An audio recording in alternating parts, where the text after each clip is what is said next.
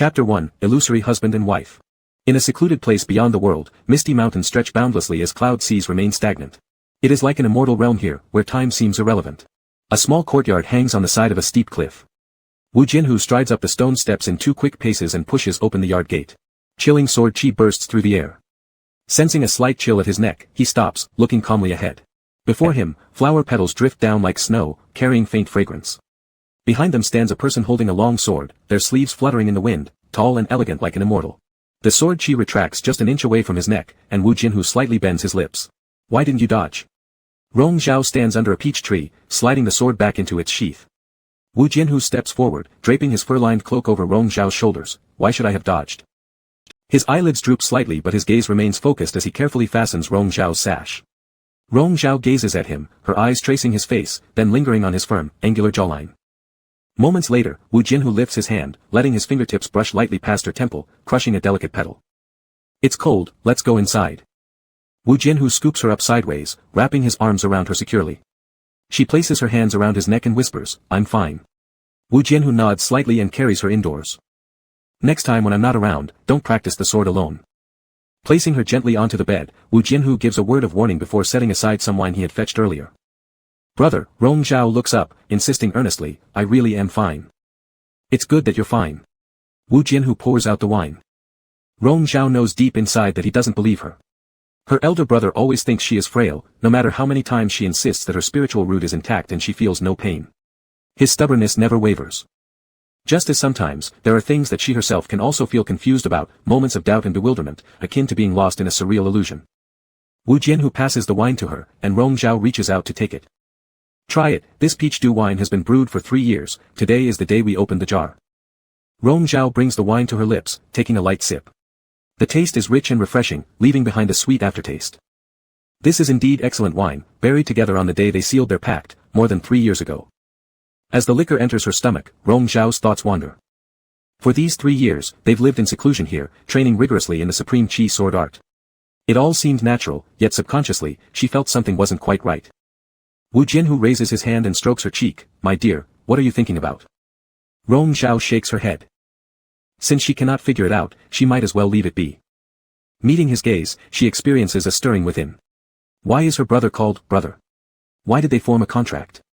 These origins appear blurred in her consciousness, as though such was destined, thus done accordingly. She remembers the intense emotion during their ceremony when they sealed the pact and became married. She recalls every detail of their interaction throughout these 3 years. Yet upon further reflection of their history, everything remains obscure. If she were to ask her brother, perhaps he too would fail to explain it clearly. Even their names, hers and his, seem hazy and foreign when recalled, unable to evoke a true sense of connection. Thus, she addresses her elder brother as brother, and he calls her "my dear." Wu Jinhu laughs softly, calling her attention back. Finishing the wine in her glass, Rong Zhao sets it down, gesturing for him to pour her another cup. After a few small sips, the wine does not intoxicate her, but she becomes self-intoxicated nonetheless. As night deepens, the lotus quilt warms the room, exuding a subtle aroma.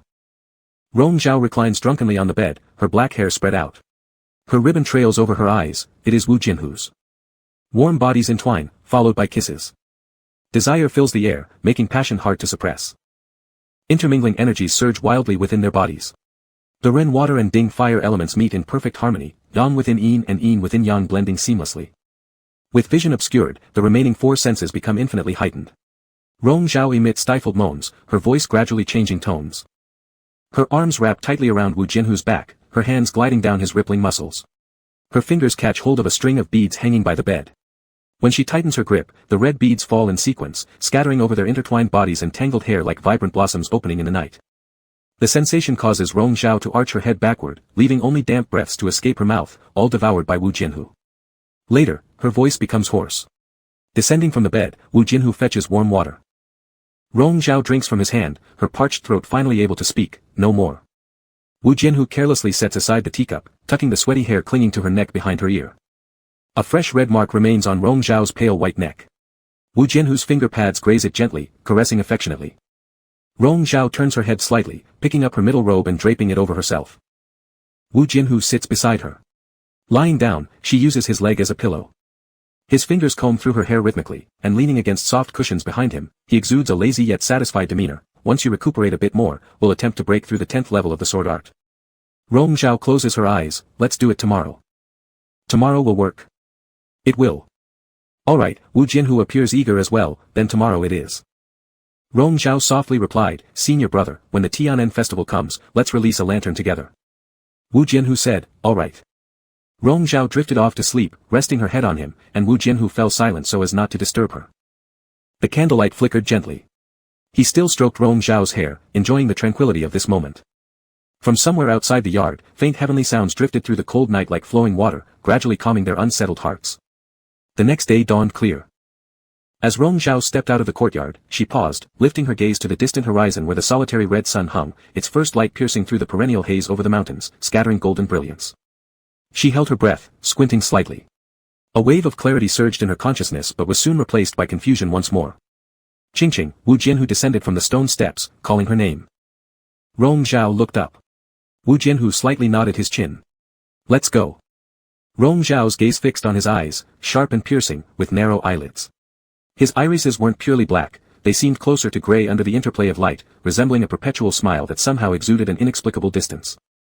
Paired with his high nose and thin lips, it was a naturally detached appearance. But his senior brother wasn't someone devoid of emotions. At least not the one she knew. Do you feel, Rong Zhao hesitated, that there's something strange about this morning light? Wu Jianhu didn't seem overly concerned. Taking her hand, he said, it doesn't matter. Since we're here, let's stay calm. Let's go. Their warm palms touched, Rong Zhao calmed her mind and followed him toward the rear mountain. There was a natural canyon behind the mountain, heavily protected by barriers, serving as their daily training ground. 3 years ago, they had accidentally discovered the sword manual of the Supreme Chi sword art in these mountains. Being sword cultivators themselves, they instantly saw its profundity. This set of sword techniques surpassed many existing top-tier ones, clearly not created by ordinary mortals but more akin to immortal methods. Now, they had already practiced up to the 9th level of this sword art, awaiting the final push for ultimate mastery. If accomplished, they would undoubtedly shake the world. Wu Jianhu casually waved his hand, and the last chapter of the sword manual manifested in the void. Rong Zhao drew her sword and leaped into the air. The sharp edge split the wind, forcing a crimson glow from the tip of the blade. In an instant, the glow expanded several times over, surging forth with the momentum of the sword.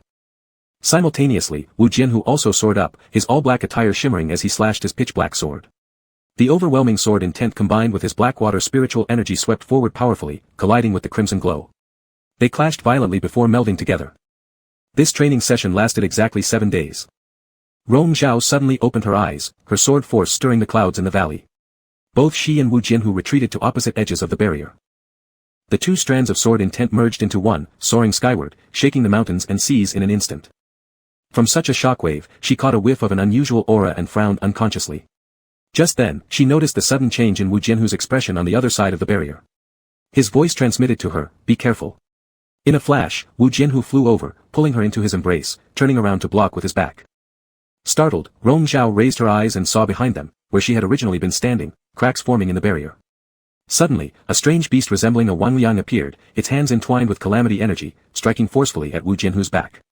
Enraged, Rong Zhao unleashed a burst of spiritual energy, instantly piercing through the beast's internal organs. The beast stiffened and collapsed with a thunderous crash. As she prepared to deliver another blow, Wu Jianhu raised his hand, pressing against her palm, enveloping her energy flow. It's dead. Don't waste your strength. As their energies intertwined, Rong Zhao's inner agitation gradually subsided. Her tense figure relaxed. Noticing the corner of Wu Jianhu's mouth stained with black blood, her gaze darkened, and she immediately supported him. Back at the small courtyard, Rong Zhao immediately cast a spell to help Wu Jianhu expel the calamity energy within him. Though this strange beast had limited skills, it carried significant harm. The calamity energy entering the body affected the spiritual root. For the time being, Wu Jianhu needed rest and could not utilize any spiritual energy. This advancement in the sword art was thus deemed a failure. Exhausted, Rong Zhao confirmed that all calamity energy was expelled from Wu Jianhu's body before finally stopping. Dropping her head, her forehead rested against his back for a long while without moving. Wu Jianhu pulled one of her hands, holding it tightly. I'm fine now. Today, thank you. Thank me. Yes, thank you. Wu Jianhu chuckled softly, I am your husband, it is my duty to protect you. There's no need for gratitude. Finally, Rong Zhao's worry dissipated. From that day on, Wu Jianhu secluded himself for recuperation. Each day, Rong Zhao went out to fetch the coldest spring water from the most spiritually rich area of the rear mountain for Wu Jianhu to cleanse his spiritual root. If only Wu Jianhu could personally immerse himself in the cold spring, it would be best for recovery, but recently the barriers in the mountains were unstable, and similar incidents kept happening. Worried about safety, Rong Zhao decided to keep him indoors. Not only were the barriers acting strangely, the thick fog in the mountains was also gradually dissipating, making the daylight stronger. Often, Rong Zhao wandered alone in the mountains, gazing far into the crimson sun. Strange, indistinct thoughts would surface in her mind, leaving her dazed though clueless. Before she realized it, 7 days had passed again, and Wu Jianhu's wounds had healed. On her final trip fetching cold spring water, Rong Zhao felt an unusual sensation as soon as she entered the small courtyard. Wu Jianhu was in the courtyard, standing silently under the peach tree, staring at a cluster of blossoms before him without making a sound. Half of his figure was hidden in the shade of the tree, his eyes devoid of emotion, and he appeared unusually cold and unfamiliar. Rong Zhao stopped in her tracks, suddenly feeling a chill permeate her heart. Wu Jianhu turned to look at her, his eyes filled with scrutiny and caution, but devoid of the warmth they once held. The moment his gaze fell upon her, Rong Zhao seemed to finally grasp what had been repeatedly surfacing in her mind these days. Before she could ponder further, Wu Jianhu made his move first. His long sword cut through the air, its ferocious intent unleashed at full force towards her. Rong Zhao instinctively retaliated, drawing her sword from its scabbard. A resounding clang echoed as the two sword intents collided fiercely in mid-air, releasing bursts of spiritual light. The surrounding area trembled violently, skies shifting color, as the valley, courtyard, and peach tree dissolved into illusions, vanishing entirely. Wu Jianhu's pupils contracted sharply, noticing how behind the spiritual light, Rong Zhao retracted her sword, tipping its point on the ground, her head still lowered. She struggled to maintain her stance amidst the chaos until the illusion dispersed, restoring reality. The gourd containing mountain spring water that she held earlier had fallen to the ground, shattering into pieces. Rong Zhao slowly lifted her head, her eyes rimmed red with shock, as she stared at the person before her who now scrutinized her with complex eyes. Her lips moved hesitantly as she whispered hoarsely, Wu Jian. Who? Chapter 2, Ruthlessly Heartless. 10 days later. Rong Zhao hurried back to the sect after traveling day and night. He had just reached the foot of the mountain when several demon servants and attendants arrived in response to the news, waiting at the mountain gate to welcome him.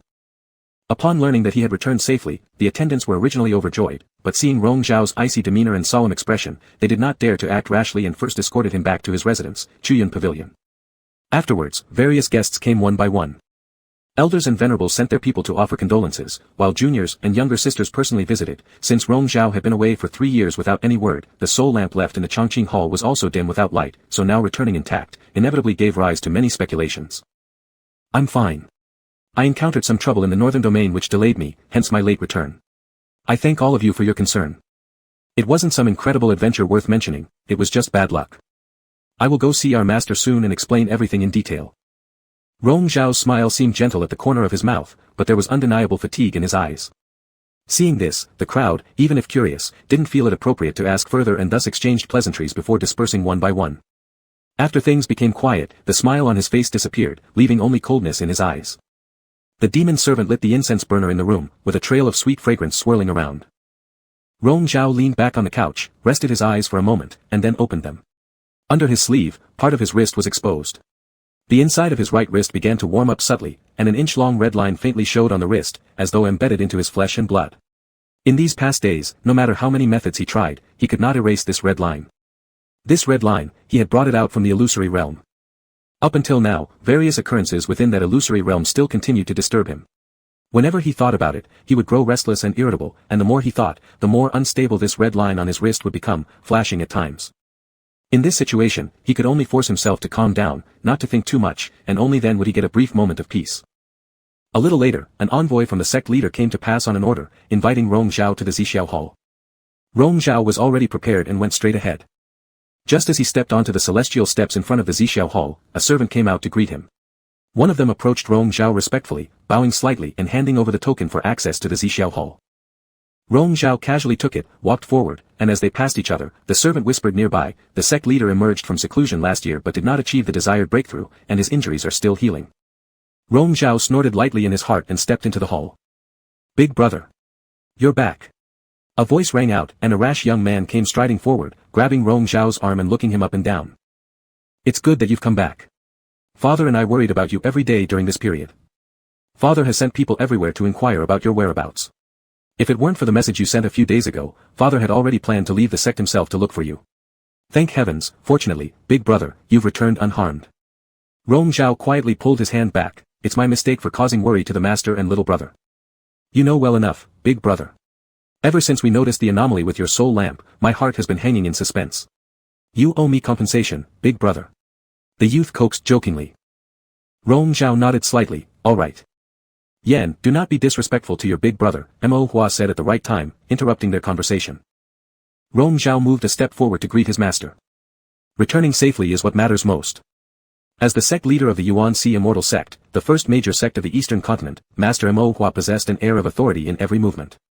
He sat high in his seat, observing Rong Zhao who had been on external trials for 3 years before returning, with a fleeting shadow of ambiguity in his eyes.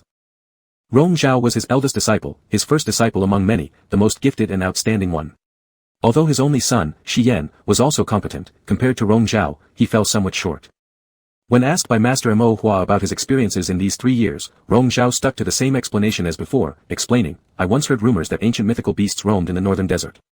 I originally intended to try my luck, but I underestimated the situation and ended up injured by the beast. Thus, I recuperated on site for 3 years. Recently, I finally managed to leave and, being trapped deep within the desert, couldn't send messages back to the sect in time. Please forgive me, Master. It was not entirely fabricated. On that day, indeed, he was seeking the ancient mythical beast and ventured alone deep into the northern desert, accidentally entering the illusory realm for 3 years. A dream like South, a regretful choice. This account was flawless. The dimming of Rong Zhao's soul lamp for 3 years made sense if he had been severely injured. Master Mo Hua narrowed his eyes, scrutinizing his slightly pale face for a moment, and believed it mostly. Henceforth, he cared for him attentively. Meanwhile, Rong Zhao was discreetly examining his master. Vigorous and with a booming voice, had it not been for the servant's disclosure, there truly wouldn't have been any signs that he failed in his cultivation breakthrough and was still recovering from injuries. Rong Zhao lowered his gaze, hiding disdain in his eyes. The master and disciple both harbored different thoughts as they spoke a few words, after which Master Mo Hua retired into the inner chamber, allowing Rong Zhao to take his leave. Shi Yan accompanied him out of the Zixiao Hall. Big brother, are you really alright? I'm fine. Rong Zhao was unwilling to elaborate further. If something were wrong, I wouldn't have been able to return today. Shi Yan put his heart at ease and grabbed Rong Zhao's arm, laughing mischievously. Big brother, next time you go out for training again, take me with you. I want to go too. It's perilous everywhere outside the sect. Rong Zhao stopped, reminding him, I barely escaped, so don't daydream. Shi Yan was, if big brother can go, then so can I.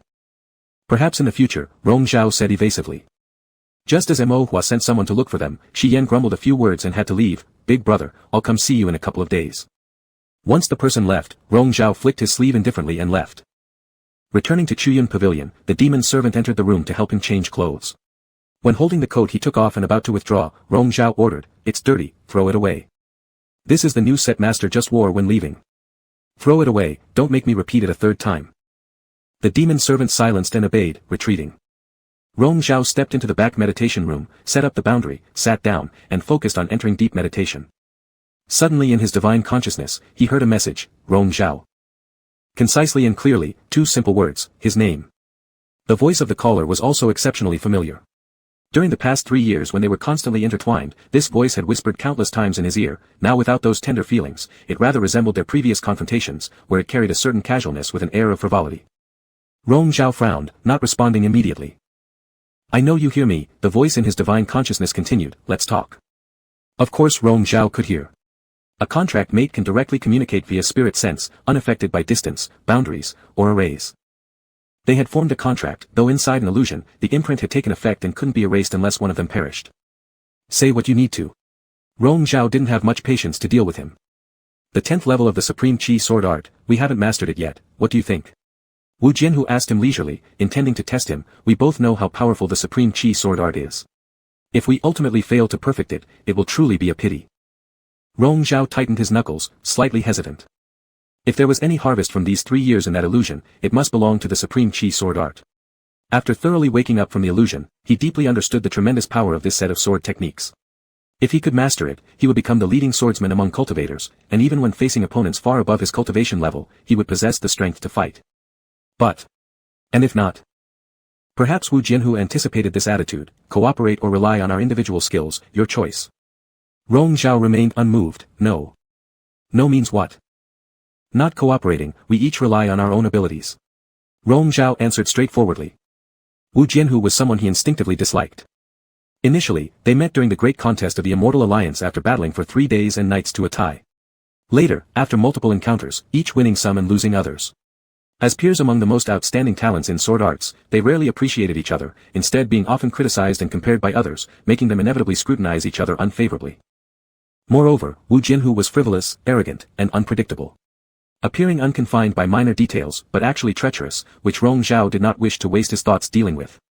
In his hasty departure that night, each possessing half of the last chapter of the sword spectrum, the parts they had individually seen might not prevent either from advancing independently, unnecessarily negotiating with danger. 3 years in the illusion, merely a grand dream. Still no cooperation. Wu Jianhu's tone was tinged with regret. Unnecessary. For these few days, I've been wondering why we both entered that illusion together, Wu Jianhu suddenly mentioned, as if chatting casually, don't you find it strange? Rong Zhao did not respond. Wu Jianhu chuckled softly, good or bad fortune, cannot say for sure. I personally find it quite amusing. What's amusing? Rong Zhao, at least we've been husband and wife once, Wu Jianhu teased, you're awfully heartless. Wu Jianhu, Rong Zhao warned seriously, if spouses are meant to show tenfold sword intent, it should indicate a complete severance. Is that what you believe? Do you believe otherwise? The sound in his divine consciousness paused momentarily, then faded, forgot to mention, you took my sash mistakenly. Just a ribbon, Rong Zhao responded nonchalantly, throwing it away is fine. That night, Wu Jianhu used the ribbon to cover his eyes, leaning down to kiss him, taking him through intimate passions, vivid memories still lingered. The golden ribbon belonged to Wu Jianhu, the silver one to Rong Zhao. Perhaps they carelessly picked them up wrong afterward, though being bonded partners, it seemed normal, yet it was all just an illusory illusion. Though unwilling to think, it was hard to forget. So you threw mine? Wu Jianhu asked. Thrown. Wu Jianhu fell silent for a moment, then scoffed lightly, you certainly are heartless. Rong Zhao furrowed his brows tightly. The final remark from that voice in his divine consciousness came, not a killing move. Both of us are sword cultivators, and you know well whether my move was lethal or not. Rong Zhao fell silent for a moment before asking, does it matter if it is or isn't? Wu Jianhu, everything in the illusion was false. Are you still stuck in it, unable to let go? And if I say it is? Is it? Rong Zhao's tone was mocking, seeing through his ill-natured essence. Wu Jianhu chuckled again, Rong Zhao, you're really not likable. Rong Zhao chose not to waste more words, decisively blocking the spirit communication. Finally, peace. The red line on his right wrist was still burning hot. He wound the golden sash around it several times, concealing the discomfort. He tried hard to ignore it, forcing himself to calm down and barely managed to enter a meditative state. Chapter 3, You Dare. The mental communication was cut off, and Wu Jianhu lowered his eyes expressionlessly, caressing his right wrist. The red line pulsed, subtly burning. Surrounded by mountain snow mist, he suddenly remembered Rong Zhao. He thought of every winter day in the illusion when the snow fell, and Rong Zhao would peacefully drift to sleep in his arms. The silver hairband swirled with the wind, as Wu Jinhu's focus made Rong Zhao's fiery red eyes appear before him once again at the moment they broke free from the illusion. He truly did use 10 parts of his sword technique, but it wasn't a killing move. Unfortunately, after 3 years of worldly affairs, that person is still Rong Zhao. Ahead, the palace gates stood open, and a servant came out, quietly reporting, young master, the master has yet to exit seclusion. Why don't you come back later? Wu Jianhu paused his gaze, and a strange smile curved on the corner of his lips, is that so? Then I shall come back a little later. Sunset turned into moonrise, wind and snow gradually covered the long stairs in front of the hall. In the silent night, an intense sword intent pierced through the heavy door, all lights went out, startled screams were silenced mid-throat, fear reflected in the wide-opened eyes only to turn lifeless in an instant. Wu Jianhu walked calmly into the hall, sword in hand, deftly maneuvering. Every strike aimed for fatal blows. Young master. Have you gone mad? A single slash silenced all excess noise. Wu Jianhu casually wiped away the foul blood splattered on his face and swung his arm, using spiritual power to snap the neck of someone attempting to sneak attack from behind. The hired soldiers swiftly subdued the rest within the hall, cries of wailing, begging, and cursing rose one after another. Wu Jianhu remained indifferent and commanded, kill them all. At the rear of the grand hall, the protective formation of the cave residents began to show signs of disturbance.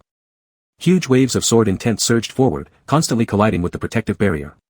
Both forces pushed against each other, increasing and decreasing alternately, causing powerful spiritual light to explode loudly before quickly fading away inside the protective array covering the entire Xuanji Hall. Until one side swallowed the other, Wu Jinhu's sword intent gained the upper hand and forcefully broke through the protective formation.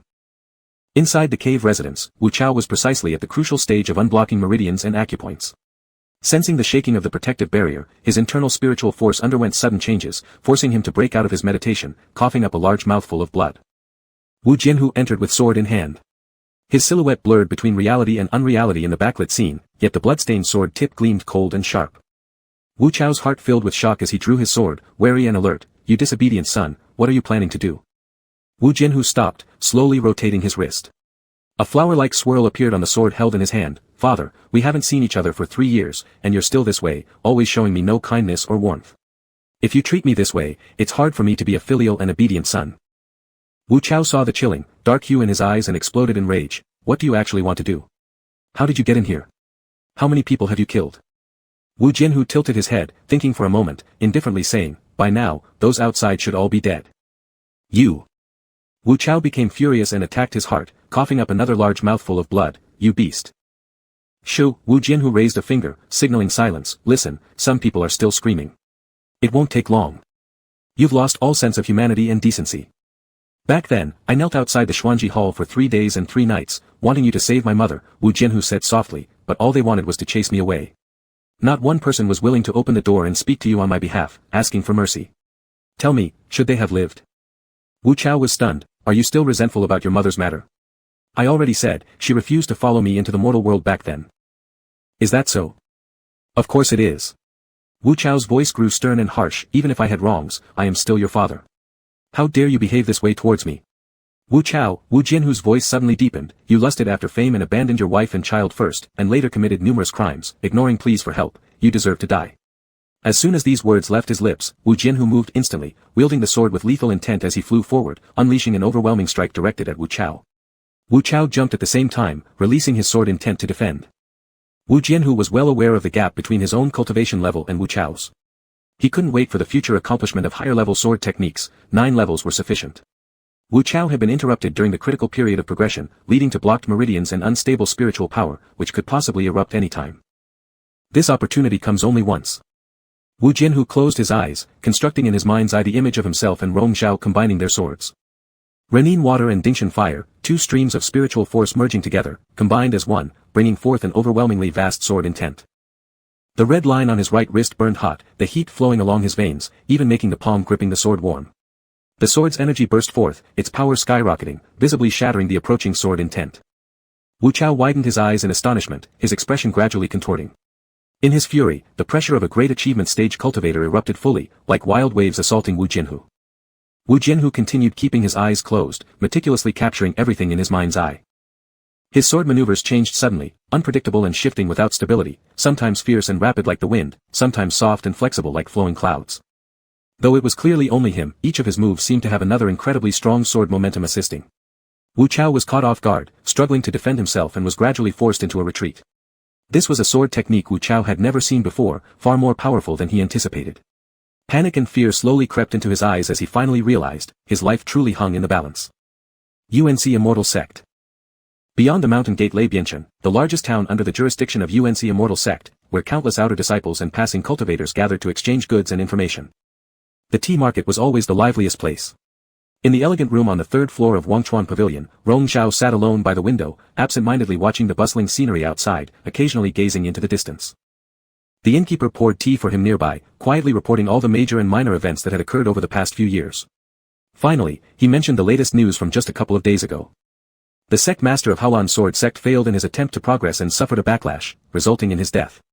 The young master will soon take over the position, and messages have already been sent to the major sects of the Immortal Alliance. I believe the Zixiao Hall will receive the official notification within these 2 days. Rong Zhao furrowed his brows and asked, failed progression directly leading to death. I remember the sect master of Haolan Sword Sect had achieved mid-stage great accomplishment cultivation. Even if progressing fails, it should not lead to this according to reason. Has he really perished? It is indeed suspicious, the innkeeper whispered. I heard that night when strange disturbances were felt within Xuanji Hall of Haolan Sword Sect, a new group of people replaced everyone inside and outside after the old sect master's death. That young Master Wu has always been ambitious. Regardless of any hidden agendas, this time he reaped the benefits. Rong Zhao tightened his grip on the teacup, remaining silent for a moment before waving his hand to dismiss the other party. Snow began to fall outside the window, with flakes drifting indoors and landing on his fingertips. Rong Zhao lowered his eyes coldly observing them, reminiscing about the times within the illusion when it was freezing. That person held his hand and slowly warmed up his slightly cool finger joints. From the adjacent room came laughter, all discussing exaggerated rumors circulating in the city. Is it true that the elder sect master of Haolan Sword Sect has really passed away? This is absolutely true. Their young master has already taken over the Xuanji Hall. It's said that some elders in the sect oppose this strongly, but how effective is opposition against the young Master Wu? Despite not having the strongest cultivation among the sect members, his accomplishments in swordsmanship are remarkable. Given time, he will undoubtedly become the first sword cultivator in the world. Not necessarily. Speaking of achievements in swordsmanship, the reputation of Yun Zhe, the junior master of UNC Immortal Sect, rivals even the young Master Wu. It might have been equal before, but now the latter is the sect master of the first sword sect in the world. As for Yun Zhe, Mo Hua has a son, and how things will play out in the future remains unclear. Even if Yun Zhe becomes an elder of UNC Immortal Sect later, it would be difficult to compare with a sect master of a great sect. UNC Immortal Sect isn't ruled solely by Mo Hua's words. Besides, Yun Zhe is his top disciple. I think the position of sect master will inevitably belong to Yun Zhe in the future. Forget those discussions. I've heard during the last few years of cultivation abroad, the young Master Wu gained a significant fortune. Rong Zhao coldly brushed the powdered snow off his fingers and picked up the Yun Zhe sword, then stood up and left. Just returning to the sect, another messenger from the master came. Inside the Zixiao Hall, after reading the letter handed by Mo Hua, Rong Zhao calmly stated, "This matter has already spread outside, and I've heard about it." Mo Hua stroked his long beard, seemingly regretful. "I considered the elder sect Master Wu an old friend, never imagining he'd pass away like this. It's truly lamentable." Rong Zhao remained silent. Mo Hua continued musing aloud, "Since the new sect master of Haolan Sword Sect will inherit the position, though we can't hold a grand celebration, our UNC Immortal Sect must still send congratulatory gifts. You've dealt with their young master several times, perhaps you know what gift would be appropriate. Handle this matter." Rong Zhao accepted the mission. Zixiao Hall's steward Lu Song followed him back to Chuyun Pavilion to await instructions. Rong Zhao casually circled a few items of rare treasures in the treasure catalog. "These will do." "Just these?" Lu Song hesitated. Junior Master Yun Zhe, wouldn't sending such ordinary items seem disrespectful? "I remember when other sect masters took over, our sect also sent exactly these items. It's standard practice," Rong Zhao replied. "But Haolan Sword Sect is the largest sect in the south. It doesn't change anything." Rong Zhao insisted, leaving Lu Song unable to further dissuade. After confirming again, Lu Song bowed and departed. A servant came forward to replace the teapot, sneaking a glance at Rong Zhao and mustering up the courage to say, "Young master, people outside say that the young master of Haolan Sword Sect outperformed you this time, but judging from my view, that's not the case." Rong Zhao shot a sidelong glance at him. The speaker was the boldest and most clever among these servants. Rong Zhao disinterestedly asked, "Then what's the truth?" Seeing Rong Zhao willing to engage, the small servant was very pleased and continued, "That young Master Wu, only because he is the son of the former sect master of Haolan Sword Sect, managed to obtain the position at a young age by chance. If we discuss natural talent and accomplishments in swordsmanship, he falls short of you in every aspect. Moreover, I've heard that his temperament is cold and unpredictable. Such a person cannot be compared to even a fraction of you, so how can they be put on the same level?" "Have you met him before?" "No." "Then how do you know his character?" "It's all hearsay." Rong Zhao took a sip of tea and no longer paid attention to the demon servant. The sound of leaves falling in the room could be heard clearly. The smile on the corner of the demon servant's mouth froze, and he lowered his head, gradually breaking out in cold sweat. Finally, he knelt down with a thud, prostrating himself on the ground. "Young master." Rong Zhao set down his teacup and said indifferently, "I dislike those who gossip behind people's backs the most." The small demon, "I. Do you even deserve to?" There was no emotion in these 4 words, yet the demon servant was already drenched in sweat. "Young master, I was wrong, I will not dare again, I. Drag him away." The cries for mercy faded into the distance. Rong Zhao stood up and slowly walked towards the large floor mirror. The reflection revealed his pale and cold face, contrasting sharply with his intense eyes and cherry-red lips. Another demon servant came forward to help him change clothes, but Rong Zhao didn't move. Instead, his raised hand gently touched the side of his neck. It had been so long, and that mark had long since vanished without a trace. "Young master," the demon servant reminded him quietly, "the sect has sent congratulatory gifts to Haolan Sword Sect. Would you like to send another one yourself?" Rong Zhao hesitated for a moment, gazing at his own reflection in the mirror, and then opened his lips. "No gift." Chapter 4, Undercurrents. With a clang, Rong Zhao sheathed his sword and turned to look back, watching the myriad of flower petals swirling in the air. The pinkish-white petals fluttered down, but no matter how dazzling their colors were, they could only leave fleeting traces on his irises. In the blink of an eye, carried by the wind, they vanished without a trace. A demon servant approached and whispered a report. Another envoy had been sent from the Zixiao Hall to summon him. Rong Zhao showed little reaction, gazing at the final falling petal as it twirled gently with the wind before struggling and eventually getting ground into the soil. "Master.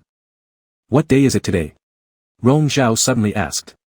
The demon servant paused, then replied, "The 6th. The 6th day of the 3rd month." When he returned, it was still harsh winter, snow cutting through the frigid air. Now spring would soon pass. Zixiao Hall.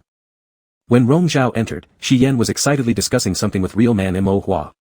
Upon hearing footsteps, Shi Yan turned around and grinned, waving at him. Rong Zhao nodded, stepping forward to pay respects to real man Mo Hua.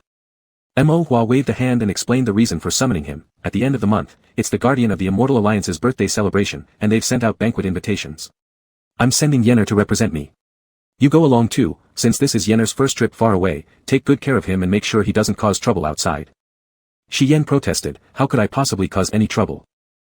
Rong Zhao accepted the order silently, not showing any sign of dissatisfaction.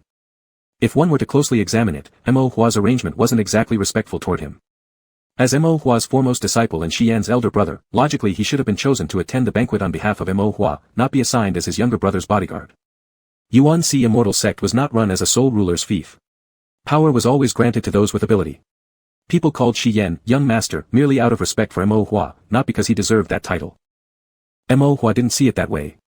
Having Shi Yan represent him at the Guardian's banquet to show off in front of the various sects leaders revealed clear intent which didn't need further explanation.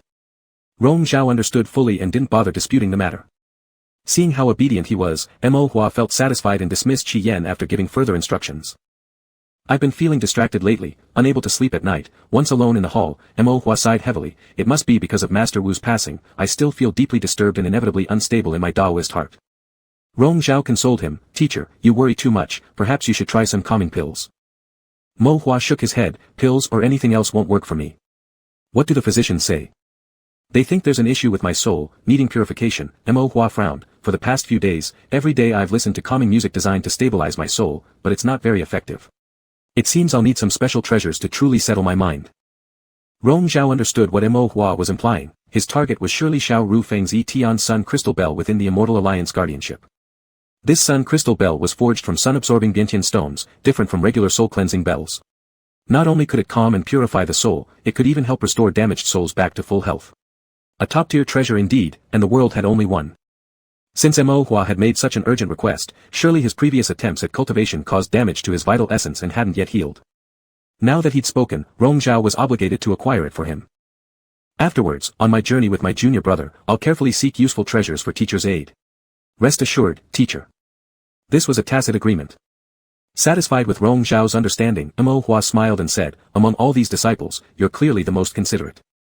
Rong Zhao's expression remained steady. It wasn't the first time he'd helped fulfill such requests for his master, knowing well he must gain some benefit. Recently, I've made slight progress in the way of the sword. May I humbly ask if teacher might grant me an exception to enter the Tianyin Pavilion for meditation? Mo Hua hesitated slightly at the corner of his lips. You want to enter the Tianyin Pavilion? Yes. Only the leader and elders of our sect can enter the Tianyin Pavilion. Are you sure you really want to? Please allow it, teacher. Rong Zhao insisted. Mo Hua lowered his voice, perhaps when you return from the celebration. At this, Rong Zhao regarded the deal as concluded. Thank you, teacher. They departed 2 days later. Heading west from Yuan-Si Immortal Sect, it took half a month to reach Ying City, the capital of the Qianyi Kingdom. The western continent was smaller and narrower, less than a tenth of either the eastern or southern regions. Here existed only one major power, established its capital, named itself the Qianyi State, and ruled under the leadership of their emperor, the current guardian of the Immortal Alliance. This capital doesn't even measure up to Bian City. Shi Yan couldn't sit still. As soon as they settled in Ying City, he dragged Rong Zhao out to explore, looking around curiously, wondering aloud, why is their king appointed as guardian of the Immortal Alliance? Who decided that? Rong Zhao ignored him, walking along the bustling street ahead, paying close attention to his surroundings. Lu Song followed behind, patiently explaining to Shi Yan, Qianyi is a secluded country, peaceful and uninvolved in disputes. Though it's a kingdom, its strength can't be compared with our sect or even Haolan Sword sect from the south. 3,000 years ago, there were constant conflicts among the sects in the east and south, culminating in a devastating battle that left both sides battered. Later, they came to a peace agreement and established the Immortal Alliance. To settle disputes, the king of Qianyi, located outside these two regions, was appointed as guardian, where all immortal sects would discuss matters rather than obey orders from the guardian. So this king of Qianyi got a sweet deal, Shi Yan scoffed. The guardian might not command everyone under heaven, but having a voice within the Immortal Alliance meant over the last 3,000 years, Qianyi's power had grown substantially, now almost equaling Yuan-Si Immortal Sect and Haolan Sword Sect in influence. Rong Zhao half-heartedly listened to a few words when someone called him, young Lord Yunzi. He looked up and saw Wu Jinhu. On the second floor of the tea house, the man leaned on the railing, propping his head on his hand as he glanced at him with a faint smile on his lips, holding a teacup in the other hand, a carefree and dissolute manner like always. In the radiant spring light, it was alluringly tempting. What Rong Zhao noticed first, however, was the silver hairband fluttering gracefully in Wu Jinhu's hair. It was his own. Their gazes locked momentarily before Wu Jinhu spoke again. "Young Lord Yunzi, would you care to come upstairs for some tea?" Shi Yan stepped forward, looked up at the man, moved his eyes slightly, then quietly asked, "Big brother, who is he?" Rong Zhao stayed silent, so Lu Song informed Shi Yan, "He is the newly appointed master of Halan sword sect." Shi Yan couldn't help but glance at the man more closely, then tugged at Rong Zhao's sleeve. "Big brother, since he invites you for tea, let's go." "Me too." Wu Jinhu picked up the teapot and personally poured tea for Rong Zhao and Shi Yan across from him. "Long have I heard of Master Wu's great name, meeting today, indeed you're extraordinary." Shi Yan smiled flatteringly. "What makes me different?" Wu Jinhu casually responded, fixing his gaze solely on Rong Zhao.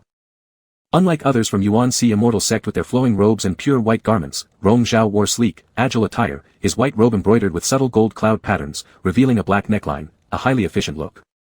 There were also black waistbands and wristbands extending halfway down to the palm, binding his white jade-like hand and long fingers. The same color crown partly gathered his jet-black hair. Wu Jinhu glanced over, musing that perhaps a golden hairband would suit him better. Blowing on his tea, Rong Zhao lowered his thick eyelashes, emotions in his eyes hidden behind swirling wisps of vapor. His lips glistened with tea, stained pinkish red. Wu Jinhu's gaze deepened slightly, seemingly entertained by something. Shi Yan said, "Naturally, Master Wu is dignified and has an extraordinary demeanor, truly admirable." Rong Zhao faintly furrowed his brows imperceptibly. "Is that so?" Wu Jinhu laughed out loud. "What does young Lord Yunzi think?" Rong Zhao set down his teacup and turned cold eyes toward him. "After a while, there are countless people who admire Master Wu, one less person makes no difference." A slight upward tilt of Wu Jinhu's eyebrows betrayed his noncommittal stance. Before Shi Yan could interject, Wu Jinhu suggested first, "Shall we drink alcohol instead?" He still addressed Rong Zhao, who didn't respond. So Shi Yan quietly said, "Master Wu, isn't this place supposed to be a tea house?" "And what's wrong with that?" Wu Jinhu paid no mind, waving his hand, and soon someone delivered wine he had bought. Wu Jinhu opened the lid and sniffed. "This is supposed to be the best wine sold in this city, smells good. I wonder how it tastes." He poured Rong Zhao a full cup first. Rong Zhao's gaze descended momentarily. Wu Jinhu's hand gripping the wine jar had prominent bone structure, his large hand powerful, even the veins on his knuckles were familiar after being touched countless times. Wu Jinhu, sensing this, tilted his eyes to look over. Their eyes met briefly before diving deeper into each other's souls. "Master Wu, are you actually honoring Xiao Rufeng's birthday banquet by personally attending?" Shi Yan hadn't noticed the undercurrent between them. "With your arrival, those patriarchs and masters who initially planned not to attend will surely change their minds." Wu Jinhu withdrew his gaze and lightly chuckled. "If young Lord Yunzi has come, how can I not give face?" Pouring them both wine, Wu Jinhu gestured, "Taste it." Shi Yan raised his glass first, drinking it down in one gulp, smacking his lips. "Good wine." Wu Jinhu sipped leisurely and remarked, "This is fine wine, yet not as good as peach liquor." Shi Yan asked, "What is peach liquor?" Wu Jinhu's gaze returned to Rong Zhao. "Peach liquor is made by my own hands, an exquisite drink." Rong Zhao's eyes remained calm, and Wu Jinhu extended his hand once more, indicating to him, "Try it, consider it as my apology to young Lord Yunzi." Shi Yan was startled. "Did you offend big brother?" Wu Jinhu only kept his eyes on Rong Zhao. "Yes." It was his way of apologizing for testing him with a sword attack upon leaving the illusionary realm, although sincerity might be questionable. Staring intently at him, Rong Zhao eventually picked up his cup, pouring the wine down his throat. "How is it?" Wu Jinhu asked. After finishing the cup, Rong Zhao calmly said, "It doesn't measure up to peach liquor." He wasn't a heavy drinker, this wine wasn't even close to being considered good by his standards and certainly fell far short of peach liquor. Shi Yan asked in confusion, "Senior brother, have you also tasted the wine personally brewed by Master Wu?" Rong Zhao ignored him, and Wu Jinhu also remained silent, finishing the wine in their cups together. Rong Zhao set down the wine cup and gestured to Shi Yan, "Let's go. It's time to head back." Shi Yan was reluctant but couldn't find any more excuses to stay. As they stood up, Wu Jinhu suddenly said, "Young Lord Yunzi, could I have a word with you alone?" Rong Zhao halted his steps. Shi Yan felt something odd, casting repeated glances as he reluctantly left first. The door closed. Wu Jinhu still sat in his original spot, looking upward at the figure in front of him, his tone verging on playful. "Rong Zhao, what you said earlier wasn't right. There is indeed one less person worth your respect." Rong Zhao, gripping Yunzi's sword unsheathed, looked downward at him from a higher position. After a moment, he extended the long sword forward, lightly tapping Wu Jinhu's chest with the hilt. "Wu Jinhu, why should I look up to you?" Wu Jinhu lifted his hand, wrapping it around the sword hilt, where the jade handle still seemed to retain the warmth of Rong Zhao's palm. With regret, he said, "Then it's fine." Rong Zhao calmly withdrew his sword, giving him a sidelong glance before turning and leaving. The door opened and closed again. Wu Jianhu finished the last sip of wine in his cup, his gaze following the retreating figure downstairs. He paused, then suddenly smiled. Chapter 5, Waiting for the Fated One. On that day, a banquet was held in the northern garden of the Qianyi Palace to welcome the various sects who had come to celebrate the birthday. However, Xiao Rufeng, the ruler of the country, did not attend. He believed himself superior due to his position as the supervisor of the Immortal Alliance and did not show his face before the grand banquet. Even when Yu Jianhu, the grandmaster of a great sect, arrived personally, only a few favored princes came out to greet him. Xiao Rufeng really thinks he's the master of the Immortal Alliance, ignoring even the grandmaster of the Haolan Sword sect. He probably considers himself the elder of this young grandmaster Yu. If the old grandmaster were still alive and came personally, how would Xiao Rufeng dare to act so recklessly? Some cursed softly, others showed contempt. Although Yu Jinhu's pride was hurt, he paid no attention to it, chatting and laughing with everyone at the table, behaving gracefully. Rong Zhao found such occasions uninteresting. After drinking 2 cups of wine, he was ready to leave, but Shi Yan got up, holding a goblet and walked towards Yu Jinhu. Seeing them talking happily, Rong Zhao indifferently turned away his gaze and left the banquet first. When Yu Jinhu turned his head, Rong Zhao's figure had already exited the hall, stepping into the bright moonlight. He regretted it secretly, lightly stroking the rim of the wine cup, lost in thought. Grandmaster Yu. Shi Yan spoke, his eyes filled with hope. If there is an opportunity in the future, could you please teach me some sword techniques? Why me? Your elder brother excels in swordsmanship, why don't you ask him? Yu Jinhu asked humorously. On the path of swords, you and my elder brother are equally talented, each having their own strengths. I naturally want to learn more, said Shi Yan, boldly. Yu Jinhu neither confirmed nor denied, lazily replying while drinking wine, we'll see. When Shi Yan returned, Rong Zhao had just let someone burn incense and was about to meditate. The sound of Shi Yan's laughter came from outside the house, followed by a knock on the door. Brother Rong, can I talk to you for a moment? Without waiting for an answer, Shi Yan pushed the door open and entered. There was a fleeting look of displeasure in Rong Zhao's eyes, then he raised his eyes slightly, is there something? Shi Yan walked over and sat down by the table, pouring himself a cup of water, gulping it down fiercely, then wiping his mouth. That wine was quite strong. I don't understand what's good about drinking it, yet so many people like it. You drank it this afternoon too. Why drink if you can't take it? Rong Zhao changed his posture, leaning back onto the bed, closing his eyes to rest. Shi Yan twirled his eyeballs and grinned, wasn't it for the chance to talk a bit with that grandmaster Yu? Brother Rong, you've known him for quite a long time, haven't you? I heard rumors that there has always been some tension between you two, is that true? Rong Zhao didn't say anything but started recalling some past events. Indeed, he and Yu Jinhu did not get along well. Perhaps they were just incompatible from birth, ever since their first meeting they had conflicts. Knowing Yu Jinhu's bad character, he despised him, and Yu Jinhu likely felt the same way about him. But those 3 years in the illusion realm had changed something. His constantly warm wrist and unstable Daoist heart reminded him that even though it was all an illusion, he could no longer maintain the calmness of his heart. It annoyed him. Worse, Shi Yan kept chattering incessantly beside him, elder brother, actually, I think Grandmaster Yu isn't that bad, right? Is there some misunderstanding between you two? Or do you have some bias against him? Now that he's the grandmaster of the Haolan Sword sect, always giving him a cold shoulder might lead others to speculate and gossip. Moreover, where exactly is in there? Rong Zhao suddenly opened his eyes coldly. Shi Yan choked, I asked him to teach me swordsmanship, and he didn't refuse. Isn't that showing goodwill? He's not a good person, he has ulterior motives, Rong Zhao said indifferently, stay away from him. Shi Yan murmured, not really, I don't think so. What does he have to gain from me? I actually want to be friends with him. Friends? And then what? And then nothing. I haven't thought that much, Shi Yan's voice grew weaker, perhaps feeling uneasy, elder brother, don't ask anymore. Rong Zhao closed his eyes again, no longer paying attention to him. The next evening. In a secluded corner of the northwest of Ing City, an inconspicuous residence stood quietly, yet inside it was splendid. As Rong Zhao stepped into the courtyard, his gaze swept over the intricate railings and carvings, seeing nothing but coldness in his eyes. After a while, a demon servant came in, presenting a delicate brocade box with both hands and reported softly, young master sent someone to deliver gifts to the grandmaster of the Haolan Sword sect. You previously instructed us to keep an eye on the young master, to prevent him from interacting with people from the Haolan Sword sect. This was the thing he originally intended to give to Grandmaster Yu. Rong Zhao casually opened the lid of the brocade box. Inside was a folding fan, its handle made entirely of pitch-black earth spirit crystal. Earth spirit crystals are specialty jade products of the Yuan Si Immortal sect, and treasures refined from them are always extraordinary. The fan in front of him was indeed a high-quality spirit artifact. Moreover, items like fans, jade pendants, sachets, or embroidered handkerchiefs are usually gifts for loved ones. Sending such things merely to socialize would seem absurd. This young master either genuinely doesn't know any better or is deliberately causing trouble. Rong Zhao took out the folding fan and unfolded it. On the fan's surface was a detailed depiction of sacred mountains and spiritual waters crafted with spiritual power, showing considerable effort. Shi Yan, that young man, may not be good at other things, but he does have some skills in painting. He must have spent quite a lot of effort preparing this gift. Rong Zhao gazed expressionlessly for a while and then with a snap, closed the fan and threw it on the stone table nearby. The demon servant bowed his head and silently stepped back. Soon, several attendants came in, dragging someone belonging to Rong Zhao's group to kneel before him. The moment the man caught sight of Rong Zhao's icy face, a chill ran down his spine, and he hastily lowered his head tremblingly, saying, "Young Lord Yunzhe."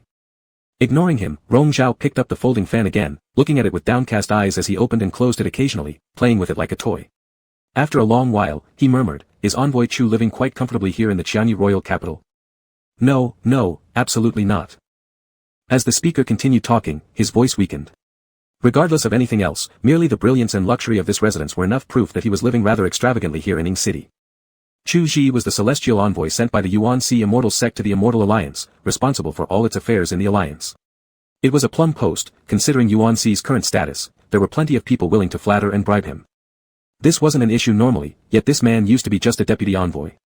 It was Rong Zhao who helped him secure the position and remove the original chief envoy to replace him. In return, he promised loyalty and would help collect and pass along information for Rong Zhao. At first, the man had been devoted. But after Rong Zhao entered the illusionary realm and disappeared for 3 years without any word, Chu Ji likely assumed Rong Zhao had met an unfortunate end and loosened up, no longer listening to those under Rong Zhao's command and dealing with matters insincerely. Now, Rong Zhao had personally come to demand accountability. Chu Ji was uneasy inside and didn't dare look up at him. "How long has it been since you last delivered news to Wangchuan Pavilion?" Rong Zhao suddenly asked. Cold sweat trickled down Chu Ji's forehead as he attempted to justify himself. The Immortal Alliance has been busy with numerous tasks lately, and it's difficult to deliver messages outside due to prying eyes. "I did not mean to delay, please forgive me, young Lord Yunzhe." Yet his last proactive contact with Wangchuan Pavilion had already been more than a year ago, making his excuses utterly unconvincing, assuming Rong Zhao would be easy to deceive and attempting sophistry. Rong Zhao showed no reaction, keeping his eyes downcast, focused on the folding fan in his hand. "Young Lord Yunzhe, I..." With another snap, the folding fan was closed once more. The handle tapped Chu Ji on the shoulder as Rong Zhao's tone abruptly hardened. "Do you think I am a fool, letting you manipulate me?" In that instant, Chu Ji felt a formidable pressure descending, excruciating pain shooting through half of his shoulder bone. Coming to, his whole body was already sprawled out in frustration, finally struck by fear. "Young Lord Yunzhe, spare my life, spare my life. Give me one more chance." The person groveling in front looked as lowly as an insect. Rong Zhao glanced coldly at him, releasing his grip so that the folding fan fell to the ground. After a crisp sound, the earth spirit crystal scattered into fragments. "Spare me your life." As shards of crystal flew up and sliced across his face drawing blood, Chu Ji's imploring cries choked off abruptly. "Sparing your life isn't impossible," said Rong Zhao disdainfully as he kicked aside the now ruined folding fan that lay by his feet, then changed the subject. "Have you seen the Sunfire Celestial Bell in Xiao Rufeng's possession?" Startled, Chu Ji barely managed to find his voice and replied, "Yes, I've seen it. He occasionally carries it with him, but when he doesn't, it's probably stored in his sleeping quarters. I want a detailed layout of the Qianyu Palace within 3 days, including all the arrangements of magical arrays inside the palace," Rong Zhao stated leisurely. "If you can accomplish this task, I will temporarily leave you alive." Chu Ji revealed an uneasy expression. "This concerns the defense safety of the Qianyu Palace. They will undoubtedly guard it strictly. It's not going to be easy." "In that case, you are of no use either." Rong Zhao raised his hand, a cluster of blood-red spiritual light winding around it, hovering just 3 inches from Chu Ji's face. The strange spiritual light rapidly enveloped Chu Ji's face, filling him with unbearable agony as the evil aura infiltrated his body. His face began to twist, and only terrified grunts escaped his throat. It was unimaginable that Yunzhe, perceived as graceful and virtuous in the public, could wield such vile and sinister magic. When Rong Zhao retracted his hand, Chu Ji had already collapsed limp on the floor, his body shaking like chaff, wailing and pleading, "I'll do it. I'll get it done right away. Please, have mercy. You only have 3 days. Get out of my sight." Walking out from Chu Ji's mansion, passing through 2 alleys, was a bustling avenue. A 10-mile street lit up with tens of thousands of lanterns, an entirely different world from what was seen before. People were releasing sky lanterns by the riverside, laughter carried gently by the wind. Rong Zhao paused, lifting his gaze towards the dense starlight ahead. Unwittingly, he recalled his agreement with that certain person, to release a lamp together on the Tianan festival day. The festival was approaching, but all that had happened in the illusionary realm had already become void. While lost in thought, a demon servant whispered behind him, "Master, today is the Chi Bai festival, where a lantern fair is being held here, and many people come to pray for matrimonial fate. They say if you walk on the Weia Bridge ahead tonight, you will encounter your destined one." Rong Zhao's eyes remained indifferent. Why do cultivators believe in such superstitions? Without allowing anyone to follow, he walked slowly onto the bridge by himself. The lanterns, stars, and moon were all reflected on the water ahead, creating an endless scene of enchanting beauty amidst the dazzling lights. From a dim alley by the riverbank emerged someone who, in a moment of looking back, directed their gaze toward him. Their eyes locked, with the wind rustling audibly between them. Surrounded by the sounds of drums, flutes, and shimmering brilliance, everything seemed like an illusion. Wu Jianhu leaped gracefully onto the bridge, the silver sash in his hair fluttering freely with the wind, just as carefree as he was. His laughter rang out close to Rong Zhao's ear. "Young Lord Yunzhe, standing here alone, are you waiting for some destined person?" Chapter 6, Unworthy of You. Wu Jianhu smiled, his narrow eyes filled with intrigue. "Standing here for so long, what are you doing? Did you really invite someone?" His tone was almost intimate. Rong Zhaowang glanced in the direction he came from and replied indifferently, "I'm seeing who Wu Zongzhu invited. If you want to know, why not ask me directly?" Wu Jianhu said half serious. Without showing any change in expression, Rong Zhaowang transmitted a message to his attendant, "Go investigate where Wu Jianhu just came out of and who he might have seen." "Rong Zhaowang, since we left the illusionary realm, you've never shown me a kind face," Wu Jianhu complained. "Do we really have to treat each other like this after all these years as husband and wife?" Rong Zhaowang looked at him with stern eyes. After a moment, he took a step closer to Wu Jianhu's flirtatious gaze, leaning close and tilting his head. "Wu Jianhu, if you want to see me give you a good face, dare you publicly admit that we are bonded companions?" That silver hairband swayed gently in the wind, lightly brushing past Rong Zhaowang's eye. He heard Wu Jianhu answer, "Why wouldn't I dare? Is your position as the leader of the Haolon sword sect secure enough?" Wu Jianhu tilted his head and caught a mocking glint in his eyes, suddenly feeling an itch to pull him into his arms, but restrained himself. The relationship between him and Rong Zhaowang indeed isn't something suitable for others to know. Those old ones within the sect overly fear the influence of the eastern continent, disliking him already. Adding Rong Zhaowang to the equation would only lead them to possibly overthrow him from the position of sect leader. "And how about yourself, Lord Yunze?" "It doesn't matter." Rong Zhaowang calmly stepped back. Wu Jianhu smiled without revealing too much. Rong Zhaowang's situation could only become more awkward. His own master likely wouldn't be pleased by his entanglement with the people of the Haolon sword sect, especially with him, the current leader of the Haolon sword sect. This is not about daring or not daring, it's about wanting or not wanting. For both Wu Jianhu and Rong Zhaowang. The night breeze swept by, stirring up the depths of their hearts. More pedestrians crossed the bridge, and the subtle thoughts vanished without a trace. In front, dazzling fireworks rose high into the sky over the city tower, blooming one after another like dreams of prosperity and beauty, only to crumble at their most magnificent moments. Rong Zhaowang watched quietly, the flickering lights reflecting into his dark pupils and sinking deep into his eyes. As the fireworks continued to burst, he turned around and went down the bridge first. Wu Jianhu looked back, still catching the same lonely figure as last night. Rong Zhaowang hadn't walked far. He randomly chose an entertainment house near the street end and entered. Soon, a servant came to report. The west side along the river consisted mainly of ordinary residential homes. Most residents were commoners with low cultivation or none at all. However, there is an exception. The residence of Prince Qianyi's eldest son is also located there. Eldest prince? Who is he? Rong Zhaowang asked. At last night's welcoming banquet, it seemed he had not encountered this person. The servant replied, "It's rumored that his mother was of humble origin, and he himself lacks extraordinary talent, making him unremarkable among the princes and rarely appearing in public." "Do you think the person Wu Jianhu went to meet was him?" "Can't say for sure," the servant guessed, "though unremarkable, being the eldest son of Shao Rufeng still gives him some utility." Rong Zhaowang considered for a moment but didn't ask further, waving the servant away. A demon servant entered, whispering that moments ago, Wu Jianhu had also come into this entertainment house. Rong Zhaowang casually pushed open the window, and in the adjacent elegant room, seated by the window, was indeed Wu Jianhu. Through the window they gazed distantly at each other, as Wu Jianhu lifted his cup in a gesture toward him. Rong Zhaowang merely glanced at him once and then shifted his eyes downward, towards the stage downstairs. On the first floor's singing platform, a group of stunningly beautiful slave dancers twirled gracefully, surrounded by laughter and lively chatter. After sitting for a while, Rong Zhaowang decided to leave when his mental communication rang out, "You're leaving already?" Rong Zhaowang didn't bother replying.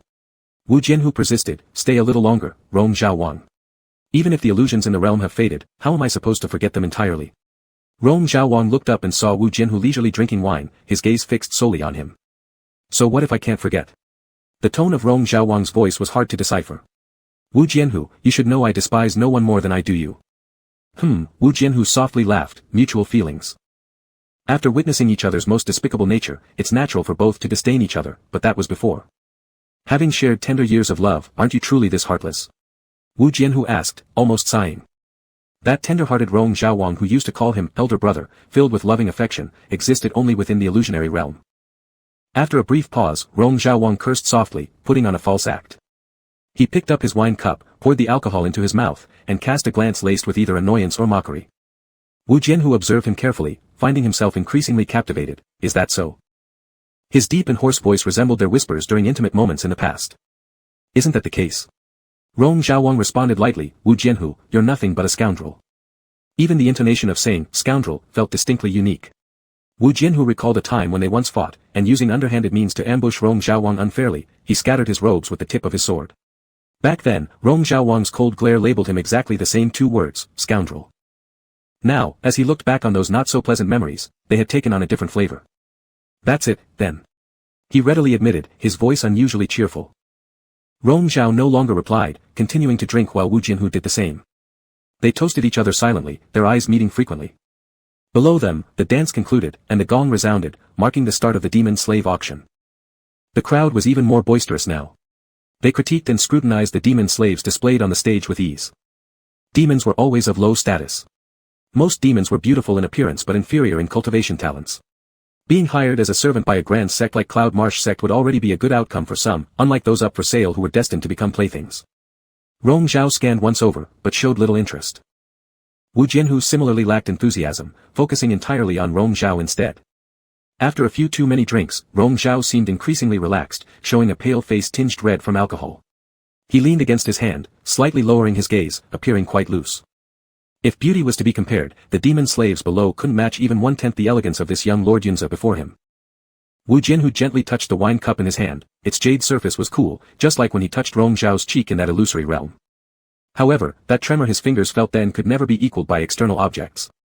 As the uproar within the building continued, Rong Xiao found his interest dwindling further. After a round of selections, only a few demon slaves remained on the stage. His gaze paused when it reached a corner where a wolf demon knelt, long hair cascading down covering the lowered head, his ears and tail still intact, probably newly transformed, not like other demon slaves trembling or attempting to please, this wolf demon had a fierce aura. His glance lifted unintentionally, revealing an expression filled with cold defiance. A wolf demon, a young and handsome one with untamed wildness. Rong Xiao stared for a moment, sensing something unusual about the air around him. Upon concentrating, he confirmed his suspicions. This wasn't an ordinary wolf demon, this one possessed Wolf King bloodline strength, which explained why he was so extraordinary. To have the bloodline of a Wolf King yet end up captured as a slave, it was indeed pitiful. In a fleeting moment of thought, Rong Xiao decided to purchase him. Through mental communication, he heard Wu Jianhu's voice asking, "Are you interested in that wolf demon?" His gaze lingered on the wolf demon a little longer before being noticed by Wu Jianhu. Rong Xiao didn't answer, assuming Wu Jianhu got the point since he began examining the wolf demon closely. He's indeed impressive, I'll take him. Rong Xiao frowned. When it was the wolf demon's turn, Wu Jianhu bid first, 5,000 spirit stones. Rong Xiao took a deep breath, having his assistant increase the offer, 8,000 spirit stones. Wu Jianhu quickly matched with a 10,000 stone bid. As the prices rose alternately, soon surpassing 50,000. The most expensive demon slave sold previously was only at 30,000 spirit stones. Their fierce bidding quickly caught everyone's attention, causing whispers about who these two generous bidders might be. Gradually, others began noticing the wolf demon's distinguished lineage, but even the wolf king's bloodline was worth a premium price, and 5 million was already high.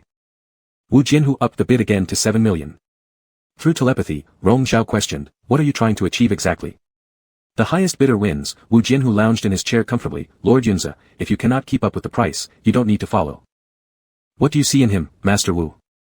"Rather good looking." Wu Jianhu lightly tapped his wine cup, casually saying, "Keeping him around will also make a pleasant view." Rong Xiao knew he was intentionally provoking him. At such a price, buying him would already not be worth it. He had no interest in a petty argument and did not believe Wu Jianhu had impulsively decided merely to counter him. Thinking it over momentarily, he increased the bid further, to 10 million spirit stones. A servant behind him softly reminded, "Young master, this price is too high. Just bid." The price announced caused a commotion in the hall. 10 million spirit stones would already be enough to buy a superior quality magic weapon. Rong Xiao tilted his chin slightly, signaling towards Wu Jianhu opposite. Wu Jianhu narrowed his eyes, his expression full of intrigue. "Rong Xiao, what do you see in him?" "Keeping him around will make a pleasant view." Rong Xiao returned his own words. "Really? Really?" Staring at each other, after a pause of silence, Wu Jinhu made another bid, 15 million. Even the wolf demon on stage looked up, furrowing his brows in the direction of Wu Jinhu's room. Wu Jinhu, however, kept his gaze fixed on Rong Zhao, calmly awaiting his response. Rong Zhao was now certain about his suspicion. Wu Jinhu was set on acquiring this wolf demon, possibly from the beginning aiming specifically for him. Though unaware of this man's intentions, he didn't mind making the opponent spend a little more. 30 million. Wu Jinhu raised an eyebrow. Young Lord Yunzi truly spends extravagantly.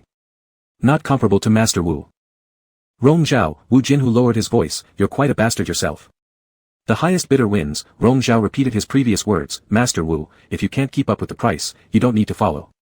Wu Jinhu sighed helplessly, alright. Finally, Wu Jinhu bought the wolf demon for 50 million spirit stones, causing a roar among the crowd. My regards, he raised his wine glass again to Rong Zhao. Rong Zhao didn't take this toast and stood up to leave. When he was about to go downstairs, Wu Jinhu called him back, are you just leaving after causing trouble? Rong Zhao stopped, looking up through the blossoms and ribbons floating in the sky at Wu Jinhu who still leaned against the window upstairs. What else does sect leader Wu want to hear? Congratulations on winning the beauty. Beauty? Isn't it? Wu Jinhu pondered for a moment, yes, she is a beauty, but... Their eyes met as he said, not comparable to you. Rong Zhao smirked, then descended the stairs, striding away elegantly. Chapter 7, as expected, very dangerous. Once the people left, Wu Jinhu's smile disappeared from the corner of his lips.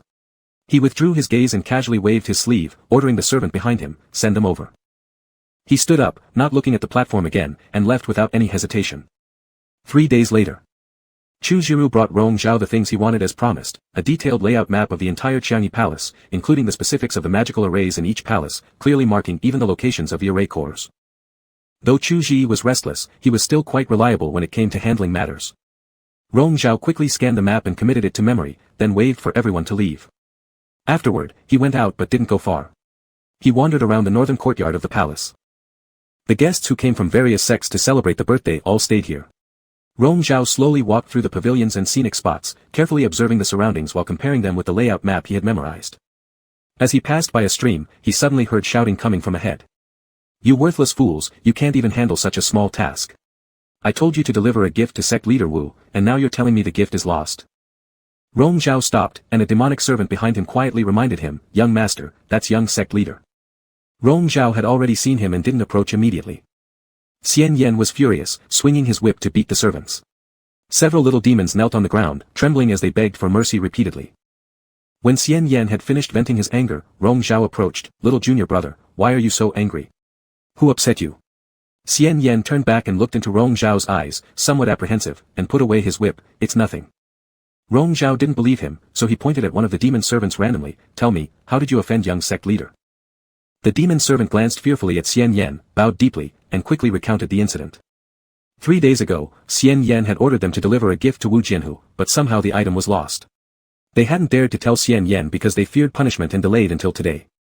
Xian Yan had wanted to use this as an excuse to consult with Wu Jinhu about sword techniques. Seeing they couldn't keep it secret anymore, they revealed the truth on the way.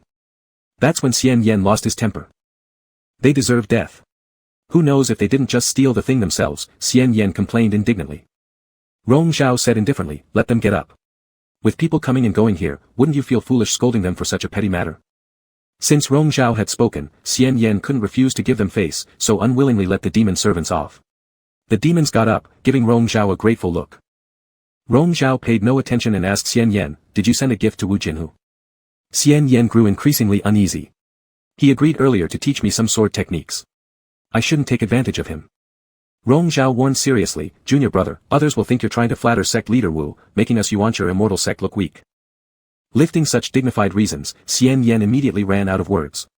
Moreover, since the gift was lost, there was no point in talking more. Mumbling under his breath, Xian Yan returned first. Rong Zhao stopped by the stream and carelessly made a finger sign to disperse the surrounding murky aura. Suddenly, laughter came from ahead. Rong Zhao looked up. By the waterfall, Wu Jinhu stood on the plank road, watching for who knows how long. Their gazes met, and Wu Jinhu loudly asked, young Lord Yunzi, does your young sect leader want to give me a present? Rong Zhao remained silent, so Wu Jinhu continued, was the thing really lost? Rong Zhao slightly turned his head. The waterfall surged down, splashing up brilliant water flowers. The same scene had also appeared in that illusion. Cliffside waterfalls gushed, every time they returned after practicing swords together, walking side by side along the narrow wooden path back home. Cool water droplets splashed onto his face, and that person gently smiled, raising a hand to tenderly wipe them away. Rong Zhao, are you spacing out? Summoned back by Wu Jinhu's voice, Rong Zhao indifferently remarked, Sect leader Wu, do you have too much free time? Visiting uninvited, Wu Jinhu replied casually, there's nothing else to do. Rong Zhao didn't believe it. Wu Jinhu had just ascended to the position of sect leader, with many things yet to be handled within the sect. To personally come for Xiao Ru's birthday must have been part of a plan. But Wu Jinhu wouldn't tell the truth. Rong Zhao, you haven't answered me, what about your little junior brother's gift for me? Was it truly lost? Rong Zhao coldly glanced at him, how would I know? Well, never mind, Wu Jinhu didn't seem too concerned, what about you? Why don't you prepare a congratulatory gift for my new leadership? The congratulatory gift from Yuan Si Immortal Sect was sent earlier. I'm talking about your personal gift, young Lord Yunze. Why should I give one? Rong Zhao's voice mingled with the sound of the flowing water, exuding chilliness. What connection do we have, Wu Jinhu? Wu Jinhu folded his arms and laughed, all right, another case of me misjudging our relationship. Rong Zhao coldly shifted his gaze and released a single sword strike, its meaning abruptly cutting through the waterfall, water splashing everywhere. Wu Jinhu felt a slight coolness on his face and slowly blinked. Rong Zhao had already turned and left. What an intimidating presence. The next day, the Qianyi Palace held a grand banquet for guests. The main hall gates of Chongtian Hall were wide open, with distinguished guests filling the celestial steps on either side, celebrating the occasion. The birthday banquet had yet to begin, but sects from all the immortal gates had been invited to attend the ceremony. Xiao Ru sat atop the peak of clouds, receiving the homage of millions of subjects from Qianyi. With prostrations and reverent bows, phoenix cries and crane calls resounded across the mountains and seas. What virtue or ability does Xiao Rufeng have? Shi Yan frowned at the scene, disdainfully saying, practitioners engaging in such ceremonies, it's truly nothing but pretense. The Xiao family has always been like this, Rong Zhao mocked with a sneer. Fathers passed down their legacies to sons, and so on through countless generations. Shi Yan was momentarily speechless. Regardless of this Xiao family, everyone has their own selfish desires. The large and small sects in the eastern and southern regions, all desire their children to carry on the legacy of their fathers. As long as the younger generation shows even a hint of promise, the position of sect leader never goes to outsiders. For someone like Wu Jinhu with extraordinary talent, there is naturally no issue, but for someone like Shi Yan, who is just average, it's quite embarrassing. Irrespective of what he personally feels, his current status as a young sect leader means that Master Mo Hua actively plans things for him, thus these ceremonial obligations are unavoidable. Master brother, Shi Yan wanted to explain, but Rong Zhao showed no interest in listening. Be cautious, you don't want prying ears to hear. Shi Yan could only bitterly drop the matter. The banquet commenced, with various sects presenting their gifts of congratulations. After offering sacrifices to the heavenly way, there followed round after round of toasts. Throughout the feast, people toasted each other repeatedly, creating an incredibly lively atmosphere.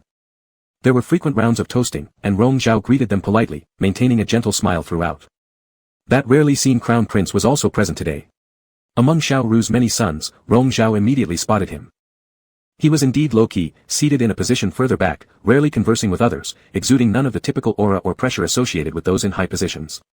However, his appearance was quite pleasant, making him the best-looking among Xiao Ru's sons. Wu Jinhu and him had absolutely no interaction. Rong Zhao quietly speculated that the person Wu Jinhu met that night might very well be this crown prince. As if sensing something, Wu Jinhu suddenly looked over while drinking with someone else. Rong Zhao calmly averted his gaze. When everyone was merry and red-faced from drinking, Wu Jinhu took a pot of wine, holding a cup and standing up, heading directly toward where the Yushur Immortal Sect disciples were seated. Seeing his approach, other cultivators coming to toast made way for him.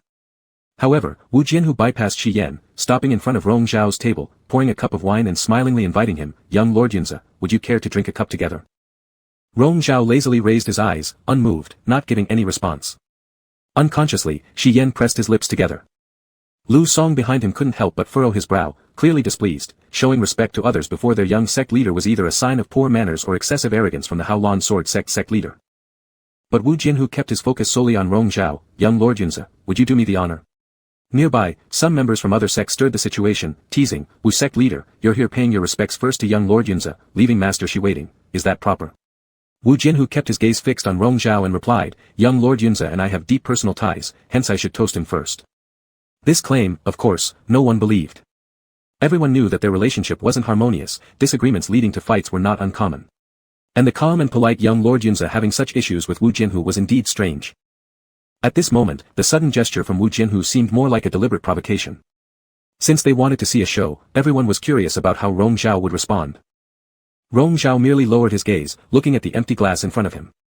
With just that look, Wu Jinhu understood, lowering his eyes and smiling softly, personally filling the glass for him. Only then did Rong Zhao leisurely pick up the cup, lightly touching Wu Jinhu's cup, and together they drank it down under the bewildered stares around them. A single glance exchanged carried emotions that only they understood. Afterward, Wu Jinhu casually toasted a few others from Yusha Immortal Sect, finishing 2 cups of wine before returning to his seat. Once he was gone, Shi Yan couldn't resist leaning closer to Rong Zhao and quietly asking, "Master brother, do you really have good relations with Wu sect leader?"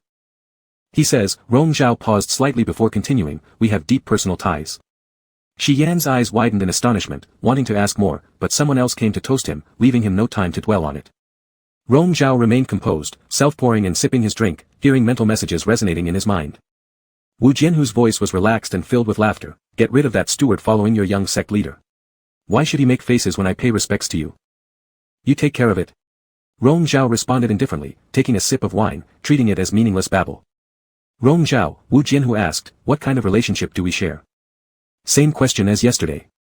When Rong Zhao had questioned their bond, calling it deep personal ties was just a facade for others. Actually, they both knew the reality, they didn't need to pretend now. "You think it's whatever it is." Rong Zhao was tired of dealing with him. "If I help you take care of people, what's in it for me?" Rong Zhao looked up and saw Wu Jinhu drinking as well, with an unrepentant look, glancing over at him. "Lord Wu is plotting against the Yuancha Immortal Sect," Rong Zhao said calmly, "and now you're asking me for benefits? You. What? You were only somewhat charming inside that illusion." Wu Jinhu's eyes sparkled with amusement as he softly added the last 2 words, "ching-ching." Rong Zhao stared intently at him, his fingers twitching slightly. A cluster of sword chi was released from Rong Zhao's fingertips, unnoticed by the drunken crowd. Wu Jinhu felt a chill at his neck, looking down to see the sword chi had already cut off a strand of his hair. Indeed, very fierce. Chapter 8, Broadening Horizons. At nightfall, the heavenly stairway was adorned with endless rows of lanterns. A new group of demon slaves performed their dance, and the drum and celestial music continued uninterrupted. Cultivators from various sects seized opportunities to exchange techniques and philosophies, engaging in lively discussions and drinking merrily as if they wouldn't return until utterly intoxicated. Someone shouted loudly, "Finish this cup of wine, and one day we will ascend the heavenly path together." Many voices echoed in agreement. Rong Zhao, supporting his head with a dazed look due to intoxication, casually listened for a while. Laughing off another toast offered by a young cultivator of a minor sect, he let himself be supported by a demon servant and decided to leave early. Shi Yan turned and saw him in this state, hesitantly asking, "Big brother one, are you going back already?" "Yeah," Rong Zhao lazily replied, "I'm leaving first." "How come your alcohol tolerance is worse than mine?" Rong Zhao shook his head slightly and walked away. As he stepped down from the heavenly stairway, a telepathic voice resounded in his mind again, "Are you drunk?" "Yes, I'm drunk." Rong Zhao seemed accustomed to this, his voice lazier than before. He idly twirled the wristband on his hand, his long eyelashes lowered, yet his eyes revealed no sign of intoxication. "It's interesting how when you're drunk, you're willing to acknowledge others. You're truly an enigma, young Lord Yunzei." The person teased him.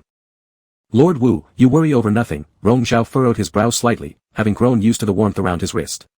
He didn't know whether it was due to the recent days spent near that person, but it had become disordered again. "If you don't ponder it, you won't feel so baffled." "It's hard," Wu Jinhu replied, with the same laid-back tone. "After all, neither of us cultivates the path of no emotion." As the noise faded away, only the moonlight remained like flowing water, gentle and kind. Rong Zhao stopped walking, lost in thought for a moment before being called back to reality by the voice of the demon servant behind him. "Young master, this way please." Was Lord Wu speaking about trivial matters? Rong Zhao tightened his wristband, not giving it much attention as he continued forward. "Maybe. Quite absurd." Rong Zhao said. Wu Jinhu chuckled and smoothly shifted the topic. "When you left just now, it seemed the steward beside your young sect leader wasn't pleased, practically writing disapproval of your lack of respect and premature departure on his face. Lord Yunzei, seems like the people of your Yuansai sect haven't given much thought to considering you the foremost disciple of the sect master." "An unimportant person," Rong Zhao sneered, "why should one care?" "Young Lord Yunzei is indeed magnanimous," Wu Jinhu followed up with flattery. "No wonder everyone praises young Lord Yunzei as a gentleman with a clear conscience, calm as the bright moon and fresh as the spring breeze." "Yu Jinhu, has no one ever told you that you're very annoying?" "I am quite bothersome," Yu Jinhu readily admitted. "It's impressive that you still listen." "Rong Zhao," he suddenly asked, "are you truly drunk?" Rong Zhao didn't reply, and Wu Jinhu continued on his own accord. "Your alcohol tolerance shouldn't be this bad."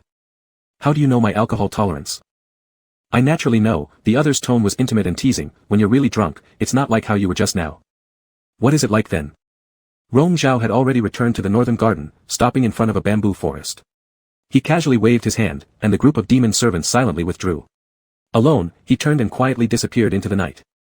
Of course, Wu Jianhu's voice was also thickened by the night, as if whispering directly in Rong Zhao's ear, "You speak sweetly, your face flushed pink from drunkenness." Yu Jianhu, Rong Zhao rushed ahead through the night, effortlessly avoiding the omnipresent temple protection formations, speeding toward Xiao Rufeng's chambers. If you can't keep your mouth shut, why don't you silence yourself? Transmission doesn't need a mouth. Then you shut up. Rong Zhao, Wu Jianhu's voice was low and husky, resembling someone genuinely drunk. If you're really drunk, do you want me to keep you company? What could you possibly do to keep me company? Everything, Wu Jianhu enticed him, long nights, sleepless pillows, why not revisit old dreams? Rong Zhao landed outside Xiao Rufeng's chamber, closing his eyes and concentrating, his consciousness quickly scanning through the entire palace. Just as he expected, with today's birthday banquet taking place at the Chongtian Hall, there were far fewer guards here than usual.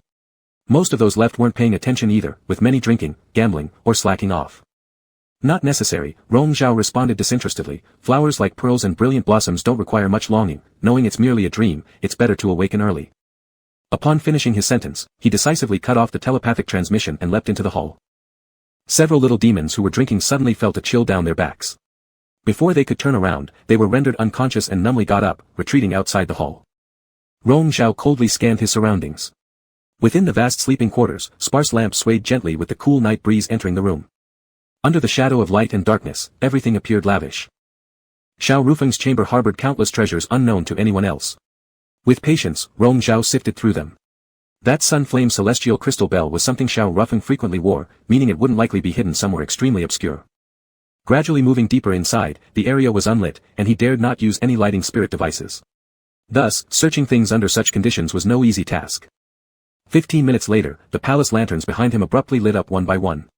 Footsteps and muffled voices were heard outside. Rong Zhao quickly looked around and spotted a jade screen in the corner. He swiftly moved to hide behind it. A drunken Xiao Rufeng was supported inside, sat on his couch, with numerous demon servants gathered nearby to serve him. In a moment, Xiao Rufeng lifted his droopy eyes and glanced in Rong Zhao's direction through the haze of drunkenness. After hesitating for a second, he waved his hand dismissively. One of the demon servants approached step by step. Rong Zhao held his breath, wrapping spirit energy around his palm, ready to unleash it at any moment. Suddenly, a hand reached from behind and forcefully pulled him back. The demon servant peeked over the jade screen. The cabinet door in front had already been shut tightly. The servant could only see an empty cabinet through the gap, looking contemplatively at it. Rong Zhao frowned deeply, his back tightly pressed against another person's chest. This man raised a hand and covered his mouth. Surrounded by a familiar scent, Rong Zhao didn't relax his frown but steadied himself immediately. When the demon servant placed his hand on the cabinet door, Rong Zhao released a strand of spirit energy from his fingertips, embedding it into the servant's forehead. The demon servant froze momentarily, appearing dazed. Then, lowering his hand, he moved the jade screen aside before turning and walking away. Xiao Rufeng must have been heavily drunk. Upon hearing the report that nothing was out of place, he dismissed it easily, relaxing against the couch, closing his eyes again. Yet Rong Zhao did not dare to loosen his guard. Xiao Rufeng's unexpected early return took him off guard. Furthermore, the unexpected person who was also squeezed into this confined cabinet space with him made matters worse. The person behind gently turned their head, removing the hand covering his mouth while keeping the other arm tightly around Rong Zhao's waist. A low chuckle echoed near his ear.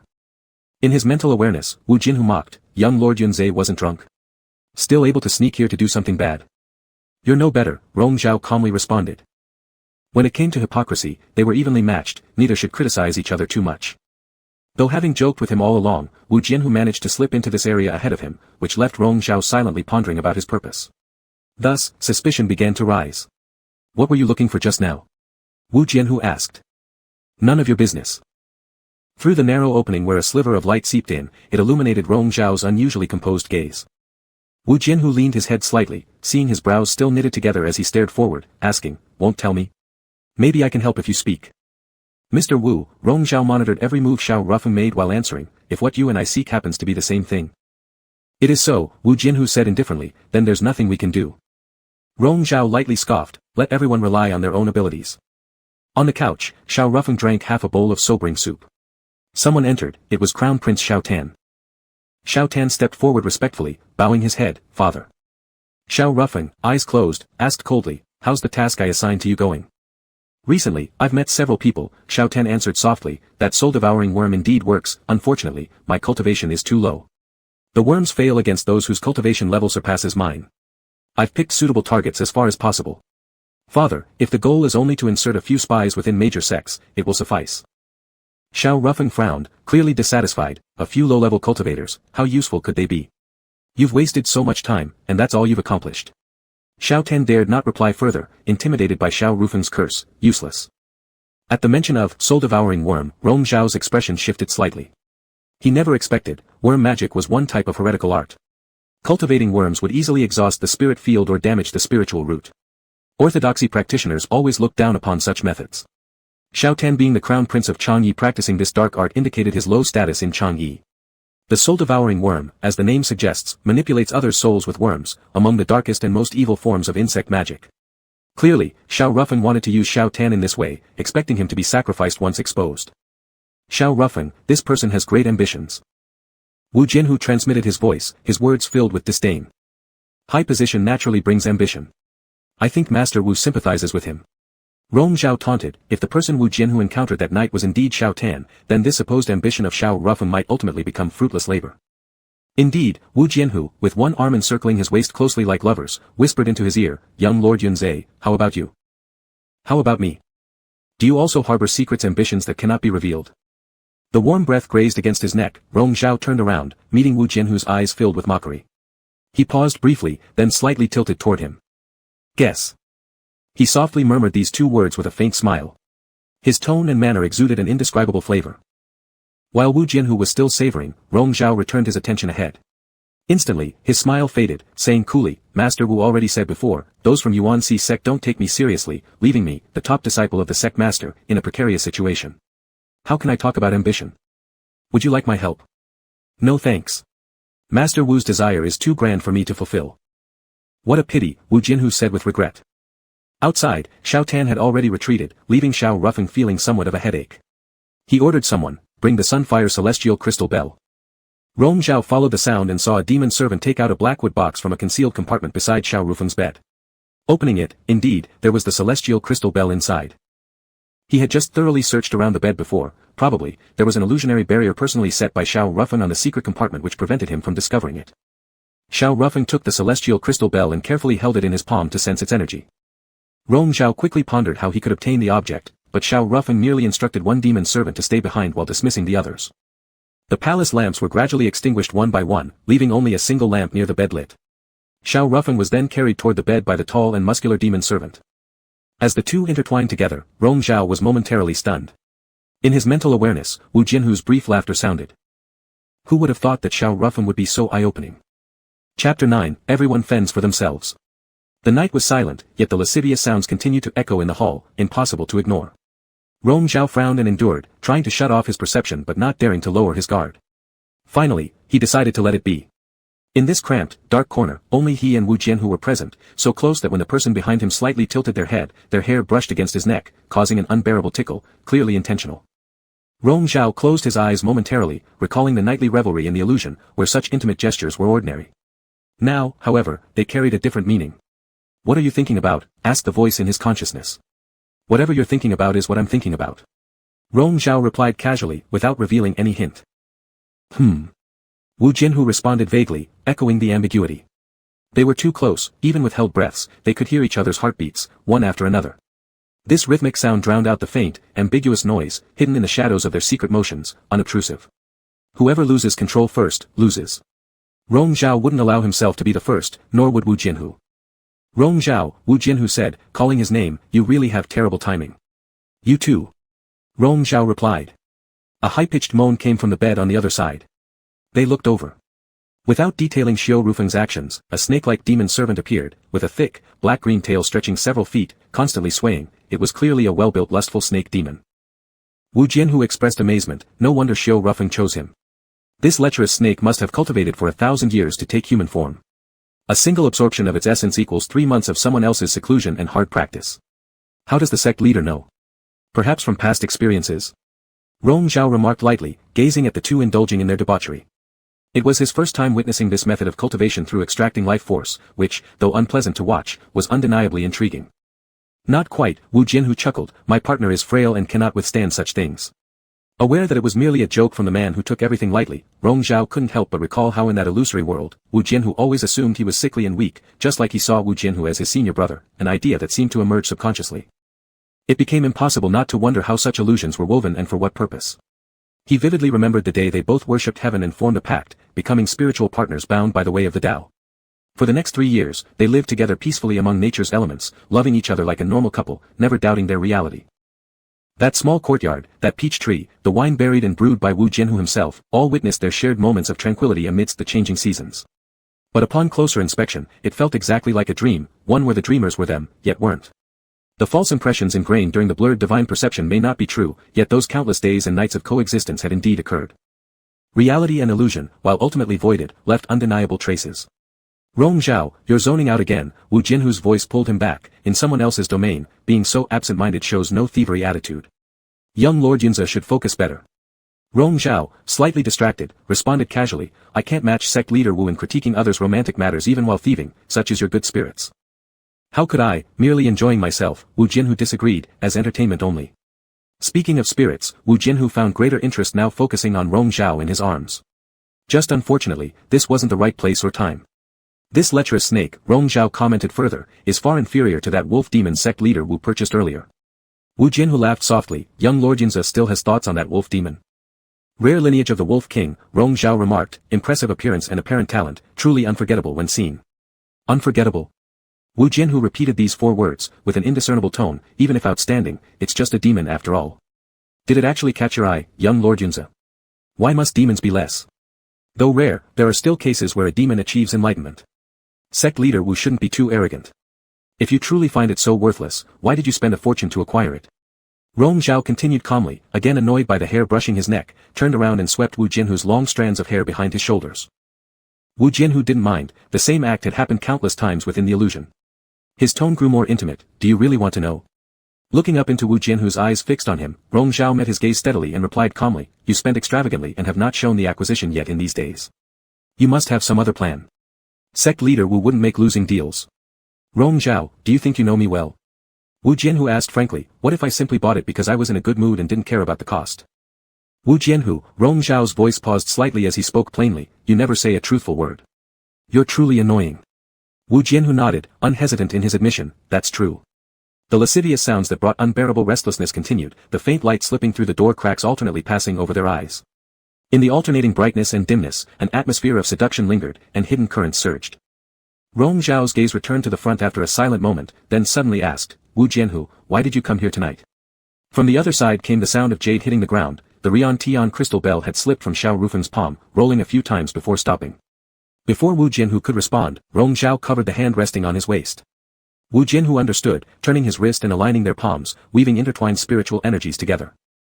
The sword energy emanating from their fingertips converged, instantly forming into a ring-shaped barrier in the hall that encompassed the crystal bell, while those on the bed remained lost in their pleasures, entirely unaware. Rong Zhao pushed the cabinet door open, swiftly leaping out and dashing forward. But just as he extended his hand, he was cut off by an unexpected sword intent emerging from behind him. Reacting immediately, he drew his sword, swiping it backward and inevitably confronting Wu Jianhu head-on, sparks flying from the clash of blades. Wu Jianhu, separating upon initial contact and each stepping back a few paces, wary of one another, Rong Zhao's face darkened with emphasis, is your target this as well?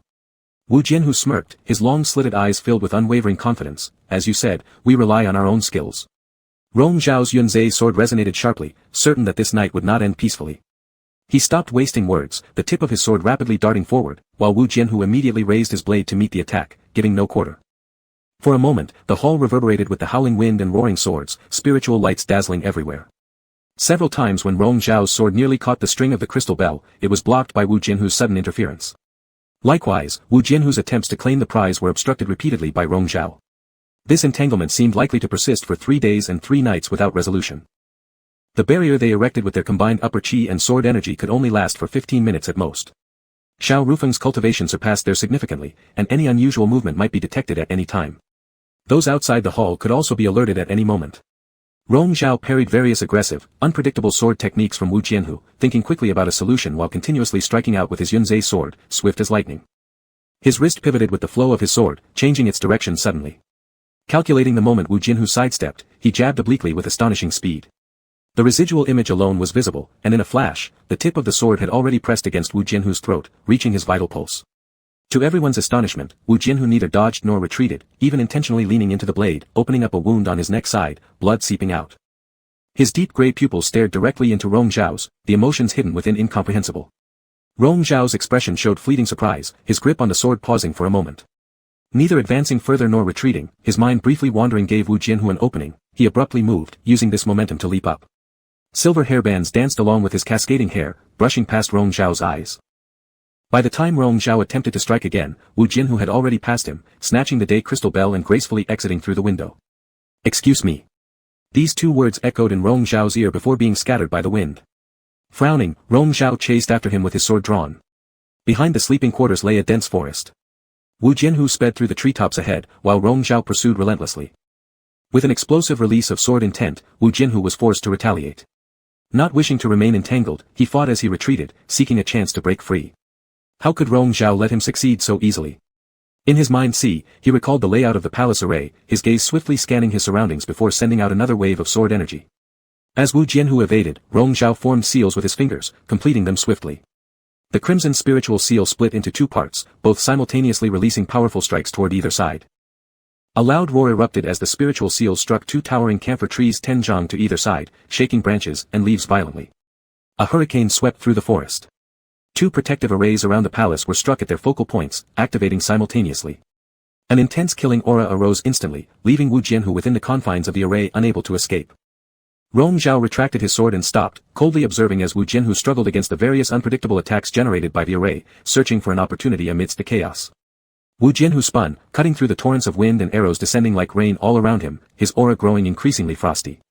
During the moments of exhaustion, he glanced upward, locking eyes with the person standing outside the array. Rong Zhao stood under the bright moon and starlight, draped in the elegance of nightfall, composed and confident, distinct from Wu Jinhu who was trapped inside the array. In that instant of mutual gazes, Rong Zhao lunged forward, unleashing an assault, the power of his sword intent shooting forth at full strength towards Wu Jinhu. Of course, it wasn't a fatal blow, but it would suffice to worsen Wu Jinhu's situation given that he was already confined within the array. The Rian Tian crystal bell slipped from Wu Jinhu's grasp, instantly being carried away by a formidable sword force out of the array. Wu Jinhu's eyes suddenly contracted, his spiritual energy stirring the wind and clouds within the array. Colliding with the omnipresent killing aura, he froze it, then shattered it, causing fragments to sprinkle down. His internal organs trembled as he unleashed a full-force strike, forcibly breaking out of the array. Rong Zhao's figure disappeared under the moonlight, leaving behind a phrase with the same tone as before. "Excuse me."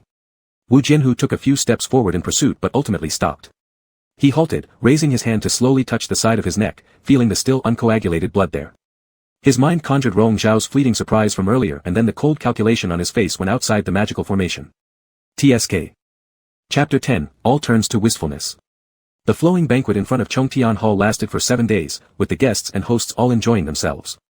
Rong Zhao excused himself due to feeling unwell, locking himself away for seclusion, not showing his face again before people. During this time, Xiao Ruffing sent messengers to visit several times, all of whom Rong Zhao dismissed casually. Now that his purpose had been achieved, he no longer had the patience to deal with those tedious people or matters. In the afternoon, Rong Zhao stood by the window, gazing at the distant mountains faintly visible under the mist. After a moment, he asked the servant behind him, "Where is that?" The servant looked up, hesitated, and then replied, "It should be Bailu Mountain to the southwest of Ing City. I've heard that it's a natural hunting ground filled with celestial materials, treasures, and strange beasts. It's where the Xiao family royalty goes hunting every autumn." After the servant finished speaking, a group of egrets soared out from among the clouds straight into the blue sky. Rong Zhao concentrated and carefully perceived the aura there for a moment. He didn't know whether it was his own illusion, but the spiritual energy in the southwest corner seemed particularly dense. That was intriguing. "Go tell the young master and the others that will leave the city that way the day after tomorrow and detour to take a look," said Rong Zhao. As soon as the servant retreated, someone else came to report that the master of Halan Sword Sect, Wu Jianhu, had come without invitation, saying that he had important matters to discuss with him. Rong Zhao walked back and sat cross-legged by the desk, picking up a brush, and began writing gracefully. When Wu Jianhu entered, this was the scene he saw. Rong Zhao was kneeling on the ground, focusing intently on drawing talismans. The light coming in from outside sketched half of his face in shadow, highlighting a smooth and clear jawline that betrayed sharpness underneath. Just like the man himself, warm and gentle as jade on the surface, but intrinsically sharp and penetrating. "Please sit down, Master Wu," Rong Zhao said indifferently, without looking up. Wu Jianhu moved one step forward and crossed his legs to sit on the other side of the desk. Rong Zhao did not plan to entertain him, offering not even a cup of tea, and continued doing his own thing. Do you really feel unwell these days, young Lord Yunze? Or were you just avoiding trouble? Wu Jianhu said nonchalantly, didn't Xiao Rufeng send messengers several times already? Rong Zhao did not deny it, he has indeed been very hospitable. Even though they both understood, anyone who could snatch something right under Xiao Rufeng's nose must belong to an exclusive group. Yet without substantial evidence, the loss would remain unaccounted for, ultimately forcing Xiao Rufeng to eat the silent defeat. Rong Zhao didn't want to elaborate on such things, so Wu Jianhu dropped the subject too, taking a casual glance at a talisman Rong Zhao had just completed. Your strokes are strong and continuous, well done. If you like it, here, have it, Rong Zhao said carelessly. Wu Jianhu chuckled, thank you. An ordinary talisman could be traded for 1 spirit stone, however good it may be painted, it won't exceed tenfold its value. Calling it a gift was perhaps a bit stingy, but if Rong Zhao wanted to give, he wouldn't refuse. Is this your compensation for the night's events? If you think so, then fine. What good is such compensation? What else do you expect? Give me the Dian Celestial Crystal Bell, Wu Jianhu spoke frankly, name your price. Rong Zhao finally raised his eyes, looking at him. There was a subtle smile on Wu Jianhu's face, but his eyes lacked their usual wandering spirit. His deep gray pupils stared coldly at others. This wasn't some random joke, he had specifically come for this reason. You're calling this your important matter?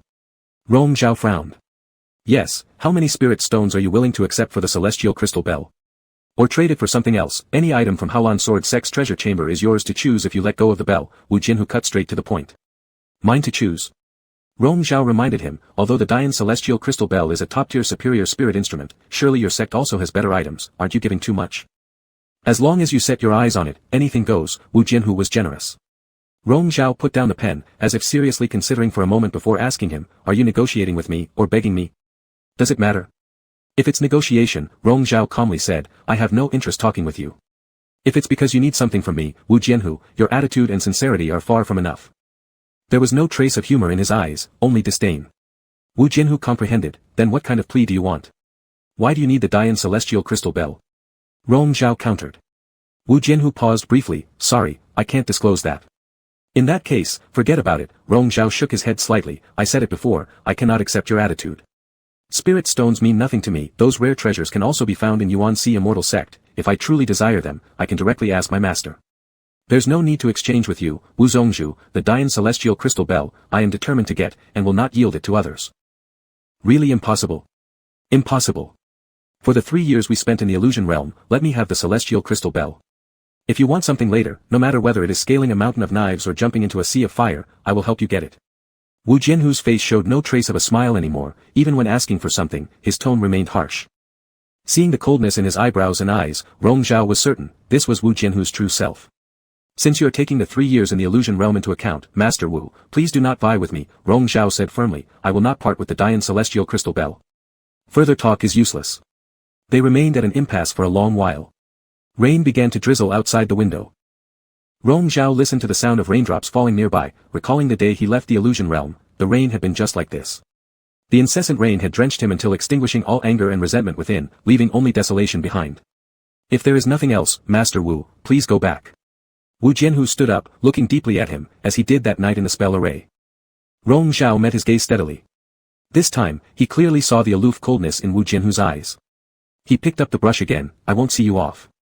Wu Jianhu didn't say anything more and turned away, his footsteps fading into silence. When Rong Zhao regained focus, the ink on the tip of the brush had already spread on the talisman paper. The next evening. At twilight, Rong Zhao entered the tea house on West Street and went into the same private room where, on the day he first arrived in Yingqing, he had met Wu Jianhu and shared tea and alcohol with him. Sitting down where Wu Jianhu sat last time, he absently gazed downstairs, recalling how Wu Jianhu had called him right here, and how his flirtatious demeanor still vividly remained in sight. The members of Haolan Sword Sect left this noon, a servant beside him filled his cup with tea and quietly reported, after their departure, other sects from the southern lands also started traveling. They should all be gone by today or tomorrow. Rong Zhao took a sip of tea, finding it insipid. His gaze fell on the unassuming tavern across the street, pausing briefly, then ordered, ask someone to buy a bottle of wine. Half an hour later, the wine was brought up. The servant carefully poured him a glass. Rong Zhao picked it up, drinking it all in one gulp. Swallowing, he frowned unconsciously, realizing it indeed wasn't as good as the last bottle bought by Wu Jianhu's people, let alone compared to peach dew. This wine falls far short of peach dew, he casually commented. The servant didn't know what peach dew was, wearing a puzzled look. Young sir, the peach dew you mentioned. Rong Zhao suddenly felt disinterested, shaking his head. Whether peach dew existed was insignificant anyway. Since leaving the illusion realm, neither he nor Wu Jianhu would ever replicate that exact flavor. Afterward, he didn't touch the wine again, only sipping half a cup of tea. Half an hour later, Chu Ji arrived with his attendants. From the moment he walked in, he appeared extremely uneasy and couldn't speak properly. Cloud, young lord. Immortal envoy Chu has made me wait well enough, Rong Zhao replied coldly. Chu Ji bowed his head deeply, barely keeping his voice steady. You previously promised that if I completed your errand, you'd forget everything in the past. When did I ever say I'd forget everything? Rong Zhao interrupted him coolly. All I said was, I'd temporarily spare your life. Chu Ji shivered, swallowing hard. He actually wasn't waiting for Rong Zhao but knew he had to find an opportunity to see Rong Zhao since Rong Zhao wanted to eradicate him. After returning home that day, he discovered that Rong Zhao's sorcery was truly vicious. Whenever he entertained any ill intentions, there was an ominous feeling as though his Dan field would burst, filling him with both fear and dread, making him never dare to harbor such thoughts again.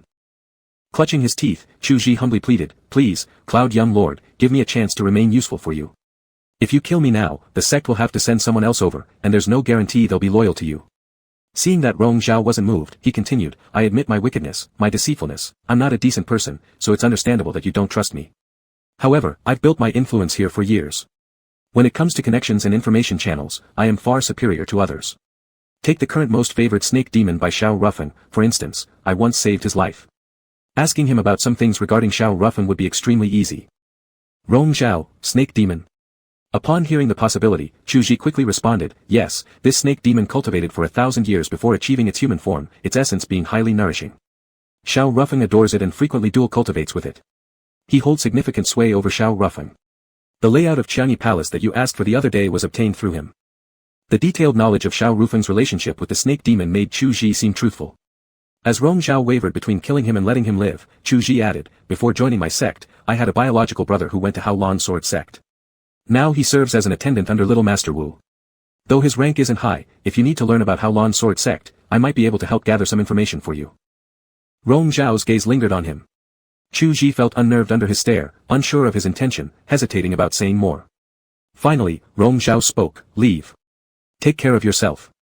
Young Lord Yunze is truly magnanimous. I will serve you faithfully in the future. Chu Ji was overjoyed. After fawning and expressing his gratitude, he hastily left. Once it grew quiet, Rong Zhao shooed away the demon servant who had been attending nearby and sat alone for a moment. When he put down his teacup, he slowly rotated his right palm, undoing the binding wrist strap and then the golden headband underneath. The slightly warm red line on his wrist stood out conspicuously. He ran his other hand over it, sending a thread of sword chi from his fingertips to trace along the red line.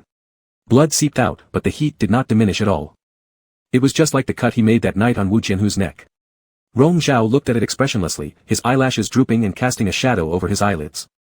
After a long while, he rewrapped the headband, slowly pulled up the wrist binding, and fastened it tightly.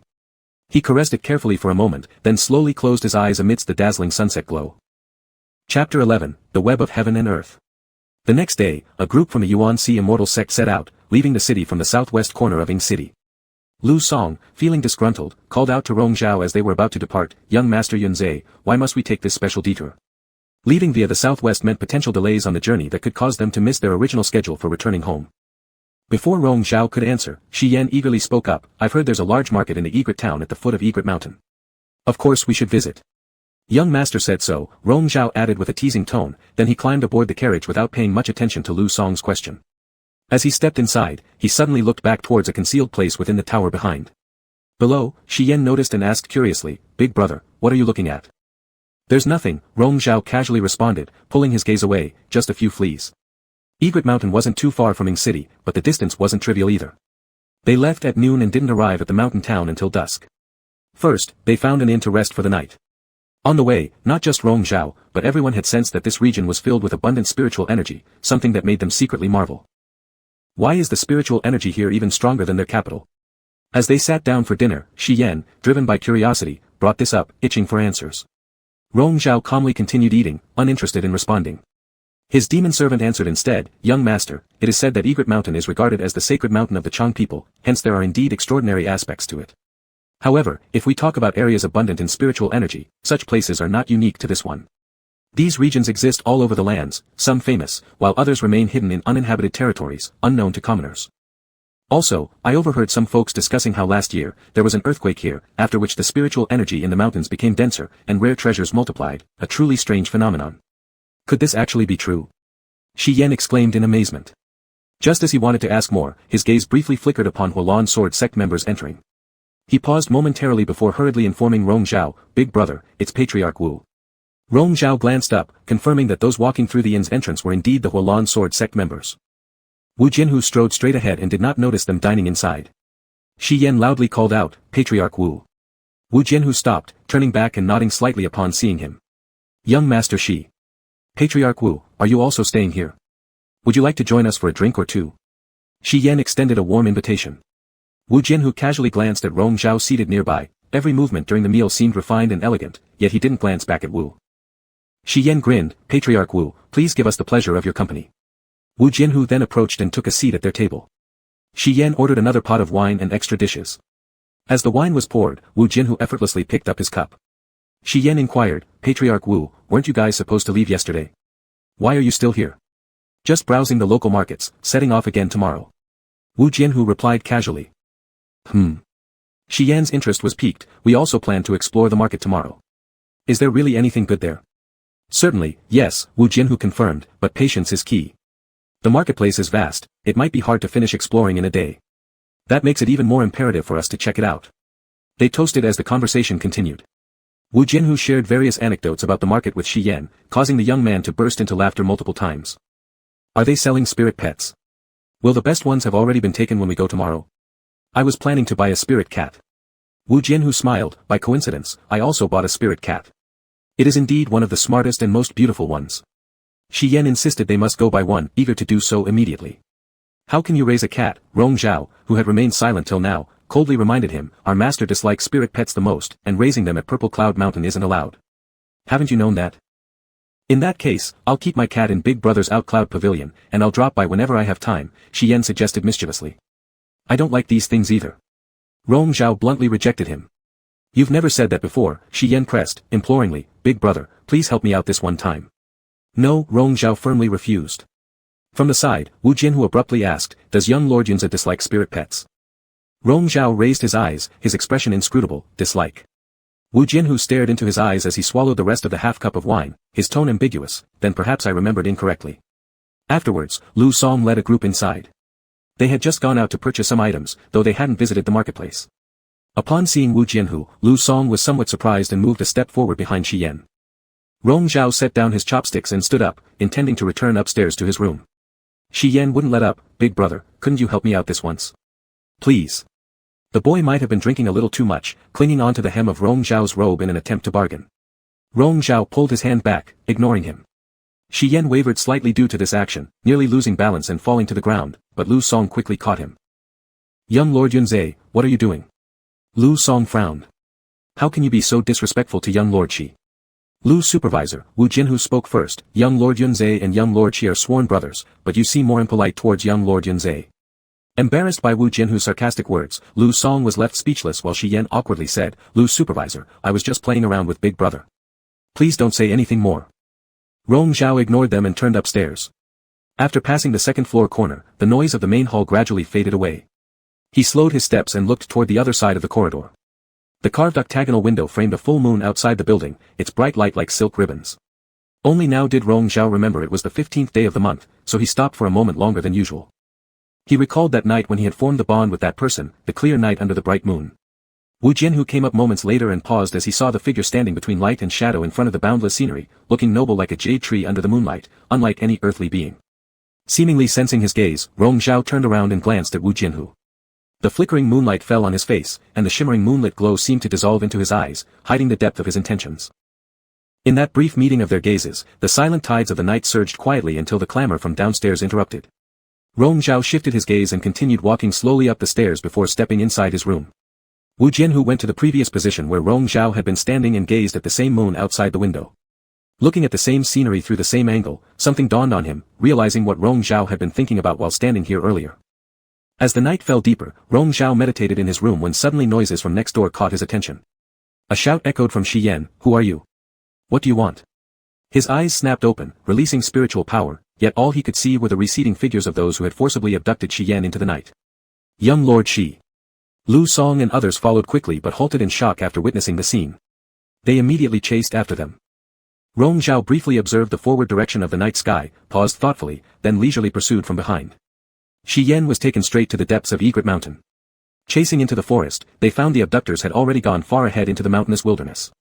With the dark night making visibility impossible, Rong Zhao told the frantic Lu Song group to split up for the chase and personally headed north toward the peak of the mountain range. This area was known to contain the richest flow of spiritual energy in Egret Mountain, and this time, he didn't even need an excuse to explore it further. As soon as he landed, 8 sides of intense sword chi converged upon him, forming a massive net that spread across the sky, evidently waiting for him long beforehand. Rong Zhao swiftly spun, unsheathing his sword to block, only for the severed parts of the web to quickly merge again, weaving a more compact and deadly formation that surrounded him. This net created by the array was intangible but powerful, soft yet unyielding. It was difficult to break free. In one swift movement, Rong Zhao's blade sliced through, and he rapidly performed hand seals, targeting the directions of Zhen, Can, and General as expected. Hidden black-robed swordsmen were revealed and blasted out. Though 3 corners of the array collapsed momentarily, reinforcements filled in seamlessly, allowing the entire formation to maintain balance despite its lethal design clearly aimed not at killing but capturing him alive. Each wave of his sword chi crashed against the array. After each push, pull, and absorption, its power grew incrementally stronger. Deciding to put away his sword, Rong Zhao instead blocked with pure spiritual force. Gracefully flipping within the formation, his fingers continuously performed gestures to create seals.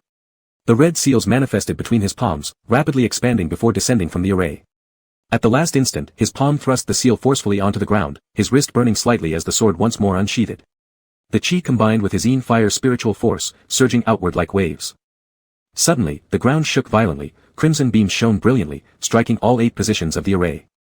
Hidden swordsmen let out muffled groans. The array was broken. Rong Zhao sharply turned his gaze forward, sending a streak of sword chi forward, piercing through a large bush in front. Lu Song clumsily stumbled backward, his hand pierced by the sword chi, angrily questioning, "Young Lord Yunzhe, what do you think you're doing?" Holding his sword high above, Rong Zhao approached, looking down at him sternly. "Lu Supervisor, shouldn't you be answering me? What are you doing here?"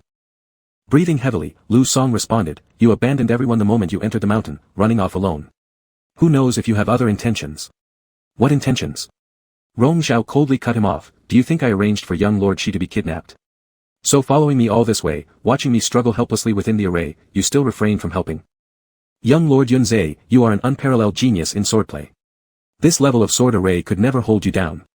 Even without my help, didn't you break through it anyway?" Lu Song sarcastically remarked as he struggled to stand up, suddenly freezing mid-motion when he realized Rong Zhao's sword tip had appeared directly before his eyes. "What are you planning to do?" "Someone wants me to deal with you, and I didn't want the trouble." Rong Zhao looked down at the man before him, disdain clearly evident in his eyes as if looking at an object unworthy of attention. "Now it seems there's some sense to it, since you delivered yourself right to my door. You dare?" Lu Song's eyes were bloodshot with fury. "I'm the overseer of the Zixiao Hall, a confidant of the sect master. Would you dare to harm me?" At the mention of the sect master, Rong Zhao's brow barely twitched, and he asked, "When did you join the Zixiao Hall?" Lu Song was caught off guard for a moment before loudly retorting, "Even before the sect master took control of the Zixiao Hall, I was already serving under him. Back then, you were just a child who hadn't even stepped into the sect yet. The sect master trusts me far more than he ever would you. So my master's rise to the position of sect master is something you're fully aware of, and you even played a part in it." Rong Zhao cast his gaze downwards, his deepened voice cold as ice. "Which means you need to die all the sooner." Meeting the unmistakable killing intent in his eyes, Lu Song felt a chilling dread sweep through him. He gritted his teeth against the excruciating pain in his hands and launched into a frenzied attack, attempting to seize the initiative. Rong Zhao switched the Yunzhe sword to his left hand and moved to counterattack. His left-handed swordplay lacked the sharp, piercing intensity of his right, yet flowed effortlessly with an overwhelming grandeur. It wasn't long before Lu Song struggled to keep up, being steadily forced backward into defeat. Cornered, fear finally dawned in Lu Song's eyes, and in that flash of insight, realization seemed to strike him. "You are." Rong Zhao gave him no time to finish. With a swift, decisive motion, the Yunzhe sword pierced cleanly through his vitals, its intent scattering Lu Song's soul essence with a single stroke. As the blade withdrew, Lu Song collapsed thunderously to the ground, his eyes wide open in unyielding disbelief. Blood trickled from the tip of the sword, dripping steadily onto the floor. Without sparing it a glance, Rong Zhao turned indifferently, his divine awareness projecting a message toward another direction. "Wu Jianhu, how much longer do you plan to sit back and watch?" Chapter 12, His True Colors. Wu Jianhu emerged from the darkness, his gaze first falling on Rong Zhao's bloodstained sword. "Rong Zhao, you've killed again." His voice was steady and calm, without any of the usual mockery he often used. Rong Zhao ignored him, raising a red glow between two fingers. He casually wiped it along the blade, cleaning Yunza's sword instantly, then sheathed it. Wu Jianhu watched his movements, his eyes flickering slightly as he unconsciously recalled an old memory.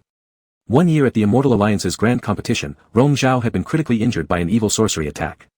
The elders of the Immortal Alliance strongly advocated for severe punishment of the offending Dark Cultivator's disciple. It was Rong Zhao who stepped forward to say there was no need, considering it the first offense. He suggested simply expelling the offender from the Immortal Alliance after a period of reform. Everyone then praised the young master of Yunza for his noble character, calling him magnanimous, an exemplary model for others to follow. But only Wu Jianhu knew that in reality, following the competition, during the return journey, the same Dark Cultivator who fled with his life was captured by Rong Zhao's men and later met the same end as the current Zixiao Hall administrator under the sharp edge of Yunza's sword. Those seeking false renown yet nursing a vengeful nature, Wu Jianhu had never admired such hypocritical righteousness more than this. But that was back then. The moment Rong Zhao struck just now, his sword's intent spread through the boundless night like it had enveloped all within, sinking into both the shadowy night and his tranquil gaze that remained undisturbed by ripples. Perhaps that was his true essence. What did he call you? Wu Jianhu asked. Rong Zhao's palm lightly grazed over the hilt as he glanced up. You talk too much. What grudge, what vendetta? Wasn't killing enough that you had to scatter the soul too? Coldly, Rong Zhao responded, what does it have to do with you? Wu Jianhu nodded. Indeed, it was none of his business. If Rong Zhao wouldn't explain, further questioning would be futile. Since I saw it, are you not afraid I might tell? And if you told, who would believe you? Rong Zhao coldly looked around. All traces of the previous sword formation had vanished when it was dissolved earlier. Members of the Haolan sword sect abducted our young sect master first, using a deadly formation to capture me later. They even killed my mentor's close confidant trying to frame me. When this story gets out, will people believe you or me? You know. Wu Jianhu wasn't particularly surprised but still intrigued. Why not suspect Xiao Rufeng's people? The energy signature is different. Rong Zhao dismissed indifferently. Xiao Rufeng's followers were watching me closely during daylight as I left the city, but these weren't the same ones active at night. Besides, there's no logic in capturing Shi Yan just to lure me here. Xiao Rufeng isn't certain that the Yangtian celestial bellflower is with me. Moreover, setting up such a complex sword array is not something anyone can easily do. Rong Zhao continued smoothly, tilting his chin upward. Wu Jianhu, arranging such a massive sword array merely to trap me shows your lack of decorum. Wu Jianhu admitted openly, it was unavoidable. Previously, their encounters always consisted of one-on-one battles. This was the first time Wu Jianhu deployed a comprehensive trap, carefully prepared beforehand. Still, he instructed his men not to harm Rong Zhao, neither even touch a single finger on him, which made the battle difficult, ultimately allowing Rong Zhao to break free of the sword array. At hearing, unavoidable, Rong Zhao felt a peculiar sensation arise, puzzled why this man held so persistently onto the Yangtian celestial bellflower. Recalling the vague remark, I cannot reveal it, they shared some days ago, he also chose not to inquire pointlessly. Wu Jianhu, you've lost. Do you wish to continue? His hand remained paused over the hilt, ready to unleash his powers. Branches swayed gently overhead, casting soft moonlight over his shoulders and the strands of his hair, resembling crystalline frost. Wu Jianhu quietly gazed at him, recalling moments before, the dim corridor, near the carved eight-cornered window, where he stood in solitude after being lost in thought, showing a fleeting sense of desolation and melancholy. Ah well. A spiritual talisman released from Wu Jianhu's fingertips, the very same one gifted to him previously by Rong Zhao, spitting fire toward him. Rong Zhao neither dodged nor resisted. Instead, the bright flames illuminated his eyes, splitting apart suddenly before him into countless glowing sparks, dazzling like stars sparkling in the night sky. Such illumination charms were of little practical use beyond lighting, but it served as a brilliant exchange of fireworks in this particular moment as Wu Jianhu returned the favor to Rong Zhao. When Rong Zhao raised his gaze, Wu Jianhu had already turned and left gracefully behind a curtain of dissipating firework light. Our young sect leader is below this peak. As the pyrotechnic display ended, only cicada chirps echoed through the forest mingling with soft breezes. Rong Zhao paused for a brief moment, until the slight ripple in his heart subsided entirely. He quickly dealt with Lu Song's remains, transporting them to another mountaintop with a transmission talisman. Returning to the position where the prior sword formation focus was located, he drew Yunza's sword, using his spiritual power to sketch a circle on the ground, probing downwards. Just then, when he slapped his hand down forming a mystical seal while striking the ground, he had sensed a strange, extraordinary aura originating from beneath. With many spectators nearby, to avoid drawing attention, he didn't react outwardly at that time. Now, he could finally confirm the unusual feeling he'd felt then. There was indeed something beneath the ground. It was not buried deep, quickly touched by his spiritual detection, drawn forth effortlessly. In the palm of his hand floated a white jade fragment, about half the size of a palm, shaped like a leaf, pure as snow, completely devoid of impurities. Rong Zhao perceived faint, ethereal threads of celestial energy emanating from it, causing a hidden alarm to stir inside him. Without dwelling long on contemplation, he stowed the object away into his qianquan pouch and set up barriers to seal its power. Half an hour later, Rong Zhao found Shi Yan in a stone cave at the foot of the mountain. The boy had his dantian sealed and was tied up with a gag here, scared out of his wits. After helping him remove the restraints, Rong Zhao sent out a mental message. Soon, the others all arrived. Surrounded by everyone's concern, Shi Yan stammered and couldn't articulate the cause and effect. He was abducted by a group of black-robed people, then brought here, but he had no idea who they were, which school their martial arts belonged to, or whether they had said anything. Let's go back first, this isn't a place to talk. Rong Zhao interjected. As Shi Yan was helped up, someone noticed that Lu Song wasn't there and asked, "Where's Administrator Lu? Why don't we see him?" The group looked at each other, trying to send a telepathic message to him, only to receive no reply. Could something have happened to Administrator Lu? How is that possible? With Administrator Lu's cultivation, it shouldn't be so. Why hasn't he responded to our messages? Everyone calm down and take young master back to rest first. Rong Zhao interrupted them again, leaving a few behind to continue searching for Lu Song in the mountains while taking Shi Yan and the others back to the inn in town. Shi Yan was uninjured but still shaken, visibly frightened. Rong Zhao gave him 2 calming pills, letting him sleep before returning to his own room. After setting up multiple protective barriers, he retrieved the piece of white jade and sensed its energy. It was indeed divine energy, purer than spiritual energy. The supposed sacred mountain's special qualities were likely due to this jade, possibly unearthed after last year's earthquake and picked up by him today. But where did this thing come from, and why was it here? This was thought-provoking. Regardless, finding it certainly marked a great opportunity. After pondering for a while, Rong Zhao put it away and resealed it. When dawn broke, Shi Yan woke up from his sleep, finally recovering his strength, and came into Rong Zhao's room to eat breakfast together. While eating, he complained about what happened last night. Rong Zhao listened absently, until near the end of the meal when someone rushed in nervously, reporting that Lu Song had been found, but he was already dead. Not only was his death horrific, but his soul had also been destroyed. The messenger's voice trembled as if scared, causing Shi Yan to turn pale upon hearing this. Administrator Lu, even his soul is gone. He seemed to realize that he could have met the same fate last night and became even more panic-stricken. Senior Brother One, do you think they'll come again? Who are they? What do they want? We will leave today. Unlike Shi Yan's panic, Rong Zhao was very calm, patiently comforting him. Don't worry. Let the guards stay close to you, and nothing will happen. Shi Yan felt deflated and didn't bring up going to the market anymore. Rong Zhao ordered someone to escort him back to his room, drank a sip of tea, and then called the other managers inside, instructing them, first, send a message to inform the sect leader of last night's events. We'll set off back home today. Also, since the incident happened on Xiangyi's territory, they must provide some answers. Send someone to talk to Xiao Ruffing and let them give an explanation. Having dispatched the people, he continued sitting by the table, leisurely drinking his tea. A moment later, someone from Haolan Sword Sect came to visit. It was Wu Jianhu's attendant, delivering a spirit cat. Our sect leader said that this spirit cat was bought at yesterday's market and given to young Lord Yunzi. Please kindly accept it. Rong Zhao glanced sideways and saw the pure white spirit cat resting on a soft cushion, its almond eyes half closed. It appeared docile but was actually rather aloof, though undoubtedly beautiful. After the gift-bearer left, Rong Zhao tapped lightly on the hilt of the Yunzi sword. The spirit cat lifted its head and looked at him for a moment, stepping forward a couple of paces to curl up by his feet, maintaining a respectful distance, neither fawning nor overly distant. The person's consciousness resonated in his mind. Do you like my present? Why did you give me this? Rong Zhao sipped his tea, glancing towards the window. Downstairs, the attendants of Haolan Sword Sect were bustling about packing up things, preparing to leave early that morning. Haven't I heard you've kept a few spirit companions before? This one is for your amusement. Wu Jianhu replied. He was referring to what happened in the illusion before when Rong Zhao had picked up a few spirit companions in the mountains, keeping them in the small courtyard at home, occasionally teasing them without too much affection. They weren't overly beloved, yet he also hadn't dismissed them entirely.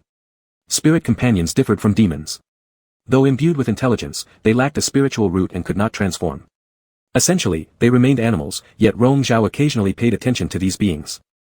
Why a cat? Rong Zhao asked again. Wu Jianhu's tone carried a touch of playful laughter. Don't you think it resembles you? The instant he laid eyes on this spirit cat, its proud aloofness struck him. Too pretty to ignore, especially those almond eyes, which unconsciously invited provocation whenever looking at a person. You look more like it, Rong Zhao said.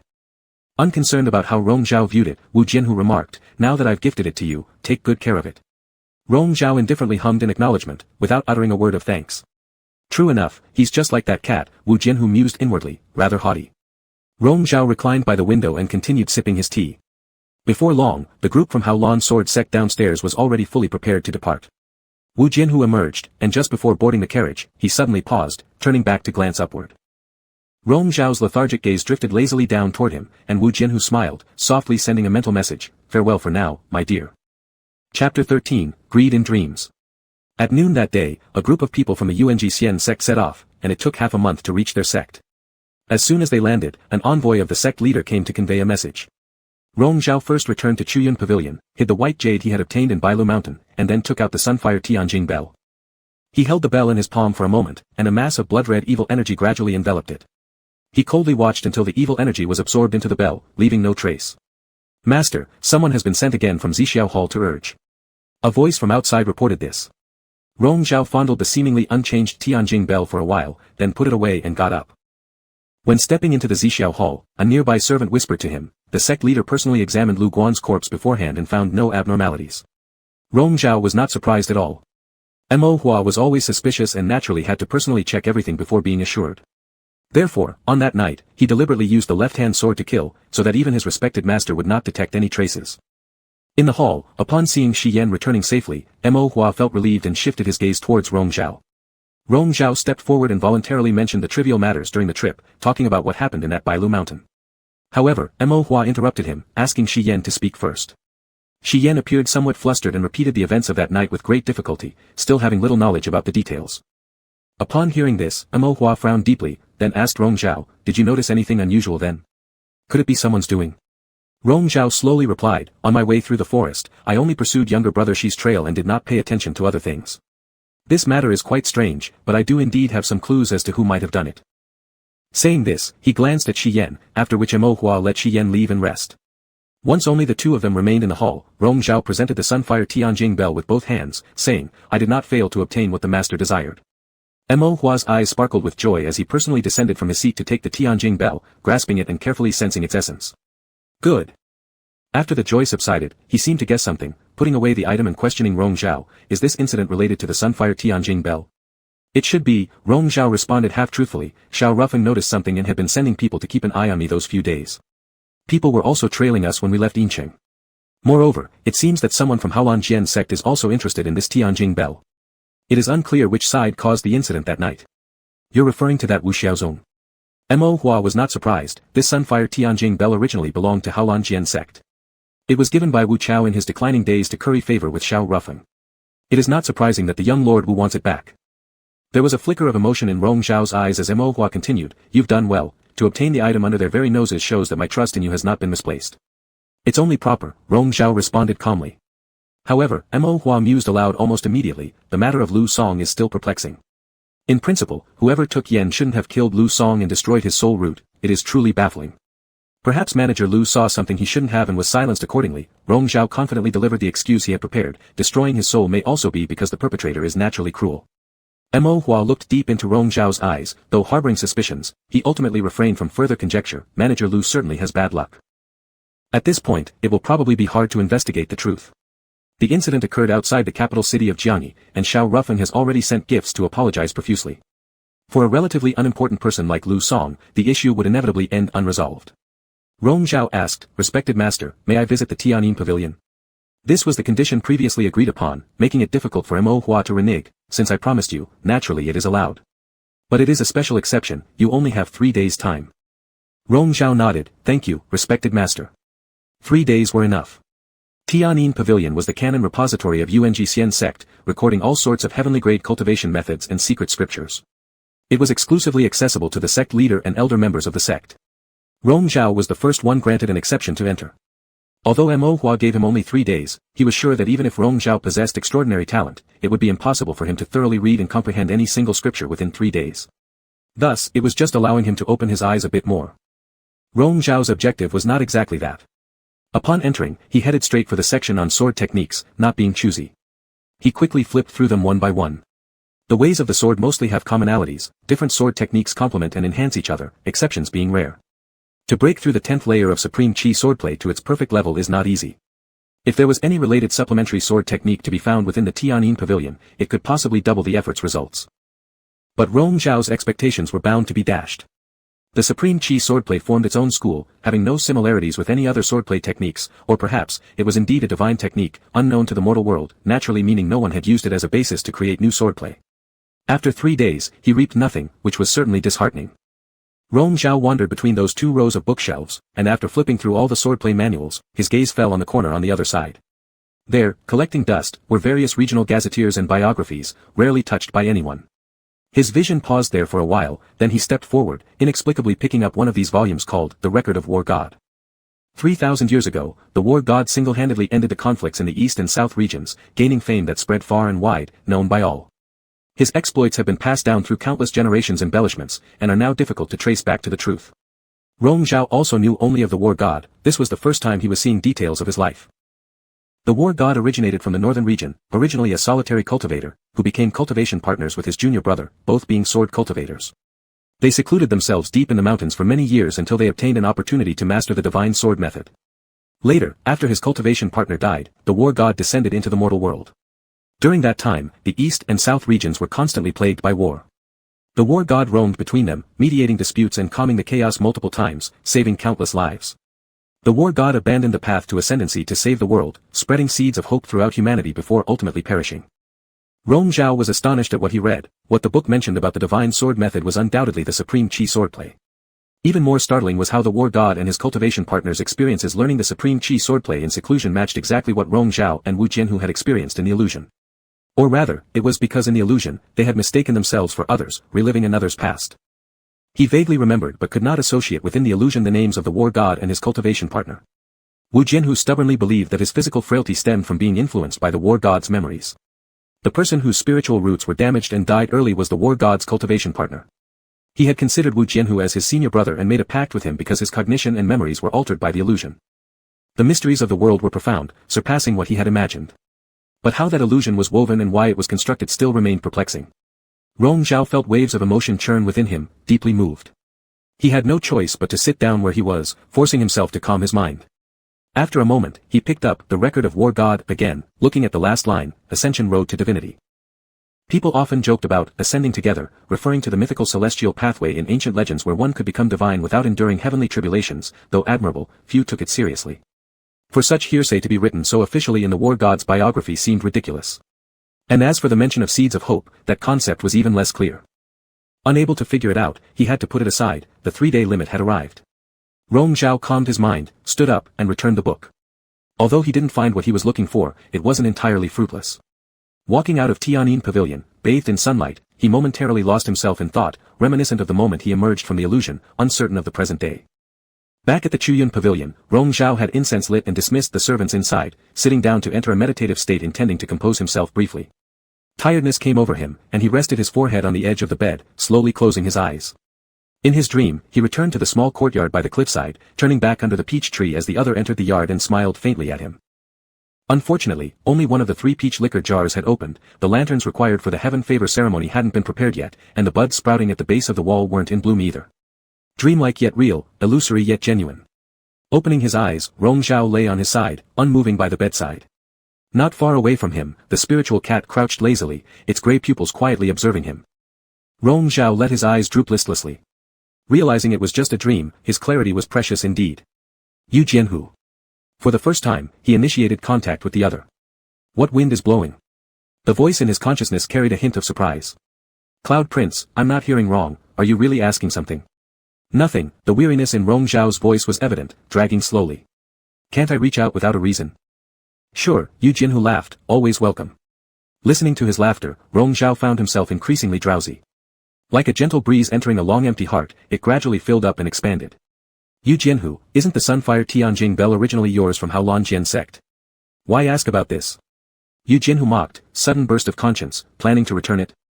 Can't return it, Rong Zhao continued in his lazy tone, can I borrow it, and I'll return it later. Yu Jianhu sighed helplessly, since you've already taken it, I can't stop you, Rong Zhao. What do you plan to give me in return? A talisman isn't enough, right? What else do you want? Yu Jianhu said it directly, his voice seemingly right beside Rong Zhao's ear. Quietly for a moment, Rong Zhao lowly chuckled, his laugh growing increasingly delighted. Yu Jianhu, your request is outrageous. The Sunfire Tianjing bell might be hard to obtain, but there's no way I'd offer myself as compensation. Then never mind, Yu Jianhu said with a tinge of regret. Rong Zhao, when shall we meet next time? I don't know, Rong Zhao replied after laughing, sounding even lazier than before. We will meet naturally when the time comes. During the Grand Autumn competition, Yu Jianhu suggested. Let's see each other then. Alright, by the way, Rong Zhao's voice became softer, reminiscent of countless beautiful nights in the illusion. He was in Yu Jianhu's arms, whispering privately to that person, "I had a dream just now." "What kind of dream?" Yu Jianhu also softened. "A good one." "What sort of good dream?" "I forgot," Rong Zhao sighed. "I forgot at the moment I opened my eyes, what a pity." "Rong Zhao," Yu Jianhu reminded him, "you said it yourself, if you know it was a dream, it would be better to wake up sooner." "Did I say that?" Rong Zhao denied it. "My memory isn't so good, I forgot." Yu Jianhu laughed helplessly, "All right, then I must have made it up." "It doesn't matter, having dreams every day is a great happiness itself." Rong Zhao closed his eyes again and mumbled before drifting off into sleep, "Maybe. Indulging in pleasures in dreams is indeed the ultimate bliss." Chapter 14, Jealousy. After the beginning of autumn, the days became shorter and the nights longer, colder each day. Especially in the northern regions, the frost was heavy and dew thick in the Longchuan province, and all the trees withered. It was clearly already late autumn scenery. However, the city buzzed with excitement because cultivators from various sects of the Spirit Alliance had arrived. The Spirit Alliance competition that takes place every 10 years was something everyone looked forward to. "Senior brother, will you participate in this year's competition?" When Shi Yan arrived, Rong Zhao was practicing his swordsmanship in the courtyard. His sword intent swept through the air, forming frost mid-air which quickly condensed then disappeared without a trace.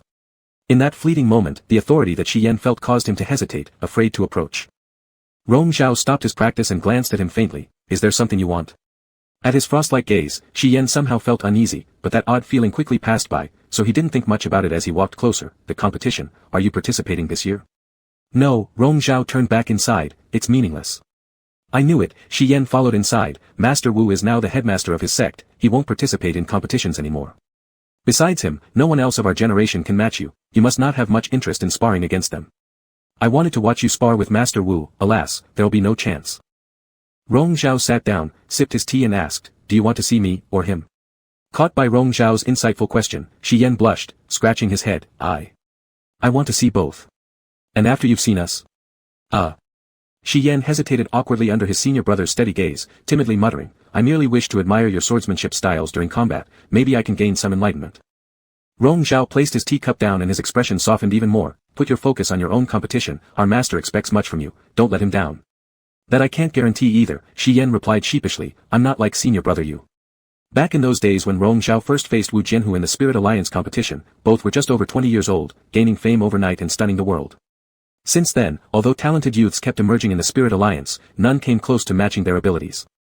As for Shi Yan, he acknowledged that he lacked such talent.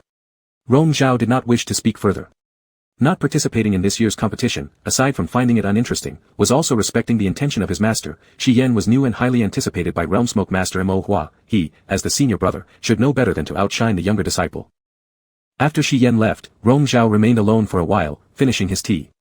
Looking outside where autumn mists drifted around and colorful clouds spread across the sky, he stood up and stepped out. Just as he was walking out of the inn, he coincidentally encountered an unexpected visitor. Prince Xiao Tan, the Crown Prince Xiao Ruffing sent, was presenting invitations for the competition. Upon seeing him, Prince Xiao proactively approached and greeted, Junior Prince Xiao Tan meeting young nobleman Yun Zhe, a pleasant encounter. A pleasant encounter. Rong Zhao gave a slight nod, discreetly looking at the other side. Completely different from his servile demeanor shown before Xiao Ruffing, this crown prince exhibited proper conduct and decorum, calm and composed, which resembled his true character more closely. And the person following behind him was none other than that wolf demon whom Wu Jianhu had purchased with great cost in Yuqing's pleasure quarters on that particular day. The wolf demon had completely transformed into human form, carefully trailing after Xiao Tan while hiding its presence, appearing no different from an ordinary spirit servant at a glance. Except for its unusually sharp and piercing eyes that betrayed its fierce nature, lacking any hint of humility. Rong Zhao simply glanced once and averted his gaze. Xiao Tan smiled and said, "Your reputation has long been heard of, Junior Prince Xiao. At Chengtian Hall, I didn't get the chance to toast with you, but at the grand feast held 2 days later, please honor me with your presence and have a drink together." "Crown Prince is too kind, it would be my honor." Rong Zhao politely responded. As he got onto the carriage, he accidentally glanced again. Seeing Prince Xiao's retreating figure conversing with the wolf demon beside him, the latter only lagged half a step behind Prince Xiao. Their intimacy was far from typical master-servant relations. Rong Zhao saw it all, perhaps recalling something, and withdrew his gaze. Inside the carriage, the spirit servant asked where he wished to go. Rong Zhao had no particular destination in mind, commanding, "Just drive anywhere, aimlessly wander." The carriage headed towards the bustling district, with more and more passers-by along the way. Rong Zhao eventually chose to alight and walk on foot.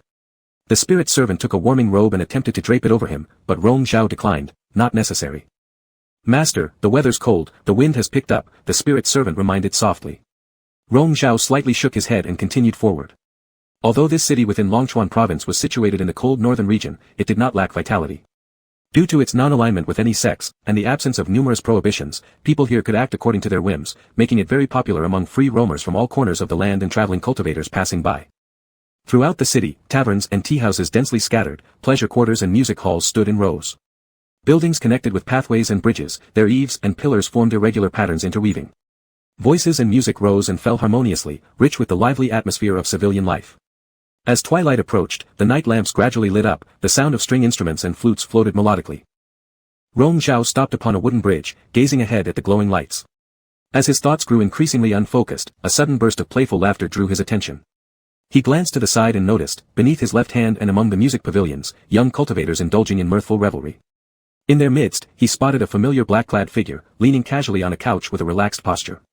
His 2 fingers held a wine cup, resting it idly atop his bent knee while listening to a beautiful spirit slave play the zither nearby. Engaging in pleasant conversation, from time to time taking a hearty drink, displaying his usual carefree and unrestrained demeanor. Their boisterous laughter occasionally reached his ears. One teased, "Young Lord Wu has become harder and harder to invite recently. If it weren't for us calling this spirit slave today, you wouldn't have condescended to come." That's true, indeed beauty is what moves the heart. Still, he's now the master of an entire sect, unlike us who are still lost in revelry, idling our lives away, far inferior compared to him. Rong Zhao, at a glance, recognized that all those gathered were the young lords of southern great sects, a band of fops, often seen around Wu Jianhu in the past. He and Wu Jianhu were accustomed to clashing head-on, Rong Zhao disdaining Wu Jianhu's flirtatiousness and arrogance, holding nothing but disdain for these associates. Besides, Wu Jianhu was always aloof and unlikely to sincerely value any of them.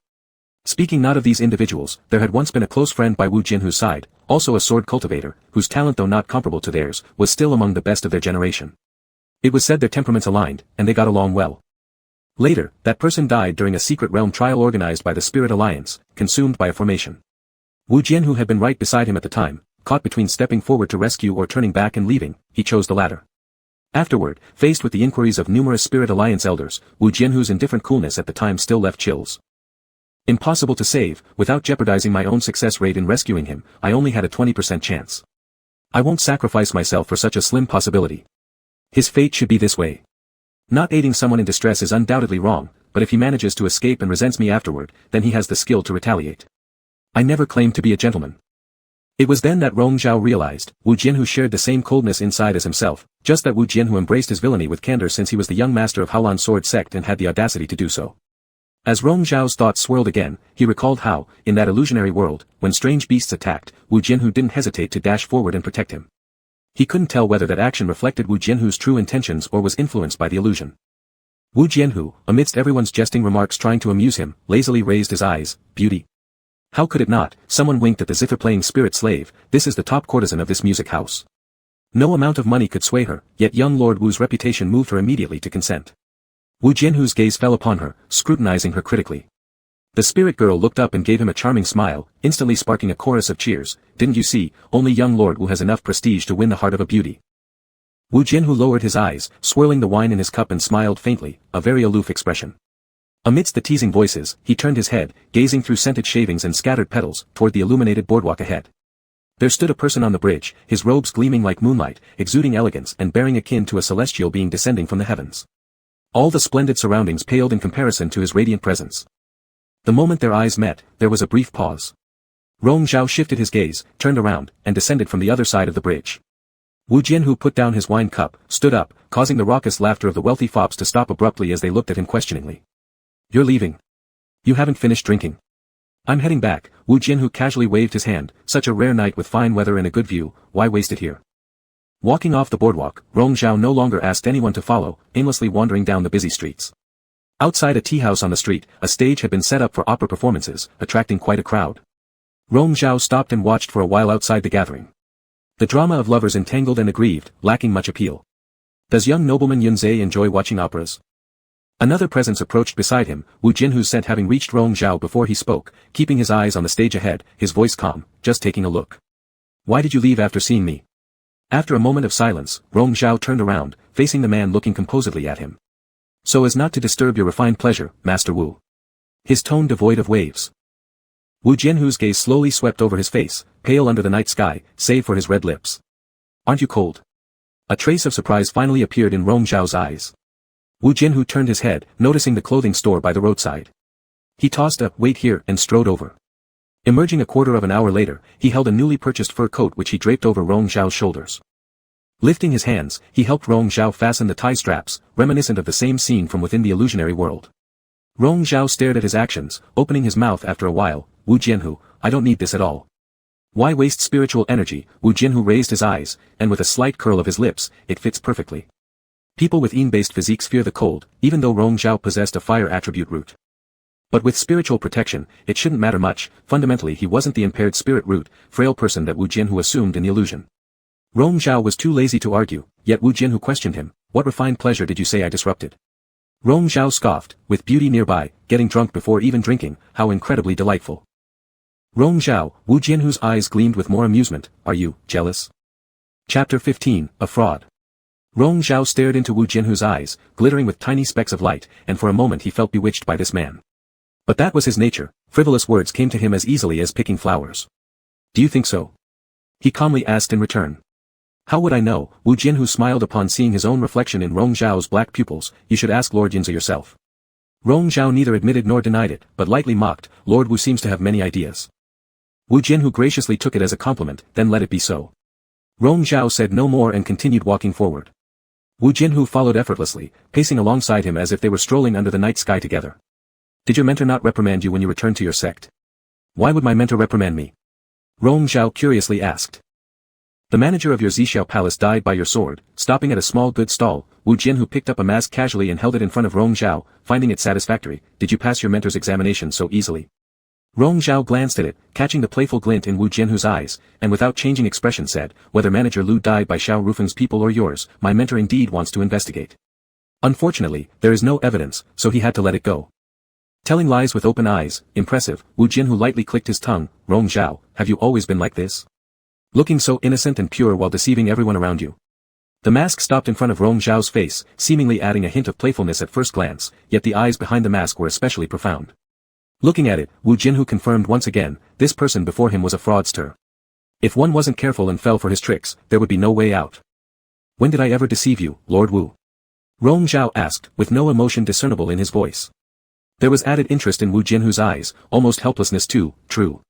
In the past, Rong Zhao looked down on him and didn't bother deceiving him. Now, they both were testing each other's sincerity amidst their insincere interactions."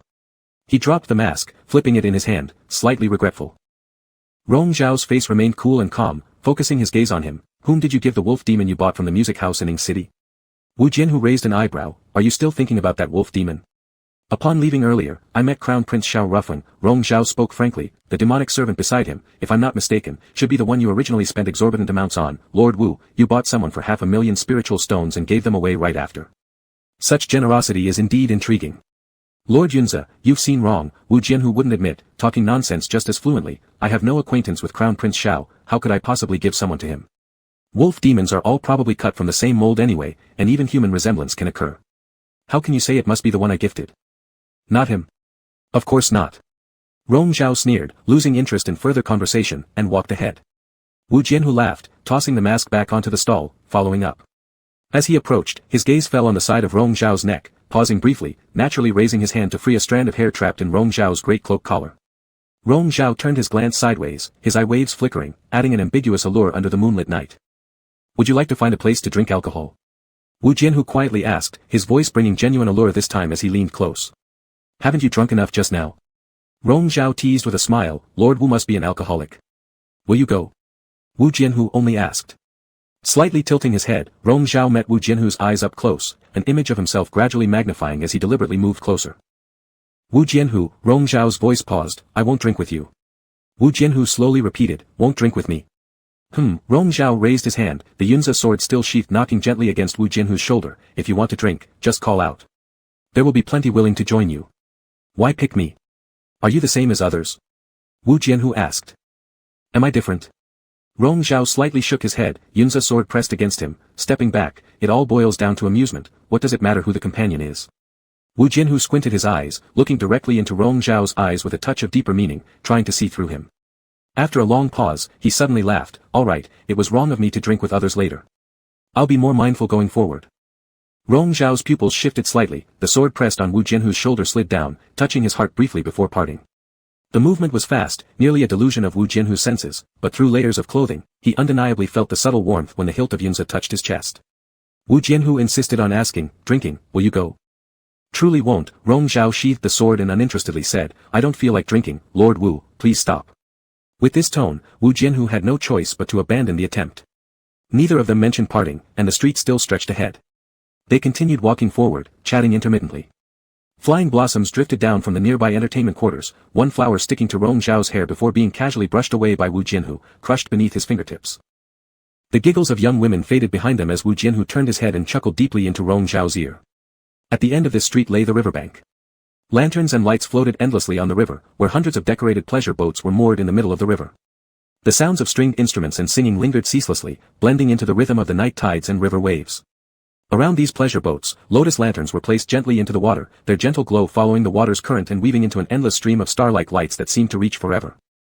It was a ceremony for the flower goddess conducted by female cultivators. This year it coincided with the grand contest among the immortal sects, hence the scale of the event was grander than usual. Many had gathered by the riverside, some moved by artistic inspiration to write or paint, composing poems and creating art pieces inspired by the sight. Wu Jianhu stood with his arms crossed after observing for a while, but there wasn't much excitement in his leisurely demeanor. Beside him, Rong Zhao's expression remained colder, tilting his head up slightly to glance at the misty, fog-covered night sky far away. The wind has intensified. Wu Jianhu followed his gaze, perhaps recalling something, then his lips curled up slightly. With so many boats gathered together like this, they should be concerned about any mishaps. Rong Zhao remained silent, when suddenly, flames broke out at a corner of the river. One of the pleasure boats caught fire, and the blaze quickly spread to other vessels nearby. The music and dancing persisted amidst the chaos, covering up cries of panic. Most of the female cultivators enjoying themselves aboard the boats were unaware of what was happening.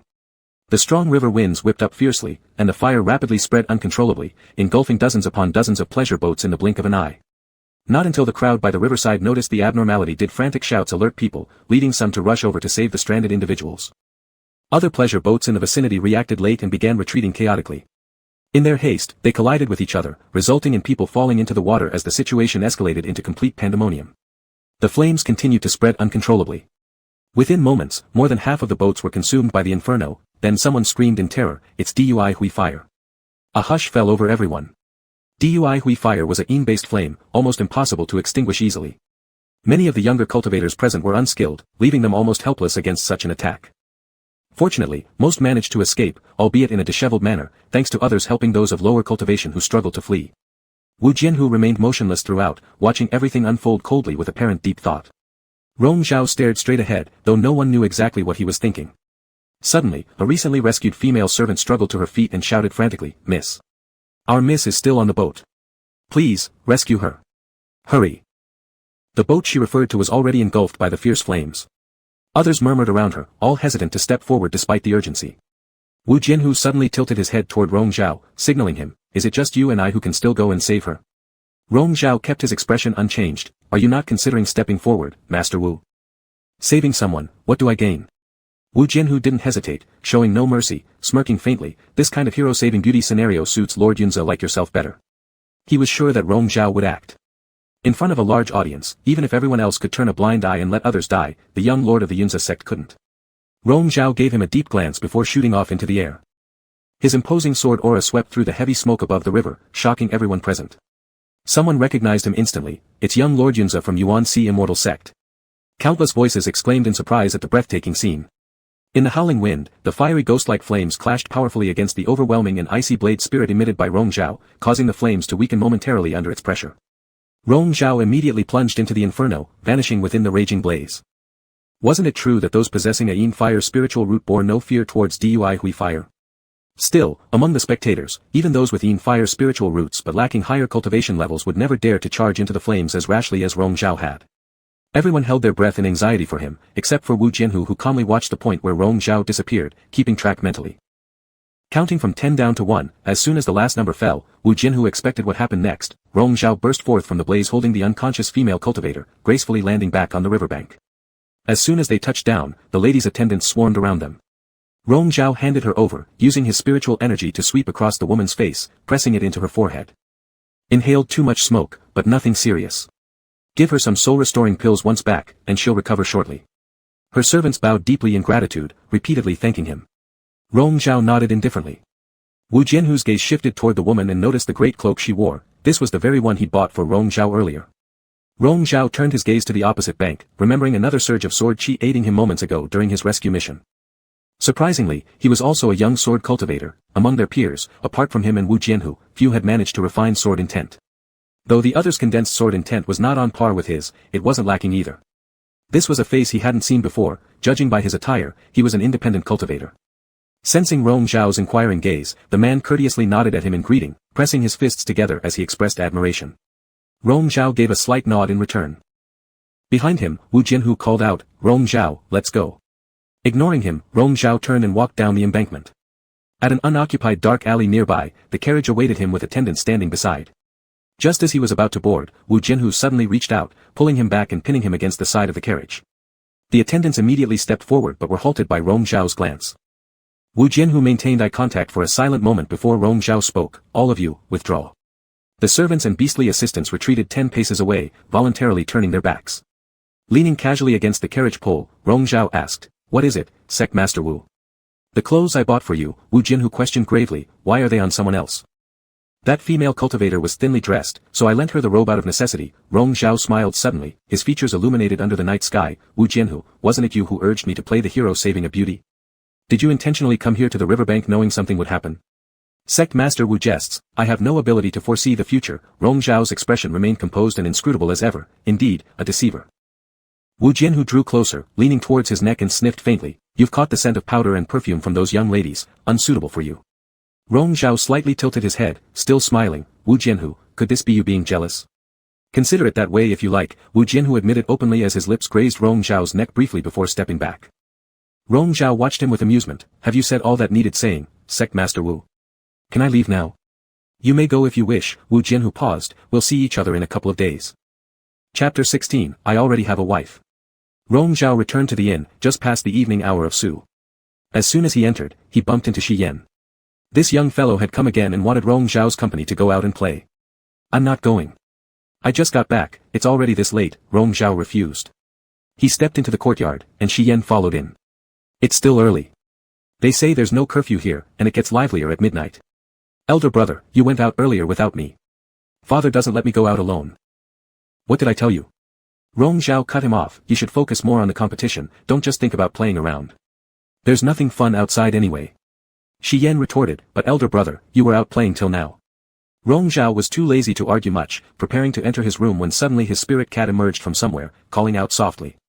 Rong Zhao glanced over, and Shi Yan froze, then exclaimed in delight, "How can there be a spirit cat here?"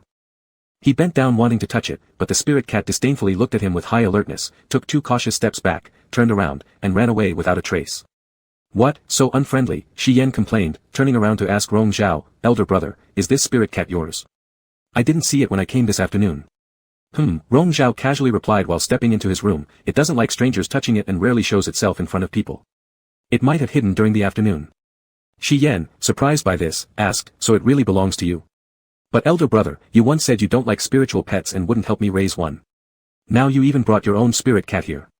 Given by a friend, I couldn't refuse." Rong Zhao replied indifferently. As for how the spirit cat ended up here, it sneaked onto the carriage quietly on the day they set out, which he allowed passively. "Which friend?" Shi Yan, curious, continued asking, "How come I've never heard that elder brother has such a close friend?" Rong Zhao didn't want to explain further and quickly shooed him away. After sitting down on the bed and closing his eyes to rest for a moment, the cat appeared again, leapt onto the bed, and curled up a suitable distance from him. Rong Zhao tilted his head slightly and a faint smile graced his lips. The next morning, just as dawn broke, Mo Hua Zhenren sent someone to summon him. The incident of the previous night had already spread, with Yunzai's young lord moving effortlessly through the Di Huili fire to save the beauty, becoming a well-known tale on every street and alley. Yet Rong Zhao remained exceptionally calm, briefly recounting the details to Mo Hua Zhenren when questioned. Was it truly Di Huili fire? How could the lotus lanterns released by those female cultivators suddenly transform into Di Huili fire?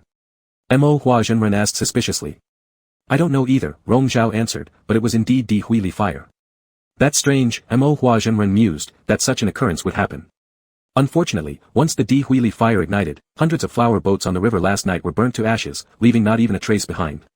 The female cultivators who had been playing on the boats were all shocked and unable to provide any clear answers, making it nearly impossible to conduct an investigation and reach any conclusions. Mo Huazhenren stroked his long beard, eyeing Rong Zhao with a somewhat complicated look. The female cultivator you saved last night is Sang Chongbai's youngest daughter. Early this morning, he sent a substantial gift to express gratitude. Send someone to return it shortly. Rong Zhao acknowledged, saving her last night was merely a trivial matter.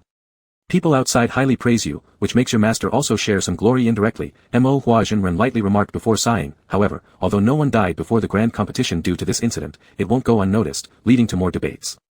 Indeed, such an event before the great contest of the Immortal Alliance would surely require someone to take responsibility. Rong Zhao remained silent, as he himself didn't need to comment on the matter. Since his mentor began using the Daiyan Tian crystal bell, his health improved significantly, and he now possessed abundant energy, willingly taking care of these issues. After contemplating silently for a while, Mo Huazhenren ordered, "Go and call Sang Qi here." Hearing this, Rong Zhao excused himself naturally, and Mo Huazhenren didn't detain him, simply nodding. On the way back, Rong Zhao encountered Sang Qi, who greeted him respectfully, "Elder brother." Rong Zhao nodded in response but didn't speak, passing each other. Sang Qi was his second younger brother in training. Although Master Mo Hua officially had many disciples, among them, only Rong Zhao, Sang Qi, and his own biological son Shiyan were considered true apprentices. Sang Qi, known for being honest, steady, and talented, may not shine as brightly as Rong Zhao, yet he follows Master Mo Hua's words impeccably.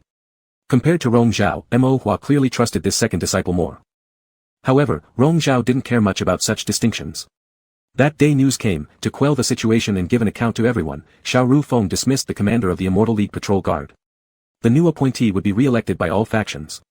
The Patrol Guard commanded 30,000 soldier cultivators, all possessing cultivation levels beyond the mid-building foundation stage, dispersed to guard the four directions of the Immortal League, making it a place every major sect wants to insert their influence. And the person Mo Huazhenren wanted to recommend was none other than Sang Qi. Xiao Rufeng has his own favored candidate, and the major southern sects also want to push their people forward. However, they already occupy a few deputy commander positions, and this time, the selection for the commander should align with our master's wishes. A servant quietly reported the news from outside. Before the competition ends, this matter should be settled. The natural light streaming in through the window cast shadows on the edge of the bed. Rong Zhao leaned nearby reading a book. After hearing the report, he turned a page slowly and said indifferently, "If my master achieves his wish, it's naturally a good thing." Despite the recent upheaval, the next day's great feast of the Immortal Alliance was unaffected. When setting out, that spirit cat climbed onto the carriage again, but Rong Zhao didn't bother, and simply ordered them to depart. Upon arrival, the spirit cat jumped off first and quickly ran far away. Master Mo Hua led the group to Ascension Peak, where cultivators from various sects who had come to attend this grand banquet were already gathered on both sides of the cloud summit. They greeted each other along the way, until they sat down, with salutations still being sent intermittently. Yuan-Si sect is the premier sect of the eastern continent, always drawing particular attention. Wu Jian, who was among them, casually seated behind his wine table, not too far away. He raised a hand in greeting towards Master Mo Hua, his gaze falling instead on Rong Zhao behind him.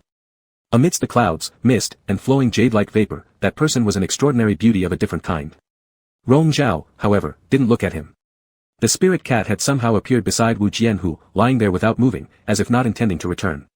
Wu Jian, who glanced down and immediately grinned.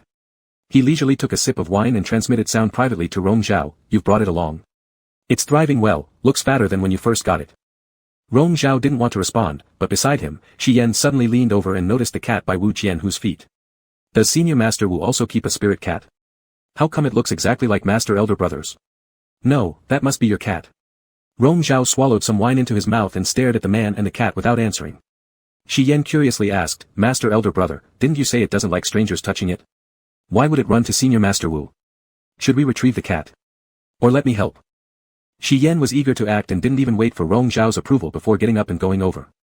Wu Jianhu raised his eyes slightly, looking at the enthusiastic figure before him asking for the cat, and lazily asked, "What did your elder brother say?" "My elder brother said this cat was given by a friend, so he can't neglect it." Shiyan rolled his eyes and said, "Senior Master Wu, if you like spirit cats, I will arrange for someone to send you one after." Wu Jianhu laughed upon hearing this. Shiyan thought he had caught his interest and asked what kind of spirit cat he preferred. Wu Jianhu, however, didn't hear a word of it and transmitted a message again, "Rong Zhao, are we friends?" "Certainly not. Not in the past, nor in the future." Finally, Rong Zhao spoke, "Return my cat." "All right," Wu Jianhu gave in, "it came here by itself, why be angry?" Rong Zhao wasn't actually angry, just a bit disgruntled.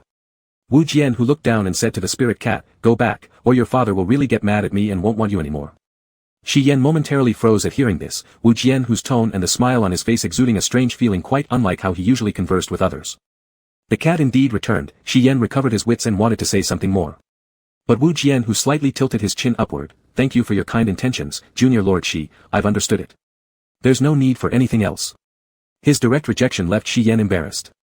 Just as he was feeling awkward, the grand banquet started, and he hurriedly went back to his seat. After Master Mo Hua finished socializing with others, he turned back and saw his son returning with an awkward expression. Annoyed, he asked, "Why don't you stay where you are supposed to? Where did you go?" Shi Yan didn't want to elaborate, muttering, "Nowhere," and returned to his seat. Rong Zhao lowered his eyes to look at the spirit cat now back by his side. Rarely, the little creature rubbed against his leg, as if deliberately trying to act affectionate. Definitely scheming, just like a certain person. Afterwards, Xiao Ru Feng led everyone to perform sacrifices to the celestial way, officially starting the grand banquet. As cups were raised and toasts and wine flowed, the atmosphere grew increasingly lively. From time to time, someone came to offer a toast, during which Rong Zhao drank a cup with Xiao Ru Feng's eldest son as per their prior agreement. Xiao Tan remained the least prominent among Xiao Ru Feng's several sons. When raising his cup, Rong Zhao met his smiling eyes and instantly sensed this person's considerable ambition. He was certainly not a weakling easy to bully. He drank the wine without showing any signs and refrained from further comments. On the other side, Wu Jian, who encountered something that made others envy him. The island chief of Thousand Stars Island, Sang Changbai, personally proposed a marriage alliance, offering his beloved daughter to be married to him. When this announcement was made, everyone was astonished. Thousand Stars Island, located between the east and south regions, consists of thousands of large and small islands, making it the largest sect in these waters. If they allied with Haolan Sword Sect, it would undoubtedly pose a threat to the eastern continent. Upon hearing this, all the patriarchs and elders from the eastern continent swiftly changed their expressions, concealing their feelings while waiting to see how Wu Jian who would respond. Xiao Ru Feng was naturally unhappy as well, not wanting to see Haolan Sword Sect become more powerful, but since proposing a marriage alliance is a private matter, he couldn't interfere. Wu Jian who didn't respond immediately. He raised an eyebrow, seemingly surprised, "So Lord Sang wants to be my father-in-law?" Sang Changbai wasn't quite sure about his attitude. "My daughter has long admired Master Wu, and I have always appreciated your talent and accomplishments. If we could unite our families in marriage, it would certainly be a beautiful thing. What do you think, Master Wu?" He had never expected Wu Jianhu to refuse, not only for the countless benefits of their two families allying, but also because his daughter was renowned as a thousand enticements beauty and hailed as the first beauty of the immortal alliance. Countless men sought her hand in marriage, which man could resist such allure? But now Wu Jianhu's hesitating silence indeed made him nervous. Then Wu Jianhu asked, "The young lady Cloud rescued last night from the Dui fire, wasn't she your daughter? If anyone deserves to be promised in marriage, shouldn't it be him?" Humph, truly, someone watching the spectacle couldn't hold back a laugh. Sang Changbai's face turned red with embarrassment. "That's completely unrelated. We are very grateful to Lord Yunzhe for saving my daughter, but when it comes to marriage, there must be mutual affection. I don't compare to Lord Yunzhe," Wu Jianhu admitted for the first time publicly, "who is renowned for his grace. As for me, I'm just a carefree person unworthy of such consideration." Speaking plainly, though Rong Zhao would make an exemplary gentleman husband, how could a master apprentice of an awkward great sect compare to a real sect leader like Wu Jianhu? Sang Changbai's intentions were crystal clear to everyone, yet no one anticipated that Wu Jianhu himself would expose this farce, leaving everyone amused at the spectacle. Shi Yan seethed with anger, glaring disapprovingly at Sang Changbai, whispering quietly to Rong Zhao, "Does he think his daughter is some priceless treasure to offer around? How disrespectful to his own daughter, and what little regard for her dignity. Proposing marriage so openly, doesn't he fear ridicule?" Rong Zhao remained expressionless, pouring wine into his mouth without saying a word. Sang Changbai still wanted to explain, but Wu Jian, who put down his wine cup, tilted his head slightly, with a smirk playing on his lips while his silver hair ribbon swayed gently in the wind. "Sorry, Lord Sang, I appreciate your goodwill. But I already have a wife, and regrettably, I cannot accept your proposal." Chapter 17, You're Utterly Bad. After Wu Jianhu's words were spoken, there was yet another uproar. Even the few elders of Haolan Sword Sect standing beside him were taken aback and asked in hushed tones, "Sect leader, when did you take a wife?" Others were even more incredulous, "Does Elder Wu truly have a wife? Why has it never been mentioned before, nor has she ever been brought out?" Sang Changbai looked embarrassed, glaring at Wu Jianhu as if he couldn't believe what he heard. Wu Jianhu smiled seriously and replied, "Absolutely true. I've long established a pact with her. My spouse is rather low-key and doesn't like appearing before others. When there's an opportunity later, I'll introduce her to all of you."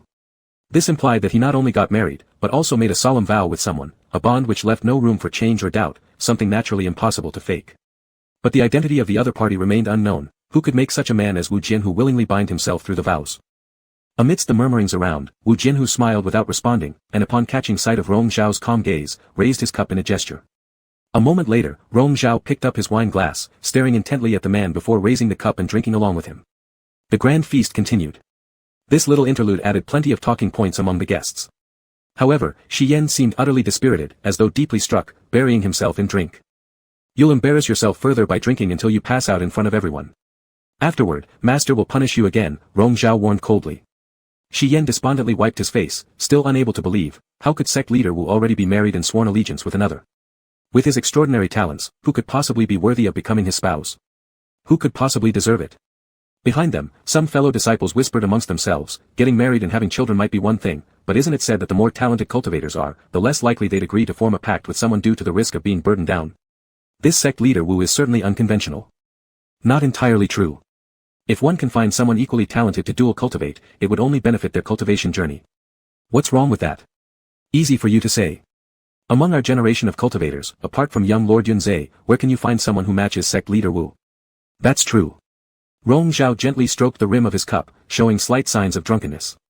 Listening to the incessant chatter, he leaned his cheek on his hand, finding comfort in the cool autumn breeze, leisurely closing his eyes. Wu Jianhu's gaze lingered on him, his expression softening slightly as he drank more wine.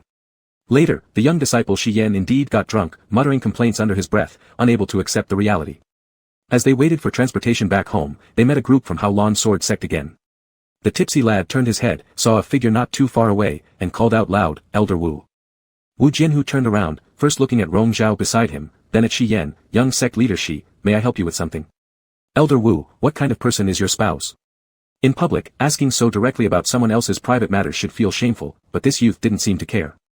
All those present who heard the question were curious now and perked up their ears. In the fading light, that man's smile appeared both leisurely and haughty. "Naturally, someone I value." Rong Zhao stepped into the carriage first, shutting the door behind him. Shi Yan paused, regaining awareness and reflexively glancing backward. That brief moment, he thought he heard a faint chuckle from his elder brother. It must have been a delusion. The next day, the official tournament began. This was the grandest event of the Celestial Alliance, during which various sects tested and displayed their disciples' prowess, while many independent cultivators participated in hopes of catching the eye of large sects, earning a chance to join them. Though Rong Zhao didn't personally participate, he would stroll around the competition grounds each day, watching several rounds before departing, keeping minimal interaction with others. At noon, he strolled onto the cliffside plank road. Below, the competition field was bustling, on over 100 stages, fierce battles simultaneously unfolded. Some resolved quickly within a couple of minutes, others dragged on throughout the entire day, remaining locked in a stalemate. Rong Zhao's gaze fell upon one stage where a young sword cultivator had just stepped into the arena. He was immediately pushed back several meters by the spiritual force attack unleashed by his opponent, yet the youth showed no panic. Holding his long sword steadily, the tip of his sword trailed across the ground, sparking as it crushed the opponent's spiritual force, stopping momentarily before he abruptly swung his sword upwards. Flying gracefully upwards, he transitioned from defense to offense. "Could it be that young Lord Yunzhe has his eye on this swordsman?" came Wu Jianhu's voice from behind. Rong Zhao didn't turn around as this person moved to stand shoulder to shoulder with him, also gazing downward at the same young sword cultivator fiercely battling atop the stage, who was none other than the same stray cultivator who aided Rong Zhao that night by the river. Raising an eyebrow, he remarked, "He appears skilled enough. Pity his luck wasn't great, he encountered an opponent much higher in cultivation." Rong Zhao naturally understood this. For 3 days straight, he'd been watching this unaffiliated sword cultivator compete, truly a rare and exceptionally talented swordsman. Having reached the level of refining sword intent without belonging to any sect was indeed commendable. Wu Jianhu leaned against the railing, noticing Rong Zhao observing carefully, so he questioned him, really interested. Planning to bring him into the sect. Without a reply from Rong Zhao, Wu Jianhu clicked his tongue.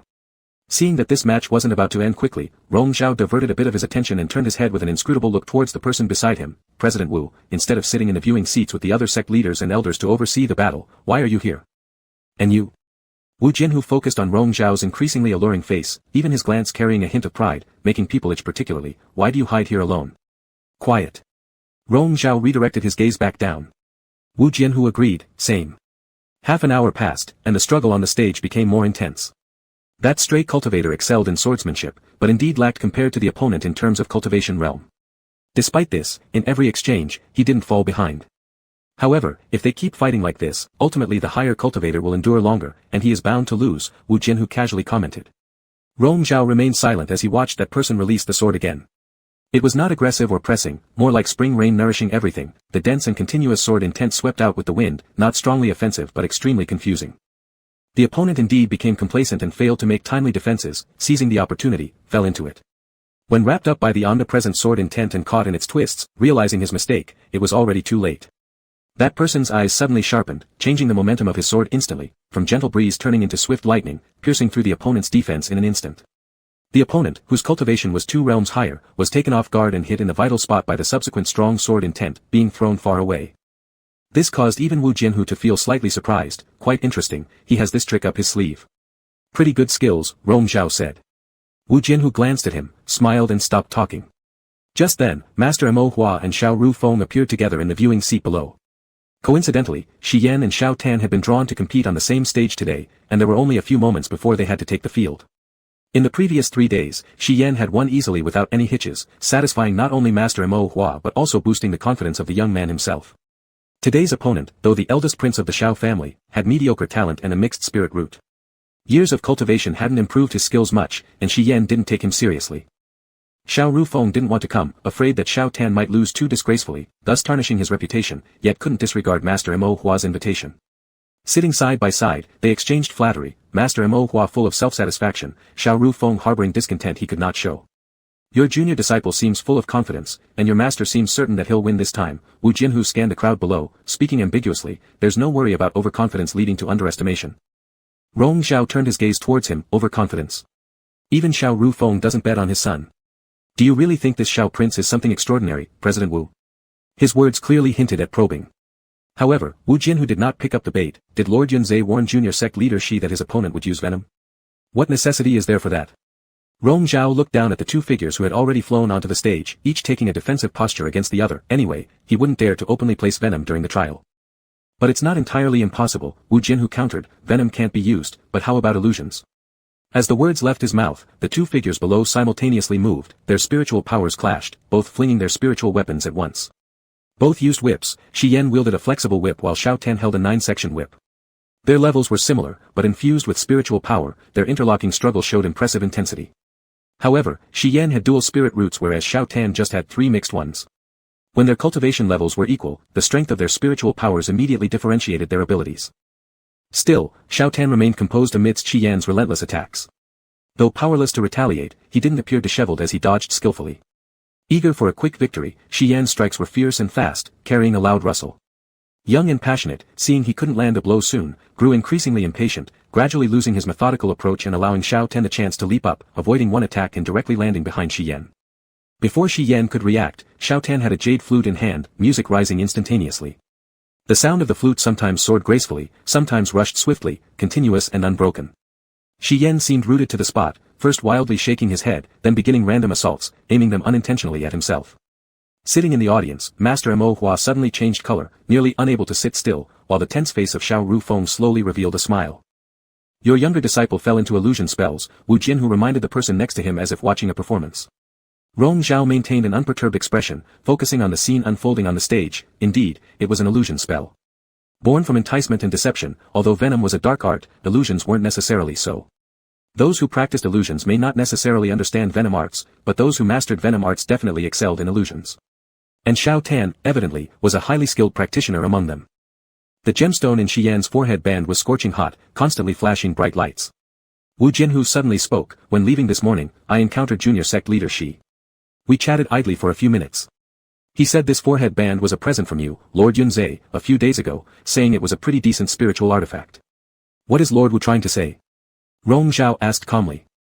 Wu Jianhu slightly curled his lips, staring into Rong Zhao's eyes, twitching spiritual awareness enhances hearing and sight, it indeed is a fine thing. Rong Zhao didn't say a word. But once someone falls prey to an illusionary technique, the clearer their spiritual awareness, the more easily they become entrapped. Wu Jianhu paused for a moment and continued, the result of the draw was announced early on. You knew beforehand that junior sect leader Shi would face the eldest prince of the Xiao family, and were also aware that Xiao Tan definitely excelled in illusions, yet you intentionally gifted such an item to junior sect leader Shi. Rong Zhao indifferently shifted his gaze away. A loud boom erupted from below, as Shi Yan had already been attacked by his own spirit power and thrown off the trial stage, resulting in Xiao Tan winning this round. Wu Jianhu showed no interest in the outcome, only gazing at the person before him. Young Lord Yunzhe, how has your younger disciple offended you? Considering his cultivation level and potential, he doesn't appear destined to secure any remarkable ranking. Is it necessary to treat him like this? Rong Zhao's gaze returned, pausing for a moment, with a half-smile lingering. Care to guess? There it was again, confirming the suspicion. Wu Jianhu locked onto the glimmer in Rong Zhao's eyes, feeling as though he himself had fallen victim to an illusion cast by Rong Zhao. Dislike your little junior very much? Yes, quite irritating. Rong Zhao met his eyes, overestimating his capabilities, always coveting my possessions, and, my people. Wu Jianhu chuckled leisurely. Rong Zhao, you truly are, utterly despicable. Chapter 18, Not Someone in a Dream. At noon, Rong Zhao was taking a nap with his eyes closed when a demon servant came in to report that the elders of the Immortal Alliance wanted him to go to the discussion hall for questioning. Rong Zhao opened his eyes slightly, and the demon servant whispered, it should be about the fire on the flower boat that night. The sect leader will also be there. Rong Zhao hummed in acknowledgement but did not move immediately. The demon servant then mentioned some news from outside. Recently, Xiaoru has been in high spirits while the sect leader has been rather upset. He learned that the headband belonging to young sect leader was a gift from you and specifically questioned those who served around the young sect leader, though nothing was revealed. Shi Yan lost quite embarrassingly in that match and was subsequently demoralized, failing early in the competition without even making it to the arena matches, far from Mo Hua's expectations. On the other hand, Xiao Tan, despite having mixed spiritual roots and weak cultivation, managed to excel with his exceptional mind-controlling techniques, bringing much glory to Xiao Ru. Rong Zhao listened indifferently. His master's suspicion of him was merely suspicion and could not be proven by a mere headband. His intention was good, it was just bad luck for Shi Yan to encounter an opponent skilled in mind control. How could this be blamed on him? Such a trivial matter did not need to bother Rong Zhao, but since the elders of the Immortal Alliance wished to see him, he couldn't avoid going. As the cause of the fire had yet to be identified, it wouldn't be easily resolved. Once the demon servant finished speaking, he casually flicked his sleeve, stood up, and said, let's go. The halls at the waist of the Wendy Mountain Peak were where the leaders and elders of the Immortal Alliance held their discussions. When Rong Zhao entered, everyone had already been waiting for him for a long time. Wu Jianhu, as the sect leader of Haolan Sword Sect, was naturally present, leaning against one side with his arms crossed, appearing exceptionally relaxed amidst the serious expressions of the other elders. His gaze lingered on Rong Zhao. Ignoring Wu Jianhu, Rong Zhao stepped forward and bowed politely. I pay my respects to all the elders. Mo Hua prompted him, could you recount the incident on the river that night in more detail, especially when you entered the fire to rescue people? Did you notice anything unusual? Please think carefully. There were many questionable points that night, it seemed more like human negligence. Although the patrol guards failed to perform their duties, they still needed to ascertain who exactly was responsible. However, Rong Zhao wasn't very cooperative, brushing through the story briefly, answering simply that he didn't know or didn't notice, focusing only on rescuing people and ignoring the rest. After rescuing the person, I left immediately. I didn't sense any abnormalities. At that time, the river was covered in smoke, so it was hard to see clearly. The group of elders was not satisfied with his answer, and someone asked, when you went in to save people, the flower boat on the river had just caught fire. How could you have missed noticing any irregularities? The female cultivator was unconscious in the cabin at the time, and the situation was dire. I was in a hurry to bring her out and didn't focus on anything else. There were many pedestrians along the riverbank, it would be better to ask them if they noticed anything unusual, Rong Zhao replied, looking ahead toward Wu Jianhu who appeared too relaxed. Master Wu was actually present that night, he must have seen clearer details. Wu Jianhu raised an eyebrow slightly, as he was being dragged into the conversation, and Xiao Ruffing asked, Master Wu, were you really there that night? Why haven't we heard you mention this before? When did you ever ask me? Wu Jianhu retorted. Everyone. By the time Rong Zhao exited the hall, it was nearly evening. Since the following discussion no longer required his participation, and given his vague answers, staying further made no sense. Outside the hall, there were many soldiers from the patrol guard, strengthening the security inside and outside the Longchuan city during the great competition. Only near the mountain foot did it become peaceful again. Just before getting into the carriage, Rong Zhao suddenly stopped, looked toward the dense forest beside them which emitted faint sounds, paused momentarily, and instructed his attendants, go check it out. He got into the carriage and waited for a moment. Soon, someone reported that they had caught a suspicious person in the forest. This person, upon hearing that the person in the carriage was the young lord of Yunza, insisted on meeting him. Find a secluded place and bring the person here. Rong Zhao ordered. After traveling for a while down an isolated mountain road, the carriage stopped at a deserted pavilion, and the mysterious person was brought before him. Rong Zhao did not get out of the carriage but observed the man outside through the curtain, a young male cultivator with a fairly decent appearance, but with mediocre cultivation abilities. He appeared somewhat nervous, yet his expression hinted at a determination to stake everything. Is the person inside the carriage the young lord of Yunza? The man asked cautiously. After a pause, Rong Zhao responded, who are you? I want to meet the elders of the Immortal Alliance. Could the young Lord Yunza possibly introduce me? Reason? The other party hesitated slightly. If you're willing to take me to meet the elders of the Immortal Alliance, you'll know the reason. In that case, forget it, Rong Zhao instructed his people, take care of this suspicious individual. This startled the man, who quickly pleaded, no. No. I'll tell you. I am from Master Wu of Haolan Sword Sect. I've come here to inform the elders of the Immortal Alliance that the new Master Wu committed patricide to seize power, bloodily purging Xianji Hall. Finally, a ripple appeared in Rong Zhao's eyes. The man outside the carriage clenched his teeth and decided to speak directly. That night, young sect leader Wu brought people into the Xianji hall. The sect leader was in deep seclusion, just about to reach a critical moment of breakthrough. Young sect leader massacred everyone inside Xianji hall, forcibly broke through the barrier of the sect leader's cave, interrupting him during cultivation. Being at a disadvantage, the sect leader was killed under young sect leader's sword. The elders of the sect do not know the truth.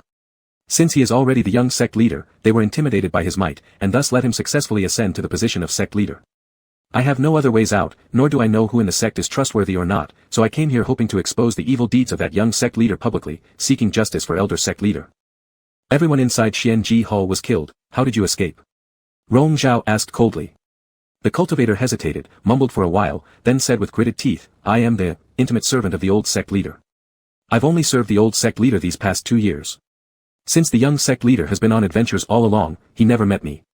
When the incident happened that night, I hid in the rear hall. Because the old sect leader favored me, he once told me there was a secret tunnel in his bedroom leading directly out of the mountain, and that's how I escaped. You said young sect leader Wu murdered your sect leader, Rong Zhao said. Without proof, what makes you think we will believe you? The man hesitated indecisively. Rong Zhao had little patience left. If there's no evidence, exposing this matter before the elders of the Immortal Alliance would be tantamount to accusing a sect leader falsely. Have you thought about the consequences? I have. I have proof. The man outside the carriage replied with red eyes. Before the old sect leader perished, he sent me a transmission via jade disc during the chaos. It contains his last words. He handed over the jade disc with both hands. A demon servant beside the carriage took it and handed it to Rong Zhao. Rong Zhao casually wiped it with spiritual power and heard a hoarse voice amid sounds of fighting. You beast, you killed your own father to seize power, you will suffer an awful death, cursed by heaven. It was undoubtedly Wu Chao's voice. After listening, Rong Zhao pondered for a moment. Suddenly, a mental message rang in his divine consciousness, drinking, interested. His mind turned a corner, and he asked, has elder sect leader Wu finished his business to think about drinking? What business can there be? Wu Jianhu dismissed carelessly. Listening to these people boasting about their seniority, spouting nonsense, better to go drink wine. This time, Rong Zhao readily agreed, where? Wu Jianhu chuckled and named a tavern, see you soon. After cutting off the mental message, Rong Zhao resealed the jade disc and stored it away. Please help me, Cloud Junior Lord, take me to reveal the wicked ones, begged the person outside the carriage. Rong Zhao showed no emotion, and with a casual flick of his finger, one of his attendants rushed forward and quickly subdued the person. With a calm voice, he commanded, take him to Wangchuan Pavilion and let them keep an eye on him carefully. At the start of the evening watch, Rong Zhao slowly ascended to the second floor of the tavern. As he raised his hand to push the door, he paused. A voice came from within, why are you hesitating to come in? Rong Zhao pushed open the door and saw him sitting by the window table, amidst soft light, pouring himself a glass of wine. Walking up, looking down, he saw Wu Jianhu gesturing him to sit down. Rong Zhao sat down and accepted the wine cup offered by Wu Jianhu. He stared into his eyes and drank it down. Wu Jianhu smiled faintly, Cloud Junior Lord is truly hard to invite. After many days, tonight you finally honor me with your presence. Rong Zhao held the empty cup between his fingers and asked, do you always behave like this? Like what? Selfish and unrestrained. Rong Zhao spoke plainly. Regarding what happened earlier, he felt somewhat surprised but unsurprised. Committing patricide to seize the sect leader's position indeed sounded shocking, but if it was done by Wu Jianhu, it seemed less perplexing. Wu Jianhu gazed into his dark eyes, feeling regret secretly for such beautiful eyes lacking warmth. He also poured some wine into his mouth and lazily said, that depends on what you refer to. Do you ask me to drink because you're moved by whim? Wu Jianhu thought for a moment and replied, yes, that's the reason. Mr. Wu Jianhu, Rong Zhao said slightly displeased, I hate reckless people the most. Wu Jianhu looked at him, his smile disappearing, so, Cloud Junior Lord, how do you want me to treat you? After a moment of silence, Rong Zhao spoke, Mr. Wu Jianhu, what kind of person are you? What do you intend to do? What kind of person are you, and what do you want to do? Wu Jianhu countered. Will Cloud Junior Lord tell me? No, he wouldn't. Neither of them would. After a quiet pause, Rong Zhao stood up to leave. Wu Jianhu reached out and grabbed him, pulling him closer. He tilted his head slightly, gripping Rong Zhao's wrist tightly, leaving just as you arrived. Rong Zhao frowned as his gaze met Wu Jianhu's serious eyes, growing more discontent. They locked gazes for a while. Rong Zhao stepped forward and straddled Wu Jianhu, pushing him against the chair back. Mr. Wu Jianhu, don't push your luck. Mr. Rong Zhao, now it's you who's pushing your luck, Wu Jianhu reminded him, continuing before Rong Zhao could say anything, even inviting you for a drink is so difficult, you really don't value our marital bond at all. Rong Zhao sneered, how dare someone who's promiscuous by nature say such things? Promiscuous? Wu Jianhu seemed to have heard an extremely novel word, pondering for a while, and couldn't agree. Is it called being promiscuous when one goes to the music house for some drinks and listens to a few songs? Rong Zhao, you are quite jealous here, remembering it even after several days. But Rong Zhao was not influenced by this set of words. The lowering gaze slowly roved over his face, concealing a touch of mockery in his playful manner, which could not cover the innate coldness and aloofness, just like the intuition he developed since being in that illusion. He leaned closer until their breath mingled, speaking with a deeper voice, Wu Jianhu, you are far inferior to the one in the illusion. Wu Jianhu stroked his cheek, lightly brushing aside the hair beside his temple, you are no better. Like flowers that aren't real, mists that aren't genuine, as if from a dream that leaves a sense of loss and melancholy, it wasn't only Rong Zhao. Each hiding thousands of thoughts, loaded with precautions and calculations, how could they speak of marital affection or intimacy? Though so close as to be almost entangled, it was all an illusion. The closer you got, the clearer you became, the person before you is never the one in your dreams. Suddenly feeling disinterested, Rong Zhao got up from Wu Jianhu, stepping back. I won't drink anymore, I'm going back. Wu Jianhu didn't try to stop him, saying nothing as he watched him leave, then closed his eyes coldly. Chapter 19, Not of the Same Mind. In the blink of an eye, half a month passed, and the grand competition grew increasingly intense. Even the chilly air of autumn couldn't dampen the fervent atmosphere. Rong Zhao strolled slowly through the mountain forest where clouds and mist swirled amidst gurgling streams, gradually blocking out all external clamor. He paused at a waterside pavilion, lifting his gaze toward the cascading mountain waterfall before him, lost in thought for a moment. After a short while, a demon servant approached quietly and reported in a low voice, Young master, the person you requested has arrived. Rong Zhao snapped back to reality and turned around, seeing the young sword cultivator being led in. The latter bowed respectfully with a fist salute, I have the honor to meet young master Zunyans. My name is Qi Sui. I've long heard of your chivalrous reputation. Rong Zhao nodded slightly and discreetly examined the newcomer. This individual was relatively young but exuded remarkable steadiness, bearing the distinct pride characteristic of a sword cultivator without being overly arrogant. That night on the river, it was fortunate that you lent me a hand. Thank you, Rong Zhao said. It was my duty. Young Master Zunyans also sought to save lives that night, whereas I did little, the other replied humbly. That night, witnessing your grace personally was worth it indeed. I notice your sword intent is refined despite being an independent cultivator, which is quite commendable. Have you ever had a teacher? Rong Zhao asked. Not really, Qi Sui explained. By chance, when I was younger, I stumbled upon 2 sword manuals. Through self-study and exploration, I've achieved what I am today.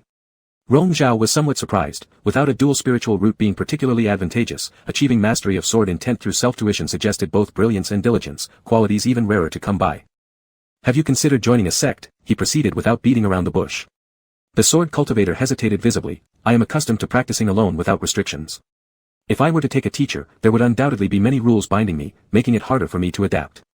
It may not be difficult to start on one's own, but as you advance further, lacking guidance can make progress more challenging, Rong Zhao reminded him. Even the most talented independent cultivators cannot achieve enlightenment entirely on their own. I know that well, but still. Rong Zhao didn't say more. With a wave of his hand, he inscribed a line of sword incantation in the void with spiritual power, directing the other to perceive it. Could you grasp its essence? Qi Sui gazed intently, captivated. His eyes fixated on the scene, myriad pearls gleaming, startled wind racing across the skies, deep willows beside green rivers, emerald surpassing green mist.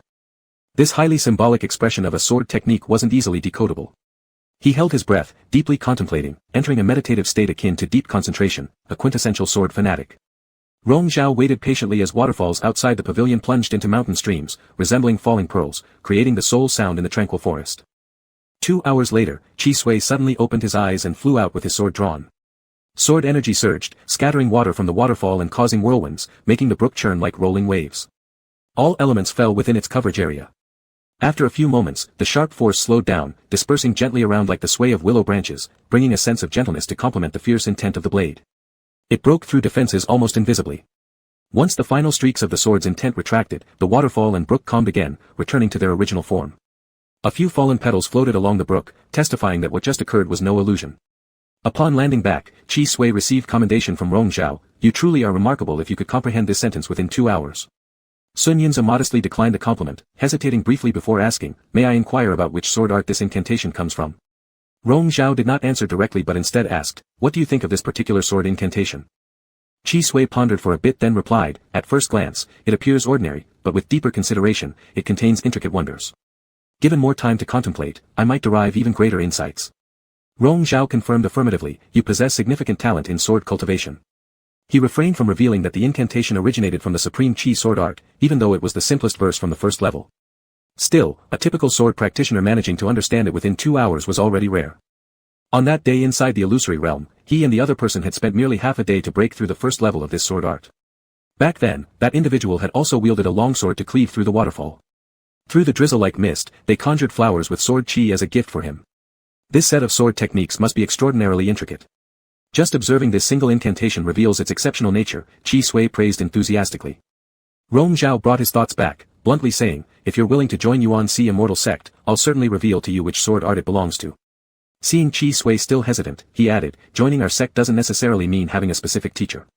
There are numerous disciples, those without teachers will all become noted disciples under the sect leader, sharing the same resources with fewer restrictions. Indeed, even himself hadn't learned much directly from his master since the master wasn't a sword cultivator either. It was evident that these words had convinced the other party yet also puzzled them. Why me? The tournament hasn't started yet, and I'm unsure of my final ranking. Surely, if Yuan Si Immortal Sect seeks apprentices, countless people would gladly jump at the opportunity. Rong Zhao didn't want to elaborate too much. I previously mentioned, you have considerable talent in the path of swords. There's no need to wait until after the tournament. Chi Sui calmed down a little. Can I trust what young Master Zunyan says? Absolutely reliable, Rong Zhao affirmed.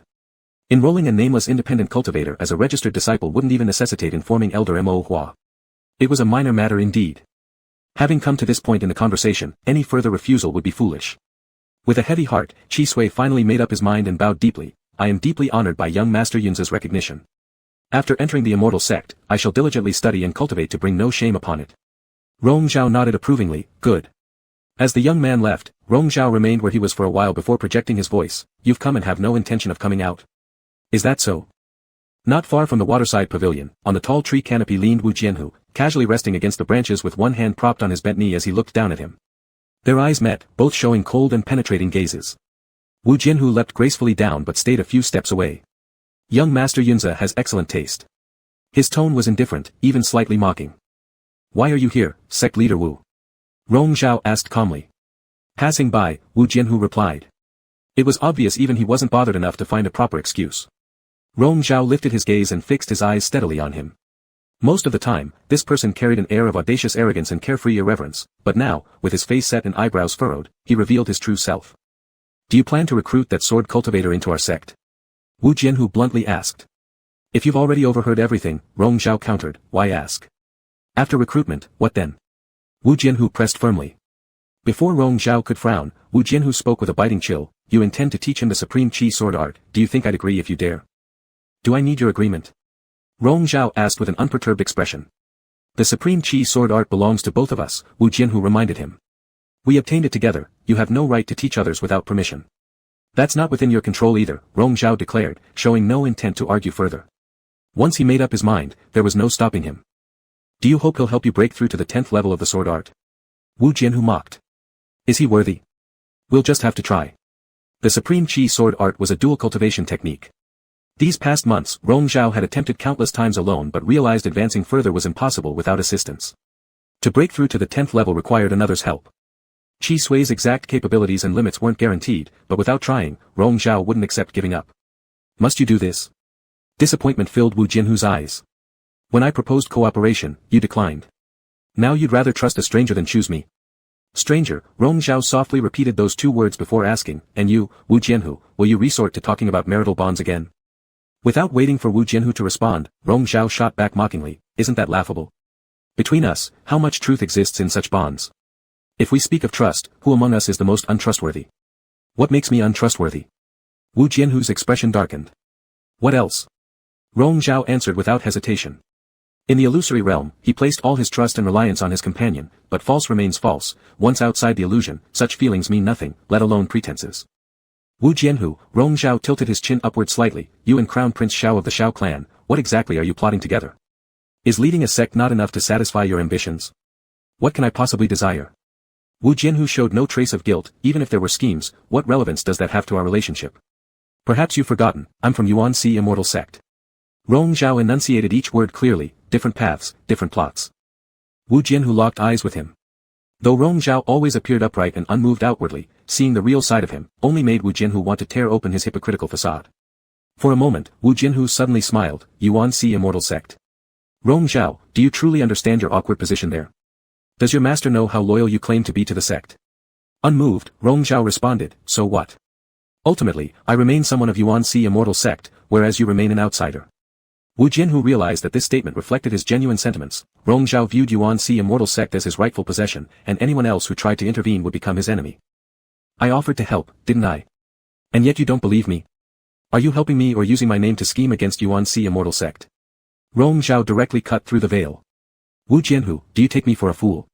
As for the supreme Qi sword art, since you returned to inherit your sect leadership, these few months under the guise of recruiting disciples, how many of your sect members have you evaluated, and how many new cultivators have you recruited? Why can you do this but not me? By the end of this, Rong Zhao also chuckled, a clear mocking smile. However, the faint trace of laughter entering Wu Jianhu's eyes seemed like ripples in autumn water. How many spies have you embedded around me to know these things? Wu Jianhu narrowed his eyes slightly. I haven't taught the supreme Qi sword art to anyone else, Wu Jianhu admitted softly. At least not until today, that wasn't my intention. Surprisingly, even sect leader Wu has moments of hesitation, Rong Zhao remarked cryptically, so, why don't I help you make the decision today? You're right, after a long confrontation, Wu Jianhu finally agreed, what's wrong with that? He took 2 steps back and finally said, as before, each relying on their own abilities, we'll just have to wait and see. Wu Jianhu had already flown away, but Rong Zhao remained unmoving, his gaze fixed. The mist from the gradually opening waterfall clung to his eyes, causing his long lashes to quiver. For a moment, he thought it was raining again. But it was an illusion. Chapter 20, Deliberate Provocation. On the 3rd day of the tournament, Rong Zhao rarely accompanied Master Mo Hua to appear in the spectator seats. No sooner had they sat down than an elder from the Celestial Alliance laughed and said, I haven't seen you around these past few days. I thought young Lord Yunzhe had little interest in this grand competition. Then again, it makes sense, today's young ones cannot compare with your generation back then. Rong Zhao responded gently, I did come for the first few days, but there were too many people, so I just observed from the outer areas. I find that there are quite a few promising individuals in this competition. Crown Prince Zhao's performance has been very commendable. Surprisingly, Xiao Tan had managed to make it deep into the tournament stages, which displeased Master Mo Hua internally though he showed no visible reaction and still laughed to agree. Xiao Rufeng proudly added with a hint of blush, this foolish child is just lucky, though his pride was evident. After this grand competition, Xiao Tan's status in Chang'e would surely change. Elsewhere, Wu Jianhu who seemed rather disinterested lazily glanced at Rong Zhao. Sensing it, Rong Zhao didn't acknowledge him, instead directing his eyes toward the arena below. Hundreds of arenas were simultaneously holding matches. The goal was to hold the position for 10 days, after which the final 100 champions would be selected, followed by a chaotic fight among them to determine ultimate rankings. The first 3 days saw frequent changes in arena holders, but some remained undefeated for all 3 days. Qi Sui was one of them, a young independent sword cultivator, whose outstanding performances were hard not to notice. An elder watched his match attentively for half a day, stroking his beard while saying, talented individuals keep appearing in every generation. Look at this independent cultivator who is so young yet has achieved remarkable success in the path of swords, which is indeed rare. He somewhat resembles the styles of Master Wu and young Lord Yunzhe from back then. Upon hearing this comment, all the masters and elders present gathered their gaze on Qi Sui and started murmuring. Suddenly, Wu Jianhu, who had kept quiet till now, spoke up, he's far off. Xiao Rufeng chuckled first, Master Wu, so confident, are you implying this young independent cultivator pales in comparison to you when you were younger? Wu Jianhu lowered his gaze towards the stage, coldness in his expression, what I mean is, compared to young Lord Yunzhe back then, he's still miles away. This sounded odd, as if deliberately flattering Rong Zhao, which given their usual relationship, Wu Jianhu wouldn't have done so before. The elders all chuckled, someone asked Rong Zhao, young Lord Yunzhe, what do you think? Rong Zhao replied calmly, there's no need to bring up achievements from the past. Once again, everyone praised his modesty. At this, Wu Jianhu smirked faintly. He said, since young Lord Yunzhe plans to recruit him, naturally he seems worthy. Upon hearing this, Master Mo Hua frowned and asked Rong Zhao, is it true? Why haven't I heard about this before? I indeed have this intention, Rong Zhao explained quietly, I noticed his deep expertise in the way of the sword, and asked if he'd like to join the immortal sects. But since it's merely recruiting a disciple, I didn't report it to the master. Not taking on a disciple, Master Mo Hua, although discontent, decided against pressing the matter further. Not only Rong Zhao, but many others present harbored intentions of trying to recruit him. This independent cultivator appeared to be a promising talent, bound to become a hot prospect after the competition. In the arena above, the contest continued as Qi Sui once more used his sword intent to knock down his challenger, standing firmly grounded at the edge of the arena after a gust of wind subsided. A large number of spectators cheered enthusiastically. The elders nodded frequently, yet Wu Jianhu turned aside and muttered indifferently, violation. Xiao Rufeng asked, who violated the rules? This independent cultivator, Wu Jianhu replied, when he landed just now, part of his body touched the protective barrier at the edge of the trial platform. The elders looked surprised, one questioning, are you mistaken? If he touched it, the barrier should have reacted. Just a moment. Wu Jian, who maintained a cool look but was certain in his tone. That fleeting moment wasn't enough to trigger a response from the barrier, yet according to the competition rules, it counted as a violation nonetheless. His unilateral claim was hard to decide definitively. Wu Jian, who raised his hand, casually forming a talismanic seal and sending it out to collide with the arena, revealing its boundary clearly, indeed stained with a trace of Qi Sui's sword Qi. Qi Sui slightly stiffened, realizing his mistake. He took the initiative to bow politely and admitted, "I violated the rules." Xiao Rufeng nodded slightly. "Since there's a violation, let's replace the arena master." It was a pity, though the 10-day mark hadn't been reached, there was still opportunity. Qi Sui could challenge other arenas. The elders discussed anew, remarking on how admirable this independent cultivator was, encountering such an event without panic or confusion, earning even higher regard. Even Master Mo Hua revealed appreciation, saying to Rong Zhao, "Your judgment is good."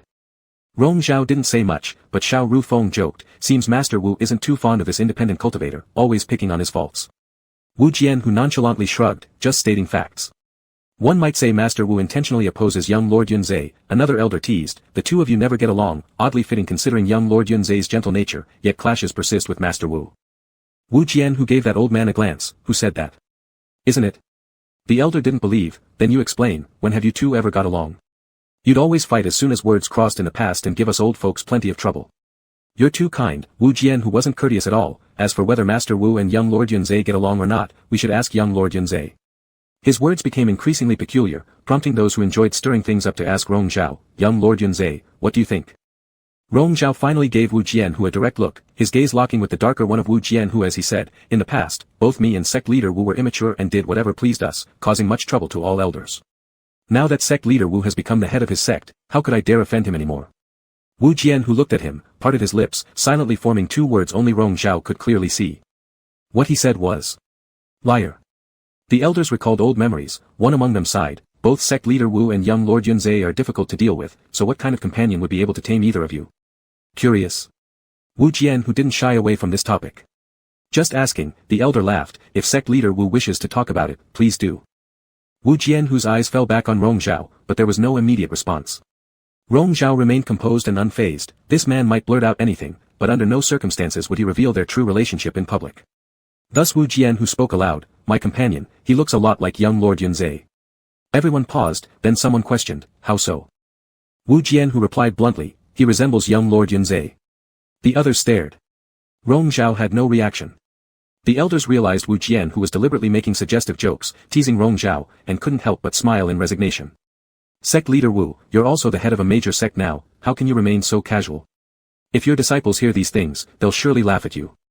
Wu Jian, who casually hummed an, "If young Lord Yunzhe doesn't like to hear it, then I won't say anything further." Rong Zhao chose to ignore him, bid farewell to Master Mo Hua, and left ahead.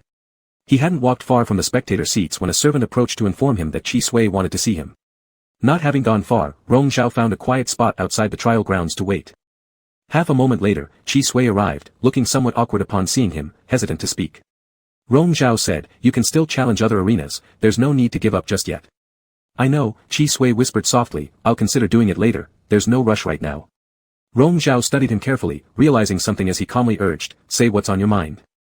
Qi Sui hesitated briefly before stepping back half a pace, bowing deeply and apologizing. "That day when young Lord Yunzhe mentioned entering Yuan Si Immortal Sect, I regretfully must decline." Rong Zhao understood, "Have you found a better place?" "Which is it?" As soon as the words left his mouth, his gaze met Wu Jian, who descending from the arena. Suddenly, everything clicked. "Is it Haolon Sword Sect?" Qi Sui lowered his head, filled with regret, "I'm going back on my promise, disappointing your kindness." Rong Zhao didn't delve deeper into the specific conditions or benefits offered by Haolon Sword Sect. There was no need to. After all, the words of a sect leader naturally carried more weight and appeal than his own. So be it. After Qi Sui left, Rong Zhao stopped where he stood, watching Wu Jian, who descend slowly. A short while after, a servant quietly reported behind him, "These few days, Haolon Sword Sect has been aggressively recruiting new disciples. Every sword cultivator who performs outstandingly in the competition is being recruited into their ranks. They've even stated that as long as one agrees to join, all are welcome." Wu Jian, who had already reached before him. With a step separating them on the stairway, they silently exchanged glances. The servant retreated respectfully. "Haolon recruiting every single sword cultivator under their banner," Rong Zhao asked seriously, "is this what you meant by 'we'll see'?" "If young Lord Yunzhe feels disgruntled," Wu Jian, who replied casually, "you could go convince each of them to enter Yuan Si Immortal Sect instead." "Wu Jian, who, are you intentionally opposing me?" "Am I?" Wu Jianhu nodded, then let it be. Rong Zhao frowned. Wu Jianhu scrutinized him closely and whispered, this expression, are you angry?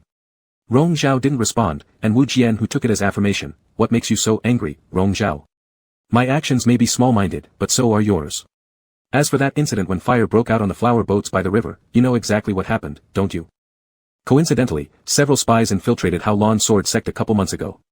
I had them thoroughly investigated and found their connection to a certain tea house called Wangchuan Pavilion spread throughout various regions. And coincidentally, while I was in Ying City before, I noticed your people interacting quite closely with local managers of Wangchuan pavilions, frequently coming and going among them. As for that night, during the lantern floating event hosted by female cultivators on the river, some of these tea houses sent young servants to serve tea, which included some of the very boats where fires started. So, Rong Zhao's expression showed no change, the elders of the Celestial Alliance must have already investigated the fire incidents. Since the Wangchuan pavilions haven't been shut down, there's clearly no evidence linking them to it. Even if they were responsible, that doesn't imply you're involved with Wangchuan Pavilion, does it? All this is merely my unfounded speculation, isn't it? Wu Jianhu finished his sentence for him. As you wish, Rong Zhao replied straightforwardly. This implied he didn't even care to pretend anymore. Rong Zhao, you say the position of sect leader doesn't satisfy me, but what about you? What do you desire? What are your ambitions? Rong Zhao fell silent for a moment, then withdrew his gaze and turned away. As he descended a few steps, he suddenly felt a surge of anger, realizing that the other man's gaze had been fixed on him the entire time. He spun around, his sword releasing an explosive blade intention as it slid out of its sheath and cut forward abruptly. Chapter 21, Pretense. The moment Rong Zhao made his move, Wu Jianhu spun around and flipped backward in the air, avoiding the overwhelmingly powerful sword intent directed at him. As Rong Zhao unleashed his second strike, Wu Jianhu, impacted by the sword force, frowned. He ceased merely evading and countered with his own sword. The sword intents clashed fiercely. The fluctuating spiritual energies intertwined, devoid of any past tenderness, pushing and pulling against each other, ruthlessly trying to consume one another. Wu Junior sect leader is fighting against Yunzhe Junior Lord. Right outside the testing grounds. Go take a look. They're really fighting. This time it's for real. News spread like wildfire, drawing spectators who quickly filled up the hilltop. By the time the sect leaders and elders arrived, the two were already battling from the ground into the air. Overwhelming sword intents continuously collided, shaking the mountains, rivers, and seas. Rong Zhao's sword style was sharp and swift, the flashes of his blade moved like lightning, repeatedly shooting out as he attacked, each thrust mercilessly aimed to kill. Wu Jianhu crushed the attacks with his sword might, the gale winds from his strikes shook the heavens, forcibly scattering the opponent's momentum. Rong Zhao adjusted himself, splitting his attack into myriad swords that surged forward recklessly, merging into Wu Jianhu's sword formation. Their battle grew increasingly intense, their rising sword intents repeatedly coalescing and dispersing, spreading across the entire sky. The tremors through the peaks caused the heavens and earth to darken. The onlookers watched in astonishment, retreating again and again, narrowly avoiding involvement in this fight. Realist Mo Hua's expression turned grim as he projected his voice, shouting at Rong Zhao, "What are you doing? Bring back your sword immediately." Rong Zhao acted as if deaf, his eyes locked solely on Wu Jianhu. With his current strike, he lunged straight toward him. Wu Jianhu, however, stopped. Their eyes met, a gaze extremely cold and unfathomable, but in this instant, Rong Zhao saw a reflection of the day they emerged from the illusion. Rong Zhao's fiery red eyes. It carried the same fury and resentment, or perhaps it was Wu Jianhu's misconception. Rong Zhao's sword halted just over an inch away from Wu Jianhu's neck, refusing to go further. An unbelievable gasp rippled through the crowd. Rong Zhao paused, gripping the hilt tightly, asking hoarsely, "Why didn't you dodge?" Wu Jianhu stared right back, "Why should I dodge?" It was a dialogue only they understood, reminiscent of the scene in the illusory world but vastly different in meaning. Lifting his hand, Wu Jianhu grasped the sword lightly pressing down, "Let's stop." After some tense moments, Rong Zhao finally retracted his sword, muttering, "You win," before turning away. He had regained his composure. His earlier loss of control would not happen again. This sudden duel started mysteriously and ended just as inexplicably, leaving behind countless topics of discussion among the present cultivators. Their sword art proficiency far exceeded everyone's imagination, even the elders of the Immortal Alliance were astounded. Having listened to Master Mo Hua's scolding for a few moments, Rong Zhao returned first. Upon entering, he noticed his cat basking in the sun under the eaves, its deep gray pupils glancing at him, making him involuntarily pause. Silently gazing at the cat, the spiritual creature appeared to sense his mood, approaching slowly and rubbing against his calf affectionately. Rong Zhao glanced down, meeting the cat's upward gaze. "You're more obedient than him." As soon as the words left his mouth, he paused, momentarily lost in thought. Collecting himself, he hid his emotions, then stepped inside. In the following days, Rong Zhao remained secluded in meditation, seeing no visitors. On the final day of the tournament, the questioning Heaven Peak gathered all top 100 contestants in a banquet hall where Rong Zhao joined them as an honored guest. Drunk with revelry, Rong Zhao showed little interest. Unnoticed, he got up and wandered out, standing alone in a quiet corridor. A cool mountain breeze brushed his face, dispelling the muddled air, allowing him brief respite. Soon after, someone came from behind, addressing him softly, "Young Lord Yunzhe." Turning, Rong Zhao recognized her as Sang Chuxue, Sang Chanbai's younger daughter, the girl he'd saved from the firestorm. The female cultivator hesitated briefly before bowing deeply to him. "That night on the river, thanks to young Lord Yunzhe's righteous rescue, I owe you my life. Such gratitude must never be forgotten." Rong Zhao nodded slightly, saying humbly, "Miss Sang is too polite, it was nothing more than a trivial act." But she insisted. "Young Lord Yunzhe possesses an unparalleled chivalrous heart. I can never repay such great kindness. The chief of the Sang Islands has already sent generous gifts," Rong Zhao noted calmly. "Miss Sang needn't dwell on this matter. My clothing, which young Lord Yunzhe lent me that day, is now soiled and damaged," Sang Chuxue apologized. "Tomorrow, I will send someone with a new set of garments as a replacement for what I owe. It's just a piece of clothing. It's not necessary." Rong Zhao wasn't particularly concerned, especially since that cloak did not originally belong to him. Sang Chuxue bit her lips lightly, staring at his handsome features illuminated by the lanterns, taking a deep breath before confessing, "Father announced my engagement to the leader of Haolan Sword Sect in front of everyone, but it was entirely his one-sided desire. Not my wish, young Lord Yunzhe, the person I've always admired, is you." Rong Zhao's brows knitted slightly, taken aback. "It's true," Sang Chuxue said earnestly, "during the grand competition 10 years ago, young Lord Yunzhe remained calm in the face of danger and single-handedly blocked a strong enemy's assault. That was when I started admiring you secretly. I never dared to entertain such thoughts recklessly, but that night when you saved me from the firestorm, when I vaguely opened my eyes and saw you, I decided I had to tell you these words. I know it's abrupt to say this face to face, but I just want you to know." By the end of her speech, the female cultivator's eyes slightly reddened. However, Rong Zhao's expression remained unruffled. "I'm sorry, Miss Sang, please do not mention these words again in the future. Forget them." His rejection was too straightforward, leaving no room for argument. Sang Chuxue was momentarily stunned, then sobbed as she nodded, "It's me who should apologize, troubling young Lord Yunzhe." After the female cultivator left, Rong Zhao turned his head, looking at the person who had been eavesdropping at the doorframe with crossed arms, watching the whole situation unfold. Seems like Elder Wu's habit of listening at walls will never change. In his sparse voice was a hint of mockery. Wu Jianhu stepped forward, coming to his side and looked ahead, distant mountain peaks floating in mist, magnificent rays of evening glow illuminated by countless colors, while the red sun was about to set. This was the scene Rong Zhao had watched alone for quite a while earlier. Rong Zhao gazed into the distance. Wu Jianhu tilted his head slightly and directed his gaze toward him. There was a deep, impenetrable emotion condensed in Rong Zhao's eyes. He appeared calm on the surface, but underneath hid a tumultuous fervor no one could see through. Wu Jianhu thought, even he couldn't. "What are you staring at?" Rong Zhao asked, turning back to look at him. Their eyes met up close. Wu Jianhu spoke, 10 years ago. Rong Zhao paused for a moment, answering, "I don't remember." At the great competition of the 10,000 Immortal Alliance 10 years ago, Wu Jianhu was absent due to certain affairs, while Rong Zhao was exceptionally renowned. In the final battle involving 100 people, he fought against all opponents single-handedly and defeated each one of them, becoming widely known. I regret not being able to witness it personally. Wu Jianhu sighed regrettably. Rong Zhao stared at him, remaining silent for a moment before saying, "If you were there then, those people wouldn't have come up with the absurd idea to gang up on me. It wasn't easy for you." Upon noticing the teasing tone in his eyes, Rong Zhao stopped his gaze on him. Wu Jianhu became mesmerized by this stare, finding additional interest in his eyes and lowering his voice slightly, "Rong Zhao, when the most beautiful woman in the world expresses her affection to you, why don't you react? What reaction would you like to see from me?" Rong Zhao asked calmly. "You reject people too directly. Don't you understand what it means to treat women kindly?" Wu Jianhu laughed at him. "I am not like Elder Wu." Rong Zhao's vision lowered over Wu Jianhu's smiling eyes and slid up to his upward curled lips, pausing momentarily. "You excel at handling these situations, you know best how to treat women kindly. Is that so? Think about it yourself. That was long ago. Wu Jianhu indeed used to be a rogue, always flirting casually with others, both men and women. Even during the time when Rong Zhao and he disliked each other upon first sight, he witnessed several instances of such behavior. To call him promiscuous might not be entirely wrong. Recalling these memories, Wu Jianhu rarely gave an explanation, just play acting, nothing more. Rong Zhao cast a glance at him and turned to leave, only to be held by Wu Jianhu grabbing his wrist. "Let's go drink wine tonight." Rong Zhao tilted his head back to look at him, neither saying yes nor refusing. Wu Jianhu released his hand, and as he did, the fleeting arc of a smile disappeared, retreating back into the hall. The Cold War of a few days prior and that sword fight were no longer mentioned, rendering them meaningless. Wu Jianhu arrived late at night, holding a gourd of wine, coming through the night breeze until he reached the rear courtyard where Rong Zhao resided.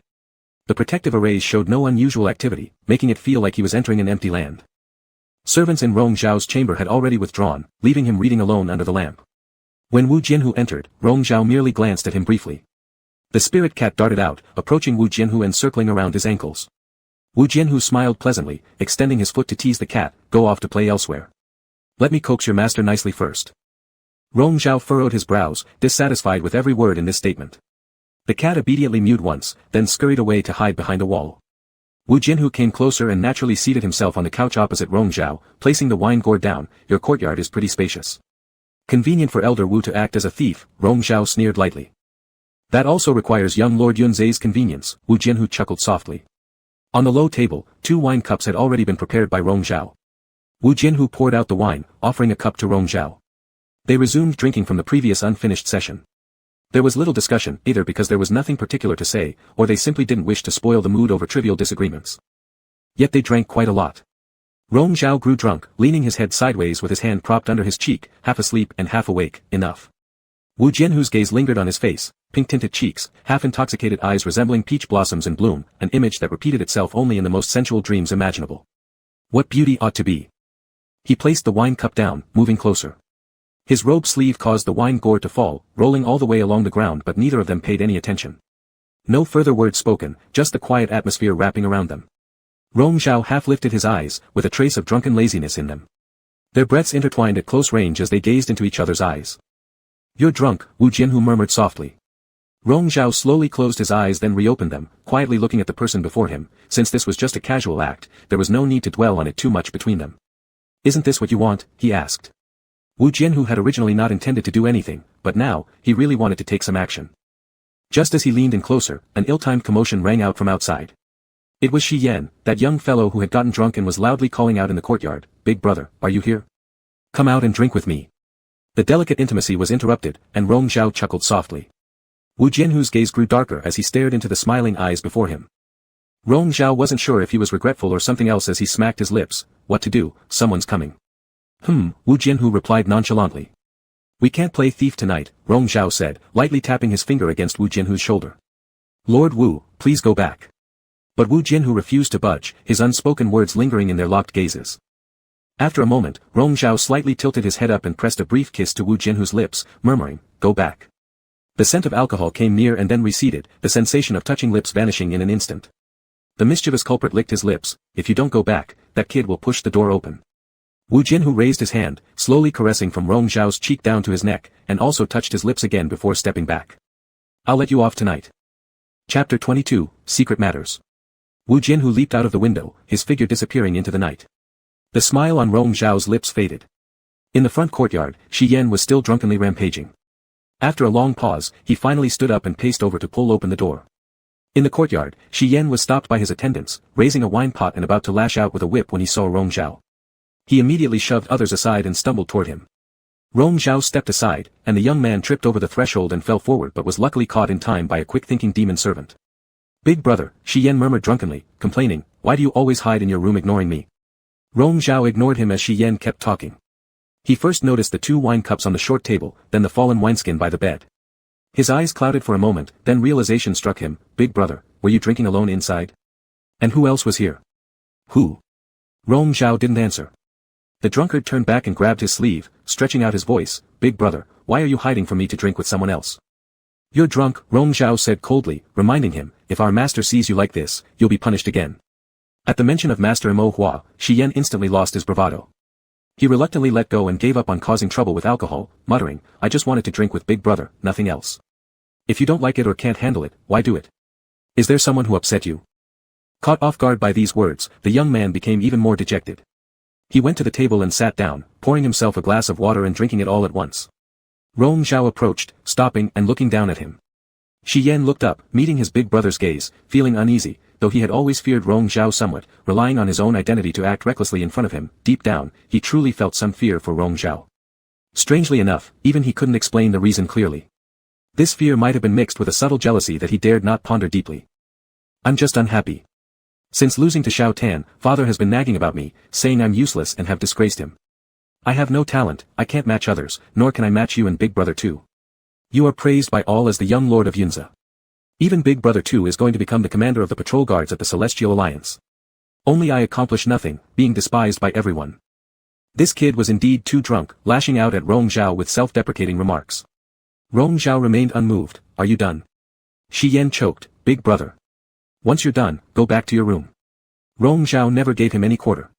Feeling somewhat infuriated but ashamed, Shi Yan quickly suppressed it, grinning awkwardly. I'll go back. Anyway, you drink with others but refuse to drink with me. He got up and wobbled away, stopping before stepping out the door, remembering something.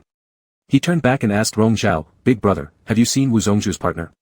Rong Zhao looked at him coldly. What does that matter?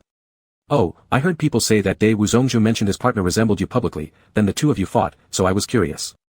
That person talks nonsense habitually, how can you believe that? There was no clear emotion visible on Rong Zhao's face. Shi Yan looked away. I was just curious. I didn't expect Wu Zongzhu to joke about such a thing. Rong Zhao completely ignored him now. Feeling unappreciated, Shi Yan finally left.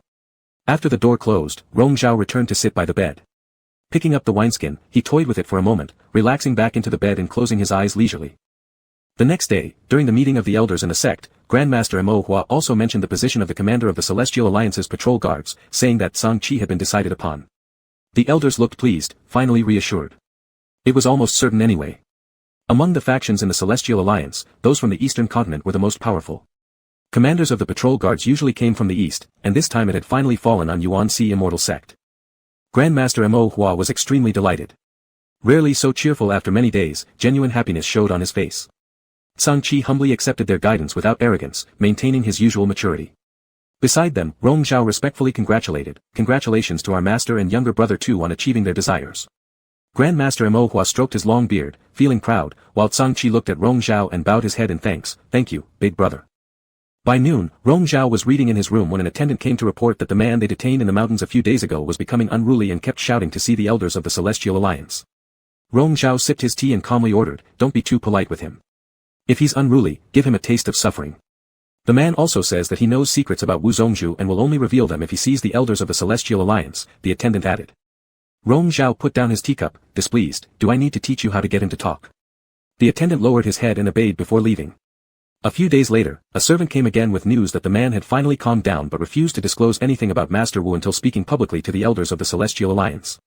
Rong Zhao frowned and ordered a carriage prepared. The man was held in an abandoned shrine outside the city. After several days of punishment, he had indeed become more compliant and didn't dare approach Rong Zhao rashly anymore.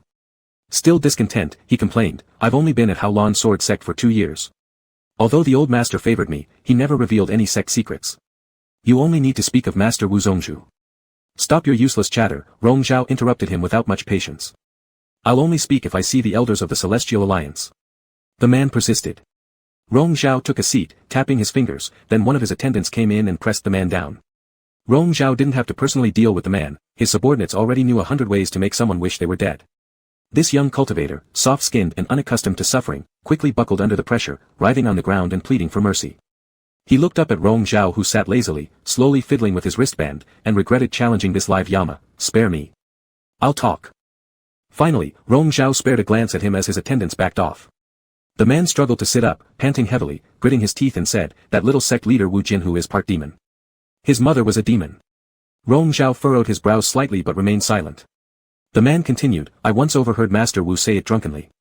He was certain. There's no way it could be false. Some old servants from Xianji Hall also hinted that Wu Jinhu's mother wasn't respectable, or else how would he have inherited the position? Rong Zhao's cold gaze fell on him. I'm telling you the absolute truth. Not a word is exaggerated. The man swore. After a while, Rong Zhao turned away and indicated to his attendants to take the man away, saying, keep an eye on him. Once alone, Rong Zhao leaned back into his chair, deep in thought. If Wu Jinhu was indeed part demon, it was truly unexpected. In the Celestial Alliance, demons hold low status, and half-demons are even less accepted. The paths of humans and demons are different, and those born of forbidden relationships by consuming forbidden drugs are often seen as abominations. To think such a person could ascend to the position of sect leader. Once the truth comes out, coupled with his father murdering ascent to power, this will certainly stir up a huge scandal. By the time he returned, twilight was setting in. Passing the pleasure house from last time, he happened to see Shi Yan strolling alone with a wine pot in hand, completely drunk, being pulled inside by courtesan demons.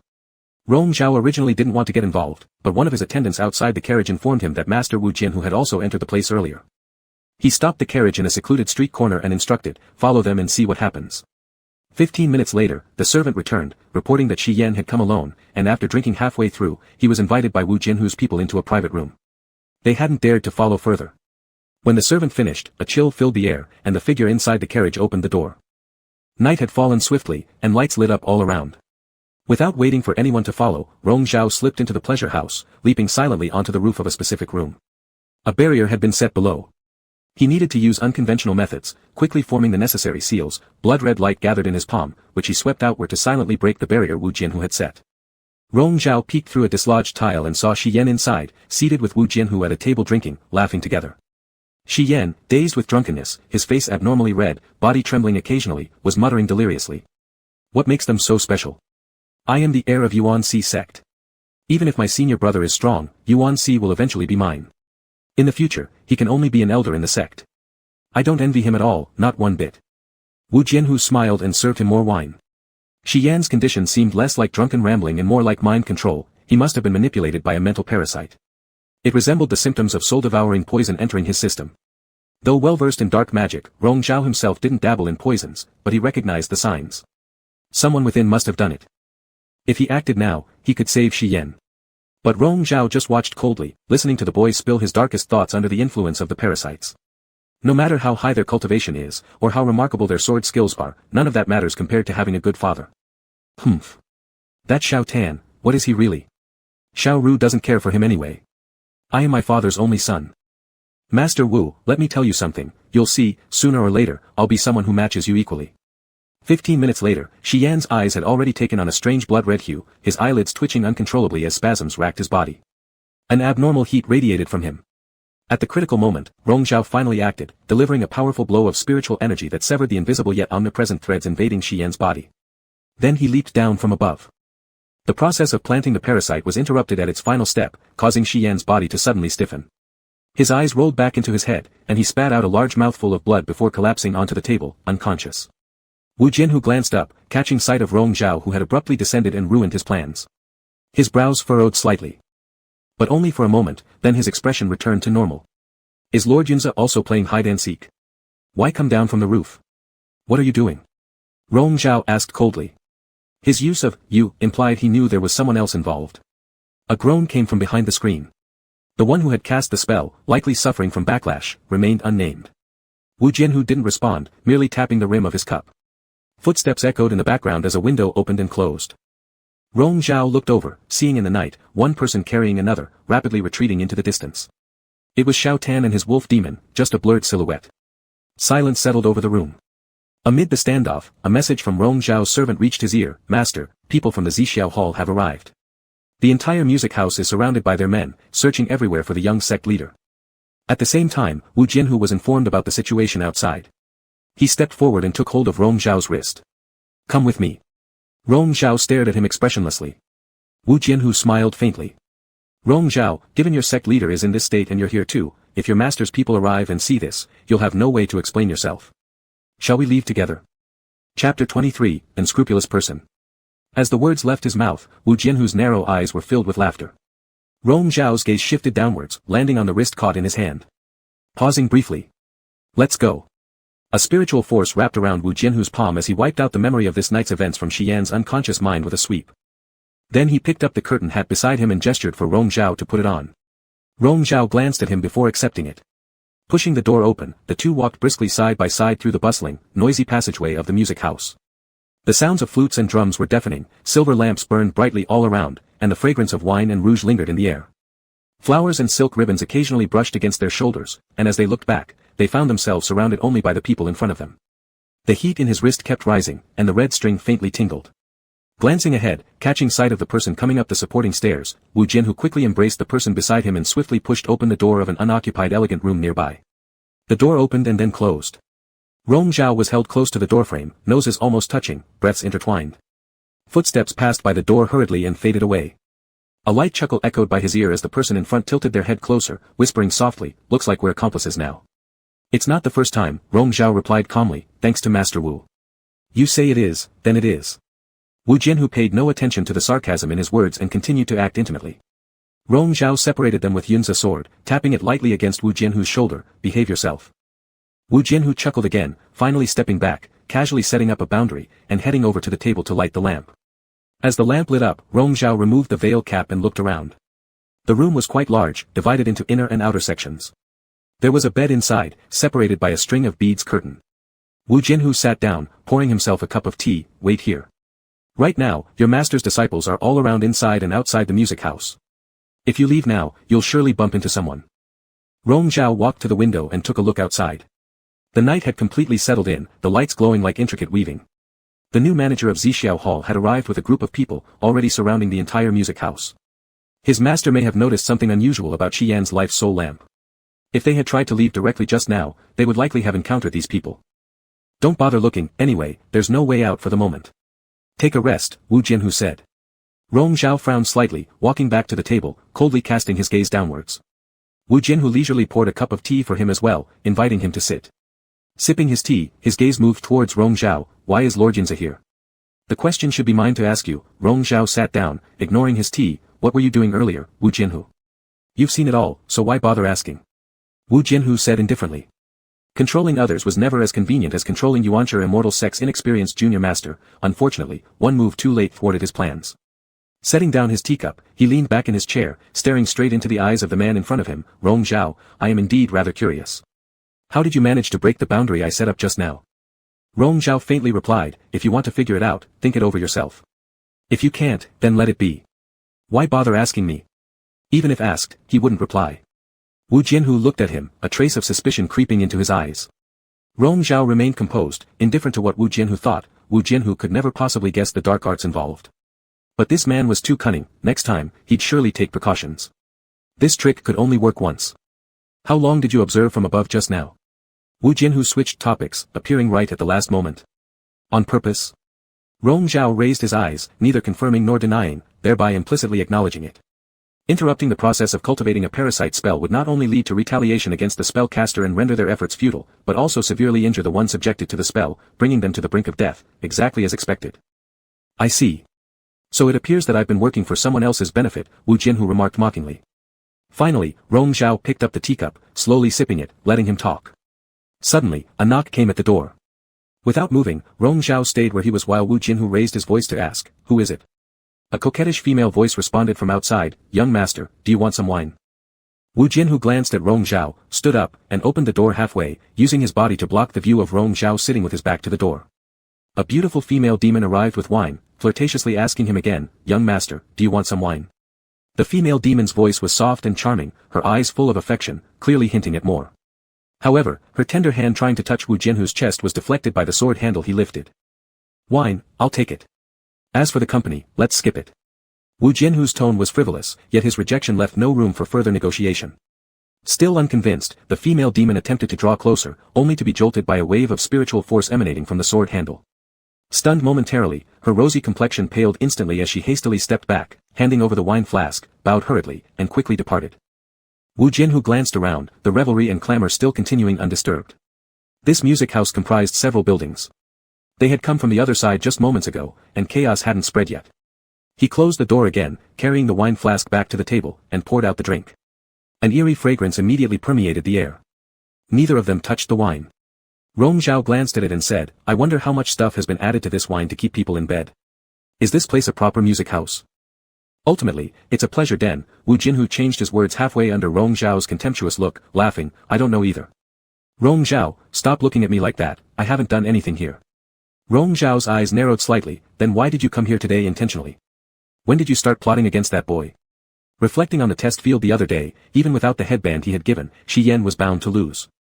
Even more so, perhaps since Yicheng City, this person had already been planning all these things. Rong Zhao always knew Wu Jianhu was audacious, but he never expected him to dare going after Shi Yan directly. Wu Jianhu didn't bother explaining since it didn't work out anyway. When did it start? It doesn't matter. Anyway, you've benefited from it.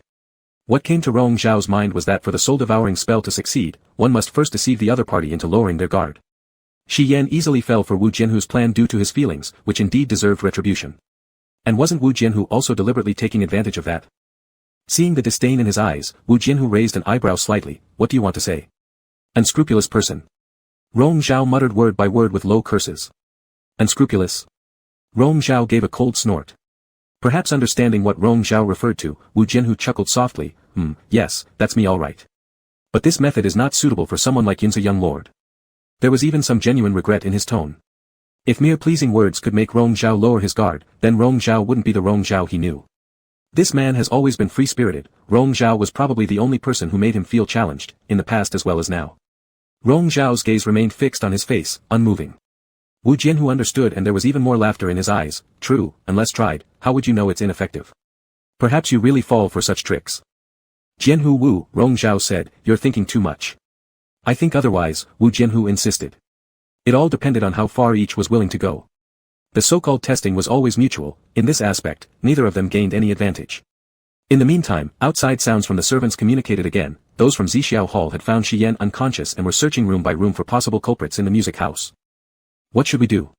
Wu Jianhu asked casually, teasingly. People from your Yuancha immortal sect are arrogant. I doubt those people would show any respect to me, the leader of Haolan Sword sect. If they insist on checking inside, I might not be able to stop them. Rong Zhao reminded him, Lord Wu, you seem to forget, you're the culprit they're looking for. That's uncertain. Wu Jianhu looked shameless. Rong Zhao, if your junior brother doesn't wake up, without evidence, how can they blame it on me? Furthermore, I don't care about being suspected or targeted by your master, but it's different for you. You've said there's no proof. Rong Zhao maintained calmness. Since there's no evidence, why would my master suspect me? Do you actually believe that yourself? Wu Jianhu smiled amusedly. He was sure that Rong Zhao didn't want to attract trouble, which was why he brought people to hide here. The leader of your Yuancha immortal sect has a mindset as narrow as a needle hole, suspicious and overconfident. If something happened to his own son, whether you're here or not, you will undoubtedly be the first one he suspects. You know quite a lot about my master. Rong Zhao's tone was unclear whether he was mocking Wu Jianhu or Master Mo Hua. His upward glances carried mockery, yet lured interest. Previously, Wu Jianhu disliked Rong Zhao because he assumed he resembled his master, but it turned out differently. Rong Zhao's arrogance stems from his confidence in his own strength. He neither envies nor disdains others, same as Wu Jianhu. In essence, they are similar individuals. Not necessarily. Wu Jianhu leisurely took a sip of tea. I just understand Yun's a young lord better. People like you easily attract villains wherever you are. Is Lord Wu one of them? Of course. Wu Jianhu has never been reluctant to admit he's a villain. However, his designs on Rong Zhao are different from what he has for others. Just at that moment, faint commotions could be heard from outside. Footsteps went to and fro in chaos. Have you thought it through? Wu Jianhu asked again, openly exposing his malicious thoughts. Clearly, the one who caused the trouble was himself, and yet here he was, calmly waiting to watch the play unfold. When they come and knock on the door, what's your plan? As I've said, I can't guarantee I'll be able to stop them. There was no panic in Rong Zhao's eyes, responding along with him, please enlighten me, Lord Wu. I cannot enlighten you, Wu Jianhu stated directly, think for yourself. Cloud's a young lord has always been resourceful, how could you not have considered this? Rong Zhao steadily looked at him, confirming that this person was as shameless as he had expected.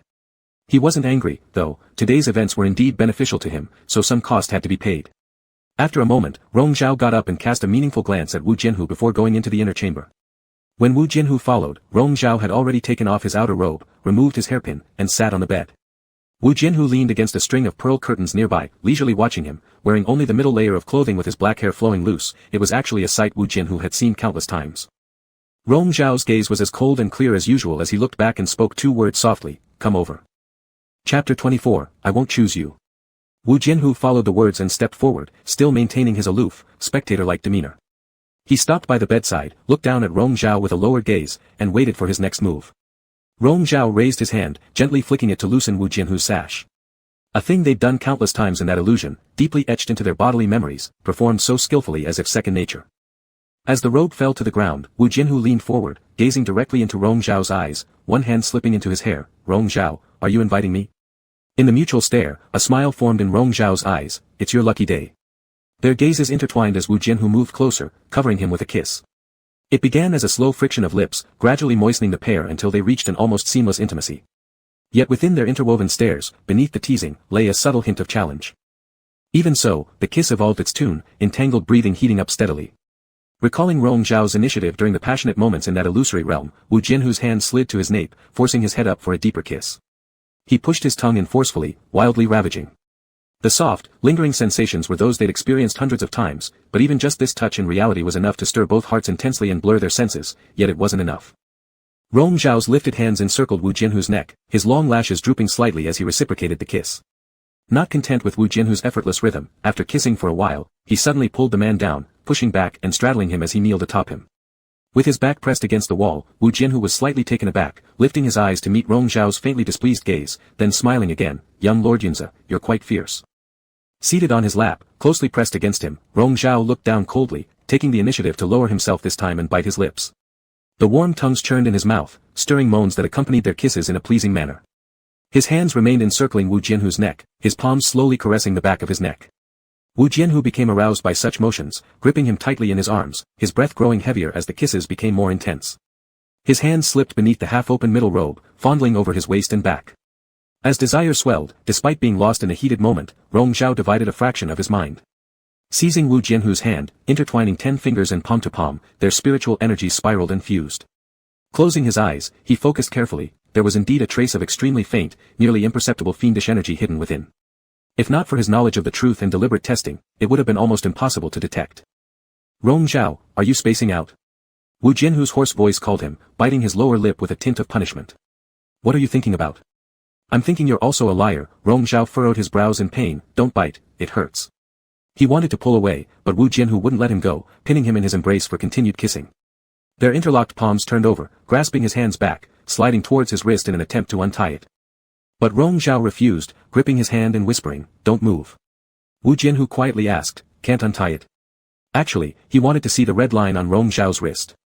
However, before Rong Zhao could grasp his wrist and glance downward, a similar red line appeared, burning hotly, at the exact same spot on his own right wrist. Gently brushing it made even his fingertips feel scorched. After scrutinizing it for a brief moment, Rong Zhao raised his eyes and met Wu Jianhu's stare fixed on him. In the dim, flickering light, only their eyes saw each other. Just one glance was like a telepathic understanding, seamlessly drawing them closer, continuing their previous kiss. Lips and tongues crashed and rolled, unrestrained, both yearning to gain the upper hand. Though merely kissing, they couldn't stop the heat coursing through their bodies, with the ambiguous sounds echoing around their ears. Amidst the foggy haze, heat waves surged powerfully and came rushing. Mixed in the humid air, there was also that strange, fragrant scent of wine, which stirred the heart with just one whiff. When Wu Jianhu's kisses slid down to his neck, Rong Zhao tilted his head back, his hands tightening on his shoulders as he panted heavily. Their moment was broken by a loud knocking at the door outside. Ignoring it, Rong Zhao closed his eyes, allowing Wu Jianhu to leisurely leave marks on his neck, his unhurried licks repeating. After this short interruption, the commotion outside grew louder, with someone shouting, "Who's inside? Open the door." There was a boundary set up in the room, preventing those people from bursting in. Unable to tolerate Wu Jianhu's teasing any longer, Rong Zhao shoved him, "You go handle it." Finally letting go, Wu Jianhu whispered in his ear, "Behave yourself." Rong Zhao's eyes brimmed with a spring-like glow, casting a sideways glance at him. He carelessly adjusted his disheveled hair and reclined back onto the bed.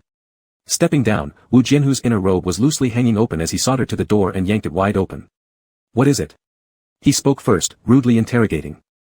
"You, the cultivator of Yuan-Si immortal sect who had been raising his hand to knock was startled upon meeting his extremely impatient gaze and choked on his words. Some had already recognized him. "You. Master Wu."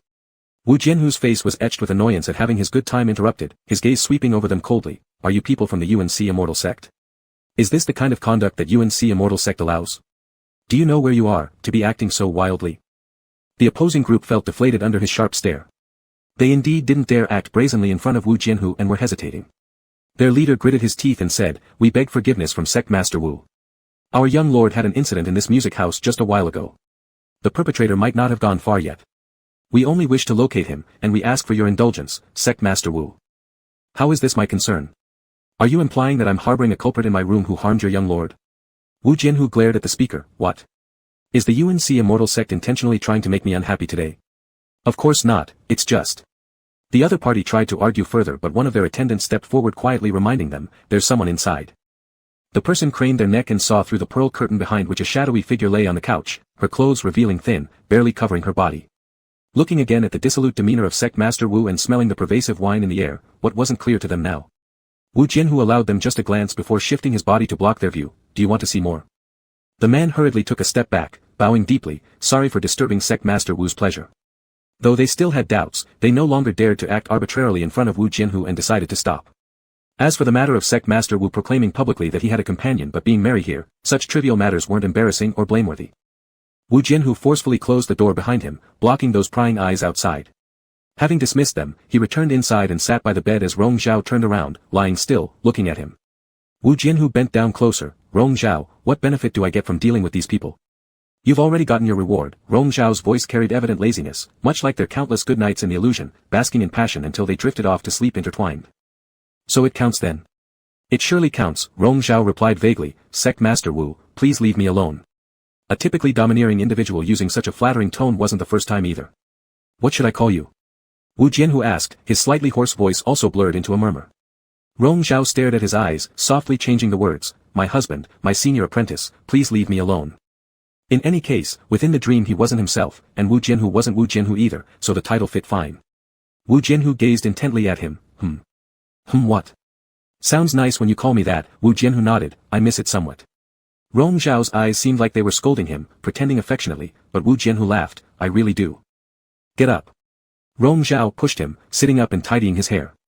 Wu Jianhu extended his hand, his fingers brushing over his hair until landing lightly on the mark he had made earlier. You're leaving already? Rong Zhao stood up and swatted his hand away. Sect Master Wu, yourself just said, after this, my master would suspect me first. If I stay away for too long, it will only make him suspicious. Wu Jianhu chuckled lowly, so cruel, Rong Zhao. Rong Zhao glanced sideways, lifting two fingers and pressing them onto his chest, choose between me and your ambition. Wu Jianhu raised his eyebrows slightly, Rong Zhao, do you know what you're saying? Smiling, Rong Zhao responded affirmatively, I sure do. Wu Jianhu squinted, seeing how genuine Rong Zhao's playful expression seemed, even though Rong Zhao himself might be unclear about it all. For a moment, Wu Jianhu felt deluded that he had genuinely been ensnared, speechless momentarily. Rong Zhao noticed his reaction and lost interest, saying, Master Wu seems quite unable to deal with jests. Do you want to hear how I'll answer? Wu Jianhu questioned. As you wish, Rong Zhao actually didn't care, seeming to have foreseen the answer the moment he asked. He turned, quickly dressing up, went out for a sip of tea, then stopped by the window to look at the night scenery outside. Wu Jianhu remained seated in his place, only staring at him. That delicate emotion vanished instantly. Moonlight enveloped Rong Zhao, similar to that night in the inn at Bailuzan, silent without a word. After 2 hours passed, the crowd gathered outside the music house dispersed, several people from Xixia Palace came and left hastily. Rong Zhao turned to Wu Jianhu signaling, I'm going first. Wu Jianhu looked at him intently, Rong Zhao smiled faintly and said before departing, Wu Jianhu, actually regarding that question before, it's the same for me, I wouldn't choose you. His silhouette disappeared under the moonlight, after a long while, Wu Jianhu drew his gaze back and slowly put on his outer robe. That sash still lay there. Rong Zhao could have taken it back if he wanted earlier, yet he hadn't even mentioned it. The sash slid through his fingers, its cool touch a far cry from the previous sensation of skin against skin with that person. Wu Jianhu looked down and smiled faintly. A blaze on one side, ice on the other, Rong Zhao was always like this, much like their relationship. Tying the sash back into his hair, he turned his head and gazed at the empty room, suddenly feeling a pang of regret.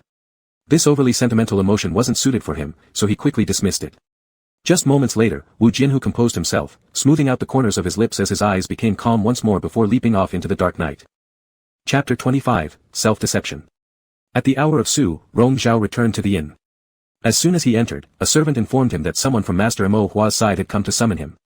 Without rushing, he first went back to his room and changed clothes, hiding the marks on his neck with a standing collar. Master Mo Hua's courtyard was already in chaos. When Rong Zhao arrived, he saw Tsang-Chi waiting outside. He approached, how is little junior brother? The master is using magic to save him, Tsang-Chi frowned and said, it seems his spell was interrupted at the final stage of planting poison insects, the worms have collided with his spiritual roots and meridians, harming his dantian. Our junior brother has weak cultivation skills and might not endure. In short, his time is limited. The servants were coming in and out, Rong Zhao didn't ask more, so Tsang-Chi remained silent too. After a while, Master Mo Hua's voice came from inside the house. Suddenly, Tsang-Chi spoke, big brother, today you've really helped me. If it weren't for your efforts helping me study the techniques, I wouldn't have understood them so quickly. When Master Mo Hua came out, he just heard this sentence. His solemn expression carried a hint of doubt. His eyes swept over Rong Zhao, then he asked Tsang-Chi, did you two study techniques together today? Yes, Tsang-Chi explained, we left in the afternoon, found a quiet place in the mountains, to avoid disturbance.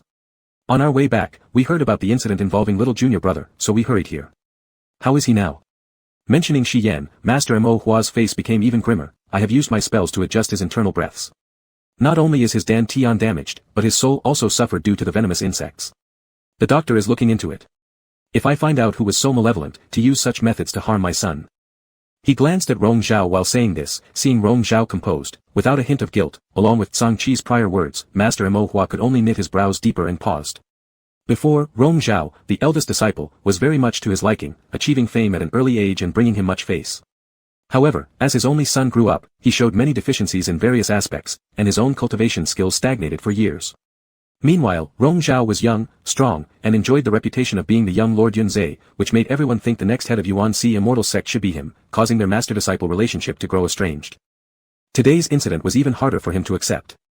If it had nothing to do with Rong Zhao, it would be best, otherwise.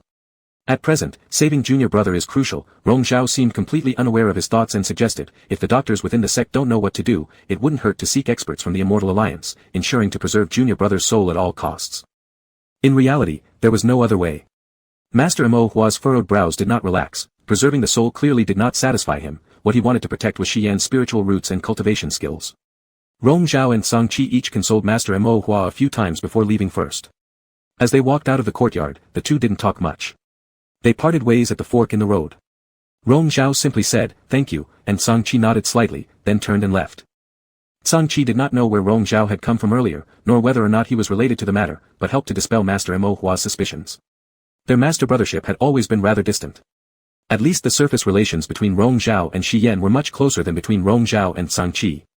But that was just on the surface. In the following days, Master Mo Hua sent people around everywhere seeking renowned doctors to cure Shi Yan while using his position as the head of Yuan-Si immortal sect to exert pressure on the Immortal Alliance, aiming to investigate that night's event. "Your master is quite amusing," Wu Jian who remarked while in the Immortal Alliance meeting hall, watching the show while telepathically contacting Rong Zhao who was in seclusion. His own son had an accident at a brothel. Instead of being embarrassed, he runs around bothering other sects, demanding all of us cooperate in finding the murderer. Does he think who he is? He didn't bother you? Rong Zhao questioned while lying on the couch reading a book despite being in seclusion. How could he not? Since he can't trouble you, he naturally bothers me, Wu Jian who replied. Mr. Wu, are you paying attention to what I'm saying? Master Mo Hua controlled his anger and raised his voice questioning him, what exactly were you doing at that music shop that night? The telepathic connection broke. Wu Jian who showed obvious displeasure, responding flippantly, listening to music, drinking alcohol. Later I got drunk, a beauty offered her embrace, after that, well, it's the same old story. The Immortal Alliance elders, upon hearing this, appeared awkward. Xiao Rufeng lightly coughed, Master Wu, you already have a partner, how can you behave so improperly? Wu Jian who didn't bother with him and continued sending telepathic messages to Rong Zhao, old man Xiao Rufeng criticized my behavior, yet when I'm intimate with my partner, what's improper about that? He himself associates with licentious snake demons, sucking essence qi, and still has the nerve to say anything. Rong Zhao slowly flipped a page of his book, stating, he makes some valid points. Valid? Wu Jian who laughed in frustration, young Lord Yunzhe, please enlighten me, where is my behavior inappropriate? Everywhere. Rong Zhao paused briefly before adding one last phrase right before blocking the telepathic transmission, still unrepentant. After the telepathic link broke, Rong Zhao's tone laced with ridicule and amusement still lingered in Wu Jian whose consciousness. Wu Jian who pondered over it, his expression visibly pleased. Seeing this, Master Mo Hua raised his voice again, Leader Wu, what exactly do you mean? Wu Jian whose patience was wearing thin, he straightened up, pressing his lips to flatten the smirk. Director Shi, allow me to ask you instead, what do you mean? Without evidence, don't interrogate me as if I'm a criminal. I have no obligation to cooperate with you. Continue your investigation then, but I'm leaving. Goodbye. Master Mo Hua was incensed, while other elders hurried to mediate. However, Wu Jian who showed no intention of giving face, walking off directly. Of course, there was no evidence.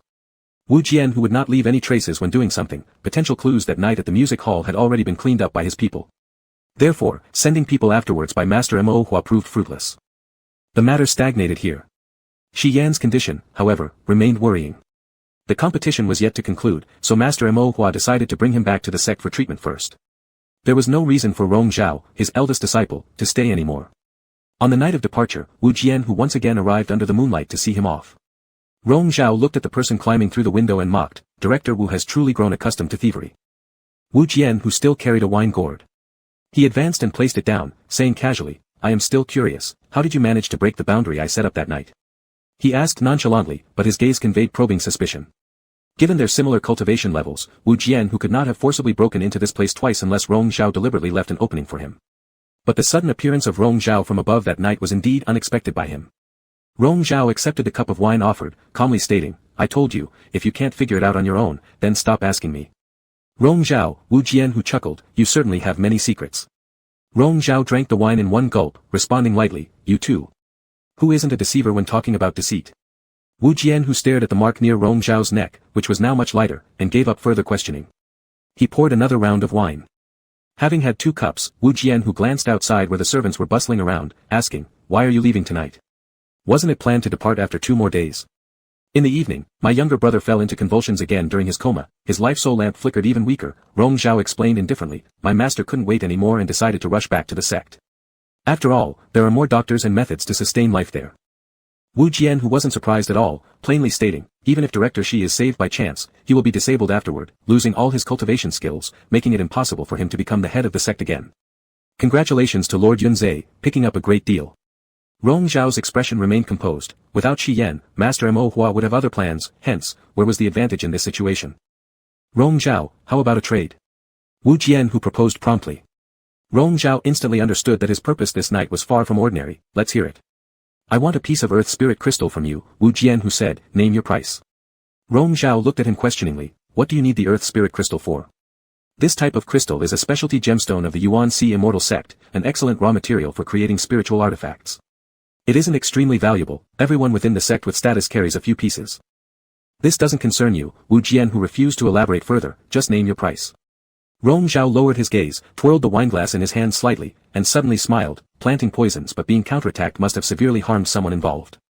Still, it should not have been as bad as for my little junior brother, just a few elixirs will solve the problem. And these medicines require earth spirit crystals as the main ingredient to facilitate recovery.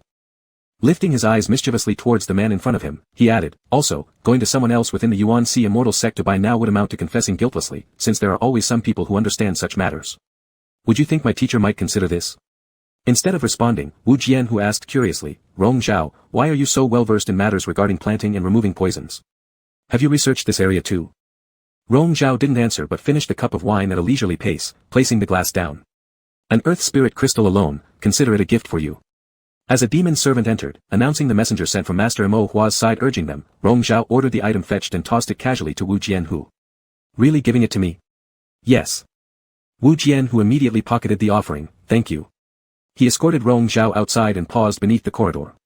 The carriage was waiting in the yard. When Rong Zhao was about to board, he was called back by Wu Jian who. Turning around leaning against the carriage railing, Rong Zhao asked casually, Director Wu, anything else?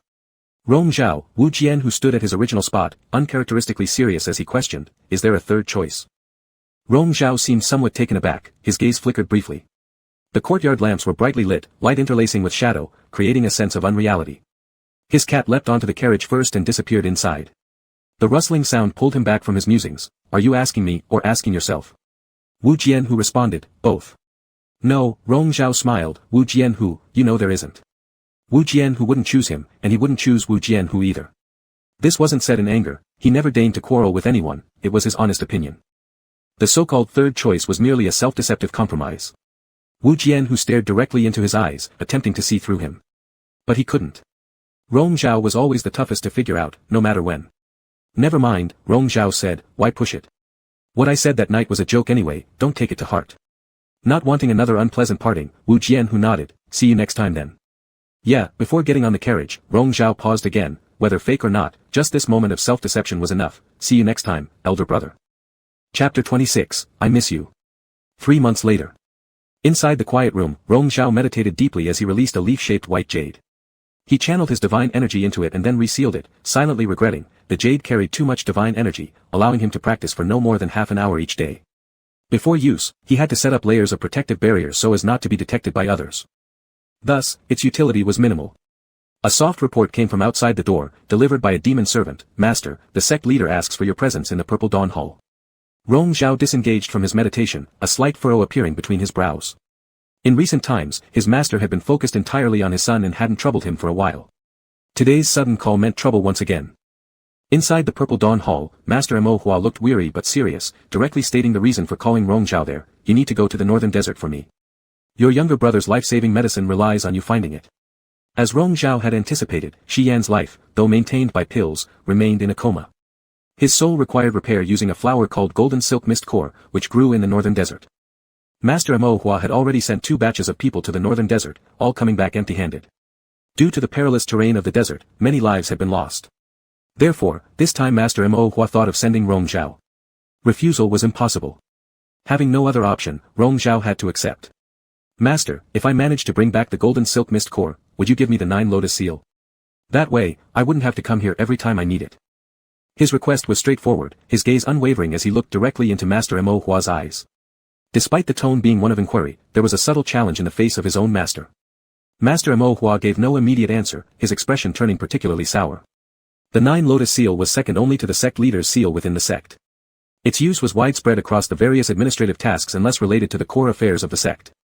The official documents usually bore the 9 Lotus seal instead of the sect leaders, holding the same authority. For over 10 years, Rong Zhao had handled these administrative matters on behalf of Master Mo Hua. Back then, when Shi Yan was still young and Mo Hua was solely focused on advancing his cultivation, his suspicions about Rong Zhao were less intense than they are now. Although the 9 Lotus seal wasn't directly handed over, significant authority had been delegated to this eldest disciple. Later attempts to reclaim the seal proved futile, as Rong Zhao had arranged all the sect's affairs meticulously, earning great respect from all the elders. Even the sect leader himself could not disregard the opinions of others. Mo Hua did not want to hand over the 9 Lotus seal. Besides losing control over Rong Zhao, the precedent at Yuan-Si Immortal Sect traditionally acknowledged the holder of the 9 Lotus seal as the next sect leader. Mo Hua preferred Chang Qi to be that person rather than Rong Zhao. However, Rong Zhao refused to yield, slightly bowing with raised hands. I respectfully ask my master for this favor. Is the 9 Lotus seal so necessary for you? I humbly seek my master's approval. Rong Zhao persisted. Mo Hua's face tightened as he contemplated, thinking about Shi Yan whose life hung in the balance. He finally had to concede, let's discuss this after you've retrieved what we need. Rong Zhao spoke clearly, thank you, master. At Hao Lan Sword Sect. Wu Jian who leaned back in his chair, his eyes half closed and distracted. Though it was a formal occasion for discussing important business, Wu Jian who lacked interest.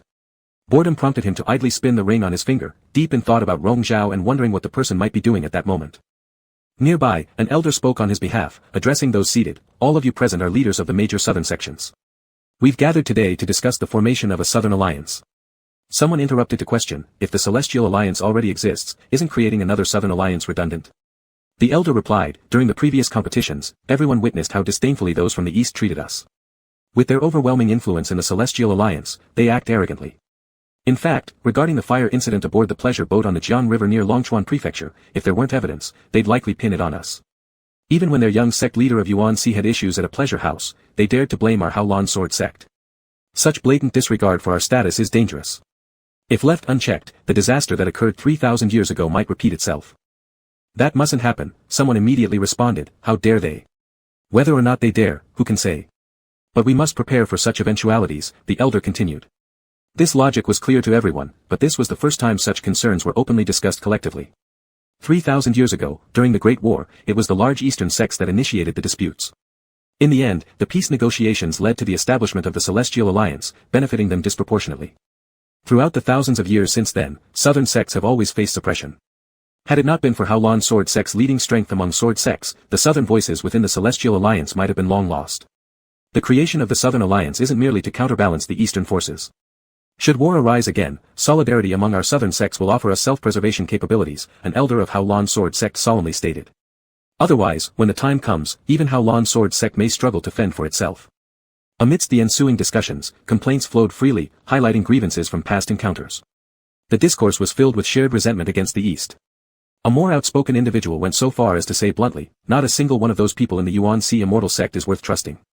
The punishment that befell their young sect leader was well-deserved retribution. They should have foreseen this day when they once relied on their power to bully others. So what if they did? If one day Master Mo Hua and his disciples fall into my hands? How? Wu Jianhu, who had remained silent until now, suddenly raised his eyes and looked at the speaker, maintaining his usual aloof manner but with an added icy glint in his eyes. The other person paused, stuttered for a moment, then clenched their teeth. Of course I wouldn't let them off easily. There's always a cause and effect, Wu Jianhu said coldly, your grudge is against Master Mo Hua, don't involve young Lord Yunzai. Others. Regardless of whether the disciple reflects the master, it was surprising that Master Wu suddenly spoke up for young Lord Yunzai. However, Wu Jianhu only said this much before lowering his gaze again and saying nothing further. At nightfall, as the commotion faded, Wu Jianhu carried a wine flask and ascended alone to a high pavilion. Stars and lights met the heavens, but could not dispel the chill of the night, silent and devoid of sound. Sitting by the railing, he took a sip of wine and transmitted a message out. Rong Zhao, would you like to drink? In his divine awareness, Rong Zhao's voice sounded amused as he replied, let me put away my sword first. The sword intent vanished in the dense evening mist. He casually swung his sword in a flower-like pattern and asked, Master Wu, do you have nothing else to do all day? You're becoming addicted to alcohol. Not at all, Wu Jianhu sighed, a beautiful night like this, without wine, isn't it a waste? Master Wu, Rong Zhao reminded him, the Yuan-Si immortal sect and Hao Lan sword sect are separated by thousands of miles. No matter how beautiful the scene, we remain far apart. The voice in the divine awareness paused for a moment, then responded helplessly, Rong Zhao, couldn't you say something pleasant? What do you want to hear? Rong Zhao flicked his sword, moonlight shimmering around it. His sword thrusts continuously changed, embodying the true essence of swordplay, just like when they both comprehended it in the previous illusionary realm. Each motion was infused with the Tao of the sword. What are you doing right now? Wu Jianhu asked. Practicing sword techniques, Rong Zhao answered, pointing his sword at the moonlight, unlike Master Wu, I can't afford to slack. Wu Jianhu laughed softly, young Lord Yunzhe is so diligent, it makes one feel inferior. Master Wu, you talk too much, Rong Zhao commented dryly. Do you know what I did today? Wu Jianhu suddenly asked him. Rong Zhao, it couldn't have been anything good. Perhaps, Wu Jianhu admitted, after all, you are young Lord Yunzhe from the Yuan-Si immortal sect while I am the sect leader of Hao Lan sword sect. To you, it certainly doesn't count as a good thing. Rong Zhao seemed to understand something, delivering a decisive strike, too greedy, you might choke yourself to death. Who knows, Wu Jianhu didn't care what he said, still, I must try. Otherwise, life really has no flavor. One needs to find some entertainment. Rong Zhao sarcastically remarked, Master Wu's idea of entertainment is truly unique. Wu Jianhu laughed for a while before asking him, what about what I mentioned earlier, have you thought of any nice things to say? Master Wu, Rong Zhao sheathed his sword, I haven't thought of anything to say. I know, Wu Jianhu muttered while drinking his wine, his grey eyes undisturbed by the kaleidoscope of light colors, so I'll say it myself. He hesitated briefly before continuing, my dear, I miss you. This wasn't a frivolous statement, but more like a rare sincere confession born of his possible drunkenness. It thickened with the weight of the night, and he repeated it, I really miss you. Rong Zhao paused, his robe fluttering in the night wind, accompanied by his jet-black hair flying together. Blinded momentarily by the mountain breeze, his thoughts slowed down, taking a moment before responding, is that so? Wu Jianhu slowly closed his eyes, his tone rising at the end, really. Rong Zhao smiled along with him. Whether he believed or disbelieved, it made no difference, at least this moment, his smile came from the heart. The cool mountain night stretched long as always, but finally there was a slightly different taste. After chatting idly for half the night, when dawn arrived, Wu Jianhu drank the last drop of wine in the flask and descended swayingly. Attendants waited below and whispered to him, Master, everyone is ready in the Sword Valley. Master Wu absent-mindedly asked, how many? According to your orders, a total of 100 people, the attendant answered. Recently, the Hao Lan sword sect had conducted a trial within its gates, with rumors spreading that Master Wu intended to select personal disciples. Cultivators within the sect participated enthusiastically. Thereafter, for a whole half-month, Master Wu indeed observed every day personally but never mentioned who he intended to take as a disciple at the end. Instead, he selected 300 individuals, divided them into groups of 3, and assigned each group one of 100 sentences from a set of sword techniques, leaving them to study it themselves for only 2 months. Breaking down the 100 verses from the 10th level of the upper chi sword technique for collaborative work among everyone, this was Master Wu's somewhat absurd method to break through limits. Unwilling to co-cultivate with another person yet impatient to wait for anyone to slowly ascend to the 9th level of the sword technique, hence he adopted this way as a gamble. After all, such a person as him never believed in evil. In the Sword Valley, 100 sword cultivators were already waiting for quite some time. Chi Sui was among them. After entering the Hao Lan sword sect, Wu Jianhu had exceptionally granted him the status of a first-class disciple. He had originally thought it was because the sect leader valued his sword cultivation talent, but over time, he gradually realized that the truth was not as he had imagined. If one were to discuss talent, there certainly weren't a lack of outstanding sword cultivators within the Hao Lan sword sect. The sect leader's insistent recruitment might not just have been for making young Lord Yunzhe uncomfortable. Wu Jianhu appeared and glanced at everyone. The 100 people selected last were the best performing disciples from each group. He randomly chose someone and asked them to demonstrate in front of everyone. Following the order, the disciple wielded their sword, leaping up. The sword style was graceful, like flowing clouds and running water, light and easy. If other disciples were to critique, this performance would already be considered good, yet Wu Jianhu frowned, appearing dissatisfied. Subsequently, he called out several more disciples, whose performances all left much to be desired. It was only normal, without prior training in the lower levels of the upper chi sword technique, directly comprehending the 10th level sword technique in such a short period of time, if these individuals could grasp even a fraction or two of its true essence, it would already show their exceptional talent in sword cultivation. But that was all. They couldn't unleash the power of the upper chi sword technique, and being able to barely form a sword array to assist him was sufficient. Wu Jianhu drew his sword, revealing a pitch-black long sword radiating piercing coldness. From the hilt to the blade and tip, it was dark as ink, perfectly integrated into a whole. This sword's name was Jian-mo, pointed ink, elegant sounding with its implication of blood-drenched swords dancing freely, akin to calligraphy with a grand brush. With the sword in Wu Jianhu's hand, it made a clinking sound as it was casually swung. All the disciples held their breath awaiting his command. Wu Jian, who didn't say much, merely instructing, begin. Sword intent spread, swiftly expanding in all directions. Everyone stiffened as Wu Jian, who flew into the air, spiritual energy bursting forth from the tip of his sword, pushing along with the sword movement. With full force surrounding him, an overwhelming pressure descended upon all present, forcing sword gusts ahead violently. In that instant, the valley trembled, the weather dramatically changed. The leading sword cultivator took a deep breath, spinning around and leaping up to the attack with difficulty, showing no weakness when demonstrating earlier, but now against Wu Jian, who, his sword intent shattered instantly like trying to scratch boiling water. The sword cultivator became timid, instinctively stepping back. Sensing his intention, Wu Jian, who shouted loudly, "Continue," rushing forward with his sword, slicing down sharply. Facing life and death peril, the cultivator finally snapped to attention, desperately driving the sword, taking a desperate gamble to block the strike and narrowly avoided being struck. Then came the second, third person. 7 days passed in the blink of an eye, during which Wu Jian, who ceaselessly engaged in sword sparring with the disciples. Regrettably, these individuals' sword cultivation abilities were indeed quite limited, resulting in minimal insight he could gain from the matches. Another slash sent ripples throughout the ground, causing earthquakes. Frustration mounting, Wu Jian, who telepathically conveyed to all the disciples, attacked together. Hundreds of sword cultivators formed a powerful sword formation, creating an overwhelming momentum.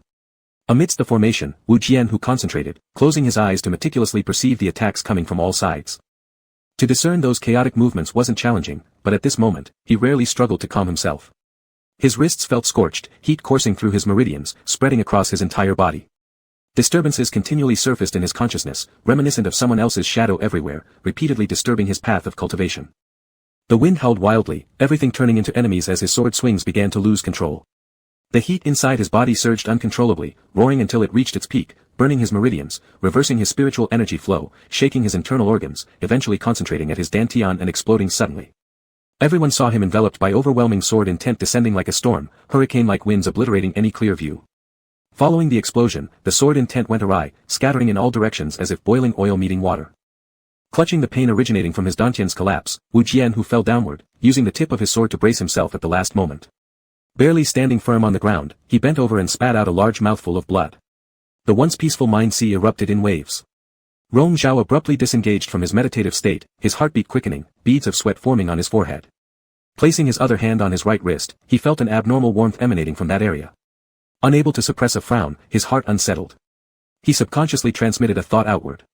Yu Jian-hu, what are you doing? Chapter 27, Reaping What One Sows.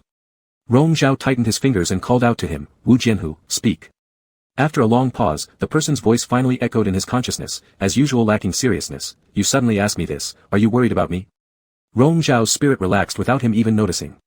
What are you doing? Wu Jianhu could no longer stand, supporting himself on his sword as one knee heavily hit the ground, continuously spitting out blood.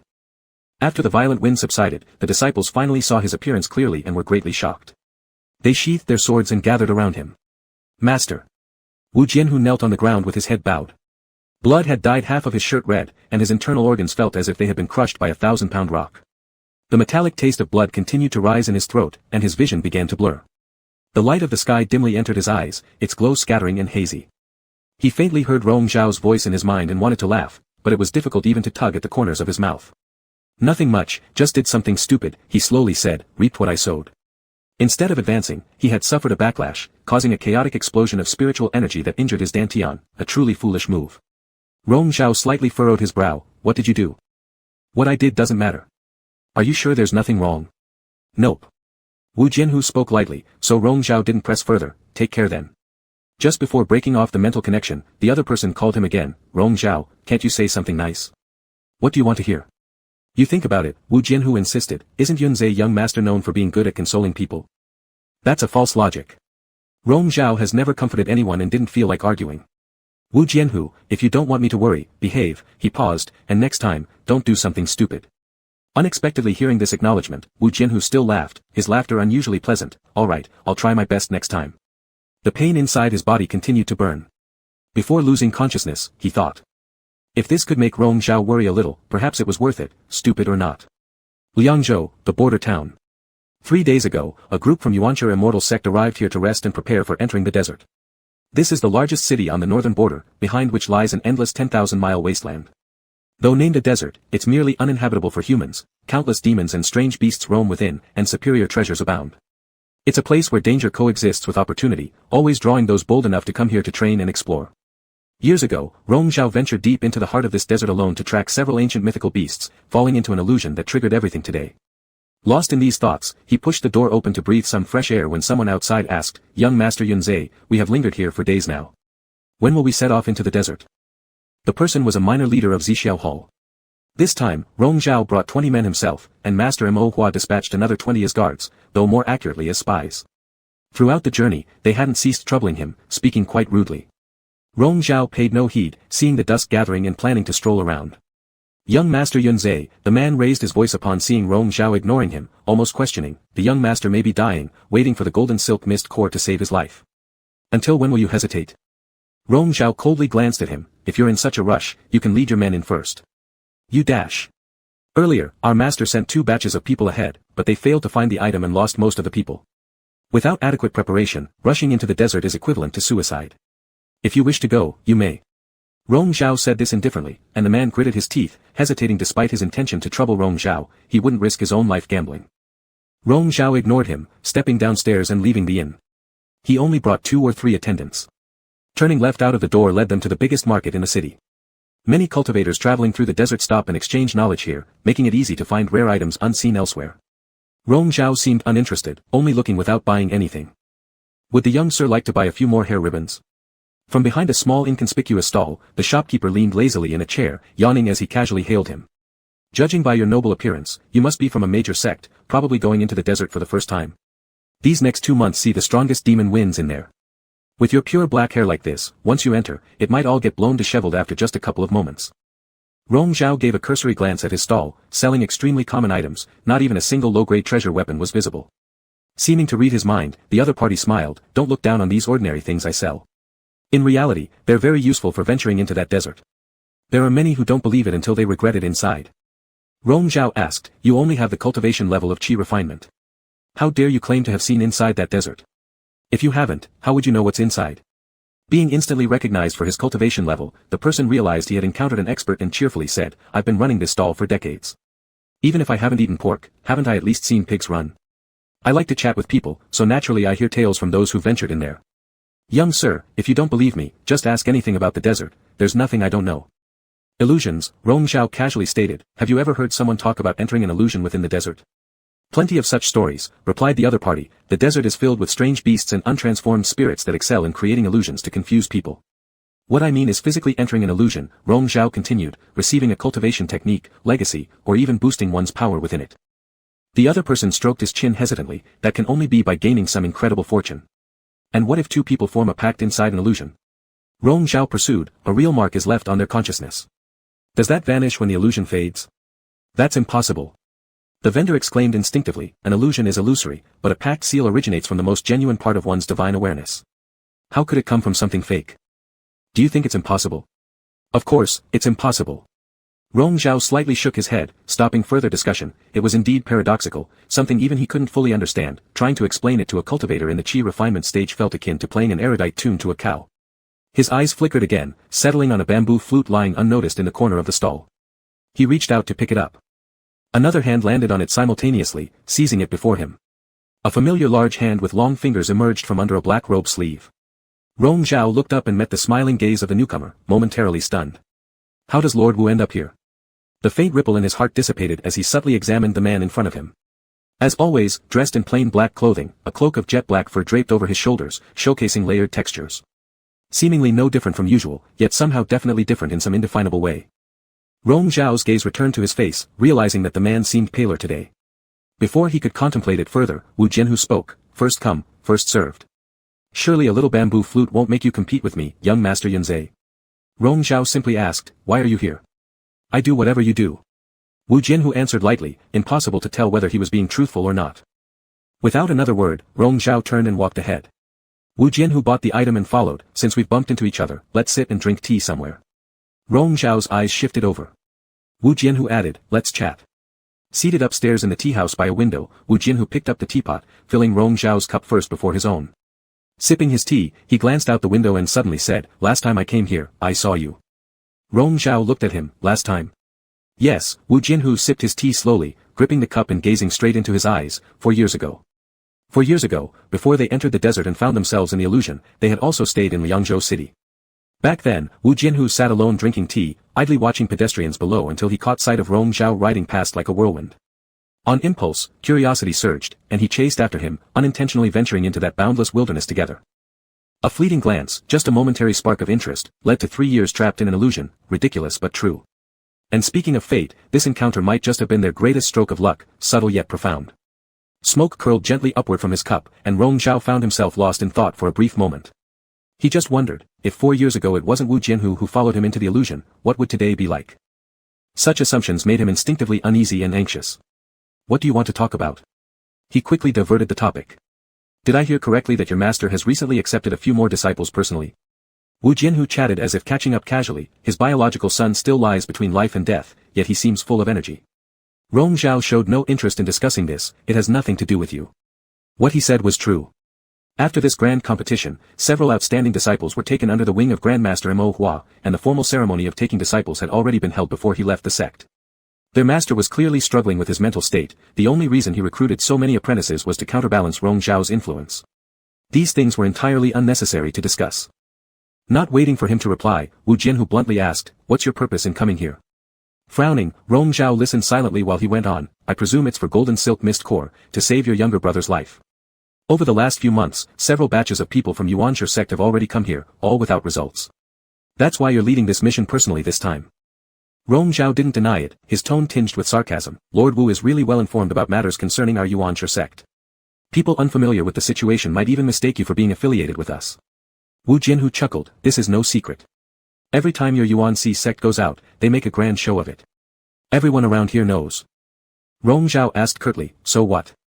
"What I said earlier," Wu Jianhu proposed. "If you're asking why I'm here, then I'm doing the same as you, searching for golden silk mist core. Shall we work together?" His expression didn't seem to be fake, but Rong Zhao still felt suspicious. "What do you need the golden silk mist core for?" "That's none of your business," Wu Jianhu replied, "but I surely have my own use for it." "Golden silk mist core is extremely difficult to obtain," Rong Zhao warned him. "You yourself admitted that several batches of people from our Yuanzhi sect came here but couldn't find it. Which is exactly why we should team up." Wu Jianhu nodded, "help each other out and look after each other." "Look after?" "Yes. I'll watch over you, and you can watch over me." "What's wrong with that?" Wu Jianhu became playful again. But Rong Zhao didn't think so. Since Wu Jianhu wouldn't disclose the reason for seeking the golden silk mist core, he was already untrustworthy. This man always spoke without honesty, who knows what scheme he had in mind. "No thanks. Too many people, too much trouble," he outright rejected, which happened to be the truth since the presence of the Zixiao Hall members made collaboration impossible between them. Wu Jianhu leaned back on his chair, holding his teacup while gently rubbing the rim with his fingertips, his gaze lingering on Rong Zhao's face. "Not acceptable. If you insist on coming with me, what if there's only one golden silk mist core at the end?" Rong Zhao shot back. Wu Jianhu pondered for a moment before answering, "That's not necessarily going to happen." "What if it does?" "We'll deal with it then." Rong Zhao shook his head, unwilling to continue this discussion. As he got up and prepared to leave, Wu Jianhu tilted his head slightly upward and let his gaze linger on Rong Zhao for a few seconds longer. Suddenly, he called out, "Jing Chu." Rong Zhao's pupils constricted instantly, and he stopped in his tracks to turn around, his eyes now devoid of any warmth, reaching the peak of vigilance and caution. "So you are," Wu Jianhu deduced. One of Rong Zhao's hands rested firmly on the hilt of Yun Zhe's sword, ready to unsheath it at any moment, his cold voice articulating every word slowly. "What do you intend to do, Wu Jianhu?" "I intend to do nothing," Wu Jianhu reassured him, gesturing for calmness. "I just want to figure out who my partner truly is." Rong Zhao maintained silence, his expression turning colder. Unfazed, Wu Jianhu went straight to the point. "That day at Beima Mountain, when the manager of the Purple Dawn Pavilion mentioned you, I've been curious about it ever since. When you asked him if he knew how your master ascended to the leader's position, it seemed related to Mo Hua master, so I had someone investigate the history of your sect." He sipped his tea, studying Rong Zhao's reaction carefully, confident that he hit upon something true, and continued, "In the past, when your predecessor was about to ascend, his chosen successor was originally Jing Hong, his eldest disciple. But just at that year, Jing Hong, along with his wife and son, met their untimely deaths. The seat fell to that sycophant Mr. Shi instead, making me believe that the death of Jing Hong's family wasn't an accident, closely tied to him. The only child of Jing Hong, Jing Chu, if alive today, would be roughly your age. However, the young master was dual water-fire spiritual root, and his cultivation talent wasn't comparable to yours." Rong Zhao's composure returned swiftly, responding calmly, "Since you know our spiritual roots differ, isn't all this talk absurd?" "Not necessarily," Wu Jianhu replied. "To resurrect, there are always ways to cover up. If not, how could you change your name and deceive your master to re-enter the Yuanzhi sect?" As for why I say this, firstly, the late manager Lu recognized you before dying. I assume that the left-hand sword style you used when killing him must have been taught by your father, because Jing Hong was also a famous sword cultivator back in his day. Secondly, it comes from my understanding of my partner, both of us are ruthless, but for different reasons. I'm like this naturally, but you're different. You value reputation so much, if you didn't have deep resentment towards your master, how could you ignore the life of your junior brother that night? Why wouldn't I? Rong Zhao snorted derisively, wouldn't his demise be beneficial to me? After all, he's the heir. Wu Jianhu smiled, tearing apart his argument. You seek the leadership role, but your idiot younger brother never poses a threat to you. You never even regard him seriously. With the full support of your sect elders, why would you fear your master's favoritism? In a major sect like Yuan Si, every leader has unparalleled talent. Your master is truly skilled, but his son falls short compared to him.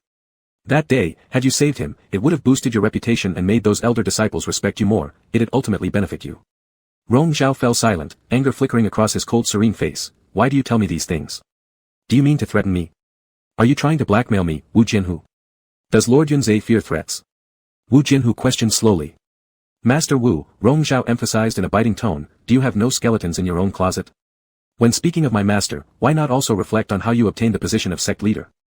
Wu Jianhu's eyebrows twitched slightly, somewhat surprised. What do you know?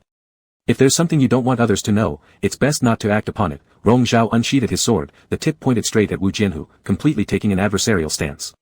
Wu Jianhu's words today had clearly struck his bottom line. You are well aware of what you've done.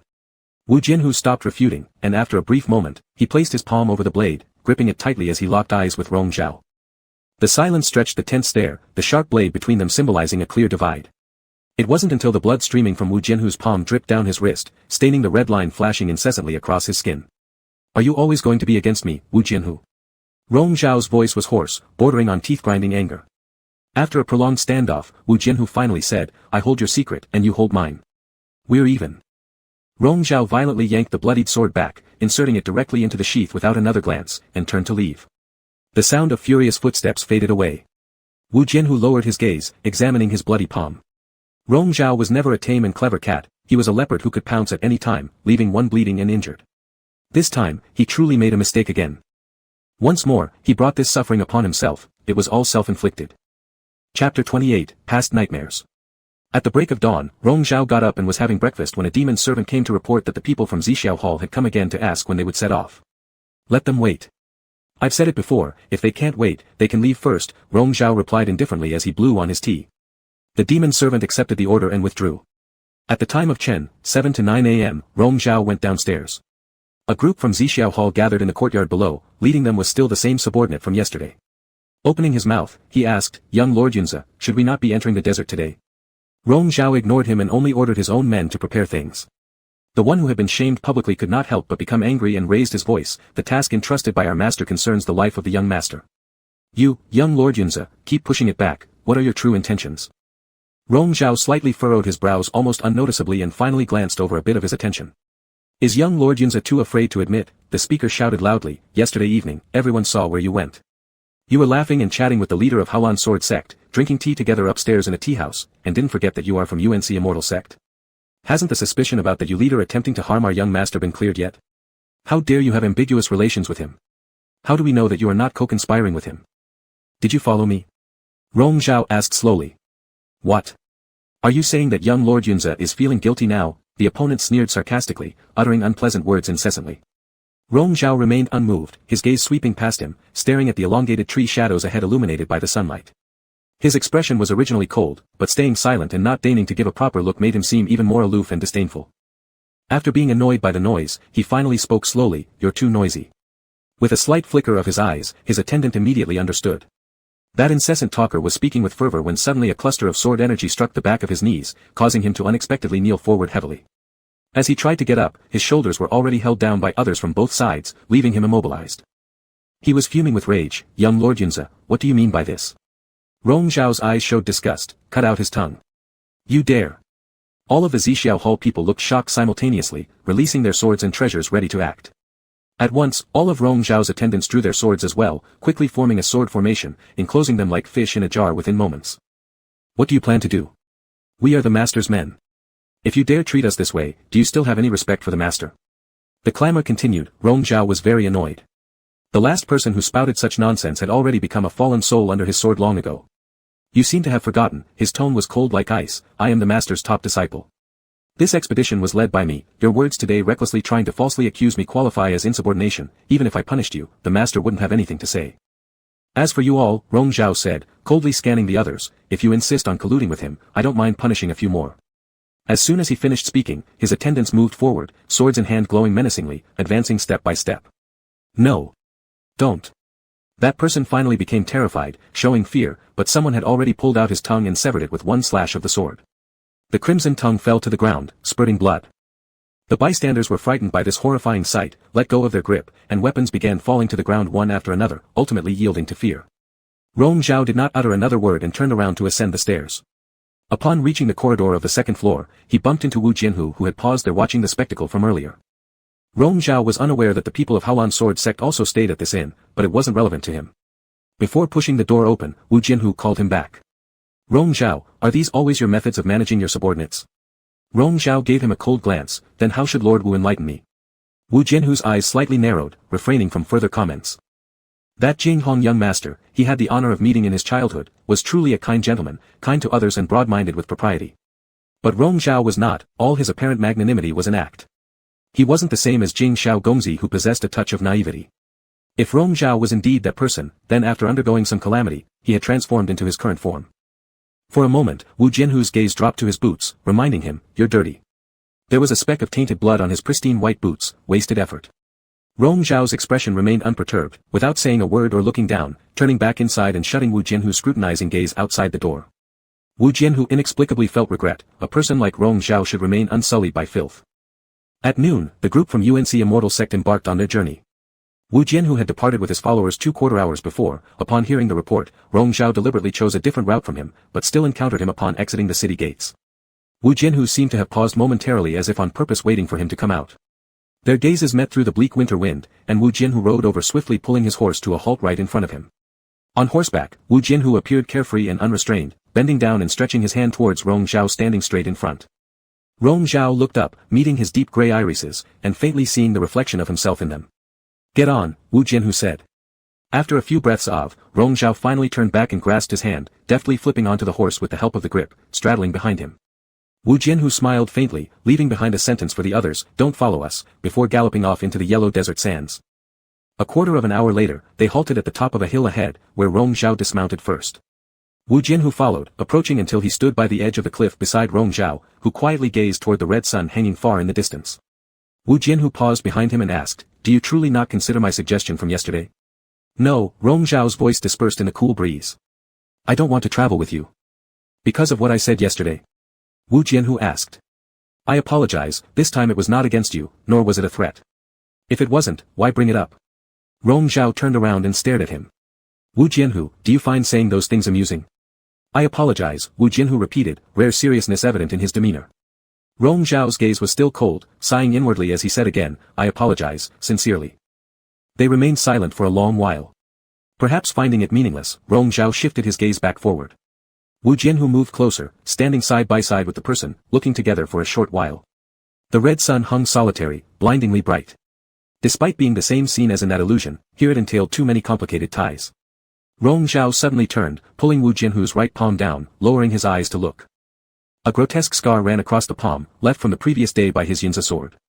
Drooping eyelashes concealed the emotions in Rong Zhao's eyes, making Wu Jianhu feel a colder aura emanating from him, or rather, he seemed angry once more. For a long moment, Rong Zhao raised his eyes. Is it fun? Wu Jianhu clasped his hand back, gently squeezing his knuckles. It still hurts. Knowing pain, don't cross my limits next time, Rong Zhao's deepened voice carried a warning. Alright, then let's not mention it, Wu Jianhu readily accepted the lesson, would you like to travel together? Rong Zhao narrowed his eyes, speaking coldly, what game are you playing, insisting on traveling with me? What if I say I just want to be with you? Wu Jianhu stated. Out here in the desert, more people indeed make things easier, but your people outnumber mine by more than double. If a dispute arises, you'd win anyway. Rong Zhao succinctly uncovered his intentions. Yesterday, when I asked what you'd do if we only found one golden silk mist flower, you evaded the question, but actually, you've already planned it all out, using my people as stepping stones and taking everything after we found it. Wu Jianhu arched his eyebrows, am I really so bad, Rong Zhao? Aren't you? Rong Zhao stared at him, his piercing gaze seeming able to see through everything. Wu Jianhu laughed, accepting it silently. Has anyone ever told you that you're too smart? That's why you always provoke jealousy.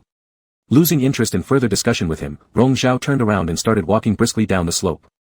Wu Jianhu called after him from behind, won't you reconsider? We might find more golden silk mist flowers if we collaborate.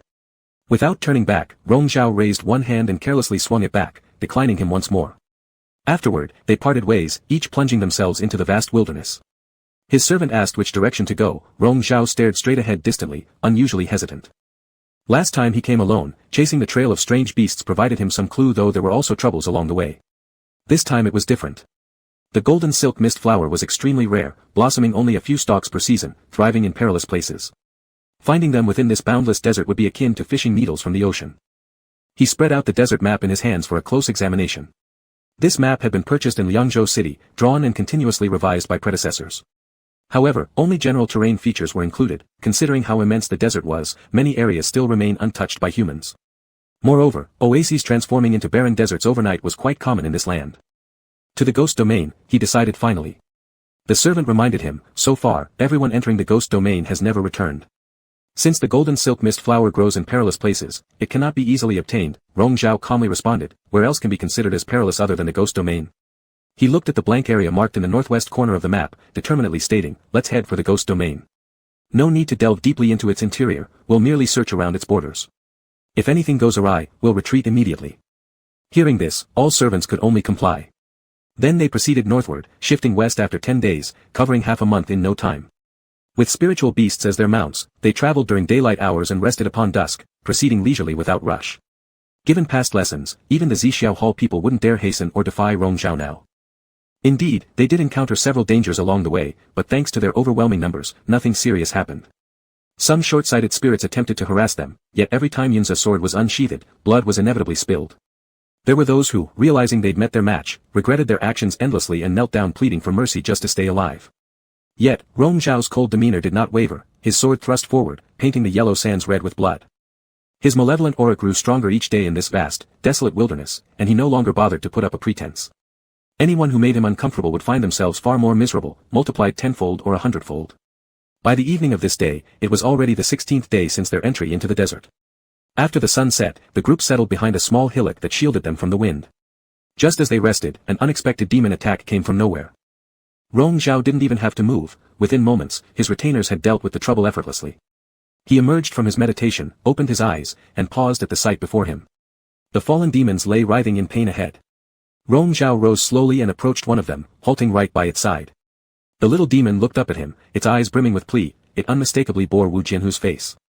Don't kill me. Rong Zhao furrowed his brow, detecting fluctuations within his mind. Drawing his sword out immediately, he tightened his grip on the hilt.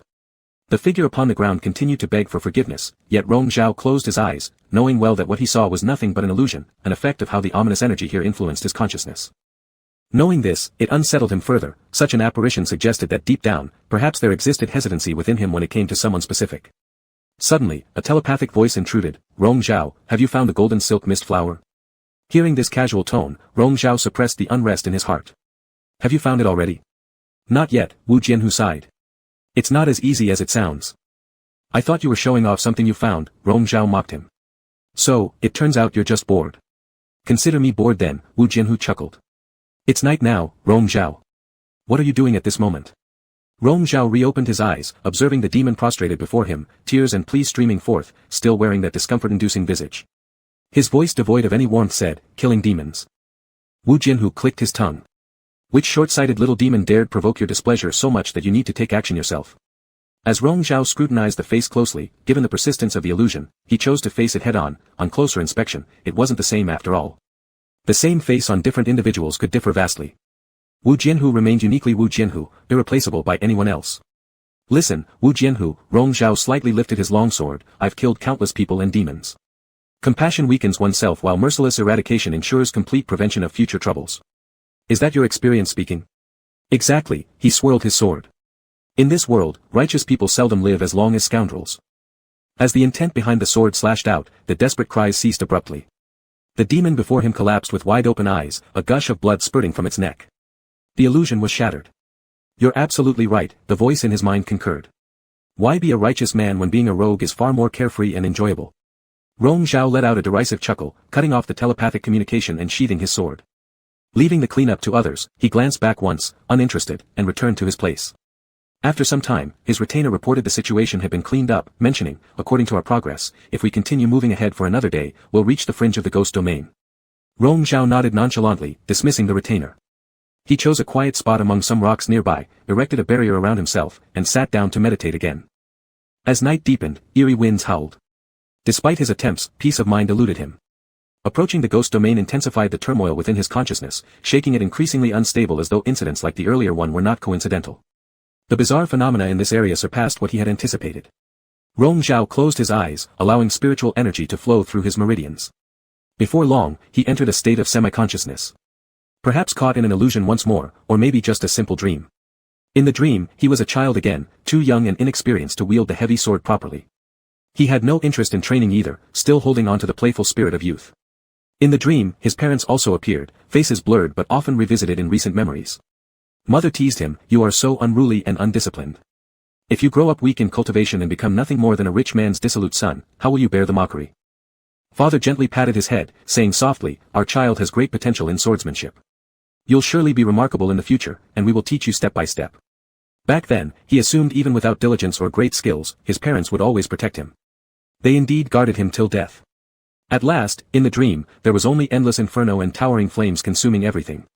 Amongst this fiery abyss, his parents were torn apart by malicious ghosts, consumed by fierce flames, while he remained trapped helplessly inside the protective barrier they had formed using their final ounce of power.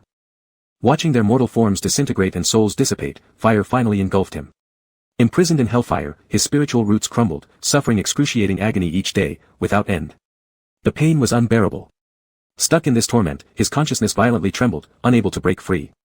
Then he heard the sound of a sun, a primordial flute, humble and plain, profound and lasting. Each note smoothed the surging tumultuous waves in his heart. He woke from the nightmare, opened his eyes, and saw the man standing on the hill ahead amidst the swirling sand and faint light of dawn, quietly playing a bamboo sun. Clad in black robes, with a silver band in his hair fluttering in the wind. Their gazes locked across the vast expanse of heaven and earth, and in this single glance lay infinite depths of the mortal world. Chapter 29, Gift from a Taoist Partner. When the sound of the ocarina stopped, Rong Zhao pressed his slightly aching chest and bent over, gradually coming to his senses. Cold sweat dripped from his forehead.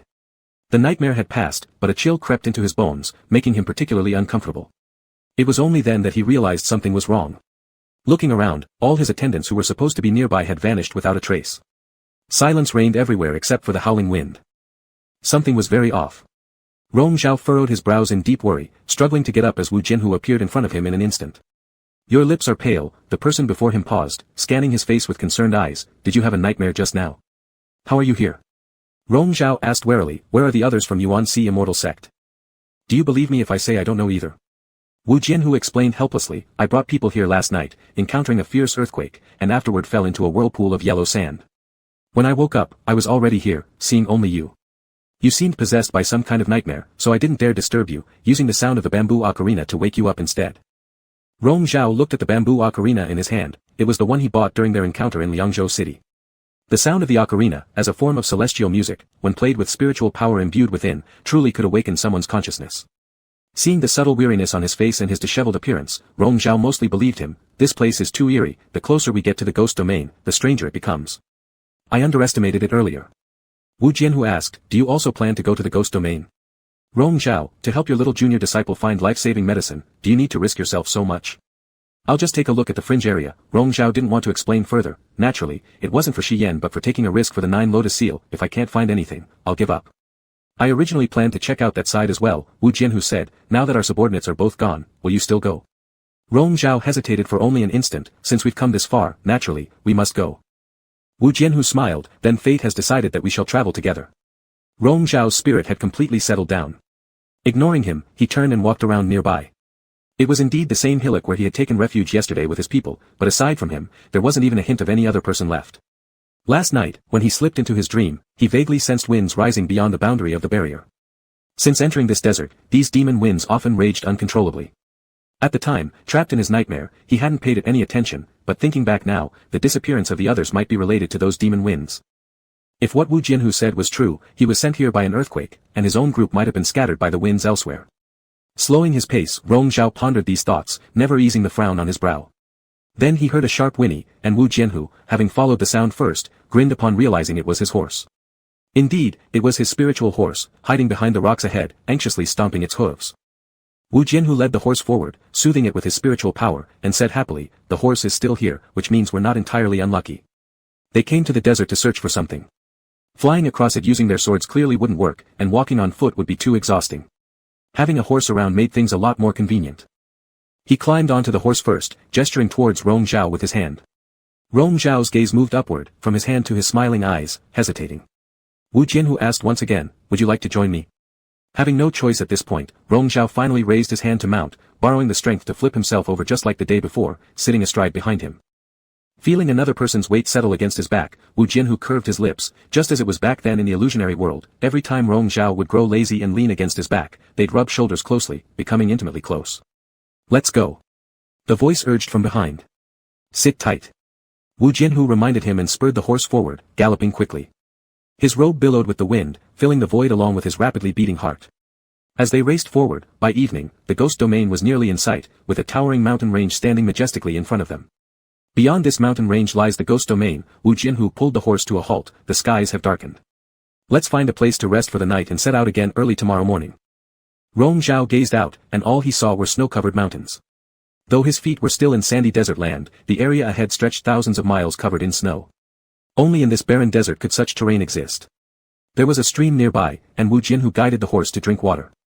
Rong Zhao remained where he was, concentrating deeply and perceiving something amiss. Frowning, Wu Jianhu dash.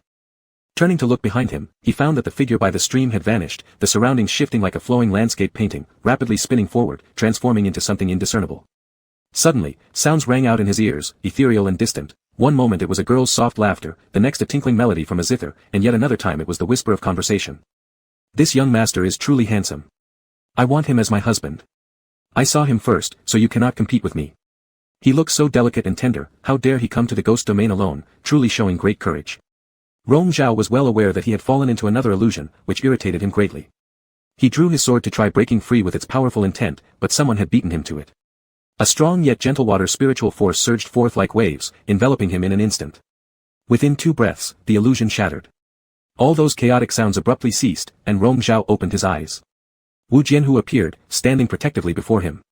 Several young demons were tied up by spiritual energy ropes, squatting on the ground and whimpering pitifully.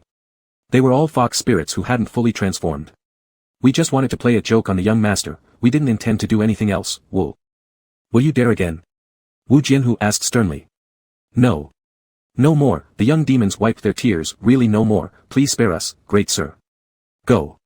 With one slash of his sword, Wu Jianhu cut the spirit force rope. The little demons scattered quickly, hiding themselves into the forest until they vanished without a trace. After sheathing his sword, Wu Jianhu turned around and faced Rong Zhao's cold gaze. He asked first, "What's wrong with you, Rong Zhao? How can illusions created by such underdeveloped fox spirits mislead you?" Rong Zhao naturally knew it was due to his recent unstable Dao heart that gave these spirits an opening, but he wouldn't say so. "Wu Jianhu, are you really unwilling for me to kill them?" Rong Zhao accused, first stopping my action, then releasing them immediately. "I wonder when did Master Wu of Wu sect become so benevolent?" Wu Jianhu shrugged and returned his sword to its scabbard casually. "Just some newly formed little demons looking for fun because you're good looking. So what?" But Rong Zhao disagreed. Wu Jianhu wasn't the kind of person to meddle unnecessarily, but this time, it seemed pity moved him. The only reason Rong Zhao could think of was, what kind of demon was this person's mother? Was it also a fox? Even if it was a fox, it was still peculiar. No mercy towards humans but tenderness toward foxes.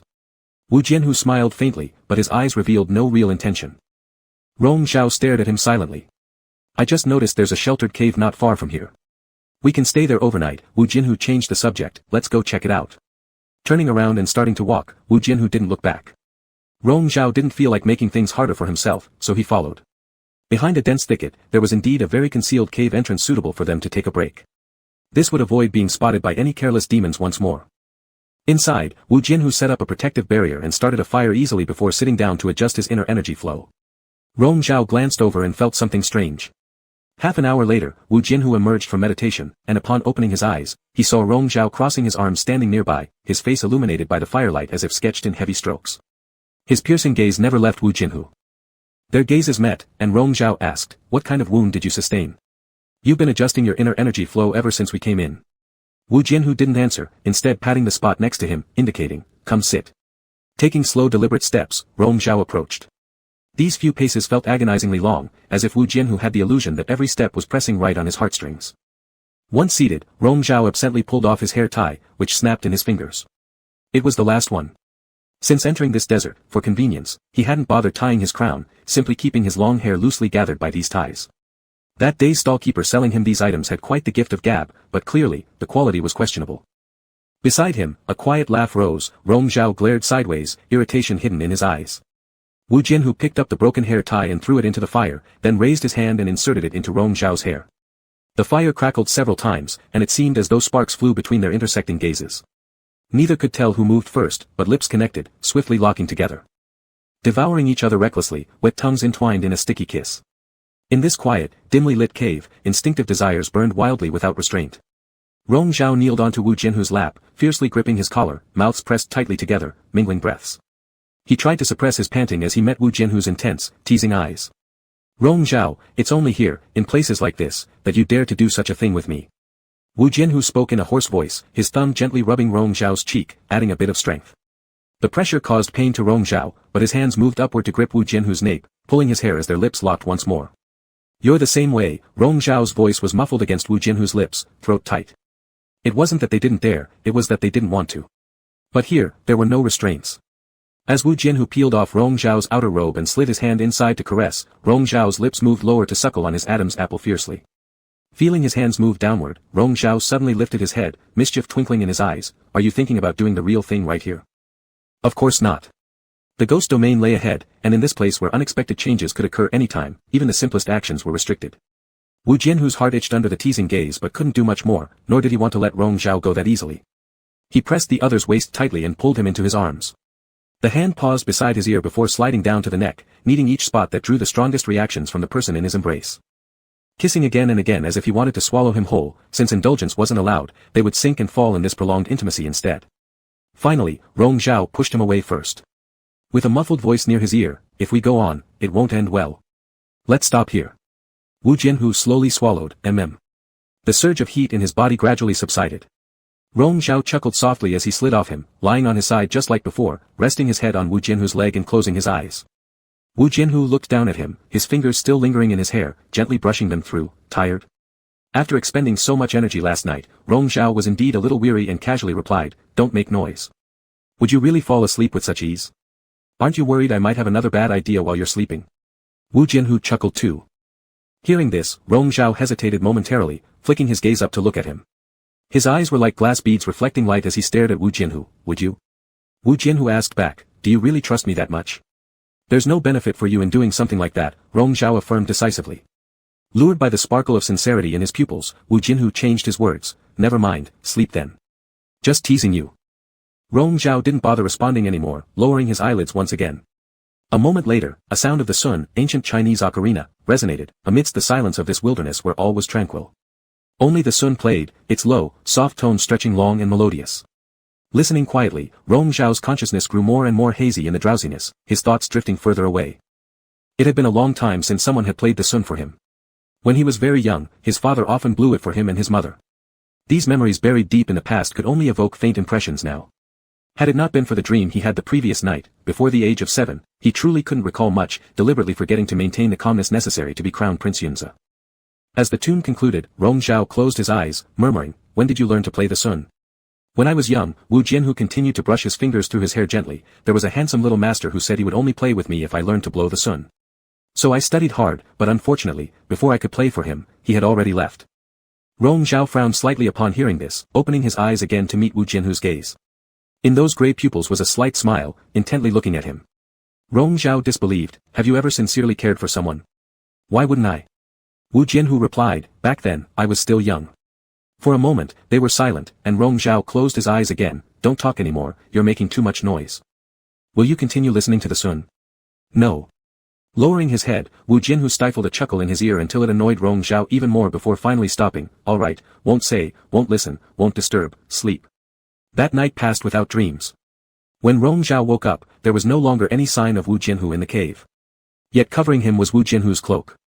Only a few sparks remained in the fire next to him. He sat up, using spiritual force to extinguish them carelessly. Sitting there in a daze for a short while, footsteps echoed outside the cave entrance, and Rong Zhao turned to see. Entering, Wu Jianhu raised an eyebrow slightly upon seeing that he was already awake. Awake already? Want some water? Placing the gourd of water before him, Rong Zhao reached out to take it. Wu Jianhu stopped in front of him, inconspicuously inspecting him, his dark hair draped over his shoulders, clad in his own cloak, his face still carrying a hint of warmth post-slumber, presenting an illusion of docility only at moments like these when he seemed easygoing. Rong Zhao handed back both the gourd and the garment, tidying up his own robe but hesitating over his untied long hair. Leisurely observing him, Wu Jianhu caught Rong Zhao's eye as he looked towards his hair tie. Return my hairband. Indeed, Wu Jianhu thought, he reverted back to being serious the moment he regained his senses. I can't return it, he refused bluntly. This hairband is a gift from my Dao spouse, it belongs to me now. Taking something he mistakenly picked up as a present, only someone as shameless as him would do this. How dare you say it? It's the truth. Wu Jianhu brazenly stated. Not wanting to waste words, Rong Zhao simply undid the bracelet around his right wrist. On his wrist, the golden hairband was clearly wrapped around it. Wu Jianhu's gaze lingered momentarily, initially surprised, then increasingly amused. Seemingly giving him a glance, with unclear intentions, Rong Zhao slowly unwound the hairband. Didn't you say you'd throw it away? Wu Jianhu questioned. When did I say that? If it came down to shamelessness, Rong Zhao was equally unmatched. Wu Jianhu focused his eyes on him. So why have you kept this hairband all along? A gift from one spouse, one dares not discard it. Rong Zhao mirrored Wu Jianhu's tone earlier, refusing to reveal more. That was that. Wu Jianhu suggested, let me help you. Rong Zhao threw the hairband over. Catching it in his hand, Wu Jianhu crouched behind him, gathering up his dark hair completely and smoothing it with his fingers. He tied it into a high ponytail with the golden hairband. Done. Wu Jianhu proposed, I'll help you. Sounds good. The cheerful voice lingered in Rong Zhao's ears. Rong Zhao slowly and lazily hummed an mmm. Wu Jianhu drew closer, just as he was about to say something, his expression suddenly shifted. He lowered his voice, someone is passing by. Chapter 30, each with hidden intentions. The two of them listened intently for a moment, glanced at each other, and then walked out of the cave together. Upon climbing to a nearby high ground, they saw in the distance a wedding procession heading into the mountains amidst the sound of percussion instruments. How could there be a wedding here? Wu Jianhu exclaimed in surprise. Rong Zhao furrowed his brows, recalling the illusions from the day before when those little demons had boasted about wanting to abduct him as a husband. His thoughts deepened. Wu Jianhu also remembered the same incident and casually sent off a finger gesture. Soon, a snowball rolled down from the depths of the lush forest, stopping in front of them. It shook off the snow and stood up, revealing itself to be a small fox demon. The fox demon, trembling with its head bowed low, timidly asked, Distinguished adult, what orders do you have?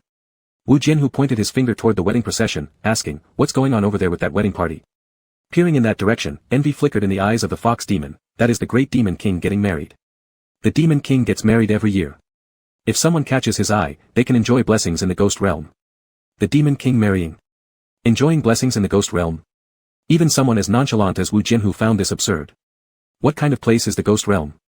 How has it become such a desirable destination in your mouths?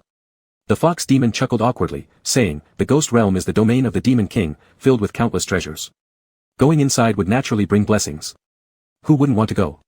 Unfortunately, our cultivation levels are too low, we don't even qualify as servants to the demon king.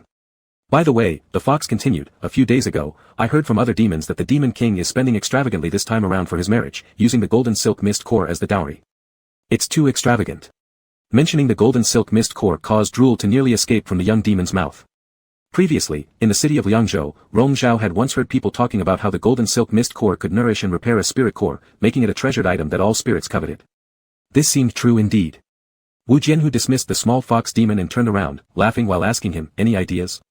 Rong Zhao fixed his gaze on him. Mr. Wu certainly has skills. These fox demons obey you so well, answering whatever you ask and calling you distinguished adult.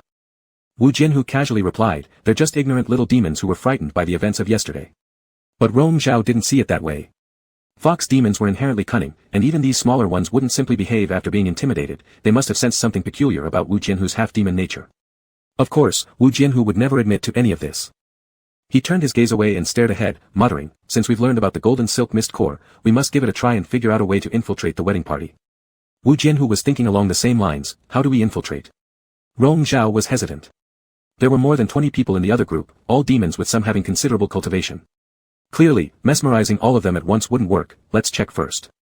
Before entering the deeper mountain, the wedding party took a brief rest among the forest. They leaped up, hiding themselves behind the lush foliage as they waited for an opportunity. The bride, helped by the matchmaker, stepped out of the flower sedan chair and sat down on a nearby tree stump. The bride, still under her veil, hung her head crying quietly while the matchmaker fanned herself, smiling widely with her teeth showing. The demons accompanying the wedding party indulged themselves in food and drink, ignoring the two women, as if they'd already determined the bride couldn't escape. Simultaneously, both Rong Zhao and Wu Jinhu struck, channeling their spiritual power into the forehead of the matchmaker. With the blade's intent, both the matchmaker and the bride were swept over to where they stood. The matchmaker had collapsed unconscious, while the bride's veil blew open as she kneeled and begged them to save her life. Rong Zhao succinctly ordered, "Tell me the entire story." Through sobs, the bride explained, "I and a few friends were all stray cultivators from the southern lands who came to train in the northern deserts. We lost our way and became separated. Somehow, I ended up here in the ghost realm where I was captured by those demons. They said the demon king fancied me and wanted to marry me, but I refused. Unfortunately, due to my weak cultivation, I was overpowered, abducted, and forcibly shoved into that flower sedan." Rong Zhao asked, "Where is the demon king's dowry?" "I don't know," the bride sobbed, shaking her head, "but the matchmaker did mention a dowry, though I've never seen it." "Empty, those boxes." While Rong Zhao was questioning, Wu Jinhu had already used his divine awareness to probe the boxes carried by the demons. All of them were empty showpieces. Rong Zhao tossed a protective talisman to the bride, "Leave your outer robe here, and you may leave." She thanked them profusely, removing her red ceremonial gown and taking the talisman as she quickly departed. With a flick of his sword, Rong Zhao stripped the unconscious matchmaker of her outer garment. Wu Jinhu understood his intention. "Is it really necessary? Do you have a better idea?" Rong Zhao, picking up both sets of clothing, questioned him, "You dress as the bride and I'll dress as the matchmaker." Unmoved, Wu Jinhu clearly wasn't willing. Rong Zhao gave him a mocking look, throwing the matchmaker's clothes at him, and directly slipping into the red ceremonial gown. The outfit didn't fit at all. To achieve his purpose, he didn't care about appearances or inconvenience. Wu Jinhu couldn't help but smile at the sight of Rong Zhao in the overly large bridal attire. It looked truly ridiculous. This wasn't like before in that illusion where they had a marriage of convenience. Back then, Rong Zhao had looked charming with his ruby lips and arched eyebrows, a beauty hard to forget. "Rong Zhao, you are my Taoist companion, is it proper for you to wear bridal clothes and marry someone else?" Wu Jinhu teasingly asked. Rong Zhao ignored him and returned earlier than the minor demons could realize something was amiss. He quickly put on the bride's veil and sat by the tree stump. When Wu Jinhu returned, one of the minor demons called out to them, "It's time to get onto the sedan chair, let's continue our journey promptly." Both of them had set up an illusionary charm so outsiders would see them as the bride and the matchmaker respectively, while in reality they saw each other in their original forms, successfully fooling others. Wu Jinhu assisted Rong Zhao in standing up and helped him into the flower sedan chair, secretly transmitting thoughts, "I'm probably the only person in this world sending my own partner off into another man's sedan chair, such an unfortunate soul I am." Rong Zhao heard his sarcastic muttering but suppressed his laughter and replied, "If you cannot bear to see it, don't follow along. Master Yunza's plans are too cunning, you're trying to abandon me here for personal gain." Right before putting Rong Zhao into the flower sedan chair, Wu Jinhu grabbed his arm at the wrist, "Don't even think about it." Under the red sleeve emerged a hand like white jade, placing fingers lightly against Wu Jinhu's palm, "Stop causing trouble." Rong Zhao settled into the sedan as the curtain closed, starting their journey deeper into the mountains. Wu Jinhu followed beside him, cautiously observing the surroundings. These were snow-covered mountains, increasingly barren as they moved forward. All paths ahead and behind appeared identical, creating the illusion that they were walking in circles. Perhaps they had entered some sort of phantom array, and without the guidance of those demons, they might never find their way out. The mountain holds a phantom array, naturally formed by its mist and fog. "Do you notice anything unusual with your dantian?" In Wu Jianhu's mental voice came the inquiry. Rong Zhao slightly perceived it and indeed found something wrong, a stagnation in the dantian area and slowed circulation of spiritual power through the meridians due to the influence of the phantom array. "Should we proceed further, if the dantian becomes entirely sealed, our cultivation powers might be completely suppressed."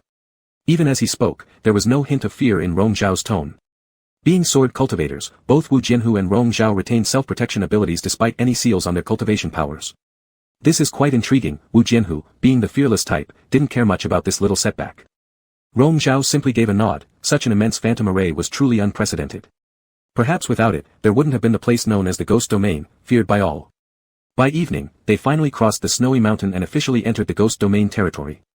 The so-called Ghost Domain was merely an expansive, mist-shrouded snowfield, indistinguishable between day and night. After 3 more days of constant travel, the palace of the Demon King came into view. For the final break beside the stream melting with snow water, Wu Jinhu relayed the information he'd gathered. "By noon, we'll enter the Demon King's palace and by evening we'll participate in the wedding and enter the marital chamber." Over the past few days, Wu Jinhu had grown familiar with those demons, coaxing plenty of information from them. As he mentioned these details, a mischievous glint flickered in his eyes, deliberately emphasizing the last 4 words. Rong Zhao didn't seem affected, just asking, "What kind of person is this Demon King?" You're quite curious about the husband who will soon tie the knot with you. I already have a husband, Rong Zhao calmly replied, this is merely a pretense. Wu Jianhu slowly nodded, he must be a powerful demon, but we don't know exactly what kind.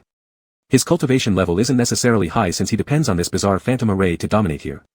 Every year, he marries once, specifically targeting lone wanderers who accidentally end up here, sucking their life essence dry before moving on to the next victim. Is there a way to counteract this phantom array?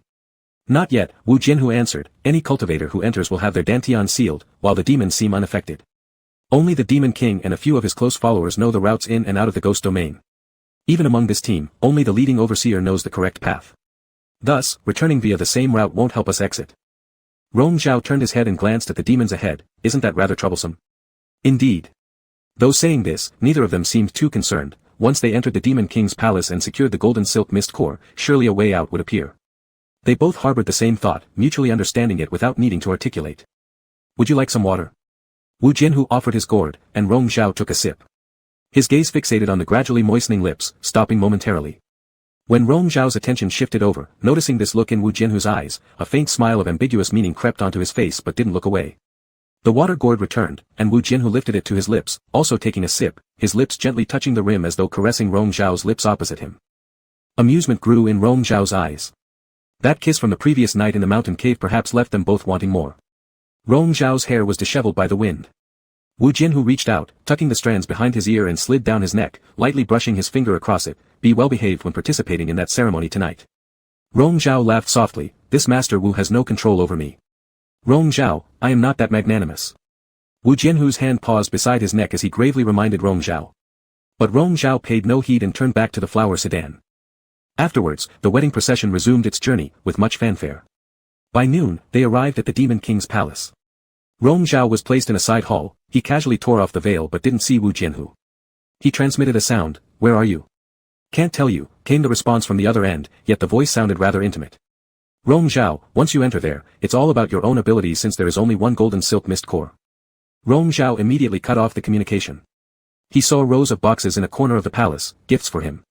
These were not the ones carried by the wedding procession but instead hung red silk, pressed down by solid wood. It was evident they contained something. Rong Zhao stood up and walked over, randomly summoning a minor demon and commanding, open these boxes. The small demon hesitated, they all belong to the king. Can't I look at my own dowry?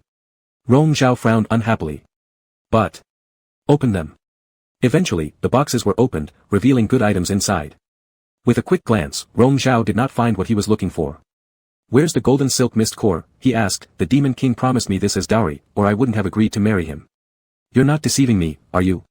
Naturally not, the minor demon blurted out, golden silk mist core hasn't blossomed yet, it will be at midnight tonight. Once you've consummated the marriage, someone will bring it. What's the rush?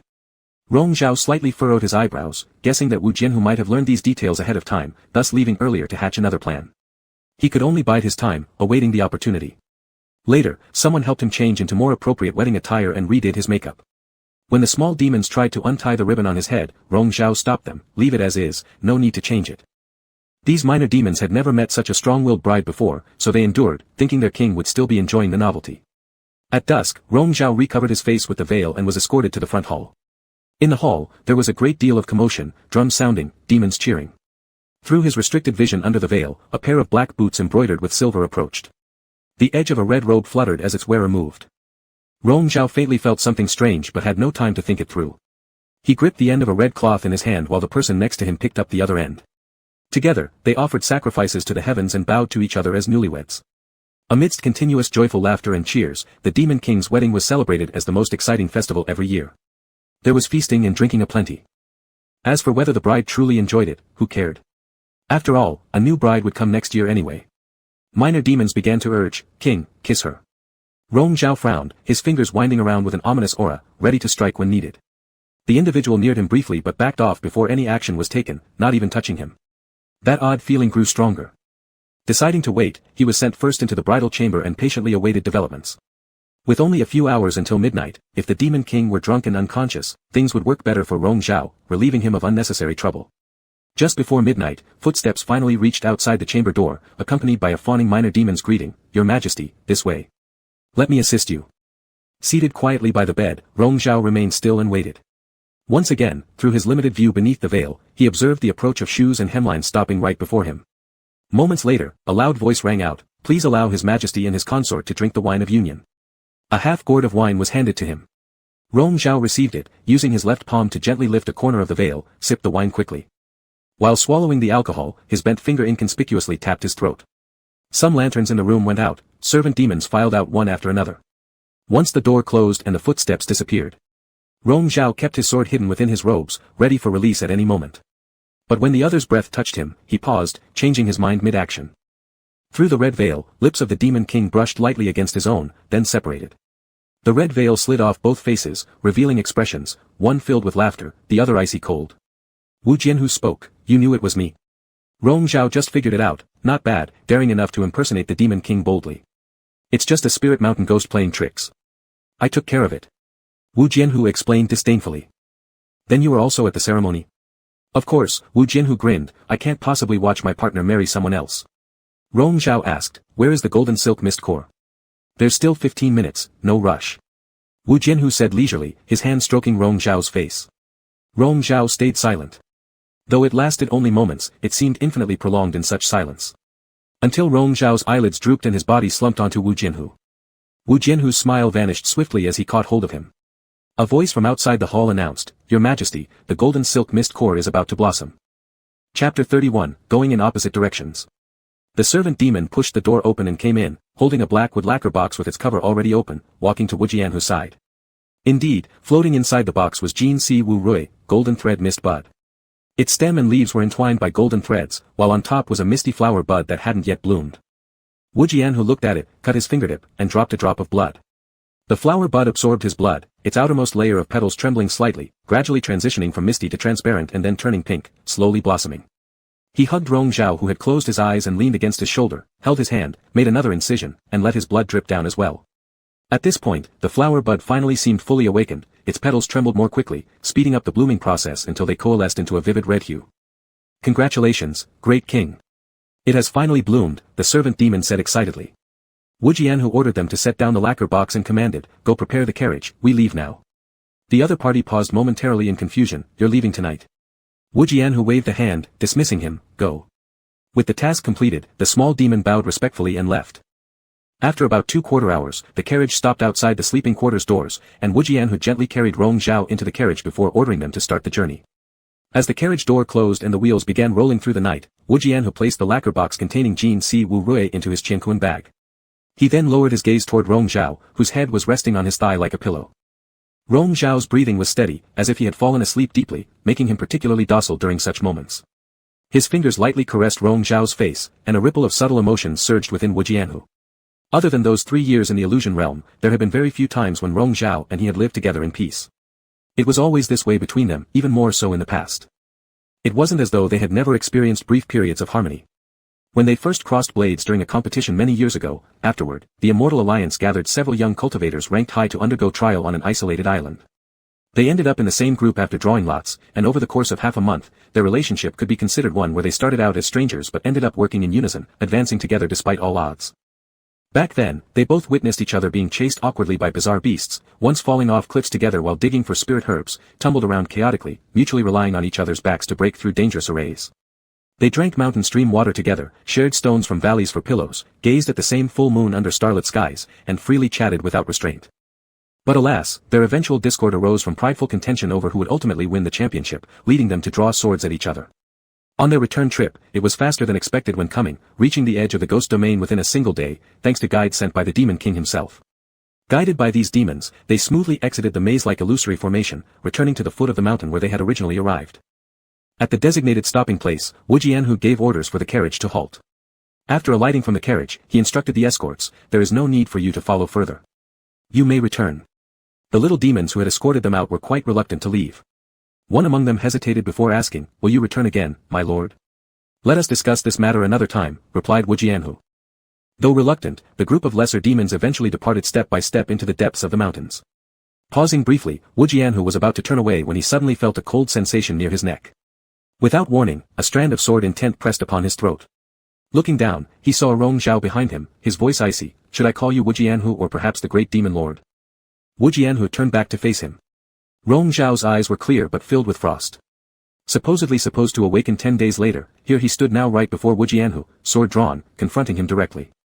Instantaneously comprehending the situation, Wu Jianhu asked with certainty, "So, last night's ceremonial wine didn't work on you? Was your act deliberate?"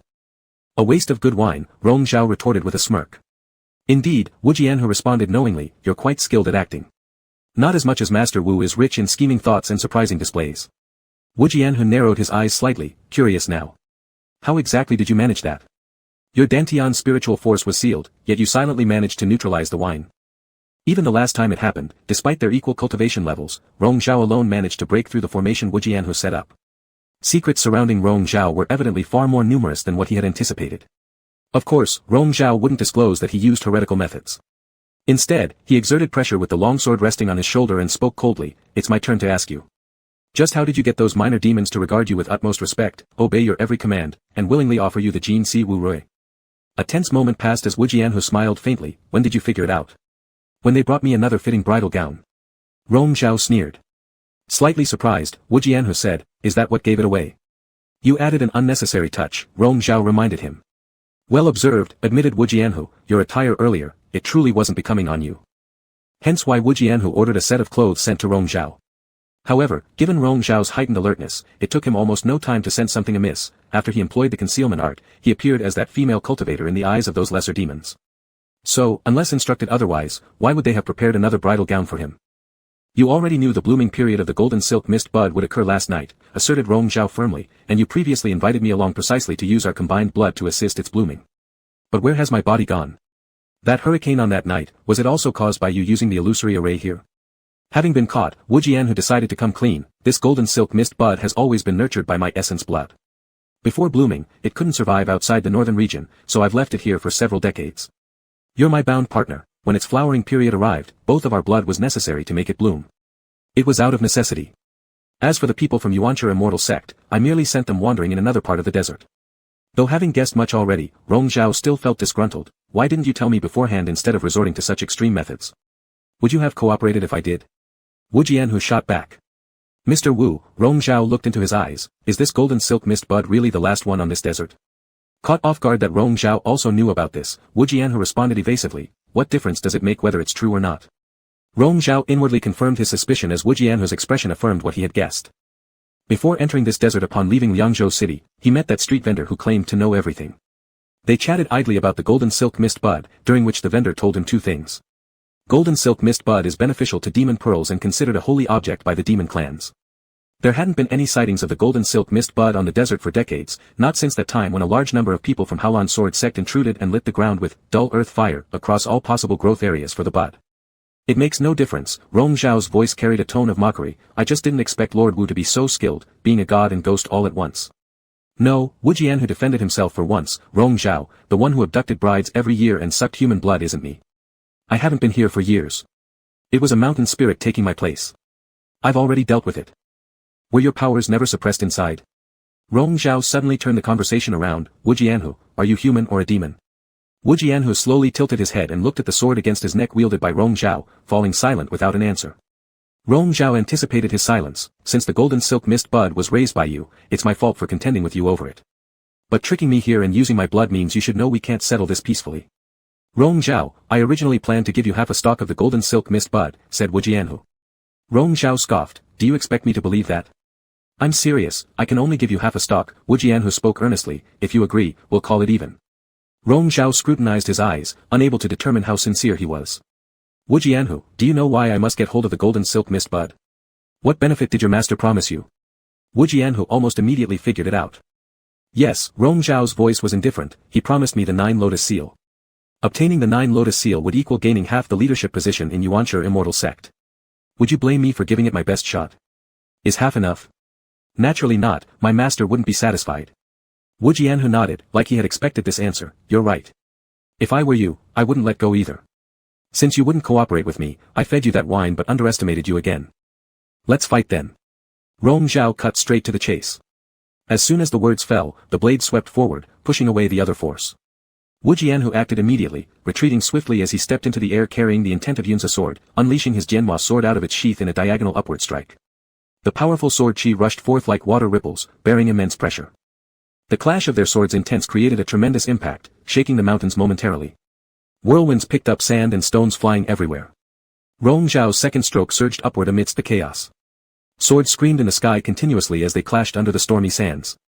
Dust storms rose furiously as they fought, changing the landscape dramatically, until the skies became darkened and the land obscured. Gradually, the duel evolved from pure swordsmanship to magical power exchanges. Escaping the illusion formation allowed Rong Zhao's formerly suppressed cultivation to return fully, his immense spiritual force surging alongside each vibrating sword intent.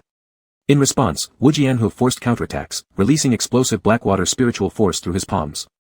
When the two forces collided, Rong Zhao detected a momentary sluggishness in Wu Jianhu's flow of power and frowned, sensing something amiss. Before he could dwell on it further, boulders split apart, and violent winds howled. This time, however, it wasn't caused by their clash. The earth trembled violently, yellow sand boiled and surged chaotically, waves of dunes rippled like dragons swimming across the vast expanse of the land. Thousands of feet away, they roared fiercely towards the ghost domain's snow-capped mountain.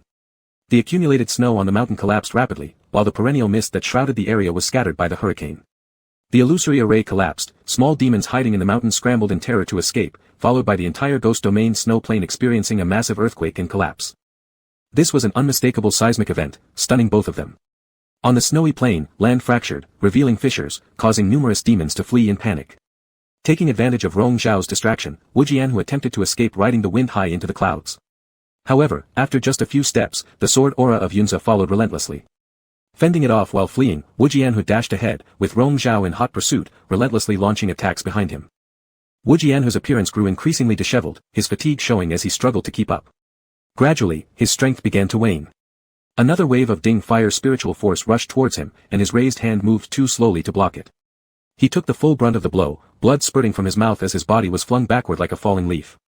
Rong Zhao hesitated for only a moment before resuming his actions. The sword intent severed the strap of Wu Jianhu's heaven-earth pouch, pulling it into his own grasp. Simultaneously, with the other hand, Rong Zhao sent out a stream of spiritual energy that gently cushioned Wu Jianhu's fall when he hit the ground. Collapsing in the yellow sand, Wu Jianhu lay still for some time with his eyes closed. When Rong Zhao finally touched down beside him, he struggled to rise, propping himself up with his sword tip dug into the ground, half kneeling. Behind them, the rumbling of mountains crumbling continued. Once the entire snow plain had collapsed, strange new terrains emerged from the earth, mountains and rivers stretching high into the sky. But neither of them paid attention. Rong Zhao stared at the man before him and slowly approached. Wu Jianhu bowed his head while leaning forward, his face hidden, but the gloom around him palpable. You. Before Rong Zhao finished his sentence, Wu Jianhu's sword intent suddenly struck back at him. Expecting this move, Rong Zhao acted swiftly. The collision of their two sword intents threw him back, forcing him to leap into the air. Still on one knee, Wu Jianhu looked up at him with deep-set eyes. Amidst the swirling wind, snow, and flying sand, their gazes locked briefly before parting. Turning his body gracefully, Rong Zhao left without hesitation, vanishing into the horizon. 7 days later. Rong Zhao returned to Liangzhou city riding his sword. Most of his subordinates were already waiting for him, and those who weren't were hastening back upon receiving messages. Hearing about the discovery of the golden silk mist bud brought great joy to everyone.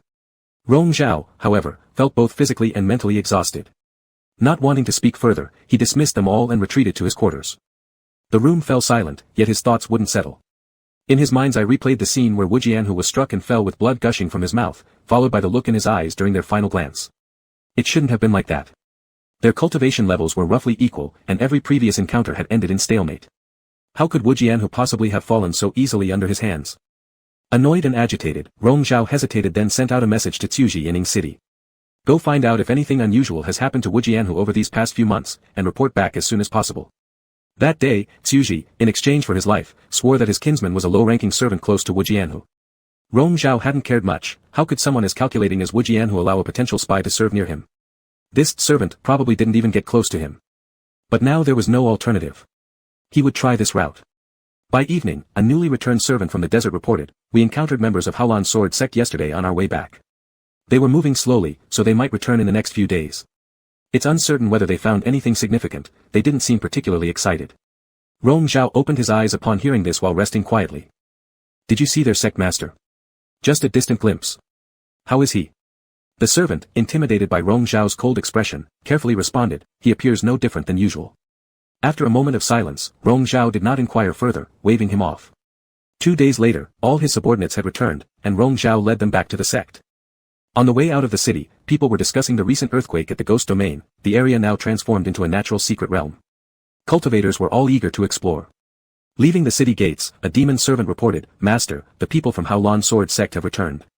Rong Zhao glanced outside the carriage window. In the distance, Haolan Sword Sect's convoy returned from the desert through a different path. Wu Jianhu's carriage was among them. Although the person wasn't visible, it meant he had returned.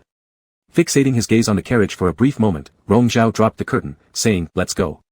The convoys set out, one leaving the city, the other returning, taking divergent paths. Elsewhere, Wu Jianhu heavily coughed into his palm, also having heard that they had crossed paths with Yuan Si Immortal Sect's convoy.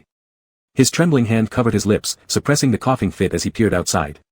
Through the mist of snow and frost, all he could see were the fading backs of the convoy now departing far away. Chapter 32, Take Care, Ruojuo.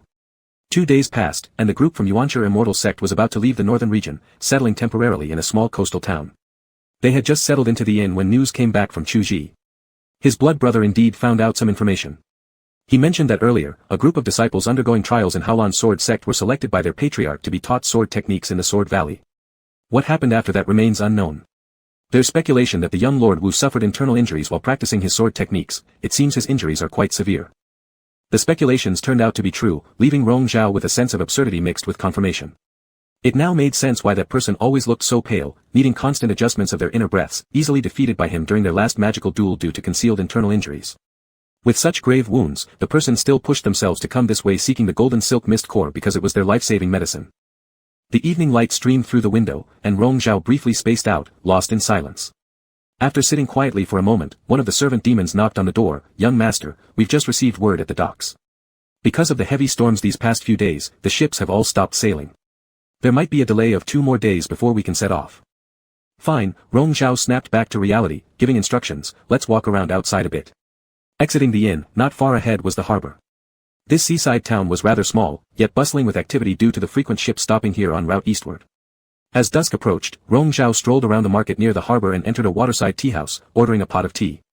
There were many people in the teahouse, gathered in 2s or 3s at tables, chatting idly about topics related to the new secret realm that emerged after the collapse of the ghost domain. Over the past few days, many cultivators had rushed to the ghost domain, fearing they would miss out on their chances. But it's futile to go.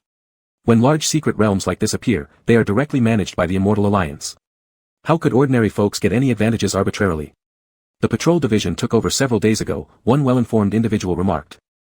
All others present expressed disappointment. Once the Immortal Alliance took charge, these smaller sect disciples and solitary practitioners no longer had a chance to partake. Perhaps even the qualifications to enter the secret realm would depend entirely on the distribution decisions of the Immortal Alliance. There'd be no room left for them. Rong Zhao sipped his tea slowly. His attendant whispered beside him, "Indeed, the patrol division took over that secret realm the day before yesterday. Since the secret realm hasn't opened yet, they're planning to send someone in through the cracks in the newborn protective barriers first, exploring it. If confirmed usable, further actions will need collective discussion among various sections." Rong Zhao gave a faint although he wasn't particularly interested. If there were truly great treasures inside, it would undoubtedly be another grand feast hosted by the Immortal Alliance. The group drinking tea and chatting casually then shifted the topic to the recent great contest of the Immortal Alliance. As no particular standout talents appeared this year, there wasn't much to talk about, so gossip filled the void instead. Someone brought up the rumored consort of Wu Jinhu. Speculation began flying, with various wild guesses. Some suggested an attractive female cultivator from a certain major sect who had a prearranged marriage pact with him. Others claimed a beautiful junior sister of Haolan Sword Sect whom he grew up with as childhood sweethearts. Others more daringly speculated about the charming courtesan with whom he shared fleeting relationships. Each tale seemed vividly told, as though witnessed firsthand.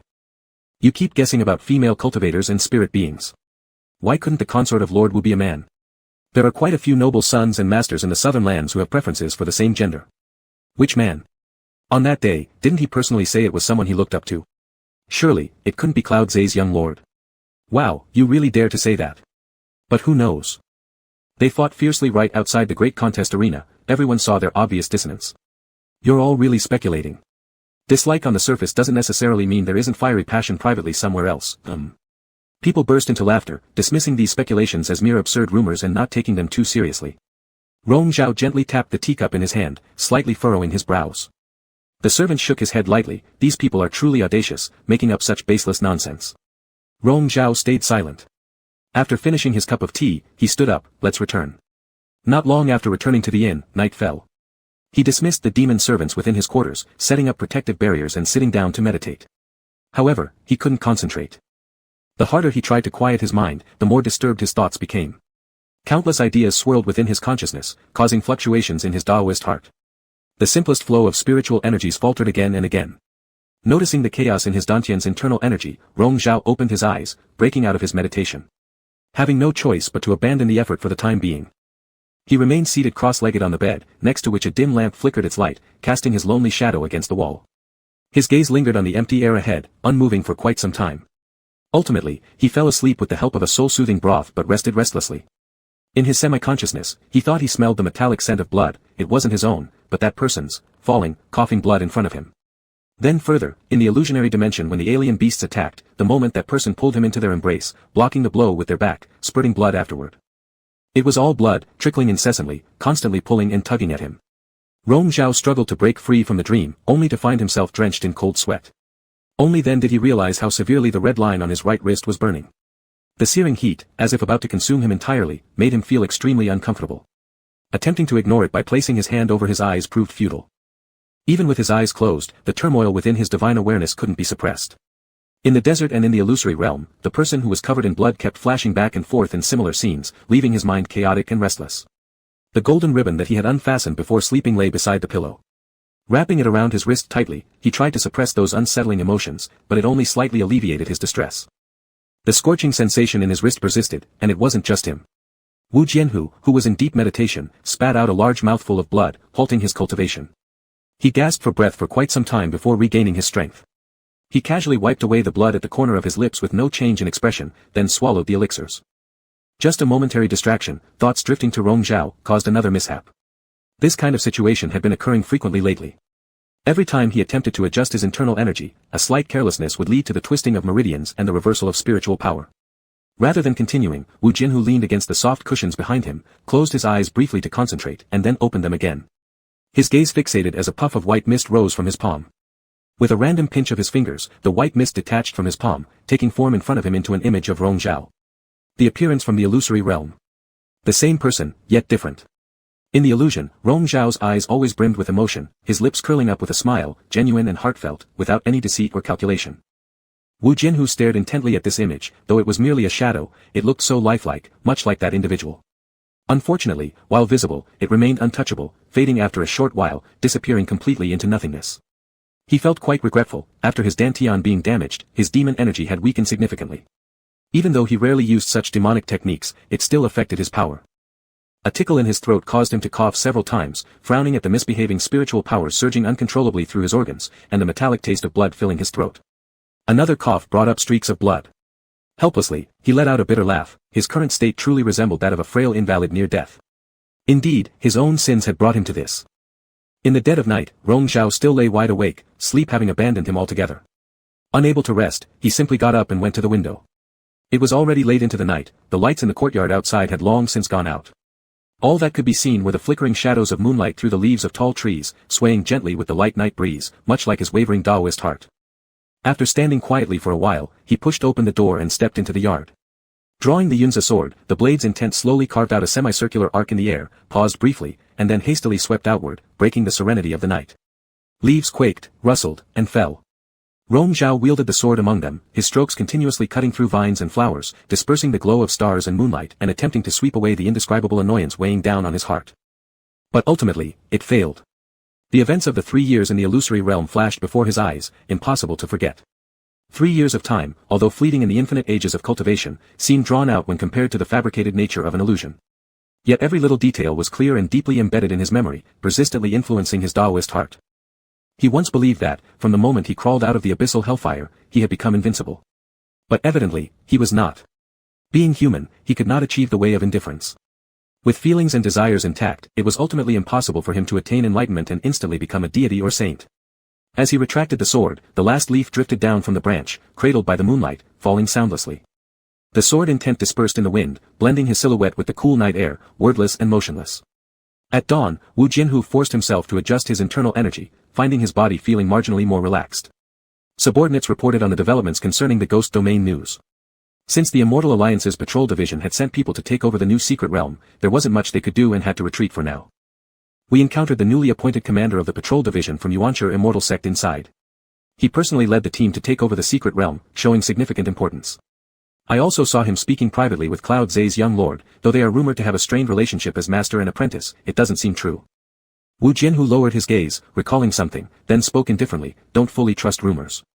Yes, the reporter continued, according to your orders, we've successfully brought out those demons. They were already alerted during the earthquake and managed to escape luckily. There aren't many of them anyway. Wu Jianhu didn't seem overly concerned, but after helping to raise the golden silk mist core for so many years, he felt obligated to give them proper consideration. Arrange them into sect positions accordingly, find some excuse to appease the elders, and don't stir up unnecessary complications. Upon receiving the order, the subordinate retreated. Soon after, a servant entered, informing him of the confirmed information. Sang Changbai indeed possesses a golden silk mist core, apparently obtained earlier and has never used it. Now he's spreading rumors, planning to keep the golden silk mist core as dowry for his daughter, Sang Chushue. If anyone wishes to obtain the golden silk mist core, they must first marry this Miss Sang. Wu Jianhu raised an eyebrow upon hearing the news. Is his daughter so eager to get married? Or does he have a grudge against Master Mo Hua? It was not surprising that he thought this way.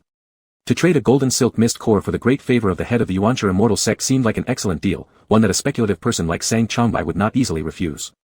However, when Master Mo Hua sought medicine at a high price earlier through the Immortal Alliance, Sang Changbai, who obviously had the golden silk mist core, remained completely silent, which was indeed puzzling.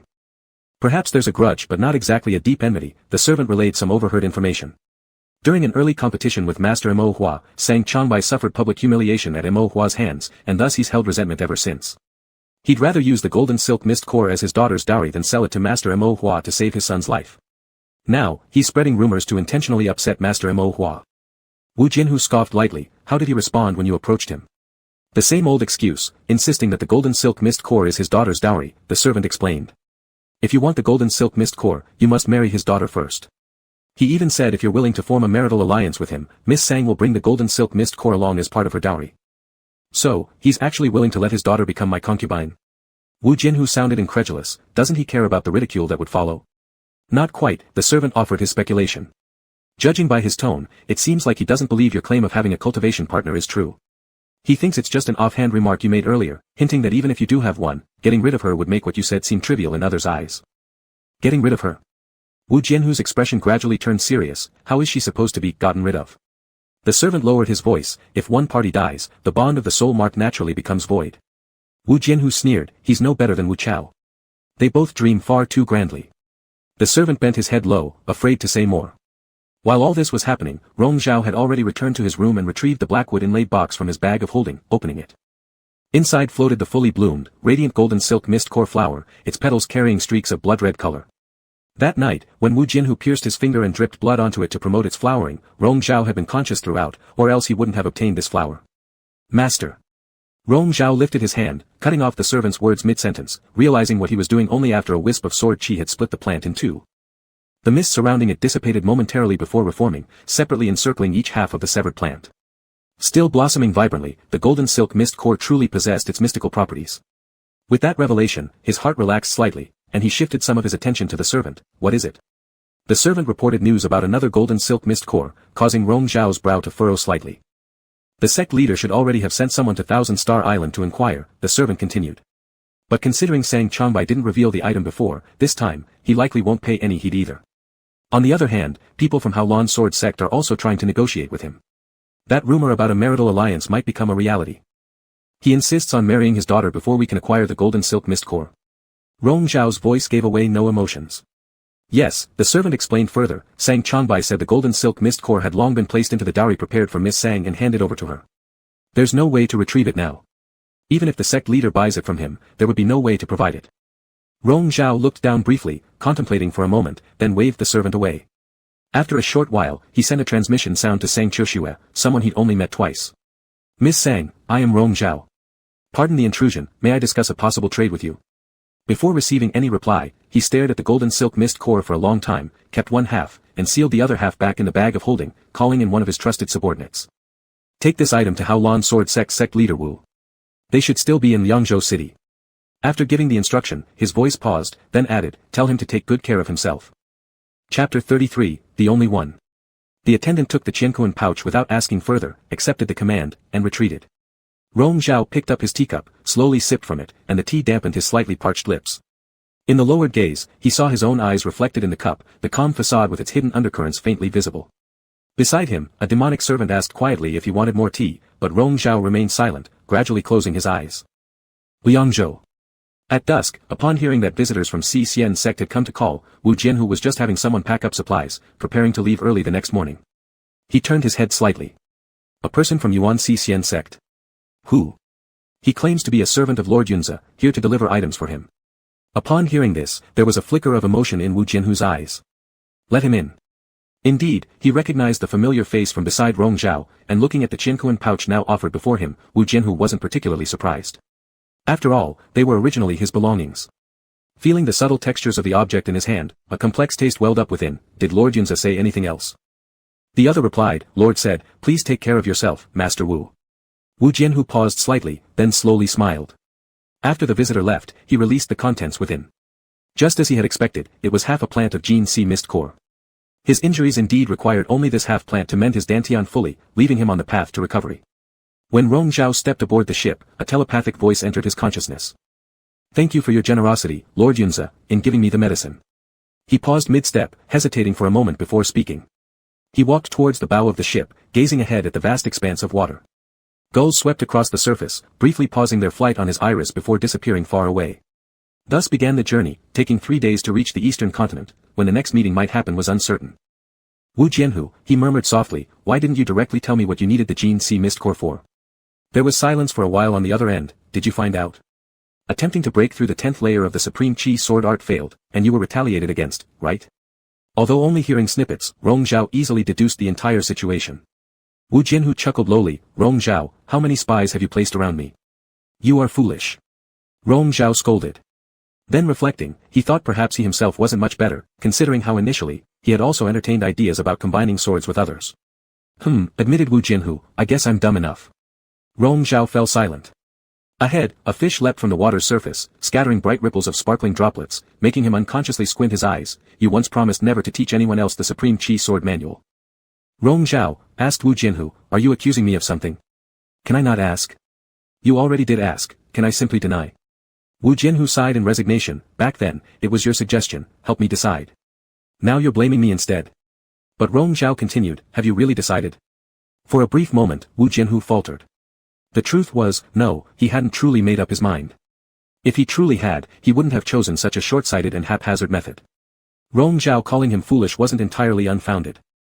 Rong Zhao, Wu Jianhu asked him back, this is my question for you, aren't you supposed to know, after we exited that illusory realm, the operation of the Supreme Chi sword art depends solely on our wrist red string's energy flow? Even if you taught someone all the techniques starting from the first layer, they couldn't possibly assist you in breaking through the 10th level. Previously, Wu Jianhu had obstinately refused to believe this fact and insisted on trying. It wasn't until after being repelled by the backlash that he became acutely aware of the reality. No one except Rong Zhao could coordinate effectively with him to achieve mastery over the art. That person could only be Rong Zhao. So what? Are you willing to join me? Wu Jianhu brought up an old topic again, we don't need to share the rewards with anyone else. The telepathic voice paused for a moment before answering, not now. We'll talk later. This time, Rong Zhao didn't firmly reject the proposal. Collaborating with Wu Jianhu meant finding an isolated place where they could focus exclusively, which might take them 6 months or even a year to break through. Thus, it wasn't viable at present. But Wu Jianhu treated his response as tacit agreement, focusing intently on the half plant of radiant mist core. Didn't you previously claim that half a plant of Gene C mist core isn't enough? Why are you so generous now? Rong Zhao didn't answer but instead questioned him back, if I didn't give you this half a plant, what would you do? I'm not sure, Wu Jianhu answered honestly, maybe slowly recover, possibly in 3 to 5 years, or I may remain like this forever. If I really refuse to give it to you, what would be your plan? I haven't figured it out yet, teased Wu Jianhu, surely, I can't forcibly seize it from Yuan Xian sect. Thanks to Lord Yunze for showing mercy. Rong Zhao snorted lightly. If hard power alone would suffice, why would he not act? Sang Chongbai has Gene C mist core too. Marrying into his family would secure you the ingredients, achieving both desires and gains simultaneously. Haven't you considered this option? Wu Jianhu was amused by Rong Zhao's somewhat jealous sarcasm, laughing, Rong Zhao, you seem to forget, I have already publicly declared my wife. How can I possibly become another man's son-in-law? Moreover, Miss Sang's affection lies with Lord Yunze, you, not me. What concern is it of mine? Rong Zhao, however, didn't find this amusing, Chongbai Sang's desired son-in-law is you. If I hadn't given you the half plant of Gene C mist core, you would have had to go beg him for it. Rong Zhao, you underestimate me, Wu Jianhu said seriously after his laughter subsided, even with a blade to my neck, there are things I simply wouldn't do. Rong Zhao fell silent again, realizing these words were truly in line with Wu Jianhu's character. After some thought, he suddenly asked, "Do you and the female head of Shani sect already have a marriage pact?" Wu Jianhu paused mid-motion as he flicked a flower petal. "Where did you hear that?" Rong Zhao, "So it's true then." Wu Jianhu laughed, "This matter dates back so many years, I had nearly forgotten if you hadn't mentioned it. It was just a joke made by our drunken fathers during a grand feast of the Immortal Alliance back in the day. Not even the betrothal papers were exchanged, it never counted for anything. Which junior miss from Haolan Sword Sect is your childhood sweetheart? That's countless." Wu Jianhu replied casually, "Rong Zhao, you have a whole lot of juniors too, why bother counting them? Do you have any fleeting romances with enchantresses in the pleasure quarters?" Rong Zhao continued undeterred. Wu Jianhu laughed, "No, none at all. Who has been spreading rumors about me behind my back? If we're talking about fleeting encounters in places of leisure, then only that one night in Longchuan County." "That night?" "Yes, solely that night." Thoughts of that particular night lingered not just with Wu Jianhu alone. Rong Zhao gazed at the red afterglow sinking beneath the horizon ahead, light cascading into his eyes as he murmured softly, "Is that so?" "Of course," Wu Jianhu confirmed. "All right, where did you hear all this nonsense from?" "Your reputation speaks for itself," Rong Zhao mocked. "In taverns and teahouses, people always talk about your romantic tales, it's hard not to overhear them." Wu Jianhu chuckled, "Nonsense. I've already told you I have a partner, yet no one seems willing to believe it." As Rong Zhao listened to his voice, it felt like a damp sea breeze brushing against his face, finally dispelling the annoyance of the past few days. "You need to reflect on yourself, why do commoners harbor such prejudice against you?"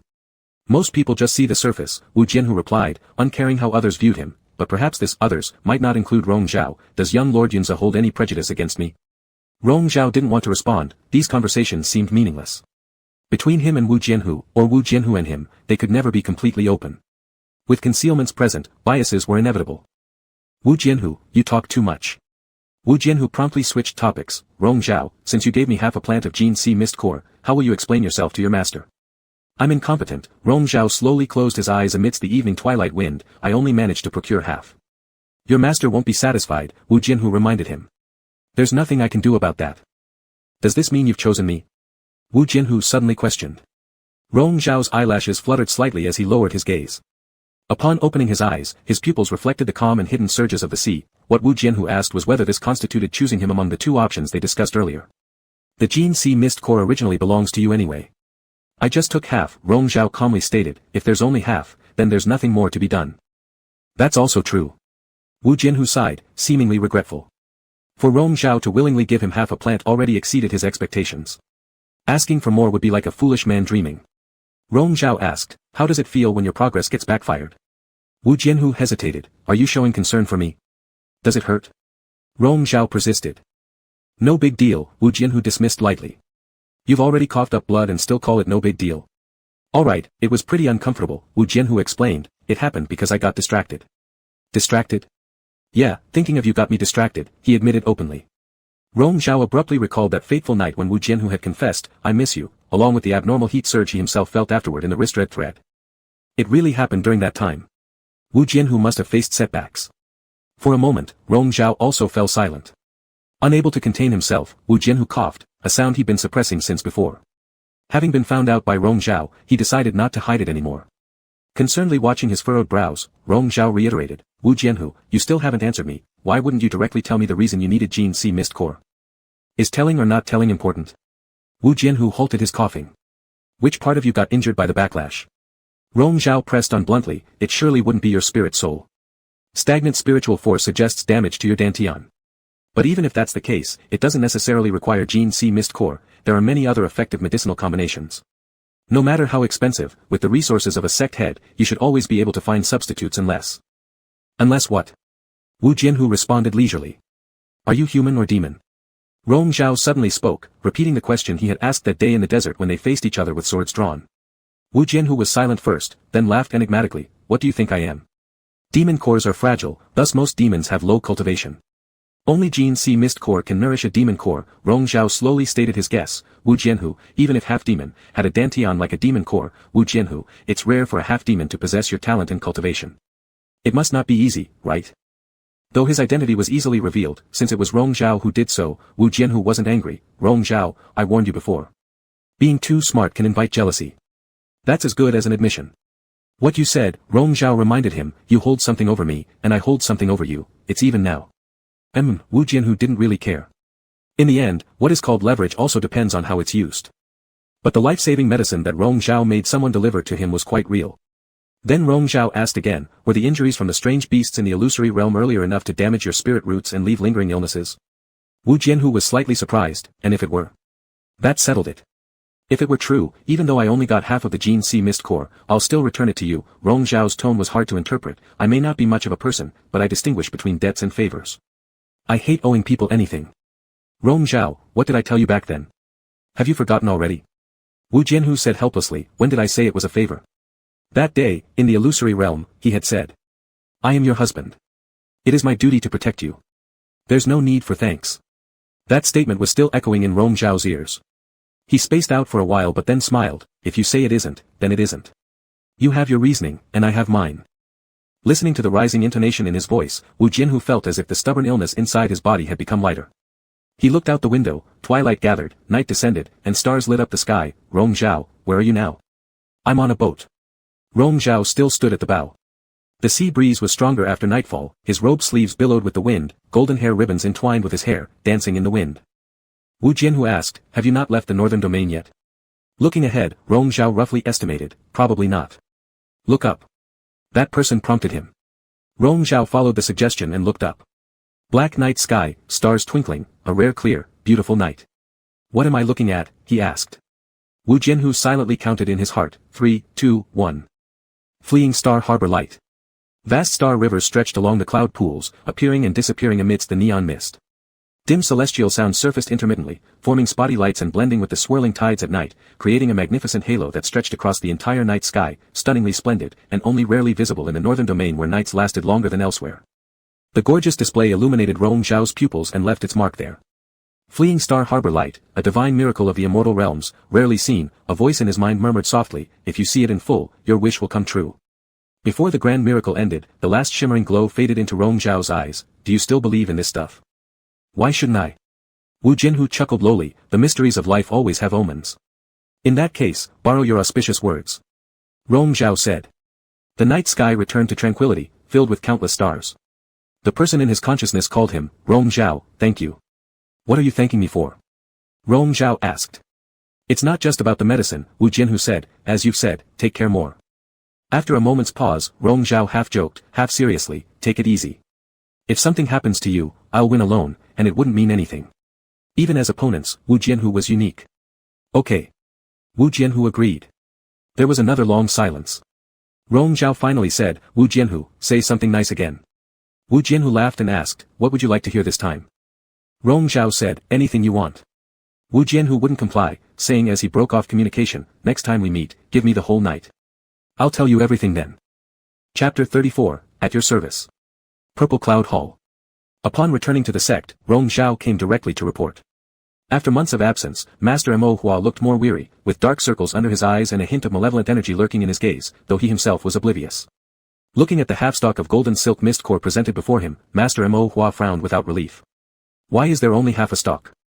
The golden silk mist core was obtained from the desert ghost domain. A great earthquake occurred, destroying the other half of the flower core. I'm sorry, but I could only manage to save this last half-stalk, Rong Zhao replied with an explanation he had prepared long ago. Though dissatisfied, Master Mo Hua realized that half a stalk of golden silk mist core might not be enough to save Shi Yan. However, since Rong Zhao had helped retrieve even this much, he restrained himself.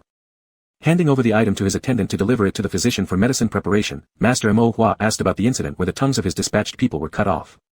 Rong Zhao, unfazed, recounted the events of that day in detail. Upon hearing this, Master Mo Hua asked, the people from Haolan Sword sect also went to the desert. Do you really have a personal relationship with their sect leader? Just a cup of tea while meeting coincidentally, trying to sound out his stance. Once we entered the desert, our groups parted ways. As for what they did inside, Zong Lord Wu was tight-lipped and I couldn't pry anything out of him, Rong Zhao responded calmly, completely unaffected by his master's scrutinizing and suspicious gaze. The hall fell into silence for a while. Finally, Master Mo Hua waved him off coldly. You may leave. Regarding the matter of the 9 lotus seal, it seemed he had no intention of mentioning it. As expected by Rong Zhao, who inwardly scoffed at this but let it go, knowing someone would eventually come to collect on his behalf. Disciple takes his leave.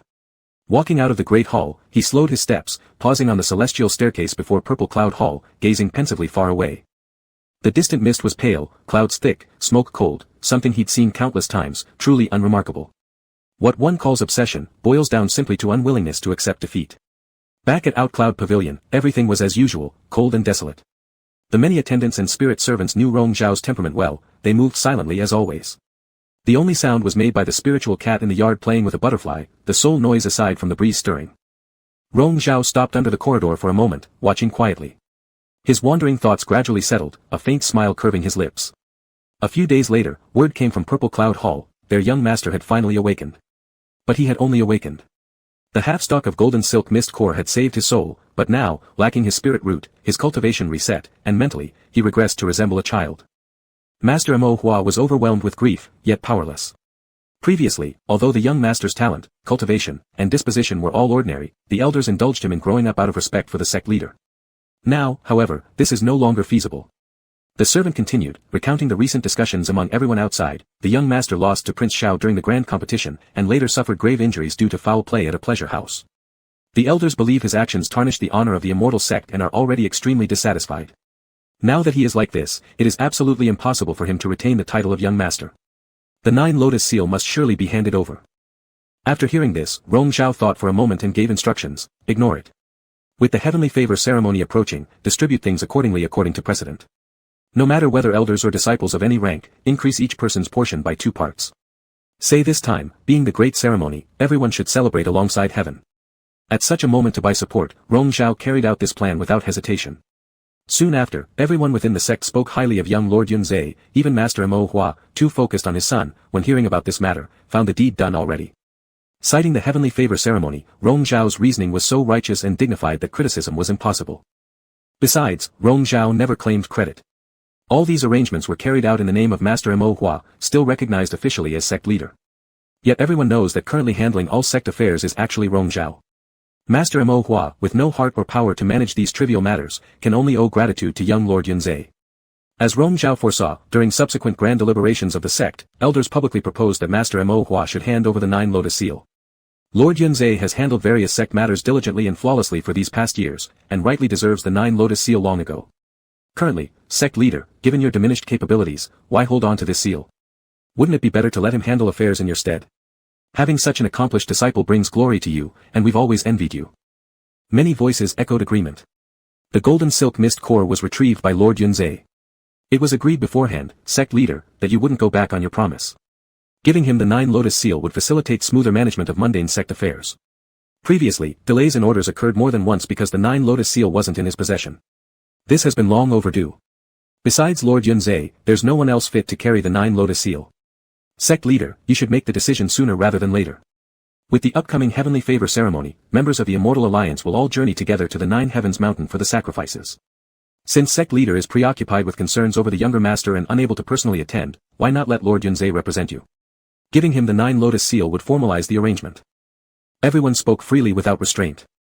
Rong Zhao looked up and saw that the expression of Master Mo Hua on the main seat was indistinct, certainly extremely unhappy, but he never took a stance. His master always acted like this, breaking promises and going back on words.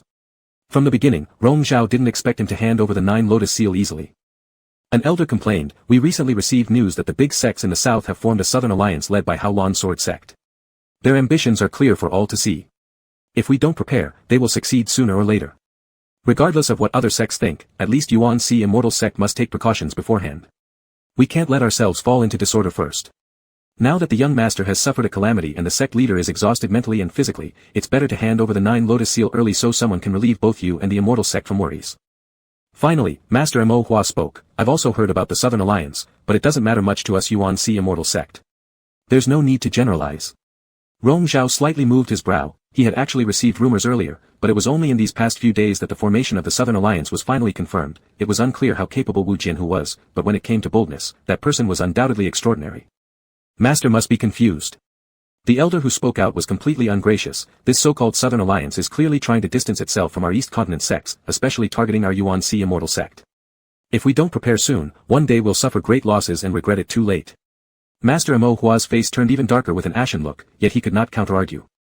Discussing this matter again, everyone talked fervently, saying how after Lord Wu ascended to his position, he had become increasingly arrogant and created such an inappropriate Southern Alliance, obviously looking to start trouble. With Lord Wu around, the Immortal Alliance might not have peace anymore. Not just that, another person mentioned a piece of just received information, how Lan Sword Sect is going to form an alliance through marriage with Qianqing Island. As expected, Sang Changbai has married off his daughter to Hao Lan Sword Sect, and it should be officially announced soon. A wave of astonishment rippled through the crowd. If their two families really formed this matrimonial alliance, isn't it possible Qianqing Island is also joining the Southern Alliance? What exactly do they plan to do? Who knows? This Lord Wu is more devious than his father, causing worry for potential disaster in the future.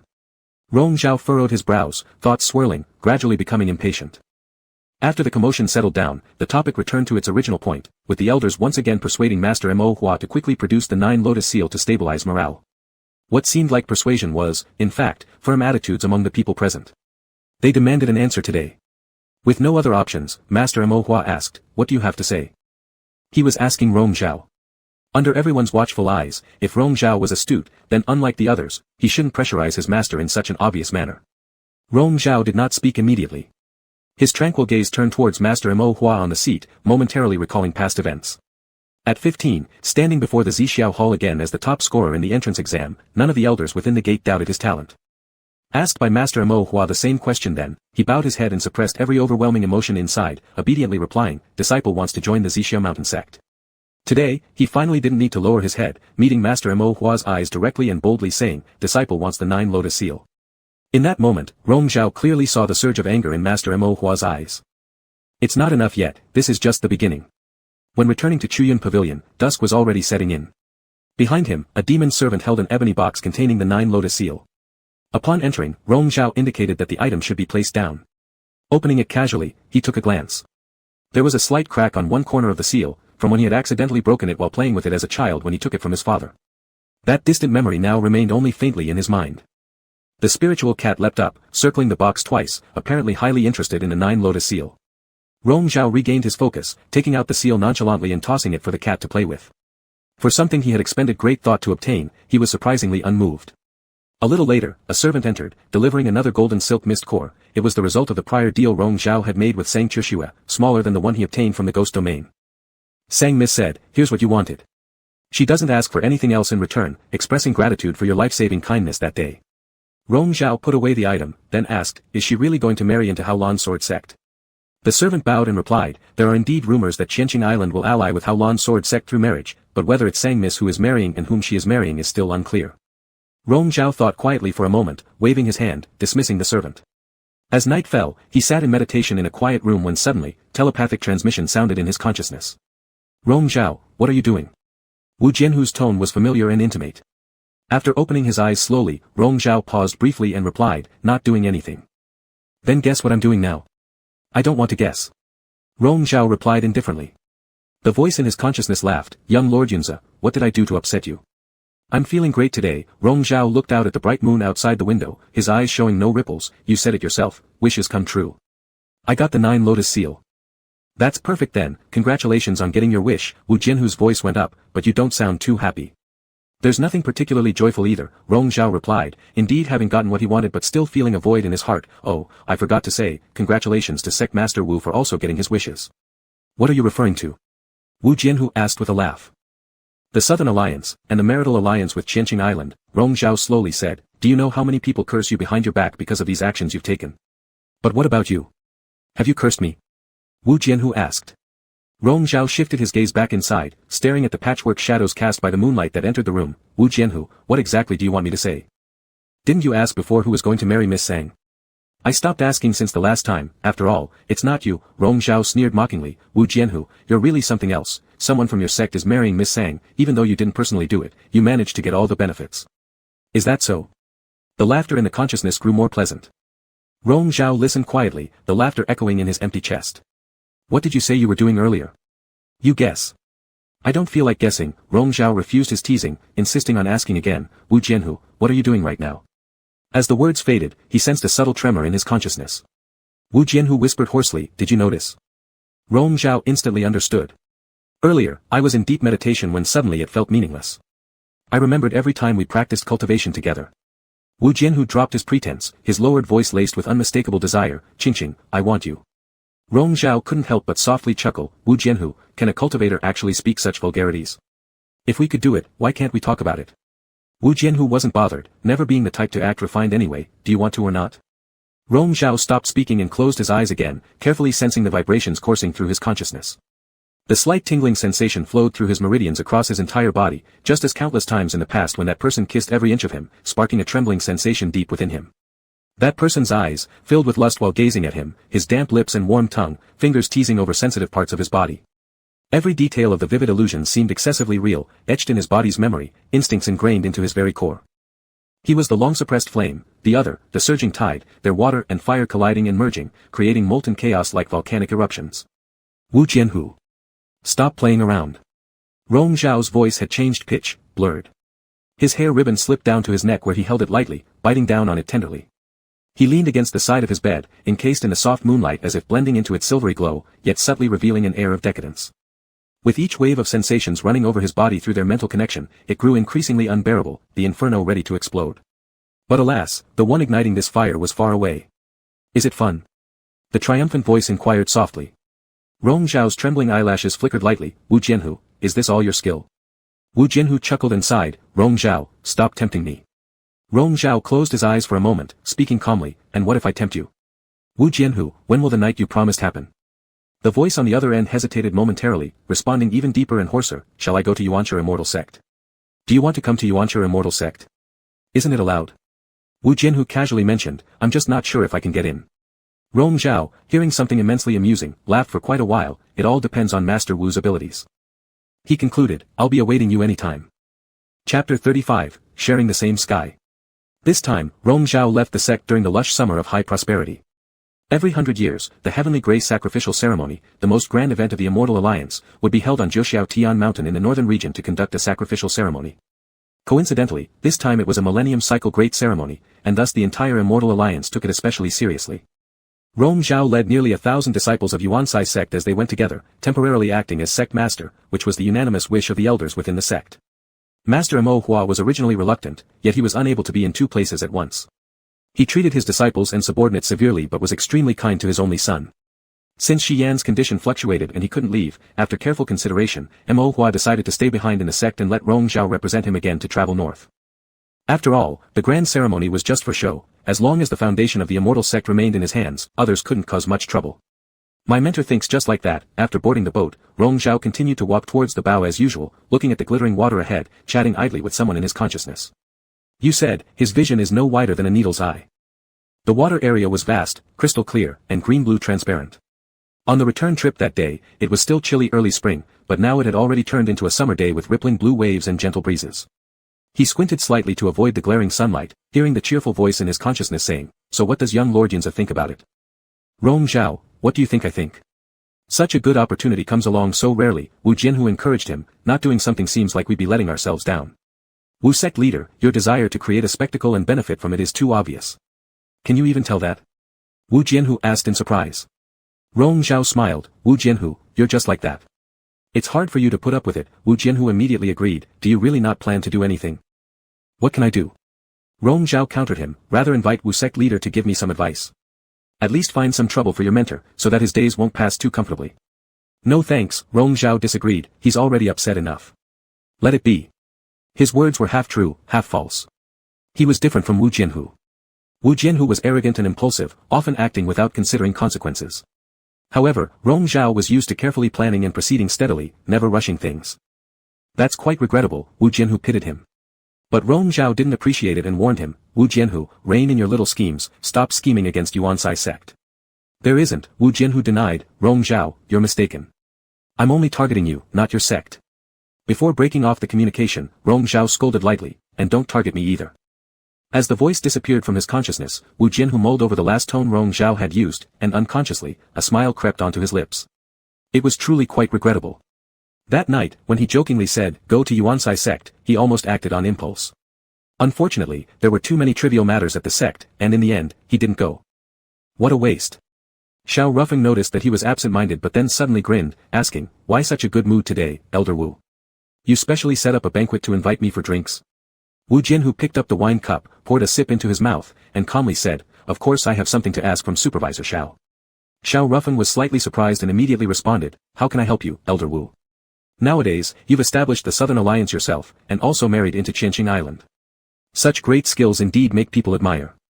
Hearing the dissatisfaction in his words, Wu Jianhu didn't care. Supervisor Xiao has misunderstood. The Southern Alliance is different from the Immortal Alliance. Establishing another Southern Alliance is merely to facilitate business dealings among the Southern sects, with no other meaning. As for the marriage alliance, it's just personal sentiment between a senior disciple of one elder of my sect and Miss Sang. My relationship with Miss Sang is just nodding acquaintanceship. In this Immortal Alliance, young nephew still relies on Supervisor Xiao. I hope you will help. The term young nephew left Xiao Ruffing speechless. I am friends with the old sect leader Wu. There's no need for all this formality. Just say what you need. If I can help, I certainly will.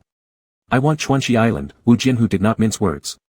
Xiao Ruffing paused in surprise. Isn't Chuanxi Island the burial place where war god fell back in those days?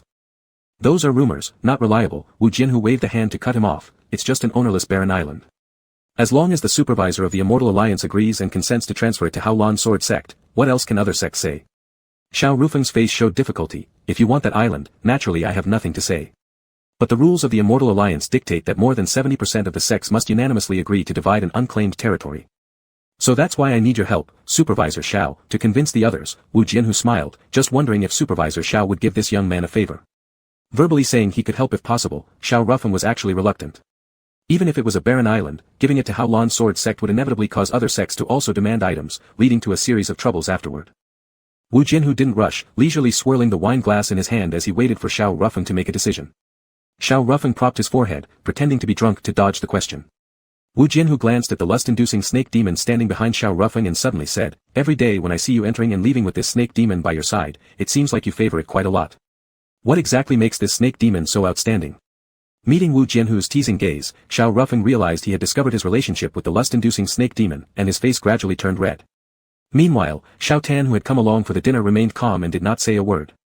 Wu Jianhu refilled Xiao Rufeng's cup. There is nothing much to say about these private romantic affairs. But co-cultivating with an evil snake demon, absorbing its essence, is not the right method of cultivation. Nephew here merely offers a friendly suggestion: do not indulge too much that it harms your health. This hit Xiao Rufeng's pride. Unable to retort, he could only force a smile. Director Wu is just joking around, there's no such thing. Then let's consider it non-existent, Wu Jianhu said indifferently, and then shifted his gaze towards Xiao Tan and asked, Prince Xiao is skilled in enchantments, are you also knowledgeable in using spells? Xiao Tan kept silent. Xiao Rufeng raised his voice, asking, Director Wu, what on earth are you implying? Nothing much, Wu Jianhu withdrew his gaze, just a random inquiry. A few days ago, we discovered several disciples in my sect have been bewitched. Considering what happened before with Yuan Si Sect's young Lord Shi Yan, we were extra cautious and thoroughly investigated the matter. As it turns out, these disciples had all been in contact with people close to Prince Xiao. Strange indeed. Xiao Rufeng replied firmly, my son knows nothing about these deviant evil techniques. It has nothing to do with him. Wu Jianhu softly chuckled with a disdainful look, Prince Xiao, what do you have to say about this? Xiao Tan lowered his head, appearing reluctant to meet his eyes, muttering, no, no. Xiao Rufeng became enraged, Director Wu, what exactly do you intend to achieve? I already said what I want, Wu Jianhu continued calmly despite Xiao Rufeng's glaring anger. I simply hope Supervisor Xiao could offer some assistance, persuading others to agree to transfer Chuanxi Island to Haolan Sword Sect. Otherwise. Facing Xiao Rufeng's fiery glare, he carried on smoothly, perhaps Mo Hua True Man from Yuan Si Sect might show particular interest in the matter of witchcraft. After all, the culprit responsible for the murder of young Lord Shi remains undiscovered. Enraged, Xiao Rufeng stared at Wu Jianhu with eyes brimming with fury and unease about whether or not he actually held any concrete evidence. Given the involvement of Mo Hua's prized son, offering up Xiao Tan alone wouldn't solve the issue. If the truth came out, the situation would become uncontrollable. So you insist on doing this? Wu Jianhu responded calmly, all I want is for Supervisor Xiao to help me. In the flash of an instant, 1,000 thoughts raced through Xiao Rufeng's mind. In the end, gritting his teeth, he threw out, this time only, then stood up and stormed off. Xiao Tan followed suit, glancing at Wu Jianhu once before chasing after. Leisurely finishing the last sip of wine, Wu Jianhu put down the glass, leaned back against the chair, waving away the demon maid who had been playing music beside him, finding the whole affair rather uninteresting. Having accomplished his goal, it was exactly as Rong Zhao had predicted, he felt no particular joy about it either. As twilight fell, Rong Zhao spent another brief moment standing on the ship's deck when one of the disciples came to seek an audience. Senior brother, during the Celestial Grace sacrificial ceremony, a few of us juniors want to ascend the main altar with you. The newcomer opened the conversation directly, without being overly courteous. This person was Jiang Lu, one of Master Mo Hua's newly taken personal disciples. Though they hadn't been apprentices for long, they fully understood their master's intentions and openly opposed Rong Zhao, with Jiang Lu leading the charge. Even though it was phrased as a question, the tone was commanding, it's our master's wish. How come I haven't heard our master mention it? Rong Zhao replied lightly. Of course, Master Mo Hua had never mentioned anything like that. Since obtaining the 9 Lotus Seal, Rong Zhao had cited busy secular matters and hadn't visited the Purple Cloud Hall. Even if Mo Hua harbored intentions, he couldn't bring it up directly to Rong Zhao. The other party naturally stated, "Senior brother is preoccupied with important affairs, otherwise, our master would have mentioned it to you." Rong Zhao remained unmoved. "If all of you want to go, whose place will you take? Shall we make room with the elders?" "That works too. You just need to persuade them, and I won't object. You are now acting as the sect leader. Those elders originally respect you, so with a single word from you, they'll. Respect of seniors and juniors is something our master never taught you." Rong Zhao interrupted coldly. "I've already said it, if you want to go, figure it out yourselves. There's no use discussing it with me." Jiang Lu frowned darkly. Is senior brother really intent on opposing our master? Unwilling to continue the conversation, Rong Zhao signaled to a demon servant, "Show him out." After sending the visitor off the boat, he lost all mood and returned to the cabin. As night fell, the wind on the journey grew stronger. Pulling himself out of meditation, Rong Zhao always found his mind restless, inexplicably developing a sense of foreboding. The demon servant entered to report that thick fog had risen outside, and the waves were significantly rougher than during the day. Upon hearing this, Rong Zhao furrowed his brows and instructed, "Connect all the boats together for stability. We'll proceed once the fog disperses." The demon servant accepted the order and left. Looking out the window, the darkness came quickly. Dense fog obscured stars and moon, allowing only the flickering lights of nearby ships to be faintly seen. The ship swayed incessantly, the rocking becoming more and more violent. Half an hour later, Rong Zhao saw a teacup on the table slide and fall as the ship tilted to one side. He was about to call for someone when the demon servant hurried in, panicked, "Master, our ships have somehow detached from the others. Just now, I tried to send a sound message but received no response. It's too foggy now, and we can't even determine the direction." Rong Zhao immediately left the cabin. A giant wave surged several zhang high towards them. He quickly released his sword intent to fend it off, but at that moment noticed the stagnation of his inner spiritual power, his brows furrowing tightly. Something was clearly wrong. His ominous foreboding turned real as one of the attendants shouted out their guess with panic in his voice, "It's the illusory void fog." Everyone changed their expression in unison. Illusory void fog is a sinister force that swallows everything, just like the ghost desert. Once you mistakenly enter it, no matter how high your cultivation level, you'll be sealed, powerless. Rong Zhao instantly spun around and the Yunzei sword violently swung, trying to tear apart the hurricane over the sea with its intent, pushing the ships out of the fog. Ordinary sword techniques naturally wouldn't work, only the upper chi sword method could be marginally effective. The huge waves surged forward with the raging wind roaring and came crushing down on him. Rong Zhao had a hard time keeping his eyes open, while his sword intent continuously poured out. Without the use of spiritual power, it was particularly difficult to solely rely on personal strength to build momentum. Even so, under the influence of the upper chi sword intent, the few ships gradually stabilized the rocking, slowly turning. Daring not to relax, Rong Zhao kept swinging his sword without stopping. Without spiritual power protecting him, he quickly became exhausted, his wind-supported figure almost collapsing. "Master!" At the moment he closed his eyes, he heard an attendant shouting for him but couldn't lift his eyelids, falling straight backward and being instantly swept into the water by a giant wave. Ice-cold seawater surged in from all directions, like some invisible force underwater, grabbing hold of him and dragging him down further. A suffocating sensation he had never experienced before overwhelmed him, burning his internal organs. At this moment, he tasted death once again, no longer filled with fear or anger, but only endless weariness. This is enough. Once the thought of giving up surfaced, it lingered and wouldn't go away. He tried to open his eyes but could see not a single speck of light, dimly hearing a faint voice calling his name in the haze, "Rong Zhao, Rong Zhao." That voice drowned out all the chaotic thoughts. Only then did he realize belatedly it was the telepathic voice inside his mind, that person calling him. "Wu Jianhu." "Rong Zhao." Wu Jianhu's voice trembled slightly, "What are you doing? Answer me." Rong Zhao struggled to speak weakly, "You're so noisy. What are you doing?" Wu Jianhu insisted on asking. Rong Zhao forced himself to open his eyes, finally catching a glimpse of a sliver of daylight breaking through above the water surface, piercing through the dense fog and obscurity, seeming both real and illusory. In the end, unwillingness overtook him. A massive surge of sword intent churned the whirlpool beneath the water, allowing him to borrow its force and leap upward, emerging from the water in that very instant. The heat around his wrist spread through his tendons and meridians, the palm gripping the sword also heated up. As the blade's might erupted, its power skyrocketed, colliding with the omnipresent fog surrounding him, splitting open a fissure in 2 breaths' time. Tossed by the giant wave, he was again caught in a tide, managing with great effort to stabilize his body, drifting with the flow.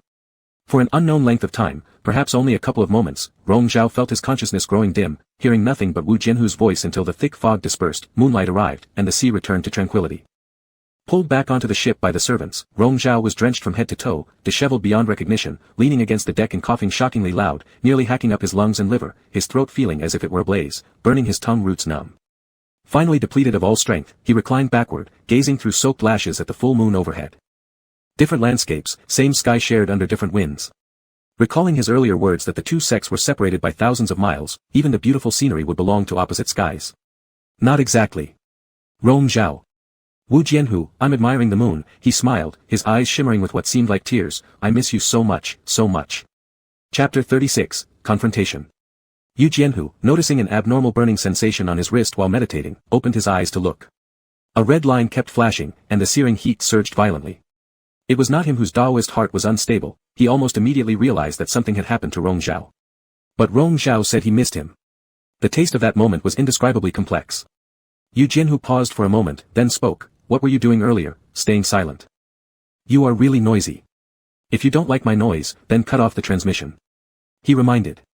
The voice in his consciousness fell silent, then Wu Jianhu said, tell the truth. Rong Zhao slowly closed his eyes and reopened them. The moonlight became blurry before his eyes. Finally, exhausted, he said, I encountered the phantom illusion mist. Upon hearing this, Wu Jianhu frowned, are you out now? Yes, I'm out, Rong Zhao replied weakly, I almost didn't make it out. Fortunately, Lord Wu saved me. I saved you. Kind of, admitted Rong Zhao, who sounded even more weary, you sent the sound transmission just in time. You really have bad luck. Rarely seen phantom illusion mist could still be encountered by you. Hearing his teasing remarks, Rong Zhao laughed again, I can't compare with you. Rong Zhao, his laughter made Wu Jianhu inexplicably melancholy, really nothing serious. Thanks for your concern, Lord Wu, Rong Zhao said carelessly, I won't die. Even if dead, it would only be a final solution, but he was unwilling, perhaps with a little regret that those 3 years of the illusion finally ended up being only 3 years. Don't talk about life and death, Wu Jianhu said, I don't like it. Be more careful next time. I'll try. Rong Zhao answered casually. How many days will it take for you to come? At least 4 or 5 days, having regained his strength, Rong Zhao sat up, untied the hairband around his head, tied it on his wrist, combed through his completely soaked long hair, and saw the ships coming up ahead, let's stop talking. There are some troubles to solve. The transmission broke, and he returned to the cabin to bathe and change clothes.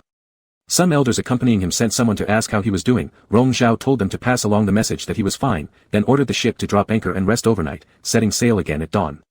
After dismissing all demon servants, he climbed into the bathtub, lost in thought for a while, gently closed his eyes in the misty steam, and slowly slipped down.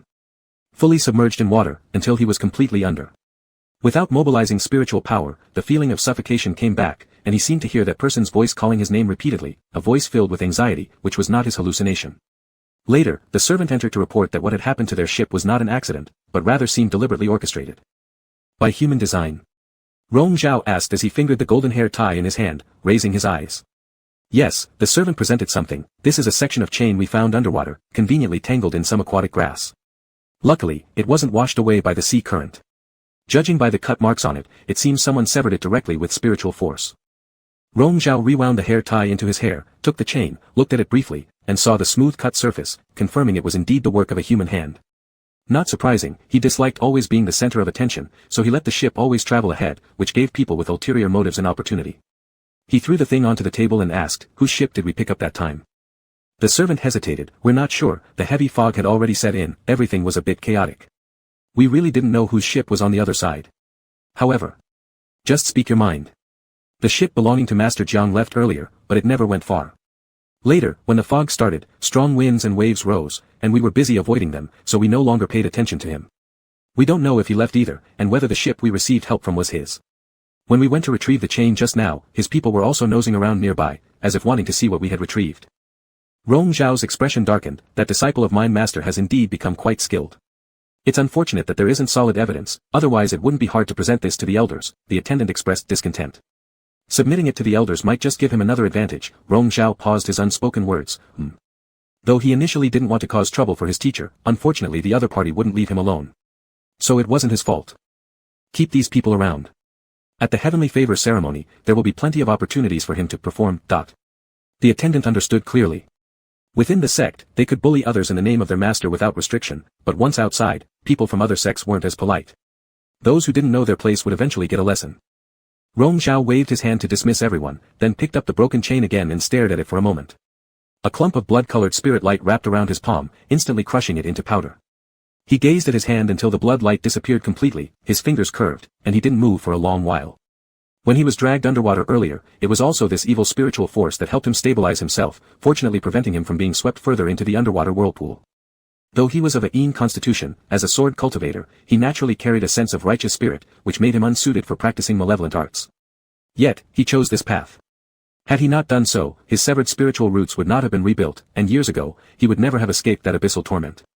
An eye for an eye, or rather, others always sought trouble with him. It was truly irritating. The ship stopped for one night and continued its journey the next day. Several days later, those from Yuancha Immortal Sect arrived at the foot of Nine Skies Mountain. Due to prior events, they were a day late compared to the originally planned time. Nine Skies Mountain was the tallest mountain on land, stretching boundlessly into the clouds. It was also the location for every century's Heaven's Favor ceremony, a sacred mountain said to connect directly to the nine skies above. Countless peaks surrounding it were occupied by sects of varying sizes within the Immortal Alliance. They had constructed pavilions there. One such peak was claimed by Yuancha Immortal Sect, where their palace complex had already been freshly renovated, awaiting the arrival of participants in the ceremony this time around. Upon landing and making brief adjustments, someone came to report that Xiao Rufeng had called a meeting of representatives from all the major sects. Rong Zhao glanced over. Yuancha Immortal Sect hasn't arrived yet. What could they be discussing? The attendant replied, perhaps because we arrived late, and besides, the sect master hasn't come. Rong Zhao slightly frowned. Whose idea is this? They say people from Haolan Sword Sect arrived several days ago. Upon arriving here, their master Wu specifically hosted a private banquet just for Xiao Rufeng. We don't know what they discussed, but apparently, it wasn't just for drinks and small talk. Xiao Rufeng seemed quite unsettled when he left afterward. They particularly convened this gathering right before our arrival. It might have something to do with this. Mentioning Wu Jianhu, Rong Zhao hesitated briefly, then instructed, very well. If there's a meeting, how can Yuancha Immortal Sect be absent? In the Great Hall for the Immortal Alliance's assembly, Xiao Rufeng was explaining the purpose of calling everyone together, using the upcoming Heaven's Favor ceremony as an opportunity to redistribute the numerous islands under their control but unclaimed offshore. This, indeed, was good news. Though these islands were mostly barren, they wouldn't hurt having them anyway, better than nothing. Xiao Rufeng generously listed hundreds of large and small islands, letting each sect choose freely. Any conflicts arising from mutual interests should be resolved through negotiation privately. With many sect leaders present, the Great Hall was abuzz. Since this wasn't some rare treasure, a round of courteous deference followed swiftly, leading to the distribution of territories. On the jade tablet screen, names of each island were being filled with respective owning sections. Once verified officially, everything would be transcribed into legal documents, signed and sealed collectively by all parties, finalizing the transaction. Rong Zhao arrived just in time at the end. Hearing the announcement, everyone was slightly surprised, looking up to see him entering the hall. Wu Jianhu raised an eyebrow, watching curiously as Rong Zhao approached step by step. Wearing a sharp-cutting white robe that accentuated his stature, with a high ponytail wrapped in golden ribbon, his dark eyes, crimson lips, and elegant features, despite his simple attire, he was undoubtedly the most captivating presence in the room. Seeing him spirited and lively, it was clear the accident at sea did not affect him. Aware of Wu Jianhu's gaze on him, Rong Zhao ignored it, first paying respect to the gathered elders. Briefly explaining his delayed arrival and stating he was representing Elder Mo Hua, he asked, I'm not aware of any joyful matters today. Can Yuan Si Sect receive a share? Xiao Rufeng cleared his throat lightly and gave an overview of the situation. An exceptionally fine and large island has already been set aside for UNC Sect. Young Lord Yunze, does it meet your satisfaction? Lifting his eyes towards the jade tablet, Rong Zhao skimmed through the assigned areas until his gaze fixed on Haolan Sword Sect's name after Chuanxi Island. His expression grew contemplative. Silent for a moment, he finally said, UNC Sect chooses Chuanxi Island. Xiao Rufeng's expression changed slightly. Chuanxi Island was already reserved for Haolan Sword Sect. What do you think about this? We want Chuanxi Island. Shifting his gaze to Wu Jianhu, Rong Zhao inquired politely, Director Wu, are you willing to make an exchange? Recognizing the probing glance, Wu Jianhu remained silent, no deal. As they locked eyes, Rong Zhao suddenly smiled, Director Wu, how stingy of you. In front of all spectators, his casual tone with Wu Jianhu caught everyone off guard. After scrutinizing him intently for a while, Wu Jianhu also broke into a smirk, Young Lord Yunze has been away too long. The moment you arrive, you're already causing me discomfort. Sorry, I can't help you, no exchange means no exchange. Despite still smiling, Rong Zhao became sure, if it weren't something crucial, Wu Jianhu wouldn't refuse him outright. Clearly, Wu Jianhu had long valued this particular island. Chuanxi Island, reputedly the burial place of the legendary war god, thinking back to the records from Tian'in Pavilion, Rong Zhao found himself truly intrigued. What did Wu Jianhu know? How much did he know? And what exactly was this man planning? It all remained enigmatic. Well, there's nothing to be done about it, Rong Zhao remarked. If you don't agree to the trade, Yuan Si sect will not stamp the final document. We only want Chuanxi Island. Everything else is unnecessary. Wu Jianhu chuckled, amused. Young Lord Yunze, seeing you again after such a long time, I didn't expect you to immediately cause trouble. Mutual courtesy, Rong Zhao didn't buy this act. I'm actually curious, why did Patriarch Wu have his eye on this island? Confidential. Wu Jianhu answered straightforwardly. Rong Zhao expected as much. There are indeed many things Patriarch Wu keeps confidential. I heard that your Haolan Sword sect took the lead among southern sects and established a southern alliance, independent from the Immortal Alliance. Surely this isn't something that could be kept confidential. Should you not give an explanation to the rest of us? Murmurs arose. It wasn't just him, everyone was indeed very concerned about this matter. Now that Rong Zhao had brought it up for them, it aligned with their intentions.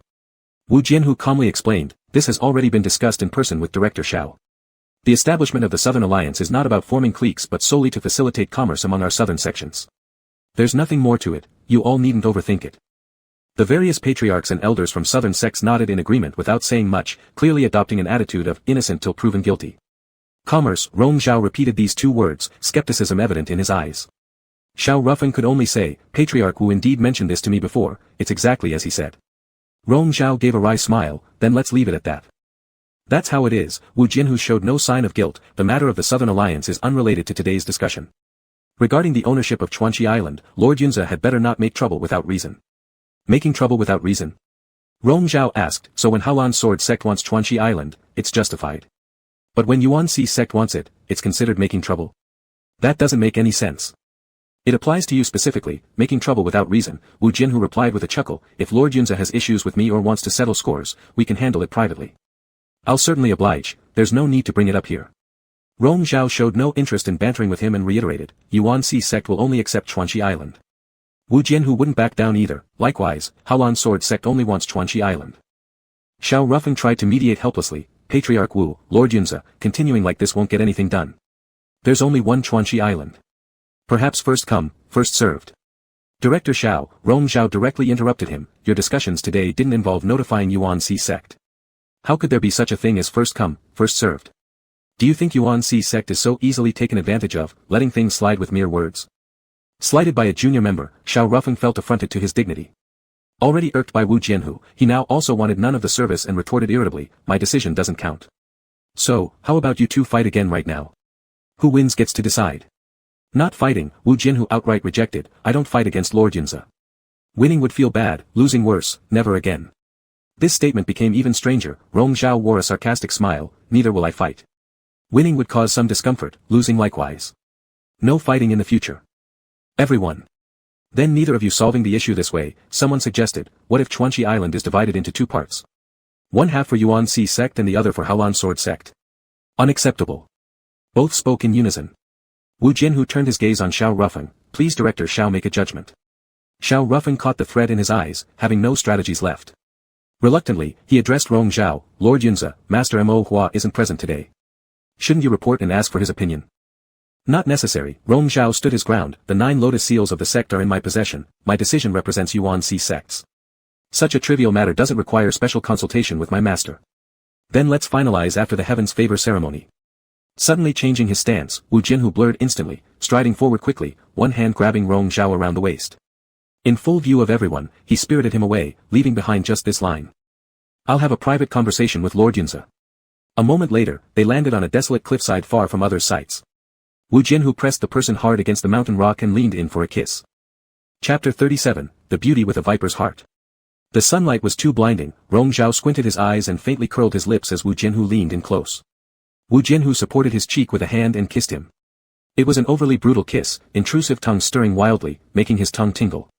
In the tangled breaths, it was all filled with the other's flavor, a desire that enveloped them both tightly.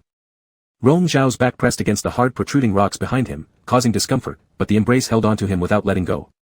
The unruly tongue kept stirring inside his mouth, not tender, yet excessively intense. He was forced to continuously swallow, along with saliva and Wu Jianhu's breath. The kisses moved downward, leaving damp heat on his neck as Rong Zhao tilted his head back to breathe. The sunlight fell into his eyes, brightening them with a water-like glow.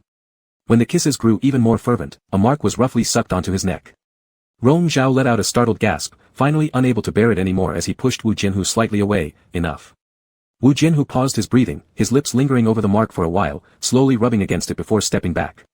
His deep eyes locked onto Rong Zhao, disheveled hair, flushed face, slightly parted red lips panting, his gaze sultry and rarely seen. His thumb gently traced Rong Zhao's moistened lips, touching their softness. So this is how Master Wu chats privately with someone. Rong Zhao mocked. Even the look in his eyes saying those words was seductive. Wu Jianhu's fingertips paused between his lips, teasing the upper lip, then Cloud Zhe young lord must be willing to give the opportunity. Rong Zhao was too lazy to even call him shameless and rested against the rock, closing his eyes briefly. Speak then, what do you want to talk about? Rong Zhao, we haven't seen each other for so long, and the first thing you do is contradict me, Wu Jianhu said deeply. Is this your way of missing me? Rong Zhao glanced at him, seeing that Wu Jianhu asked earnestly, yet his gaze was flirtatious. And if I do, or if I don't, so what?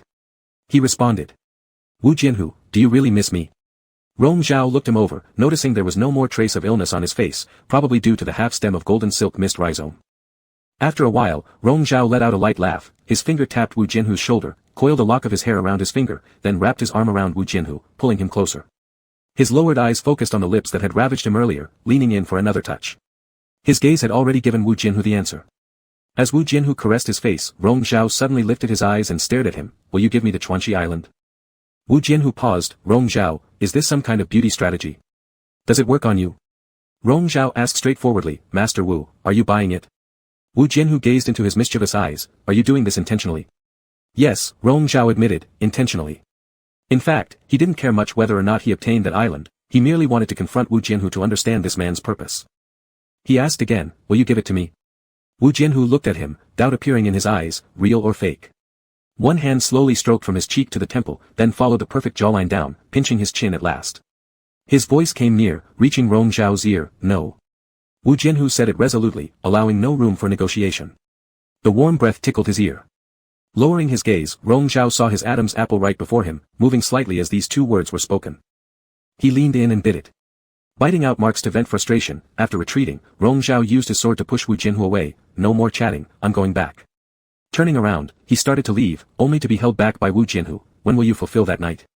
Rong Zhao gave him a glance. It depends on my mood. With just that sentence, Rong Zhao leaped away. Wu Jianhu lowered his gaze, smiling, and continued to stroke the still warm fingers. For several days after that, Rong Zhao stayed closed indoors, asking little about external affairs. On this evening, a demon servant came to report that his junior brother Jiang had gone out again, heading to the town at the foot of the mountain. The snow demoness from Xiangyi Pavilion will perform tonight, and the young lord of Linsong sect invited friends to come watch her performance. Upon hearing this, Master Jiang felt enraged and seemed to want to trouble him. Rong Zhao leaned against the couch reading a book, flipping casually through a page. Let him go. There was nothing he could do to stop someone rushing toward death. The cause dated back a few days ago when Jiang Lu went to the town below the mountain for pleasure, quarreling over a snow demoness in a music pavilion and fighting fiercely, almost destroying the whole place, thus earning enmity with the son of an elder from the southern Linsong sect. That music pavilion also had its background, unwilling to take the loss silently. Subsequently, they came to demand compensation. Rong Zhao paid with spirit stones and then reported to several elders. His disciple received a chastisement with a whip, and he was ordered under house arrest not to step out again.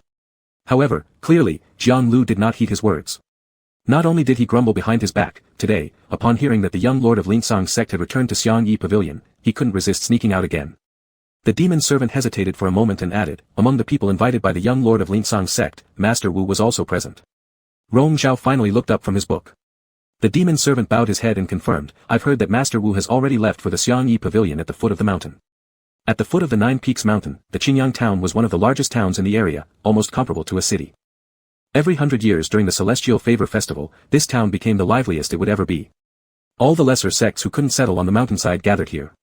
Among the places of leisure, Xiangyi Pavilion was the most bustling pleasure house where the famous beauty demoness performed tonight, drawing many admirers. Rong Zhao arrived somewhat later with only a couple of attendants, keeping a low profile. He sat down by the window in a private room located at a corner on the second floor, immediately catching sight of the flower hall below, where a group of wealthy heirs from southern sects were cheering as they drank and celebrated joyfully. Among them was Wu Jianhu, holding a wine cup while lazily listening to the lively conversations around him, seldom chiming in. Sensing Rong Zhao's gaze, Wu Jianhu suddenly looked up and stared directly at him. In an instant of their locked eyes, he smiled gently, raised his cup, and nodded at Rong Zhao.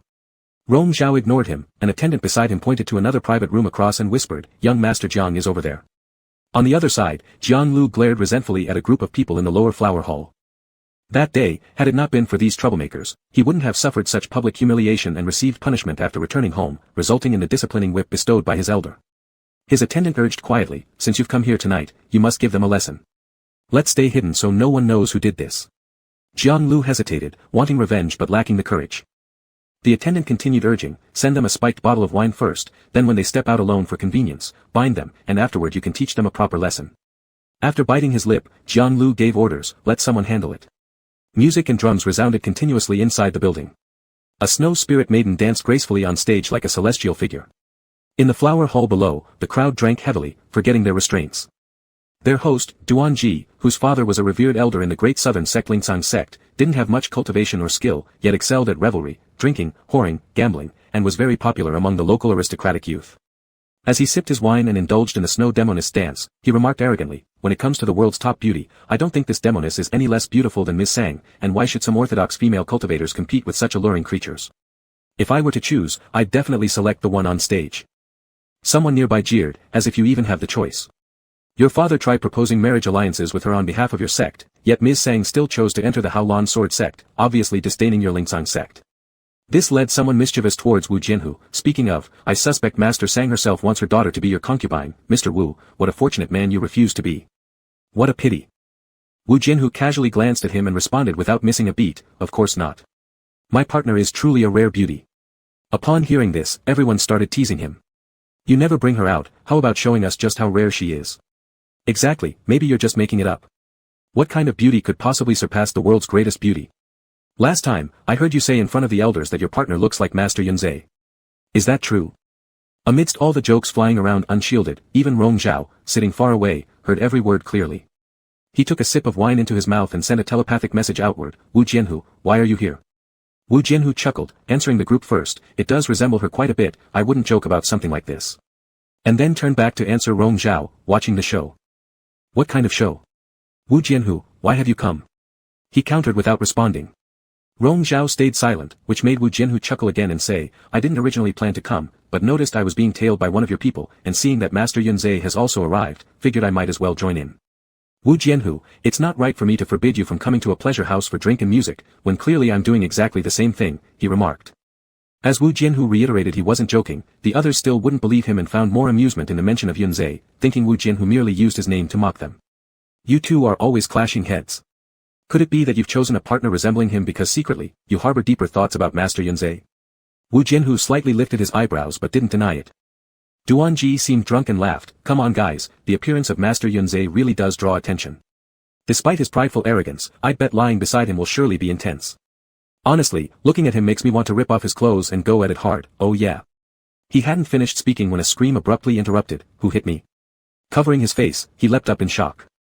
The others were perplexed. "What are you doing? Are you drunk? Who's slapping me? Come out." Duanji covered his face, jumping around, feeling as if he'd been slapped hard on each side repeatedly until he was frantic. "Come out."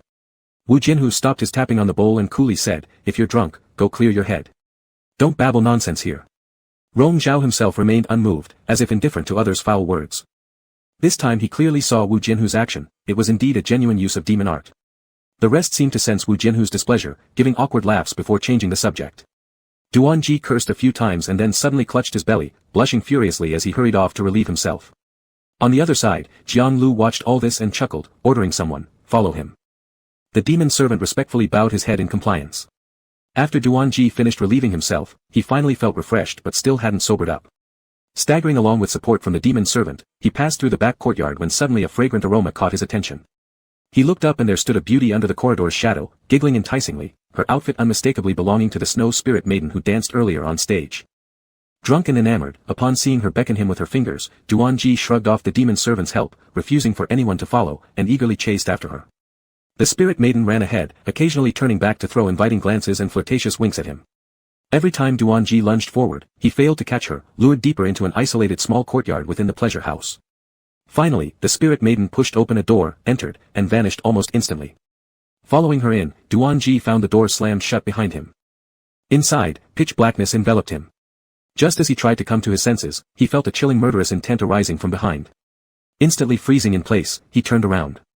In the next moment, a fatal blow surged toward his dantian. Duan Ji abruptly widened his eyes, seeing only darkness and unable to make out the figure in front of him.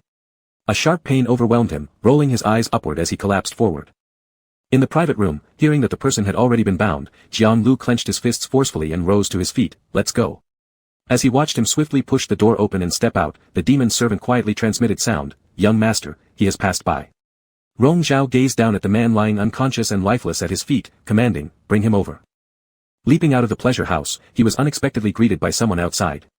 Wu Jianhu emerged from the darkness, blocking Rong Zhao's path. Master Yunzhe, what mischief did you do just now? Why the rush to run away?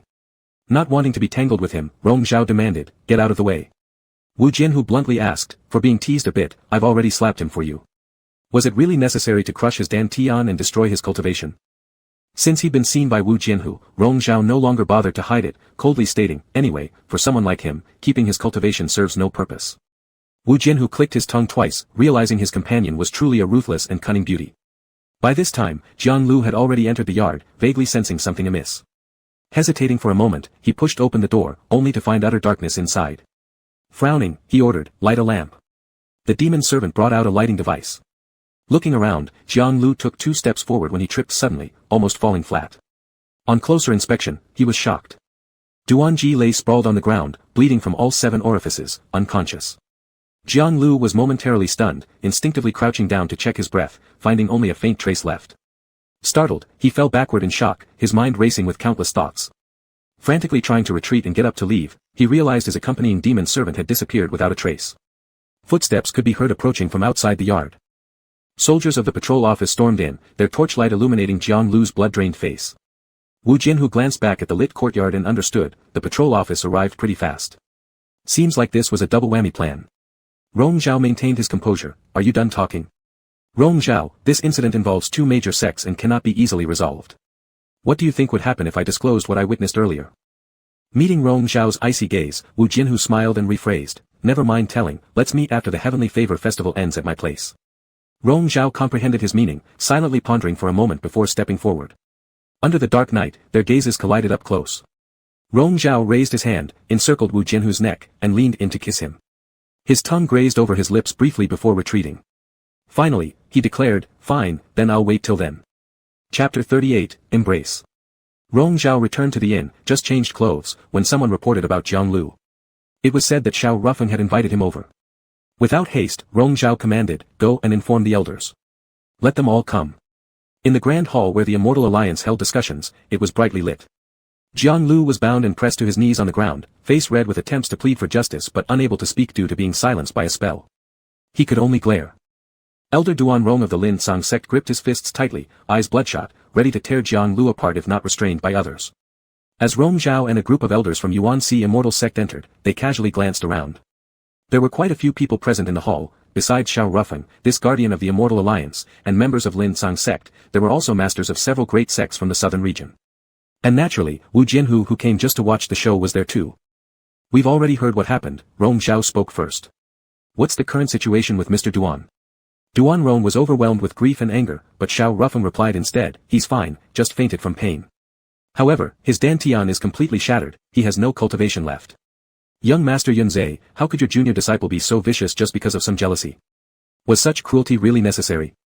The faces of the several elders from Yuan-Si Immortal sect turned pale, yet Rong Zhao merely frowned slightly before asking another elder present, Zhang Qi, were they discovered by the patrol guards? Yes, Zhang Qi narrated the incident without any favoritism or bias. When they were found, subordinates reported to me. I had them bring the captives here, informed the guardian and Lin Sang sect, then sent someone to inform elder brother. Jiang Lu refused to admit it, claiming that he saw Mr. Duan lying on the ground as soon as he arrived, insisting it wasn't his fault. After explaining, he lifted the silencing spell from Jiang Lu. The latter immediately cried out loud, it wasn't me. I swear it wasn't me. I was framed, set up. It's elder brother. Elder brother framed me. You young brat, do not spout nonsense. An elder beside Rong Zhao interjected harshly, you have caused such a calamity and still dare to accuse your elder brother unjustly. I didn't. I truly didn't. Shut him up again. Wu Jianhu couldn't bear it anymore, all he does is babble, not me, offering nothing else but false accusations. Rong Zhao gave him a look before settling down expressionless. Initially, hearing Jiang Lu accuse Rong Zhao, those present indeed developed some doubts. But once Wu Jianhu spoke, the southerners refrained from further comments, even Duan Rong managed to hold back. Jiang Lu was silenced again. His followers and demon servants were brought in, all trembling with fear. Master was originally under house arrest. Tonight, he went out to teach Mr. Duan a lesson. They explained the situation briefly, withholding no details. Jiang Lu repeatedly mumbled incomprehensibly, trying to shake his head but got no chance to defend himself. Listening to this, Duan Rong nearly pulled out his sword right there and then. Xiao Ruffin cleared his throat lightly, even though he denies it, considering the circumstances, along with their pre-existing enmity, and now with the witnesses, this matter must have a resolution. Of course, Rong Zhao agreed, Yuan-Si immortal sect will not cover up such evil doing. An elder hesitated, suggesting whether they should consult the sect leader first, but Rong Zhao had made up his mind to act decisively. The celestial favor ritual is tomorrow. If we don't resolve this matter tonight, affecting the ceremony, none of us can take responsibility for it. These elders cared more about the celestial favor ritual, so they didn't object further. Rong Zhao then stated, Elder Duan, tonight's incident stems from our lack of proper teaching at Yuan-Si immortal sect. On behalf of the sect, I sincerely apologize. Later, we will offer you appropriate compensation. As for the main culprit, hand him over to your Lin Sang sect. You decide his fate, kill him or punish him however you see fit. Hearing his sentence, Jiang Lu was disbelieving, trembling uncontrollably, ultimately collapsing. He knew handing him over to Lin Sang sect meant unspeakable suffering. At this point, despite Duan Rong's immense anger, he could only accept it, causing a fuss before the celestial favor ritual wouldn't benefit anyone. A wave of discussion rippled through the hall. Those from the southern region already harbored animosity towards eastern mainland sects, especially Yuan-Si immortal sect. Handing over Jiang Lu would hardly satisfy their grudge. Yuan-Si immortal sect is far too arrogant, breaking dantians with a flick of their wrists. How dare they? Whispered complaints continuously reached their ears. The elders of Yuan-Si immortal sect felt shame and fury, unable to refute anything. Yet Rong Zhao remained calm, showing no concern. Watching Wu Jianhu comforting others, he suddenly thought that perhaps this event suited Wu Jianhu's desires. Provoking conflicts between the southeast regions could align well with his plans. Wu Jianhu telepathically asked him, why are you staring at me? Wu Jianhu, Rong Zhao responded slowly, pausing briefly, pretending. Wu Jianhu smiled, don't forget the promise you made to me earlier, young master Yunzhe. Rong Zhao, humph. Thus, the uproar was quelled. As for what would happen to Jiang Lu later, from the moment he was handed over, he had been expelled from Yuan-Si immortal sect, and no one cared about him anymore. On the day of the celestial favor ritual, the sky was vast and open. The misty clouds swirled around the 9 layers of Heaven Mountain, and thousands of cultivators ascended to the sacrificial platform atop the mountain. At the 5th watch, a loud crane cry pierced through the mountains and seas, splitting the white fog. Golden light poured down from the summit of the cloud-covered mountains, bathing all living beings in its brilliance. To honor the heavens and welcome celestial grace, countless offerings were burnt in blazing heavenly fires, their smoke rising directly into the 9 skies carried by the wind. Just then, divine sounds faintly resonated, red clouds shone brilliantly, and auspicious clouds heralded good fortune. The ceremonial music played repeatedly, wave after wave. Rong Zhao acted on behalf of the sect leader of Yuan-Si immortal sect, standing at the very front row of the main sacrificial platform, exchanging glances with Wu Jianhu, the leader of the southern sects, across the aisle. Even under such circumstances, Rong Zhao could still feel Wu Jianhu's intermittent gaze piercing through him as if it were tangible. Their eyes met, and Wu Jianhu smiled faintly. Mr. Wu, you're spacing out even at this critical time. Rong Zhao transmitted telepathically. Yunzhe looks quite different today. Wu Jianhu commented. How so? Asked Rong Zhao calmly. Wu Jianhu merely laughed, offering no response. If pressed to answer, perhaps it was because this was the first time seeing Rong Zhao conduct himself as the acting sect leader, standing up front making him seem even more unattainable and imposing. Naughty as Wu Jianhu was, he yearned even more to break this highland flower's dignity and play recklessly with it. Mr. Wu, Rong Zhao seemed to have seen through him, restrain your vulgar thoughts or risk offending the heavenly order. Wu Jianhu chuckled deep within his chest, do you know what I am thinking? It's never anything decent. Alright, it's my fault, Wu Jianhu laughed heartily but then stopped appropriately, now on to something serious. Have you heard that the legendary path to ascension is said to be hidden on the 9 layers of Heaven Mountain? Slightly surprised, Rong Zhao glanced over. Wu Jianhu's expression didn't seem like he was jesting. These are just tales without proof, no one has ever really found the way to become an immortal god. That's not necessarily true, Wu Jianhu slowly responded, the war god from thousands of years ago abandoned the path of ascension and ultimately fell into mortal death. Rong Zhao lowered his eyelids. Indeed, Wu Jianhu knew, whether he had also read the records of the war god or obtained the war god's memories during the illusion, thus knowing more about matters unclear to himself. What do you mean? Nothing special, Wu Jianhu casually answered, just that the path to ascension fascinates everyone truly. Rong Zhao frowned deeply. Are you saying Mr. Wu actually believes these legends? Why shouldn't I believe? Being a mere mortal, wouldn't I aspire to become a deity instantly? Wu Jianhu replied. Rong Zhao questioned, and then what happens once you become a god? Taken aback momentarily, Wu Jianhu appeared stuck for an answer. Rong Zhao, you can't even say something nice sometimes. After a while, he helplessly laughed. I'm certainly less polished than you. Thereafter, Rong Zhao said no more, stepping forward to present his sect's offering into the heavenly fire, dedicating it with spiritual strength. Wu Jianhu watched fixedly. Behind the fiery wind stood Rong Zhao's calm countenance, illuminated vividly by the flames that highlighted his ink-dark pupils. That was the only spark amidst infinite worldly dust. By twilight, upon returning to his residence, Rong Zhao delegated the sect's affairs to others before dismissing them. He sat back, catching his breath when a demon servant came to report, "Master, Hao Lan's sword sect has sent someone to request an audience." He took a sip of tea and ordered, "Let them in." It was a servant accompanying Wu Jianhu who respectfully bowed to him, "Young Master Yunzhe, our sect leader invites you for a drink." Lowering his eyes slightly disinterested, Rong Zhao asked, "Did he say anything else?" The servant lowered his voice even more, bowing deeply. He also said if you refuse, he'll come personally to carry you there. After a brief silence that echoed throughout the room. Soon after, all demon servants heard a soft laugh escape the room, followed by sight of Rong Zhao standing up, giving orders, "Prepare my attire for me." As dusk grew heavier, the evening glow burned half the sky crimson. Underneath the peach tree in the courtyard, Wu Jianhu practiced his sword dance, his flowing sleeves fluttering gracefully. The martial intent rippled through the night air. Even though it was summer, due to the northern chill, peach blossoms continued to bloom, their subtle fragrance permeating with every movement of his sword form. Upon entering, Rong Zhao paused on the veranda watching quietly for some moments. When noticed, the figure spun mid-air in a flurry of sword movements, then turned with a smiling gaze directed toward him. Silently staring, step by step, Rong Zhao walked forward until engulfed within the boundless sword intent swirling like water, walking steadily toward that person. When they were inches apart, Wu Jianhu reached out and embraced him, pressing his torso against his back, simultaneously sheathing their swords. In unison, their arms described arcs in the air, uniting both currents of sword intent into one sweeping motion, blending the strength of hardened steel and gentleness of silk into one stroke.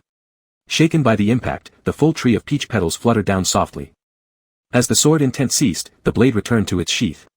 Pointing blades crossed and touched together with a metallic ringing sound. Rong Zhao paused, as a muffled laugh sounded close to his ear. The hair of the person behind him fell, brushing against his neck. He turned his head slightly and met the familiar dark gray eyes that mirrored his own reflection. "What's so funny?" "The upper chi sword technique," Wu Jianhu said, "its power is greater when combined with another." Rong Zhao sheathed his sword, not wanting to deal with him further. Wu Jianhu raised a hand, plucking a petal caught in Rong Zhao's hair and crushing it between his fingers. "Today is the celestial favor ritual." He spoke casually, and Rong Zhao gave a soft before lifting his gaze to meet Wu Jianhu's meaningful glance, suddenly realizing something. Wu Jianhu gazed into his eyes. "Shall we release the floating lanterns?" It was the promise made within the illusion on that day. On the day of the celestial favor ritual, they would release a lantern together. Rong Zhao hesitated briefly, a subtle wave rippling through his heart as Wu Jianhu asked again, "Will you release it?"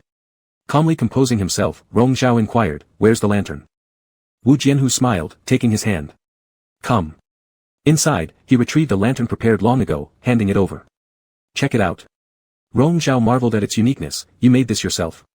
"If you want to release a lantern, it must be personally crafted to express one's sincerity." With a flick of his spiritual energy, the lantern lit up in Rong Zhao's hands. The candlelight danced in his eyes as Rong Zhao silently observed it for a while, then flipped the wish plaque hanging below without writing anything down. Looking toward Wu Jianhu nodded subtly toward him. After a quiet pause, Rong Zhao infused spiritual energy into it, small words emerging. "Wishing to traverse 3,000 realms, stepping through 80,000 springs." Unlike the ordinary pursuit of immortality, what Rong Zhao sought was fleeting and unfixed. Wu Jianhu gazed at his desolate profile, an inexplicable sense of melancholy rising once more. "What does this mean?" "Just a random thought," Rong Zhao didn't care to explain, smiling faintly. "Would you like to join me?" Though puzzled, Wu Jianhu did not press further, inscribing his name on the wish plaque using spiritual energy, standing alongside Rong Zhao. Afterward, they ascended side by side to the rear cliff, releasing the sky lantern. Under the night sky, stars wove like threads, as countless bright lanterns floated serenely upward, merging into a radiant Milky Way. Rong Zhao fixed his eyes on them, vast waves ultimately calming within his depths. Wu Jianhu, however, kept his gaze solely on the person in front of him, his spirit turning repeatedly, fluctuating restlessly. Until Rong Zhao turned back, his eyes reflecting a faint yet ambiguous smile. "What are you thinking, Wu Jianhu?" "And you?" Wu Jianhu maintained his composed demeanor. "Are you wavering?" Rong Zhao questioned, "About the choice I asked you to make, have you started to doubt it?" Rong Zhao, Wu Jianhu muttered his name. "I don't want to answer." "Then never mind." Rong Zhao shook his head slightly. "Do you have wine?" Wu Jianhu's eyes flickered momentarily. "Let's go back." Turning away, Rong Zhao glanced back at the lantern now lost deep in the night, his expression wistful for an instant before fading quickly. Retracting his gaze, he softened his tone. "Let's go." Night had descended deeply. Cups of wine lined up neatly on the low table as Wu Jianhu filled each one, only for Rong Zhao to lift it and drink, one after another, his gaze locked steadily on Wu Jianhu. Beneath the lamplight, Rong Zhao's gaze surged like an inundating tide, easily drowning anyone within its pull. Rong Zhao, if you keep drinking like this, you'll get drunk, Wu Jianhu warned gravely. Unmoved, Rong Zhao's eyes drifted downward, slowly tracing from Wu Jianhu's eyes to his lips, throat, down to his elegant fingers holding the wine jug. Imagining the sensation of touching himself, Rong Zhao blinked slowly, his bare feet descending to the floor. He crawled to the other side of the couch, climbing onto Wu Jianhu. Wu Jianhu set aside the wine pot, encircling him with both arms, delightedly asking, "So Master Yunzhe chooses to throw himself into my arms?" Their bodies pressed tightly together. Lowering his gaze, Rong Zhao stared at him for a long time before scolding softly, "You're nothing but a bastard." Not the first time being called that by him, Wu Jianhu paid no mind, raising a hand to caress his face. "Are you really drunk?" Rong Zhao's face showed annoyance as Wu Jianhu watched and laughed. "What have I done to upset you? Please enlighten Master Yunzhe." "I'm not going to answer." Foreseeing such a response, Wu Jianhu leaned in, gripping his chin and lightly pressing his lips. This kiss, however, was especially gentle tonight. His tongue tenderly parted Rong Zhao's lips, sliding in and intertwining passionately with him. Rong Zhao stifled a moan, sensations of itchiness spreading thickly and continuously, making him feel both blissful and restless, craving more. Ultimately unsatisfied. After kissing for some time, he drew back slightly, his forehead resting against Wu Jianhu's, eyes closed. Wu Jianhu took his hand, their palms touching as he gently rubbed them together. Feeling the slight coolness in his palm, Rong Zhao opened his eyes to find Wu Jianhu's hand bearing the mark of the Haolan Sword sect leader seal. "What does this mean?" Rong Zhao asked. "With this seal, Master Yunzhe will now be one of Haolan Sword sect." Wu Jianhu chuckled lightly. Rong Zhao stared at the seal for a moment, then grabbed Wu Jianhu's hand and pressed the 9 lotus seal onto his palm, the same. As they gazed at each other, they kissed again, Rong Zhao wrapping one leg around the person holding him at the waist. His hazy voice was heavy with breath, hoarse and thick. "Just for tonight, Wu Jianhu, show me what you're made of." Wu Jianhu's hand slid down his back, gently squeezing before lifting him up forcefully. Rong Zhao buried his head in his neck, letting out a muffled laugh. Chapter 39, Tasting the Marrow. Wu Jianhu personally untied Rong Zhao's hair, then his own. The golden and silver hairbands intertwined and fell to the ground, together with their robes. The kiss that followed was filled with unbridled desire. Their lips and tongues tangled repeatedly, hot and wet, accompanied by gasps and suppressed moans. Rong Zhao's hand circled his neck, tilting his head back in response, kissing fiercely with a burning yearning that couldn't be untangled. The panting sounds emanating from his throat gradually changed tone, and once again Rong Zhao felt the sensation of almost being suffocated, as if he had become addicted to it. He sank and fell into those waves, with this person embracing him being the only thing he could hold on to. Wu Jianhu propped himself up, his grey pupils heavy with lust as they stared at the person beneath him. His fingertips slowly stroked over the corner of his eyes, leaving a red mark. "Ching ching." The word spoken sounded like a sigh. Rong Zhao's eyelashes kept trembling, closing momentarily and sweeping across his lower eyelid, also brushing against Wu Jianhu's heart. He bent down again, pinching Rong Zhao's chin before ruthlessly kissing his lips. Spreading his legs as wide as possible, pressing them upward, Wu Jianhu cradled what seemed like a springtime current between them, soaking both of them and thoroughly drenching the bed. From the initial fierce movement slowing down to a grinding rhythm, Rong Zhao completely surrendered under such tempo. His red lips slightly parted, breathing intermittently. Behind the damp lashes were eyes misty with steam. His glances were akin to coquetry. He attempted to bite his lips. When it hurt, he pulled Wu Jianhu closer to bite him instead. His feet, hooked on Wu Jianhu's shoulders, tightened, rubbing his back shoulder, then slowly slid down, eventually wrapping around his waist helplessly. His hands traced along Wu Jianhu's back slowly, occasionally tightening at the joints as if silently requesting and urging. Spiritual power surged within, intertwining, and colliding. Rong Zhao could no longer endure, and emitted a startled gasp. It was water and fire alike, surging and spreading, burning him to ashes, drowning him. Red threads faintly appeared, his wrist burned hot, and the bond imprint in his divine consciousness flashed incessantly, heat rolling. After long separation, it was truly tangible now. No longer illusions, delusions, or mirages. Wu Jianhu inserted his fingers into Rong Zhao's hair, combing through his sweat-soaked locks, his forehead touching Rong Zhao's, rough breathing accompanied by unstable voice. "Do you want more?" Rong Zhao closed his eyes a few times, his throat moved, his voice was hoarse, "MMM." Wu Jianhu chuckled softly and continued to kiss him. Their fingers intertwined, palms pressed together. After a long kiss, they remained forehead to forehead, maintaining an intimate pose. Wu Jianhu took Rong Zhao's hand, caressing the back of it for a moment, then lowered his head, kissing each knuckle one by one. A ticklish feeling rose from where he was touched, stirring the lingering heat in his body. Rong Zhao looked down, seeing the man kissing him with utmost concentration, his expression nearly devout. In that past illusion, Wu Jianhu would always kiss his knuckles like this, and Rong Zhao vaguely felt a sense of confusion between reality and illusion. Ching ching. Wu Jianhu whispered in his ear, those two words sounding more beautiful than any speech. Rong Zhao turned his head, seeking out his lips and attaching to them. His curled legs re-wrapped around Wu Jianhu's waist. Experiencing something unforgettable. The long night passed slowly and finally calmed down. The warmth in his body gradually subsided. Rong Zhao lay on his side, resting his head on the arm of the person behind him, his back against his chest. Gazing at the faint lights outside the room, he remained silent for a long time. Wu Jianhu continued to stroke his hair, occasionally leaning down to place kisses on his shoulders and back, kissing away the sweaty heat, leaving marks deep and shallow. What are you thinking about? Wu Jianhu's long hair fell down, the tips brushing against his cheeks, causing some itchiness. Rong Zhao lifted his eyes and turned back, meeting his smiling eyes, pausing as he held the person close, staring at his lips before kissing again. This kiss was especially lingering. Tongue swirling and rubbing, reluctant to part. Wu Jianhu massaged him gently, but was aroused again. However, Rong Zhao retreated slightly, his lips barely touching, murmuring, "No more, I'm sleepy." Truly sleepy. Very sleepy, said Rong Zhao, his eyes half closed. Dear, have mercy and let me go. Hearing this, Wu Jianhu had no choice but to grip his chin and kiss him forcefully, brutally tormenting him further. In the end, he backed off and patted his waist. Sleep then. Rong Zhao smiled, closing his eyes and falling asleep soon after. Then Wu Jianhu closed his eyes too, and the room gradually quieted down. After a while, a slight sound of wind was heard outside the window. He slowly opened his eyes and carefully pulled out the arm that Rong Zhao was resting on, sitting up. He brushed spiritual power over Rong Zhao's face, letting him sleep deeper, descended from the bed, picked up his robe and put it on. A silver hairband casually tied his hair at the back of his head, and he slowly walked out. In the study, he listened to reports, lowering his eyes to look at his right palm where the 9 lotus seal of Yuancher sect was clearly visible. In a moment, he picked up a document, pressed his palm seal onto it, and instructed, go and give it to Xiao Rufeng to distribute. Send people to the island within these 2 days.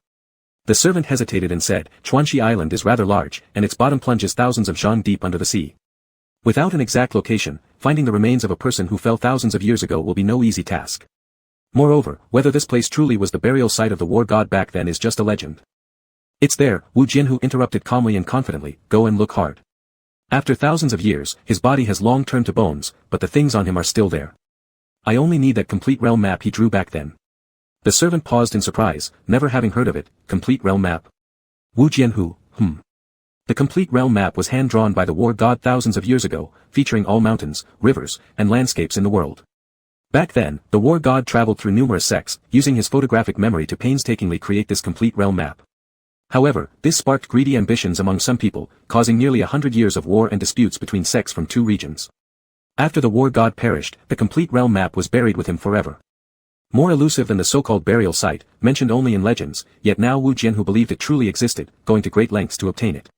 He didn't elaborate, merely saying, go, send more people. If you find it, there will be a rich reward. The servant accepted the command and left. Quiet returned to the room, only the wick of the candle on the table popped intermittently. Wu Jianhu watched it, reaching out to quench it with his spiritual power. However, he paused mid-motion, as a faint light appeared at the edge of his sleeves, something he hadn't noticed before. His fingers brushed over it, revealing a small piece of crystal-clear jade fragment. This was a sound-transmitting jade. Wu Jianhu's gaze narrowed slightly, looking beyond layers of pearl curtains towards the figure sleeping deeply on the bed inside the chamber, as if understanding something. A moment later, he let out a helpless chuckle, crushing the object in his hand. The first light of dawn had appeared. Rong Zhao woke up after barely 2 hours of sleep. Wu Jianhu was meditating by the window. Seeing the calm face in the morning light upon opening his eyes, for a brief moment, Rong Zhao thought they were still in that illusory world, peaceful and tranquil. Hearing the sound, Wu Jianhu emerged from his meditation, shifting his gaze over. In silence, they locked eyes. Before them floated faint rays of sunlight, encircling their figures with halos. After a while, Rong Zhao looked away first, rising without uttering a word, dressing himself, and tying his hair. Standing in front of the large mirror, he observed his own reflection. The paleness on his face remained unchanged, but after a night of abandon, his lips were noticeably redder than usual, with marks around his neck impossible to hide. Wu Jianhu approached from behind, wrapping his arms around his waist. What would you like for breakfast? No, don't bother me, Rong Zhao declined, I'm going back. Already leaving? Do you think I'll stay here forever? Will Master Wu of Haolan Sword Sect really consider me as one of yours? Rong Zhao replied casually, brushing the hair falling to his shoulders behind his ears. I actually do hope. Wu Jianhu's lips pressed against his scarred neck. When will next time be? Rong Zhao glanced at his smiling eyes in the mirror, paused, and smiled too, thinking about the next time already. Why can't I? Let's see, Rong Zhao said, I've told you before, once you manage to enter Yuancher sect, I'll always be waiting. Wu Jianhu tilted his head to look at him. This time, Rong Zhao also turned his head, their gazes meeting straightly, with sincerity in his smile, indeed an invitation. Will you leave the door open for me? Rong Zhao chuckled, Outcloud Pavilion is possible, other places will depend on you. The defensive mountain arrays of Yuancher sect aren't decorations. Wu Jianhu felt a stir of excitement and pinched his face before kissing him. Rong Zhao's eyelashes trembled lightly as he parted his lips and reciprocated. By late morning, Rong Zhao returned to his quarters, where a new jade pendant lay in his hands, a transmitting mother jade, containing all the messages received last night. Leaning on the bed, he sat down and closed his eyes, letting his spirit rest, releasing the jade unconsciously. Listening for a moment, his brows furrowed, opening his eyes. Just at that moment, Zhang Qi came to request an audience. Collecting his thoughts, Rong Zhao ordered, let him in. Zhang Qi entered, stepping forward, bowing, big brother. Glancing up, he saw the various marks on Rong Zhao's neck. Startled momentarily, Zhang Qi's expression became somewhat complicated, quickly masked. With thoughts preoccupied, Rong Zhao hadn't noticed and asked, is there something? I sent someone to Linzong sect to probe for information. Jiang Lu is already dead, his dantian crushed before dying, suffering extreme punishment. Should we inform our master? Dead is dead, Rong Zhao said indifferently, the elders have already expelled him from the sect. He's no longer a member of Yuancher sect. As for master, I'll send him a message, don't worry about it. Zhang Qi nodded, adding, just now, I came from Xiao Dusho. He has already distributed the documents dividing each sect's islands. Chuanqi Island is assigned to Haolon Sword Sect, with the 9 lotus seal on it. Did Big Brother change your mind? Rong Zhao raised his eyes, you said the document was stamped with the 9 lotus seal. Yes, I saw it myself. It was indeed the 9 lotus seal. Rong Zhao quickly composed himself, never mind, it's my decision. Chuanqi Island is of no use to us. There's no need to make things ugly over such a trivial matter within the Immortal Alliance. Let them have it. Zhang Qi stopped asking then. When Rong Zhao turned aside to speak with a demon servant, Zhang Qi unconsciously glanced again at the marks on his neck, there were even some behind his ears, densely covering a winding area.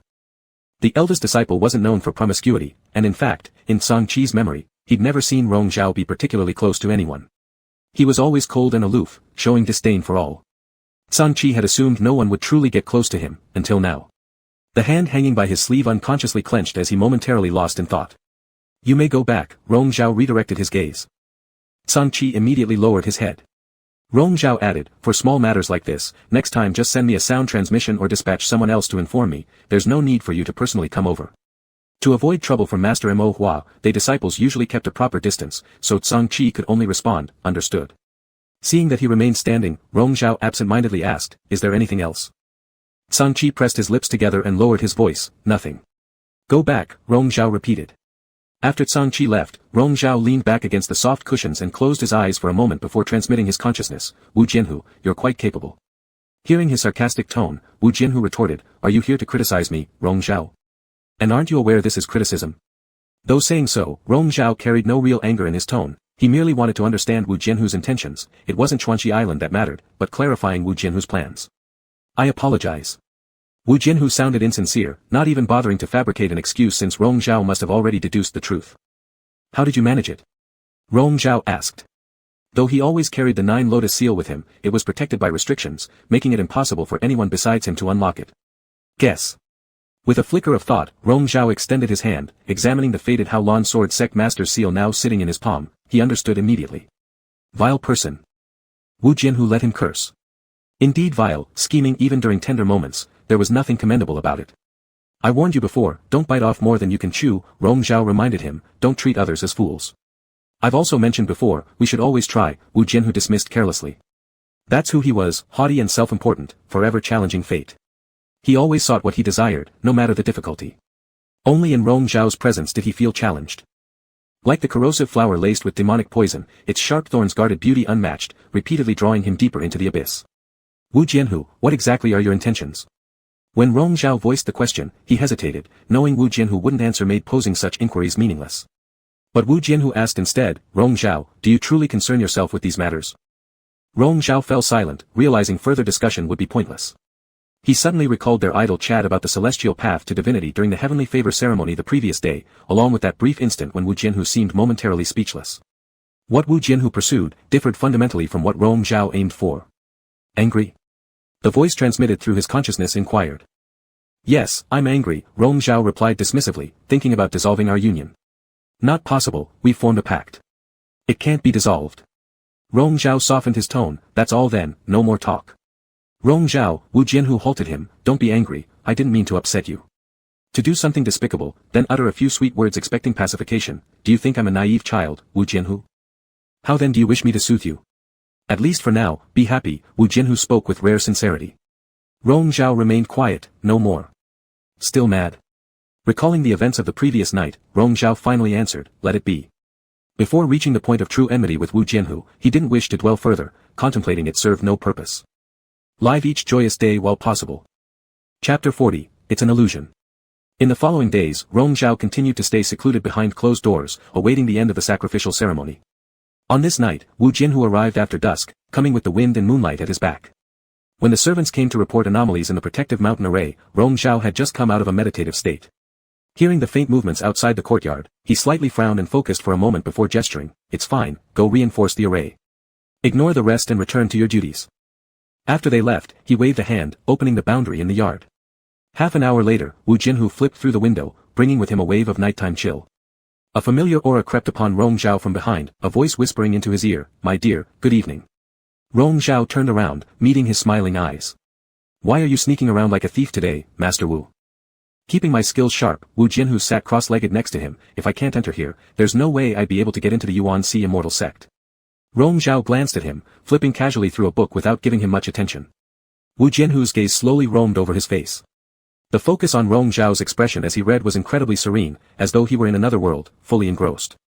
Watching him, Wu Jianhu gently twisted a strand of his hair together with the ribbon, winding them around his fingers before letting it slip away momentarily. Rong Zhao tilted his head, what are you doing? Rong Zhao, aside from practicing cultivation and swordsmanship, all you do is read? Wu Jianhu asked casually. I also handle matters within the sect, there's plenty to take care of, Rong Zhao responded just as casually. You're far too disciplined. Wu Jianhu remarked. Shouldn't I be? Rong Zhao asked calmly. Wu Jianhu had little more to say about that. Seeing the mark on his neck had faded significantly, he pointedly tapped it, has anyone seen this? I don't know, Rong Zhao shook his head slightly, not intentionally concealing it in front of others but having rarely encountered many people these past few days. Wu Jianhu softly laughed, if someone else sees it, Lord Yunzai's reputation for being clean and virtuous might be ruined. Thanks to you, Master Wu, Rong Zhao said teasingly. With just a glance, both understood what remained unspoken, Wu Jianhu's smile deepening. He patted his thigh, come closer. Obediently, Rong Zhao knelt on him, wrapping his arms around his shoulders. Wu Jianhu, what exactly are you here for? What schemes do you have up your sleeve this time? Am I really that wicked in your eyes, Rong Zhao? Wu Jianhu asked humorously while reaching up to caress his face. Not far off, Rong Zhao looked at him critically, beyond redemption. Wu Jianhu conceded, if you say so, then beyond redemption I am, but only your husband's version of it. Unhappy with his smug attitude, Rong Zhao lowered his head and began kissing him fiercely, first biting down hard on his lips and then forcing his tongue inside Wu Jianhu's mouth to lick and stir aggressively, occasionally biting him. Wu Jianhu let him take charge, relishing the fervor even more with each bite. As their gazes tangled, each seeing the other's reflection in their own eyes, perhaps a little truth lurked beneath the pretense, but it wasn't nearly enough to be called deep affection. Rong Zhao lowered his eyes, breathing heavily and taking a slight pause before drawing back. Yet Wu Jianhu moved in again, pressing one hand to the nape of his neck to prevent him from retreating further, taking control once more as his tongue ravaged inside Rong Zhao's mouth. The kisses grew fiercer, heat rising in both bodies. As for maintaining a life of pure discipline, that depended entirely on whom they were facing, neither could claim such virtue when it came to each other. Shall we?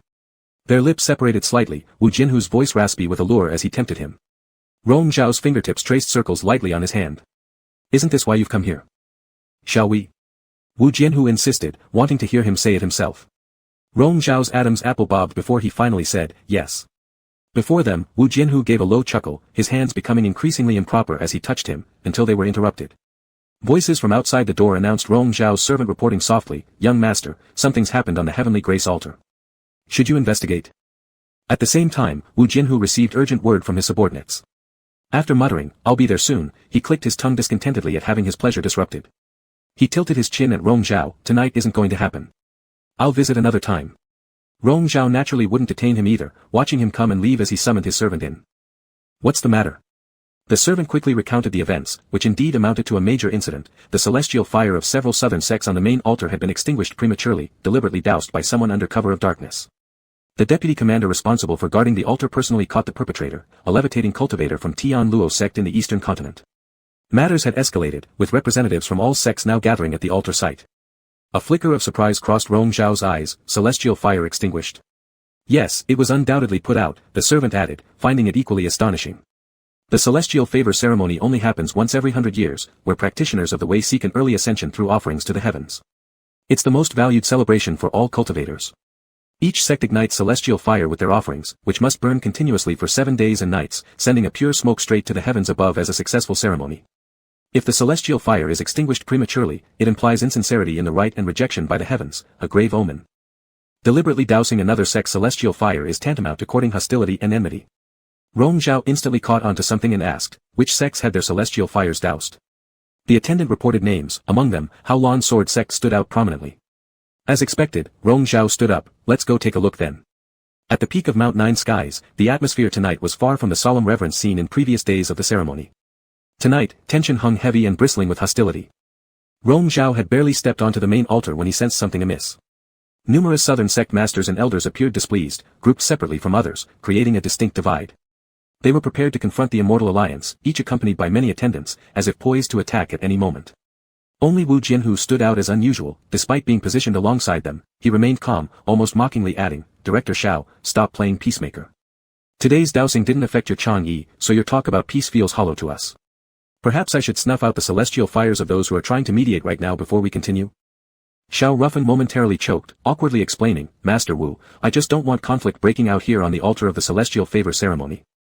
Do you even realize this is the altar for the celestial favor ceremony? Interrupted an angry voice from Wu Jianhu's side, belonging to a master from the southern region. Those from the eastern continent always act arrogantly, showing no regard for us. We've chosen to avoid confrontation and make allowances time and again. Now our repeated retreats have brought nothing but further provocation. With today's extinguishing of our celestial fire, they've left us no room for life, we need not be hesitant either. We might as well destroy the altar so that none can enjoy this. His inflammatory words found resonance among the crowd. What nonsense about harmony between alliance cultivators. If we give in again today, what future do we leave for ourselves or southern sect members? If the Immortal Alliance acts like this, perhaps it's time for us all to quit. Today they snuffed our celestial fire, tomorrow they'll break our lineage roots. This surely reminds us of the incident 3,000 years ago. Upon these words, an uproar arose. From the eastern continent side, many frowned deeply, likely feeling the weight of their disadvantage. Having stayed silent up till now due to lack of clear evidence, finally someone couldn't restrain himself and said, investigations aren't complete yet, why such hostility? Even if this incident was caused by a person from the Tian Luo sect, it's merely one sect's issue or possibly the individual alone, it's unfair to implicate others. This was a bid to dissociate themselves, since the incident involved someone from the Tian Luo sect, other sects naturally shouldn't bear undeserved accusations. How does Master Qin explain? What explanation do you owe us after such a thing happens? Someone shouted in high demand. Shao Ruffin also inquired, Master Qin, is this man truly your disciple of Tian Luo sect? Tian Luo sect's Master Qin Bing was a simple, quiet individual, having been slightly stunned ever since things began. Only now did he gradually regain his senses. Looking at the captured kneeling cultivator, he recognized him, incredulously saying, Gao Ping, is this true? Why would you do something so reckless? The cultivator slowly raised his head, looking at him blankly, screaming hoarsely, Master, isn't it what you've said?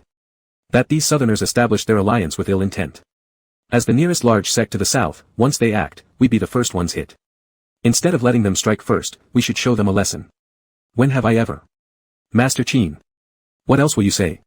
Wasn't tonight's action done under your direction? In a fit of heated emotion, without further consideration, someone unleashed their spiritual force in an aggressive attack directly aimed at Qin Bing. Completely unprepared, Qin Bing flinched abruptly. This attack could kill him or at least severely wound him. But at that moment, a powerful sword intent swept sideways, cleanly shattering the opponent's assault. It was Rong Zhao unleashing his sword. Wu Jianhu arched a brow, looking at him. The attacker turned bright red with anger. Young Lord Yunzhe, what do you mean by this? If you really dare to fight here, tonight's situation cannot be peacefully resolved, Rong Zhao calmly reminded, you must clarify matters before assigning blame. Attempting another move, Wu Jianhu restrained him this time too. Qin Bing's face was deathly pale. Turning his head, he reprimanded the cultivator, don't spout lies. When have I ever told you to carry out such actions? The cultivator replied, even if the master denies it, no matter. The deeds are mine alone. I'll take full responsibility. You are talking nonsense. I have never said such things to you. Although he had indeed privately complained and worried about the Southern Alliance, he had never and dared not ask anyone to meddle in the celestial favor ceremony. Now he was almost without defense despite his protestations. Wu Jianhu then asked, "Young Lord Yunzhe, could you enlighten us on how we should get clarity?" Rong Zhao ignored him, instead turning his head when Song Qi came up, asking, "Were you there when it happened?" Song Qi explained, "Deputy Leader Zhong was on duty tonight, I just heard about the matter and came." Deputy Leader Zhong, who personally supervised the captured cultivator, loudly recounted the incident. He arrived via flying sword. At that moment, I was below the main altar preparing to hand over the shift. The people guarding the main altar were no match for his cultivation level and fell quickly under his blade. By the time I noticed something unusual and went up, several southern sect celestial fires were already extinguished. When he tried to escape, my people managed to capture him. So Deputy Leader Zhong, you also bear some unavoidable responsibility for what happened tonight, don't you? Rong Zhao's tone was gentle, not harsh, yet left no room for argument. The other gritted his teeth, having no choice but to admit, yes, it was my oversight. This Deputy Leader Zhong was also from a large southern sect. Once he admitted this, the faces of the southerners turned even darker. One among them couldn't help voicing their displeasure. "Young Lord Yunzhe, are you trying to dodge blame as well?" "Of course not," Rong Zhao shook his head. "If this truly was done with Master Qin's approval, I wouldn't cover for him either." But what? Without answering, Rong Zhao suddenly shot forward. Before anyone could react, he grabbed the captured cultivator, broke the spiritual force bindings holding him, quickly formed a seal with his fingers, and then delivered a powerful strike after only 2 breaths. In full view of everyone, the cultivator's eyes widened in shock, violently coughed, and then spat out a large mouthful of black blood. Subsequently, opening his mouth wide, an entirely pitch-black giant insect crawled out. All around drew sharp intakes of breath. The cultivator's eyes turned white, he was unconscious and fell straight forward. This. Xiao Rufeng's voice trembled, instantly recognizing this as the soul-devouring parasitic insect, but Xiao Tan had never told him anything about controlling the Tian Luo sect cultivators. Given Xiao Tan's cultivation level, it would be absolutely impossible. Both frightened and uneasy, Xiao Rufeng was now unable to say another complete sentence. "What is this?" someone exclaimed in alarm. "Soul-devouring parasite," Rong Zhao calmly explained. "He has been infected with a soul-devouring parasite, his mind controlled to act against his own will." Voices rose in debate, some believed, others doubted. Such an explanation obviously failed to quell the fury of the southerners. So someone asked, "Young Lord Yunzhe means to say this person was controlled by someone using a parasite against our southern sects, but who exactly is the one who used the parasite?" Rong Zhao turned around, looking at the person who spoke. His gaze swept across and landed on Wu Jianhu's face. Wu Jianhu responded, "I also want to know." Rong Zhao said, "I do not know. All I know is my junior brother was also nearly victimized by this kind of parasite, leading to his total loss of cultivation abilities, leaving him dazed and senseless." "How can we be sure it isn't your one-sided word?" scoffed Duan Rong of Lin Sang sect. "Ever since that Shi Young sect leader's incident, Mo Hua Zunren always suspected it was us southerners who did it, so ever since then he's been gathering people knowledgeable in parasitic insects within his sect. Tonight's event seems more like a preconceived retaliation. Elder Duan, if you wish to criticize my master, at least produce some evidence, otherwise it's hard to convince others," Rong Zhao replied slowly, knowing this man harbored hatred towards Yuan Si immortal sect because of what happened earlier involving his son. At this point, the situation became deadlocked. Whether or not the parasite was planted, who planted it, how much responsibility Tian Luo sect bore, and how everything would conclude, all remained unclear. The southerners pressed on aggressively. Other sects from the eastern continent, although they wished to remain neutral, couldn't help feeling angry after being unjustly accused by the southerners. As for Xiao Rufeng, the overseer here, he was hardly of any use, let alone capable of smoothing things over due to his guilt. Rong Zhao remained silent afterward, merely watching coldly from the side. The night grew deep.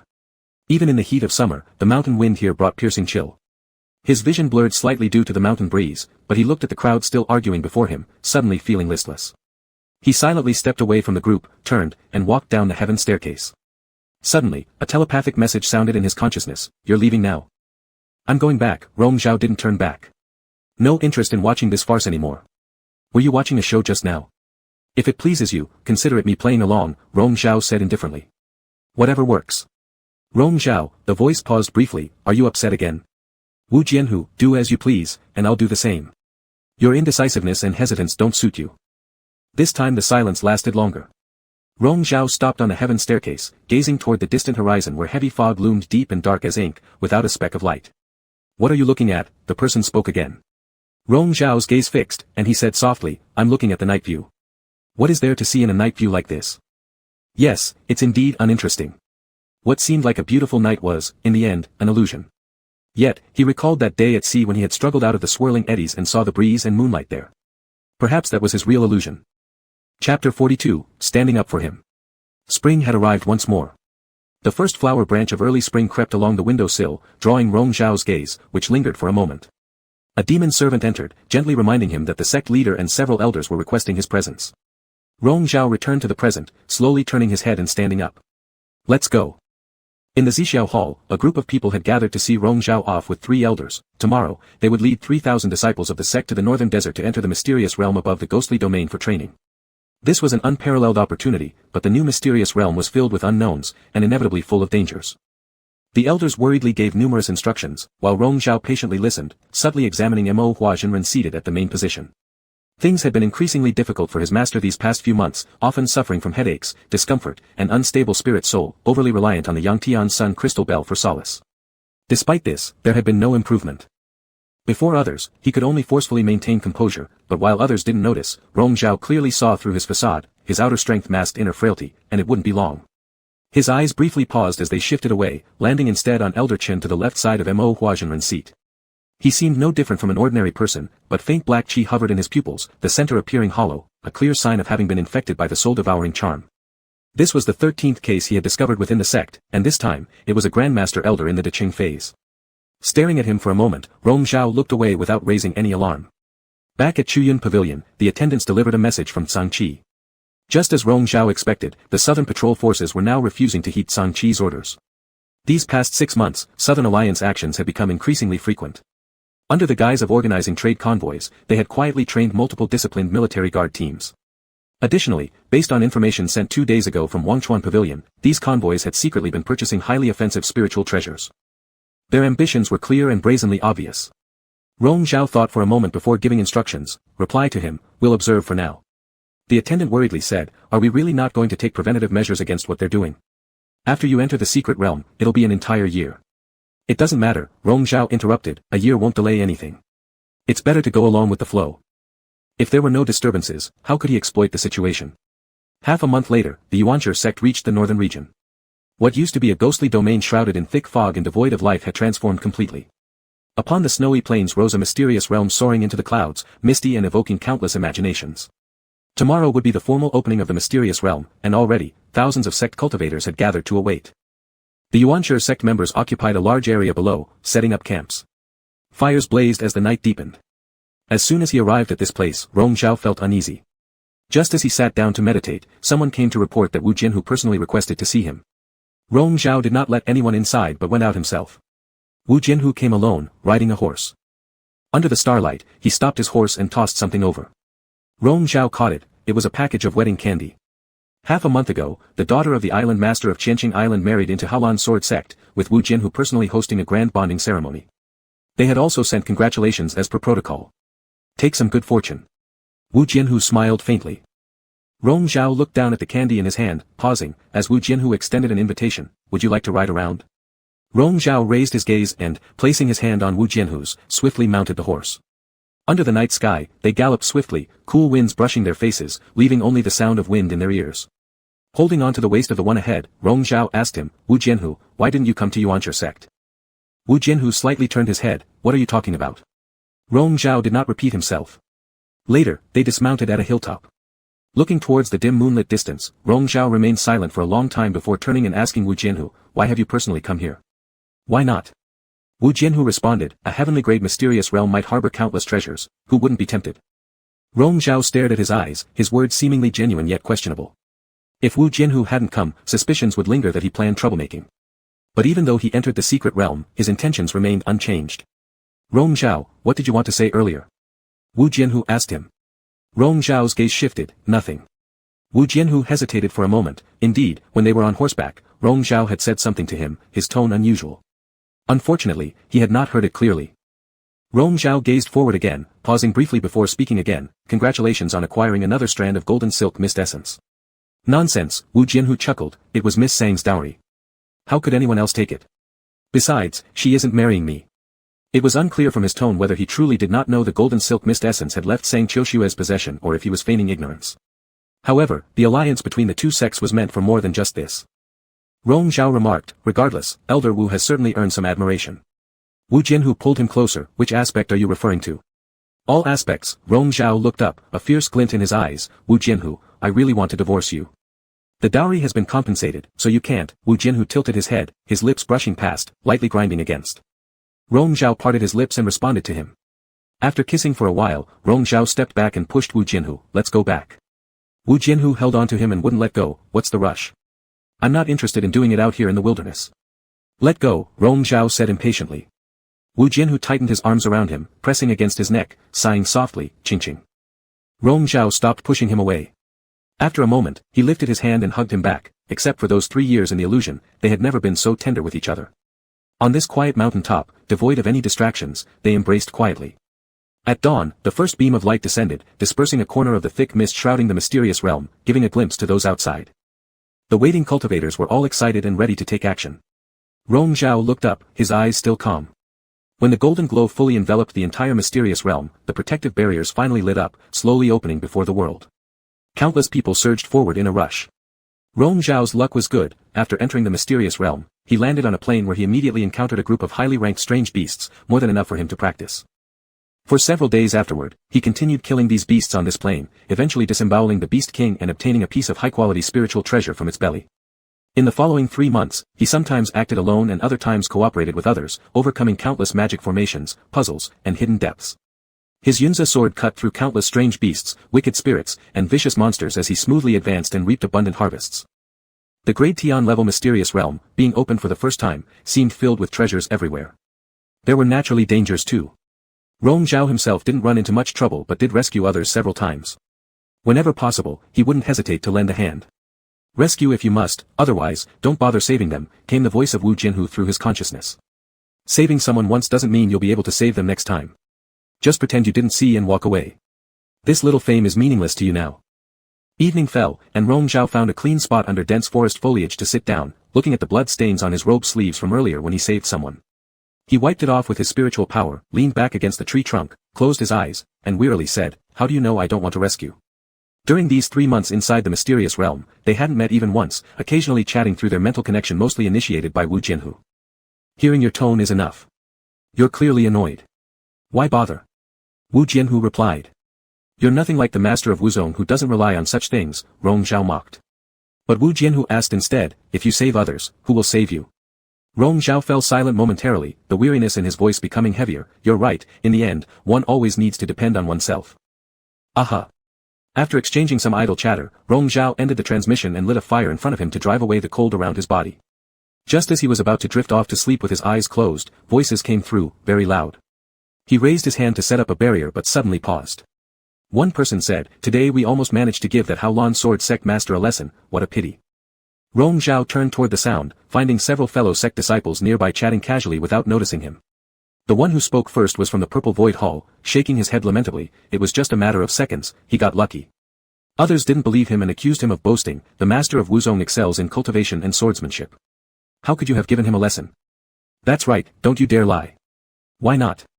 The speaker glared his eyes wide, smugly saying, when I encountered him, he was surrounded by many powerful evil spirits, fiercely battling them. I was watching him from behind. He was casting spells and setting up arrays trying to trap all the evil spirits together, but he didn't notice me at all. Right at the crucial moment for his array activation, I released my spiritual arrow. If it weren't for a bird suddenly appearing causing me to miss a bit, I would have destroyed his focal point of the array. Not only could he not trap those evil spirits, but he might have fallen in himself, torn apart by the evil spirits. What are you talking about? The man glared angrily. Our young master has run into trouble, and the master of Haolan sword sect can't escape responsibility. That Chang from Qianqing Island clearly had the golden thread missed but refused to sell it to our sect's master. In the end, he let his daughter marry into Haolan sword sect with the golden thread missed as her dowry. They're obviously in cahoots with Haolan sword sect and are seeking to oppose our Yuan Si immortal sect. So what if I caused some harm? I was merely helping our young master take revenge. Once the young master was brought up, others couldn't contradict him. Those who disapproved just kept quiet. That man was still ranting on when Rong Zhao coldly stared at him for a while, reaching out for the packet of wedding candy with only one piece left. He unwrapped it and tossed it into his mouth, tasting the sweetness that calmed the turbulence in his heart. After a moment, he closed his eyes again, the barrier blocking out the incessant noise around him. The night passed quickly. When the sky started to brighten, several disciples who spent the night there left together. The man from Zixiao Hall who had ranted last night had also gone, but returned 2/4 hours later cursing, looking for the lost 100 treasure bag. In a fit of anger, he rummaged around, suspicious that someone might have stolen it.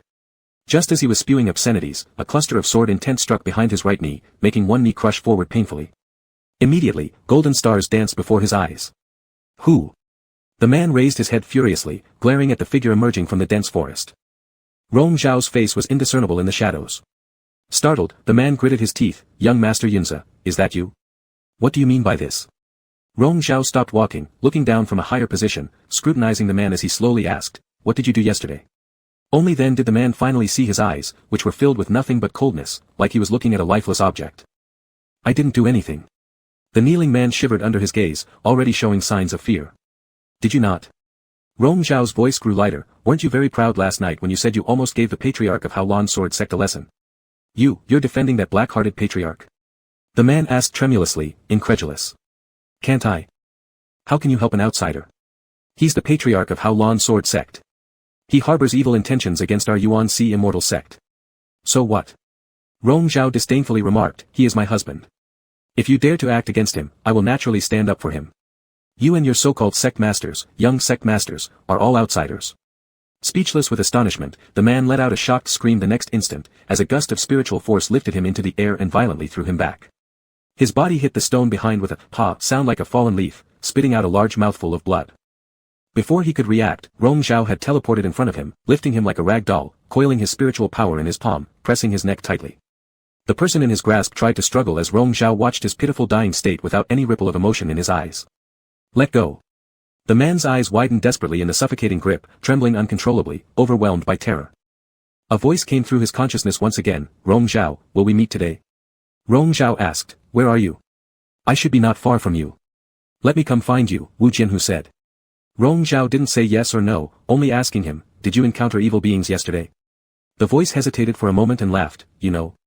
My luck was bad, I met a group of high-ranked evil beings, and there was someone who sneak attacked from behind. Rong Zhao, yeah, that's quite unfortunate. Wu Jianhu, you folks in Yuan Si immortal sect seem to think sneaking attacks from behind would succeed. Next time we meet, if I want to do something, please look away, young Master Yunze. As Rong Zhao listened to those laughing words, the fierce aura surrounding him gradually dissipated. He said, no. Cannot? Yes, cannot. Rong Zhao released his hand, letting the dead man slide out of his grasp. He's already dead. Walking out of the lush forest, he heard the sun flute sound again. It floated faintly with the wind, seeping gradually into his heart. Subconsciously following the direction of the sound, he went past the mountain stream, and when he looked up, he saw Wu Jianhu waiting nearby, playing the sun flute.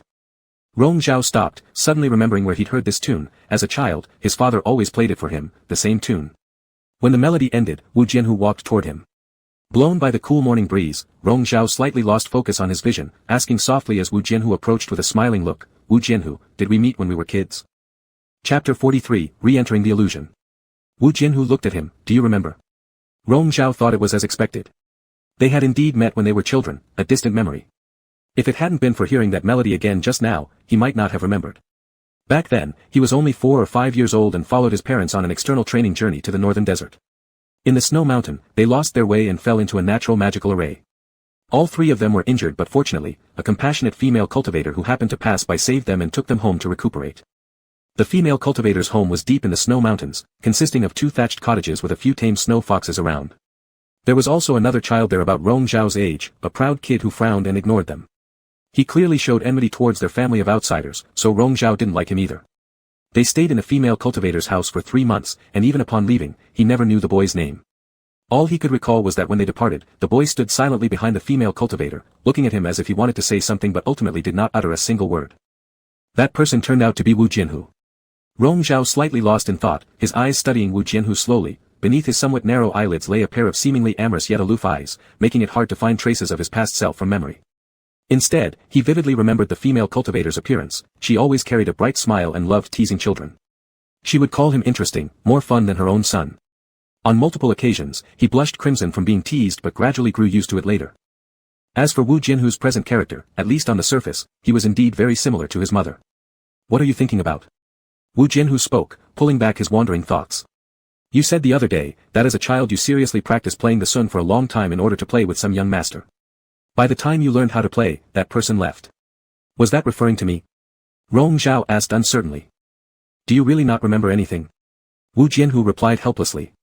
Rong Zhao's lips moved slightly, momentarily speechless. Upon Wu Jianhu saying this, he actually started remembering some things. They awkwardly lived together for 3 months, occasionally managing to play together. The female cultivator would tease him, and he would then tease Wu Jianhu, watching him feign disinterest even though curiosity sparkled in his eyes. It amused him secretly. It was the most childish time of youth, buried deep in his memories. He thought these moments would never be unearthed again. Actually, when young Master Jing left back then, he mentioned taking me back to Yuan-Si Immortal Sect to personally instruct me as a disciple, but I refused myself, Wu Jianhu suddenly said. Rong Zhao was stunned. If I had agreed back then, wouldn't you genuinely have to call me elder brother?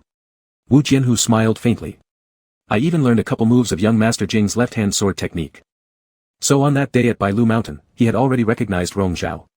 What came to Rong Zhao's mind instead was that under such circumstances, it was difficult to predict whether the person in front of him would still have been alive. His expression darkened as his eyes dropped. He turned around and walked forward first. Wu Jianhu followed. Rong Zhao, did I say something wrong again that upset you? Rong Zhao wasn't particularly interested in replying. This person however persisted, you're always upset for no reason, easily becoming someone who gets bullied. Rong Zhao stopped walking, turning his gaze toward Wu Jianhu, pausing his words, younger brother. Wu Jianhu raised his eyebrows. Even if you had entered Yuan-Si Immortal Sect that day, you'd still be my junior. Seniority is decided based on entry sequence, not age, Rong Zhao stated as the handle of Yunza's sword lightly touched his chest, making him feel a bit itchy.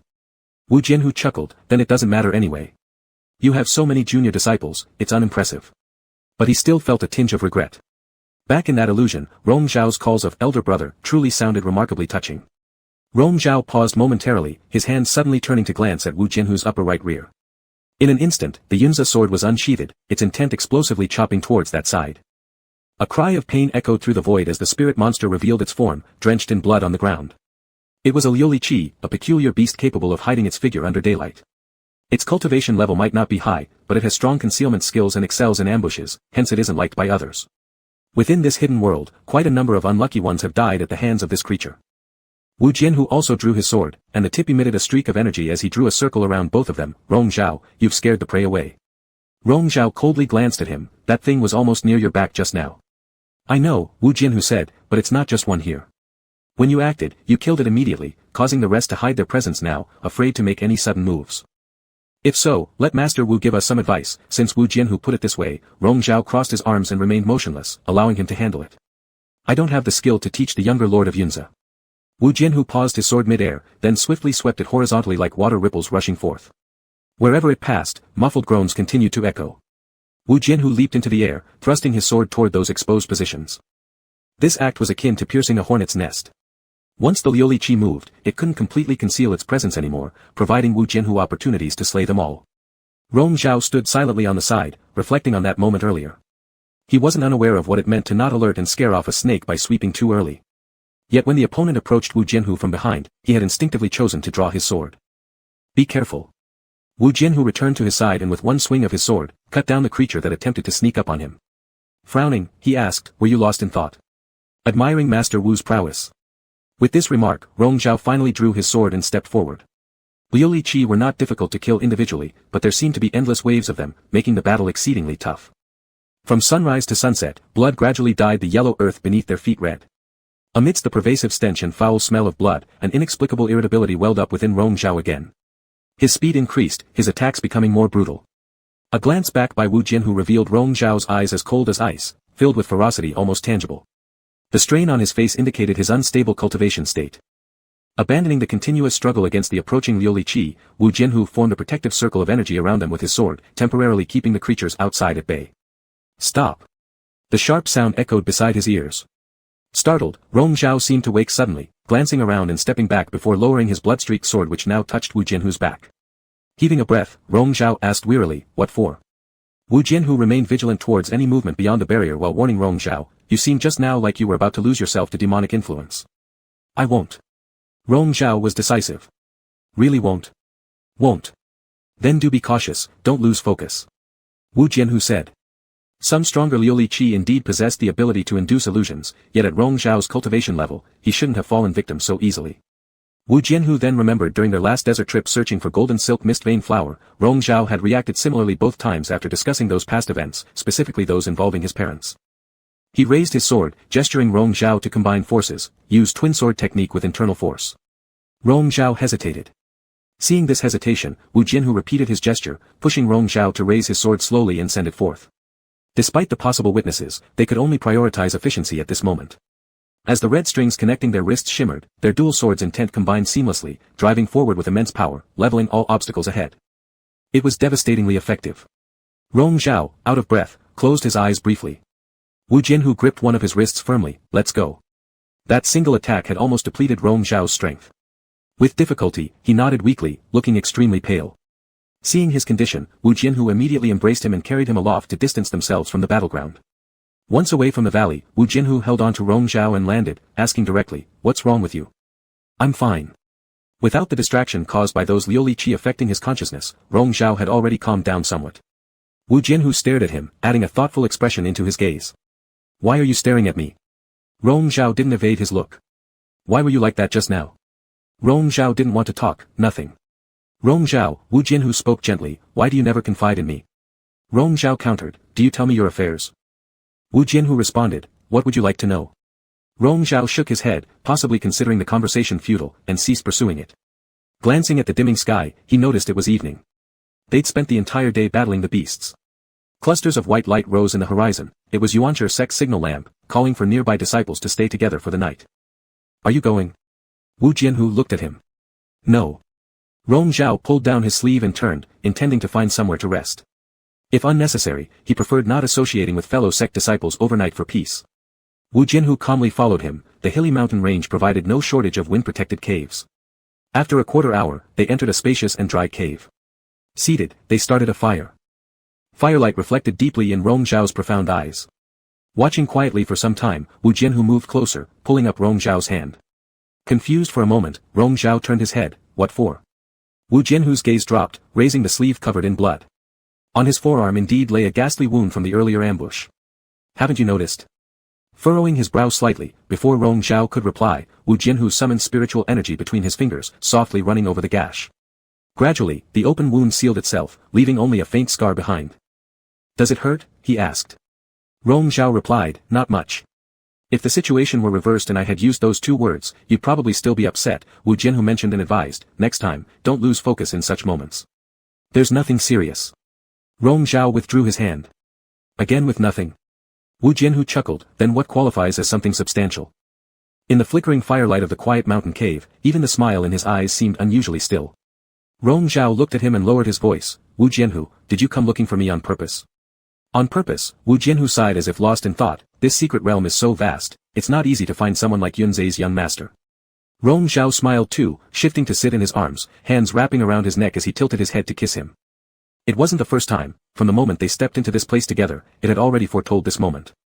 For a while their lips lingered against each other, foreheads pressed together as Rong Zhao gazed into his eyes up close, studying them intently for a long time. After 3 months without seeing each other, Wu Jianhu whispered hoarsely, "Do you miss me?" After a brief pause, Rong Zhao replied, "I've gotten used to it." "Used to it?" "Yes, used to it." Rong Zhao said casually. Ever since leaving the illusionary realm, over these past 2 years they had always been apart more than together. After brief reunions came long separations. No matter how much longing and passion stirred within, it was all restrained under a calm exterior, hidden deeply away from prying eyes. They should have gotten used to it by now. Perhaps, in the end, even this would be nothing more than a mirage. Wu Jianhu tenderly caressed his face, repeating kisses that were rare for its tenderness. Their intimate moment was broken by slight sounds from the cave entrance. Rong Zhao's lowered eyelashes trembled slightly before he suddenly raised his hand to douse the fire between them and simultaneously set up a protective barrier. Wu Jianhu continued kissing him, relentlessly lapping at his tongue again and again, showing no concern for whoever might have arrived. Footsteps grew closer, and then someone called out, "There's a large cavern here." Another voice responded, "Let's rest here tonight." The group agreed. Rong Zhao furrowed his brows slightly, already recognizing that it was 2 elders and at least a dozen disciples from Yuanshi sect who'd chosen none other than this place to spend the night. Murmured voices carried through the air, impossible to ignore. Wu Jianhu bit down on his lip gently and murmured, "Focus." His hand stroked Wu Jianhu's nape absently, but indeed his mind was somewhat divided. Though they were deep within the cave behind a barrier, if anyone entered, they might be discovered after all. Lanterns lit up one by one inside the cave, casting elongated shadows onto the stone walls as the elders chatted leisurely. "Over these days, I've observed many improvements among these disciples. It's quite commendable. Indeed, but the recent unrest in the world concerns me. We wonder what may happen outside during our entire year-long stay in the secret realm. True, we're unsure what those people from Haolan Sword Sect in Southern Alliance are plotting behind our backs. The descending lips of Wu Jinhu found his Adam's apple, nibbling lightly as Rong Zhao took a sharp intake of breath, swallowing any sound about to escape. But this person seemed intent on teasing him, licking and sucking continuously at his neck, marking it with dark imprints. Unable to bear it, Rong Zhao lowered his head and claimed his lips fiercely, preventing him from touching any other part of him. The images and sounds from outside wouldn't disappear. Amidst the shadows and noise, they indulged themselves freely and passionately in this secluded and dark corner of the wall. As night deepened, some of the others fell asleep, or meditated. Rong Zhao also lay down, resting his head on Wu Jinhu's leg as usual, wanting to take a nap. Wu Jinhu combed his fingers through his hair, lowering his eyes to look at him. Rong Zhao lifted his gaze, meeting his eyes in silent entanglement for a moment before pulling Wu Jinhu's neck closer, sending another kiss his way. Later, they both slept. This slumber proved uncommonly peaceful for Rong Zhao. Bright daylight filtered through the window onto the bed when he opened his eyes. He stared blankly for a while, slowly rising up and looking around, the bed canopy, the pearl curtains, the intricately carved folding screen, the incense table beside the window, and the white jade vase on the windowsill, with the peach branches inside blossoming beautifully. It was the home he shared with Wu Jinhu inside the illusionary realm.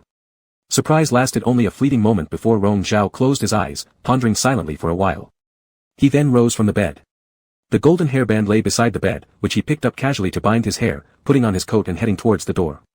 Pushing open the door, the courtyard greeted him with a breeze that carried pink blossoms fluttering everywhere. Beneath the peach tree, the man turned back, his gaze fixing steadily upon him. Chapter 44, Kill Him. Rong Zhao paused by the door, momentarily dazed. Wu Jinhu came over, stunned. What time is it? Still early. It's windy here, your clothes aren't even properly on yet. Let's go inside. Wu Jinhu had already scooped him up and carried him back into the room. Once he was laid back down, Rong Zhao fixed his gaze on the person looming over him, his hand tightening slightly on the shoulder beneath him. There was no need to say a name, with just one look at each other, they both understood. They were back in that illusionary realm, but this time, they were fully aware of who they were and who the other was. You slept well last night, Wu Jinhu began. Rong Zhao watched him silently, unable to articulate whether he was more eager to see the man from his dreams or the real Wu Jinhu right in front of him. Daydreaming again. The silver headband hung by Wu Jinhu's shoulder, as Rong Zhao let his hand trail down, curling a strand of Wu Jinhu's hair around his fingers a couple of times. Why did we end up here again? I don't know, Wu Jinhu said with a slight smirk, I woke up here. Maybe it has something to do with those Lioli Kais we encountered yesterday. Not bad, though. It's so peaceful here. Rong Zhao tilted his head, looking out the window where clouds floated lightly against a clear blue sky, like an illusion, yet strangely real. Entering the same illusion repeatedly without warning was something he'd never experienced before. The illusions here will naturally disappear when the secret realm reopens in 9 months, Wu Jinhu said. Rong Zhao looked at him, aren't you worried? Worried about what? Rong Zhao fell silent once again, his eyes scanning Wu Jinhu's from top to bottom. Never mind. It didn't matter. In a few months, all would be revealed. He pushed Wu Jinhu away and sat up. Let's take a walk outside later. After a simple grooming session, Rong Zhao stared at his pale reflection in the mirror for a while without moving. Wu Jinhu wrapped his arms around Rong Zhao's waist from behind. What are you looking at? Nothing, Rong Zhao replied faintly, unsure how to express the subtle discomfort he'd felt since opening his eyes earlier. Perhaps because they'd entered this illusion fully conscious, but his thoughts were being intruded upon by emotions that weren't entirely his own, those of the war god's partner in this dreamlike state. There seemed to be an endless worry clouding their heart which now affected him, though he couldn't understand why. Wu Jinhu stared into Rong Zhao's eyes in the mirror for a moment. It's already like this, so try to be happy. How did you notice I wasn't happy? Rong Zhao asked. Regardless, being able to return to this illusory world again felt like dreaming once more. Wu Jinhu smiled, if that means you're happy, shall we go out now? Rong Zhao calmed his thoughts and stopped pondering it further. Alright, let's go. Exiting the small courtyard, descending a mossy stone staircase, they arrived at a cliffside path hidden behind a waterfall cascading through the mountains. Rong Zhao paused on the path, extending his hand as icy water droplets splashed onto his fingertips, bringing a refreshing coolness to his eyebrows and eyelashes. What used to be a common sight day after day now stirred nostalgia within him. Wu Jinhu watched him, is it fun? Rong Zhao raised a thin thread of sword energy on his fingertip, scattering water droplets towards Wu Jinhu's face. Wu Jinhu pulled him close, brushing his nose against his, the chill from the water lingering between them. Laughing, Rong Zhao turned his head away, waving his hand to send even more water droplets flying. Seeing him truly engrossed in the game, Wu Jinhu embraced him and soared into the air, heading directly to the rear mountain. Once they landed, Rong Zhao finally sobered up, glancing around. The rivers and mountains remained unchanged, familiar as always. Long missed, indeed. Glancing intently for a moment, he stepped forward toward the canyon below. Wu Jinhu halted atop a hill, watching Rong Zhao's silhouette move into the brightest light of the sky, blurred by scattered light halos, making him momentarily feel as if the person might vanish right in front of him. Instinctively, he blurted out, Rong Zhao. Rong Zhao turned back. When their gazes met, Wu Jianhu inexplicably sighed in relief, striding quickly forward. Where are you going? Rong Zhao drew Yun's sword, to practice swords, interested. Now. Rong Zhao nodded, since we're here, why waste the chance? 9 months is plenty of time. Do you want to perform the combined sword technique with me now? Wu Jianhu deliberately asked. That would benefit you, Rong Zhao responded. So, Wu Jianhu also summoned his sword, let's begin. The buzzing sound of their sword energies filled the air, ready to collide. Wu Jianhu twirled and thrust his long sword through the air, its intent resembling a dragon soaring forth, rushing straight ahead.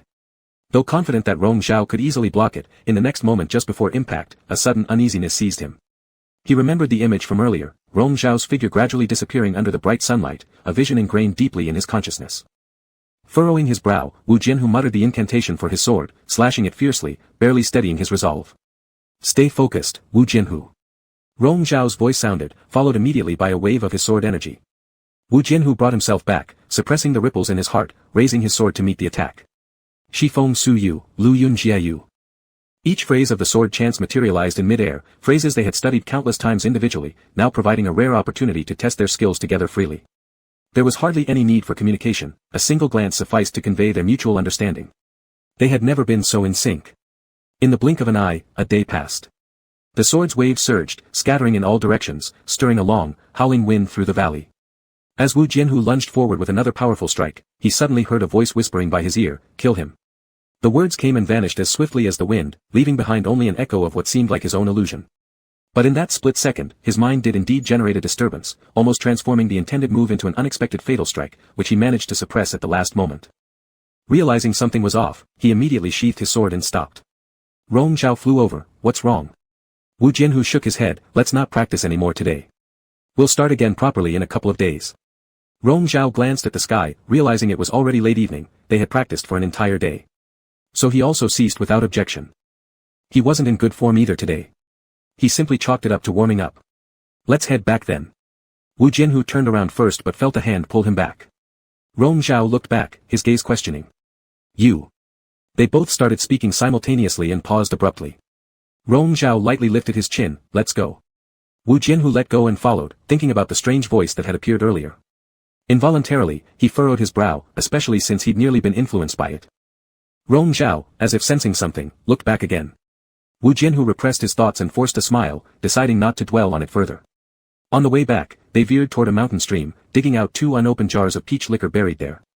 It's still here. Wu Jianhu lifted the jar, brushing off the dust that had settled on it, relieved, I thought we wouldn't be able to drink these 2 jars of wine ever again. A flicker of thought crossed Rong Zhao's mind.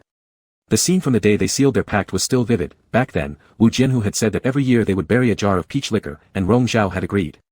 Unfortunately, after 3 years of doing so, they were unable to continue. Peach liquor wasn't hard to brew, but stepping out of this illusionary realm meant they could no longer create wine with the same flavor, it was their changed state of heart that altered it all. Wu Jianhu directly opened the jar, holding it to Rong Zhao's nose to let him take a sniff. A rich aroma wafted out, spreading everywhere. What do you think? Rong Zhao nodded, it should be good wine. It definitely is. Back at the small courtyard, night had already fallen. Wu Jianhu went inside to pour the wine into a gourd before coming back out, only to find Rong Zhao nowhere in sight within the yard. He turned back and saw Rong Zhao on the rooftop, sitting silently under the moonlight. Under the spring mountains, with the moon casting its glow and flower shadows swaying gently, faint fragrances permeated the air. Wu Jianhu stood silently watching him, then leapt up a moment later. Rong Zhao turned his head, his gaze flowing over like frost, where's the wine? Wu Jianhu handed it over for him to try first. Rong Zhao took it, pulling the gourd spout up to his nose, breathing in the more concentrated alcohol aroma before tipping it to his lips. The liquor slid down his throat, smooth and sweet, just as it had always tasted before. What do you think? Wu Jianhu asked. Rong Zhao sipped again, handing the gourd back to him, indicating that he should taste himself. As Wu Jianhu poured the wine into his mouth, Rong Zhao's eyes stayed fixated on his increasingly dampened lips. Not bad, Wu Jianhu swung the gourd, it doesn't fall short compared to the previous one. Rong Zhao softly replied with an hmm. As they casually chatted, Wu Jianhu asked, you've been distracted all day today. What are you thinking about? Wu Jianhu reflected for a moment before answering, maybe I've been affected by the illusions here. He didn't elaborate much. Rong Zhao only assumed he felt the same, then what should we do? If we stay like this, how can we break through the 10th level of the sword technique? This was a tricky situation. Last time, they had been unaware of everything, so at least their minds were undisturbed. But now things weren't going smoothly. Wu Jianhu tilted his head while drinking the wine and examined the person in front of him. If the Dian Tianjin Ling, heavenly crystal bell, was on your body, perhaps it could help us clear our minds and steady our spirits. The Dian Tianjin Ling. Didn't the Yunza Junior Lord snatch it away? Haven't seen you use it either. He teased. Rong Zhao's pupils shifted slightly. Why did you insist on retrieving the Dian Tianjin Ling that day? Wu Jianhu kept pouring wine into his mouth as he revealed the truth. The Dian Tianjin Ling was my mother's relic. It was the only thing she left me, but later Wu Nao used it as a gift for someone else. Rong Zhao was speechless momentarily. Wu Jianhu grinned at him. However, if you want to keep it, that's fine too. I'll return it to you, Rong Zhao stated, definitely, once the right time comes. As you wish, Wu Jianhu shrugged. Rong Zhao asked, since we don't have it now, do you have any other methods? No, the only option is to focus and try our best to block out distractions. Rong Zhao nodded, not overly concerned. Let's do our best then. They continued drinking, taking turns, and when Wu Jianhu offered the gourd again, this time Rong Zhao didn't accept it. His gaze lingered on Wu Jianhu's lips, completing an action he'd wanted to make earlier, leaning closer. Their lips touched, interlacing and tangling, savoring the hint of alcohol from each other's mouths. Pulling away, Rong Zhao chuckled softly, it tastes pretty sweet. Wu Jianhu grabbed his chin and bit down instantly. After some laughter and play, Rong Zhao lay down, placing a hand behind his head as he stared at the full moon overhead. It was the 15th day of the month. Wu Jianhu leaned in close. What are you looking at? Rong Zhao shifted his gaze to Wu Jianhu and raised a hand to touch his face. Wu Jianhu. I'm looking at you, Rong Zhao murmured softly. Wu Jianhu, I am looking at you. At me? Yes. Rong Zhao's eyes clouded with drunkenness, and his voice was light. He changed his tone as if in a dreamlike mutter, my lord. Wu Jianhu's Adam's apple bobbed, the wind has picked up. Shall we go back inside? Rong Zhao looked silently at him. Wu Jianhu understood the meaning behind his gaze, lifted him into his arms, flew down gracefully, and returned indoors. As they fell onto the bed, Rong Zhao's hand slid through Wu Jianhu's hair, caressing for a while before tilting his head back and asking, Wu Jianhu, what kind of demon are you? Curious. Curious, Rong Zhao spoke gently, I want to see your original form. Wu Jianhu hung his eyelids low but said nothing. Rong Zhao, not possible. My mother was a nine-tailed fox spirit. Wu Jianhu let a flicker of white light emerge from his fingertips, casually shaping a flower which he handed over to Rong Zhao. I am half demon. Rong Zhao reached out to touch it. The misty spiritual flower floated between his palms, cool yet substantial enough to feel real, but unfortunately didn't last long and soon dissolved into nothingness. This demonic art can be mastered by any little demon. Rong Zhao laughed softly, don't fool me, let me take a look at your true form. While speaking, an intriguing smile flickered in his drunk yet clear-eyed expression. There is no true form, Wu Jianhu explained helplessly, half-demons are born human-shaped but possess a demon pearl. Rong Zhao wasn't convinced. You shouldn't bully me because I don't understand. Half-demons reveal their demon traits upon birth, and only fully hide them around 2 or 3 years old, completely turning human. This time, Wu Jianhu did not refute since Rong Zhao hit the nail on the head. What demon traits do you have? Rong Zhao asked curiously, ears? Or tail? Wu Jianhu had a nuanced expression. After a pause, he finally admitted, both. Rong Zhao, lost in a haze of drunkenness, clearly showed excitement. Really? Show me. Not happening, Wu Jianhu refused. I want to see. Rong Zhao's hand brushed against his ear, whispering enticingly, just change for me please. Faced with such persistent entreaties, Wu Jianhu had no way out and eventually relented. His ears gradually transformed into snow-white furry fox ears, with pink inner folds, causing Rong Zhao's eyes to widen slightly. Slowly rubbing his fingers across, it felt delightfully soft. Truly beautiful, he marveled. Unfortunately, you're not a female fox, or else you could give me a little fox that I could hold every day. Wu Jianhu croaked out, dear, I'm your husband, and you're my wife. If we're to have a little fox, it should be you who gives birth to it. I would love to, Rong Zhao chuckled, now show me your tail too. A fluffy fox tail stretched out from behind Wu Jianhu. There were 9 altogether. Pure white without blemish, except for a black tuft at the tips. Rong Zhao stroked the tail. The fox fur was luxuriant, fine, and densely full, making it hard to put down. Is it true that 9-tailed foxes really have 9 lives? False, just nonsense legends. Wu Jianhu's eyes darkened, if only it were true. The intoxicated Rong Zhao did not notice, again and again stroking Wu Jianhu's fox tail, running from its root to its tip, feeling the softness beneath his palms. Has anyone else ever seen or touched your tail? The object within his hand disappeared suddenly. Wu Jianhu leaned down, his breathing unstable. Enough already. A fox's tail was its most sensitive part. Even a sage like Lu Xiuhui would find it hard to resist when touched this way by Rong Zhao. Rong Zhao's eyelashes fluttered as he laughed softly, a hint of regret showing. All right then. A burning kiss descended, deep into the night silence when finally no one came to disturb them anymore. Their robes crinkled under their movements. He was enveloped entirely within Wu Jianhu's body, leaving nowhere to escape. Fingers interlocked, palm pressed against palm, heat continuously rose, mingling and clashing with their spirit power flows. Though they had tasted this sensation hundreds of times, it still wasn't enough. No matter how tightly embraced, they still felt insufficient. The person before him was exactly the one he dreamed of, always yearned for. Spring night rain drizzled, damp and sticky, just like those uncontrollable pants that escaped his mouth yet broke apart upon impact. When it became unbearable, Rong Zhao tilted his head back, biting Wu Jianhu's throat. Gently. His voice was uneven too. Wu Jianhu raised a hand and tenderly stroked his temple hair, both indulging in soothing wordlessly. His gaze locked onto the figure in his eyes, smoky eyes, dampened lips. Then lowering his head again, he licked off the sweat dripping from his forehead, kissing his eyes and lips repeatedly. With a breeze, the pearl curtain swayed, candle shadows danced around. Rong Zhao closed his eyes, drenched thoroughly in desire, completely soaked. Lost in confusion, he responded only by instinct, murmuring the name of the person on top, Wu Jianhu, calling out these 3 words for the first time so melodiously. What should I call you? Foreheads touching, Wu Jianhu asked softly. Rong Zhao's breath hitched, a muffled sound escaped his throat, Lord Husband. These 2 words sounded increasingly pleasant to the ears. Wu Jianhu flipped him over, nibbling on the back of his neck and pressing forward, enduringly grinding against him until his whole body shuddered. Drenched hair hung on his back, cascading down like a waterfall, and was brushed aside by Wu Jianhu, who placed light kisses on his trembling spine. Dear. Wu Jianhu murmured, suddenly stopping, then let out a heavy breath as he lowered his head.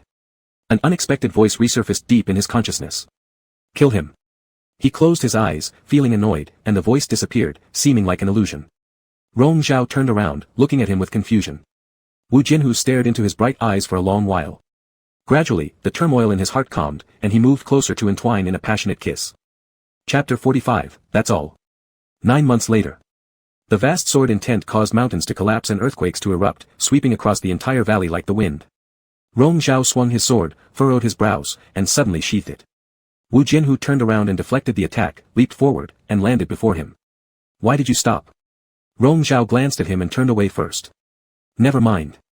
Wu Jianhu followed up. What do you mean by, never mind? I'm not practicing anymore, Rong Zhao said directly, I give up. Wu Jianhu pulled him back and stared at him for a while. Are you angry, Rong Zhao? It was cold and frosty, the tip of Rong Zhao's nose had been slightly reddened by the cold, as was his face. The red flush extended all the way to his eyelids. What good would not giving up do? We're only 1 final word of the sword mantra away from breaking through, Wu Jianhu said, isn't it a pity to give up now? Tell me how to break through. Rong Zhao asked calmly, you know, this last sentence, even if we practiced for another 3 months or 3 years, there's no way we could break through. Wu Jianhu looked straight into his eyes, Rong Zhao's eyes showed frustration and anger, both towards him and himself. The 10th layer of the Supreme Chi sword art consisted of 100 words of the sword mantra. They had spent half a year breaking through each of the first 99 sentences, but they still couldn't achieve perfection with this final word. They repeated the process over and over again for an entire 3 months, yet never managed to fully understand the crucial point. This naturally led to feelings of discouragement. Heavenly Chi Union. These 4 characters weren't just about uniting primordial energy, the way of the sword, and cultivation, they also required unity of heart and mind. And that was what made it particularly difficult for them, because without achieving genuine mutual understanding and trust, there was no way they could comprehend the essence of these final 4 words in the sword mantra. Both were aware of this, so their growing irritability and resentment left them helpless. Why bother wasting energy when you know it's impossible? Rong Zhao's voice seemed imbued with frost and cold. Wu Jianhu was momentarily stumped and fell silent. Then he said, all right then, let's go back. The walk was quiet, it wasn't the first time. Snow began to drift as they ascended the mountain pathway. Mist surrounded the path, blending seamlessly with the snowfall. Evening crept in quickly, heralding the night. The illusory boundary will open soon, Rong Zhao suddenly said, tonight might be our last night here. In a day or 2, the outer secret realm will also open. Wu Jianhu turned to look at him. Rong Zhao stared ahead, the frost and snow reflected in his eyes, as deep and inscrutable as ever. His thoughts raced wildly. Words formed on his tongue but remained unspoken. Wu Jianhu simply said, let's go back. By the time they returned to the courtyard, the sky had already darkened completely. Wu Jianhu casually took off Rong Zhao's cloak, shaking off the snowflakes. I'll heat some wine. In front of the stove in the room, he set up a rack, placed the pot down, and poured in the alcohol. In a moment, the aroma of the wine filled the air. Since entering this place, the 2 of them had been fasting, but they hadn't spared drinking much wine. By now, after carefully rationing their 2 jars of peach liquor, they were almost empty. Since it was their last night, Wu Jianhu decided to pour everything out, heating it up once more to add a special touch. Rong Zhao leaned against the window, watching the snow outside grow heavier. Even on such a cold snowy night, one could see the pale moon hanging high in the sky, though it felt unreal. His gaze drifted toward Wu Jianhu, who was busy stirring the wine in the pot, fully absorbed and uncommonly serious, so serious that his eyes betrayed his focus. Rong Zhao quietly observed him, losing himself in thought. Having re-entered the illusionary realm for nearly half a year now, an inexplicable sense of unease had persisted in his heart. On this very day, he couldn't help but wonder whether these emotions belonged to those within the illusion or to himself. He could feel that Wu Jianhu experienced the same thing. There were moments when his mood was unpredictable due to being influenced by the illusion. Each time they practiced with swords, they had to exert great effort to clear their minds of the chaotic distractions, using their own willpower to fight them off. It was far from easy. And that very fact determined that they ultimately wouldn't break through here. Rong Zhao didn't ask Wu Jianhu in detail, nor did Wu Jianhu question him.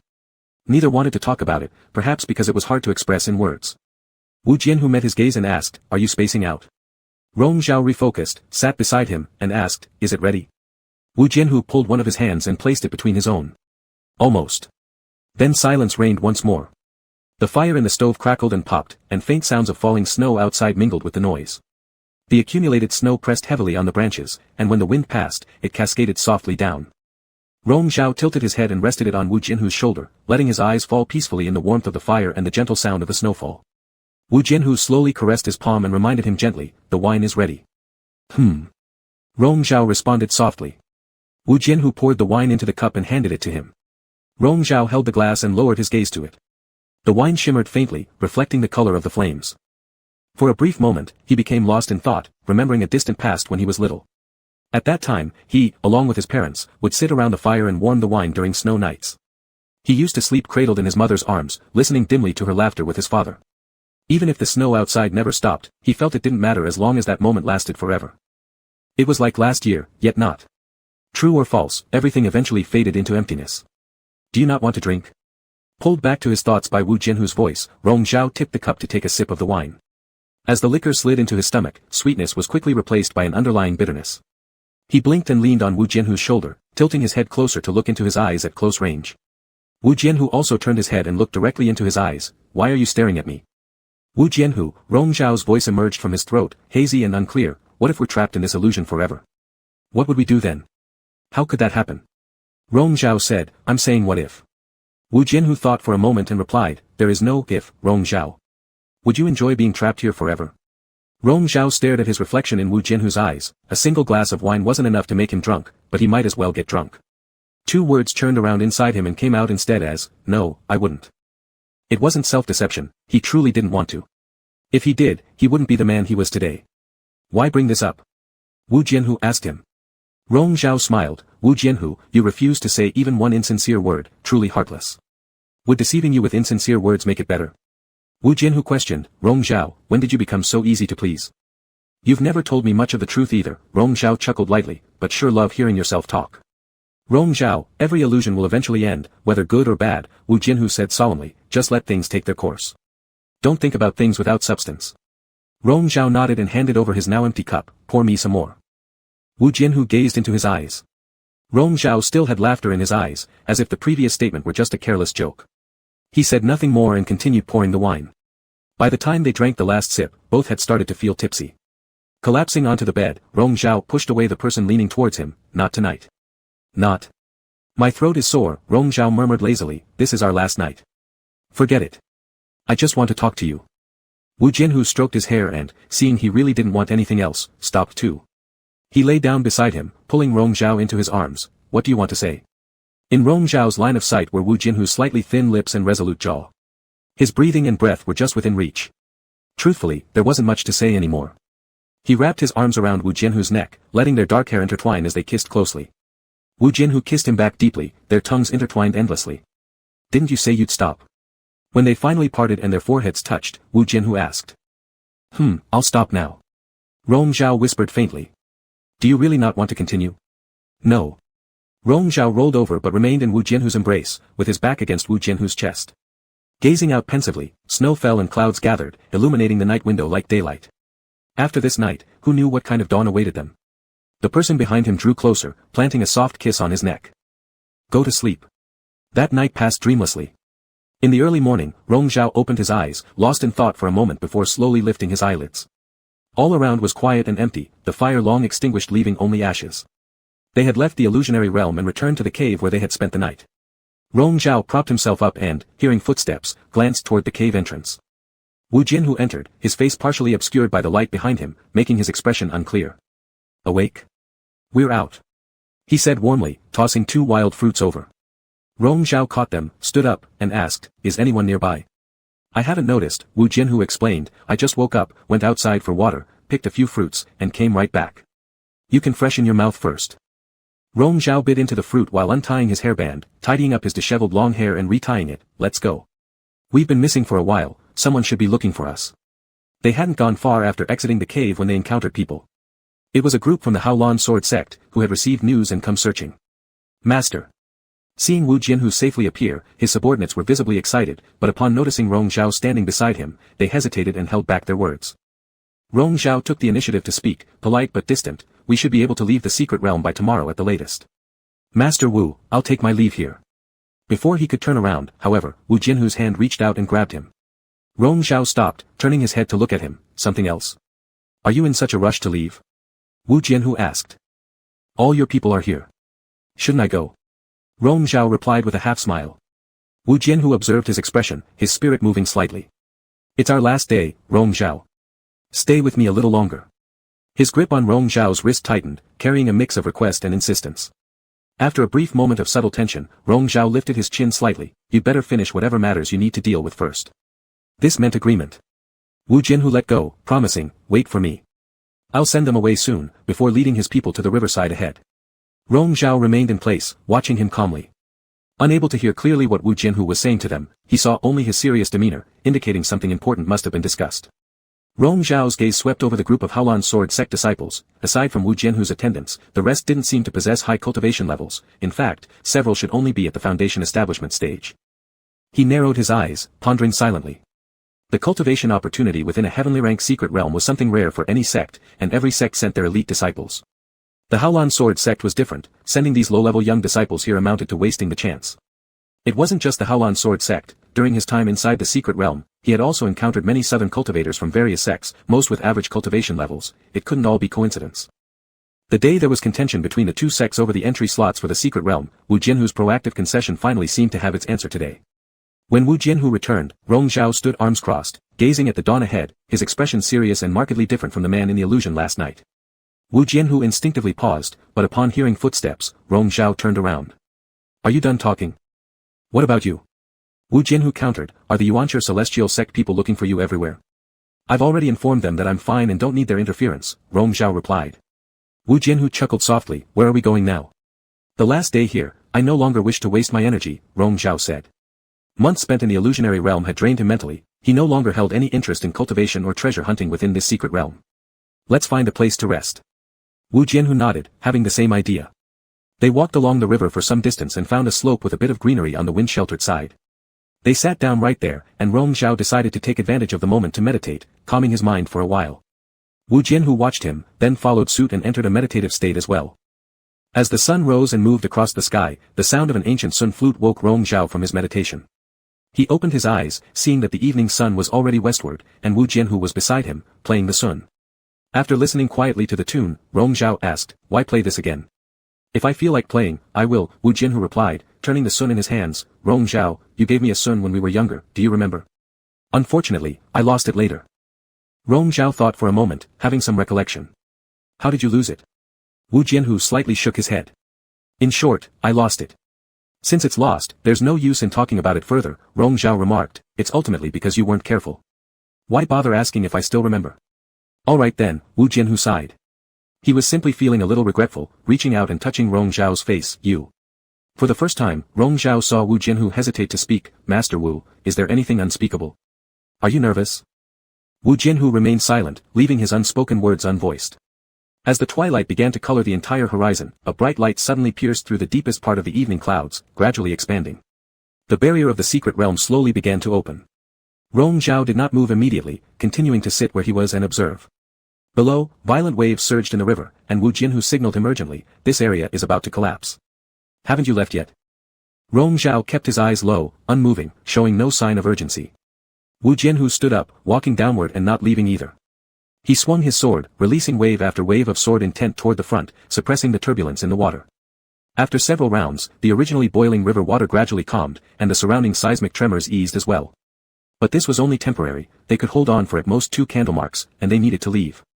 Rong Zhao lowered his eyes, his expression devoid of emotion. Once the barrier opened, the transmissions from outside the secret realm already came in. He listened quietly, gradually raising his eyes to look toward the riverside where Wu Jianhu's back figure was continuously using sword intent to suppress the earthquake. After a long pause, he spoke, "I understand. Let's talk once I step out." Wu Jianhu released his final sword intent, leaving only small ripples in the river, before sheathing his sword. The next moment, he sensed slight wind movement behind him. The tip of Yunza was pressed lightly against his back, halting. Wu Jianhu turned around to see Rong Zhao holding the sword aimed at his throat, with a tranquil gaze. Wu Jianhu, this ends here.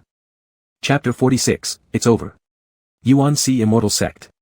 Inside the hall, sounds of items being thrown could be heard from time to time. The demon servants were huddled together outside, none of them daring to enter. Real Master Mo Hua was extremely irritable and yelled loudly, "Anyone? Anyone?" No one responded. In the great hall, the only thing that reverberated was Shi Yan's mumbling to himself. The foolish youth was barefoot, stepping on his own shadow on the ground, occasionally laughing with joy. Real Master Mo Hua waved his hand in anger and shattered the jade artifact beside him into pieces. He sent a cluster of spiritual power from his fingertips, dragging a demon servant into the hall who fell abruptly and spat out a mouthful of blood. Real Master Mo Hua glared at him. "What exactly is the situation outside now? Tell me clearly." The demon servant struggled to stand up and trembled. I don't know. Elder Chen said that you are unwell and should recuperate here, he will handle things outside. I am the patriarch of Yuan Si Immortal Sect. The patriarch should not be so angry, it may injure your soul again. A voice came as Elder Chen Chi walked into the hall, the same elder who had been discovered by Rong Zhao earlier to have been afflicted by the soul-devouring insect. Fury surged in Real Master Mo Hua's dim eyes as he gritted his teeth. "Why are you here? Where are the others?" Senior Chi suffered severe injuries while guarding the mountain gate and has fallen unconscious. As for the other 2 elders, they are in seclusion and refuse to deal with external matters. Said the person standing below with contempt. You have placed them under house arrest, Real Master Mo Hua raged furiously. Chen Qi. You have conspired with those from the Southern Alliance. You intend to help them annex our Yuan Si Immortal Sect. The other person replied calmly, Patriarch, do not falsely accuse me. Come forward. Capture this rebel leader for me. Real Master Mo Hua shouted loudly but no one responded to him. Gradually, he realized something. You've already controlled the Purple Void Hall too. How dare you? A resounding palm strike was easily intercepted, and Real Master Mo Hua jumped onto the opponent, fighting closely with Chen Qi. How Lan Sword Sect. In the room, 3 consecutive cries of good rang out. Sang Qiushua restrained her breath and approached the window, watching carefully. The individuals inside were her husband and his master. Her husband Peng Chun was an outstanding young sword cultivator with a promising future within the How Lan Sword Sect. Since marrying into the sect, Qianxin Island had allied with the How Lan Sword Sect to undertake great matters, and now they had reached a crucial moment. Peng Chun swung his arms excitedly, saying, Our forces have already broken through the mountain gate of Yuan Si Immortal Sect. In no time, we will capture it. Afterwards, the other sects in the eastern continent will surely crumble like dominoes. Master, you are truly wise. Your steadfast support for the current sect leader proved insightful even though you didn't get the position yourself. Now, the millions of sects on the eastern continent can all fall to us. His master Elder Song stroked his long beard, feeling satisfied with ambition yet having subtle worry in his eyes. I've known for a long time that this young sect leader is no ordinary person, and everything happening today aligns with my predictions. However. What about however? Where did he obtain the complete world map? And what method did he use to plant numerous moles within the sects of the eastern continent? He refused to disclose even a word to us. His thoughts are deeper than we imagined. If he keeps his promises, it's manageable. But if he is also calculating against us? Peng Chun asked, puzzled, Master, why would you have such concerns? The incident during the previous Heavenly Favor ceremony, the Tian Luo sect was just a decoy. Before the trouble started, I personally saw one of the sect leaders' attendants interacting with the Tian Luo sect members. If he or his people can use the soul-devouring insects, that might explain why the eastern sects have fallen so easily. But if he truly possesses such abilities, why doesn't he use them elsewhere? Why not use them on us insiders? The voices gradually lowered indoors. By the window, Sang Qiushua lowered her gaze and pondered for a moment. Seeing that the concealment talisman given by Rong Zhao would soon lose its effect, she no longer lingered, quietly retreating. Elder Song suddenly paused, turned to look towards the window direction, and knitted his brows. Peng Chun asked, Master. Elder Song said, Go check if there's anything near the window. Peng Chun went over, pushed open the window, looked around everywhere, then scanned once more using his spiritual see but found nothing unusual. Did you notice something amiss, Master? Elder Song lowered his eyes and softened his tone, perhaps it was my mistake. Bien City. Xiao Tan ascended the city tower, stood facing the wind, gazing at the Yuan Si immortal sect mountain gate partially obscured by clouds and mist ahead. The protective mountain formation had been broken. What was once an untouchable first-tier sect of the Immortal Alliance is now open to all. Xianzhen followed half a step behind, putting a warm cloak on him and softly said, Your Highness, although the Yuan Si immortal sect has been breached, once the secret realm barrier opens and the elites return, the subsequent situation might still change. Xiao Tan turned back. What do you want to say? His wolf familiar frowned seriously. I advised you before. That black-hearted sect leader, he cannot be trusted, he has another hidden purpose and has been using us. I know, Xiao Tan replied with a carefree smile, I am just using him as well. We take what we need from each other. Without him and the Southern Alliance, relying on us alone, how could we have had the chance to conquer these sects of the Eastern continent in such a short time? Why are you doing all this? Xianzhen started. Why do you think I'm doing all this? Xiao Tan cut him off. Xianzhen, you are of the Wolf King lineage, yet you've been enslaved as servant. Are beasts naturally inferior to humans? Are you content with that? Unless we break the conventions and make those arrogant elders of the Immortal Alliance bow their heads, our relationship will always remain secret. Xianzhen was speechless. He stared at Xiao Tan's unusually pale face. Cultivating poison worms has cost Xiao Tan too much. Especially for planting soul-devouring worms in high-level cultivators, he used a method given by Wu Jianhu to combine poison worm cultivation techniques with beast power. Every time he acted, he risked suffering backlash. Xiao Tan was gambling with his own life. Don't worry, noticing Xianzhen's concern, Xiao Tan consoled him gently, I'm not stupid. If things don't look good, we'll leave. I'll follow you back to the desert. At the patrol guard camp. Upon receiving Rong Zhao's messenger with a transmission scroll, Song Qi sighed in relief. No matter what happened outside, at least his elder brother came out of the secret realm safely. In the letter, Rong Zhao ordered him to lead the troops back to Yuan Si Immortal Sect. Of those under his command capable of being mobilized within the patrol guard, there were still about 70,000 to 80,000 men. Starting the journey from here, it wouldn't take more than half a month to reach the sect, where they would meet up with Rong Zhao's team to jointly repel the enemies. 10 months ago, the Southern Alliance joined forces with Chang'e Kingdom and Thousand Stars Island, citing conflicts with Tian Luo sect as an excuse, dividing into several armies heading east to successively conquer major sects and towns across the eastern continent. Armed with a detailed complete world map and internal agents scattered throughout the eastern areas who coordinated inside and outside attacks, in just 10 months, they seized control over most of the eastern continent sections. Even now, the situation had become dire for Yuan Si Immortal Sect. If it weren't for Song Qi leading the patrol guards around providing reinforcements, no one would be able to stand up against their greedy ambitions. After carefully reviewing the contents of Rong Zhao's transmission again, Song Qi's gaze moved toward the flickering candlelight before him, staying fixed there for a long time without movement. He recalled seeing something unintentionally on the sacrificial platform of the Heavenly Grace Ceremony Day, the exchange of glances between Rong Zhao and Master Haolan of Haolan Sword Sect. It was the first time he noticed that Master Haolan wore a silver ribbon tied in his hair, one that used to belong exclusively to Rong Zhao. And his elder brother switched from his previous preference of the understated silver ribbon to a showy gold one. Perhaps on that noisy cool night, answers finally began to form. The wind rose and then subsided. Rong Zhao's long sword pointed steadily at the person before him. Wu Jianhu turned around calmly to face him directly. You know everything now. In fact, he was also aware that once the secret realm barrier was opened, nothing could remain hidden from Rong Zhao. Everything played out exactly as he expected, no hysteria, just calm confrontation. Master Wu is truly talented, Rong Zhao mockingly praised. I've been wondering how far you would go. You've made me reassess you, managing even to turn Yuan Si elders into puppets under your control. What else can you not accomplish?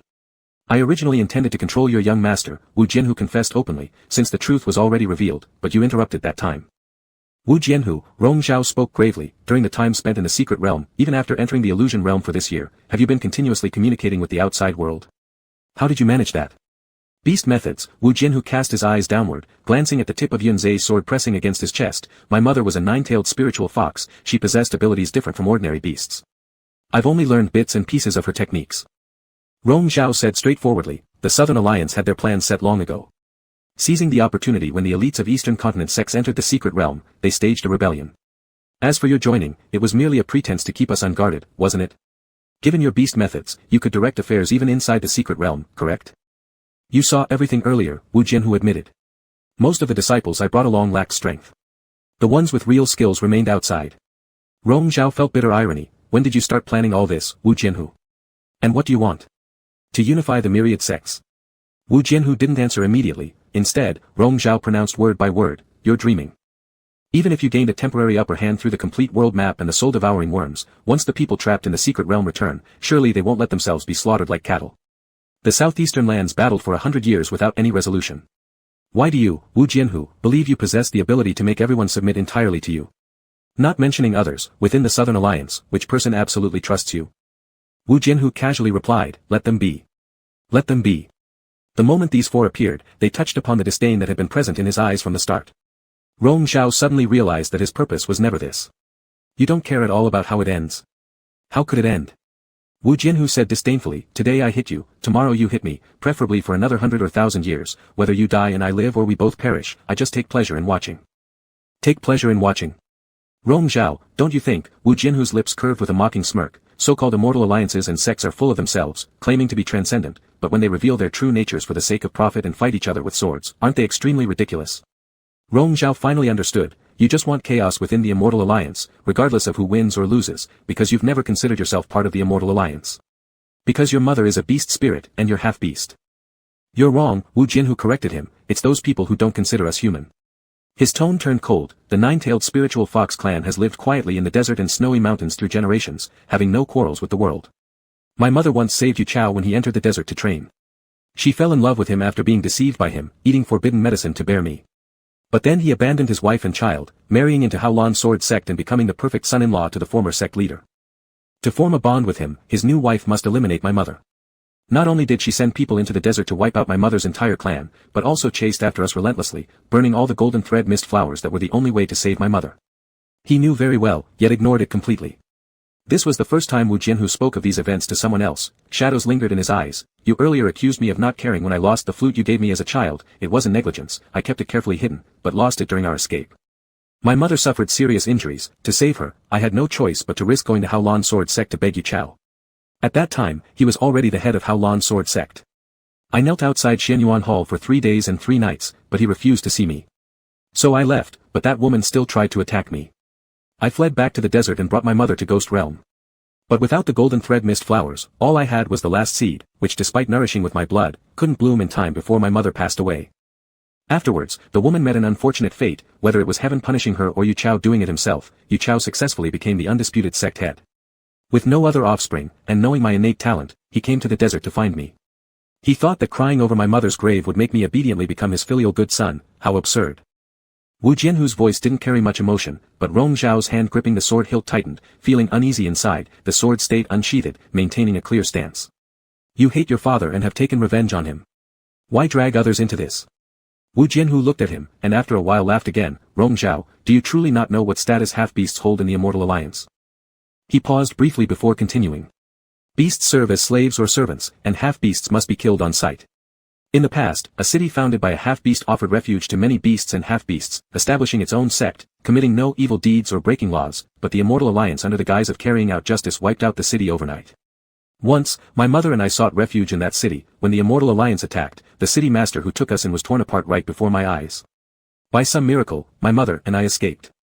During one Immortal Alliance competition, there was a young cultivator ranked among the top 100, but because his identity as a half-beast was revealed, those elders unanimously decided to execute him publicly. You and I witnessed it with our own eyes. The half-beast was skinned alive and tortured to death. A so-called friend of mine was consumed by a killing array in front of me. You might think I let him die without saving him, but the truth is, he learned my history from Yu Chao's men and planned to inform the Immortal Alliance. I pushed him into the deadly formation. Because they feel the existence of half-beasts defies heavenly order, they seek to exterminate every last one of us. Instead of waiting to be killed by them, why shouldn't I strike first? By inciting their struggles and watching them slaughter each other, isn't it also fair retribution? Isn't it delightful? Memories of the past flashed through his mind rapidly. Rong Zhao recalled that year's competition, and the indifferent look in Wu Jianhu's eyes standing aloof at the time. In reality, his inner resentment was never understood by anyone. Are you not afraid I will expose you? Are you planning to strike me down first as well? I've said it before. Wu Jianhu shook his head slightly. You hold my weaknesses, and I hold yours. Now, I can't afford to act. If you truly think like this, Rong Zhao's gaze was as cold and blurred as yesterday's snow. Why bother pretending to be friendly? I don't want to be your enemy, Rong Zhao. You're my only ally, Wu Jianhu said while staring deeply into his eyes, trying to see through him. You don't care about your sect as much as you pretend. Otherwise, you wouldn't have watched me do all these things without intervening. So what if I don't? It was true that he didn't care about the lives or deaths of others in the sect. His parents had died under suspicious circumstances years ago, yet neither elders nor disciples within the sect dared to speak out for justice on their behalf. Everyone had chosen self-preservation over truth and righteousness. From that day on, he knew all the talk of virtue and fairness were nonsense. The only thing he truly cared about was the position of sect master. It belonged to his father and he was determined to take it back no matter what. I've told you, I can help you become sect master of Yuanshi. It's impossible, Rong Zhao responded bitterly, you have your own path to follow, so do I. You cannot help me. Even if you assisted me in becoming sect master of Yuanshi, would anyone respect me? I would merely be a puppet under your control. Since you've made this choice, you should know well that our paths have diverged beyond reconciliation. Though tacitly allowing Wu Jianhu to go as far as this point, Rong Zhao felt willing to reap benefits by playing along with Wu Jianhu's plan. However, he realized that moving forward, this task could only be carried out personally by himself. His cooperation with Wu Jianhu had come to its natural end. This decision wasn't just Wu Jianhu's, it was his too. A gust of wind swept past, carrying an increasing chill. After a moment of silence, Wu Jianhu asked quietly, does it have to be like this? How else? Rong Zhao shot back at him, besides, even now you're still holding back, unwilling to disclose your true purpose. Rong Zhao's voice tightened but his gaze grew piercing, alarming Wu Jianhu, I'm tired of playing riddles with you. There's no point. It's time to conclude this. With swift precision, he raised his Yunzi sword and with an elegant flick of air sliced near Wu Jianhu's hairline, letting loose his carefully bound hair. The silver headband fell gracefully to the ground, retrieved again by Rong Zhao using his sword skillfully, who simultaneously untied his own hair, swapped the other's ribbon for his own, tossing it back at Wu Jianhu. Within 2 short breaths, everything returned to its rightful owner. After calmly readying his long hair, Rong Zhao concealed the emotions swirling in his eyes, resuming his usual composed calmness. Without another glance at Wu Jianhu, Rong Zhao turned towards the fully open secret realm entrance and soared skyward.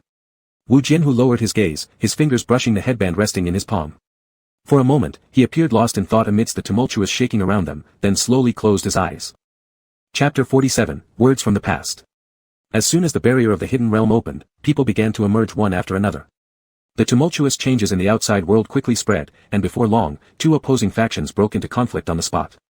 Rong Zhao had barely landed when several elders of the Yuanshi sect led a group to greet him.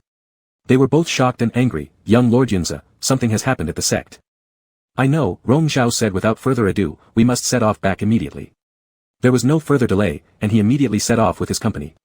The group traveled day and night, constantly exchanging messages with the sect along the way, gradually learning more about what had transpired. Enemy forces from the Southern Alliance had breached the protective sect barriers and stormed into their headquarters. Of the 4 elders left in charge, 1 was gravely injured, 1 had betrayed them, and 2 others had been captured and confined. As for Master Mo Hua, their current status was unknown. The head of the Purple Dawn Palace's guards had defected during battle, leading to the entire Purple Dawn Mountain being sealed off. Zhang Qi was still bringing reinforcements from the patrol troops but had not yet reached the sect. In this state of leaderless disarray, the remaining disciples were helpless against the aggressive invaders and resembled a scattered crowd, unsure how long they could hold out. An elder who reviewed the reports turned pale with shock and anger, spitting blood on the spot. All around were curses directed at the Southern Alliance, the Haolan Sword Sect, and Wu Jianhu. Only Rong Zhao remained silent, reflecting on the chaotic and war-torn towns they had passed through on their journey home, all exactly as he had foreseen. The massacres committed by the Immortal Alliance that Wu Jianhu mentioned took place when they were still young. One night, he woke up from a dream and overheard his father sighing as he discussed a decision made by the Alliance with his mother, a decision he clearly opposed but was powerless to prevent. At that time, the majority of the major Eastern Continent sects voted in favor of it, including his father's master and several elders present today. Karma comes full circle, retribution never fails. It was hard to say whether what was happening to the Immortal Alliance now was entirely deserved. Wu Jianhu doesn't care about human lives, Wu Jianhu is insane, Wu Jianhu wants to see the Immortal Alliance collapse and perish. But Rong Zhao also harbored his own grudges and obsessions. He couldn't possibly join Wu Jianhu.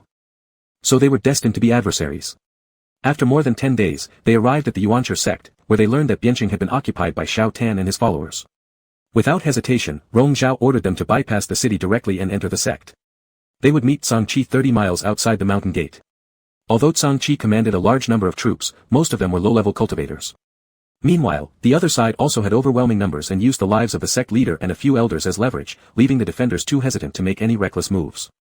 Most of the disciples have already surrendered. Some are still holding out, but only because they are stationed on their own mountains. They can't look out for other areas. Indeed, our master and some elders have been taken hostage by Elder Chen. While reporting recent news from the sect, Zhang Qi explained that Chen Qi, ranked first among the elders and widely respected, had completely betrayed everyone. No one suspected him, making it easy for him to seize control. What should we do? We can't force our way in, and surely we can't just sit by and let them run rampant inside the sect, asked an elder anxiously. Once we retake the sect, I'll tear these villains limb from limb.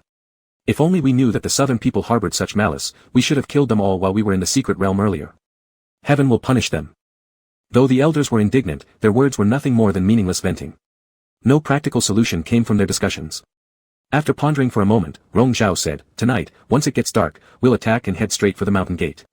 But the sect leader and others are still in those people's hands.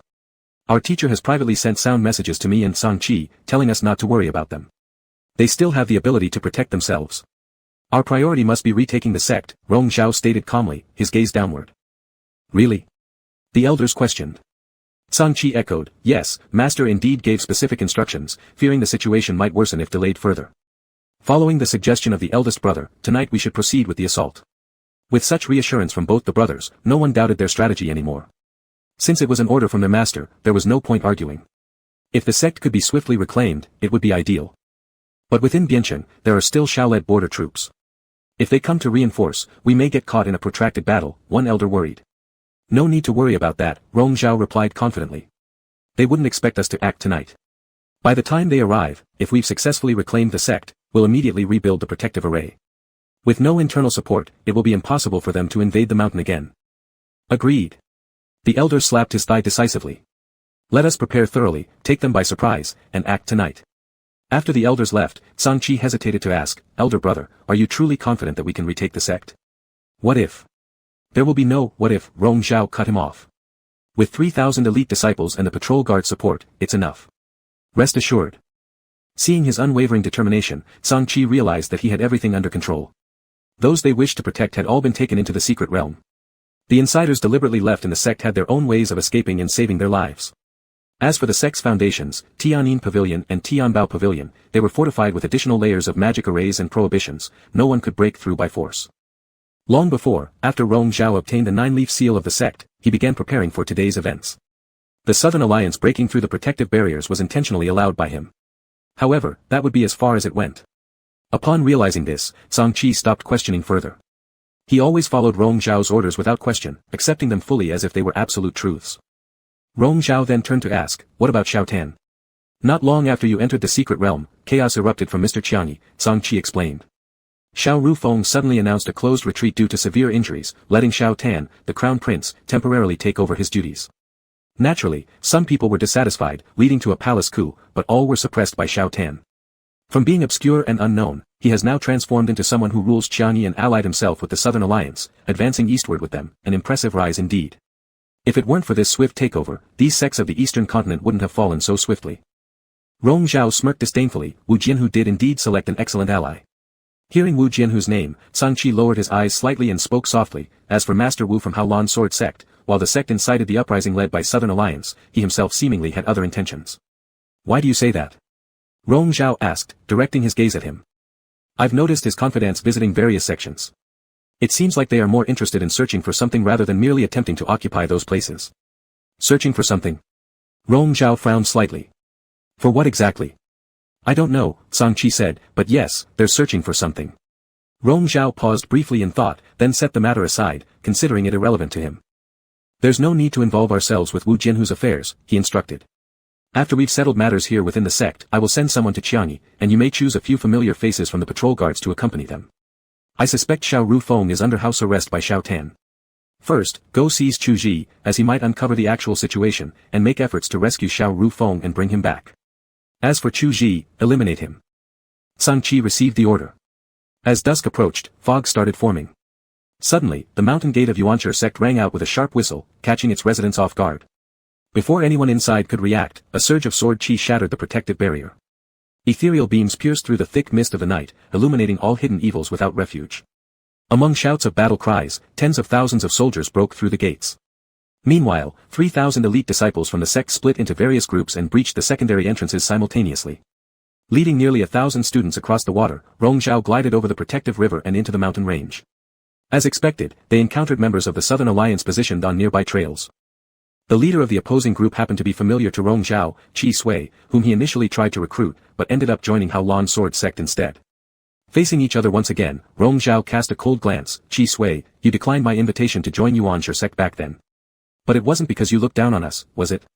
Instead, you chose to come in this manner." Overwhelmed with shame, Qi Sui, a wandering cultivator once, confessed, "Since I've joined Haolan Sword Sect, I must follow the sect master's commands." "So does that mean you cannot distinguish right from wrong?" Rong Zhao's tone remained calm yet held an aloof arrogance that didn't bother getting angry. Qi Sui felt even more ashamed, stuttering, "I." Without further words, Rong Zhao drew his sword. The disciples behind him immediately joined in. Opposing forces, though substantial, proved no match. Reluctantly fighting off Rong Zhao's first 3 strikes, Qi Sui retreated continuously, allowing Yuanshi sect to forge a bloody path forward. Seeing the situation escalate, Qi Sui gritted his teeth and ordered, "Let them pass." Rong Zhao spared a glance at Qi Sui, not uttering another word, and continued marching towards Zixia Mountain. Lights blazed throughout Zixia Mountain.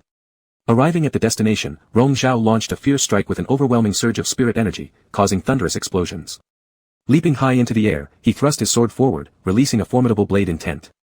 Sighting Chen Qi emerging onto the mountain pathway, knowing his cultivation level fell short, Rong Zhao nevertheless advanced resolutely. With no hesitation, he ascended into the sky and confronted him directly. At Bincheng City. As darkness fell, Wu Jinhu only brought along a few trusted attendants. Upon receiving reports, Xiao Tan rushed to greet him at the guest house. He reported the current status within Yuanshi sect, but Wu Jinhu dismissed it. "These things are useless now. Young Lord Yunze has already returned to the sect. Things will surely change again. He still has to worry about his master and several elders in the sect." Xiao Tan frowned. "He likely won't act rashly." Wu Jinhu gave a vague smile, remaining silent. Rong Zhao cared least about his teacher. It seemed unlikely that Rong Zhao would wait until dawn. Seeing his unfathomable expression, Xiao Tan asked, "Lord Wu just came out of the secret realm and specially came here to Bincheng. What is this about?" "Nothing to tell you." Wu Jinhu replied directly. Xiao Tan's expression slightly changed. As Xian Zhen had said, this person before him was utterly untrustworthy. Wu Jinhu was too lazy to talk further. "Go back if you have nothing else." "But do you have anything else?" Wu Jinhu lifted his gaze indifferently. Facing his impatient eyes, Xiao Tan clenched his fists but forced himself to hold back and retreated. After sending the person away, shortly thereafter one of Wu Jinhu's attendants entered, presenting an object in his hand. "Master, this is the 99th one." Wu Jinhu took it, casually removing the seal and releasing its essence. A jade leaf, with ethereal chi swirling around it, embedded in the box. The storage box he obtained from the coffin of the war god at Chuanchi Island that day was actually a spirit-detecting talisman, aiding him in identifying and collecting such jade leaves. There were 100 jade leaves in total, scattered across the 4 directions, some hidden deep in deserts, others buried thousands of feet beneath the ocean, and still others, located at the very base of the spiritual veins under the sects, unseen by sunlight. If not for the chaos he caused in the Immortal Alliance now, he wouldn't be able to arrange for his confidants to infiltrate these sects to gather these jade leaves. "One more left?" Wu Jianhu asked. "Any leads on where it might be?" "The last one should not be in the eastern continent. We've used various pretexts to check the southern sections. Everything we could find is already in our possession. As for where exactly the final piece is hidden, it's hard to say," the attendant responded. Wu Jianhu lowered his gaze to the cold jade in his hand, thinking deeply for a moment, then instructed, "Keep searching elsewhere for now." In Zixia Mountain, Rong Zhao held his sword before him, the red string on his wrist constantly burning and flashing. Activating the superior Qi sword technique, he channeled his spiritual power into Yunzei's sword, repeatedly guiding it from the hilt to the tip. The sword rapidly spun in his hands, like a phantom. Suddenly opening his eyes, he released a sword intent so powerful it felt like mountains crumbled under its weight, easily crushing Chen Qi's attack as if it were nothing. Chen Qi seemed incredulous and leaped into the air, unleashing the full pressure of a great perfection stage cultivator, striking with overwhelming spiritual force between his palms. Yet when it clashed with the Yunzei sword intent, after a brief struggle, it disintegrated. Rong Zhao wasn't interested in lingering any longer, and finding an opportunity, teleported behind Chen Qi, delivering a fierce palm strike to his back. Chen Qi violently trembled as Rong Zhao struck again with a second palm, forcing him to spew a large mouthful of black blood. His eyes rolled up like the sect master of Tian Luo sect did that day on the Ying race altar, and a large parasite crawled out of his mouth. All who saw this scene below were horrified. Chen Qi had lost consciousness and fell down. Without sparing him another thought, Rong Zhao grabbed his sword and flew towards the Zixia Hall. At midnight, Wu Jianhu was meditating when a report came in from Yuanxi sect. He opened his eyes, faintly humming an acknowledgement without much concern. The Crown Prince sent someone asking whether reinforcements should be sent to Yuanxi sect, the messenger reported. "Go now." Wu Jianhu scoffed. "We've got over 10,000 patrolmen blocking their way outside, by the time they solve that problem and arrive at Yuanxi sect, it'll all be over. So, just let him decide. Don't bother me." Wu Jianhu completely disregarded who would win or lose, showing no interest in the outcome. As the man left, Wu Jianhu continued to meditate but found his thoughts restless. What kept recurring in his mind were the words exchanged with Rong Zhao during their conversation after emerging from the secret realm. Though he knew fully well it would inevitably lead to this point, it was a choice he himself had made. But upon its arrival, he didn't feel a sense of relief, and perhaps he was far less detached than he had imagined. However, Rong Zhao proved even more decisive than he'd expected, saying, "This is the end," truly meant it was the end. Even the hairpin was returned, leaving him with no lingering memories or ties. Pity that the path he chose was destined to be walked alone, even companionship was denied. His greed for human warmth couldn't be sated. As his Taoist heart grew increasingly unstable, a voice suddenly surfaced in his sea of consciousness, the unclear words spoken by Rong Zhao on that night before entering the secret realm when Rong Zhao was seated on the horse behind him. Back then, Rong Zhao had asked, "Wu Jianhu, why didn't you come to Yuan Si sect?" From vague to crystal clear, the voice echoed again and again in his sea of consciousness. Wu Jianhu opened his eyes, yet the voice in his sea of consciousness continued to repeat, like a nightmare. That offhand comment from the past seemed taken seriously by Rong Zhao. Outside, the night was as dark as ink, concealing all surging emotions. He gazed for a long time before abruptly taking flight towards Yuan Si sect. Chapter 48, End of the Road. Outside the Zixiao Hall, a large number of guards still held their positions. Rong Zhao thrust his sword forward, unleashing a hurricane and swirling mists.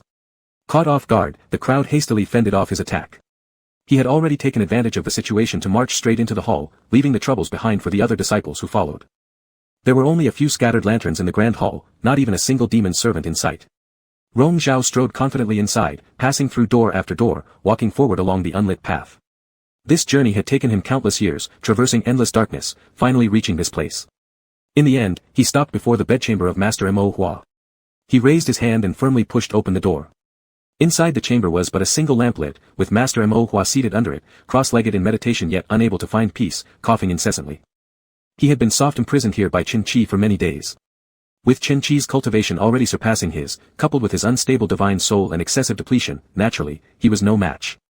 Upon hearing the noise, he glanced over, misty eyes catching a shadow at the entrance, mistaking it for someone else coming without regard for his wishes.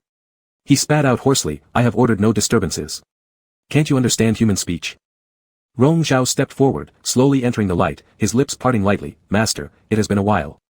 Mo Hua suddenly lifted his head. Rong Zhao examined him quietly, the dark circles under his eyes had spread across half his face, an evil aura lingering around his features, a dying man. Yet, in his hands, he still clutched the day flame celestial crystal bell tightly, like holding onto a life-saving straw, unaware that it was, in fact, his death warrant. When Mo Hua saw Rong Zhao, he was initially stunned, then overjoyed as if seeing a savior, his eyes sparkling. "You've returned? How's the outside situation now? And the others?" Rong Zhao spoke calmly, "The people of the Southern Alliance broke through our protective mountain formations. They already took control of most of the immortal sect earlier. I gathered 3,000 disciples and joined forces with Zhang Qi's patrol army. We attacked under the cover of night, but the current status outside is unknown. All I know is that they are fiercely battling. Hurry. Go capture that Qin Qi." Mo Hua urged excitedly, "He betrayed the sect and conspired with those people from the Southern Alliance. Tonight, I will punish him." Chen Elder was infected with a soul-devouring insect, manipulated by those people from the Southern Alliance. It was not his original intention. Rong Zhao casually replied, his eyes revealing a trace of disdain. Mo Hua frowned, "What's this soul-devouring insect? Who placed it on him?" "The fact remains that he helped them break through the protective formations and take over the sect. How can this be easily forgiven by claiming manipulation? You must go fetch him immediately. I'll personally interrogate him." Rong Zhao stood still, tilting his head slightly as if disregarding Mo Hua's words. "You're still standing there doing nothing, you." Mo Hua abruptly stopped mid-sentence upon meeting Rong Zhao's cold, condescending gaze. Pausing, he seemed to understand something. "Why are you here alone? Where's Zhang Qi? Bring him over. My second master brother and the patrol army are still engaged with those from the Southern Alliance. It might take some time for them to arrive," Rong Zhao said indifferently. Mo Hua did not believe him. "Where are the others? I want to see the others. Tell them to come in." Rong Zhao remained silent, his lowered gaze fixated coldly upon Mo Hua. Mo Hua's heart raced like a drumbeat, sensing something amiss ever since Rong Zhao entered earlier. Now, he finally recognized the clear contempt and hidden within, unveiled intent to kill. "How dare you, wicked disciple? What do you plan to do?" Rong Zhao suddenly laughed, his laughter light like a gentle breeze in the dark night, fleeting and gone, yet his eyes revealed nothing but hatred and loathing. He perhaps truly owed gratitude to someone, without it, he would not have reached this point so quickly today. "What exactly are you planning to do?" "Of course," Rong Zhao said word by word, "to kill you." Mo Hua erupted in rage, striking out fiercely with a palm. Rong Zhao swiftly responded with a flick of his sword, effortlessly dissipating Mo Hua's spiritual force attack. A surge of brilliant sword light followed, its energy sweeping forward instantly. Even though one line of the upper chi sword art could not yet be mastered due to an incomplete incantation, it was more than sufficient against the now completely evil-infested, essence-depleted Mo Hua. Mo Hua's eyes bulged as the barriers of his surrounding spiritual force shattered easily, his body flying back like a broken leaf to crash against the wall. Blood spurted out violently from his mouth. Collapsing to the ground, he struggled to rise again, only to face the arrival of Rong Zhao's second blade strike. As if playing with Mo Hua like a toy, Rong Zhao continuously released bursts of his sword's energy, non-lethal, yet rendering Mo Hua utterly incapable of defending or counterattacking. His body stained red with blood, kneeling helplessly, he could barely crawl. You, cough. Gasping for breath, every word Mo Hua attempted was followed by another spew of blood. Rong Zhao approached step by step with the blood-stained long sword in hand. The blood dripping from the tip of the sword gathered and flowed on the ground, shimmering with a cold light. Mo Hua, you have come to this day too, he began, his voice laced with hatred so sharp it seemed to freeze. You stole the position of the sect leader, surviving for decades like a stray dog. You should have been executed long ago. Master Mo Hua struggled to lift his head, through the blurry vision seeing clearly Rong Zhao's eyes, fierce yet holding pure blackness. He finally realized who these eyes resembled. Jing Hong, his master brother from years ago, the famed sword cultivation genius everyone admired, that gentle and sincere noble gentleman. No wonder before he always felt, in Rong Zhao's eyes there was too much arrogance which irked him so, it turned out he had already seen this in the person he once most admired and envied. You are Jing. Only this one word escaped before the sword glimmered, severing Master Mo Hua's tongue. Such a despicable man does not deserve to utter his or his father's name.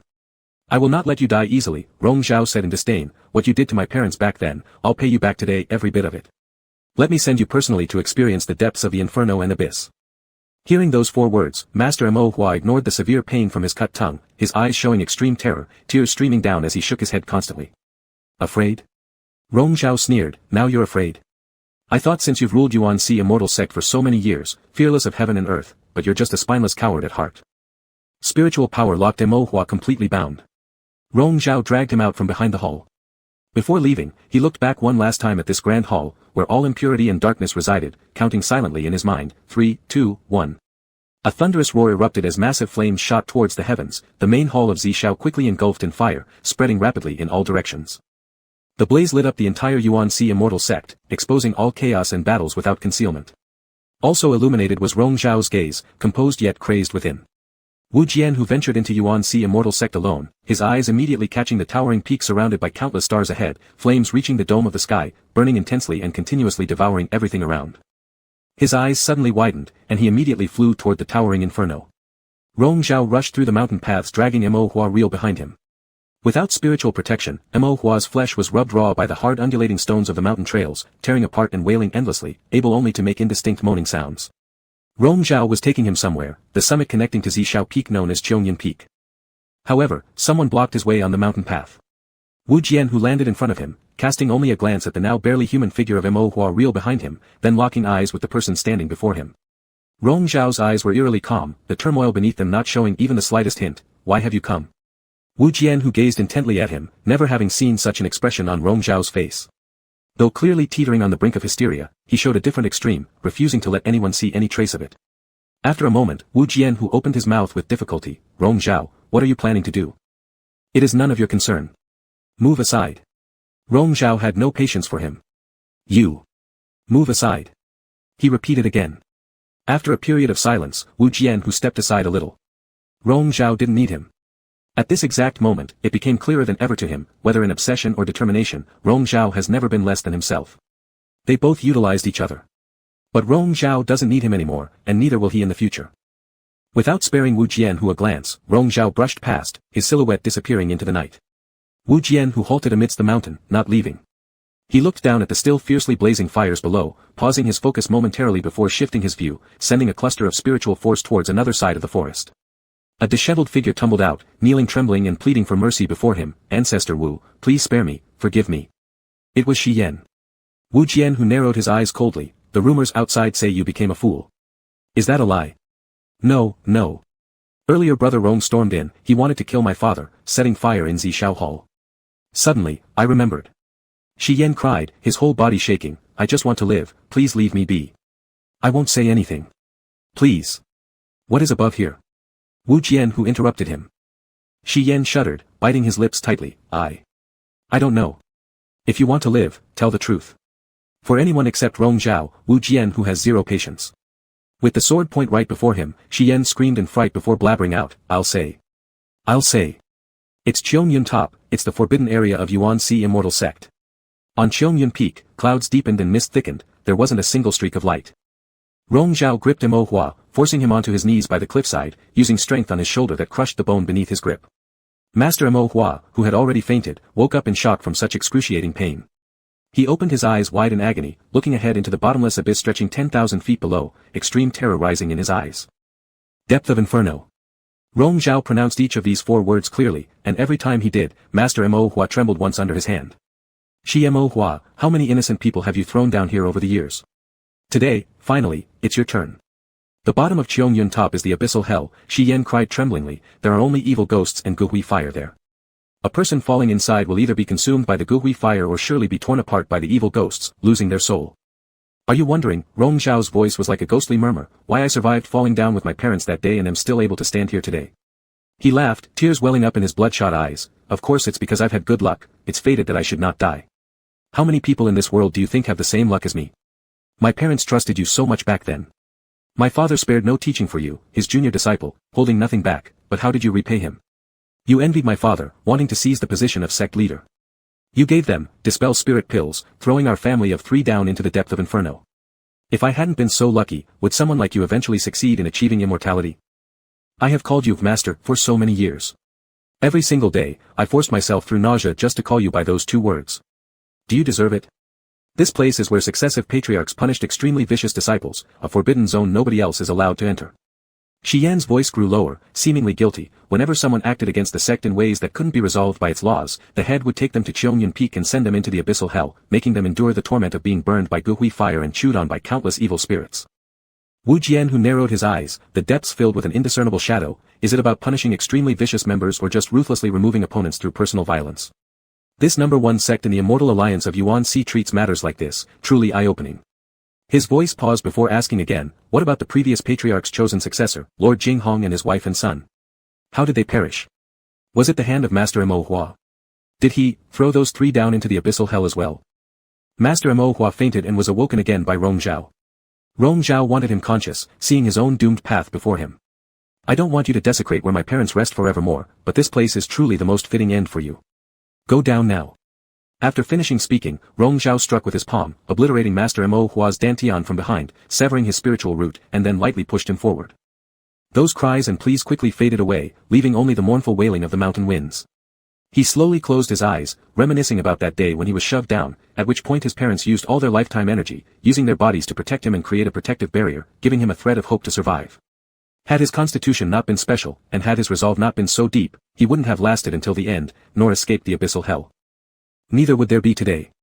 Amidst the mountains, Shi Yan struggled and pleaded, all of that happened before I was born. I just accidentally heard my father talk about it with his close confidants, it has nothing to do with me, really it doesn't. Wu Jian, who gripped the sword tightly, his tone heavy, you know the abyssal hell affair so well, obviously learning plenty from your father, eliminating opponents with such means. I think you're dead anyway. No, I'm not. In an instant, Wu Jian, who thrust his sword, piercing straight through Shi Yan's heart, so as not to soil his hands again. Rong Zhao descended from Cheongyun Top, finding Wu Jian who still waiting for him at the foot of the path. Behind them, the flames continued burning fiercely. The majestic palaces crumbled, fire surging towards the heavens. The fire colors blended into the night, merging into the distant gaze between the 2 men facing each other silently. 1,000 thoughts flickered through their minds in one fleeting moment, yet ultimately they remained speechless toward each other. Chapter 49, A Madman. The fire in the Zixiao Hall spread quickly, soon turning into a mountain fire that engulfed the entire Zixiao mountain. In the chaos, no one had time for anything else but to rush down the mountain. Afterwards, they began casting spells to extinguish the flames. Panic erupted across the sect, sword shadows and spiritual lights flashed everywhere, and battle cries shook the sky. The mountain fire raged for a day and a night, as did the sounds of fighting and slaughtering in the mountains. By the evening of the 2nd day, the Southern Alliance cultivators who had occupied the sect were either dead or surrendered. Amidst the mountain of corpses and blood-soaked skies with flames soaring high, Rong Zhao descended from the heavens with his sword in hand. The piercing howl of his sword reverberated through the skies, its majestic and vast blade intent sweeping over like tidal waves crashing over the mountains and seas, wiping out everything within the sect. In its wake, the mountains trembled and terrifying roars echoed, nothing evil could hide. Countless people were deeply moved by the scene. Rong Zhao's white robes were stained with blood, his face as fair as jade also smeared with it. That streak of red bleeding into his bottomless black pupils seemed like he had emerged from an endless sea of blood, a ghost-like devil, yet godlike as well. Wu Jian, who had never left and now stood amidst the mountains, his eyes following him. It was at the Immortal Alliance competition many years ago that he first met Rong Zhao. Back then, he too was wearing such pristine white robes, descending from the sky, arrogant and aloof, keeping everyone at arm's length. He once thought that was the truest version of him, but it wasn't so. In today's sea of blood and fire, he finally stopped suppressing himself, whether it be his bloodthirsty nature, hatred, anger, madness, or anything else, it was all him. How had he managed to survive the abyssal hell and emerge alive? Once this thought entered his mind, it refused to leave. What had young Rong Zhao experienced in that hell that shaped him into what he is today? Wu Jianhu even hesitated to imagine it fully, feeling only the fine, continuous pain spreading through his heart, tugging at his consciousness, a taste he had never experienced before. As twilight fell, the remnants of the sect were dealt with. Finally, Rong Zhao sheathed his sword and gathered all the elders and top disciples for a meeting. The mountain fire on Zixia Mountain had been extinguished, and the bodies of Mo Hua and Shi Yan were lifted from the ruins. Both were charred skeletons, barely recognizable except by the items near their hands. The atmosphere in the temporary meeting hall was tense and heavy, everyone indignant. Today our sect has suffered this disaster, it is a disgrace, an insult. If we do not avenge this humiliation, we are unworthy members of the UNC sect, one disciple said in sorrowful anger. Many agreed with him, except Rong Zhao, whose expression remained cold and silent. An elder asked him, "Young Lord Yunze, what happened when you entered the Zixiao Hall? How did the fire start?" "I don't know," Rong Zhao explained briefly, "I had just gone in and was obstructed by the head of the Zixiao Hall guards. He, like Elder Chen, had been afflicted by the soul-devouring poison. While we fought, the hall suddenly caught fire." "They must be the doing of those from the Southern Alliance," someone shouted. "It must be them." The questioning elder frowned and said nothing more. The guard captain Rong Zhao mentioned had perished in the blaze, and without evidence against him, there would be no one bold enough to question Rong Zhao after today. Rong Zhao had foreseen this, after the deaths of his parents, no one questioned him. And today would be no different. Moreover, the events of this day and night gave him enough opportunity to deal with all those within the sect who opposed him or had ill intentions. As everyone raged angrily, a servant of Rong Zhao reported that they had found all the sect members affected by the soul-devouring poison. Nearly 20 were still alive. There was an uproar.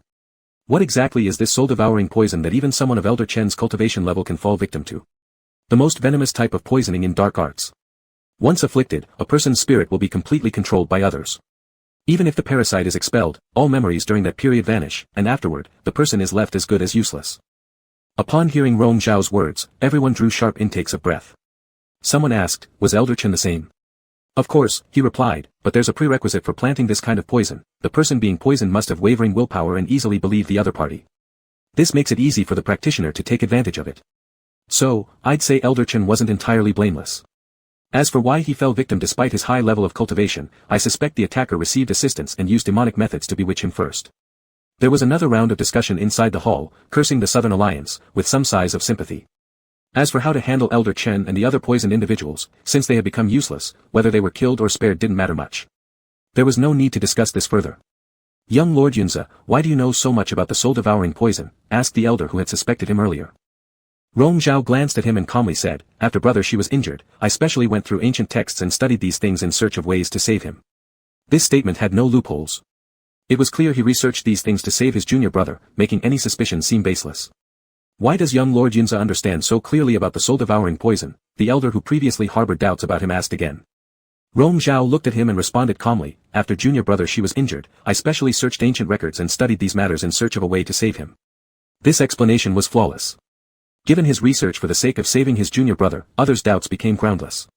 Rong Zhao continued, "Surely those afflicted with this soul-devouring poison are not only from our UNC sect. We must first inform the other sects and find the one who carried out the attack to eliminate future threats.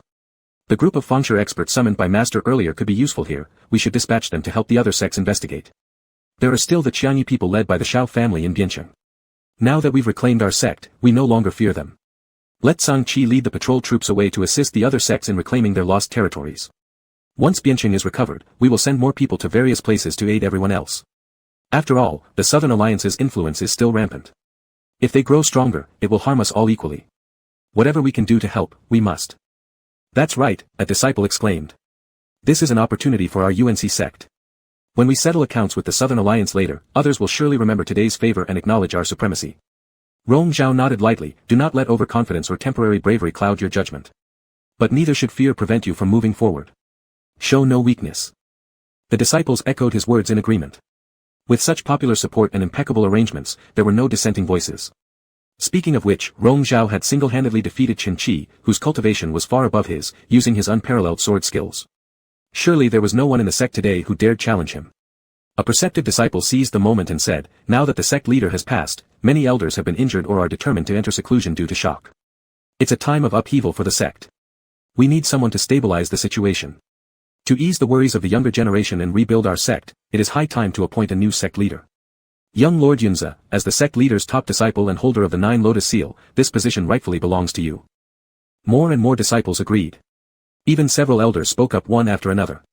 Young Lord Yunza, the trust placed in you by the young ones is well placed. We also have nothing to object to. The new sect leader must be decided as soon as possible. Please make your decision quickly, young Lord Yunza. We bow before you. All disciples agree that under your leadership to restore the sect is deserved and respected.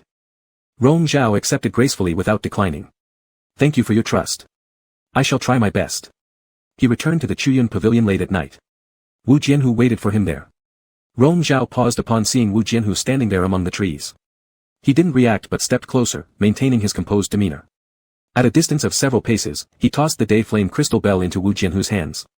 He had retrieved it from Master Mo Hua last night and purified its malevolent energy on the way back, restoring its original form. Are you returning this too? Wu Jianhu asked, catching the object. I promise to return it. That was all Rong Zhao said. As Rong Zhao brushed past him, Wu Jianhu called him back. Say something, Rong Zhao. There was a brief pause before Rong Zhao turned around. His eyes showed no emotion, making what happened last night seem like a mere illusion in Wu Jianhu's mind. Wu Jianhu, how dare you show up here so openly? Rong Zhao said in an even tone, I just have to yell, and no matter how skilled you are, you won't escape. Rong Zhao, do you remember what you asked me that night, why I didn't come to the UNC sect? Wu Jianhu stared into Rong Zhao's eyes, trying to see any trace of meaning behind them. Rong Zhao furrowed his brow, seemingly pondering before recalling the exact question. Does talking about this now still mean anything? I think it does if you believe it does. You should leave. Rong Zhao cut him off. Wu Jianhu lowered his gaze, noticing a wound on Rong Zhao's neck. It was likely inflicted during last night's fight with Qin Qi, though Rong Zhao paid it little attention. When Wu Jianhu reached out to grab his wrist, Rong Zhao froze, half-turned. You. Wu Jianhu stopped, remembering the scene from last night, the indifferent Rong Zhao descending from Cheong Cloud Peak, having resolved everything to his satisfaction, showing indifference towards worldly affairs. An inexplicable emptiness settled over Wu Jianhu, and the questions he once wanted to ask faded away. You should go back, Rong Zhao said calmly, Wu Jianhu, I've already said it, you have your path, and I have mine. At this point, there's no possibility left between us. You're always free-spirited, why cling to me further? Don't let me end up despising you. Is that all? Rong Zhao looked at him and faintly smiled, a smile devoid of significance. I'm tired of this entanglement. Wu Jianhu, being a person means knowing when not to be greedy. Wanting everything risks ending up with nothing. Rong Zhao's gaze wasn't cold but carried a touch of mockery in his voice. Yet, the estrangement in his eyes revealed what he chose not to conceal anymore. Wu Jianhu slowly released his grip, asking quietly, did you manage to achieve your goal and become the new sect leader? Rong Zhao's eyebrows flickered slightly, but he didn't deny it. If aiding the other sects to suppress the chaos leads to the recovery of lost territories, will the UNC sect truly become the dominant force in the eastern continent, making all bow to your every command? Rong Zhao remained silent, and Wu Jianhu continued, you had the same plan in mind. That's why you let me act as I wished. Rong Zhao, if we're talking about ambition, yours is no smaller. Merely going with the flow, he replied casually. He hadn't been overly demanding about this, but if there was an opportunity, he didn't want to miss it. Wu Jianhu chuckled, I said I'd help you, and you didn't believe me. You'll see. Rong Zhao understood now, this person truly didn't care who won or lost. Forget the Southern Alliance, he could even abandon Hao Lan Sword Sect at any moment. Wu Jianhu, you're insane. To each their own. I don't need it. Rong Zhao flatly refused him. But I want to do it, Wu Jianhu insisted. I know you don't need my help, you always manage somehow, but don't you find it tiring? Why waste too much energy on these things? Isn't it better to settle them quickly? Without another word, Rong Zhao turned and left. The spirit cat leapt out and sidled up next to Wu Jianhu. Not even glancing back, Rong Zhao threw over his shoulder, take it with you, before stepping inside the pavilion. The spirit cat circled around Wu Jianhu lazily, who neither stopped it nor moved himself. He lifted his eyes and gazed upward. Layer upon layer of temple buildings were half hidden in the misty mountains. Clouds spilled from the mountain crests, where weary birds returned. That door he'd once promised would remain open for him had now closed before his very eyes. It snowed late at night, though it was rare here in the south during springtime. Wu Jianhu sat down without a care, not wanting to leave, not that he had anywhere else to go either. He recalled the last night in the illusion, when they had gathered by the hearth during a snowy night. Rong Zhao had asked a question then, one that perhaps Rong Zhao wanted to hear only sweet lies about. Pretense played out for so long, and ultimately, it wasn't Rong Zhao who fell for it first, but Wu Jianhu himself. All along, Rong Zhao had stayed clear-headed, yet that one moment, when their eyes met and his gaze seemed almost pure, it was Wu Jianhu who faltered first, revealing weakness. As snow accumulated beside him, Wu Jianhu absent-mindedly shaped some into a small figure, forming a line of palm-sized snowmen before him, a game he and Rong Zhao used to play as children. That was the night before Rong Zhao's parents had departed, when the two spent the whole night making such little snowmen. They filled the courtyard with them but never exchanged a single word. Always guessing each other's thoughts, unwilling to show any extra emotion. When the snowfall grew heavier, even the spirit cat couldn't bear it, whining beside him before retreating inside. Wu Jianhu watched its retreating silhouette without trying to stop it. Lost in thought, a jade talisman arrived on the wind, snapping him back to reality. He released his spiritual power into the jade talisman and listened absently. It was a reminder from his servant. Xiao Tan had already notified the other southern sect masters present in this area that he had arrived. These people hoped he would hold Biancheng and look for opportunities to reclaim Yuan-Si immortal sect. After listening, Wu Jianhu crushed the jade talisman effortlessly in his palm, scoffing quietly at the reminder of Rong Zhao's words, a fool chasing a dream. Truly, these people were fools chasing a delusion. But when greed blinded people, someone like him could easily ignite conflicts between places. Not wanting to dwell on it, he pulled out a bamboo sun flute that he always carried, leaned against the tree trunk, and began playing serenely with his eyes closed. At the window, Rong Zhao glanced slightly downwards, catching sight of that faint shadow below on the mountain path. The sounds of the sun mixed indistinctly in the snowy, icy winds. His thoughts became hazy and unfocused. Much still needed to be done, the days ahead wouldn't offer peace. But hearing the haunting melody amid this stillness, Rong Zhao gradually calmed his heart. Last night's grievances atop Cheong Cloud Peak, the nightmares of old, they were all drifting away, feeling distant as a past life. As dawn approached, Wu Jianhu finally rose. Yuan-Si Immortal Sect's protective mountain array had already been rebuilt, and the barriers would soon close. If he didn't leave now, he might never leave. With one last glance at the mist-shrouded buildings ahead, his body suddenly paused mid-motion. He took out the detecting spiritual instrument that his attendant had handed back earlier. A faint white glow appeared intermittently in the leaf-shaped grooves within it, though feeble, he had never noticed it before. A reaction from the detecting instrument meant that the final piece of white jade he sought must be nearby, somewhere within the Chuyun Pavilion. However, the weak response suggested that what he was looking for was under a ceiling restriction. Thoughts flashing through his mind, he pocketed the device again, casting a lingering gaze towards that direction before flying off. Chapter 50, He is not worth it. Wu Jianhu had just returned to Biancheng when a subordinate came to report on the situation in various areas over the past few days. Elite disciples from all sects had been returning gradually from the northern domain, and once again, chaos broke out everywhere with fierce fighting. However, Yuan-Si Immortal Sect was an exception as they quickly reclaimed their sect within 2 days. Looking at this trend, there will likely be more fighting. Yuan-Si Immortal Sect's next goal should be to reclaim here in Biancheng first, and then perhaps send reinforcements to other sections. But our Southern Alliance has seized the initiative this time, and it won't be that easy for them to counterattack. After listening, Wu Jianhu ordered, find out clearly which sect towns the Southern Alliance currently controls, who the leaders are, how many followers they have, how they have deployed troops, and the current internal situations of the occupied sections. Gather all information as detailed as possible and report back within 10 days. The subordinate assumed he was concerned about the war situation and agreed. After dismissing the person, he summoned his trusted attendant and asked, did you search inside the Yuan-Si Immortal Sect when you were looking for the White Jade? There was none inside the Yuan-Si Immortal Sect, the attendant said firmly. Our exploration spiritual instrument never reacted while we were inside Yuan-Si Immortal Sect. The closest one to Yuan-Si Immortal Sect was buried under the bottom of Bian Lake hundreds of miles away. Wu Jianhu reflected silently, the white light flashing on the spiritual instrument outside Chuyun Pavilion was not a hallucination. That meant the white jade entered someone's possession during the last 2 days before entering Chuyun Pavilion, and the most likely person was Rong Zhao. Hesitating, the attendant said, I think we should go to Qianyi. To Qianyi? Yes, the attendant explained. Among the previously found white jades, some shallowly buried ones made the surrounding mountains and rivers full of spirit energy. Although our exploration spiritual instrument showed no reaction facing the west side, Bailu's sacred mountain in Qianyi is famous for its abundant spirit energy. Since there is no clue about the location of the last piece of white jade, we might as well go there to check. At the mention of Bailu Mountain, Wu Jianhu recalled that night in the sword array on the mountain when Rong Zhao looked up with cold and sharp eyes, realizing the connection. He tossed the spiritual instrument over, go ahead, and take the opportunity to investigate the current state of Qianyi. As for what he wanted, although he feared there would be no gain, it still needed to be verified. In the afternoon, Xiao Tan came personally, asking right away, where did Master Wu go these past 2 days? None of your business. Wu Jianhu showed no courtesy and had no intention of dealing with him. Xiao Tan, irritated but enduring it, said, Yuan-Si Immortal Sect has already fallen today. They moved faster than I expected. That Chen Qi isn't competent, or perhaps Yunzai's younger master is simply too powerful. Master Wu, only you can face him, and only then will we have a chance to reclaim a lost ground. The final sword strike released by Rong Zhao last night had a very intimidating effect on both sect disciples and the Southern Alliance members. The lucky few who escaped from Yuanxi Immortal Sect spread the news upon their return to Biancheng, and by morning, the rumor that Yunzai's young master had completed the practice of a celestial sword technique was widespread, instilling fear. But Wu Jianhu remained unmoved. You yourself admitted that Yunzai's young master is extremely skilled.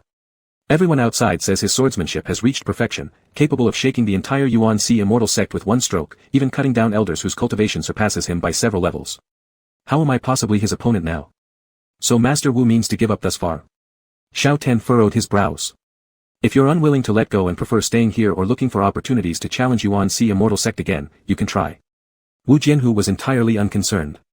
Xiao Tan lowered his gaze darkly. Master Wu, don't forget your promise that day, to overthrow the old order after success so demons can achieve equal status with cultivators. I've done so much for you, and finally, we've reached this point. Now encountering slight adversity, you plan to abandon everything? Wu Jianhu tilted his head slightly and said indifferently, I wish I could, but unfortunately, you lack the ability to do so, and so do I. You. Xiao Tan seethed with anger. Both of them were indeed deceived by this person. His own purpose may have been achieved, so now he intended to withdraw. Such logic does not exist. Wu Jianhu remained unaffected by all this. A moment of standoff passed before Xiao Tan clenched his teeth and swept out. 10 days later. Wu Jianhu walked into a tea house on the street, ascended to the second floor, and entered a private room. Since the Southern Alliance took control of Biancheng, the once prosperous city had been desolate for a while. Only recently have taverns and tea houses started reopening one by one, among which Wangchuan Pavilion was one. He sat by the window, holding the teacup and gazing outside. Beyond the distant peaks floating with clouds lay the Yuanxi Immortal Sect. Unfortunately, the protective sect formation has already been rebuilt, making it impossible for him to enter again. After a while, the attendant delivered a message. Their people had already arrived at Qianyi and found nothing in Mount Bailu. Not only that, since Xiao Rufan's birthday celebration, the mountain's originally abundant spiritual energy had been dissipating day by day. It was entirely within Wu Jianhu's expectation. There is also one more thing, said the attendant. Yuanxi Immortal Sect has sent people to Qianyi as well, managing to rescue Xiao Rufan from house arrest in the palace. Now, they are on their way here with him. Wu Jianhu narrowed his eyes in thought before instructing, cut off the news, don't let Xiao Tan find out. Afterwards, he drank another half teapot of tea, killing time for half an afternoon before getting up. When descending the stairs, he headed toward the counter, using 2 fingers to gently tap on its surface. The shopkeeper looked up from his abacus, not knowing why Wu Jianhu was looking at him. Wu Jianhu tossed over a book, deliver this to your young master. The shopkeeper looked astonished. Wu Jianhu had already turned and left. In Yuanxi Immortal Sect. Rong Zhao appeared at the sect's water prison. After waiting for a short while, the jailer brought someone in. It was Qi Sui, shackled hands and feet, appearing pale and lacking any semblance of his former self who once shone as a talented sword cultivator in competitions. The remnants captured by Southern Alliance were all detained in this water dungeon. However, Rong Zhao coming personally was unexpected. Young Lord Yunzai, Qi Sui began, but couldn't hide his overwhelming shame. Rong Zhao didn't beat around the bush. Straightforwardly, he said, I offer you a chance to turn sides. Will you accept it?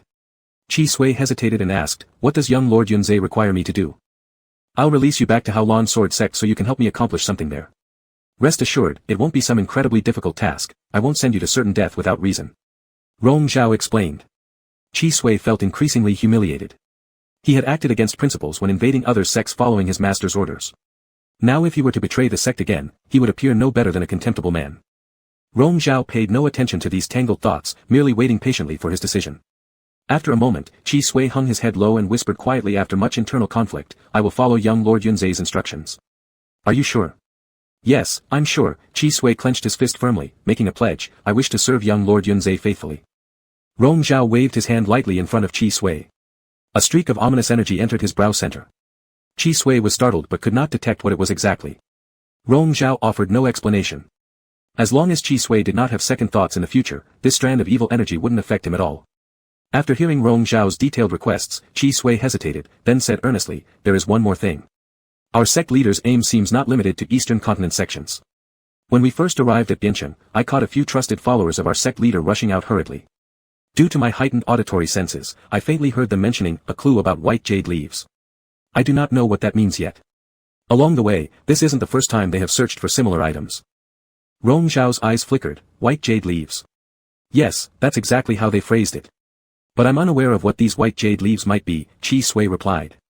However, Rong Zhao instantly recalled that leaf-shaped piece of white jade he picked up in Bailu Mountain which had remained sealed under his possession. He knew it must be extraordinary, though he hadn't figured out what precisely it was. Not wishing to reveal too much before Qi Sui, he stopped asking further questions. You just focus on doing the tasks I've given you. Regarding the other matters, don't mention them to anyone else moving forward. Qi Sui nodded, regretting deeply having taken a wrong decision initially to join Haolan Sword Sect. Thank you, young Lord Yunzhe, for offering me a second chance. Before leaving, Rong Zhao suddenly added, actually, your choice of joining Haolan Sword Sect back then wasn't wrong either. My. Every man wants to climb higher, that's human nature, Rong Zhao commented, his gaze seemingly lost in emptiness. If it were me, I'd make the same choice as you. It's just. Master Wu.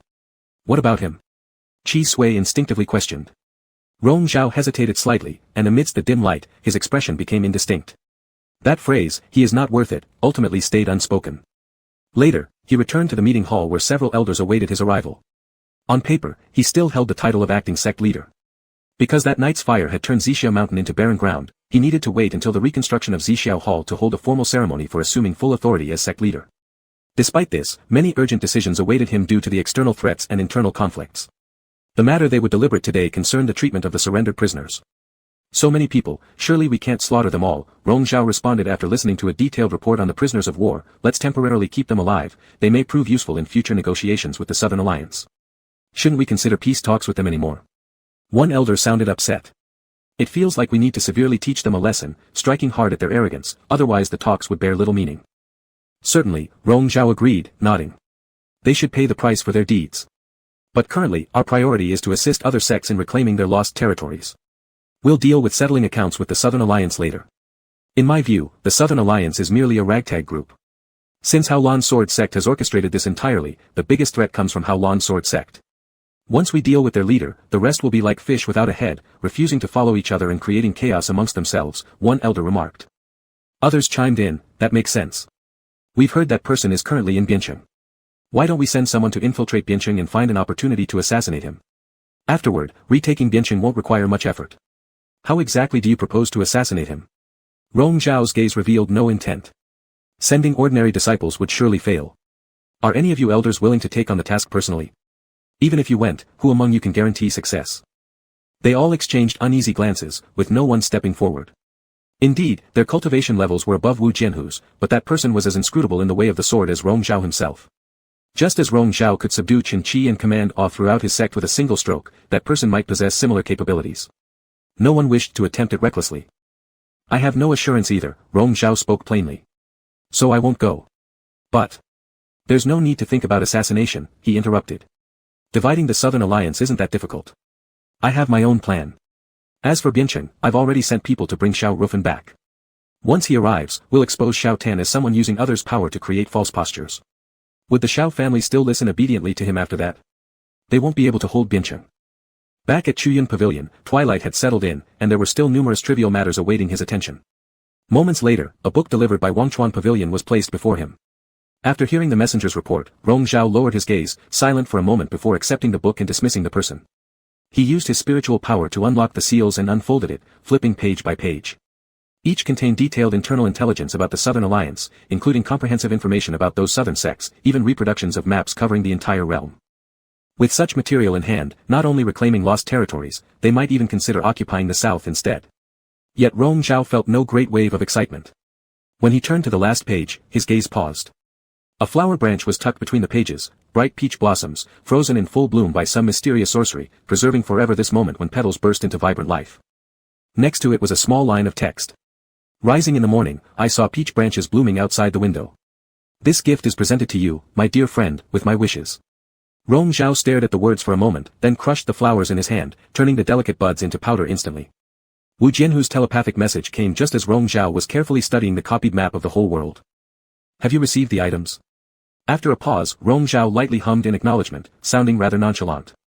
The voice faltered slightly, rare indeed, that you'd still bother listening to me. Instead of ignoring his messages as he had been doing previously. What more do you wish to say? Wu Jianhu hesitated upon hearing this. He hadn't anticipated Rong Zhao taking his call so readily, rendering him momentarily speechless. I said before, I don't need these things. Rong Zhao reminded him. I've also said, I'm willing to help, Wu Jianhu replied helplessly. What is your intention this time? Rong Zhao blurted out directly, "Are you planning to use me to make this situation even more volatile? So you can have more entertainment? I told you, I'm helping you." "There's no need." Rong Zhao closed the book and threw it aside. "Wu Jianhu, I plan things according to my own calculations and won't always opt for the easiest path. Your so-called quick resolution isn't the way toward true speed, it will only escalate this conflict endlessly, leaving us with no peace."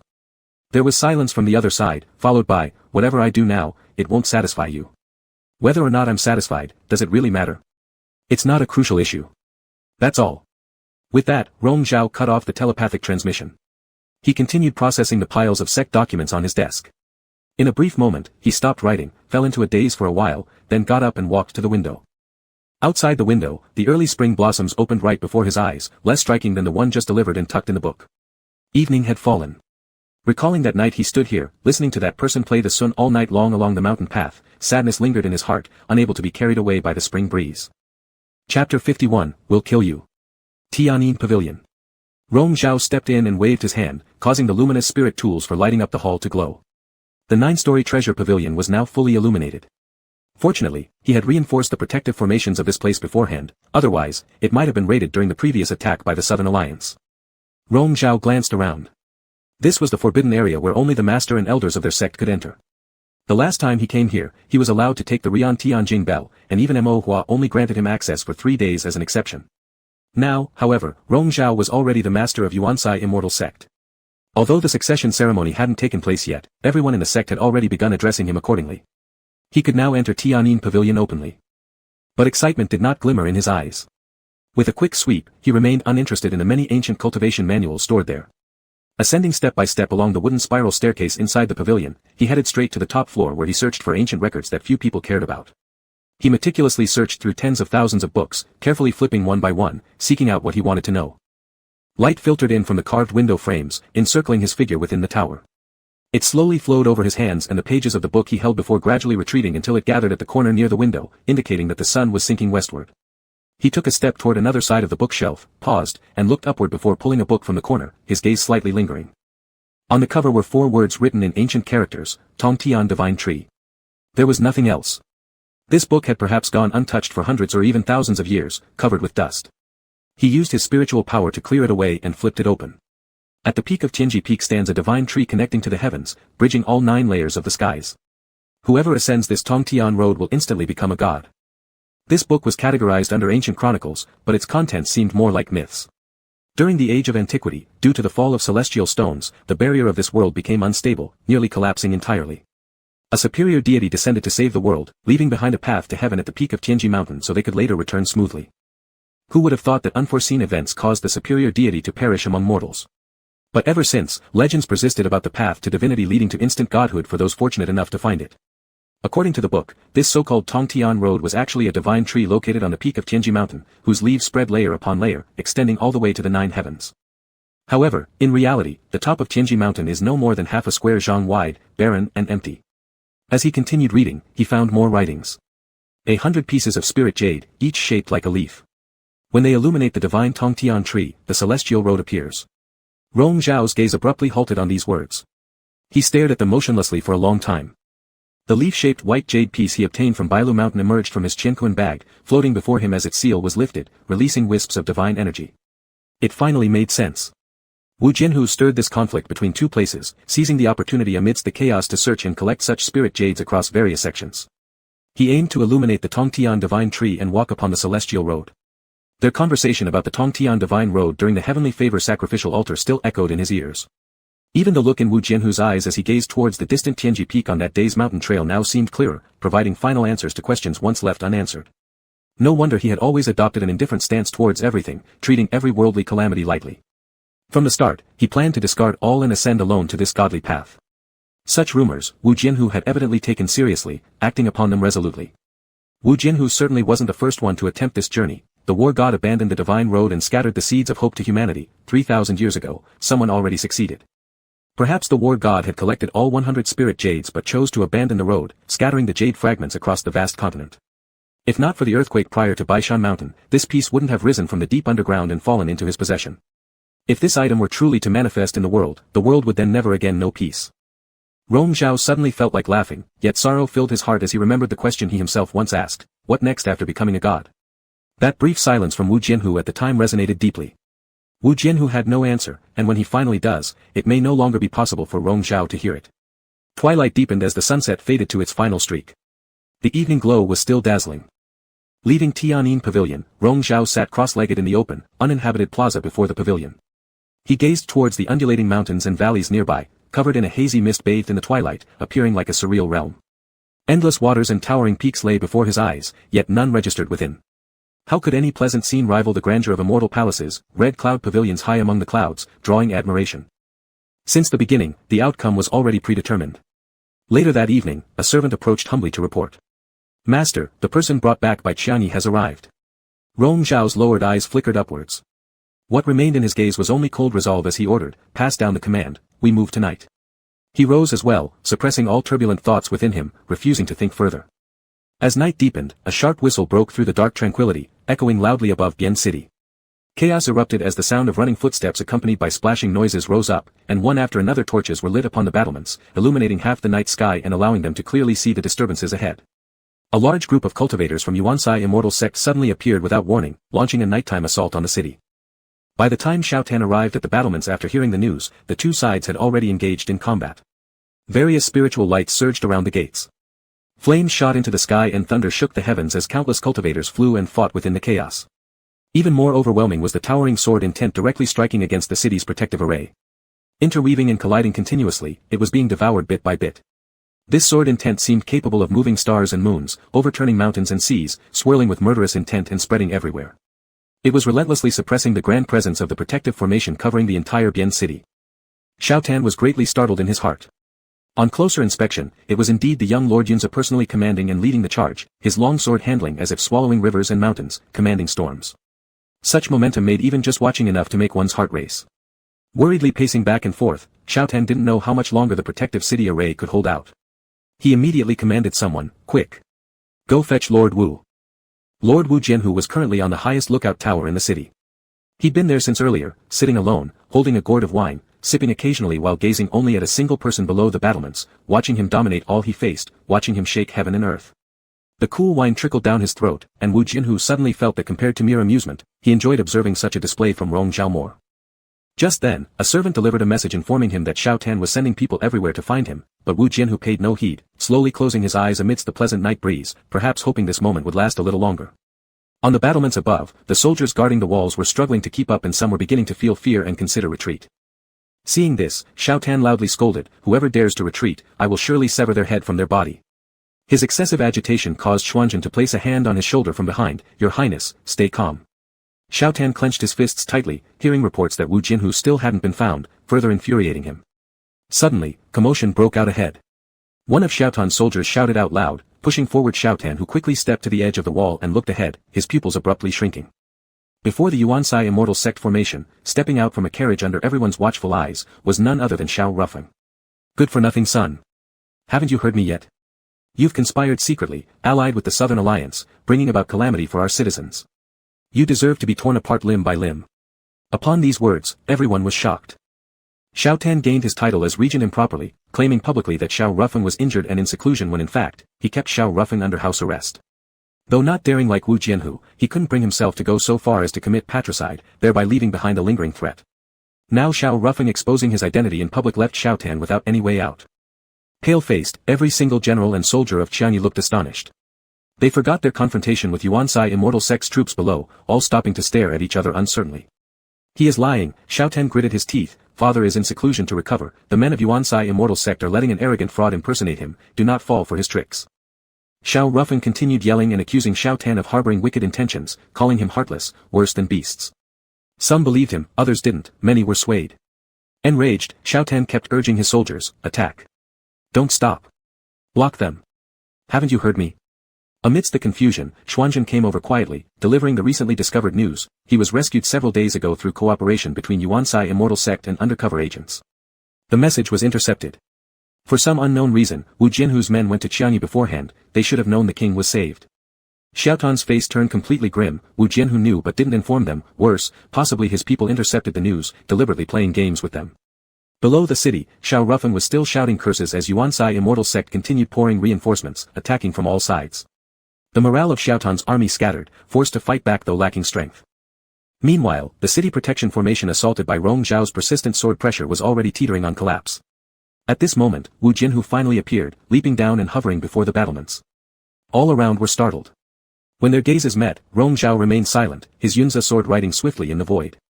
An inscription formed on the tip of the sword, its glow flaring instantly alongside a fierce killing intent that crushed everything.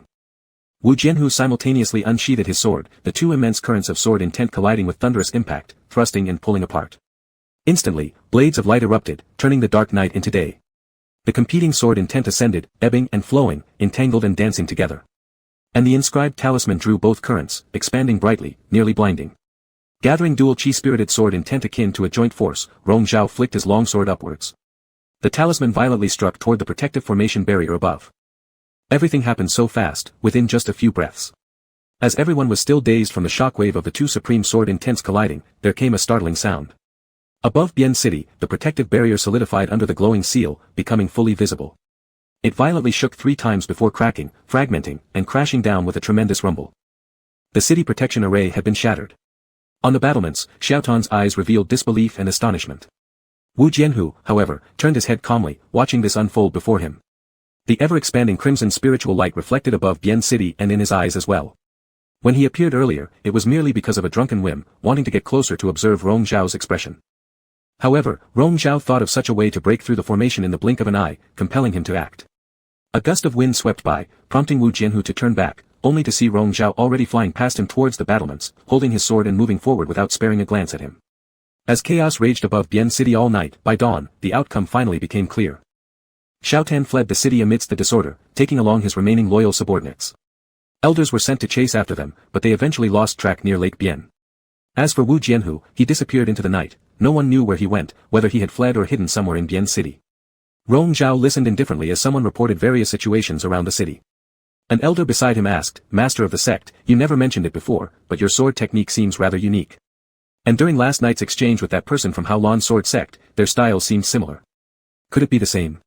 Elder Qi, who was also a sword cultivator, naturally identified the shared essence between his and Wu Jianhu's techniques. It could not be concealed.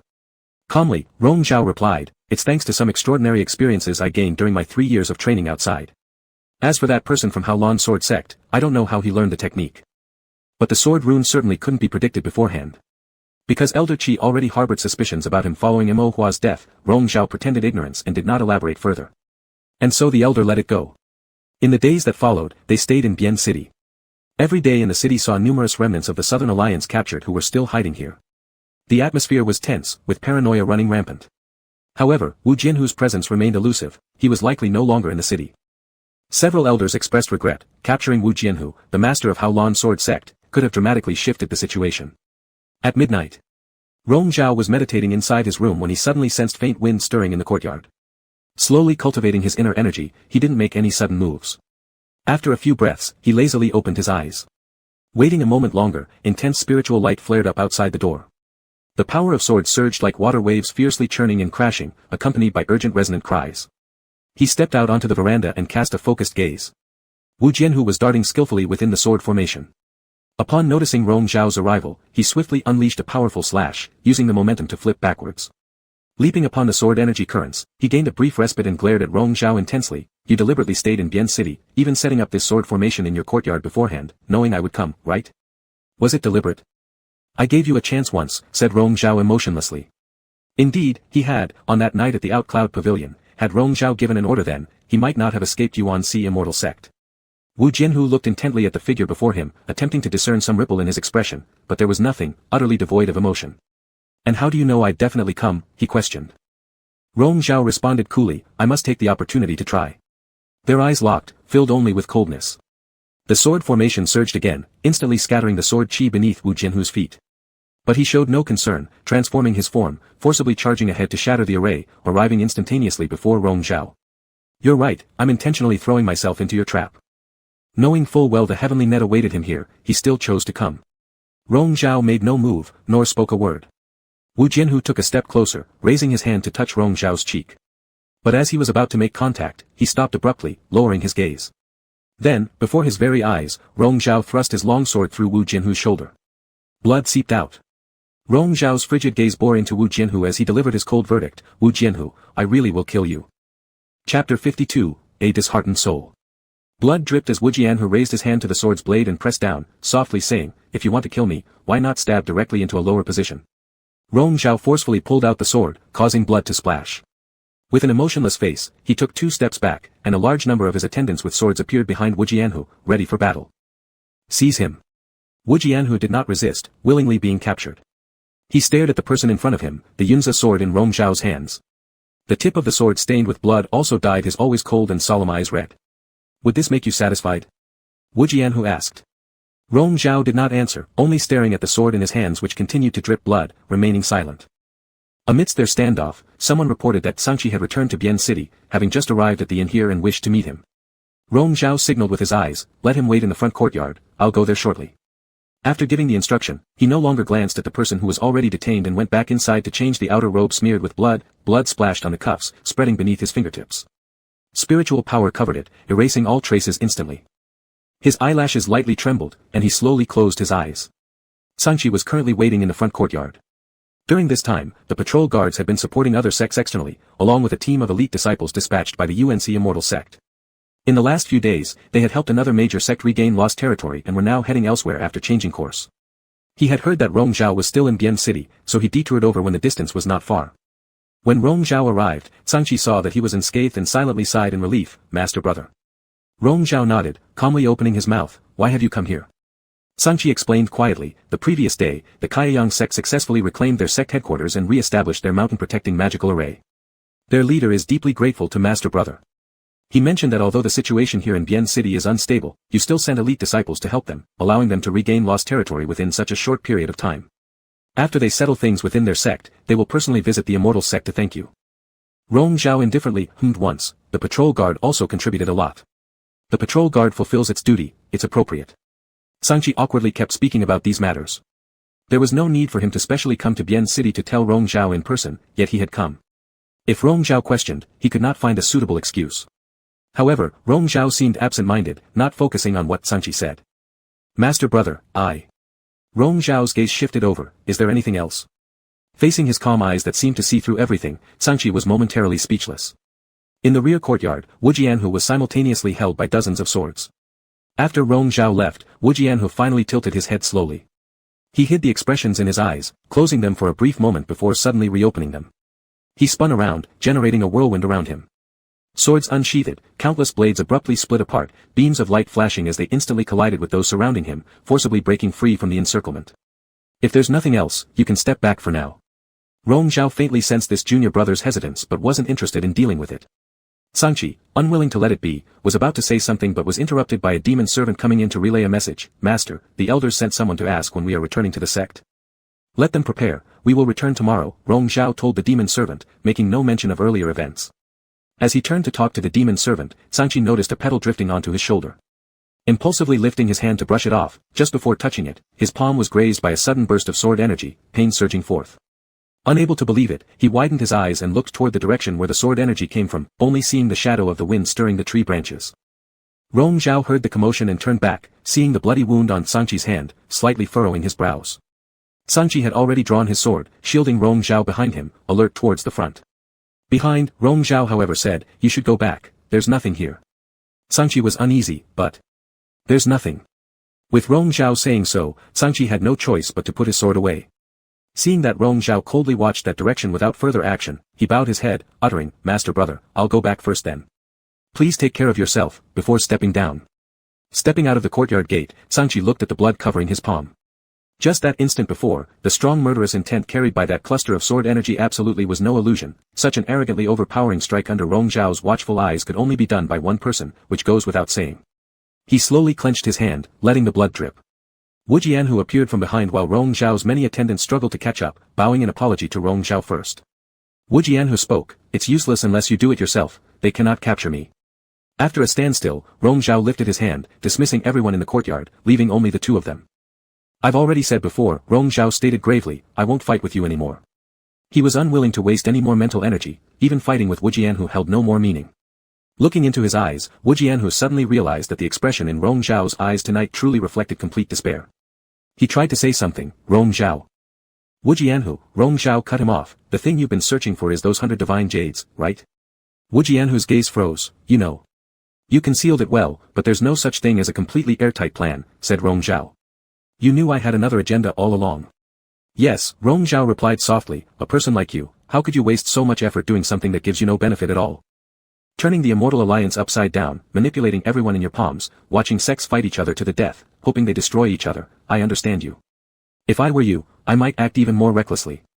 But what you truly want is to open the celestial path and become a deity.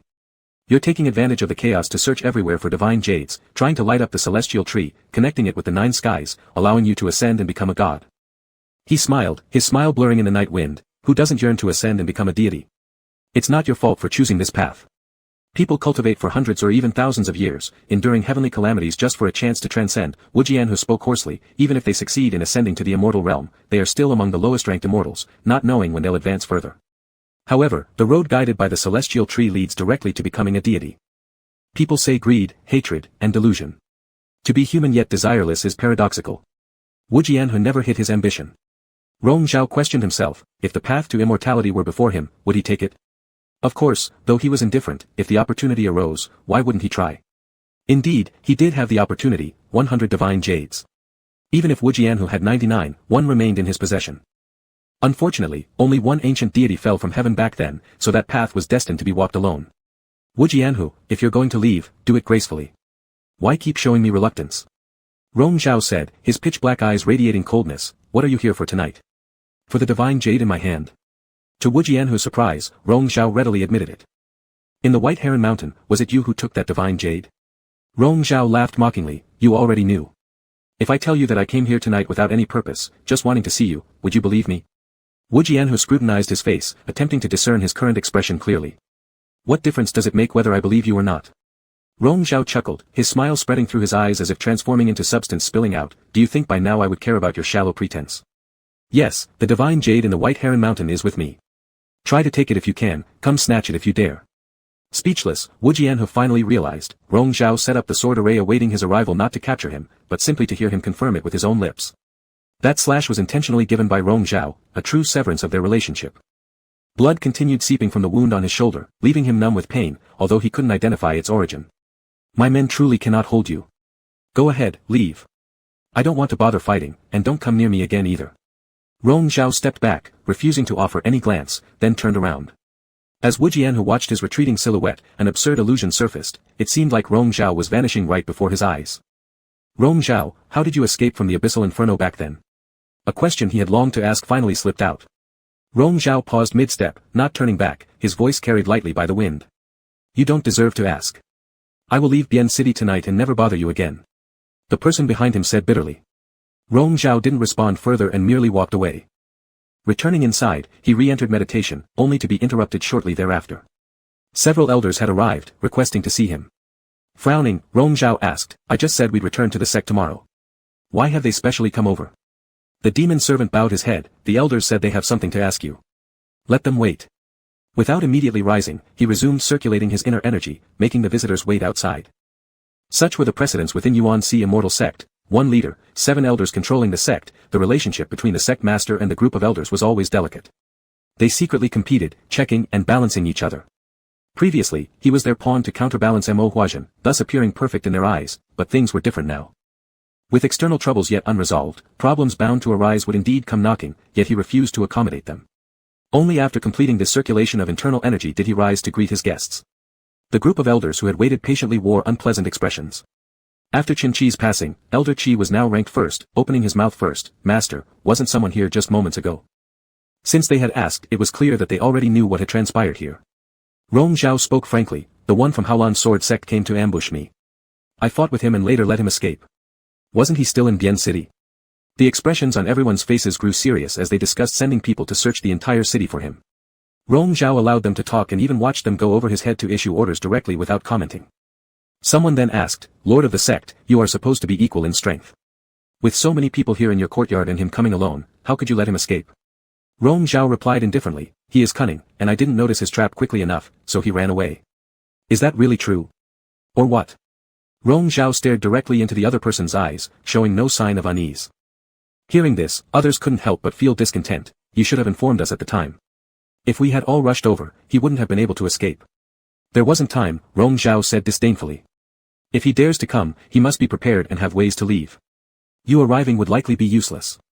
But the man has already left, he cut off the speaker abruptly. There's no point discussing it further. Such a strongly assertive sect leader immediately after ascending to the position was something they hadn't encountered before. The elders grew increasingly uneasy.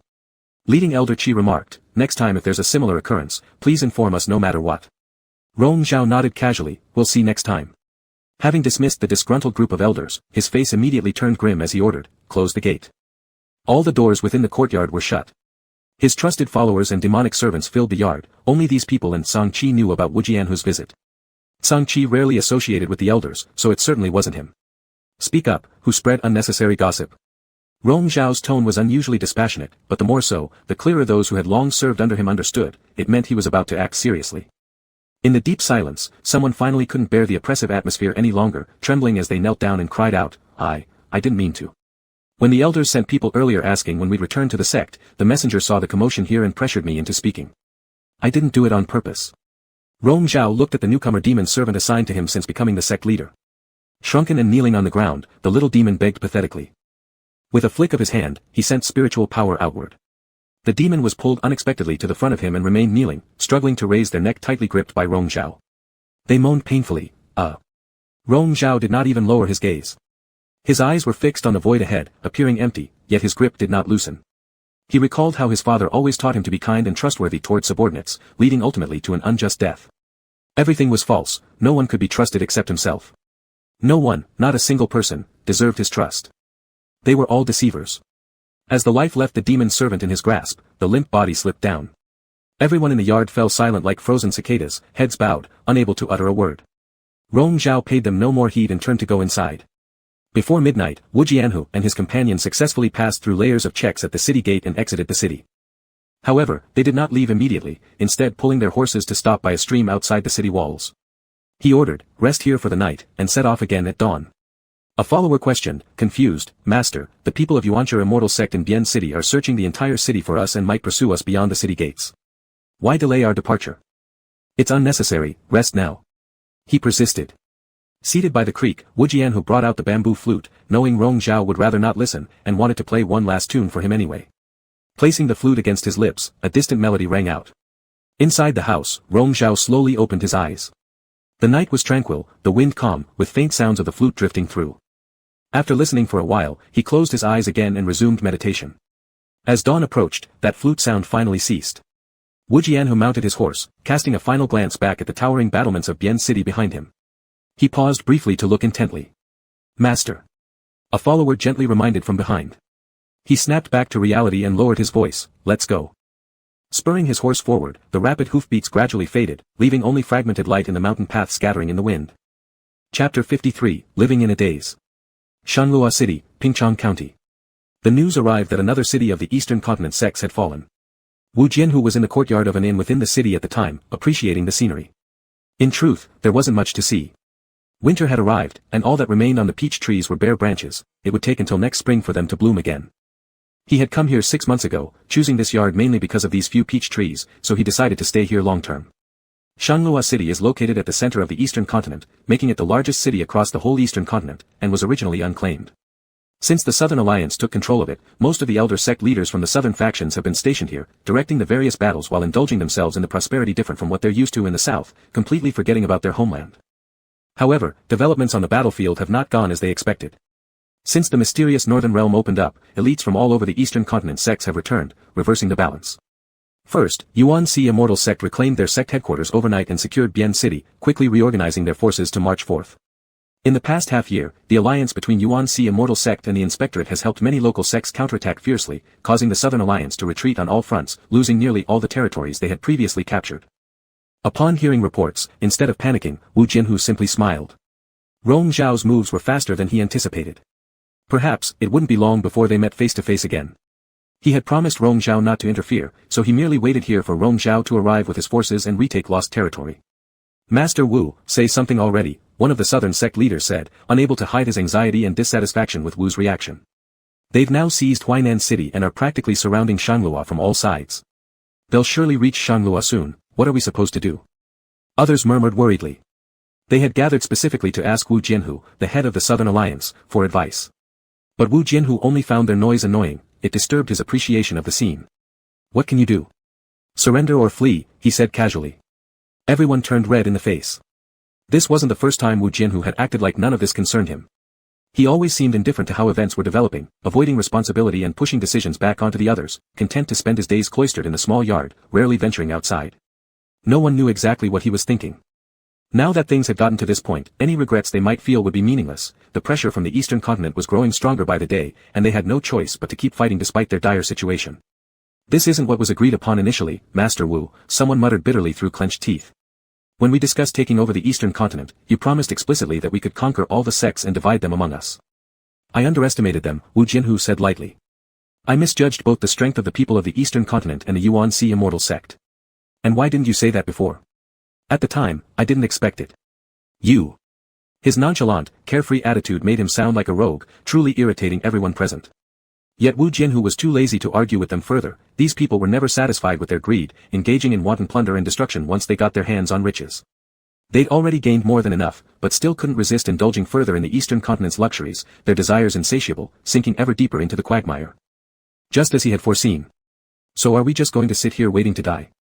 Still, those same 3 words escaped Wu Jianhu's lips, do as you please. They came in a rush, left in a rage, and finally, peace returned to the yard. Wu Jianhu continued to sit in the courtyard admiring the desolate winter landscape, gradually calming down. By dusk, a servant finally reported back. After leaving earlier, disputes had broken out between Linsong's sect and Huisan sect. The situation escalated when each side's forces clashed, creating total chaos. Wu Jianhu lifted the gourd at his belt, tipping its contents into his mouth, laughing derisively. Even at such a critical moment, they're still squabbling among themselves. It looks like they aren't as desperate as they pretend. The servant informed him, it seems Linsong's sect provoked them, as their young lord led a surprise night attack on a key stronghold of Huisan sect. Caught unprepared, Huisan sect lost several cities under their control overnight. Linsong sect's forces are nearly approaching their mountain gates. Upon receiving the news, Huisan sect demanded explanations from Linsong sect, threatening war if they don't receive answers. Wu Jianhu listened absent-mindedly. Is the information reliable? Absolutely, confirmed the servant. Furthermore, the young lord of Linsong sect boasted that he wouldn't retreat unless he seizes Huisan sect's main gate, ignoring even direct orders from his own patriarch. Wu Jianhu was unsurprised. Not only did the Southern Alliance consist of various sects that naturally harbored suspicions and resentment against each other, but conflicts were bound to occur sooner or later. This all started when Elder Duan Rong of Linsong sect, for reasons unknown, suspected some members of his own sect, including his current young lord, may have been involved in sabotaging his son's Dantian.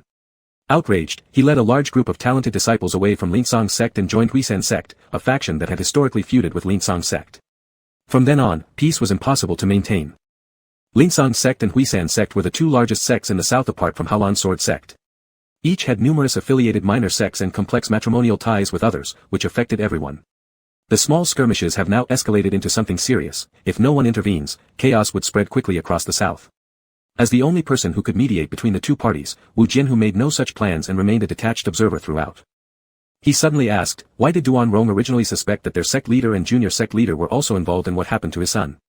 Duan Rong's son and the junior sect leader of Linsong sect both wanted to marry Miss Sang before, so they've always been at odds, making all sorts of trouble for each other. It's not impossible that they had a hand in it.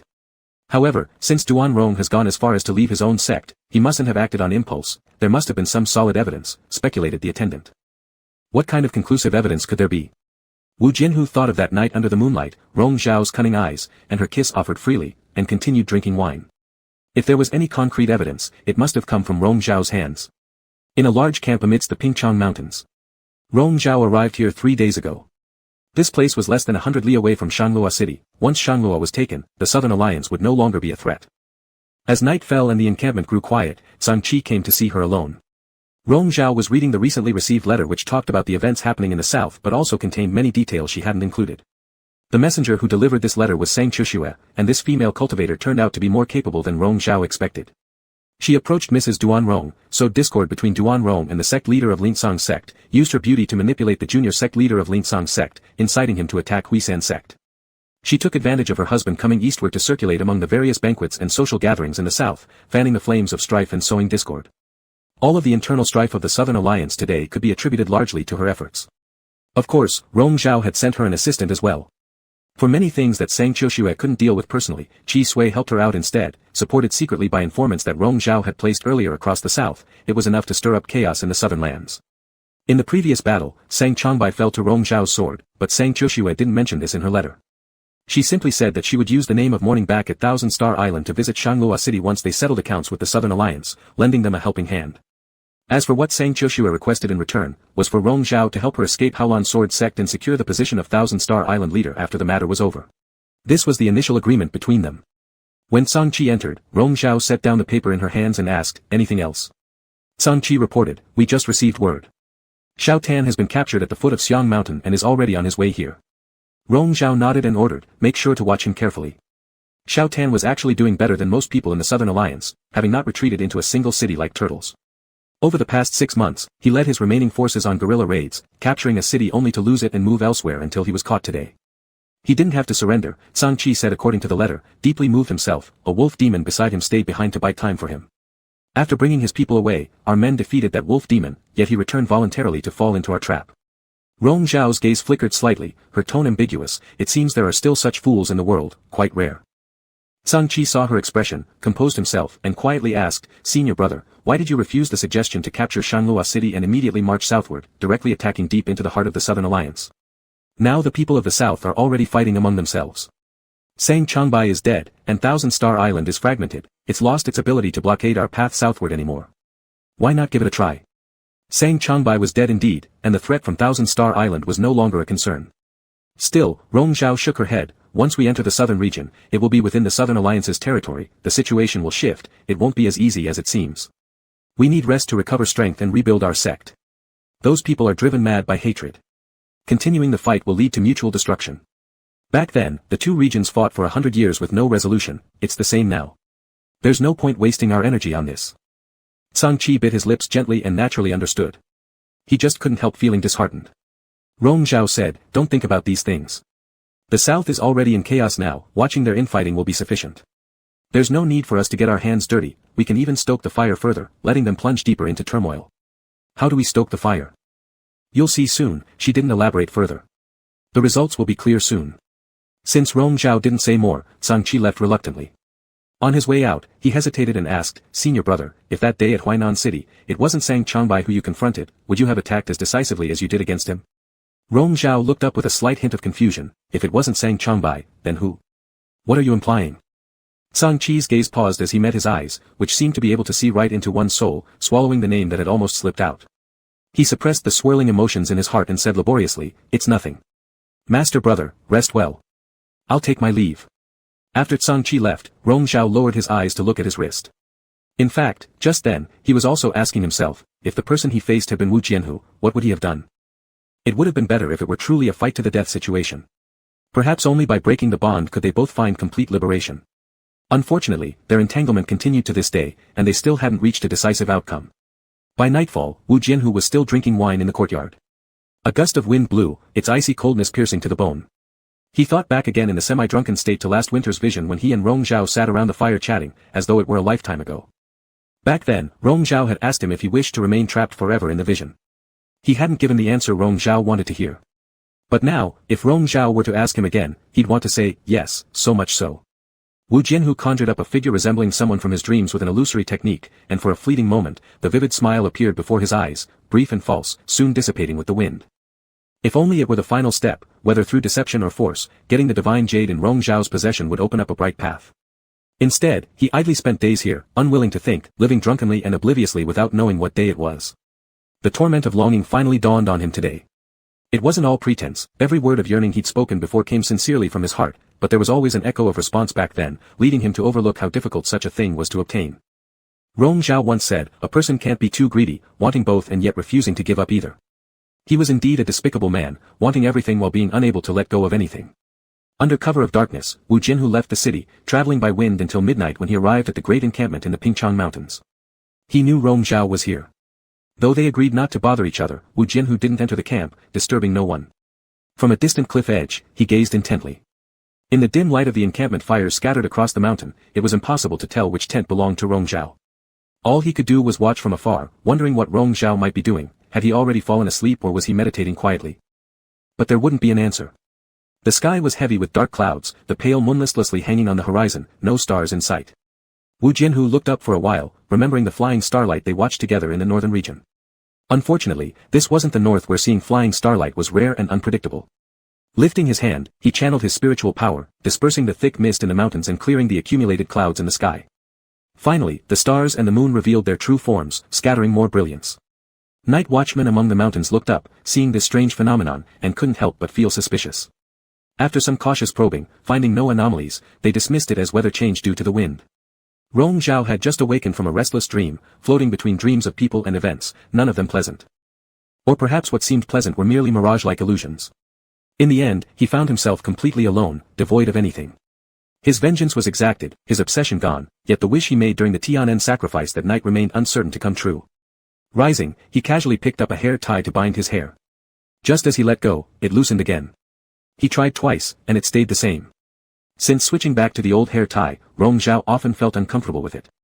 Clearly, he used to wear it frequently, but now this hair tie felt as if it belonged to someone else, unable to stay fastened, sliding off his hair from time to time. Feeling annoyed, he threw the hair tie away, choosing not to see it, and went to pour himself a cup of tea by the table. As he grasped the teacup, his gaze lingered momentarily, the moonlight streaming through the window gently flowing along the edge of the table. Without thinking, he reached out to catch the flow, letting the tenderness slip into his palm. Yet like a mirage, it disappeared in an instant. Rong Zhao stared at his hand for a long while and let out a faint self-deprecating laugh, putting down the teacup, then returning to his bed. Lying down, he closed his eyes again, banishing thoughts, allowing himself to dream once more. Whether a good dream or a nightmare, after all, it will always awaken. Chapter 54, The Feast of Treachery. On the third night of the siege of Shanghua City, its sky glowed as if in an inferno, flames reaching for the heavens, illuminating the entire night sky like daylight. Thunderclaps and explosions resounded without pause. Lightning struck time and again against the protective city array with overwhelming force. Countless cultivators were embroiled in magical battles, fierce winds and raging waves collapsing from every direction, igniting massive conflagrations wherever they hit. For 3 days and nights without cease, the battle intensified. When Wu Jianhu appeared on the city wall, chaos already reigned supreme over the city. At any moment, someone could perish. Everywhere, blinding spiritual lights and searing flames obscured all sense of direction, accompanied by deafening thunder. Amidst this turmoil, his gaze immediately locked onto the person who had finally arrived at the front tonight. In the windswept firestorm ahead, Rong Zhao was wielding his sword alone against 3 enemies, all of them elders of the Southern Alliance whose cultivation surpassed his own. Flames scorched Rong Zhao's eyes until they turned crimson, bloodthirsty yet resolute. His stance showed no intention of retreating as he charged head-on, his figure wrapped in an overwhelming and irresistible sword intent that tore apart the attacks raining down on him. Behind him roared blazing fires as though he emerged from a blaze himself. Wu Jianhu watched calmly, but his expression darkened when, in the smoky haze, another figure suddenly appeared. With one swift move, his blade, Jian-mo, drew, cleanly severing the attacker targeting Rong Zhao, this being the master of some minor sect within the Southern Alliance. A shrill scream filled the air as the man plummeted lifelessly to the ground. Rong Zhao glanced coldly before moving again under the astonished stares of the 3 southern elders. His sword roared like a dragon's cry, a celestial strike that split the heavens, scattering the 3 unprepared opponents far away. As dawn approached faintly, following days of assaulting Shanghua, the East Continent cultivators retreated like an ebbing tide. The protective array of Shanghua City remained intact, they had not expected to break through quickly. Merely dealing a severe blow to the Southern Alliance's morale was deemed sufficient. However, inside the city, chaos spread. The internal conflicts between Lingsang sect and Huishan sect persisted, each faction having its own agenda. Wu Jianhu's sudden betrayal during the battle, attacking his own allies, further inflamed the anger directed towards him. Despite confrontations from angry accusing eyes, his response was only a casual, "I made a mistake," without further elaboration. With crumbling morale, unity among the factions fragmented like sand, unable to coalesce once more. The forces from the East Continent remained entrenched around Shanghua City, encircling it tightly, preventing escape. This retreat was temporary, and they would undoubtedly return after a short rest. The atmosphere in the city grew increasingly tense. That same night, new trouble arose. Wu Jianhu was meditating when he received urgent news. 2 personal disciples of the Huishan sect grandmaster tried to secretly open the south gate to let outsiders in. They were caught red-handed by spies from the Lingsang sect, who immediately executed them. Now the Huishan sect grandmaster led his people into the Lingsang sect's quarters for retribution. It seemed this conflict would end in bloodshed. Upon hearing this, Wu Jianhu glanced idly outside the window. In the southern part of the city, the glow of fires burned just as fiercely as the previous night. The Huishan sect people appear to be rushing back to save their sect, eager to ally themselves with the East Continent forces, a servant reported. Lingsang sect foresaw this and monitored them accordingly. Let them fight it out, Wu Jianhu dismissed indifferently. Finished speaking, his gaze flickered for a moment, then swept across the dense night outside the window. There's someone lurking outside the yard. Go capture them. His servants complied instantly. Wu Jianhu wasn't particularly concerned, just another possible rogue element causing trouble. 15 minutes later, the servant returned with news that they captured someone claiming to be an envoy previously stationed by Yuancher immortal sect at the Celestial Alliance. This individual intended to defect to Haolan Sword sect, offering a secret about the new leader of the Yuancher immortal sect in exchange for admission. An envoy? Wu Jianhu raised an eyebrow slightly. Yes, that is what he claims, the servant replied. Reflecting for a moment, Wu Jianhu ordered, bring him in. The individual introduced himself as Chu Ji, bowing deeply with obvious servility. Your humble servant Chu Ji greets Master Wu. Speak then. What secret do you have regarding the new leader of Yuancher immortal sect that compels you to come to me specifically? Wu Jianhu said coolly. If Master Wu is willing to accept me into Haolan Sword sect to serve you, naturally I will disclose everything I know. The other party haggled somewhat. Wu Jianhu's voice became colder. That depends on what you can tell me. If there's nothing I wish to hear, your purposeless provocation tonight will not go unpunished. Not at all. I truly possess something, Chu Ji swallowed, realizing that this person before him wasn't someone easy to negotiate with. He abandoned his conditions and blurted out stiffly, the new leader of Yuancher immortal sect, he practices dark sorcery. Wu Jianhu's gaze paused momentarily, a trace of surprise appearing in his eyes. Dark sorcery? Absolutely true, Chu Ji said through gritted teeth, he used it on me. The sinister energy entered my body and has been eroding my spirit every moment. Whenever I slightly oppose him, I feel as if my innards are boiling, constantly on the verge of an exploding dantian. Wu Jianhu lowered his gaze and stared at him. By your account, you should have had a self-exploded dantian by now and died completely without remains. Chu Ji didn't detect the mockery in Wu Jianhu's tone as he explained indignantly, it's my destiny not to perish. During the uprising of the great Prince Shao, all celestial envoys of the Eastern Continent sect stationed in the Celestial Alliance were killed, but I pretended to surrender to the Shao family and save my life. Later, when the sect sent reinforcements for Shao Dushou, I contributed significantly. Nevertheless, they could not keep me around. Fortunately, I foresaw this day, made adequate preparations. Although they shattered my dantian, I feigned death and managed to fool them. Perhaps it's heaven's blessing that after my dantian was destroyed, the sinister energy inside me dissipated too, freeing me from his control. Hence, I've got this opportunity today to reveal all these matters. Wu Jianhu asked, so your dantian is broken? Chu Ji responded bitterly, I barely survived. In that case, you're nothing more than a cripple. Wu Jianhu tilted his head and filled his eyes with disdain. It makes sense why Yuancher immortal sect wouldn't keep you. Who would want someone who betrays their sect for survival and allies with others? I didn't. Chu Ji tried to argue anxiously, I just faked allegiance to the Shao family back then. Later, when Yuanxi immortal sect attempted to rescue Shao Dushou, I did put in effort. If I really harbored betrayal, my body would have exploded already. You betrayed the Yuanxi immortal sect, not Lord Yunze. Since you didn't expose anything about Lord Yunze, there would naturally be no reaction from the sinister energy within you. Wu Jianhu revealed the truth in a few words. Chu Ji's complexion changed repeatedly. Since Master Wu puts it this way, it proves what I said about Lord Yunze using dark magic is true. In the future, he will surely become a disaster to the Celestial Alliance. Wu Jianhu replied with a smirk, lowering his eyes where his expression was unreadable, so what if he does? Chu Ji tried to incite him, just spread this information, chaos will erupt once again within the Yuanxi immortal sect. Then they won't have time to deal with the Southern Alliance anymore. Why should I care about them coming after the Southern Alliance? Wu Jianhu asked slowly. Chu Ji hurriedly said, they are currently outside Shanglua City. If Shanglua falls, all of Southern Alliance's previous plans will be wasted. And how does that concern you? Wu Jianhu cut him off coldly, I already said, someone like you who plays both sides and repeatedly betrays masters, who could possibly keep you? Chu Ji was momentarily shocked. As he raised his eyes to meet Wu Jianhu's revealing intent to kill stare, he finally panicked. No, Wu Jianhu refused to waste further words on him. He lifted his hand, which swirled with spiritual energy, and casually twisted it, breaking Chu Ji's neck. Throw his body out to feed the dogs. His cold instructions only carried revulsion in his eyes. After peace returned to the room, Wu Jianhu closed his eyes again. Yet his mind couldn't settle. Doubts lingering for so long, the origins of Rong Zhao's special abilities, seemed to finally have an answer tonight. But unless absolutely necessary, someone like Rong Zhao wouldn't possibly choose such a path. The image of last night's flames reappeared in his mind, the frost-like gaze Rong Zhao threw his way amidst them. Such beautiful eyes, easily captivating one's soul. Yet there was nobody in those eyes. A look of superiority over all things. At this very moment in the large encampment among the Pingchong Mountains, Rong Zhao was leading discussions. This siege of Shanglua City involved many sects from the Eastern Continent. Tonight, the various sect leaders and elders gathered in his tent, all placing him at the forefront.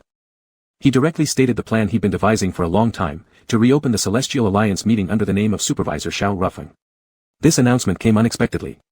Lord Yunze, we have already fought our way here. Once we breach Shanglua City, victory will be ours. At this point, should we actually negotiate for peace with the Southern Alliance? Someone complained, questioning. Shanglua City is not that easy to breach, Rong Zhao said. If we forcefully attack, it might take years with no result. Even though we can afford the wait, it's unnecessary. Isn't negotiating peace giving them a break? Reason was clear to everyone, yet speaking of it brought discontent. It's not about peace negotiations, Rong Zhao shook his head slightly. It's more appropriate to call it reckoning. The Southern Alliance must pay for its actions. How could they go unscathed? They need to regurgitate everything they swallowed, manifold times more. Someone expressed worries. Will they agree if we propose reopening the Celestial Alliance meeting? They will agree, Rong Zhao spoke confidently. Their internal turmoil has already begun. Prolonging the conflict serves them no good.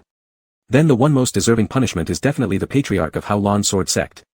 All the issues originated from him. Ever since he ascended to the position of Patriarch of Haolan Sword Sect, inciting the wolfish ambitions of the southern people, leading us to today's predicament. He is the one who deserves death the most. An elder spat angrily, receiving nods from numerous people. Rong Zhao remained composed, his calm voice stating, the current master of Haolan Sword Sect will certainly be held accountable for all his actions.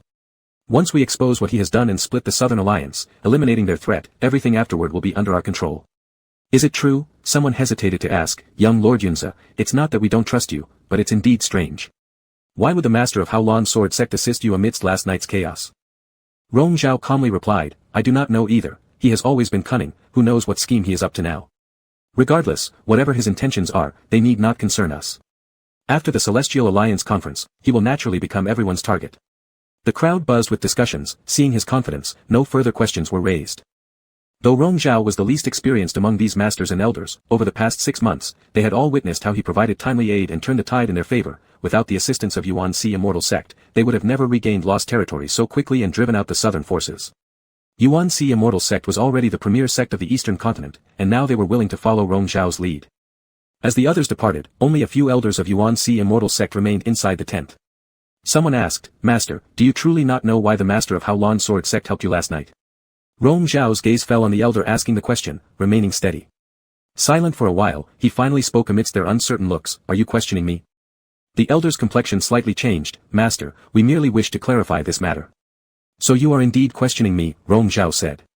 Beside him, Elder Qi tried to mediate, Master, Elder Su did not mean it like that. And what exactly did he mean? Rong Zhao retorted coldly, I've already said I don't know. If you don't believe me, then what? Everyone grew awkward. They wished to test the newly appointed Master Rong Zhao but weren't aiming for open conflict, especially with external threats yet unresolved. Rong Zhao wasn't ignorant of their thoughts, he just chose to ignore them. If there is nothing else, you may leave. After dismissing everyone, he sat down to gain a moment of peace. Closing his eyes, an unexpected wave of irritation crept into his mind. That sword strike from last night, he didn't require Wu Jianhu's help to handle it himself. That man was always like this, always assuming things incorrectly. He didn't need it, he no longer needed it. Within a couple of days, the invitations for the Celestial Alliance conference arrived at various sects of the Southern Alliance, setting the date 10 days henceforth, outside the south gate of Shanglua City. The Celestial Alliance conference took place every 5 years to deliberate alliance matters, rotating across the 4 continents. Originally, Shanglua City was designated as the venue last year, but due to Southern Alliance unrest causing the Celestial Alliance to disintegrate, the event was postponed. Now, under the name of Shao Ruffling, the Celestial Supervisor, the Celestial Alliance conference was reopened. Whether the southern factions agreed or not, the rationale behind it was clear. Within Shanglua City, Ling Sect and Hui Mountain Sect continued to clash fiercely. Other sect members stayed confined in their respective inns, choosing to stay out of this mess. However, once the invitation reached their hands, ignoring it wasn't an option. Hui Mountain Sect will definitely accept, they want nothing more than to leave and return to the south. Other sects are still observing, awaiting your decision, Master. Wu Jianhu listened to the attendance report while flipping through the invitation, it wasn't from Shao Rufeng's hand. The gilded characters shone brilliantly like iron paintings and silver hooks, faintly glowing with spiritual light. It was written by Rong Zhao himself, which he recognized instantly. Touching it with his fingertips, it seemed as though he could still feel the faint traces left by the person who wrote it. Seeing him silently staring, the attendant gently reminded, Master, suddenly reopening the Celestial Alliance conference might suggest other intentions. We must proceed cautiously. Did they say anything else when sending the invitation? Wu Jianhu asked. No, the attendant replied. Wu Jianhu lowered his eyes, focusing on the brief lines of text. After a long pause, he finally said, if he personally invited me, how can I refuse? Reply to them, Haolan Sword Sect will attend. But Before the attendant could further dissuade him, Wu Jianhu interrupted, even if it's a banquet filled with peril, I will go anyway. Rong Zhao extended the invitation, even if it were a banquet brimming with danger, let alone a treacherous feast, it wouldn't stop him from attending. Even should it lead him into fiery pits and blade-laden mountains, he would go nonetheless. Chapter 55, It's a Partner. 10 days later, at the south gate of Shanghua City. The city gates were not yet open, but people from the Southern Alliance had already flown down from the city tower. On the square ahead, Xiao Rufeng and his followers had been waiting for a long time. Standing face to face, the two groups were distinctly separated with a tense atmosphere present right from the beginning. As they say, foes meeting face to face see red. Some elders from the eastern faction, with fiery tempers, couldn't help unleashing an attack as soon as they saw the group appearing. Dazzling spiritual light accompanied by an explosive sound violently erupted in front of the members of the Southern Alliance. This display of power instantly caused their expressions to change, leaving them extremely displeased. Given the current situation, however, they didn't dare retaliate. The person who succeeded in provoking wanted to strike again, but was stopped by Rong Zhao's sword, that's enough. From the Southern Alliance side, Wu Jianhu spoke first, what is the purpose of gathering us here for this immortal alliance assembly? Though he seemed to be addressing Xiao Rufeng with his words, his eyes were directed towards Rong Zhao. With frost flying and mist heavy, looking far off, all one could see was the coldness in that person's eyes. Wu Jianhu let out a sigh inwardly and added, forgot to mention, congratulations to young Master Yunza on becoming the patriarch of Yuan-Si Immortal Sect. Rong Zhao showed no reaction, however, the elder beside him frowned and said, enough talk about unnecessary things. Xiao supervising guardian, start now. Xiao Rufeng awkwardly coughed softly. In fact, he was forced into this position too, having just been released from house arrest by Xiao Tan, during which time he was still recovering from internal injuries. After being rescued by the people of Yuan-Si Immortal Sect, he now had to comply with their orders. Under everyone's watchful eyes, he had no choice but to stifle his concerns and declare, today, I have summoned all of you here, and I wish to first apologize sincerely for my incompetence in educating my child, which has led to Xiao Tan, this foolish son whose ambition exceeds his talent, doing wrongs. He was misled by others, conspired with dangerous individuals, creating great calamities, and I too am at fault. Now captured, whether you choose to kill or punish him, it is entirely up to you. Members of the Southern Alliance appeared increasingly dissatisfied, sensing that Xiao Rufeng's words were subtly accusing without directly blaming. Those from the eastern continent also felt discontented. An angry voice emerged, saying, how can something so serious be dismissed merely with a claim of being misled? What exactly did he do? Who misled him? And what dangerous plans were conspired, must be clarified. Even if your son alone is flayed alive, it will be of little use for our sects, which suffered great loss with countless casualties, almost destroying our foundations. Other people quickly joined in agreement. Indeed. Ultimately, those from the Southern Alliance are the main culprits. Why should Director Xiao insincerely apologize here? They should be the ones explaining. No need to discuss further, I think there is nothing to deliberate today. These people deserve the same punishment. The ones that should be flayed aren't just Xiao Tan, every villain occupying Shanghua City will suffer the same fate. Stop making excuses. Unable to contain themselves, someone from the south rebutted, if it wasn't for your excessive oppression back then when you destroyed our southern continent's Tian sacrificial fire repeatedly suppressing our sects, things wouldn't have escalated this far. If anything, this calamity is self-inflicted on you. Another side retaliated fiercely, who knows if what happened during the Tian ceremony wasn't orchestrated deliberately by you. Just as the two factions were about to engage in another confrontation, Rong Zhao interjected to cut off the highly charged argument between them, bring Xiao Tan forward first. Let him explain his actions. Yes, he indeed should be brought forth and made to speak openly, Xiao Rufeng actually strongly opposed it, fearing it might implicate himself. However, since Rong Zhao had spoken, he couldn't object anymore. Xiao Tan was brought up under guard, disheveled hair and a blank expression. Kneeling on the ground, head bowed, he remained silent. Xiao Rufeng, seeing this, could only urge, foolish child, confess what you have done. But Xiao Tan slowly raised his head, expressionless as he gazed at everyone present and smirked bitterly, do I not know what I've done, father? It was you who instructed me to learn Gu techniques initially, using them to insert moles in each sect. Then due to greed, you fell for the deception of the master of Hao Lan sword sect, conspiring together on big endeavors, thus leading to all these subsequent events. Upon hearing his words, shock rippled around the crowd. Someone became furious and questioned aloud, those affected by soul-eating poison goo, it was your doing. How did you manage such a feat? Some even directed their anger towards Xiao Rufeng. What do you have to say for yourself? Panic-stricken and irate, Xiao Rufeng berated Xiao Tan, don't spout nonsense. When did I ever instruct you to carry out these tasks? I knew nothing about it.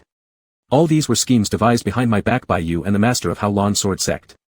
You had me imprisoned, disobeying orders while marching eastward, bringing shame upon Chang'e, all this while trying to shirk responsibility by speaking nonsense here. In response, Xiao Tan offered only derisive laughter. The truth in both their statements lay somewhere in between. Initially, it was indeed Xiao Rufeng who forced Xiao Tan to learn Gu techniques.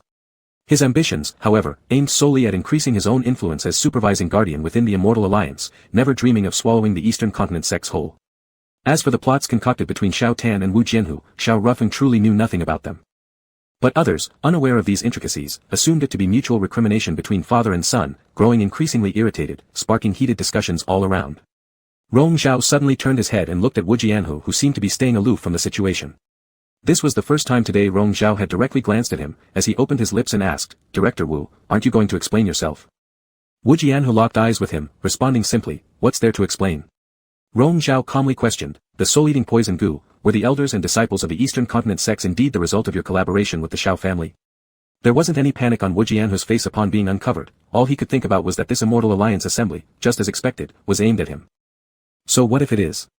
And so what if it isn't? The soul-eating poison Gu, emphasized Rong Zhao, the cultivator of the Tian Luo sect who put out the Tian fire of the southern sects during the Tian ceremony, he was also infected with the soul-eating poison Gu. His words jolted people awake, prompting someone to immediately react, "Well done. The incident back then was truly a show orchestrated by you Southern Alliance members. You extinguished your own Tian fire to deceive everyone and used that as an excuse to invade the East Continent. You really have played your cards well." However, the crowd from the Southern Alliance was also shocked, pressing Wu Jianhu for answers. "Director Wu, what exactly happened? Was it truly your doing? Was it really you and Xiao Tan who ordered the destruction of our sect's Tian fire? Speak clearly, will you?" Wu Jianhu ignored them, only looking at Rong Zhao, trying to capture every minute expression change on his face. "Young Master Yunzi, do you have any evidence?" Rong Zhao did not respond. In the ensuing deadlock, another voice abruptly interjected, "I do." Everyone turned to look in the direction of the voice, only to find that it was Sang Chuxue who spoke up.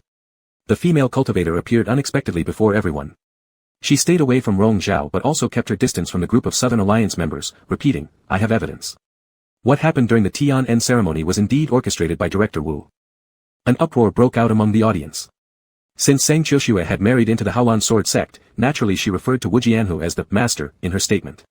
Wu Jianhu's eyebrows slightly moved, gazing at Rong Zhao's non-surprised eyes and instantly realizing the truth. Behind him, Changchun loudly reprimanded, "Chuxue. What nonsense are you spouting? Why have you come here?" "I came on behalf of Thousand Stars Island," Sang Chuxue said. "Such a significant occasion as the Immortal Alliance Assembly shouldn't lack the presence of us from Thousand Stars Island. My several brothers are too busy contending for the position of Island Master to bother attending, so I came." "I'm telling you not to talk nonsense here." Changchun interrupted angrily, "Come over here." But Sang Chuxue paid him no further attention.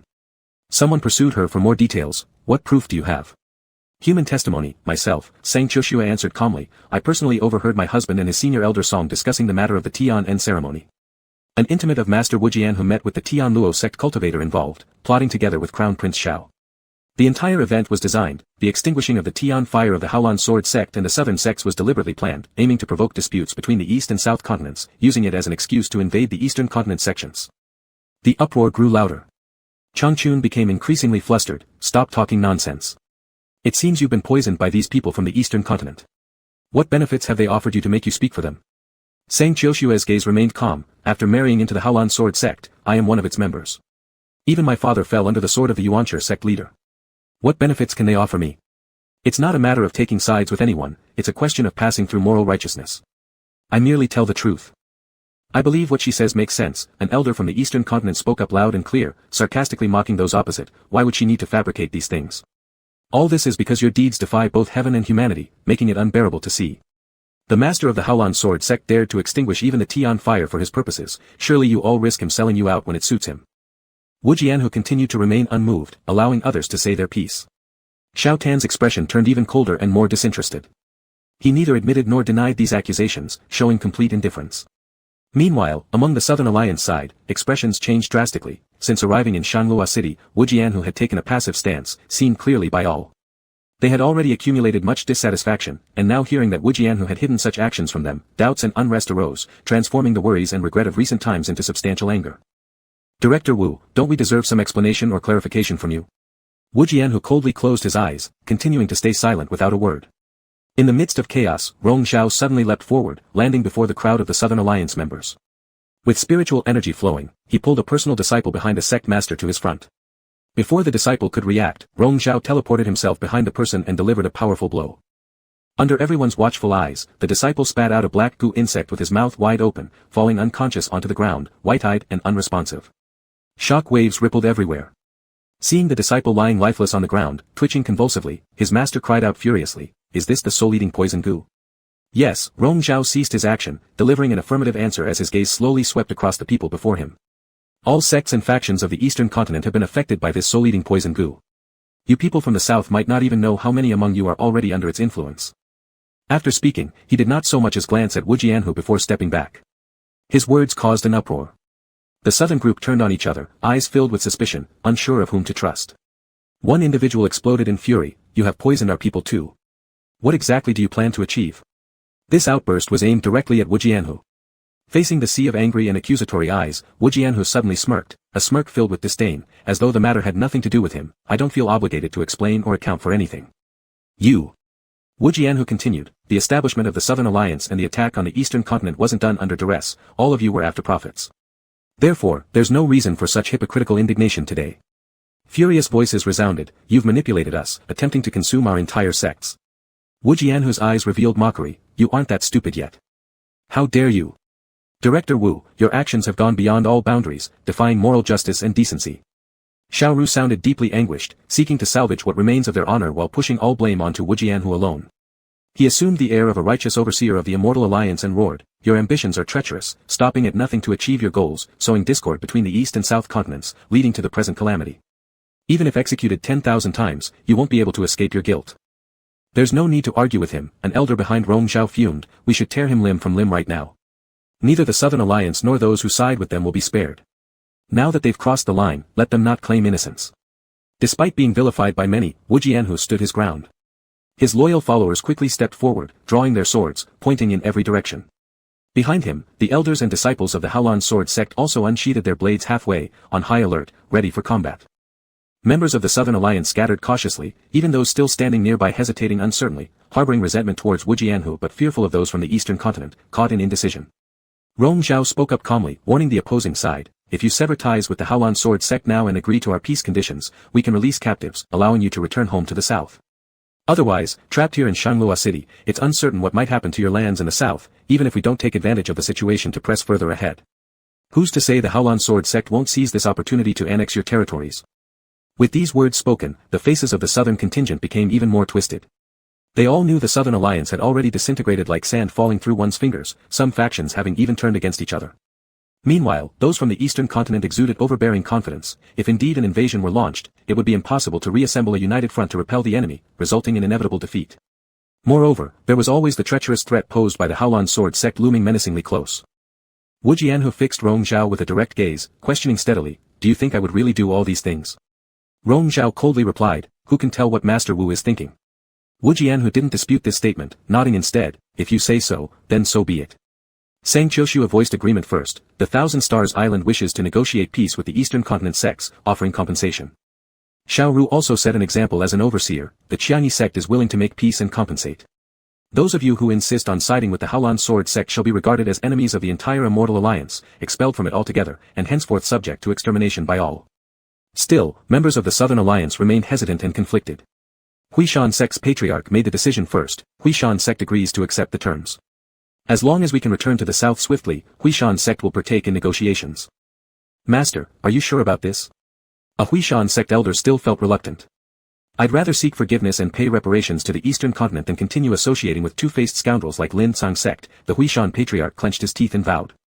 Once the first domino fell, others soon followed suit, second and third. Those left standing alongside the Haolan sword sect were either closely tied to them or deeply enmeshed in mutual dependencies with them. Compared side by side, the disparity in numbers was glaring, isolating them completely. Yet Wu Jianhu remained composed, aware that Rong Zhao's strategies against him wouldn't end just here. He actively asked, "Young Lord Yunze, is there something more you wish to say?" In the midst of the standoff, Rong Zhao turned his head to signal a servant, "Bring the person over." A moment later, a disheveled young cultivator was dragged in. Facing puzzled stares, he nervously introduced himself as a close attendant of the former patriarch of the Haolan sword sect. Some of the Haolan sword sect disciples recognized him, Cui Fang. "Why are you here?"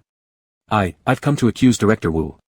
He steeled himself, closed his eyes, gritted his teeth. On that day, the late patriarch didn't fail due to unforeseen circumstances. Director Wu led people to shut down the Xuanji Hall barrier, massacring everyone inside. Then during the critical moment when the old patriarch was attempting to ascend, he entered the cave, slaying him. The moment this person finished speaking, he immediately closed his mouth. He had been imprisoned for a long time by Rong Zhao, already well disciplined to be obedient. Anything Rong Zhao didn't permit him to say, he dared not utter even a single word. These few brief words, however, were like water being poured into hot oil, they instantly caused an uproar. What did you just say? An elder of Haolan's sword sect asked sharply. Wu Jianhu diverted some attention and gave the trembling cultivator a glance, raising an eyebrow slightly. It's exactly as I said. The late Grandmaster sent me a jade slip communication, which contained his final words. The cultivator hurriedly explained, not daring to lift his head. Where is that jade slip communication? Rong Zhao replied, it's your internal affair of the Haolan sword sect, and I have no intention to ask too many questions. However, since Director Wu has committed all these deeds, it's only fitting for everyone to know his true face. A servant handed over the jade slip with both hands, and after receiving it, Rong Zhao waved lightly and revealed its content publicly. You beast, you killed your father to seize power, you shall meet a bad end and be cursed by heaven. Yu Chao's final statement. The area erupted in chaos. People from Haolan sword sect stared wide-eyed, their leading elder finding it hard to believe as they looked at Wu Jianhu. Master, is this true? Yu Chao abandoned his future glory, harming my mother. All I did was avenge her, Wu Jianhu admitted, his voice calm. That's still your father. How can you kill your father and usurp his position, doing something worse than beasts? Worse than beasts. Wu Jianhu sneered lightly, that description suits Yu Chao. He brought this upon himself. So what, are you planning to rebel? How dare you? You need to have the ability first, ignoring them now. His gaze fell back on Rong Zhao ahead, he spoke gravely, young Lord Yunza convened this immortal alliance meeting aiming for nothing but to make me lose all support. Rong Zhao, why do you hate me so much? Dusk approached, and the moon began to rise. Rong Zhao remained silent, with an expression like a still pool reflecting the serene shadow of a jade pendant. If he didn't take such actions, how could he easily divide the Southern Alliance, split the Haolan sword sect? In the most tense moment, a sudden soft chuckle interrupted the scene.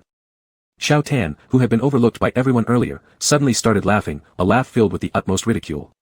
Someone couldn't bear his laughter, reprimanding, what are you laughing at? Xiao Tan's laughter grew eerier, murmuring cryptically, I laugh at you all, whether it's the Southern Alliance or the people of the Eastern continent. You've all been deceived by them. Young Lord Yunza would never truly hate Master Wu. In fact, he hasn't even disclosed Master Wu's greatest secret. Rong Zhao shot him a cold glare, seemingly guessing what Xiao Tan intended to say, his hand already resting on the hilt of his sword. Is young Lord Yunza feeling guilty? Wanting to strike me directly with your sword? Xiao Tan seized control of the situation first, so many people are watching. Are you afraid I'll expose you? Afraid I will reveal Master Wu's ultimate secret? What exactly do you want to say? Xiao Ru asked loudly. If young Lord Yunza can capture even Master Wu's closest attendant, wouldn't he surely find out what genuine secrets could bring him down? I don't believe this person doesn't know. Perhaps it's because you don't let him speak, don't want the world to know, Master Wu is actually a half-demon, conceived by the old master and a demoness. This shocking revelation froze everyone present. Wu Jianhu flattened his lips, his eyes turning completely cold. Is it really so? Do you have evidence? An excited voice questioned. What kind of proof do we need? Xiao Tan laughed aloud, why don't we just ask this Master Wu directly if he dares deny being a half-demon? As for why young Lord Yunza knows yet keeps silent about it. Rong Zhao's face was already as stern as still water, his entire body emanating coldness. Xiao Tan's eyes landed on his face, a mixture of madness and extreme ill intent, certainly because the two of them, he and Master Wu, their bonded companions through a covenant. Chapter 56, Never Again. Xiao Tan's words were cut short as he was flung backward by an abrupt surge of sword intent. His organs trembled, and he fell face down, spitting out a mouthful of blood. But the person who struck wasn't Rong Zhao, it was Wu Jianhu, who had remained unmoving and indifferent since the beginning. As Jian Mo returned to its sheath, Wu Jianhu's expression turned cold, and he spoke dismissively, you're too noisy. On the eastern continent, everyone was astonished. Someone shouted loudly, young Lord Yunze, is what he said true? Before Rong Zhao could open his mouth, Wu Jianhu answered for him, nonsense. Your haste in acting against this Xiao Tan, isn't that proof you're afraid of what he said? The other retorted. What do I have to fear? Wu Jianhu lifted his eyelids slightly, casting a disdainful glance, he says I'm half-demon. So be it. My mother was indeed a nine-tailed spirit fox, and there's nothing I can't admit to. After his words faded, the surrounding crowd gasped in unison. The elders and disciples of Haolan's sword sect couldn't believe their ears, and the leading elder's voice even trembled, you actually. So what if I'm half-demon? What does it matter to you all? With that, his gaze refocused on Rong Zhao, hesitating for a moment, as for me and young Lord Yunze. The night grew darker, with several zhang between them, making it hard to discern each other's expressions. I already said, nonsense, Wu Jinhu continued gravely, a man like young Lord Yunzei, pure as clear wind and bright sunshine, would never look upon someone base like me. Whispers and debates rippled through the crowd, with some believing while others doubted the claim. Rong Zhao heard all these guesses flying back and forth but remained silent throughout. Xiao Tan struggled to stand, coughing up blood while his twisted smile deepened. He's lying. He admitted it before, his bonded partner resembles young Lord Yunzei. Resembles my foot. It's clearly young Lord Yunzei himself. Do not utter nonsense. A disciple of Yuan's immortal sect couldn't help but shout, our master is who he is. There's no way he could possibly have any connection with a half-demon like you. You think our master dares admit it? How could he admit being involved with a half-demon, an enemy of the Immortal Alliance? Xiao Tan laughed hoarsely, a wave of satisfaction rising within him. After being played by Wu Jianhu for so long, today he finally tasted the sweetness of revenge. He wasn't entirely sure, though. The hint of Wu Jianhu's half-demon aura was something Xian Zhen had accidentally sensed. Only because Wu Jianhu had devised a way to combine demon arts with insect enchantments did they grow suspicious. As for the real relationship between those two, it was just his guess from watching quietly from the sidelines. But judging from Wu Jianhu and Rong Zhao's reactions now, he knew his guess was right. Is young Lord Yunzei too scared to speak up now? Xiao Tan raised his voice, seemingly challenging deliberately. When we broke through Bian City that day, your move that tore apart the protective city array, using a talisman of swords to extract both of your sword intents during your duel, merging into a united force, directly shattered the array's boundary. Wasn't it obvious your sword intents originated from the same source? When exactly did you practice this celestial sword technique together? Do you dare explain it publicly? And Director Wu here, knowingly understanding your intentions yet cooperating, even aiding you repeatedly, letting the Southern Coalition suffer defeats one after another, what's his motive? You two really are quite amusing, deceiving all of us here and putting on a show for everyone. Not true, Rong Zhao finally spoke, calmly explaining, the matter of the sword technique was merely a coincidental opportunity both he and I encountered. The rest is all unfounded speculation and fabrication on your part. His voice grew colder, his eyes appearing misty as if holding nothing. There has never been any connection between him and me, nor will there be in the future. As for you, Xiao Tan, you talk too much. What's the point of saying such fantastical nonsense? You're lying. Lying. Xiao Tan became agitated, you just don't dare to admit it. You're nothing more than a hypocrite cloaked in righteousness, ha ha ha. Voices of clamor rose louder around them. Someone said, if it's untrue, then let young Lord Yunzei take action personally and deal with this leader of Haolan Sword Sect for us. Regardless of what he's done, his status as a half-demon alone makes him worthy only of death. Rong Zhao held his sword still, his entire body radiating a chilling presence. Around Wu Jianhu, even the members of Haolan Sword Sect unconsciously backed away, leaving only his trusted bodyguards surrounding him, swords at the ready, vigilant against any movement. All the chaotic noise gradually blurred in their ears. They stared across the sea of people, memories of the past fading far away, leaving only the figure in front. Wu Jianhu lowered his gaze, his emotions unreadable beneath his half-closed eyes. But in the next instant, before Rong Zhao acted, the long sword in his hand moved first, cutting fiercely through the air. No one reacted in time, startled cries breaking out everywhere. The mountain shook, and violent winds swept violently over the area. Such overwhelming sword intent was unstoppable, save for Rong Zhao, none could withstand it, struggling merely to maintain balance without being thrown back. Yet Yunzei's sword never left its sheath. Rong Zhao stood rooted to the spot, meeting the overwhelming sword light head-on. In the last moment, as the figure surged towards him and delivered a final, penetrating gaze, he froze. By the time the windswept sands cleared and the blinding sword light vanished, Wu Jinhu and his trusted confidants had already disappeared without a trace. Where are they? Just like that, he's escaped. Quick! Send someone to chase after him. Amidst the growing chorus of shocked voices, Rong Zhao remained silent, his gaze lifting toward the dark night ahead. The blackness seemed to have been absorbed into his eyes. The night passed swiftly. In the early morning, subordinates reported that neither Wu Jianhu nor his servants had been found anywhere inside or outside Shanglua City. This was no surprise to Rong Zhao, his fixed stare carried no immediate reaction. We've already sent people to search the surrounding mountains and several neighboring towns but found nothing. They might already be gone from here. The informant spoke in a low voice, confirming what Rong Zhao had already anticipated. Wu Jianhu, who appeared fearlessly at the Immortal Alliance meeting yesterday, must have planned his escape meticulously. His trusted followers were all of high cultivation levels, capable of flying on their swords. Just one night was enough for them to cover 1,000 miles. And it wasn't only Wu Jinhu. Xiao Tan also took advantage of the chaos during the final confrontation last night to flee with his wolf demon companion. It was the wolf demon that first escaped from its water prison cell, giving Xiao Tan the confidence to brazenly speak those incendiary words before the crowd, deliberately provoking action to create an opening. Similarly, they too evaded capture, vanishing without a trace. Deploy more people to search for them. Should any news arise, send it back immediately, Rong Zhao commanded. Yes. After dismissing the informer and seeing only a few elders of UNG Immortal Sect by his side, Elder Su broached the topic. Master of the sect, did you truly know nothing about this matter concerning the half-demon? I knew nothing, Rong Zhao frowned, clearly irritated by the repeated questioning. I understand what you're implying, but everything spoken by Xiao Tan's family were fabrications. I explained clearly yesterday in front of everyone, the fact that I and he learned the same sword technique is merely coincidental, there's nothing else to it. Let this discussion end here and don't bring it up again. His tone was firm, brooking no room for interference. But still wished to say something. The faces of the elders flickered several times as they hesitated over the current situation and finally chose to remain quiet for now. After dismissing everyone, Rong Zhao revealed signs of fatigue, noticing Zhang Qi still lingering in the tent. He asked, do you have anything else? Zhang Qi clenched his hand tightly behind his back, struggling to hide his discomposure and said, eldest brother, between you and sect leader Wu. I just said it moments ago, nonsense, fabricated claims. Or are you also like the other elders who keep asking me about it? Rong Zhao cut him off sharply, his voice icy. No, I'm just. Zhang Qi's voice dropped lower, unable to finish his sentence. Perhaps only he knew that 9 out of 10 things Xiao Tan said were true. Rong Zhao had entered into a contract with someone, with his eldest brother, with someone else. Hatred and resentment overwhelmed him almost suffocatingly, yet his cowardice prevented him from exposing even the slightest hint in front of Rong Zhao. Rong Zhao grew irritable but didn't notice Zhang Qi's conflicted feelings and waved dismissively, leave. Zhang Qi bowed his head, uttering hoarsely, yes. Finally, silence descended upon the place. Rong Zhao sat down, closing his weary eyes as he leaned heavily against his chair. There were still many things left to be done. Negotiating peace treaties with the southern alliances was no easy task. He couldn't help but feel repulsed, exhaustion endlessly gnawing at him as if there would never be a moment of peace. Peace talks naturally wouldn't come easily. More people preferred tearing these southern figures limb from limb rather than reconciling. But rationally, sitting down to talk was the only option if they wanted to put an end to the regional disputes sooner rather than later. Round after round of negotiations went by, and another half-month slipped away unnoticed. From the eastern continent, led by UNG Immortal Sect, they proposed exceedingly harsh terms that the Southern Alliance found unwilling to accept. But seeing that chaos was imminent in the south, Haolan Sword Sect and its associated minor sects expelled from the Immortal Alliance were sure not to sit idly.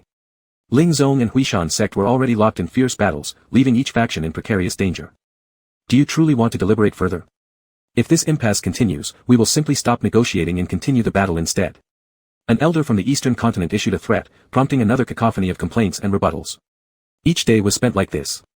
Rong Zhao grew increasingly intolerant and weary. He turned his head, delegating matters to others before quietly slipping out of the temporary negotiation hall. Since the start of the peace talks, their group had entered Shanglua City, which now looked desolate and deserted, bearing no resemblance to its former prosperity. Snow fell once again, causing Rong Zhao to pause at the foot of the palace steps, gazing forward absent-mindedly at the scattered snowflakes, seemingly seeing nothing else. From beneath the wall roots came faint whispers. It was 2 guards slacking off in idle chat. Do you think what Xiao Tan's first prince said back then is true? That young Lord Yunzhe and the master of Haolan Sword Sect are bound partners. How should I know? Although neither has admitted it, why would Xiao Tan's first prince make up such baseless accusations? Often, the world's truths are wrapped in absurdity. Still, what is real or false, only they themselves can know. Haolan Sword Sect's master, everyone now regards him as a person to be exterminated. And he is half-demon. If young Lord Yunzhe really has any relations with him, his reputation will be irreparably damaged. UNG Immortal Sect's influence is becoming so immense now. Being the sect leader of UNG Immortal Sect, whatever he says goes unquestioned. Who would dare refute him? The voices gradually faded away as Rong Zhao remained silently gazing at the snow mist before him. Frost clung to his eyes, blurring his vision. As night fell, Rong Zhao meditated in his room but was restless, with the qi circulating in his body growing increasingly chaotic and almost reversing. He withdrew from meditation, clutching his chest as if it would explode, bending over with veins bulging on his forehead, sweating profusely. He closed his eyes, drawing deep breaths to try to calm himself down, then called out in a hoarse voice, someone. Before stepping out, Rong Zhao suddenly paused, looking towards the thick fog in the distance but ignored it and walked on. Taking only 2 or 3 confidants discreetly out of Shanglua City, they headed towards the mountains outside the city. Deep within the forest, under the cold moonlight, a temporary blood pool glimmered with sinister light and exuded an overwhelming stench. The attendants waited outside the forest while Rong Zhao stopped by the edge of the pool, staring at the crimson blood without moving for a long time. He stepped into the pool, one step after another, the blood covering his white boots, over his ankles, calves, slowly submerging him until his head disappeared. The malefic force, no longer restrained, surged through his meridians and channels, gradually suppressing the unruly qi rushing around his body. He had always detested anything dirty and foul. As a child, if any strange beast's blood splashed onto his clothes during training with his parents, he would discard the robes instantly, feeling uncomfortable for a long time afterward. But later on, this became the only way he could practice cultivation. After his Dantian, elixir field, shattered and his spirit root broke, this method helped repair his Dantian and reconstruct his spirit root, leaving him with no other options. He genuinely found it revolting, detesting everything including his present state. Yet, those 2 times he entered the illusion realm were among the rare moments he found joy, temporarily forgetting everything. Altogether, it added up to just 3 years and 9 months, stolen time. And that was why he was so attached. All sorts of memories flashed past his mind, finally stopping at the night when, through all the chaos, their eyes met from afar. In the boundless sea of blood and utmost evil filth, he closed his eyes and let himself fall into decadence. When he left, there was no trace of blood or dirt on Rongzhao. His spiritual power had cleansed all the bloodstains, not showing even the slightest hint. Walking a few steps, he paused again, hearing the wind carrying a faint but persistent disturbance, which he'd sensed ever since he left earlier. It wasn't his imagination. Closing his eyes briefly before reopening them, his cool voice spoke, "Why come and not show yourself?" A moment of silence followed, then Wu Jianhu leaped down from a towering tree a few dozen feet away. "What were you doing just now?" Wu Jianhu examined him closely. If he hadn't witnessed it himself, he wouldn't have guessed what had just happened. But Rongzhao retorted, "Wu Jianhu, didn't you say you wouldn't bother me anymore? What does this count as then?" "I didn't intend to appear in front of you," Wu Jianhu's voice was strained. "I just wanted to watch you." "Watch me? Or are you trying to figure out how to seize the last divine jade?" Rongzhao sneered. "At this stage, are you still putting on a false pretense with me?" "Rongzhao, what were you doing just now?" Wu Jianhu insisted. Rongzhao's expression remained calm. "You saw it, so why ask?" "Earlier in Shanglua City, I captured a stealthy minor demon who intended to join us," Wu Jianhu explained slowly. "He claimed to be a celestial envoy sent by your UNG immortal sect to infiltrate the alliance. He worked for you, but you planned to kill him. Lucky for him, he survived and fled here." "Rongzhao, is it true like he said? Do you practice malevolent techniques? Are you cultivating demonic powers?" Rongzhao froze his gaze, his emotions barely wavering. After a long pause, he looked down, remaining silent. Wu Jianhu looked at him, feeling that icy, bone-chilling cold emanating from him, completely freezing and alienating anyone. When Wu Jianhu attempted to speak further, Rongzhao reopened his eyes, his irises darker than the night sky. "Weren't you wondering how I managed to survive the abyssal torment? Yes, it was thanks to this, using the pile of corpses and pools of blood to refine my demonic skills and rebuild my Dantian and spirit root. That's how I crawled out of that place."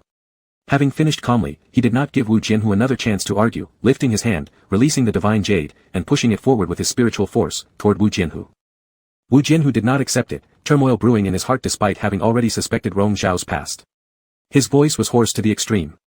"What does this mean? This isn't what you came for.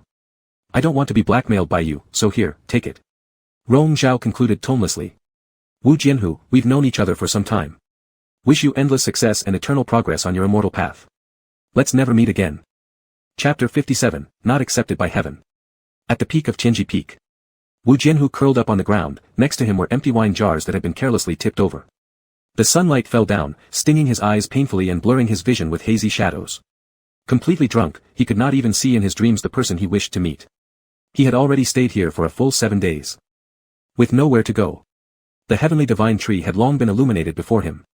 A brilliant golden glow floated above the sea of clouds, revealing the outline of the divine tree among them, its layered branches and leaves adorned with spirit jade, extending all the way to the 9 heavens. After so much scheming, it finally came to this moment. The broad path to becoming a god was right in front of him, yet he felt no enthusiasm at all. He would rather drown himself in intoxication, never to wake up from his eternal drunkenness. If there were no attachments, he could certainly attain true enlightenment and become a celestial being. But he wasn't like that. He used to disdain romantic love, but now he found himself trapped by it. In his childhood memories, he had awakened many times in the middle of the night to find his mother weeping alone. At that time, he already knew that romance was not a good thing. It made his mother, who always smiled in front of others, show such a sorrowful expression, ultimately ruining her future and life. He originally thought that he would never repeat his mother's mistake. Yet, he too couldn't escape the emotions and desires, destined to not walk the path of becoming a deity. Struggling to get up, Wu Jianhu vaguely saw the figure of that person in the misty mountains ahead. Subconsciously, he darted forward, crashing into the field of golden light and tumbled to the ground unsteadily. Above his head, the towering heavenly divine tree spread across the sky, its branches trembling, making a rustling sound. Exhausted, he closed his eyes and leaned against the tree trunk, unmoving for a while, until that beam of golden light completely enveloped him. At that moment, his mind began to shake violently like an overturned sea, waves of excruciating pain surged through him, almost tearing apart his body. He strained to lift his eyes, leaning on the sword tip as support to barely stand, letting his sword intention sweep around, momentarily suppressing the excruciating pain which returned again with overwhelming force. Wu Jianhu was still caught between life and death in his drunken stupor, driven by pain, subconsciously resisting with his sword, the chaotic intent wildly rampaging without any method, more akin to venting frustration. Until the wind generated around sent him flying out, his body slamming against rocks and rolling clumsily, spewing out a large mouthful of blood.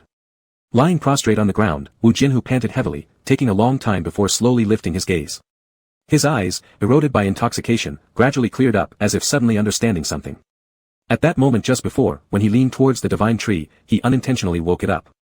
However, the divine tree recognized that he wasn't a true heavenly deity and refused to accept him. Because of the contract seal within his mind. Back then, the upper deity descended alone to this realm, having no companion, naturally no contract seal should be imprinted in their mind. Therefore, anyone retaining a contract seal is absolutely incapable of being accepted by this divine tree. There's a way forward along the path to heaven and deification, but only after removing the seal in the mind. And the sole method can only be, the other party must die. That brilliant golden light lingered in Wu Jianhu's bloodshot eyes, masking all the intense turmoil beneath. Staggering to his feet, Wu Jianhu raised his eyes toward the cloud-covered top where the divine tree met the sky, standing motionless for a long time, as if in deep meditation. A thunderclap roared down, and torrential rain poured forth violently. He closed his eyes, letting the storm soak and drench him. Beneath his feet, an earthquake suddenly started, boulders tumbling down, yet he remained unmoved. Unable to keep his footing anymore, he rolled off the cliff alongside. He did not even use his spiritual powers, continuously spiraling downhill amidst the vertigo, skin torn and flesh bruised, eventually stopping like a fallen leaf halfway down the mountain. Wu Jianhu lost consciousness, perhaps dreaming, still failing to encounter the person he longed to see. Yet, he dreamt of a sigh from his young mother, saying that the taste of love could only be truly understood once one had experienced it themselves. Back then, he didn't comprehend it and paid no attention, but today, it seemed like he truly grasped its meaning. Upon waking again, he struggled to open his eyes. The heavy rain had stopped, and the tremors had ceased. Warm winds caressed the sunny mountain valley, and the golden-tinged heavenly divine tree on the peak was still faintly visible. Sitting up and enduring discomfort, he leaned against the rock behind him for a breath of rest before gazing around. Suddenly, his gaze halted. Not far away on the precipice ahead, there was a stone tablet exposed to the daylight. Its smooth surface appeared as though it had been cleaved by a single strike of a sword, inscribed with characters through the use of spiritual power, something he had never seen before, or possibly hidden behind the cliff face, revealed during the earthquake that had taken place earlier. Supporting himself on his sword, Wu Jianhu walked over and slowly wiped the dust off the tablet with his hand, exposing the words below. The immortal sword formation, no self, no other. This path leads to the heavens, left for later generations. Wishing for all humankind, everlasting love. When his palm pressed onto the stone tablet, an additional memory stored on this stone tablet manifested in his consciousness. It turned out the upper deity did not perish here. Rather, he met his lover here, formed a contract with them, and chose to stay willingly. The supreme chi sword technique indeed was a divine technique, created by the upper deity, initially intended as a solitary martial art. Later, under inspiration from his companion, it was changed into a paired sword combination, achieving perfect mastery at the end. What should have been a tale of excellence was exploited 3,000 years ago by someone with ill intentions. The so-called war god discovered the supreme chi sword technique and perhaps also viewed the memories stored in this stone tablet.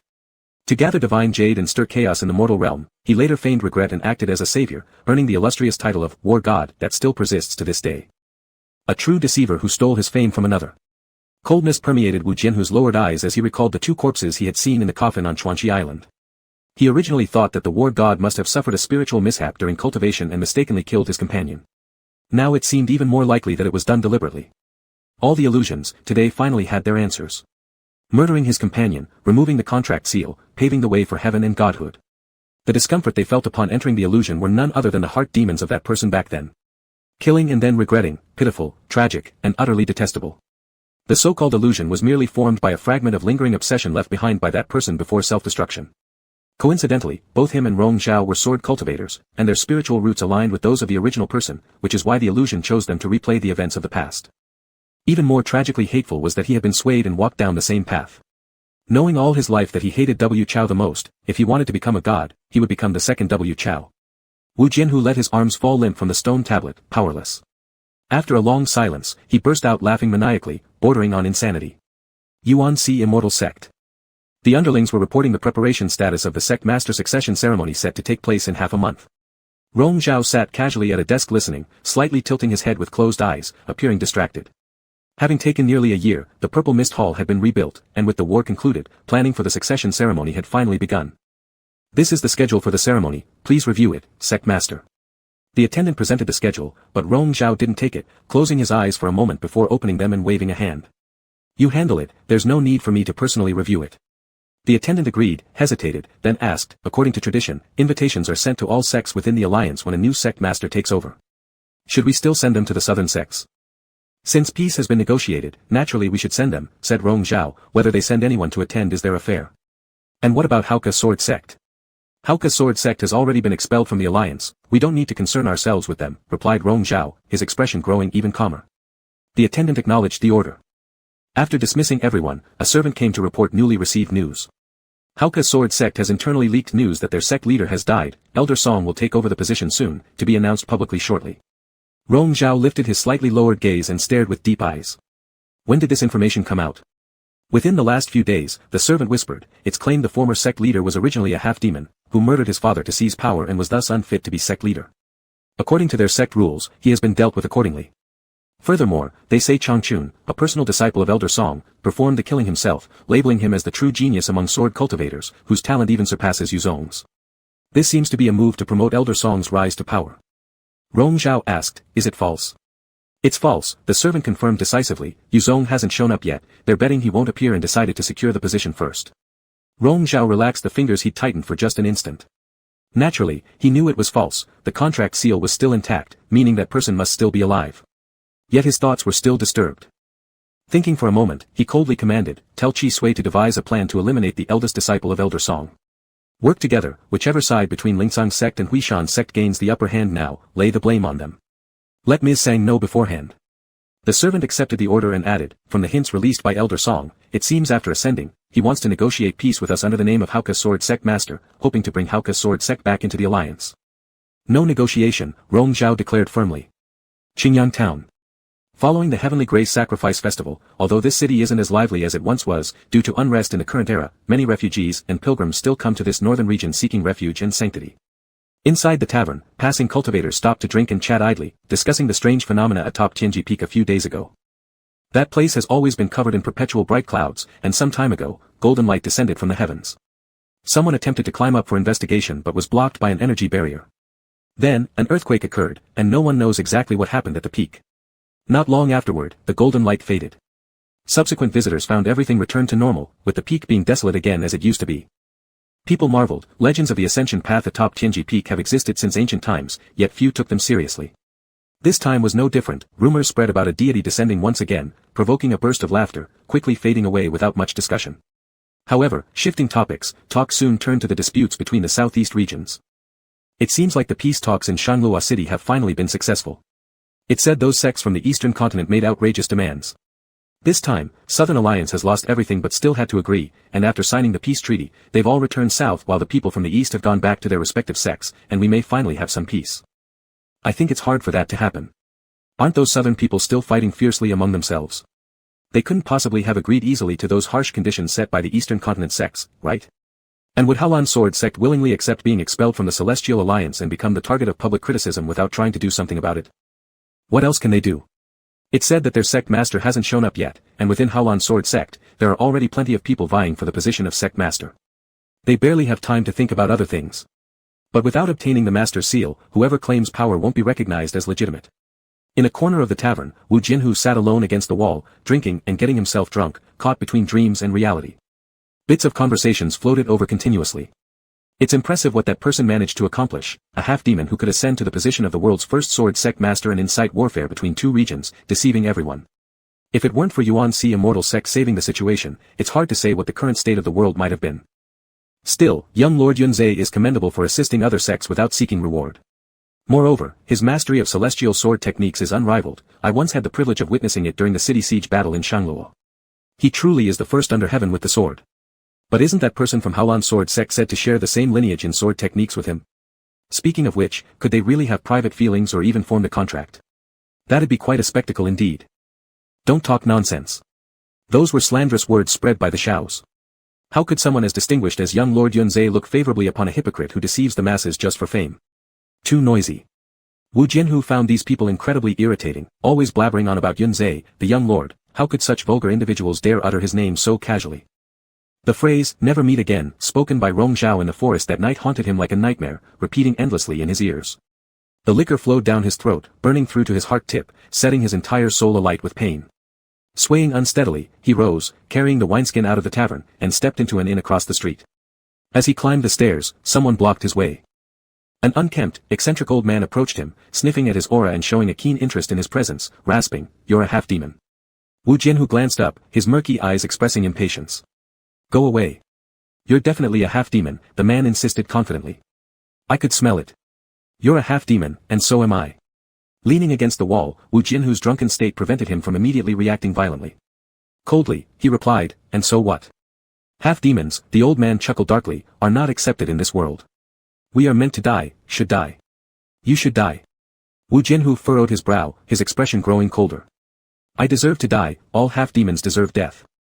The old man waved his arms dramatically, muttering incessantly. "All of us must perish.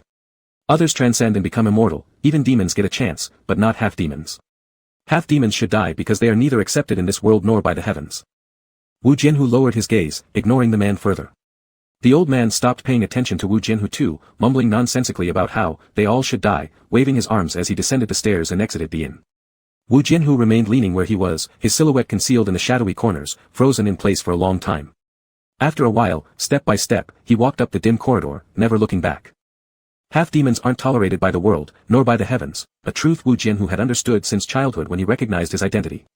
Whether human or demon, if one continues cultivation, passing through trials, they will eventually transcend into immortality. But he could not. If born as a half-demon, the inner core would never surpass its ultimate limits, meaning his cultivation level would stop before reaching the ascension phase, with no possibility of advancing further. No matter how long his lifespan might be, it would ultimately deplete and bring his demise. For him, the path to divinity wasn't a shortcut, it was his only possible route toward transcendence. The choice between two options was never between Rong Zhao and others, it was between Rong Zhao and himself. But at the moment he came down from Tianji Peak, he had already made his choice. Chapter 58, Going Nowhere. The ceremony for the succession of the head of Yuanchi immortal sect was scheduled on the first day of Mengchen, and it was celebrated on a grand scale. After a year, the sect's mountain gate barrier reopened to welcome guests from all directions. Wu Jianhu arrived in Bianqing 3 days earlier, casually stealing an invitation from a passing solitary cultivator to enter the sect. Since he had concealed his formidable aura and changed his appearance, staying low among the crowd, he didn't attract much attention. Xixia Mountain had been refurbished anew. Although the newly reconstructed Xixia Hall could not match its previous opulence and splendor, it now stood majestically on the cloud, appearing more solemn and dignified. The jade stairway stretched from the foot of the mountain to its peak, as if entering a fairy palace. When that person appeared on the stairs, it seemed like a deity descending. Wu Jianhu looked up, his seat was close to the foot of the mountain, only allowing him to watch from afar. At the top of the clouds, Rong Zhao stood tall against the wind, wearing white robes with wide sleeves, his clothes fluttering dramatically, truly having the posture of an immortal. At the auspicious time, hundreds of birds sang, and auspicious clouds descended.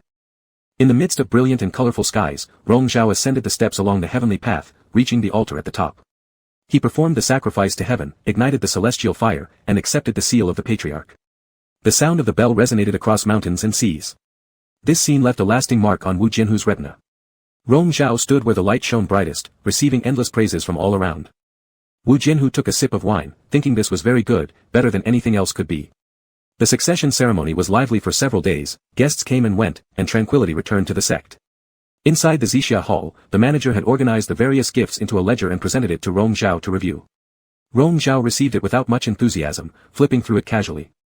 After reviewing the lists of gifts from several major sects and getting a general idea, he stopped.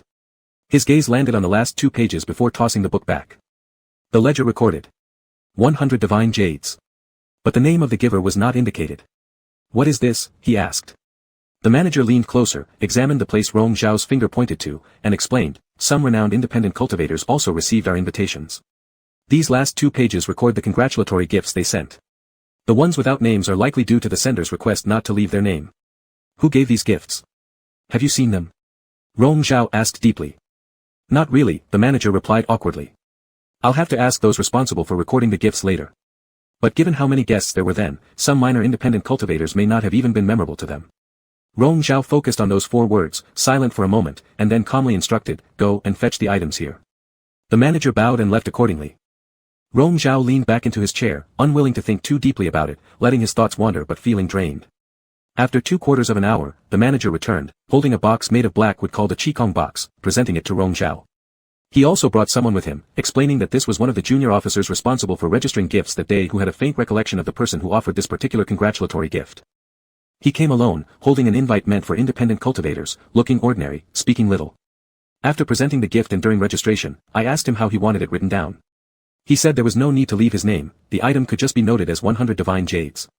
When I further asked what these divine jades were, he wouldn't elaborate, simply stating that Lord Patriarch would understand upon seeing it. The manager hesitated and questioned, "Lord Patriarch, is there anything suspicious?" There was silence after the manager spoke. Both paused uncertainly before tentatively looking up again but saw Rong Zhao fixedly staring at the Qigong box, his expression incomprehensible, making their hearts race nervously. "Lord Patriarch. You may both withdraw." Rong Zhao spoke, dismissing everyone from the hall. Using his spiritual power, he unlocked the seal on the Qigong box. The black wooden box grew several times larger before him, its cover opening to release swirling mist filled with divine energy. Inside, neatly arranged were rows of divine jades, 4 columns of 5 each, stacked into 5 levels, exactly 100 pieces.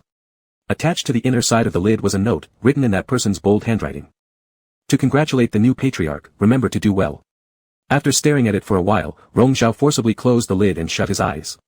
After the succession ceremony, matters within the Yuanshi immortal sect gradually fell into line. Now the primary task was to select new disciples, filling the sect's current vacancy. This year's grand selection drew a remarkably large number of applicants, Yuanshi immortal sect being the premier sect of the eastern continent, and with today's elevated status unmatched, naturally drawing universal admiration. The preliminary trial was held on Bian Mountain outside the sect's gates. If there were no interruptions, Rong Zhao personally attended to observe, which greatly motivated everyone, earning the favor of this newly appointed patriarch, being taken under his wing, would lead to a bright future and rapid advancement. Therefore, every time Rong Zhao appeared on the observation platform, everyone present was invigorated, using every trick in the book to perform well, striving for an opportunity to join the sect under his notice. It wasn't anything strange initially, but it was inevitable that some would resort to irregular means. The standout on this day was a young sword cultivator whose movements echoed somewhat of Rong Zhao's past grace, drawing much attention, causing even Rong Zhao himself to glance twice. Rarely had he watched the entire competition today, and only when this round of trials concluded did he rise to leave. The young man suddenly called out loudly to stop him, "Young Lord Yunze." Rong Zhao paused in his steps, looking back without uttering a word. Seeing this, the young man felt encouraged and respectfully said, "I am Xin Meng. I have long admired young Lord Yunze and wish to join under your tutelage. I humbly hope you would consider me." A murmur of voices spread around. Although most present came with similar ambitions, such public self-recommendation was bold, this person was the first to do so openly. Rong Zhao's expression didn't betray much emotion as he asked, "What skills do you possess?" "I started practicing swordplay at an early age, never ceasing my training. Now, at 17 years old, though I cannot claim grand achievements in the path of swords, I can confidently say that among peers who practice sword cultivation, I rank first," the youth declared proudly. This statement sparked louder whispers among those around, for indeed it was a great boast. Rong Zhao asked, "Do you know how many trials a disciple must pass to enter Yuanshi immortal sect?" The other responded, "The preliminary trial, second trial, then there will be arena matches, 1,000-person melee, 100-person melee, where the top 20 contenders have a chance to be chosen as personal disciples by the Master and Elder Assembly. Knowing this, are you already trying to become my disciple at just the preliminary trial?" Rong Zhao countered sharply. The young man completely missed the impatience in Rong Zhao's tone, thinking it merely part of a test, and confidently replied, "I naturally have the confidence to reach the final 100-person melee and secure one of the top 20 spots." "How many opponents have you faced? Did you participate in the Alliance Great Competition? What ranking did you achieve?" "At the time of the last great competition, I was secluded in intensive training, but..." "There wasn't any participation," Rong Zhao stated coldly, "so someone untested and inexperienced dares to make empty claims about being the top cultivator among peers, already wanting to become my disciple before the preliminary trials are over. You're not just overly confident, you're nothing short of arrogant and overweening." The young man's face turned red, trying to explain, "But I'm not. The thing I dislike most is arrogance." Rong Zhao curtly cut him off, refusing to even look at him again, and walked away. The youth, now pale-faced, having been publicly scolded by Rong Zhao, knew this would ruin his chances of joining Yuanshi immortal sect, and if others found out about this incident later in life, it would damage his prospects no matter which sect he joined. Whether out of frustration or losing his wits, the youth actually leapt up to try and intercept Rong Zhao. However, before he could approach, a streak of sword chi cut toward him, knocking the unsuspecting individual off his waist and falling from the platform, spitting blood on the spot. The person responsible was a servant guard accompanying from the Zixiao Hall, while Rong Zhao didn't even turn back to look at the fallen man, instead pausing briefly to glance at the guard behind him. With head bowed, the guard maintained an air of respect, cautious and steady, yet his reaction had been faster than anyone else present, almost instantly reacting to the youth's leap with precision. Rong Zhao scrutinized the guard's face. He wasn't particularly striking in appearance, and among the many Zixiao Hall guards, Rong Zhao might have seen him but left no deep impression. That previous strike wasn't extraordinary in skill, it succeeded due to the complete lack of preparation from the young man. After contemplating for some time, Rong Zhao remained silent, walking on ahead without another word. The guard looked up at his retreating back, hiding whatever thoughts flickered in his eyes, following quietly with the others. Back in the Zixiao Hall, there were still miscellaneous affairs needing attention. Rong Zhao attended to them himself, calmly sitting at his desk to deal with stacks of sect-related documents. Not wanting interruptions, he dismissed all the attending servitor demons from the hall. As twilight deepened, fatigue began creeping in. Slightly turning his head, he supported one side of his temple, closing his eyes to rest. One of the attendants outside glanced back and caught sight of this moment. Rong Zhao sat amidst the evening glow near the window, closed-eyed, appearing as if lost in reverie. The attendant stared for a while, sending a cluster of spiritual force from his fingertip to pick up a nearby mantle, laying it gently over Rong Zhao's shoulders. When he opened his eyes again, the night was heavy outside. Lowering his gaze, Rong Zhao touched the mantle on his chest, silently pondering for a bit before speaking. Someone. The guard stationed outside entered, bowing deeply to politely inquire, "Master, may I help you?" There was silence for a moment. As the door shut behind him, Rong Zhao's voice resonated, "Wu Jianhu, how much longer do you plan to pretend?" The figure before him raised his head, locking onto Rong Zhao's gaze devoid of warmth. "You've noticed." The veil concealing his face lifted, revealing his true identity, as indeed Wu Jianhu. Rong Zhao fixed cold eyes on him, standing up to take down the heaven-earth box from a display stand and placing it on the table. "What's this supposed to mean? You discovered that the ascension path won't work, so you feign giving it to me kindly. Must you always speculate about me this way, Rong Zhao?" Wu Jianhu asked, almost sighing. "Or what?" Rong Zhao's eyes brimmed with mockery. "Had it been viable, you'd have already attained divine status immediately. So how come you're still here? I have a sullied reputation, and it's right that you don't trust me." Wu Jianhu did not argue. "Whether the ascension path can be walked or not, you'll find out when you try. The divine jade I gift to you. If Rong Zhao is willing, he may also go." Rong Zhao's gaze grew colder. "Do I even care for this? What do you want then?" Wu Jianhu asked him. "You once said we would never meet again. If there were an opportunity to dissolve our bond, wouldn't you take it?" Rong Zhao stared at him silently without answering, confirming Wu Jianhu's words. If they could dissolve their bond, he indeed would proceed. Wu Jianhu bitterly replied, "Dissolving the bond isn't hard. If I die, the mark will vanish." He stepped forward as the ordinary sword on his waist transformed into Jian Mo sword. With the sword drawn, he presented it before Rong Zhao. "Be it valuable or worthless, if the path of divinity lies ahead, why not give it a chance? I offer you this chance. Kill me now, dissolve the mark, and let the path of divinity be yours. Use this blade so that your Yunza sword does not get tainted," he added. "To whom are you putting on a show?" Rong Zhao didn't spare a glance at the sword. "Or should I ask what plan you hatched by infiltrating Yuan Sai immortal sect? What is it you want from me this time?" "There is nothing, no hidden agenda." Wu Jianhu's eyes scanned the cold gaze of the man before him, who despite being unfathomably distant, was unmistakably Rong Zhao standing right in front of him. After enduring so much in the haze between life and death, Wu Jianhu finally felt some solace deep within. "Rong Zhao, whatever you desire henceforth, I shall grant it to you." Rong Zhao found it absurd. How could someone like Wu Jianhu possess sincerity? He even chuckled mockingly. "Wu Jianhu, don't these words sound ridiculous to you? I ascended the Tianji Peak, and indeed the divine jade activated the sacred tree to heaven." Wu Jianhu muttered hoarsely. "I sat beneath the tree for 7 whole days, drinking much wine, constantly thinking of you. The words, forever apart, that you spoke, the choice you once gave me, the question you posed about becoming divine and then what? I cannot accept forever parting with you, nor do I wish to imagine what comes after achieving divinity. If I must choose only one, it's you I choose." But there was no emotion flickering in Rong Zhao's eyes. Clearly, he didn't believe a word of what Wu Jianhu had said.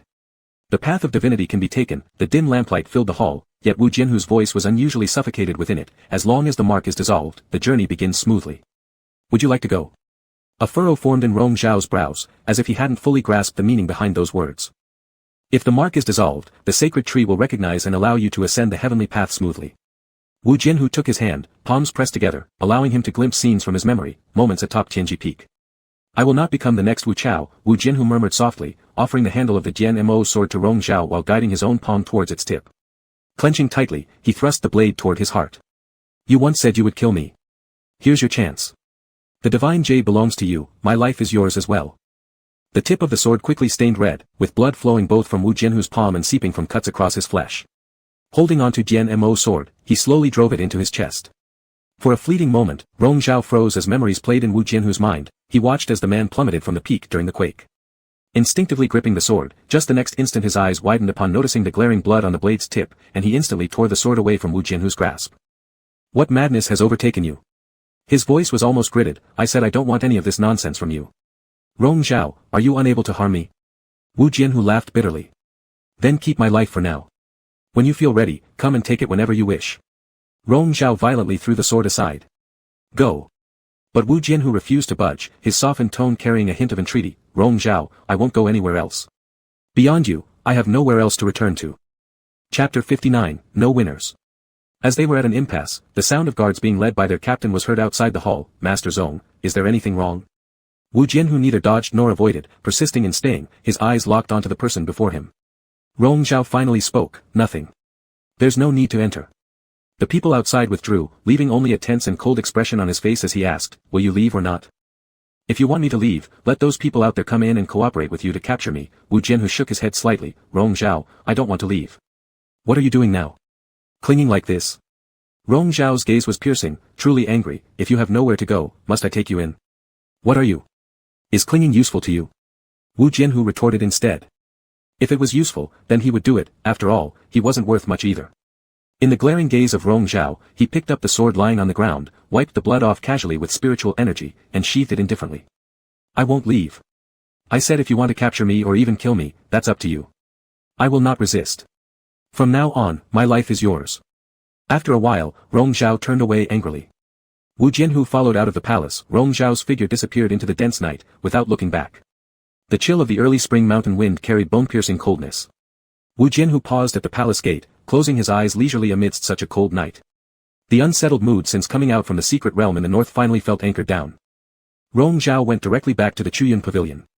Although the Zixiao hall had already been built, most of the time he still returned here during the night.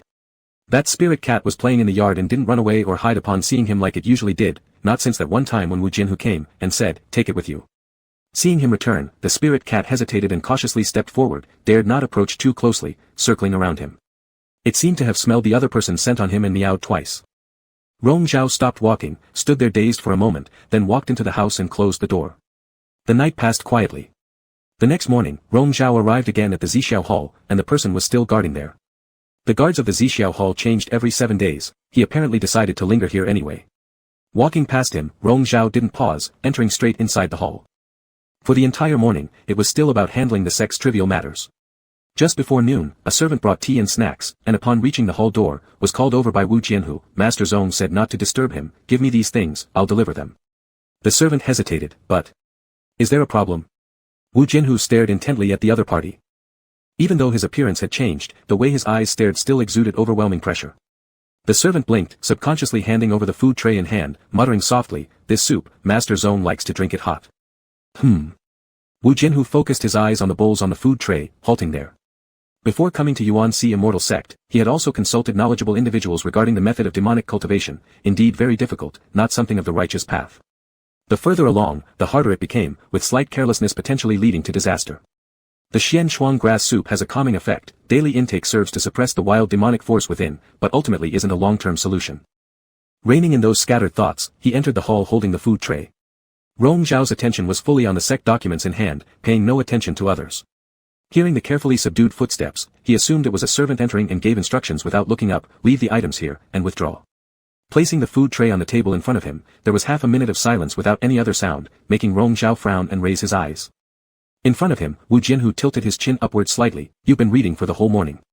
Won't you rest for a bit? Rong Zhao looked down sharply. Who allowed you to come in? You didn't say you forbade me from coming in. Wu Jianhu took out the bowl of soup and pushed it towards him. It should be about right, not too hot. If you want to chase me away, drink this first. He continued gently, the soup will lose its efficacy if it gets cold. You drink first, and after that, I'll willingly leave. Rong Zhao lowered his gaze, staring coldly at the bowl of soup for a moment before picking it up and finishing it in one gulp. Does it taste bitter? A piece of candy appeared in Wu Jianhu's hand, which he extended. Do you want some? Rong Zhao didn't accept it. Go out.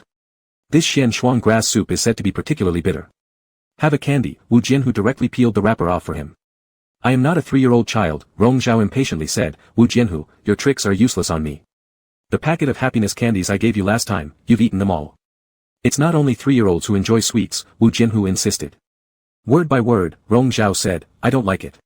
Do you dislike eating candy, or me? When the words slipped out, both fell silent. Don't worry about it if you don't want to eat. Wu Jianhu stared at the lingering look in his eyes and tossed the candy into his own mouth. There are also tea points here. Eat these. He turned to leave but did not go far, still standing guard outside the hall. Slightly lifting his eyes, Rong Zhao could see his silhouette and couldn't help feeling annoyed. It was like a trapped breath that wouldn't rise or fall, never bringing relief. A moment later, Wu Jianhu returned with 2 freshly picked peach branches in hand, finding a jade vase to hold them and placing it on the desk. Rong Zhao gave him a brief glance and, unwilling to waste any more thought, ignored him. Just then, a servant entered to report matters, and as Wu Jianhu was about to withdraw, Rong Zhao said, "Stay." He gestured to the servant, "Speak." The servant reported intelligence from the south. Lin and Hui mountain sect continued their fierce conflict, involving many smaller sections. The larger sects observed dispassionately, seeking opportunities to benefit themselves. Since the previous peace treaty signing required them all to compensate the eastern continent folk, they had no choice but to find ways to recover losses from former allies. As Huangle Sword sect has been expelled from the Immortal Alliance, some major sects are plotting together to suppress them. However, Huangle Sword sect remains the first sect in the south and isn't so easy to conquer. Moreover, their new leader just ascended, consolidating power against dissenters within. They won't let others step on them easily at this time. According to your orders, yesterday we succeeded in killing their newly appointed leader's top disciple, framing Lin for the act. It shouldn't be long before unrest in the south escalates again. Sang Miss was previously grieving her father's death on Qianqing Island. Now, with her husband dead, she can officially remain without needing to return to the south. The island is currently fractured, her several brothers each holding partial control of its forces, none bowing to the others. This makes for an opportune time for us to intervene under her name. After the servant finished reporting these items, Rong Zhao gave a few instructions, then dismissed them. With no one left in the hall, he turned his head to indicate to Wu Jianhu, "You've heard it. Having lost even the leadership of Huangle Sword sect, why do you insist on staying here?" "Losing the leadership wasn't contrary to what you intended," Wu Jianhu said, then questioned him, "Why did you have Chang Chun killed? Was it because people outside believed I died by his sword?" "Rong Zhao, was this vengeance for me?" Meeting his gaze filled with a hint of laughter, Rong Zhao slowly asked, "And yet here you stand unharmed? Need someone take revenge on your behalf?" Wu Jianhu smiled, lowering his gaze. As long as Rong Zhao still addressed him, it meant something good. "I will not return there," he declared. "I've already said, apart from you, I have nowhere else to go. Unless if you desire Huangle Sword sect, I'll go help reclaim it for you. If you want all of Southern Alliance, I'll try my best for it." Though smiling, his demeanor showed no trace of jesting. Calmly insane, moving between extremes. Rong Zhao averted his gaze, silent for a moment, then said, "Do whatever you wish, don't use me as an excuse." "Desire Huangle Sword sect?" Wu Jianhu asked. "No." Rong Zhao immediately declined. Getting involved in southern affairs, manipulating events around Qianqing Island, his sole purpose was controlling those involved, making sure their leashes were taut so they wouldn't cause more trouble later. He didn't possess the ambition to swallow everything whole. It's actually not too hard. The seal of the Huangle Sword sect master resides with me. No matter who takes the master's position, they'll lack proper authority and legitimacy. I could reclaim it any time, Wu Jianhu said. "Want it?" "No, don't need it," Rong Zhao refused again. "If you wish to regain the master's position, go get it yourself." "Not going," Wu Jianhu remained stubborn. "The south is a mess right now. Let them fight it out for now," he altered tone, "and aren't you merely watching from the sidelines anyway? Watching idly as rivals weaken each other, benefiting from both losses. For the current Wu Jianhu, Huangle Sword sect truly held little value. The master's position was equally meaningless. But should Rong Zhao desire it, he would willingly surrender all. Rong Zhao paid him no further mind, lowering his head and continuing his own work. In the afternoon, several elders came to consult with Rong Zhao, lasting for several hours. By evening, Zhang Qi also sought an audience with Rong Zhao, yet the meeting inside had yet to conclude. Thus, he waited outside the hall. This time he returned after participating in the succession ceremony, spending some extra days at the sect. Tomorrow, he would depart once more. Afterward, he'd head south, taking over the defense duties where mutinies occurred, attempting to mediate disputes there. Rong Zhao and the elders were discussing unknown matters inside, already delaying quite a while. Zhang Qi waited peacefully outside, showing no signs of impatience whatsoever. Unobtrusively, Wu Jianhu observed him, his gaze deepening slightly. Later, a servant carried some tea and snacks inside. On exiting, Zhang Qi called the person to ask, "Has our sect leader touched anything?" "I noticed his portion of tea and snacks seemed barely touched." The servant carrying the untouched items nodded. "Our sect leader has no appetite. He said he isn't eating." Zhang Qi instructed the servant that once the elders departed, to send more food to Rong Zhao. Wu Jianhu took note of this, recalling that night in Biancheng when this person looked at Rong Zhao, the restrained look in his eyes, and now understood. He averted his gaze, sneering inwardly. After another quarter of an hour, the great hall's doors finally opened, and one by one the elders came out, their faces without exception grim. As they descended the heavenly steps before the hall, faint murmurs of complaints drifted over, blaming Rong Zhao for his authoritarian stance and lack of regard for them. Had we known this would happen, why did we insist on pushing him into power back then? Wu Jianhu cast a cold eye over these individuals, locking onto the discontented complainer. He lifted a hand, his fingertip sending out a silent cluster of demonic energy that slipped into the other's brain. The talking ceased, but none noticed any change. Sang-Chi had only spent a quarter of an hour inside when he also stepped out. As he was about to leave, he hesitated, then called over a demon servant, placing in his hand something he'd been gripping since earlier. This is the protective spirit talisman I sought from the Palace of Divine Favor for the sect leader. Please deliver it to him. It was something he never dared give face to face with Rong Zhao, it weighed heavily on him not to. The small demon took it and accepted the order. As Sang-Chi departed, the demon turned to enter the hall, but was stopped by Wu Jianhu.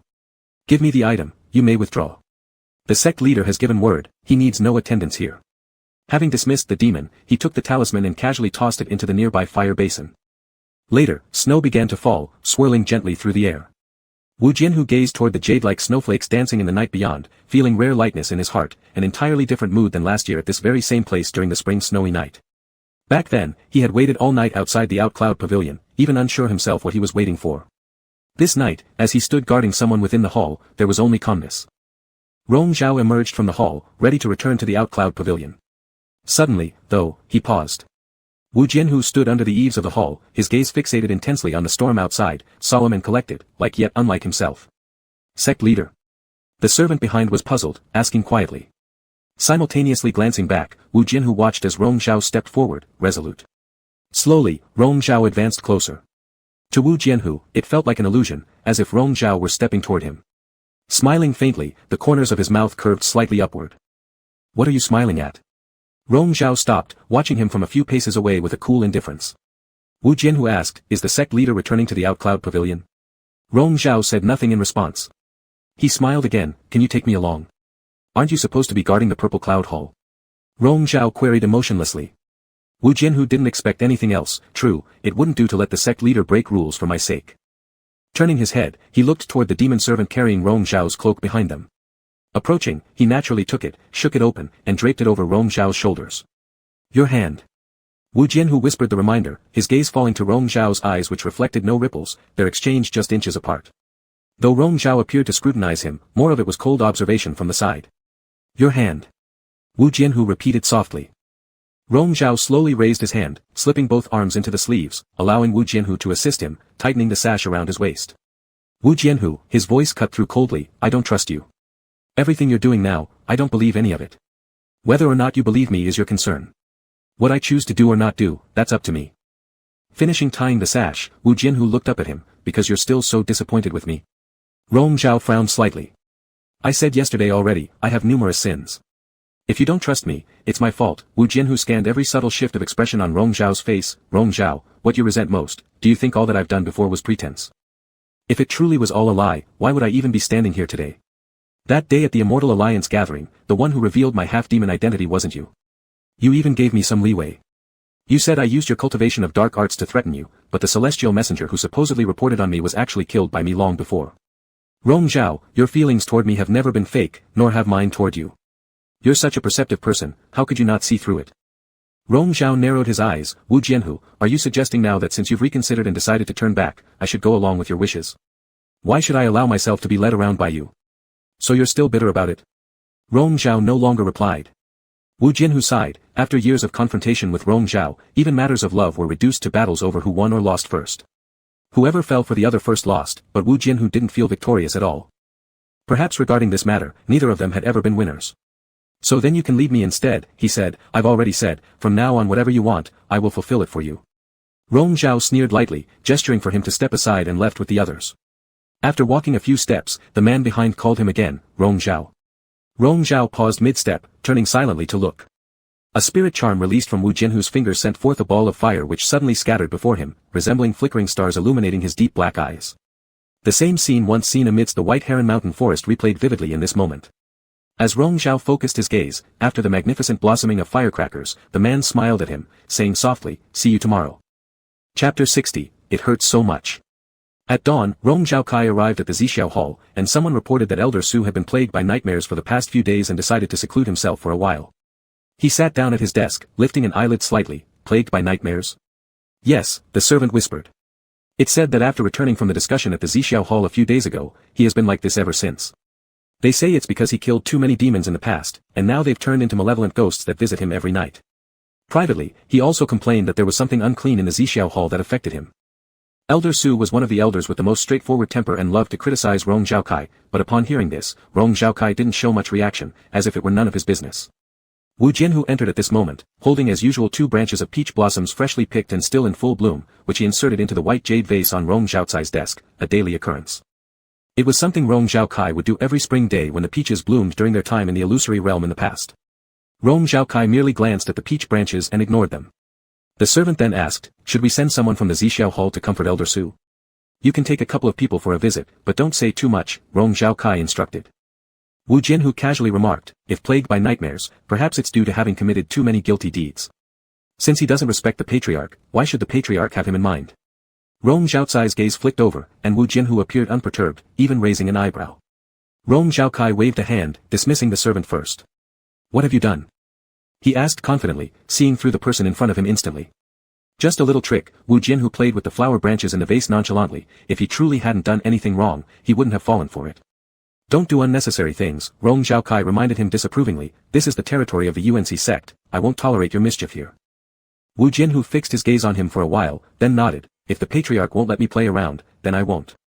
Rong Zhaokai gestured, leave. Wu Jianhu obediently left, but stopped after a few steps, turning back to take the 2 peach branches out of the vase.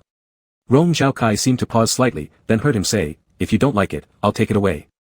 Not until he stepped out of the hall did Rong Zhaokai seem to come to his senses. The ink dripped from his pen, ruining the document on the desk. He furrowed his brows, crumpled it up, and crushed it into powder between his palms. The person who had been waiting outside the hall disappeared, but Rong Zhaokai didn't care. At noon, after eating lunch, he took a nap in the rear hall. However, today he couldn't sleep. Without the constant presence of the person following him recently, he indeed felt somewhat annoyed. They had agreed not to see each other again, yet that person shamelessly continued to disturb his composure, repeatedly messing with his thoughts as if nothing happened. Upon catching a faint whiff of fragrance, Rong Zhaokai sat cross-legged on the bed, rested quietly for a while, and then opened his eyes. He got up and followed the faint aroma, walking through several doors and exiting the Zixiao Hall from the back. By the cold mountain stream, a wine jar lay amidst the flowing water, surrounded by icy spring water, where that person was stirring the wine inside with spiritual energy.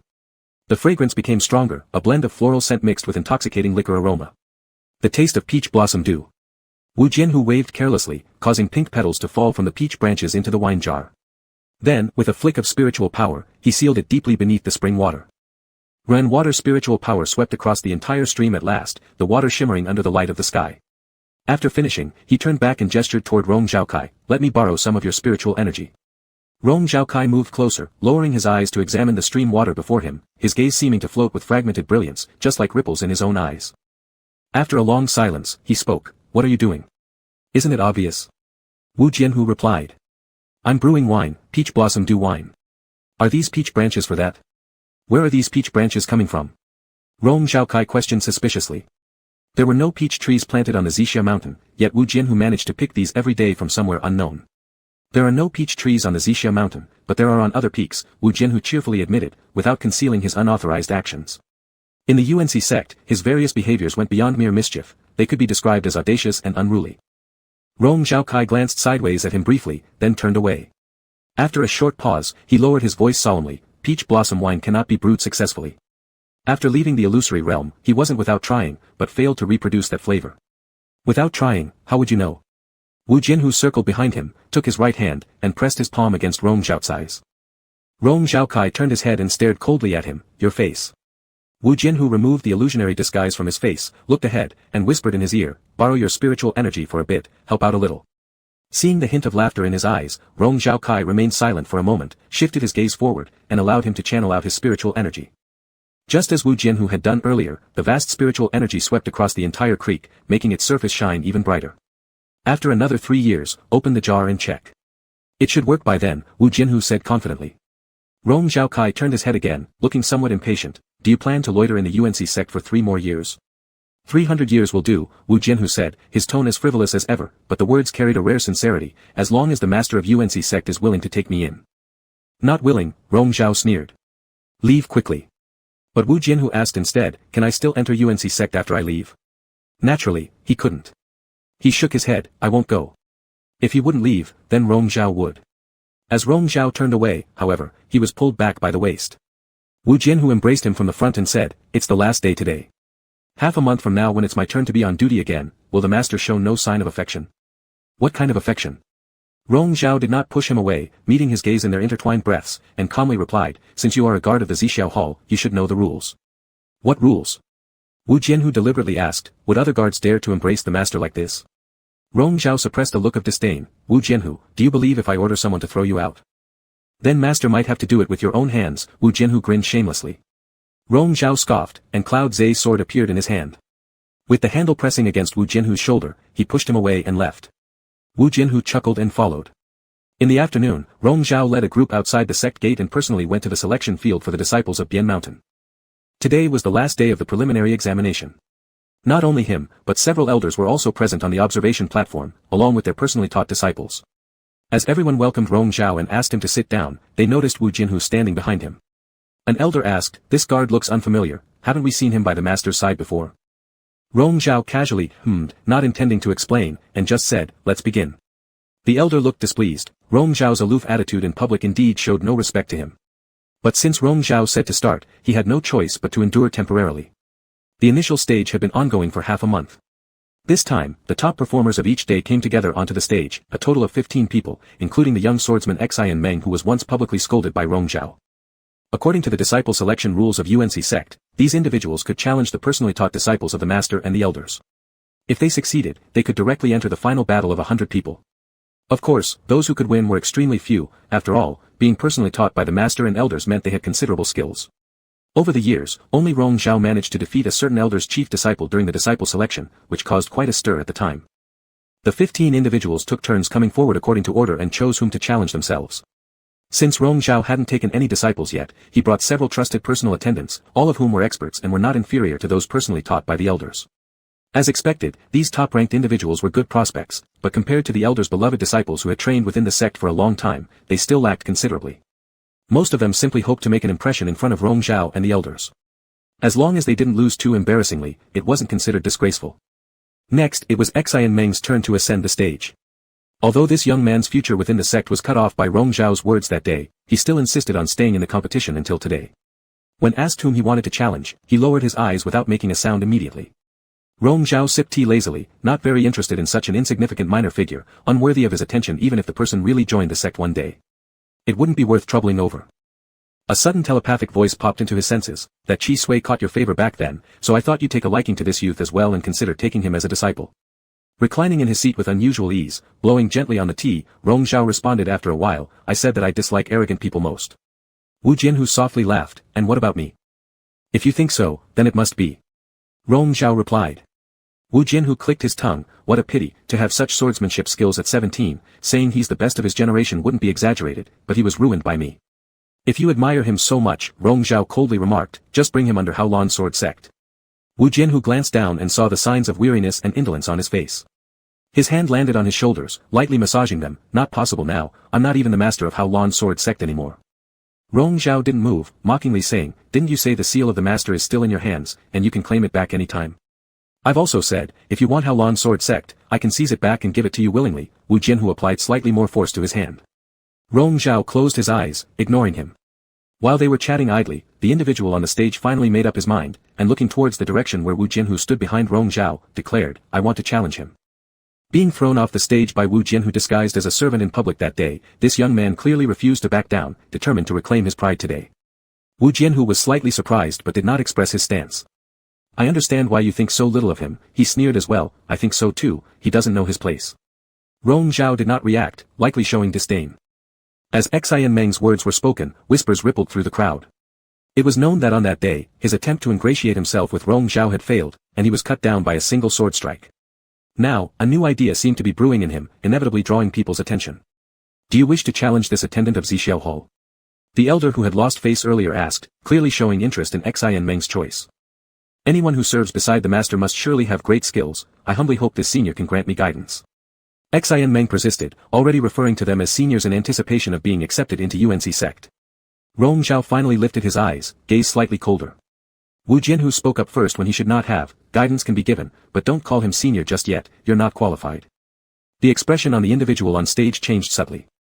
Stepping forward from behind Rong Zhao, Wu Jianhu bowed toward him, Master, let me take care of it. Rong Zhao's gaze lingered on him for a moment, emitting an even tone, from his throat. Wu Jianhu leapt lightly onto the test platform, wielding an ordinary accompanying sword. His current cultivation was suppressed at the later stage of gold core, which was not particularly outstanding. But as he landed on one side of the trial platform, his mocking gaze at the opponent made Xian Meng distinctly uncomfortable. That day, if it hadn't been for a brief lapse in judgment, how could such embarrassment have occurred publicly? Xian Meng gritted his teeth in secret. Praised for his talent in the way of the sword since childhood, he always believed he had the potential to become someone remarkable. Even facing Rong Zhao, he felt confident in challenging him. He wouldn't truly regard this attendant before him as any kind of threat. Yet the look from the other person was clearly dismissive, enraging him deeply. Closing his eyes, Xian Meng suddenly opened them again, initiating a swift sweep of the blade. A dazzling streak of sword light followed as he sprang upward and rushed forward aggressively. This fierce and intimidating sword technique exceeded the norm expected from his age group and was indeed commendable. Leaning backward, Wu Jianhu stepped lightly on the ground, rapidly sliding back. The other party's blade chased after him relentlessly, its tip remaining inches away from his throat, impossible to shake off or pierce. Once he retreated to the edge of the test platform, he abruptly shifted his form, causing Xian Meng to clench his teeth in frustration as Wu Jianhu slipped past his attack to appear behind him instantaneously. Instead of following up with a counterattack, Wu Jianhu only looked down at him arrogantly, carrying a trace of mockery. Enraged to the point of humiliation, Xian Meng immediately launched another aggressive assault with his second strike. Wu Jianhu continued to dodge without engaging directly, teasing him deliberately, as if trying to make him lose face. This situation caused more murmurs and comments among the onlookers. Rong Zhao casually listened to the elder's remarks about the performances on the platform while the elder Qi sitting on his left turned and said to him, "Master, this person you've brought along is quite capable, never knew we had such a character within the sect. Not much more than average." After Rong Zhao finished speaking, he sent a mental message to Wu Jianhu, "Resolve this quickly." "Whatever you say." Only then did Wu Jianhu unsheath his sword, deliberately restraining himself to use perhaps only 1/10 of his strength. Using the same techniques as Xian Meng had earlier, the swift thrust of the blade forced the other party to retreat continuously. Unwilling to submit to defeat like this, Xian Meng used the moment before falling off the trial platform to launch a sudden powerful rise of his blade. In an instant, the burst of sword light scattered into several streams, charging toward Wu Jianhu, who was nearly within reach, wrapping him instantly in a vortex. No one anticipated he had this trick up his sleeve, thus they were all startled. Although Wu Jianhu hadn't expected it either, this minor trick posed no threat to him. He deflected the force with a flick of his sword, redirecting the impact powerfully outward. However, at the last second before launching it away, a faint smile curved on his lips, he altered his decision. Between the two of them, the wave of the sword erupted with a thunderous explosion. Unprepared, Xian Meng was harshly hit by the wave-like force and hurled back. Wu Jianhu also took the blow, his body flipping backward off the platform and landing hard, his internal organs jarring as he spat out a mouthful of blood. He and Xian Meng landed almost simultaneously, neither winning nor losing. A wave of astonishment spread through the audience. On the observation stand, Rong Zhao furrowed his brow, putting down his teacup and standing up. With a cold expression, he stepped down from the observation platform and walked toward Wu Jianhu who lay sprawled on the ground. Lowering his gaze, he looked down. Blood still dripped from the corner of Wu Jianhu's mouth, yet he laughed, extending a hand toward him, "Master, I'm hurting bad." Chapter 61, Enchanted by You. Rong Zhaotsue lowered his eyes, unreadable emotions beneath his gaze. Under the watchful eyes of many, facing Wu Jianhu's outstretched hand, he paused in silence for a moment before placing his fingertips on this despicable finger and grasping it tightly. The person who succeeded in his intent then held Rong Zhao's hand to pull himself up awkwardly, though disheveled, there was laughter shining in his eyes. Everyone around was astonished. Since becoming the sect master, Rong Zhao had been completely different from the once warm and approachable young Lord Yunzhe. Towards people and matters, he was invariably cold and stern. To personally comfort his own guards today was truly rare. In that fleeting exchange of gazes, Wu Jianhu felt the glare directed at him as an icy cluster of spiritual energy pierced into his meridians, colliding violently with his internal organs. This punishment was not light nor heavy but akin to tickling, stirring something more intense within.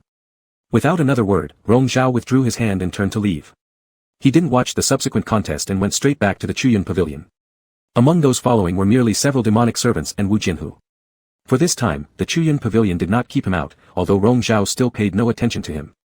Wu Jianhu dispelled the illusionary barrier, and the spirit cat emerged excitedly from under the wall root, circling him while meowing enthusiastically. Wu Jianhu teased it with his foot and then looked up, noticing Rong Zhao already entering the room. He followed suit.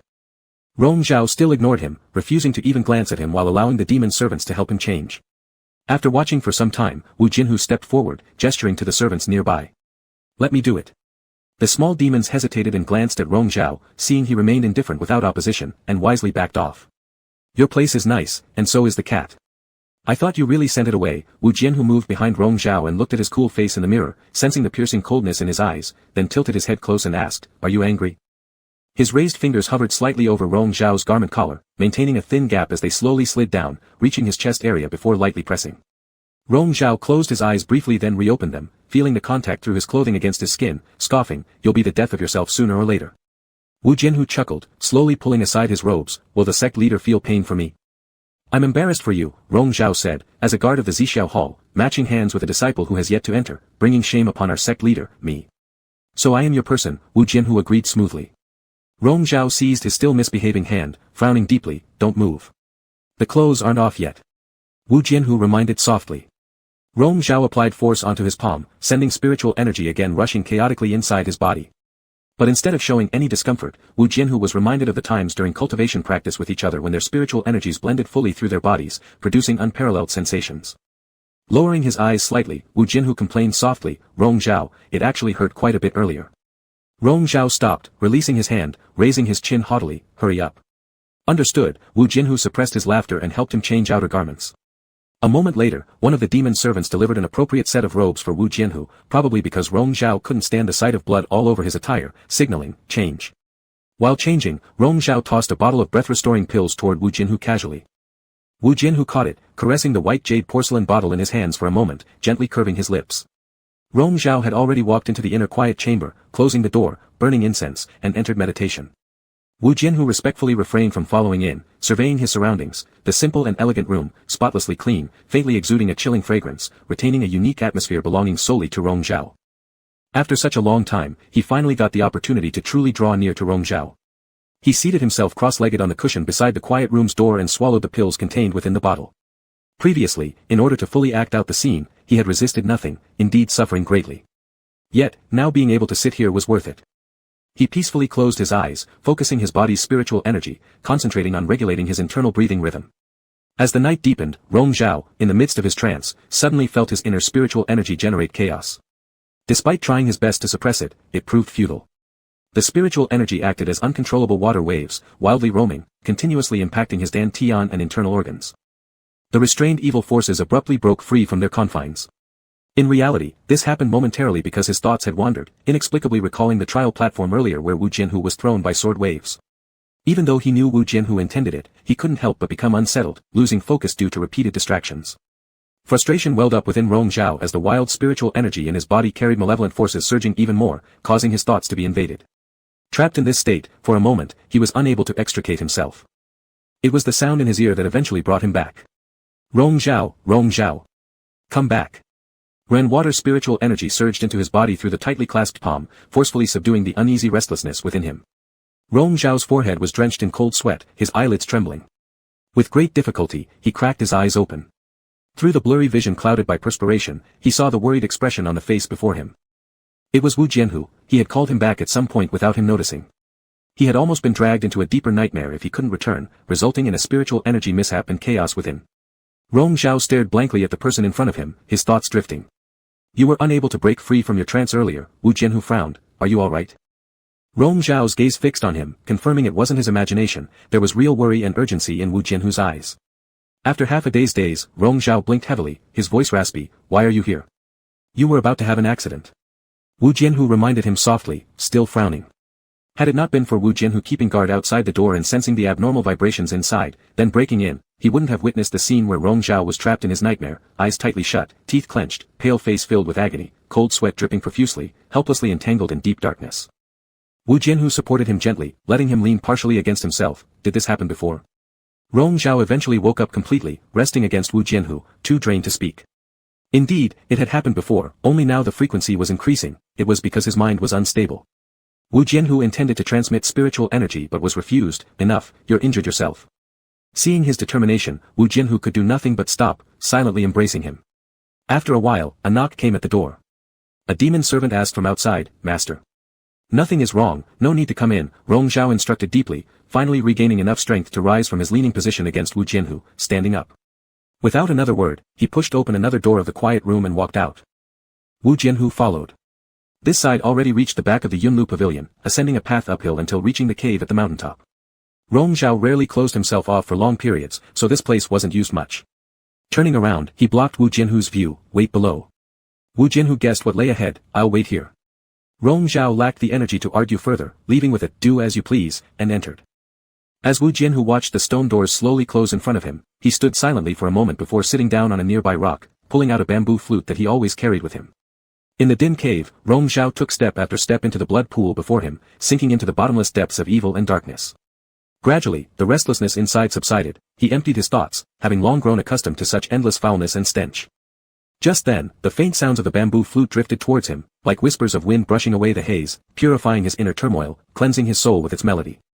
When the night grew even darker, the stone door of the cave reopened, and Rong Zhao emerged, his demeanor calm and collected once again, betraying none of his previous turmoil. Wu Jianhu looked back, and Rong Zhao said calmly, "You're still here. Will this affect you later?" Wu Jianhu questioned. "The higher one's cultivation, the harder it is to control these episodes," Rong Zhao replied indifferently, as if talking about someone else. "If one's mental state isn't stable, it's easy to suffer a spiritual mishap." Wu Jianhu extended a hand towards him. Rong Zhao paused, walking closer.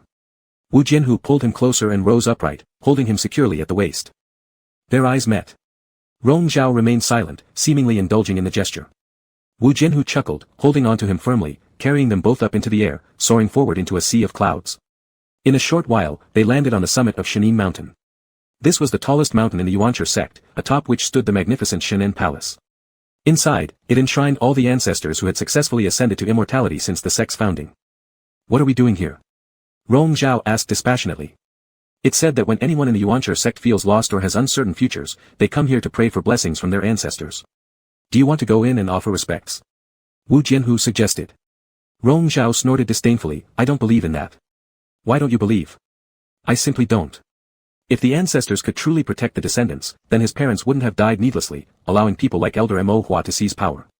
He never trusted such notions, participating only in necessary rituals and never coming here privately. Our sect has only existed for 10,000 years. Even the first ancestor to ascend is just a minor deity in the heavenly realm, likely struggling to take care of themselves, let alone remembering those disciples far below. What's called divine grace is merely elevating them." "That's true," Wu Jianhu laughed, "foolish indeed." Rong Zhao looked at him questioningly, "Who are you talking about?" Wu Jianhu smiled, not elaborating. The fact was, Rong Zhao's junior brother had specially come here to seek protective amulets for him. Clearly, the brother didn't understand Rong Zhao well, making it a wasted effort. Rong Zhao raised his eyes toward the majestic palace ahead, suddenly asking, "Wu Jianhu, do you regret giving up the real chance to ascend to immortality?" Wu Jianhu turned back and looked at his serene face, partially hidden in the night, with only a flicker of light in the eyes. "The path to divinity is not that easy," he said gently when Rong Zhao's gaze fell on him. "You'll certainly regret it in the future if you walk this path. It's better to abandon it from the start." "Regret what?" Rong Zhao asked. "There will always be regrets." Wu Jianhu shook his head slightly and stepped forward, taking Rong Zhao's hand. He placed his palm against Rong Zhao's, showing him the memories stored within his consciousness, what he had witnessed on Chuanxi Island initially. Rong Zhao frowned as he pulled his hand back, already guessing what the so-called illusion was about, without needing Wu Jianhu to explain. After a long silence, he said, "Those two must not have broken through to the last level of the supreme Qi sword technique. The divine companion has inherently weak spiritual roots, yet was able to combine swords with the war god. Their mastery of swordsmanship might not be inferior to the war gods, making it difficult for the war god to kill them. Maybe realizing the war god's intentions, they willingly chose to die under the war god's sword, achieving completeness for him." "Were you thinking this?" Wu Jianhu asked. "Intuition," Rong Zhao responded faintly with a semblance of a smile. "When I entered the illusion the second time, I could feel his mental anguish. If my willpower weren't strong enough to suppress it, I might have died under your sword in that illusion." Wu Jianhu chuckled dryly, the repeated disturbances of his thoughts by that phrase, "kill him," were truly like an evil spirit. Had it not been for his resolute will, he might have committed something irreparable in that illusion. "But I'm not him." A cold wind swept through the mountains again, reflecting a sliver of moonlight into Rong Zhao's eyes, creating still ripples of water.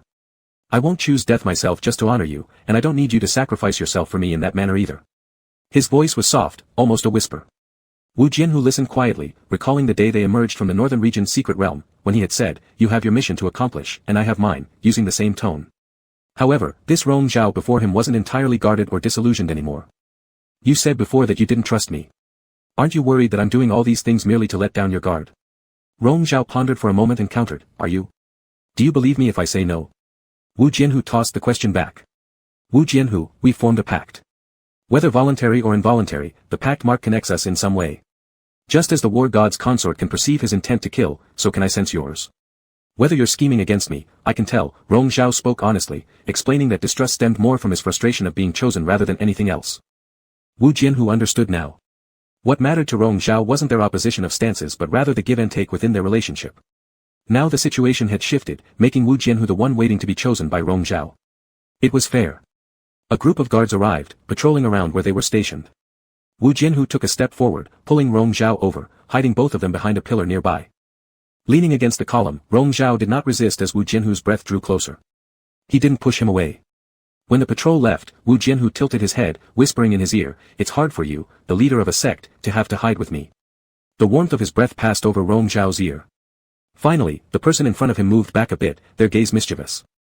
Rong Zhao remained composed, as if it didn't matter, he had never intended to stay hidden anyway. Caught off guard by such ease, Wu Jianhu suddenly asked, "Rong Zhao, do I make your heart restless? If it continues, will you become consumed by madness because of me?" Rong Zhao did not answer right away. Instead, his gaze slowly traced Wu Jianhu's eyes upward. "Do you wish to see me succumb to madness because of you? Will you?" Wu Jianhu persisted. Lost in Wu Jianhu's profound gaze, Rong Zhao murmured after a while, "I don't know. Maybe. Or maybe not." If one day he truly went mad, it would indeed be possibly because of Wu Jianhu.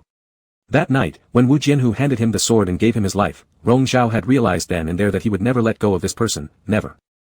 Wu Jianhu smiled. "This answer is enough. Rong Zhao, you don't need to go mad for me, from now on, I'll be the one enchanted for you." Chapter 62, Real Fox Spirit. Zixiao Hall. Wu Jianhu stepped into the hall, though he wasn't on duty today, coming and going freely had already become a routine. Rong Zhao was listening to someone reporting matters. He glanced at Wu Jianhu briefly and then returned his attention back to the briefing without much concern. Thus, Wu Jianhu casually leaned against the wall nearby, idly listening with his eyes on Rong Zhao who sat in front. He had been staying in Yuanshi sect for almost 2 months now. His persistence in hanging around indeed worked. Rong Zhao was even somewhat indulgent towards him, but that was all. While he could stay in Chuyun Pavilion, he still couldn't get close to Rong Zhao's bed. Rong Zhao was always very busy. As the new sect master with the rebuilding of the sect, there were many urgent matters requiring his full attention. In addition, he had to practice and refine his sword skills, there was little energy left to give to other things. The conversation in front of Shengyan Palace that night was never brought up again after that. Their relationship remained in a rather delicate balance. Occasionally, an exchange of glances or a few words conveyed unspoken understanding between them. Wu Jianhu stared at his slightly drooping eyes, his gaze trailing down to a strand of hair resting on his collar, partially covering a stretch of his pale neck. Thoughts drifted through his mind, and Wu Jianhu half closed his eyes, a faint smile appearing on his lips. The South is now in great turmoil, many sects have been forced to involve themselves in the disputes between Lin Zong and Huishan sect. Now even Haolan Sword sect has joined the fray. Once it becomes even more chaotic later, we can seize the opportunity to completely divide them. As the servant reported, Rong Zhao nodded, "Zhang Qi is doing well." Zhang Qi was sent to the south under the guise of mediation, but in reality, he was stirring up trouble, fanning the flames of discord and fully disrupting the current situation in the south. In this aspect, he had indeed chosen a good assistant. Rong Zhao rarely praised others, especially such a heartfelt commendation in private. Wu Jianhu's eyebrows slightly lifted, but he didn't make a sound. The servant continued, bringing up the matter of Qinqing Island. The position of its leader had finally been settled. With Yuanxi sect support from behind, Sang Qiushue managed to subdue her several brothers as she desired, securing her ascension strongly. She had now sent letters to inform the various sects of the Immortal Alliance, and also sent emissaries bearing gifts of thanks to Yuanxi sect. Together with the gifts, came a personal letter from Sang Qiushue. In it, she expressed gratitude to Rong Zhao for his tremendous assistance, allowing her to return to Qianqing Island successfully as an outsider bride and secure her position as island leader. She also indicated that henceforth, Qianqing Island would be willing to form an eternal alliance with Yuanxi sect, watching over each other and aiding one another. For Yuanxi sect or any other Eastern Continent sect, this was naturally a good thing. In the future, they would easily be able to pass through Qianqing Island when heading south, while people from the south wishing to go east would first face the blockade of Qianqing Island's maritime routes. Rong Zhao set aside the letter and gave instructions, send people with gifts to Qianqing Island, congratulating them on their new leader assuming office, adding 3/10 more on top of the usual offerings. The attendant accepted the order and retreated. Wu Jianhu approached, picked up the letter to glance at it, paused at the 4 characters for Eternal Alliance, then shifted his gaze to the side where those exceptionally heavy gifts lay. Among them was a piece of Tian silk robe, an upper-grade Tian level Dharma robe, likely woven by her personally out of Tian silk. At the time you saved her, you destroyed a cloak. She clearly remembers it till now and has truly repaid you with a garment. What do you think she'll do if she finds out that the cloak was actually bought by me for you? Wu Jianhu asked with a laugh. Rong Zhao didn't bother to answer, ordering a demonic servant to store the gifts in the treasury. Wu Jianhu walked to his side, leaning on the desk to look at him. Rong Zhao looked up, "What are you looking at?" The light outside the window fell in, calmness flowed quietly between their gazes. Wu Jianhu leaned closer, fixing his gaze lower and whispering, Rong Zhao, do you know how irresistible you are? What kind of irresistible? Rong Zhao leaned back on his chair, looking at him calmly. He was always like this, showing no trace on his face, yet deep beneath the apparent calm, tumultuous emotions were hidden, never betraying any color. Even so, merely remaining silent and staring at people felt like enticement. Wu Jianhu wasn't sure whether it was his own illusion or not, but he enjoyed playing this game with Rong Zhao. Do you really not know? What am I supposed to know? Rong Zhao countered. Wu Jianhu lowered his gaze, the fleeting flicker of a smirk passing across his eyes. One sang qi, one sang qiuxue, countless people pining for Rong Zhao. Thus, he chose not to say anything. Whether Rong Zhao did not know or simply did not care, it wasn't necessary for him to remind him. If you don't know, forget it. Wu Jianhu said, finally doing what he wanted to do earlier. He reached out, helping him move the strand of hair stuck on his collar, twirling it around his finger before letting it slide away, flowing along with the gleam slipping through his fingers. Rong Zhao briefly turned his eyes and let him be. Wu Jianhu drew closer, just wanting to do something else when someone reported that Xian Meng had been extraordinarily received as a direct disciple by a certain elder, the one who had not gotten along too well with Rong Zhao on the test stage that day, and there would soon be an official announcement throughout the sect. Rong Zhao wasn't particularly surprised. Wu Jianhu clicked his tongue and stepped back from in front of him, those old men truly go to great lengths to make things unpleasant for you. Rong Zhao merely replied, I've taken note, and dismissed the person who had been reporting. Xian Meng did not secure a place in the top 20 during the final 100-man free-for-all. Therefore, he was ineligible to be accepted under any of the elders, but since someone was willing to take him in, it was none of Rong Zhao's concern. Such small-scale scheming wasn't worth troubling him. As night fell, Rong Zhao got up and headed back to Chuyun Pavilion. Wu Jianhu casually followed behind. A cloud-bound pathway had been constructed on Zixia Mountain leading straight to Chuyun Pavilion, suspended amidst twilight mists and rosy clouds. Every day, they traversed this path, occasionally stopping to quietly enjoy the picturesque views of the mountain scenery. After walking for a few steps and not hearing any footsteps following, Rong Zhao paused and looked back. Wu Jianhu stood by the edge of the pathway, gazing at the distance. The streaks of colorful clouds were slowly seeping into his eyes. Somehow, Rong Zhao sensed a melancholy aura surrounding him, so he furrowed his brows and called out to him, Wu Jianhu. Wu Jianhu turned around, and that sorrowful air dissipated with the wind. He smiled, folding his arms as he walked forward, You called me? What were you doing just now? Admiring the evening glow, Wu Jianhu said, Let's go. Rong Zhao fixed his gaze on him. Wu Jianhu kept smiling, Why are you staring at me like that? No genuine intention could be seen in his eyes, so Rong Zhao diverted his gaze, turned, and said, Let's go. When night came, Rong Zhao entered the meditation room as usual for cultivation, while Wu Jianhu sat outside cross-legged, meditating as he did every night.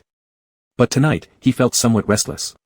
Faint, howling sounds could be heard from outside the room, varying in pitch, which annoyed one's ears. Wu Jianhu suppressed his lips, gently tapping his knee before getting up and heading to the window, where he pushed it open to look outside. In the courtyard grass, that spiritual cat was rolling about restlessly, apparently going through heat. Amusedly, Wu Jianhu watched for a while, then sent a cluster of spirit energy from his fingertips, soothing it. Strangely, he thought that with spring here, he, this half-human half-demon being, might also have difficulty controlling his urges. What are you doing? A voice sounded behind him, and Wu Jianhu turned around. Rong Zhao had already come out from the meditation room, standing amidst dim lighting, his facial expressions unclear. Wu Jianhu nodded toward the window, You saw it yourself, calming down this foolish cat, later, we'll have it neutered. Rong Zhao fell silent, then approached and also looked out the window. The spiritual cat curled up in the grass, breathing heavily but calmed by Wu Jianhu's spirit energy, no longer making as much noise. Rong Zhao curiously stared at it for a while. The cat hadn't acted this way when he first received it as a kitten, nor during last year's similar season when he had been assisting various sects reclaim lost territories. This year, however, he had learned something new. Wu Jianhu chuckled deeply, This cat must have sired countless kittens outside your back. Rong Zhao turned around, shooting him a glare. Wu Jianhu had laughter lurking in his eyes, appearing particularly bright in the night. He locked his gaze onto Rong Zhao intently. You. Flushed slightly by Wu Jianhu's laugh, Rong Zhao hesitated a moment before asking, If you're not cultivating, then what are you doing playing with the cat? So are you. Wu Jianhu retorted. It's too noisy, Rong Zhao frowned, this cat won't stop crying, making it impossible to concentrate. In that case, forget about cultivation today. Skipping a single day won't cause much harm, Wu Jianhu suggested meaningfully, Would you like to drink? Didn't you just bury your peach liquor? No peach liquor. There's still other wine. I fetched some from the sect market today, it smells pretty good. Rong Zhao showed a disdainful look, You really treat Yuanshi sect like your own home. As the sect master's partner, Wu Jianhu leaned forward, their breaths almost intertwining, stopping as close as possible without touching, that is indeed true. Rong Zhao leaned against the window frame unmoving, fixing his gaze directly at him, engaging in a stare down. Regarding staying power, Wu Jianhu admitted defeat, his breath brushing past their lips. He asked again, would you like to drink? After a long pause, Rong Zhao vaguely hummed an affirmation, signaling him to fetch the alcohol. As the wine was poured into cups, Rong Zhao relaxed, reclining on the sitting couch, observing Wu Jianhu's movements. Previously, he had never imagined that he could sit so peacefully with him again, sharing drinks. Wu Jianhu always did as he pleased, just like himself, and as the sect master of Yuancher sect, mixing with the public enemy of the Celestial Alliance, he truly didn't care as long as he remained happy. Wu Jianhu set down the wine jug, meeting his scrutinizing gaze with a playful smile, handing over the wine. Rong Zhao took it and drank. As the wine entered his belly, surges of waves rushed into his heart but gradually subsided into calmness, leaving behind only light euphoria, akin to walking on clouds, indulging in the present. Wu Jianhu. Wu Jianhu swept his gaze over Rong Zhao's lips moistened by the wine, his eyes moving upward to meet his glance, noticing that he had tilted his head, resting his cheek on his hand while still looking at him and asking, what do you want to say? Do you genuinely intend to stay in Yuancher sect forever? Not speaking out of anger like before, Rong Zhao's tone was even, questioning himself as much as Wu Jianhu, living in obscurity, serving as a guard of Zixiao Hall, what's the point? Wu Jianhu continued pouring him more wine, then how about you, young Master Yunzi, show me a better way. Rong Zhao lowered his gaze to the wine in his cup rippling under the candlelight and replied slowly, I don't like the idea of keeping a beauty hidden away. You're not someone delicate anyway. And what am I then? Wu Jianhu smiled, asking. A fox spirit. Rong Zhao muttered these three words, cunning, despicable, yet one that had repeatedly tempted him to fall into depravity. Wu Jianhu twirled the wine glass in his hand, hearing the undertone in his voice and finding it quite amusing, so what should we do? Rong Zhao hadn't actually thought it through or didn't care to think too much, we'll see later. Wu Jianhu wasn't at all concerned about such things. He reached out, lightly pressing on his soft, damp lips, is this wine any good? Just all right. When Rong Zhao opened his lips to speak, his tongue grazed over Wu Jianhu's finger as if deliberately doing so. Seizing the moment, Wu Jianhu's fingers ventured into his mouth, gently kneading his soft tongue stroke by stroke. Rong Zhao remained still, allowing him to do as he wished. A greater pleasure and interest appeared in Wu Jianhu's eyes. In the midst of the intoxicating eye contact, Rong Zhao finally bit down, letting go only after tasting the salty bitterness of blood. A bloody tooth mark now marred Wu Jianhu's thumb. Wu Jianhu glanced down, then looked back up at him still smiling, what was that for? After locking gazes for a moment, Rong Zhao flipped over to his side, shoved him back, straddling him while gripping his neck with spiritual energy swirling around his palms. Not resisting or fighting back, Wu Jianhu just stared at him unwaveringly, despite having his vital point choked, his face bore no sign of pain but rather a sense of effortless control. With a heavy look in his eyes, Rong Zhao's emotions were unreadable. Wu Jianhu placed his hands over Rong Zhao's forearms, conveying a calming meaning. They confronted each other for quite some time until eventually, it was Rong Zhao himself who loosened his grip, sliding his hand to rest on Wu Jianhu's shoulder while lowering his head to catch his breath with his eyes closed. Giving up. Can't bring yourself to do it? Wu Jianhu questioned. Never intended to, Rong Zhao chuckled softly, Wu Jianhu, if you behave better in the future, I might consider letting you stay permanently in Yuancher sect, giving you an official status. Really? Of course, I said it depends on your behavior, lifting his eyes, he added. Then he watched as Wu Jianhu's fox ears popped out, followed by a tail, a fluffy, soft tail that swayed towards him, lightly brushing against his cheek. A flicker of curiosity lit up in Rong Zhao's eyes, and involuntarily, he rolled his throat. All 9 fox tails wrapped around him, sliding from his face down his neck, circling shoulders toward arms, over chest, back, thighs, calves, ankles, and even feet, caressing every inch of his body like a tender embrace. As the sash loosened and robes parted open, Rong Zhao's foot tensed up suddenly as his neck arched backward. Unable to suppress a hurried pant, the most vulnerable place coiled tightly around the soft fur, driving him close to ecstasy. Where did you learn this move? His breathing uneven, his voice quivering, the hand on Wu Jianhu's shoulder tightened and loosened repeatedly. Figured it out myself, guess this is all those foxtails are good for, Wu Jianhu's lips grazed his neck, whispering, does it feel good? Rong Zhao laughed lowly, his hoarse voice full of satisfaction, quite impressive. And where exactly is it impressive? Wu Jianhu asked intentionally. All parts are quite impressive, Rong Zhao raised his hand to touch Wu Jianhu's ear and then to the tail, truly delighted, indeed, I've never experienced anything like this before. Who would have thought you have so many tricks up your sleeve? The one being praised as impressive was actually more restless inside. Being inherently lascivious, Wu Jianhu used to be indifferent about this nature, but now, he seemed to have acknowledged his own essence. The man sitting in his embrace was disheveled, radiating alluring charm akin to a seductive fox spirit, though Rong Zhao himself was unaware. Would you want to? He tempted, his voice near Rong Zhao's ear. Want what? Rong Zhao knowingly played dumb. Wu Jianhu guided his hand onto himself, let me make you feel even better, would you like that? Though lust still lingered in Rong Zhao's eyes, they also gleamed with mockery as he pressed his hand down, leaned over and whispered close to Wu Jianhu's ear, no. Wu Jianhu's voice turned rougher, truly don't want it. Truly don't, Rong Zhao got up from him, you need to slow down. Are your injuries fully healed? Don't waste your energy. Helpless, Wu Jianhu retorted, it's been 2 months already. You should focus on healing well. Tidying up his robe, Rong Zhao bent over and patted his chest. That injury was severe, 2 months aren't enough to recover completely. Given your fragility, take better care of yourself. Wu Jianhu chuckled in annoyance, attempting to grab his mischievous hand, but Rong Zhao slipped away. Rong Zhao took one last lingering glance at him deeply before returning to the quiet room. The door shut, and Wu Jianhu couldn't help but burst into laughter. Failing spectacularly. Truly self-inflicted, beyond redemption. Chapter 63, Cherish. As evening fell, Rong Zhao strode out of the grand hall just as the twilight glow illuminated the sky. Wu Jianhu was seated under the corridor, leaning against a pillar with his eyes closed in rest, opening one eye to glance sideways upon hearing footsteps. Rong Zhao stopped beside him, gazing at the distant mountain mists and clouds. After a while, he said, you seem quite at ease. Wu Jianhu chuckled, standing up. Would you like to take a stroll outside? Where outside? Rong Zhao looked at him. Beyond the mountain gate, in Bian City. Now. Yes, now, just the two of us. Rong Zhao hesitated, but Wu Jianhu had already taken hold of his hand. Let's go, why consider so much?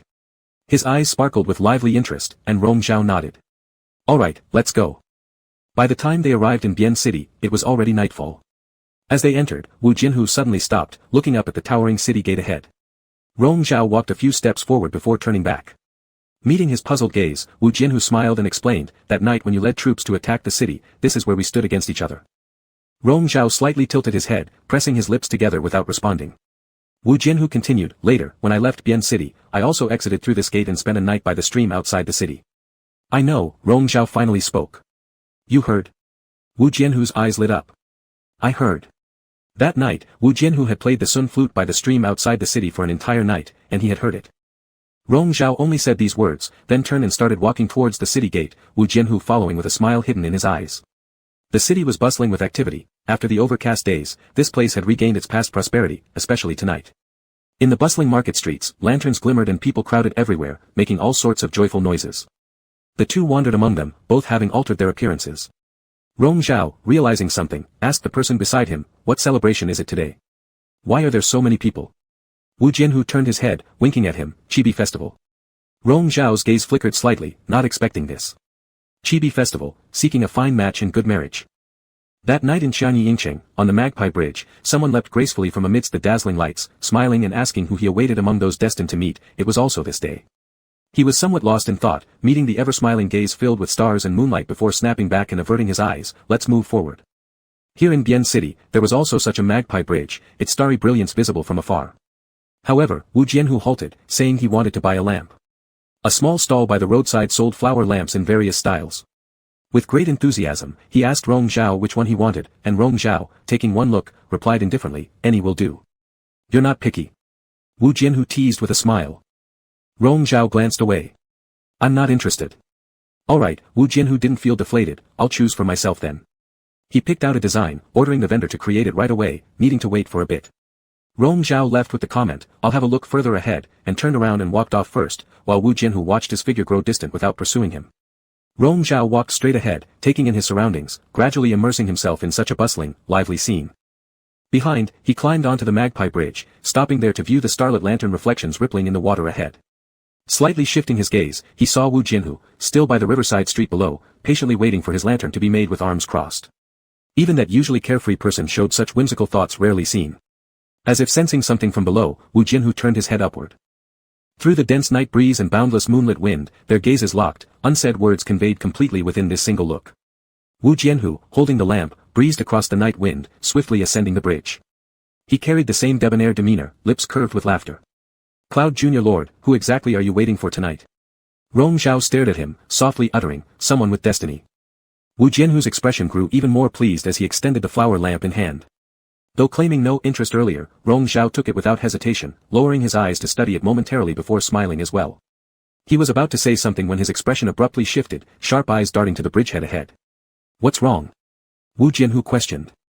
Mean thief. Rong Zhao left these 4 words, passing the lamp back to him and shooting off in pursuit. By the time Wu Jianhu caught up, Rong Zhao had already cornered the person in a secluded alleyway. The thief using a concealment spell was forced to appear before him, neck restrained by a sword, hands holding the newly pilfered Qianquan pouch. Kneeling and pleading for mercy, he cried, "Will return the item. Please forgive me, sir. My unworthy eyes couldn't recognize your greatness." Rong Zhao was in a pleasant mood tonight and wasn't inclined to dwell on the matter after reclaiming his possession. Just as he sheathed his sword to turn around, the little thief suddenly sprang up. But before he could act again, the person in front of him exploded into pieces instantly. Blood and brains splattered open, shattered bones crashed onto the walls and fell to the ground. Within 2 breaths' time, only a pool of bloody flesh remained on the ground. Caught off guard by the sudden event, Rong Zhao was stunned for a moment, and his clothes were splattered with the blood and filth. Wu Jianhu stepped in from the alley entrance, wrinkling his eyebrows upon seeing this scene. "What just happened?" he asked. Rong Zhao's complexion darkened. "I don't know. He suddenly exploded without any warning, blown into pieces. I didn't touch him." Wu Jianhu glanced at the puddle of blood mixed with flesh and bones, also feeling perplexed, gesturing to Rong Zhao, "Let's go first." Rong Zhao thought for a moment, transmitted sound outside, ordering someone to come investigate this. Stepping out of the alley, the night breeze brushed against their faces. The lingering stench of blood was still detectable on Rong Zhao's nose, making him very uncomfortable. Wu Jianhu lifted his hand, using his spiritual power to help cleanse Rong Zhao's body. Rong Zhao raised his eyes, looking at his actions, and Wu Jianhu smiled faintly, still uneasy. "Do you want to find an inn to wash up?" It was already too late to return to the mountain gate, so after some consideration, Rong Zhao nodded, "Lead the way." They found a secluded inn far from the bustling part of the city, securing a quiet exclusive private courtyard. Before long, a young attendant delivered hot bathing water and food. Rong Zhao took off his outer robe and saw that Wu Jianhu remained standing still, then gestured to him, "Go out." "I will attend to your bath," said Wu Jianhu as he rolled up his sleeves and approached. Before Rong Zhao could object, he shamelessly insisted, "It is truly just attending to your bath, nothing else." He paused his hands at his waist. Rong Zhao turned away his gaze and let it be, allowing him to proceed. One piece of clothing after another fell to the ground, and Wu Jianhu's eyes roamed over his body, flawless muscle lines, skin as white as lamb-fat jade. At this moment, the man who seemed unreachable stood naked before him. With one hand around him, Wu Jianhu looked in the mirror ahead, sliding his fingers slowly down his chest. "Don't do unnecessary things," Rong Zhao caught his hand, "don't play around." Wu Jianhu laughed deeply. Ignoring him, Rong Zhao turned around and stepped into the bathtub. Wu Jianhu went behind him, pulling his long hair aside, helping him scrub his back. Rong Zhao closed his eyes and leaned back, fully relaxing. Looking down, Wu Jianhu observed his tired but rare unguarded look when in front of him. When Rong Zhao was almost asleep, a slight sound came from outside. Wu Jianhu lifted his gaze, leaned down, and whispered in the person's ear in front of him, "Soak a little longer, I'll be right back." Rong Zhao lazily hummed in agreement. Wu Jianhu pushed the door open and went out, but didn't walk far. Through the paper window, he could see the shadows outside, a few people approaching, likely his subordinates reporting matters. Their voices carried bits and pieces, discussing the current situation in the southern lands and internal affairs of the Haolon sword sect. Wu Jianhu didn't hide anything. The intelligence reported by these people was more detailed than what the spies sent by Rong Zhao had gathered. However, Rong Zhao wasn't particularly interested in listening.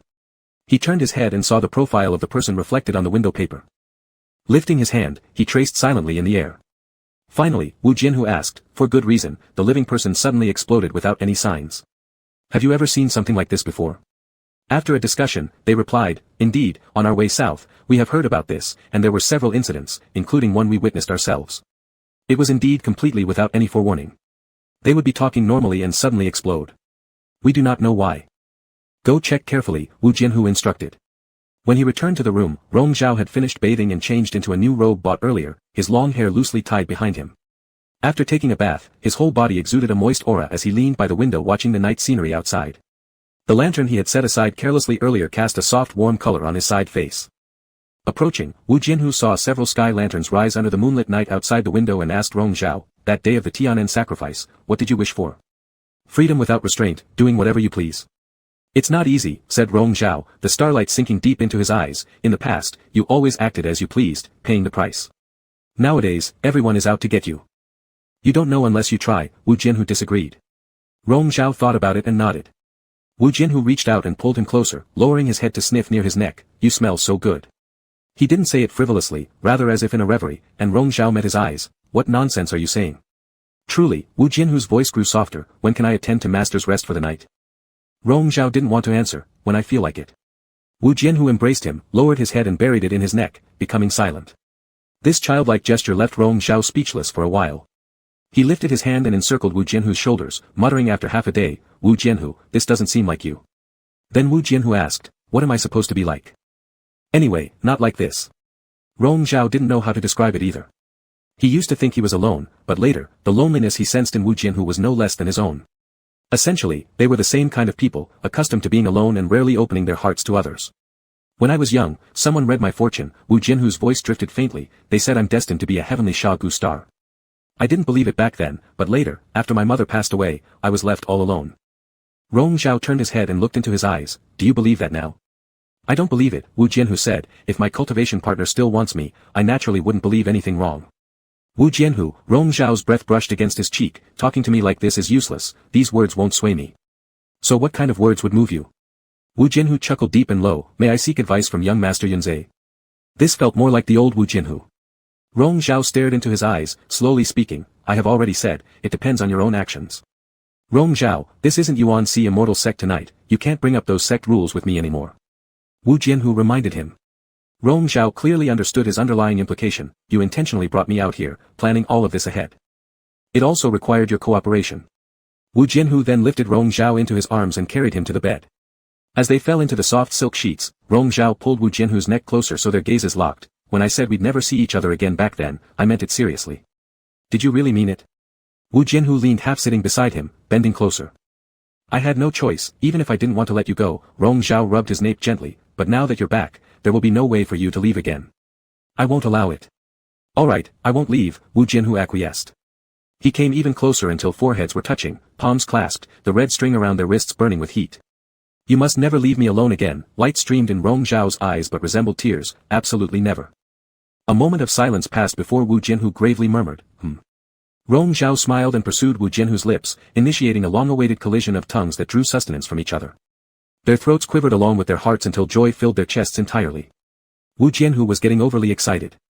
He tangled his fingers into Rong Zhao's hair, passionately kissing him without mercy. Pressed by his desire, Rong Zhao stepped barefoot onto him, eliciting a sharp intake of breath. Wu Jianhu caught his ankles, pinching his foot lightly. Don't move. Don't you just like this? Rong Zhao smirked mockingly. Isn't this why you abandoned your journey to become a deity? Wu Jianhu offered no defense. Whatever the reason might be, the only thing he craved at that moment was this person. Thus, he continued kissing Rong Zhao deeply and ardently, as though merging him into his very bone marrow. The encounter started fiercely from the beginning. Rong Zhao panted heavily as he was rammed backward, only to be drawn back by Wu Jianhu who encircled his waist. He pulled on Wu Jianhu's hair and, amidst the haze, glanced out the window where lanterns merged with starlight, scattering in his dazed vision. Brother. His voice was lighter than a sigh. Wu Jianhu leaned down replacing the starry lights with himself, becoming the sole figure visible within Rong Zhao's sight. Say something different. Wu Jianhu's tone was gentle yet carried an undeniable air of authority, revealing his true self at last. Rong Zhao bit his lip but indulged him, my lord. His voice was replaced by heavy breathing midword, too overwhelmed. Sweat slid from Wu Jianhu's forehead across his lips as he lowered his head and whispered into his ear, my darling, you're so tight. Rong Zhao bit Wu Jianhu's lips in an act akin to release, swallowing those alluring sounds. He was propelled to heights unseen and plunged into wave upon wave of surging passion, soaked thoroughly in such overwhelming fervor until he melted away completely. Rain started to fall in the late hours of the night while Rong Zhao slept deeply. Wu Jianhu helped dry his body and tucked him under the blanket, sitting by the bedside gazing down at him. His jade-like face basked under lamplight, rare peace and quiet emanating from him. Wu Jianhu raised his hand to softly caress his face, making cautious movements, treating him delicately. That sentence earlier, never leave me alone again, which Rong Zhao had said, it wasn't a total lie, but it did carry a weight of shame. It wasn't intentional deception regarding matters of personal cultivation, yet facing Rong Zhao's crystal-clear gaze always rendered him incapable of speech. He didn't want to see disappointment clouding those beautiful eyes once more. Indeed, being overly sentimental wasn't fitting for him. However, when dealing with Rong Zhao, he repeatedly broke the rules. Wu Jianhu bent down again, foreheads touching once more.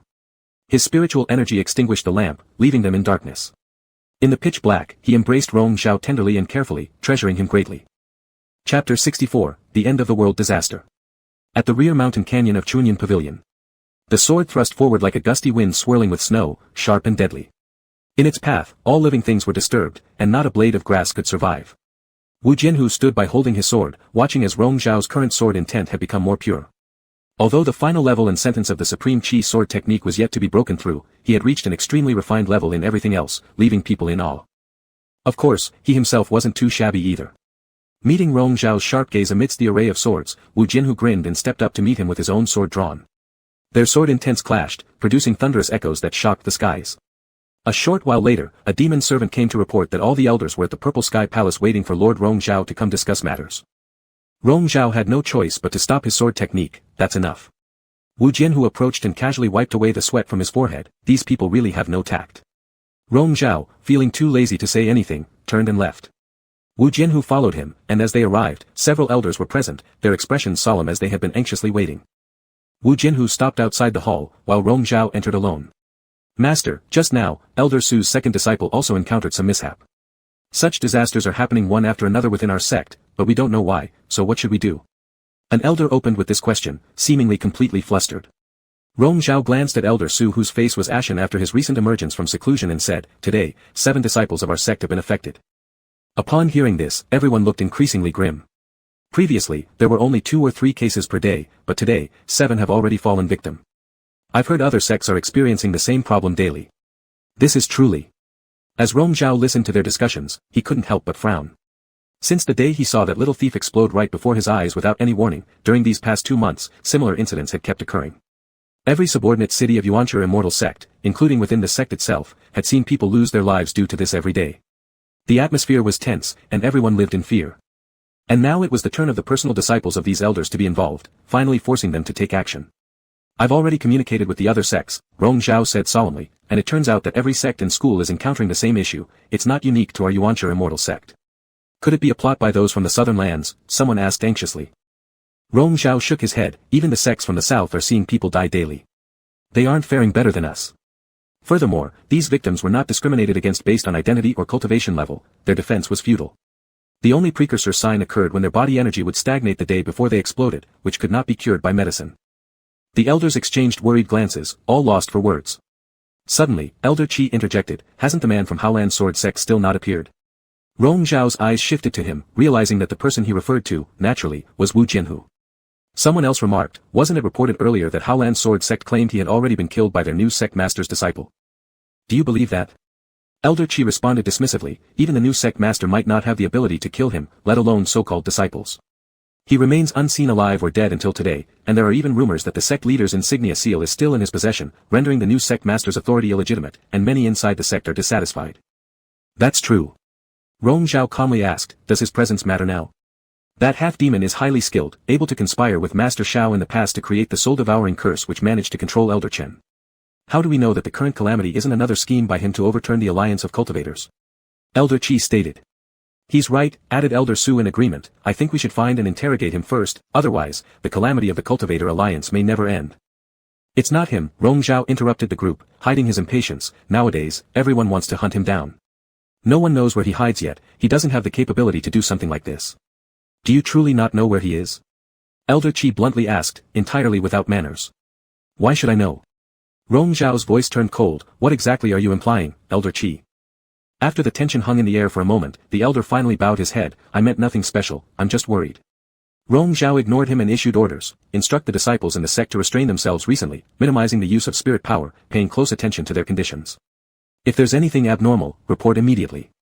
Another elder wanted to ask, but... "Everyone, you'd better go back and keep watch yourselves too," Rong Zhao said. "After all, this disaster could strike anyone." This reminder caused them to feel uneasy, despite their profound cultivation levels and great abilities. No one knew who might be the next victim. Thus, everyone silently agreed and dispersed. Having dismissed everyone, Rong Zhao walked out of the great hall, where Wu Jianhu was standing under the corridor, tilting his head and squinting as he gazed intently into the distance, lost in thought. "What are you looking at?" Rong Zhao stepped closer. "Weren't those few troubling you again just now?" Wu Jianhu lowered his gaze. Rong Zhao shook his head, showing no interest in talking. But Wu Jianhu had already guessed. "Is it about the recent events? Are they suspecting someone?" "Me?" "You're quite self-aware," Rong Zhao sneered. "Yes, they are suspicious that you have once again created a conspiracy to overturn the Immortal Alliance." Thoughtful of them, Wu Jianhu wasn't annoyed at all, instead finding it amusing. "I've said it's not you. You don't have the ability for such things," Rong Zhao said indifferently.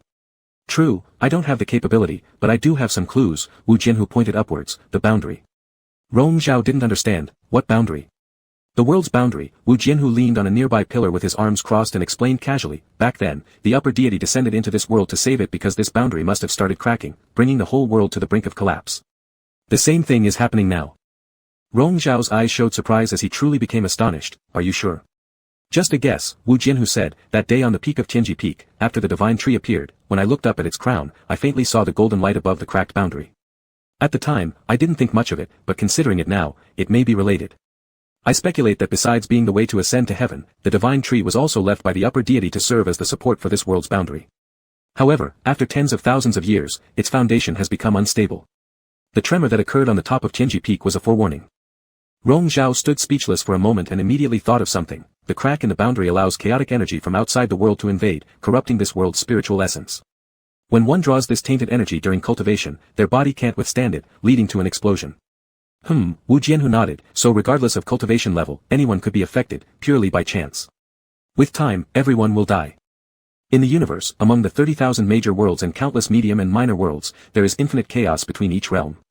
What people call paradise exists far away in another dimension. For the people in this world, the collapse of the boundary is equivalent to a world-ending disaster. Everyone would die, none could escape. Rong Zhao's gaze turned serious, lost in thought. Wu Jianhu reached out and pinched his chin. Are you afraid? What's there to be afraid of? Rong Zhao came back to himself and replied disdainfully, even if we die, how can there be no way out? The upper deity who saved the world before must have foreseen this day and surely left behind a way out. Wu Jianhu lightly stroked his face that had been chilled by the wind and eventually said, And what about you? Rong Zhao asked him too. Same, Wu Jianhu smiled, completely unruffled. That day, Rong Zhao announced the matter within the Immortal Alliance, omitting the part about the Heavenly Path tree. He only mentioned that he discovered anomalies in this world's boundary and speculated its connection with the recent events. Furthermore, he ordered the disciples of Yuanchi Immortal Sect to stop practicing cultivation in order to delay the inevitable outcome. In just half a month, people were still dying every day in this horrifying manner, spreading fear and panic everywhere. This was also true within Yuanchi Immortal Sect. Many people wouldn't heed warnings and practice cultivation or channeled spiritual force secretly, resulting in death without any remains. Even the conflicts in the southern lands have temporarily ceased. No one has the heart to fight anymore, each returning to their sections. Most people still don't know why this has happened, speculating wildly. One of the most common theories is that it's related to sect leader Wu. When someone came to report these matters, Rong Zhao was drawing talismans in the room. The person mentioned was sitting beside him, peeling sacred fruits and feeding them to him. The attendant glanced at them for a moment before looking down again and continued, just now, several sects have sent messages proposing to reconvene the Immortal Alliance Assembly to discuss response strategies. If Lord agrees, the date can be quickly set. Hearing, Immortal Alliance Assembly, Rong Zhao instinctively furrowed his brows, while Wu Jianhu turned his head and muttered next to him, reconvening the assembly. Truly idle. Rong Zhao cast a side glance at him and agreed, Yuanchi Immortal Sect consents. Relay the orders and make arrangements. The servant bowed and left.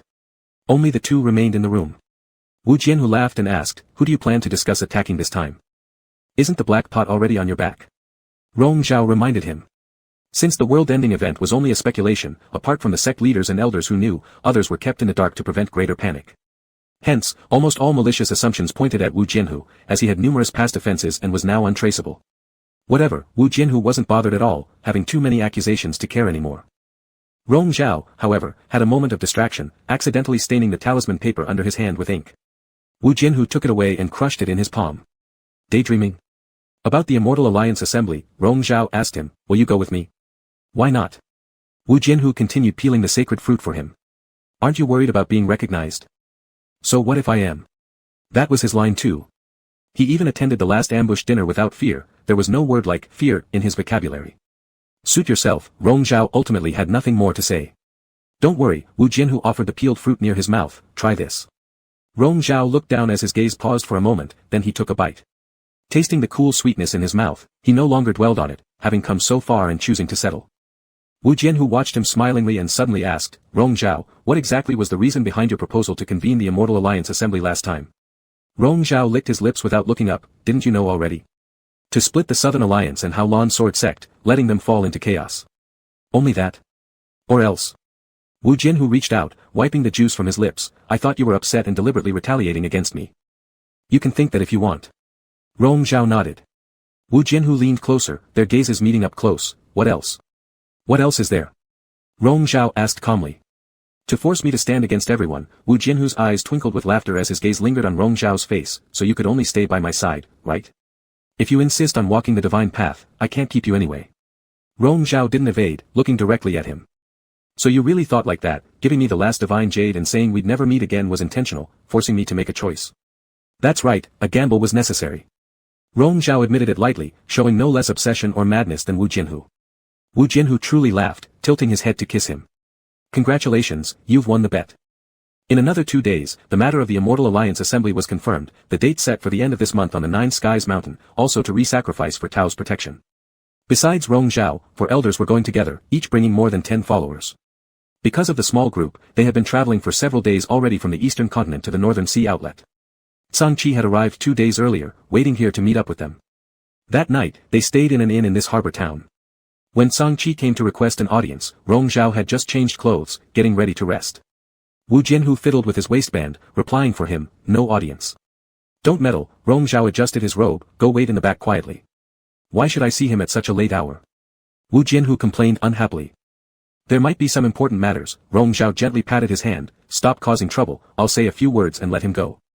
Wu Jianhu chuckled disdainfully but didn't move to the back. As Rong Zhao's bodyguard, he naturally went outside to stand guard. Zhang Qi entered and seeing Rong Zhao's demeanor being fine, he felt slightly reassured, greeting him, how has Master Brother been these days? No problems, Rong Zhao asked, you have been outside all along, what is the current situation everywhere you've seen? People are in panic, suspicious of every sound and movement, rumors of all kinds abound. Zhang Qi shook his head slightly, people are dying explosively at any time and place, indeed making it hard for anyone to settle down. Even 2 of my men died, I witnessed it myself. Actually, even without Zhang Qi saying it, Rong Zhao already knew, on their way here, they had seen how desolate all the cities they passed were, not much better than during the southern calamity. There wasn't much to talk about, after chatting casually for a few moments, seeing there was nothing urgent, Rong Zhao signaled Zhang Qi to leave. Zhang Qi hesitated to speak, wanting to ask whether the protective spirit tablet he sent was worn. Right when he was hesitating, someone from outside came in, putting down the food tray, Master, your soup. Rong Zhao looked over and saw Wu Jianhu smiling to signal him, speaking warmly, drink it while it's hot. The words Zhang Qi was about to say froze on his tongue, and he softly took his leave. Until he left, Rong Zhao did not spare him another glance. Walking out of the room, Zhang Qi stopped unwillingly and turned back, startled for a moment. That guard leaned forward, laughing as he wiped the corner of his master brother's mouth with his fingers. His master brother, who since ascending to the position of sect leader had always treated people and affairs indifferently, now had a trace of a smile in his eyes, leaning his head to whisper something to the guard. Zhang Qi fixed his gaze on this shocking scene, recognizing the figure and silhouette of that guard, finally understanding. Clutching his fist tightly, he suppressed the towering waves of emotions in his heart, forcing himself to look away and strode off hastily. Chapter 65, The Secret is Out. 10 days later. People from the Yuanzhi Xian sect arrived at the Nine Clouds Mountain, 2 days earlier than the scheduled Immortal Alliance meeting. As usual, they stayed in the inn located in the mountains. It was midsummer, but the weather here in the northern Tian Mountains was particularly pleasant. At noon, Rong Zhao had been reading for a while before closing his eyes and leaning against the soft cushions on the sitting couch. He was just about to fall asleep when Wu Jianhu pushed the door open, holding a peach branch freshly picked outside, its pink petals gently brushing against his cheeks. Half asleep and half awake, Rong Zhao, annoyed by the disturbance, frowned as he opened his eyes. Where have you been? Wu Jianhu handed over the flower branch to him. I knew there were still some peach blossoms that hadn't withered yet, so I went to pick a few. Rong Zhao took it, pinched it between his fingers, and let out a deep breath. Wu Jianhu sat down and moved closer. Bored? Rong Zhao glanced at him and changed position, leaning against his shoulder. Really that bored? Wu Jianhu looked down at him. Rong Zhao, feeling too lazy to talk, simply said, don't disturb me. Wu Jianhu smiled, grabbed one of his hands, and held it tightly. A moment of silence passed, and as Rong Zhao was about to drift back to sleep, he frowned again. His expression suddenly became grave. He straightened up, attempting to circulate the spiritual energy within his body, his expression growing increasingly solemn. Seeing this, Wu Jianhu asked worriedly, what's wrong? Rong Zhao's eyes were lowered as his fingers, resting on his knees, gradually tightened. He softly spoke, the spiritual energy inside my body seems to be stagnating. Wu Jianhu's gaze stopped, his thoughts slowed down for a long time before finally comprehending what these words implied. Spiritual energy stagnation. Rong Zhao nodded. It should be. The stagnation and slowing down of spiritual energy, followed by an explosion within a day, has already become the norm for people in today's world. Regardless of status or cultivation level, whether it happens or not is all down to luck. Wu Jianhu clenched his fists tightly. You haven't cultivated recently, so why does this happen? You know the reason, Rong Zhao chuckled bitterly, even without practicing, the chaotic energy can enter the body through breathing, it was only a matter of time before it happened, and I didn't expect it to be so soon. He claimed he wasn't afraid, and he truly wasn't, but he felt more regret and confusion instead, confused about what else he could do, regretting that he couldn't stay longer with his sworn brother-in-law. Wu Jianhu, perhaps you should leave. Didn't you say earlier that I wasn't allowed to leave? Are you changing your mind? Wu Jianhu looked steadfastly at him, his gray eyes profound, revealing no emotion in his voice. With some forced lightness, Rong Zhao said, "That look when death comes. It's quite ugly. I don't want you to see it." Wu Jianhu lowered his eyes, silent for a long while, then stood up and reached out his hand. "Let's go to the Tianji Peak." Surprised, Rong Zhao asked, "Why are we going to the Tianji Peak?" "That look of death is too unpleasant. Let me die first, choosing a less terrible way of dying. If you cannot bring yourself to do it, I will do it myself. After I'm gone, you can walk up the ascension path. As long as you leave this realm, you might survive." Wu Jianhu calmly said, though seemingly composed, the tension in his pressed lips betrayed his current anxiety.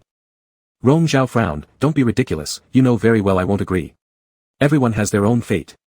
Whatever happens, it's all part of my destiny, and I don't need you to step in for me." Before Wu Jianhu could say more, Rong Zhao shook his head. "Moreover, even if I somehow climb up by chance, there's no guarantee I'll live. So why bother? Besides, it's not even certain I will die. Earlier, I said, seemingly, because I'm not entirely sure either. It could be the evil force affecting my body internally, unrelated to those matters anyway. With just a day's time, we can wait and see the results clearly." Wu Jianhu grasped his wrist, increasing the strength of his grip. Looking at Rong Zhao, his expression was determined as he refused to nod. After a prolonged silence, Wu Jianhu helplessly let go of his hand, finally giving up. He weakly replied, "Do as you wish." Rong Zhao's drowsiness vanished completely now, so he continued reading. The peach branch lay beside him, its colors slightly vivid against the backdrop. Wu Jianhu stared at him intently without blinking. Feeling uncomfortable under his intense gaze, Rong Zhao helplessly suggested, "Why don't you go for a stroll outside?" For a moment, Wu Jianhu remained silent, got up without a word, and walked out after pushing the door open. He did not go far, stopping at the corridor outside the house, tilting his head to watch the horizon in the glaring daylight, slowly closing his eyes. Later that night, they practiced sword techniques in the empty space in the backyard. In truth, Rong Zhao's mind was restless as well, but it was better not to think, not to worry, letting himself immerse into the essence of the sword. Cloud-like movements connected seamlessly with ink dots of precision, creating resonant sword strokes.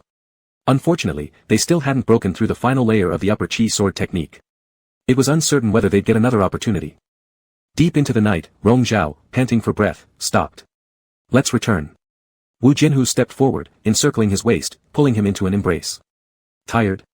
"Yes, indeed tired," Rong Zhao smiled, his tone taking on a light-hearted tone again, repeating, "Let's go back." This smile deeply engraved itself in Wu Jianhu's eyes. He gently nodded, "All right." Returning to the room, it was precisely dawn at the time of Yin. Rong Zhao took off his outer robe and untied his hair. The silver hairband slid through his fingers, and he lightly tightened his grip before turning around and throwing it to Wu Jianhu who had just caught up. Wu Jianhu caught it, rubbed it with his fingers, then also untied his own hairband and handed it over. It was the same golden one that Rong Zhao had returned to him earlier. He originally wanted to choose a more formal occasion to exchange it back, but now he didn't care anymore. Rong Zhao gently stroked the golden hairband in his hand, then gathered his long hair behind him. There was no need for further words. Dawn was approaching. Wu Jianhu sat cross-legged, emptied his mind, and meditated. Rong Zhao lay on his lap, casually chatting about old times. "I always thought you were too devious and sly, the worst kind of person to deal with," Rong Zhao remarked. "How long ago was that?" Wu Jianhu asked. "I don't remember," Rong Zhao murmured softly, as if dreaming, "but it was a very long time ago." Wu Jianhu laughed lowly, "It was my mistake, acting recklessly, making you dislike me so much at that time. You didn't like me either back then." "Indeed, it was my fault, blind eyes mistaking pearls for pebbles." Rong Zhao stopped speaking. He recalled the great competition among the Immortal Alliance in those days when Wu Jianhu was full of spirit and spontaneity, qualities he had always envied and desired. Gradually, Rong Zhao fell asleep, while Wu Jianhu looked down at him, raising his hand to gently brush aside the strands of hair by his temple, the faint smile on his lips disappearing, pretending to be calm and joking around with Rong Zhao. Actually, from noon until now, thoughts of destruction and annihilation had spread within him like wildfire. If something happened to Rong Zhao in front of him, he didn't know what crazy things he might do. This nap left Rong Zhao sleeping soundly, waking only in the afternoon, sweating profusely and feeling the heat wake him. After sitting up and being momentarily dazed, the breeze blowing in through the window brought him a little relief and focus.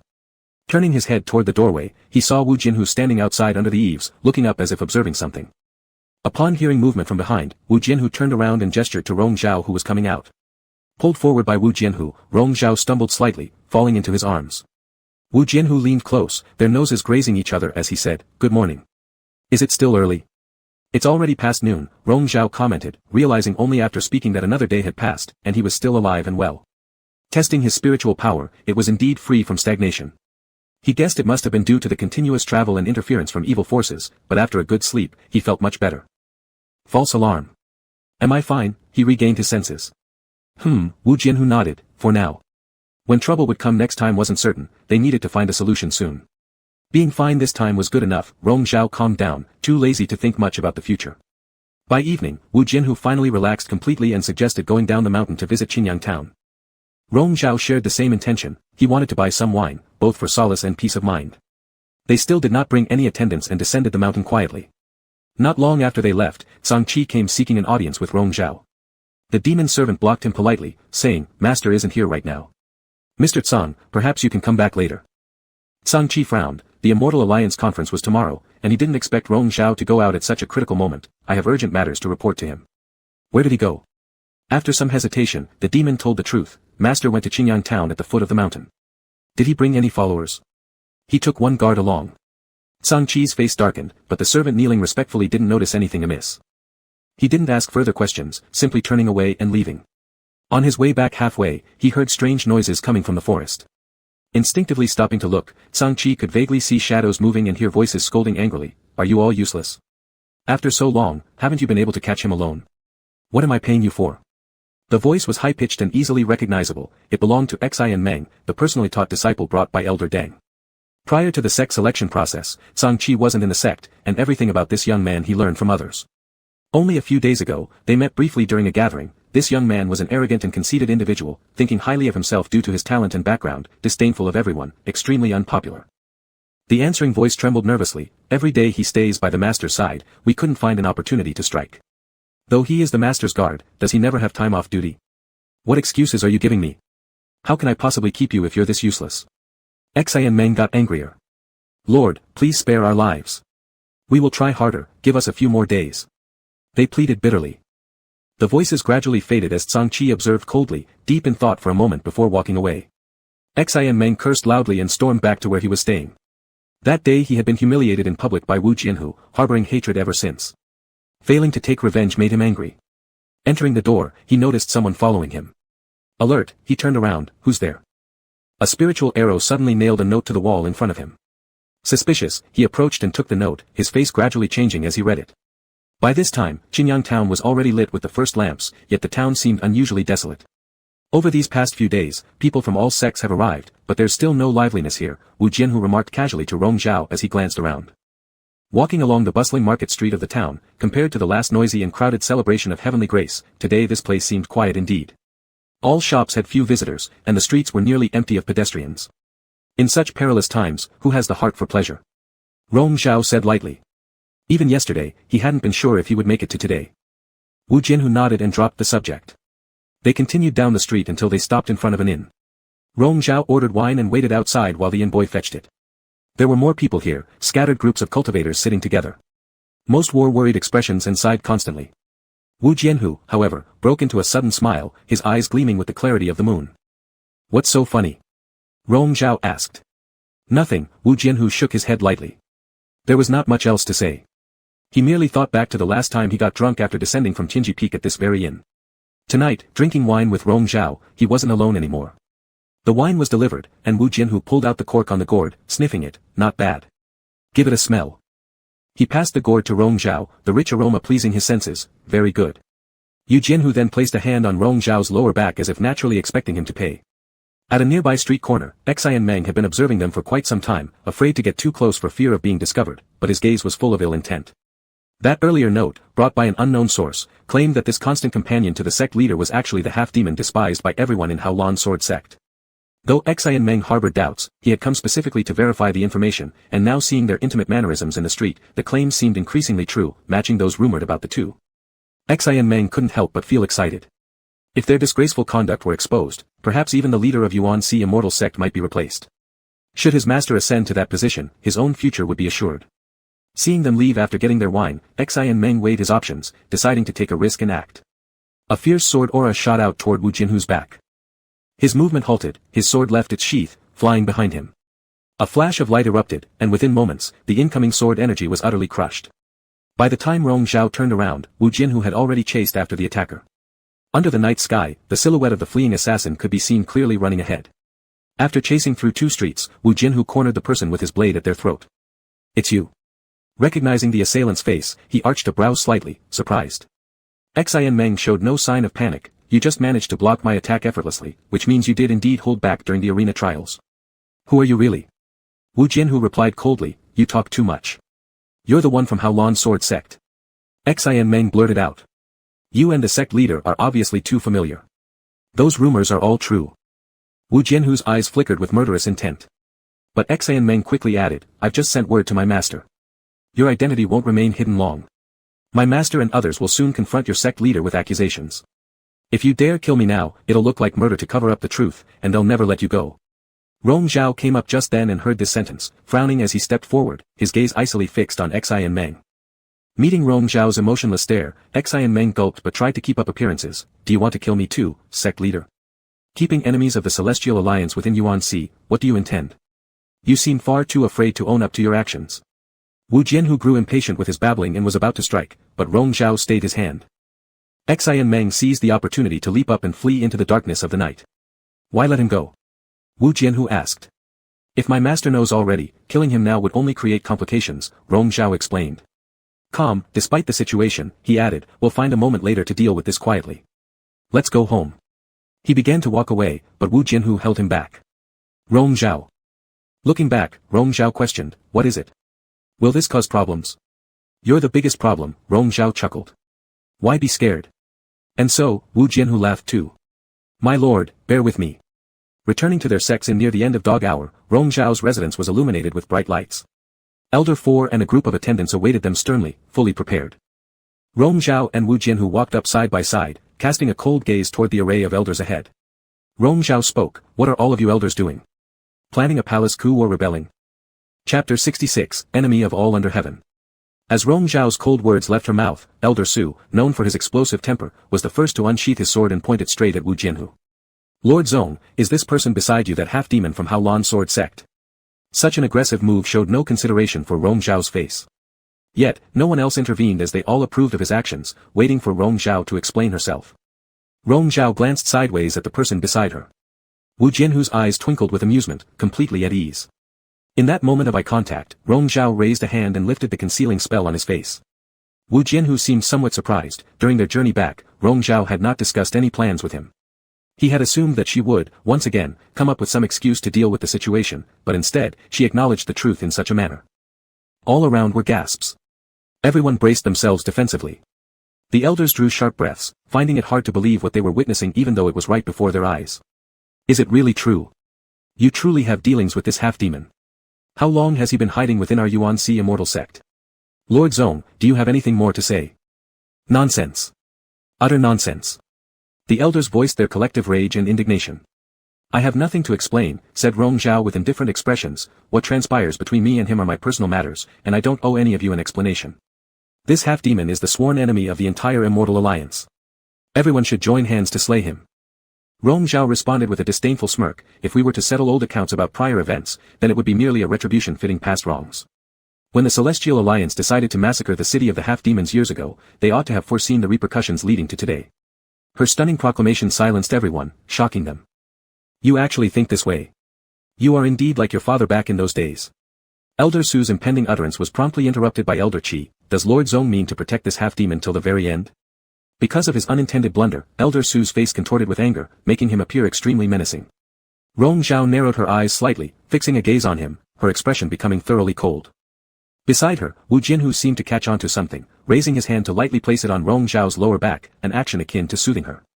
After a moment's silence, Rong Zhao looked down, sarcastically opening her mouth. You're still amusing yourselves here when pressing issues lie unresolved.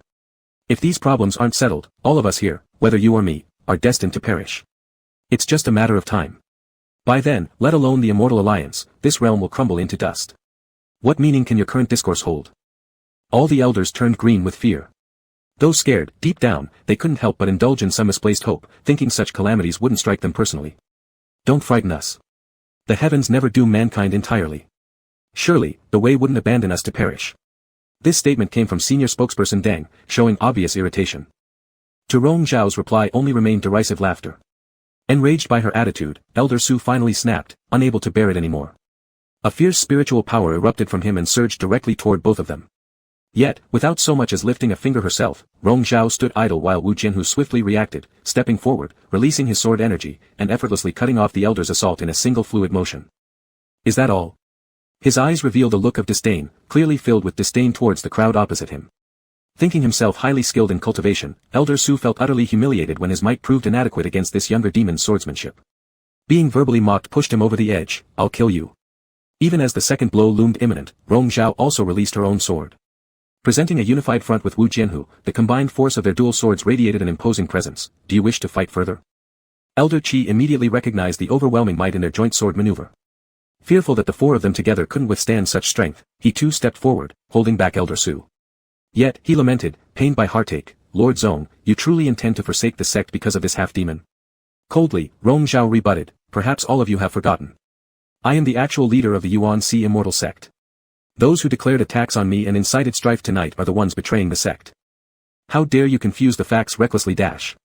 There's no confusion, Rong Zhao gave no room for these people to interject, it is always you who repeatedly defy my leadership and make presumptuous conjectures about me. Have I ever accounted for myself to you?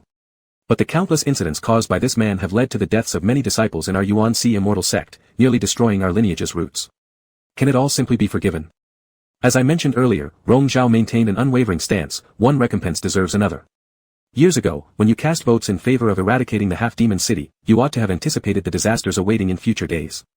To speak of which disciple met an unjust death, perhaps you all could start reflecting upon yourselves. Choking back rage, Elder Qi's speech was cut short by her few words, leaving him trembling with fury, nearly spitting blood. You are truly. If you persist on engaging in combat, I'll oblige until the bitter end. Rong Zhao remained unfazed, yet, as I've already stated, the betrayers of the sect are none other than you. Do not get it wrong. Tomorrow is the day of the Celestial Alliance Conference. Choosing to confront me under the cloak of night, harboring ulterior motives, must it be explicitly expressed? His words were too sharp, filled with threats that effectively intimidated the group of elders, striking fear into them. A few among them began to waver. Tonight was clearly not the right time for a campaign against Rong Zhao. While the two sides were in a deadlock, a sudden anguished cry erupted from within the crowd. Ah!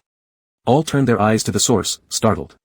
They saw an elite disciple behind Elder Qi suddenly explode, his blood and entrails splattering everywhere.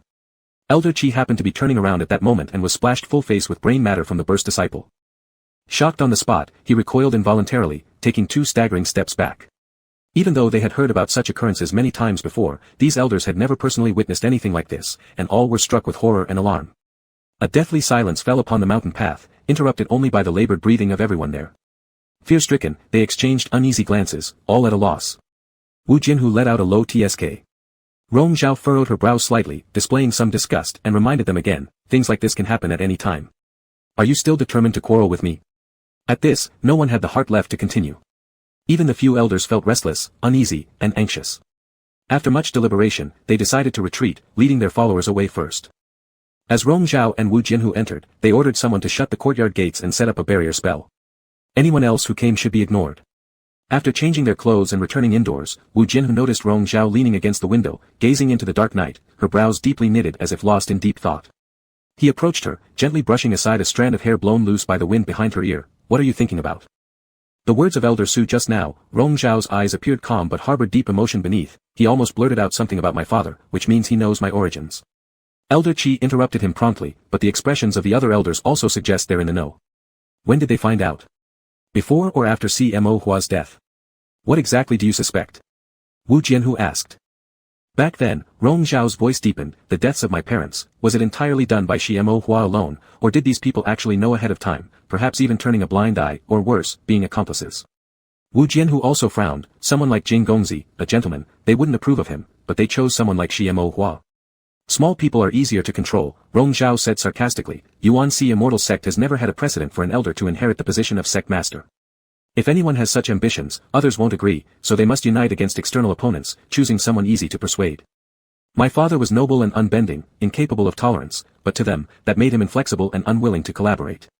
Back when the Celestial Alliance decided to massacre the city of half-demons, he was the only one who opposed it strongly, making Yuan Si immortal sect's stance in the alliance quite embarrassing. Perhaps since then, they resolved not to let my father ascend to the position, tacitly allowing everything CMO Hua did afterward. We'll settle accounts step by step. Wu Jinhu pulled her hand, warming her slightly cool palms in his own. We can send someone to investigate first. Once we resolve what we're facing now, none of them will be allowed to escape. Feeling the warmth of his palm, Rong Zhao slowly calmed down.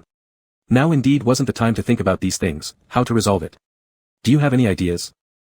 Wu Jianhu nodded. I didn't sleep last night and suddenly thought of the Supreme Qi Sword Art. The Supreme Qi Sword Art? Yes, the Supreme Qi Sword Art, Wu Jianhu asked her, have you ever heard of Sword Qi? When I was young and first started practicing the sword, I seemed to hear my father mention it. Rong Zhao shook her head slightly, but so-called Sword Qi has always been hearsay, no one in the world has ever truly seen it. True, there was none before, but the Supreme Qi Sword Art is a celestial sword art. Since it has this name, there must be reason, Wu Jianhu said. Rong Zhao closed her eyes and reflected deeply, suddenly recalling the last line of the Supreme Qi Sword Art's secret formula. One Qi unites heaven. The real Qi is the origin of the universe, the primordial energy of chaos.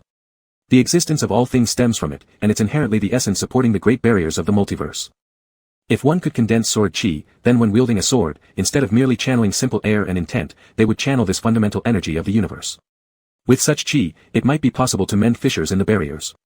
If we can both break through to the last phrase of the Supreme Qi Sword Art and achieve its utmost perfection, we may be able to consolidate Sword Qi, and possibly, save this world-ending calamity, Wu Jianhu spoke with deep meaning.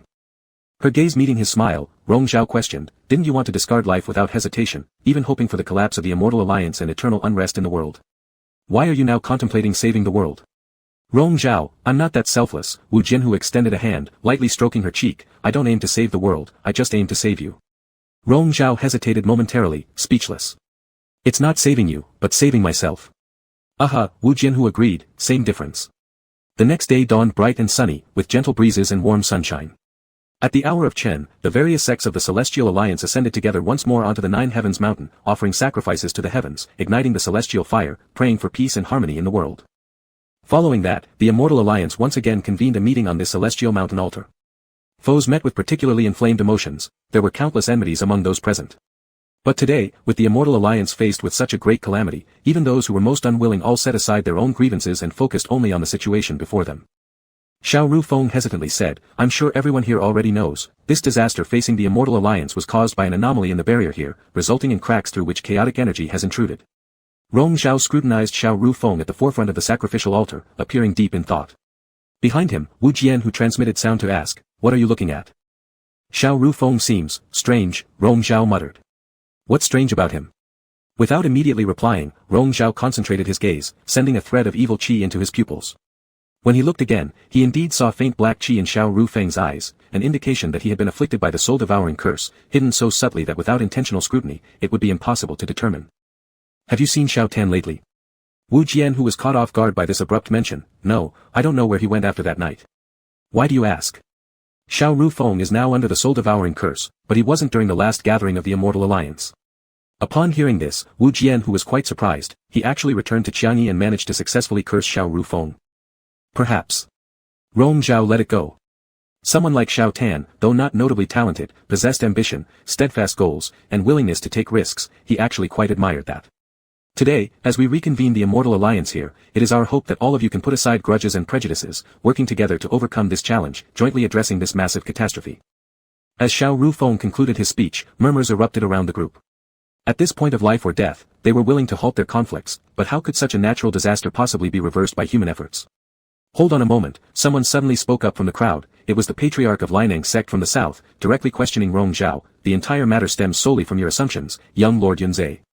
Do you have concrete proof that it really is due to the barrier's failure?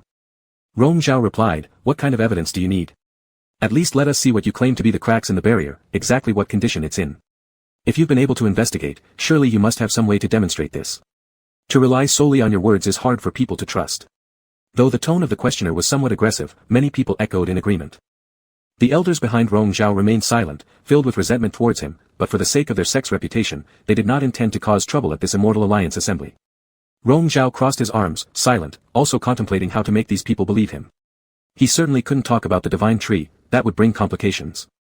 If possible, he wouldn't want to waste his time conversing with them further, it was incredibly bothersome. Just in this brief moment when he closed his eyes, the one who had spoken out earlier suddenly lunged forward. The offensive spiritual tool in his hand was hurled straight at Wu Jianhu. In an instant, it arrived before him and transformed into numerous thick vines wrapped in glowing light, attempting to entangle him. Reacting quickly, Wu Jianhu instantly drew his sword, bright swordlight flashing momentarily. His overwhelming sword intent surged like wild waves, tearing apart the other's tool into fine powder within moments. The Linang sect patriarch shouted fiercely, "It's definitely you." Soaring upward, he unleashed another attack. Wu Jian, who faced him with his sword, no longer restraining his cultivation. Powerful sword intent burst forth. All present were stunned by this unexpected development. The faces of the Yuan Si immortal sect members darkened severely. Rong Zhao did not intervene. He merely turned his body slightly, coldly scanning those behind him, finally settling his gaze on Xi and Meng, who stood smugly at the back of the crowd, while the elders cared about their sect's reputation and would not publicize Wu Jian, whose identity. This person was different. Well then. The one from Linang's sect was flung down by the sword intent, coughing up blood as he struggled to rise. With a smirk, he said, "Everyone here has seen, could the sword skill displayed by this person be matched by anyone besides the patriarch of the Yuan Si immortal sect? Yet, he's just a humble attendant of their leader. Do you believe that?" Whispers broke out. "What's going on? Who is he?" Someone demanded loudly. "Master Wu. You've brought disgrace upon our southern sections. Are you afraid to show your true face now?" In response to this accusation, Wu Jian, who, landing in the sacrificial square, tilted his head slightly, removing the illusionary veil altogether, saying coldly, "So what if I am?" Everyone was shocked. Staring wide-eyed, people immediately turned their accusations towards Rong Zhao, young Lord Yunzhe. "Were you aware of this?" "I'd say you clearly knew. A personal attendant, how could he escape your notice?" So it turns out the claims of Xiao that day were indeed true. How bitterly you've deceived us. The two of you truly are involved romantically. Could it be that you're actually bonded soulmates?" At the utterance of those 4 words, murmurs grew louder. San Qi, who had been silently observing throughout, suddenly acted, launching an assault against the speaker. "Do not speak nonsense." Unyielding, the man retaliated instantly. Is the Yuan Si immortal sect still protecting them? Amidst the roaring chaos, Rong Zhao's slightly lowered eyes gleamed as if immersed in frost, his gaze pausing when Wu Jian, who looked over. He remained silent for a moment, then suddenly smiled, the frost and snow in his eyes melting away. Rising into the air, he landed before Wu Jian, who. As their gazes met, he turned, drawing the Yunzhe sword from its sheath. Pointing the sword at all those present, he repeated the same defiant question, "So what if it's true?" Chapter 67, The Sword Technique Achieves Perfection. In front of them were faces filled with extreme shock and astonishment. Before the heavenly grace altar, the two stood side by side, against the world. For a moment, no one spoke, those expressions of surprise, doubt, hatred, and anger appearing on different faces, almost comical. The oppressive emotions in the air reached their breaking point and exploded. "Lord Yunze, have you gone mad? You've completely lost your mind. You too. Shameless wretches. We've all been tricked. From start to finish, it was the two of you working together, playing the entire world like puppets." The clamor for vengeance came and went, but Rong Zhao did not refute a single word, letting them say what they wished. His growing annoyance only deepened further now, and his gaze turned cold, as though observing from afar without concern. These people's voices were irrelevant to him. It was true after all, the relationship between him and Wu Jianhu was their own private matter. Why should these others have any right to criticize? Until he felt the breath behind him draw near. Turning slightly, a whisper came close to his ear. "Rong Zhao, are you aware that doing this will destroy the carefully maintained image you've built up for so many years? Is it worth it?" As he listened to Wu Jianhu's teasing tone, a flicker of warmth pierced through the indifference and irritation that had settled in his heart. "You're very noisy." Wu Jianhu chuckled softly into his ear, which looked all the more glaring to the crowd watching. "Do you two have anything else to explain?" "What is there to explain?" Cold intent settled in Rong Zhao's eyes, freezing into ice. "Didn't you already say it yourselves? He and I are bonded partners, genuine and indisputable. So during the previous Immortal Alliance assembly when you publicly denied it, you were indeed lying." "That's correct, I lied. And yet you believed me. Why bother knowing the truth when convenience suits?" Rong Zhao casually fobbed off their questions, revealing his nature for the first time in public, ceasing to put up pretenses or humor these people anymore. With this one statement, he instantly ignited everyone's anger, transforming their doubts into curses. If the accusations before were mostly directed at Wu Jianhu, now the focus shifted fully onto Rong Zhao. The elegant and modest gentleman revealed his hidden side, choosing to align with an outlaw. "Master brother, don't talk anymore." San Qi urgently interjected, wanting to stop him. Wu Jianhu shot him a cold glance, displeased internally. Rong Zhao didn't pay him any attention. "So now, does this mean you're planning to side with this half-demon and oppose the Immortal Alliance?" Someone shouted loudly, challenging him. Rong Zhao let out a faint laugh, as if hearing an exceptionally funny joke. "He's my partner. Who else would I help?" Upon hearing this, many elders of the Yuan Si sect became both furious and mortified, unable to hold back the shame. Their silence expressed a clear intention to sever ties with him. "That's enough," Wu Jianhu interrupted, placing a hand on Rong Zhao's shoulder and pressing lightly as he took over speaking. "So this Immortal Alliance meeting, do you intend to once again come after me? Are you really that idle? You know yourself well enough that you're wanted everywhere. How dare you act out here? And why shouldn't I?" Wu Jianhu replied disdainfully, don't speak with such self-righteousness. The Immortal Alliance is nothing more than a farce. You lot squabble amongst yourselves until death anyway. I said it long ago, if I hadn't coerced the Southern Alliance into invading Dong Continent by threatening them with swords, whatever conflict erupted within your ranks has nothing to do with me. To claim that I've ruined you all is flattering me too much. His sarcasm dripped with every word, unmoved by the hostile stares from the Southern members.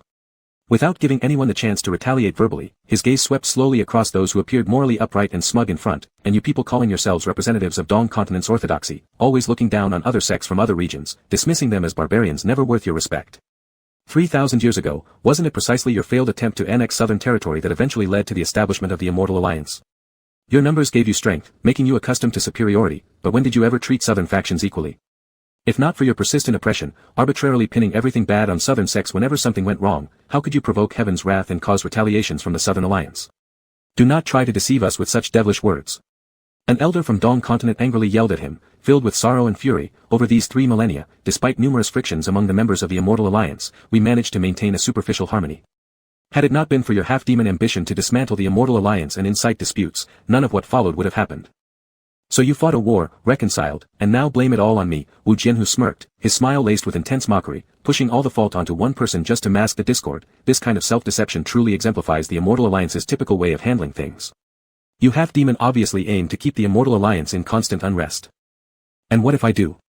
Wu Jianhu simply acknowledged it. Just look at you now, claiming to be righteous cultivators, but in reality, you're just people who scream for bloodshed and eliminate anyone who doesn't conform. You massacred the half-demon city under the pretense of enforcing justice. Have you ever considered that if others are the chopping board and you are the fish, one day you might become the fish yourself? I think what's happening now is heaven's retribution on you.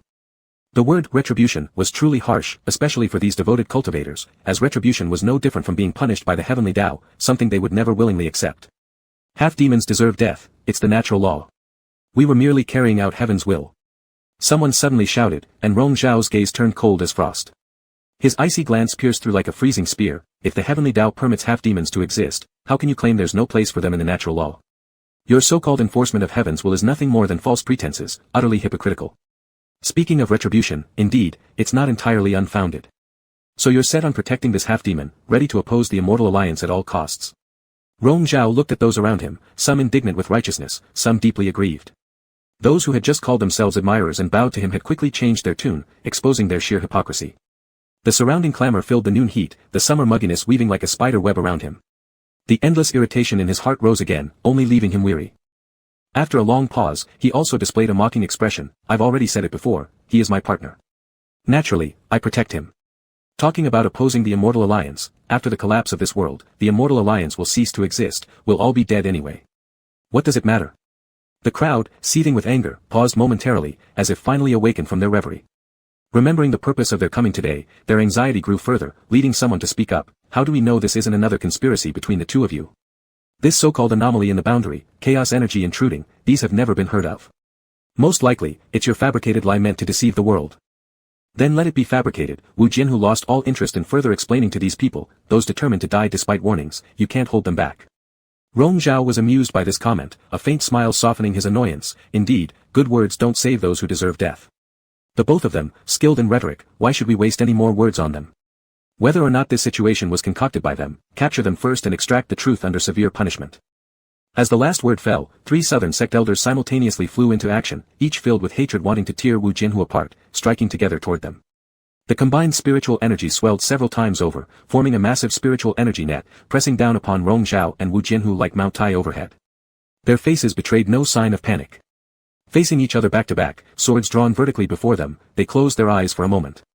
Their other hands raised, fingers formed into sword gestures, spiritual light rapidly swept over their blades from bottom to top. As they reopened their eyes, they leapt in unison, the 2 long swords intersected mid-air, spinning rapidly. Sword intents intertwined, supporting and enhancing each other like wind feeding fire, growing stronger.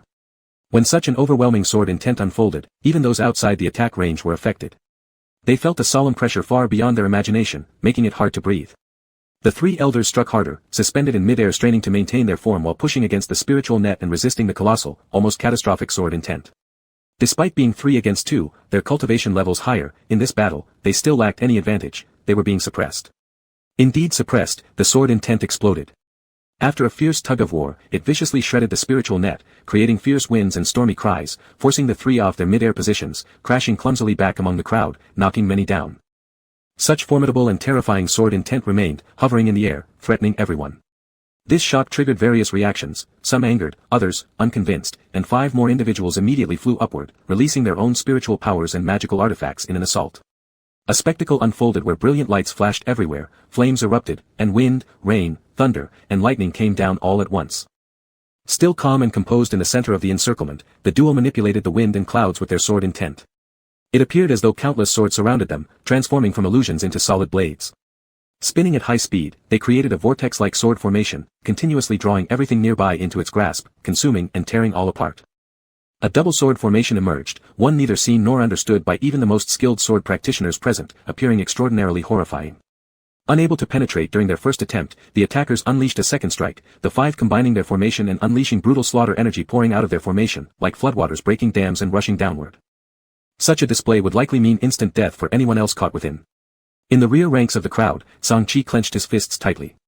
Worried sick about Rong Zhao's safety, yet at the same time hoping to see Wu Jianhu perish under these elders' attacks, internal conflict plagued his mind, driving him nearly insane. Everyone held their breath, 1,000 thoughts flashing through their minds in an instant, until they saw the situation ahead and were all shocked. The sword formation underwent another change, transforming from gathering to dispersing. The millions of separated sword shadows scattered suddenly, piercing toward all directions like meteor showers falling like rain.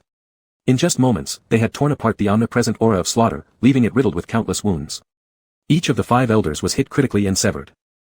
And behind the sword formation, whether it was Rong Zhao or Wu Jianhu, they remained composed the entire time, not even taking an extra breath. Such powerful sword cultivation skills made the two truly the paramount among all sword cultivators in the world, and with their dual sword formation, they were invincible under heaven. Seeing the two unscathed, Song-Chi's tightly clenched hands abruptly loosened, unsure if he should feel relieved or disappointed. Rong Zhao pointed his sword forward and declared resoundingly, "Charge together." This provocative remark prompted even more people to rush up this time. They altered their array once again, shifting from slow to rapid, the momentum of their swords swift as wind and lightning, imposing pressure overwhelming as they truly engaged in a fierce battle against the endless onslaught. Be it several, dozens, hundreds, or multitudes, they kept attacking but were repelled by the two without resorting to lethal strikes. Neither did they unleash any killing moves, instead seemingly playing around with them. Among those of various sects present, countless cultivators were now involved in such chaos. There were also smaller to medium-sized sects that chose self-preservation and retreated further, merely observing from the periphery. Another person avoiding trouble was Xiao Rufeng, who apart from making the initial address as the supervisor of the Immortal Alliance, hadn't uttered a single word throughout. He was now leading the Chang'e people to retreat even further back. It wasn't clear if this was his own intention.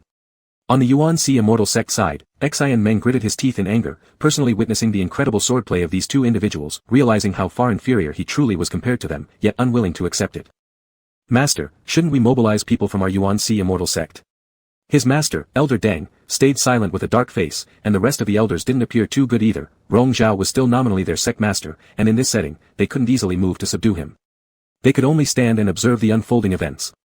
However, the power unleashed by Rong Zhao and his counterparts' joint efforts far exceeded their expectations, as if this realization finally struck them, this newly instated sect master, whom they had helped place in power, would never be as easily controlled as they had wished.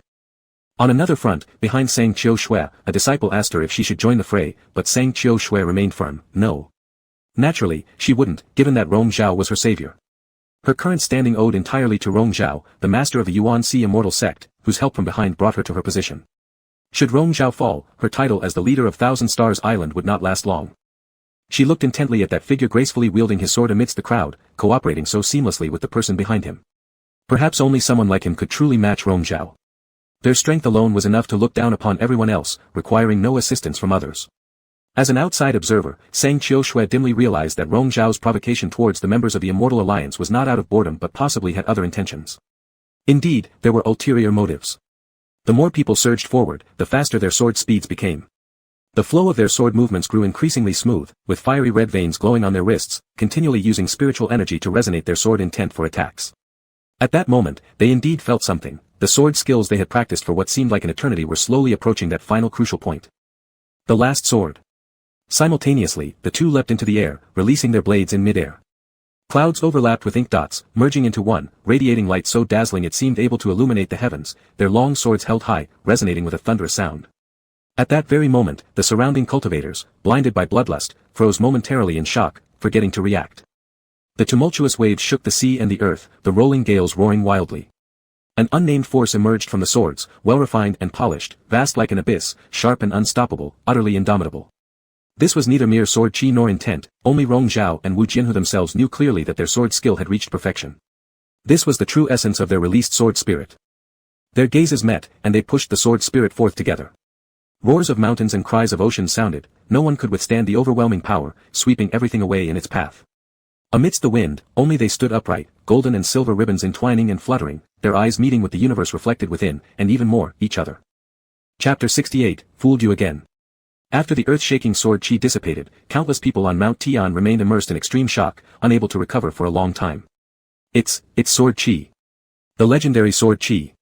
Finally, a well-traveled elder of the sword cultivators opened his mouth shakily.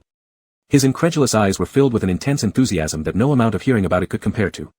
He excitedly waved his arms. That's sword chi. Truly sword chi. Genuine primordial sword chi. Most people did not know what sword chi was, though some sword cultivators had heard its name. They all looked shocked, their vibrating eyes revealing extreme excitement and envy. Indeed, someone could truly cultivate sword chi, it was not just a legend. Though others might not understand, judging by the expressions of those present and the earlier felt stirring sword momentum, they knew it must be something incredibly powerful and terrifying. For a time, no one dared to move forward anymore.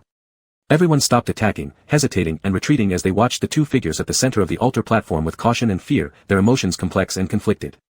After this single sword strike, Rong Zhao and Wu Jianhu also paused, returning their swords. Rong Zhao lowered his gaze to look at the red line pulsing on his wrist, flashing continuously, hotter than before. Now, he accepted it calmly. Wu Jianhu rested the tip of his sword on the ground, lightly raising his eyes to look down at the gathered crowd. Do you still want to fight? How could they fight? Millions of people present had previously thought they stood a chance if they all rushed together, but now these two had condensed sword chi. That astonishing sword pressure was enough proof that they would surely fail even without trying. Not to mention, each of them harbored different intentions, there was no way they could truly unite to deal with these two. Still, there were those who refused to yield. You may be able to act arrogantly today. Arrogant? Wu Jianhu tilted his head, his gaze mocking. The path of cultivation respects strength. As long as you can't surpass us, you'll have to let us do as we please. I don't like beating around the bush. Whether you like it or not, hear this. Just now, we held back from killing moves. We were merely sharpening our swords on you. Even those most severely injured among you only need half a year or a year of rest. But if you still feel dissatisfied and wish to fight for real, then we will oblige completely. After that, whether you live or die, you cannot blame us. This wasn't just harsh, it was naked contempt and intimidation. Wu Jianhu has never regarded these people highly. Now, even more so, since your immortal alliance sees me, a half-demon, as a foreign entity, I return the favor. Were it not for young Lord Yun's kindness, I would have already engaged in a massacre. After all, my sword prefers to sharpen itself using your lives. Upon finishing his words, another wave of murmurs erupted. You, half-demon, are truly arrogant. Apart from the various sect leaders and elders present, many followers were top disciples of their respective schools, accustomed to being aloof. Yet, they found themselves speechless against such verbal insults, having no effective rebuttal. Rong Zhao's eyes flickered slightly. He allowed Wu Jianhu to continue, not because he was merciful and gentle. Indeed, he spared these people out of consideration for his position as the leader of Yuan-Si immortal sect, which he didn't intend to give up easily. I am arrogant, and you can do nothing about it. Wu Jianhu tapped his sword handle casually. Do whatever you wish. Beneath them, countless people gnashed their teeth in hatred, yet none dared to take the lead despite any inner fury. Seeing Wu Jianhu had subdued them with his words, Rong Zhao slowly spoke. If none of you wish to fight anymore, let's address the main matter. Regarding the rift in the boundary and the chaotic energy, believe or disbelieve us, it is a calamity of heaven. Neither of us possesses the ability to create such a grand scheme. However, if you cooperate, we might have a solution. If you refuse, then so be it, let everything crumble together. The audience vacillated, undecided. Or perhaps, even if they did not trust, they were at a loss for what else to do. Various murmurs spread throughout, and doubt showed in most faces. How do we verify your claim? According to what the patriarch of Linsang sect said, let us at least see some evidence, someone asked. There isn't any, Rong Zhao responded straightforwardly. I've said it, you choose to believe me or not. Another voice questioned, what method you speak of, what exactly is it? When will it resolve the issue? You've seen it before. Sword chi, using the primordial essence of the sword to mend the boundary rift might be a viable attempt. After we prepare, we will attempt in 3 days. Rong Zhao summarized briefly. Such news, unheard of until now, left the people here increasingly uneasy until the elder who first recognized the sword chi affirmed, indeed, it can be tried. Chi is the source of all things, naturally including sword chi. Should it succeed, not only would current troubles cease, enduring stability for tens of thousands of years is possible. With just a few sentences, and given they came from the mouth of this elder, most of them began to believe. Someone else inquired, truly, only 3 days? If I said 3 days, then it's 3 days. Rong Zhao was nearly out of patience and no longer bothered with these people's evasive words. But I also have conditions. If the matter succeeds, in the future, you must no longer treat my Dao companion as a public enemy of the Immortal Alliance to attack at will. All the past issues will be wiped off. Beside him, Wu Jianhu, who had been quiet for a while, suddenly laughed, but others' expressions became truly intricate, like swallowing a fly they couldn't either swallow down or spit out, making them extremely uncomfortable. The group from Yuan-Si Immortal Sect was even worse. They could not possibly accept Wu Jianhu as Rong Zhao's Dao companion. However, at this point, there seemed to be no other choice. This was precisely Rong Zhao's purpose, otherwise, why would he bother wasting so many words on them? How can we simply ignore him being the main instigator behind the chaos of those 2 locations? One voice queried hesitantly. Rong Zhao retorted solemnly, the Immortal Alliance cannot tolerate a half-demon, he naturally has to fight for his own survival. Neither side is entirely blameless here. Now, only by uniting with him do we have any chance of saving the world. Otherwise, everyone here will die without exception. I already said this, whether you agree or not. If you are unwilling, then let's just destroy everything together. Of course, if you are willing to cooperate, I can pledge as the sect leader of Yuan-Si Immortal Sect that in the future, I will ensure he does nothing that might endanger the Immortal Alliance. By now, the discussion reached a deadlock with no better solutions ahead. As always, Sang Chushua spoke up first. Jianqing Island is willing to cooperate and make a commitment, wiping all previous incidents and no longer pursuing them. Once someone led the way, a second and third person quickly echoed the agreement. Even Xiao Rufeng, the overseer of the Immortal Alliance, expressed no objection. Thus, unanimity was reached. What they truly thought inside was another matter, but for the time being, no one dared publicly target Wu Jianhu anymore, even if they fundamentally couldn't beat him. Due to the earlier brawl, the Immortal Alliance meeting had lasted an entire day, dismissing when night had already fallen. Returning to the mountains inn, there was still unfinished business. Rong Zhao had another task to complete, cleaning up his sect's ranks. In front of all the elders, Xian Meng was captured by his men, forcibly kneeling on the ground unable to move. That young man struggled incessantly, loudly shrieking for his master to save him before Rong Zhao silenced him outright. Chen Elder asked with a dark face, what exactly is the sect leader accusing? Do you know what this means? Rong Zhao's voice hardened as though encased in ice. Even informing the various elders about my Dao companion is fine, but divulging it outside the sect, spreading private matters of this sect leader and stirring up trouble during the Immortal Alliance conference, I ask, how can I not punish him? But originally he... What? What is he? Chen Elder choked, unable to continue. They didn't want the matter escalated to the whole Immortal Alliance either, given it affected their sect's reputation. Even if the situation was under control today by the joint efforts of Rong Zhao and Wu Jianhu, what the others were saying behind closed doors about their sect leader and Yuan-Si Immortal Sect, they could well imagine. Qi Elder chimed in, it's not necessarily him who leaked the information. Is it not him, then who? Other disciples, or you elders yourselves? Rong Zhao questioned rudely. Their complexion shifted, clearly embarrassed. Su Elder muttered impatiently, certainly not us. Let's hear from him directly if he actually did it. Rong Zhao lowered his gaze coldly, locking onto the person pinned down on the floor still struggling. Finally freed from the silencing spell, he immediately cried out for justice.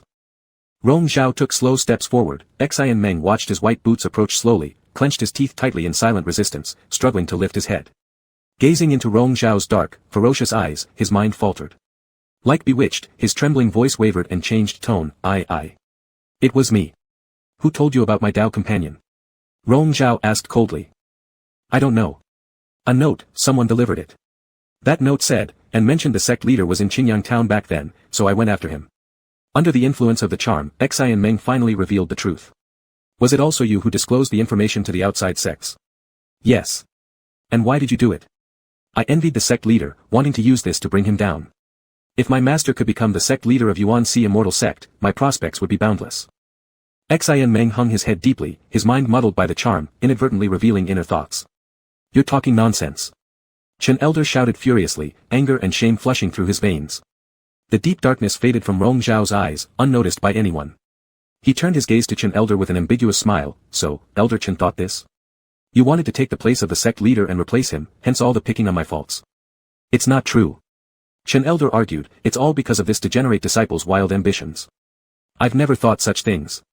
At this moment, the rest of them couldn't support him anymore, as though anything they said wouldn't fit right. Then we'll pretend it didn't happen. Rong Zhao spoke indifferently, without consulting anyone further, issuing a direct command, drag this disciple who violates our sect's rules away and execute the severest punishment. Xian Meng's cries of anguish faded away, and no one sought clemency for him. Rong Zhao openly made an example out of him to warn others, with full justification, leaving no room for further objections. The elders were all deeply embarrassed, but Rong Zhao paid them no mind. Once the matter was settled, he didn't say another word and went straight back to his quarters. Wu Jianhu waited for him under the corridor. Rong Zhao stopped at the courtyard gate, gazing at him across the courtyard bathed in moonlight. A smile tugged at the corner of his mouth as he turned and said a few words to the demon servant standing guard outside before stepping into the yard. Approaching the veranda, Wu Jianhu extended a hand toward him. In the instant that Rong Zhao placed his hand upon Wu Jianhu's, he was pulled into an embrace and lifted up. Rong Zhao chuckled softly, circling his arms around Wu Jianhu's neck as he was carried into the room. Once on the bed, their foreheads touched in an intimate moment of rubbing against each other. Then Wu Jianhu spoke, "Is the issue resolved?" Yes, it was just some green youth who didn't know the sky from the earth, unaware of his own limitations. He died quite deservedly. Rong Zhao reclined against the soft cushions behind, a cold gleam in his eyes, but there is something that caught me off guard. What is it? He claimed someone had sent him a note informing him about your matters and our whereabouts that night. I already checked with people. After we left, Sang-Chi had visited once and inquired where I had gone. Wu Jianhu raised an eyebrow, surprised yet unsurprised. Do you suspect your junior apprentice? It's hard to say. We will have someone investigate further later, after resolving the pressing issues first. Wu Jianhu laughed. I thought you two had deep brotherly affection, so you truly trust him very much. My father trusted Xie Mohua immensely back then too. You know what happened? Rong Zhao replied, pretending not to notice the hint of sarcasm in Wu Jianhu's tone. Wu Jianhu was rather certain that their suspicions pointed to him, though ironically today's outcome worked in their favor, while that one wasted effort for naught. He played with a strand of Rong Zhao's hair, saying, Cloud Junior Master, since you stood against the world for my sake today, I am truly indebted.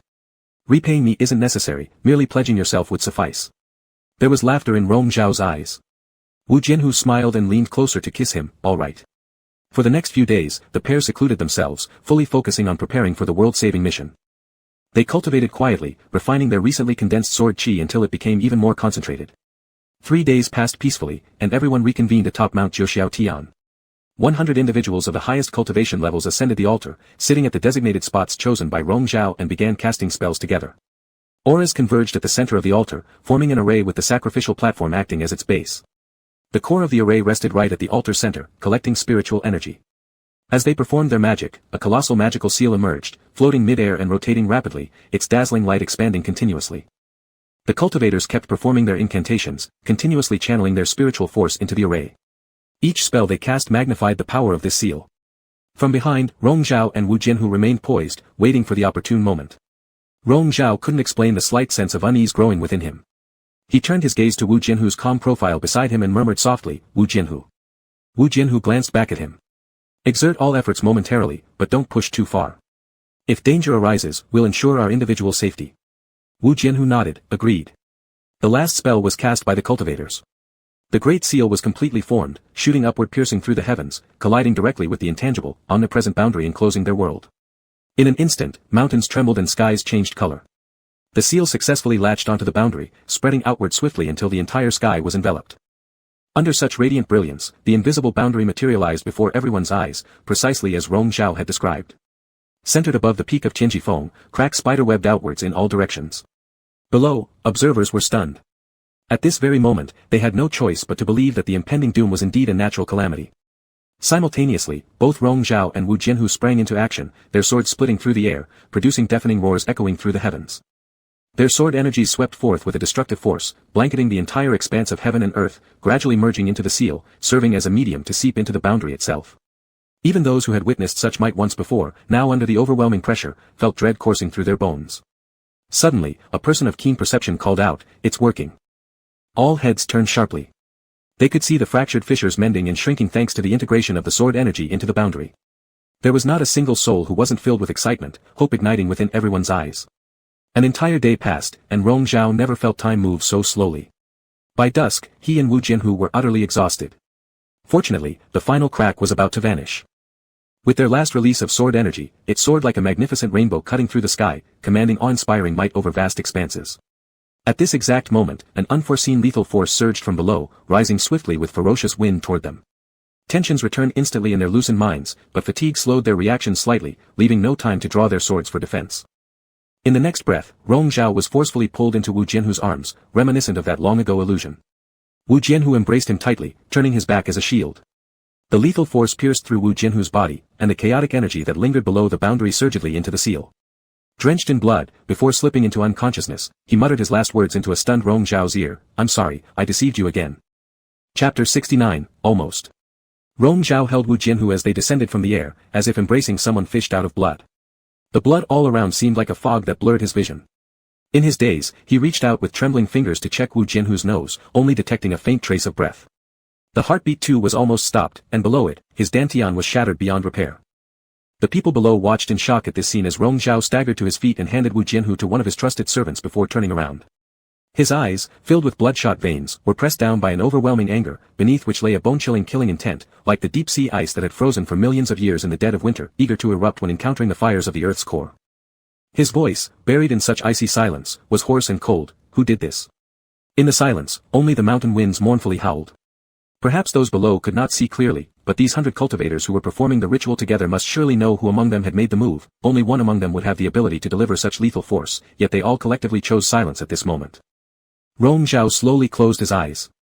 When he reopened them, the redness had spread further, burning the corners of his eyes red, as if blending seamlessly with the overly bright evening skies behind him. "It doesn't matter if you don't speak, let's just consider this to be done by all of you." As the tip of the sword lifted, finally someone couldn't bear the pressing pressure anymore and blurted out, It's the master of Chio sect." Rong Zhao's gaze turned toward the speaker. The person raised their voice. "His position was right in front of my right, I saw with my own eyes that it was him who made the move." Such an intensely cold stare swept over everyone, finally stopping on the person being pointed at, Chio sect's master, Chiu Yan. After the Southern Calamity recovered lost territories of Yuan Si Immortal Sect, the first sect Rong Zhao sent people to assist was Chio sect. That man who had once expressed endless gratitude and thanks now stood before them with clenched fists and an ashen face, lips pressed tightly together, revealing his guilt in his gaze which shifted under Rong Zhao's steady look. Rong Zhao, holding his long sword, took steps forward. His black hair, entwined with a headband, danced wildly in the wind, covering half of his face, making it hard to discern the expression in his eyes. Yet it was clear that his white clothes stained with blood, even the tips of his feet dipped in it, were not his own. Instead, he seemed to have walked out of a world of slaughter, transformed into a ferocious ghost seeking lives. Only the Yunza sword remained clean. Today he hadn't planned to have it see blood again, but fate wouldn't leave them alone. At this moment, it seemed as if everyone was holding their breath, unconsciously stepping aside to make way for him. A hint of panic and fear began to rise on the face of Chio sect's master, still trying to put up a front. "My child was killed by members of Haolan Sword Sect, I am merely seeking vengeance for the death of my son." But that killing force was clearly aimed at Rong Zhao. Compared to Wu Jianhu, he perhaps hated Rong Zhao more for deceiving the world. Although he missed by a mere margin, death wasn't originally terrifying. At the moment of attack, he had already set aside concerns for life and death. However, the look on Rong Zhao's face told him clearly, he would not die so easily or painlessly. Fear arose, and in spirit, he had already lost. To go back on your word and repay kindness with hatred, you do not deserve to live. One sentence condemned the other's fate. The Yunza sword pierced forth, its energy like lightning slashing through the air. Chiu Yan didn't even have time to react. Accompanied by a shrill scream, the tendons of his right wrist were severed, and the magical artifact in his hand fell to the ground with a clatter. Chiu Yan's cultivation was not weak, but faced with Rong Zhao's sword movements, he had no strength to resist. The tendons of his right hand, right foot, and left foot were cut one by the Yunza sword, then shoulder bones, elbow bones, and kneecaps were shattered bit by the sword energy. Apart from Chiu Yan's continuous cries of despair and begging for mercy, there was no other sound on the sacrificial platform. No one dared to speak up or stand up for him. Countless onlookers below were horrified and heartbroken. The elders and disciples of the Chio sect looked on helplessly, without courage or power to intervene for their sect master. Rong Zhao's actions amounted to torture in broad daylight. He did not care. Whether for revenge, venting, or to make an example of him, the sudden birth of demonic tendencies in his heart led him to act on his desires. Under the sword, this person's dantian was pulverized, his spiritual root cut off, hanging on by a thread. Skylight fell into Rong Zhao's bloodied eyes, everything appearing blurred. He didn't look at the person anymore, releasing his final blow, slicing through the other's neck. Chiu Yan died with his eyes wide open, unable to close them in peace. The blood dripping from the sword tip meandered on the ground, gathering into a pool, as the mountain winds ceased their wailing. Silence reigned across the mountains. Without another word, Rong Zhao indifferently sheathed his sword, flying back beside Wu Jianhu, ordering in a hoarse voice, "Return to the sect." 1 month later, Yuan Si Immortal Sect. The rainy season had arrived, daily rains falling ceaselessly, inevitably annoying everyone. As soon as he entered the rear hall of the Purple Void Palace, he smelled a strong medicinal scent. A demon servant removed his rain-drenched straw coat, tiptoed inside, and reported quietly, "Young master, another group of physicians has arrived today, and the people have already been brought here. Let them come in." A deep, muffled voice came from behind the layers of curtains. A hand almost white as snow placed on the curtain, pulling it open a little. Rong Zhao emerged from behind it, his usually stern face even graver now. Glancing at the medicine bowl just delivered that was still steaming with warmth, he frowned deeply. In a moment, the demon's servant led in 3 physicians who respectfully approached and bowed to him first. Rong Zhao examined the 3 men before him, slightly nodding without much expression. Take them inside. After passing several layers of curtains, the wind and light were blocked out, leaving the person lying on the large bed quietly with closed eyes, making no sound. Wu Jianhu was still Wu Jianhu, yet after being drained of vitality, the usual carefree air was missing, making it seem like the one lying here wasn't really him. Rong Zhao stood nearby watching as the group of physicians took turns feeling his pulse, examining his dantian, and checking his spiritual awareness. His pulse is scattered and uncollected, floating rootlessly, his rhythm is unclear, which is a symptom of depleted yuan qi, the lead physician cautiously stated after some discussion. Although his dantian has been saved, it is like countless fragments barely gathered together, giving an appearance but fragile under force, ready to collapse again if there's even the slightest mishandling. His consciousness is chaotic, unclear, and shows signs of weakness. It was all familiar rhetoric. Rong Zhao listened patiently to the end before asking, is there a way to treat him? The physician replied, we will prescribe a formula for gradual recuperation to replenish his yuan qi first, further observation will be needed for the rest. Disappointment washed over Rong Zhao. Since returning from Jiuxiao Tian Mountain, he had sought renowned doctors everywhere, only to hear repeatedly the same words. The last golden-threaded mist lotus in his possession, obtained from a trade with Sang Chuxue, had long been used in the medication that helped restore Wu Jianhu's inner dantian. But just as these physicians described, Wu Jianhu's dantian had been shattered too completely. The framework supported solely by the golden-threaded mist lotus effect was nothing more than a hollow structure unable to withstand even the gentlest blow. Moreover, due to the invasion of chaotic energy into his body, his spiritual awareness had suffered damage, causing him to remain unconscious. He instructed the demon servant to take the people to the side hall to prepare the prescriptions. Then, Rong Zhao went to sit beside the bed. He lifted his hand to pause near the man's cheek, feeling a chilling touch devoid of any lifelike warmth that made his heart shudder. Hate and fear repeatedly tormented him, causing him unbearable anguish, each dark thought creeping into his mind needing great effort to suppress. All the bravado he showed Wu Jianhu about fear being nothing and everyone has their destiny were lies. In this moment, he truly tasted the essence of fear, the fear of losing this person in front of him, the dread that he might eventually end up with nothing once again. Retracting his gaze, he lost himself in thought for a while, then leaned down to place his ear close to the unconscious man's neck, remaining still for a long time. At the hour of Chen, 7 to 9 a.m., the Tianyin Pavilion held its once-a-decade grand ceremony for academic lectures. As the new headmaster, Rong Zhao could not afford to miss it. He arrived a little late, due to the rain, so he walked along the mountain path leading to the pavilion under an umbrella carried by an attendant. Through the misty rain, voices ahead came from the pavilion post where 2 disciples who were late for the lecture had been denied entry, now muttering resentfully. The headmaster isn't here either, yet we're scolded for being late. If we arrive early, we just wait there uselessly for him anyway. These rules seem only to target us. It's been a while since the headmaster has shown his face publicly. It said he spends day and night in the Zixiao Hall attending to that person. How would he have the heart to worry about sect affairs? Well, our luck is bad today. Rong Zhao halted his steps, and so did the attendants and demon servants behind him. Lifting his gaze slightly, he looked through the rain curtain created by the paper umbrella in front of him toward the mountain clouds. The dampness was sticky, evaporating in the rain into an oppressive heat hard to disperse, truly annoying. The conversation between those 2 disciples continued faintly. Unfortunately, we didn't get to witness what happened on the top of Jiuxia Mountain. We heard that the headmaster publicly tortured the chief of Chuyao sect to death in revenge for that person. How ruthless, he's really changed completely from before. The headmaster must have been bewitched by that half-demon. You think why that half-demon didn't explode despite being hit by the killing force and filled with chaotic energy? What's stopping it from happening? Just because the killing force shattered his dantian first. An explosion first affects the dantian, thus a broken dantian actually let him escape the fatal outcome. It's such a shame. Yes, indeed unfortunate, that half-demon deserves no pity. Rong Zhao slightly tilted his chin upward, at which a retainer behind him stepped forward. Upon turning around, the 2 disciples saw Rong Zhao standing not far from them. They immediately felt their legs go limp, trembling as they knelt down. Rong Zhao paced closer, not even sparing them a glance, merely leaving behind the order, take care of them. Inside the Tianyin Pavilion, the elders along with disciples had waited for quite some time. This forbidden area, normally off-limits to anyone other than the headmaster and the elders, opened only one section every 10 years allowing 1,000 qualified students to enter. It was meant for the headmaster, Rong Zhao, to conduct the main lecture, yet he was tardy. The elders looked displeased, and the leading elder Qi asked him, did you just deal with 2 disciples on the way here? The news had spread quickly, but Rong Zhao casually said, they were completely ungrateful and spread rumors. Dealing with them was no issue. Elder Qi reminded him, according to the sect rules, we really shouldn't. Are you teaching me how to do things? Rong Zhao asked calmly. The elder choked on his words, left speechless. Since returning from Jiuxiao Tian Mountain, Rong Zhao had become increasingly unpredictable and inscrutable, making those around him walk on eggshells. Though they harbored plenty of grievances, when facing Rong Zhao, they lacked the courage, ultimately bowing their heads in submission. I just feel that being too strict with subordinates might invite much criticism, the elder explained. Rong Zhao had no interest in further conversation, merely gesturing for others to begin. Elder Qi's face flushed with embarrassment as Rong Zhao completely ignored him and ascended the lectern. He only spoke for half an hour about swordsmanship, yet it was enough to leave the disciples profoundly benefited.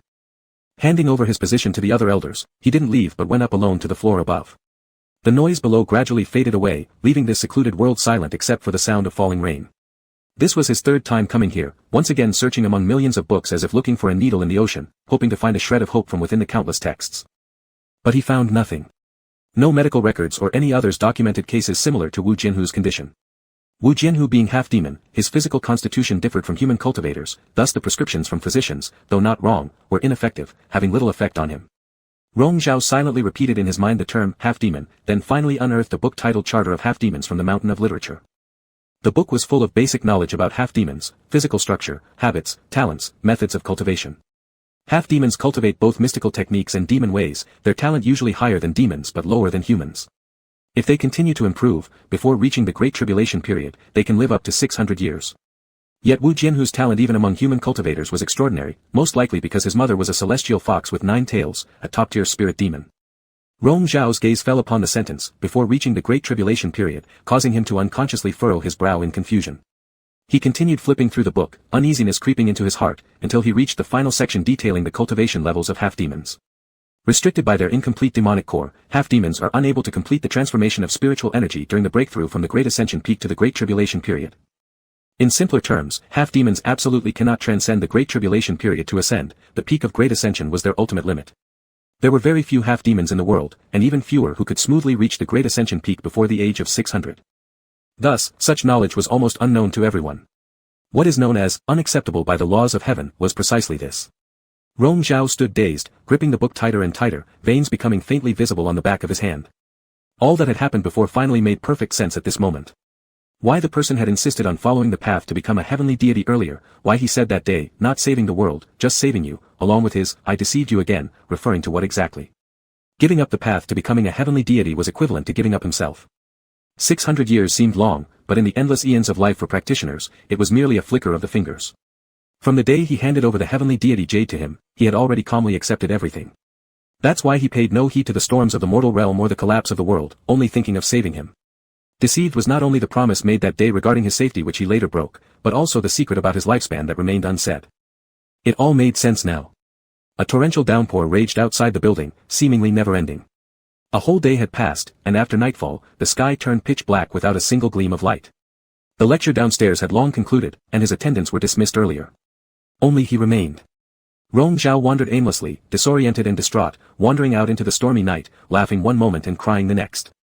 Heart-wrenching pain coursed through him, pushing him almost to the brink of madness. Chapter 70, A Mad Dog. Xiao Hall. Since returning from the Nine Skies Mountain, Rong Zhao ordered someone to settle Wu Jianhu here, and he also resided here regularly so that he could conveniently handle sect matters while keeping an eye on him. Though most of the time, Rong Zhao actually rarely sees visitors. Whether elders or disciples come to see him, if it's not something important, he doesn't bother at all.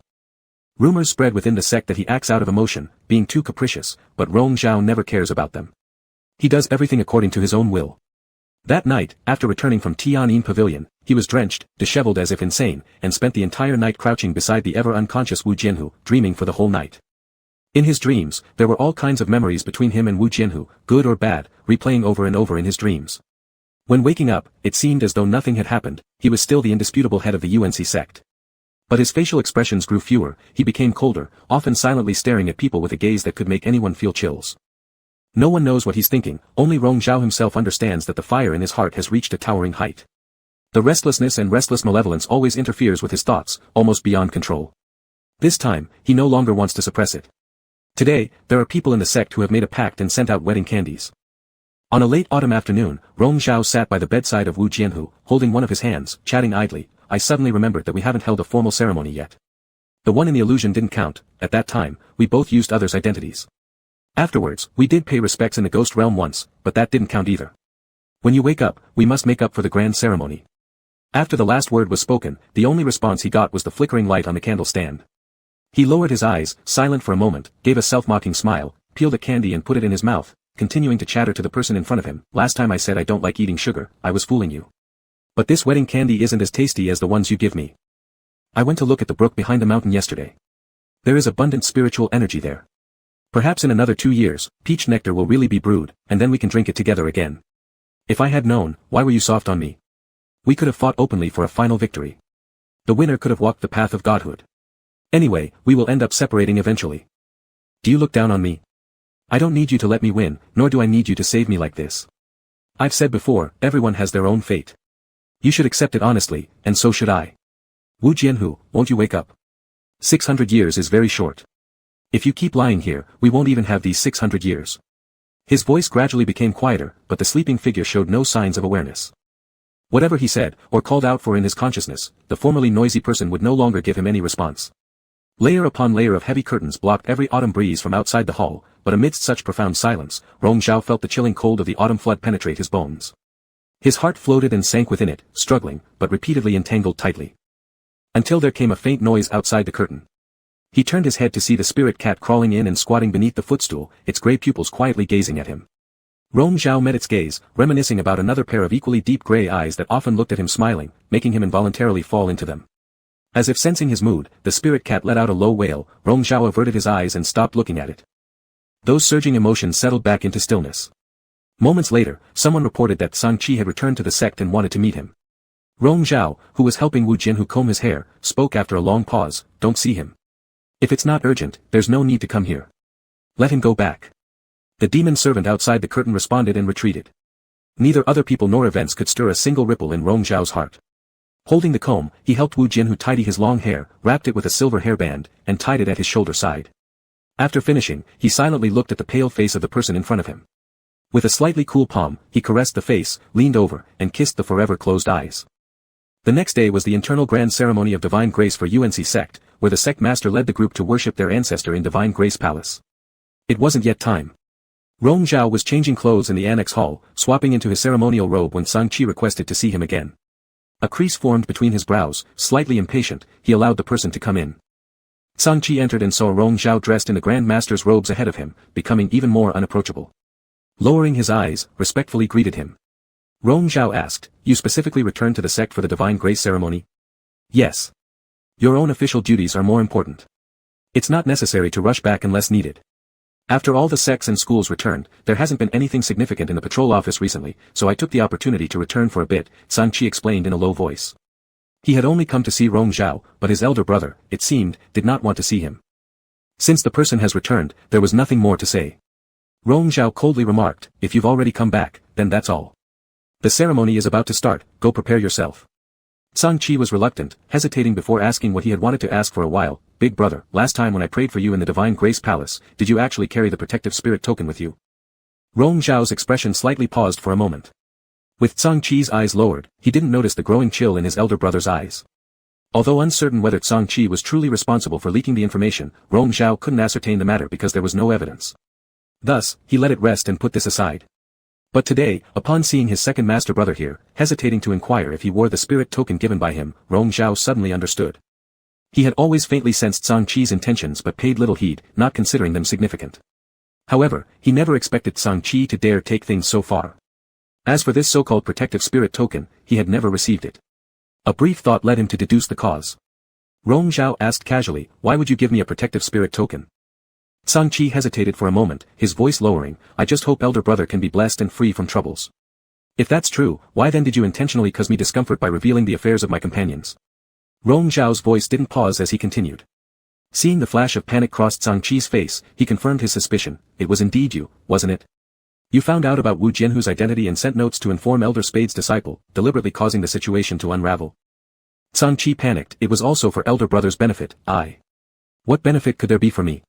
Rong Zhao's deepening voice carried a trace of anger. "By framing me in an unjust deed, you still claim it's for my benefit? Do I need your kind of care?"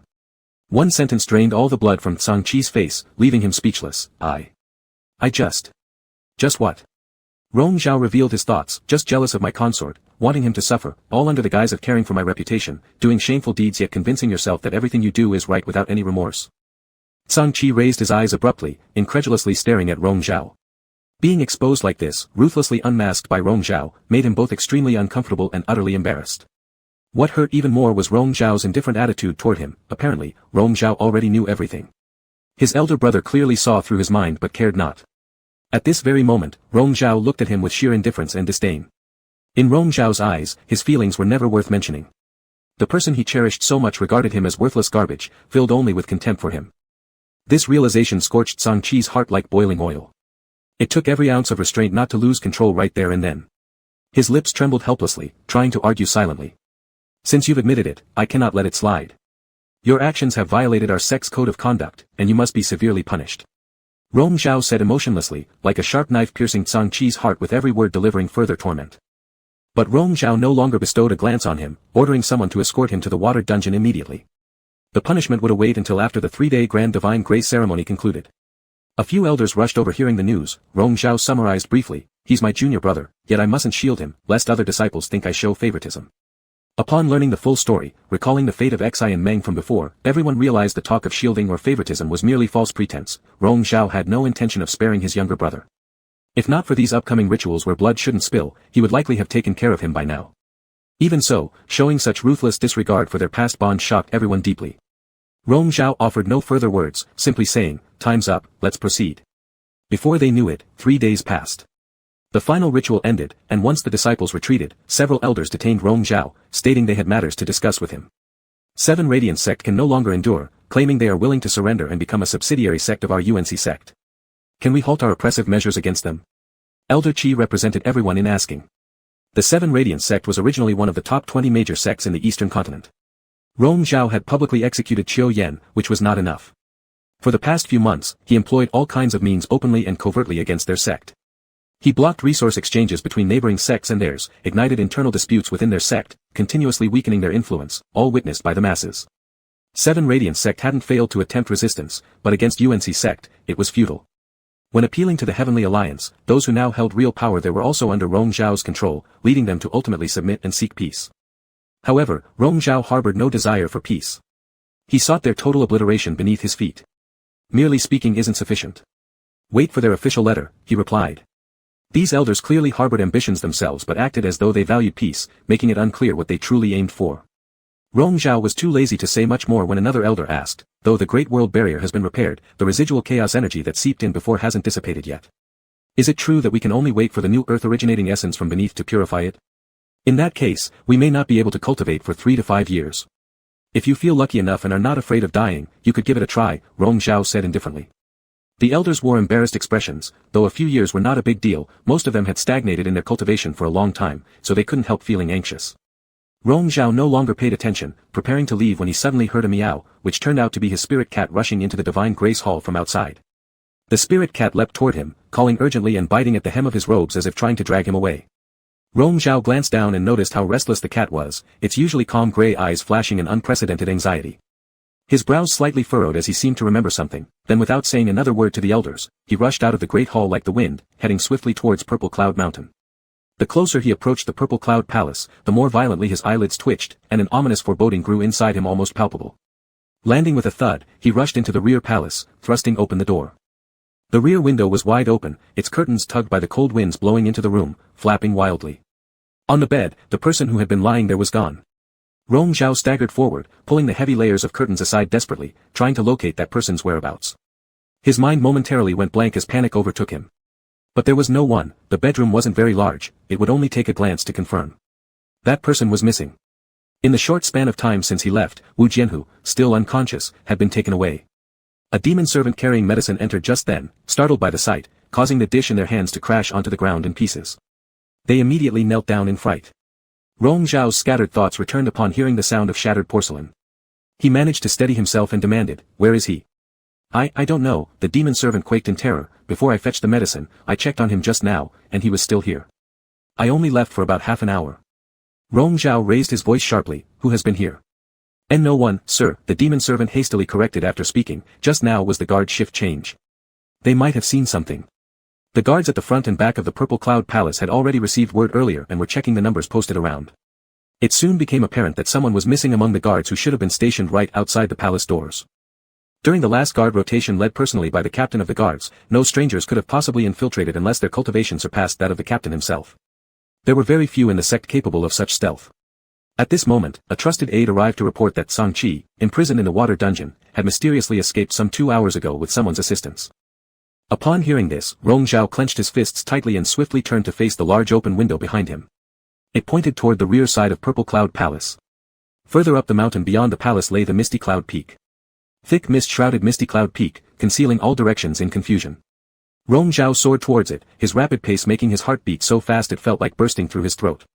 Upon landing, he immediately scanned ahead, his blood freezing almost instantly. On the edge of the cliff stood Wu Jianhu, perpetually unconscious and unmoving, being coldly pushed down by Song Qi into the bottomless abyss below. No. Not. Rong Zhao screamed out in despair, his hoarse cry caught painfully in his throat. Acting purely on instinct, he lunged forwards attempting to grab hold of that figure, but managed only to brush against Wu Jianhu's fingertip. As the sound of the wind whistled past his ears, a twisted expression flashed across Song Qi's crazed face, his pupils suddenly dilating. Then, Rong Zhao followed after the falling form, plummeting together into the 10,000-foot deep abyss. Chapter 71, Abyssal Hell.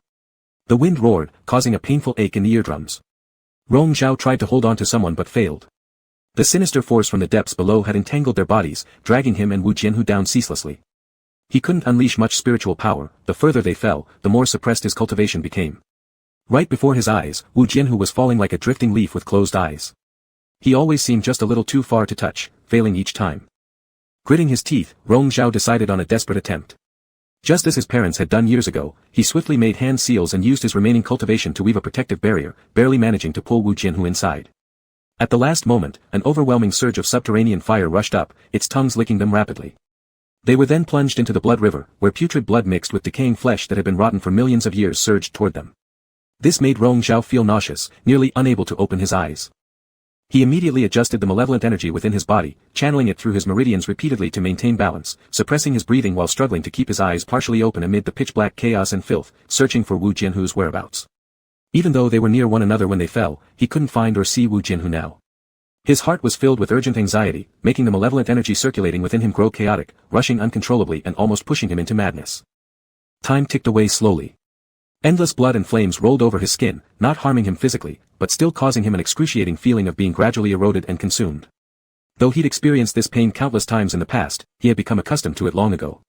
Now, this pain felt like rolling directly over his heart, shattering it piece by piece with no cure. When he was at his most disoriented, desperate, and on the verge of breaking down, he finally saw Wu Jianhu near the bottom of the blood river. Leaning against the barrier he had woven, looking as if merely asleep. A trembling tear in the corner of Rong Zhao's eye finally dropped, blending silently into the boundless sea of blood. Constant wails and cries reverberated from the depths of the blood river, these were the screams of evil spirits. Despite hearing them thousands of times, these sounds continued to haunt his nightmares for many years afterward, bringing chills to his spine.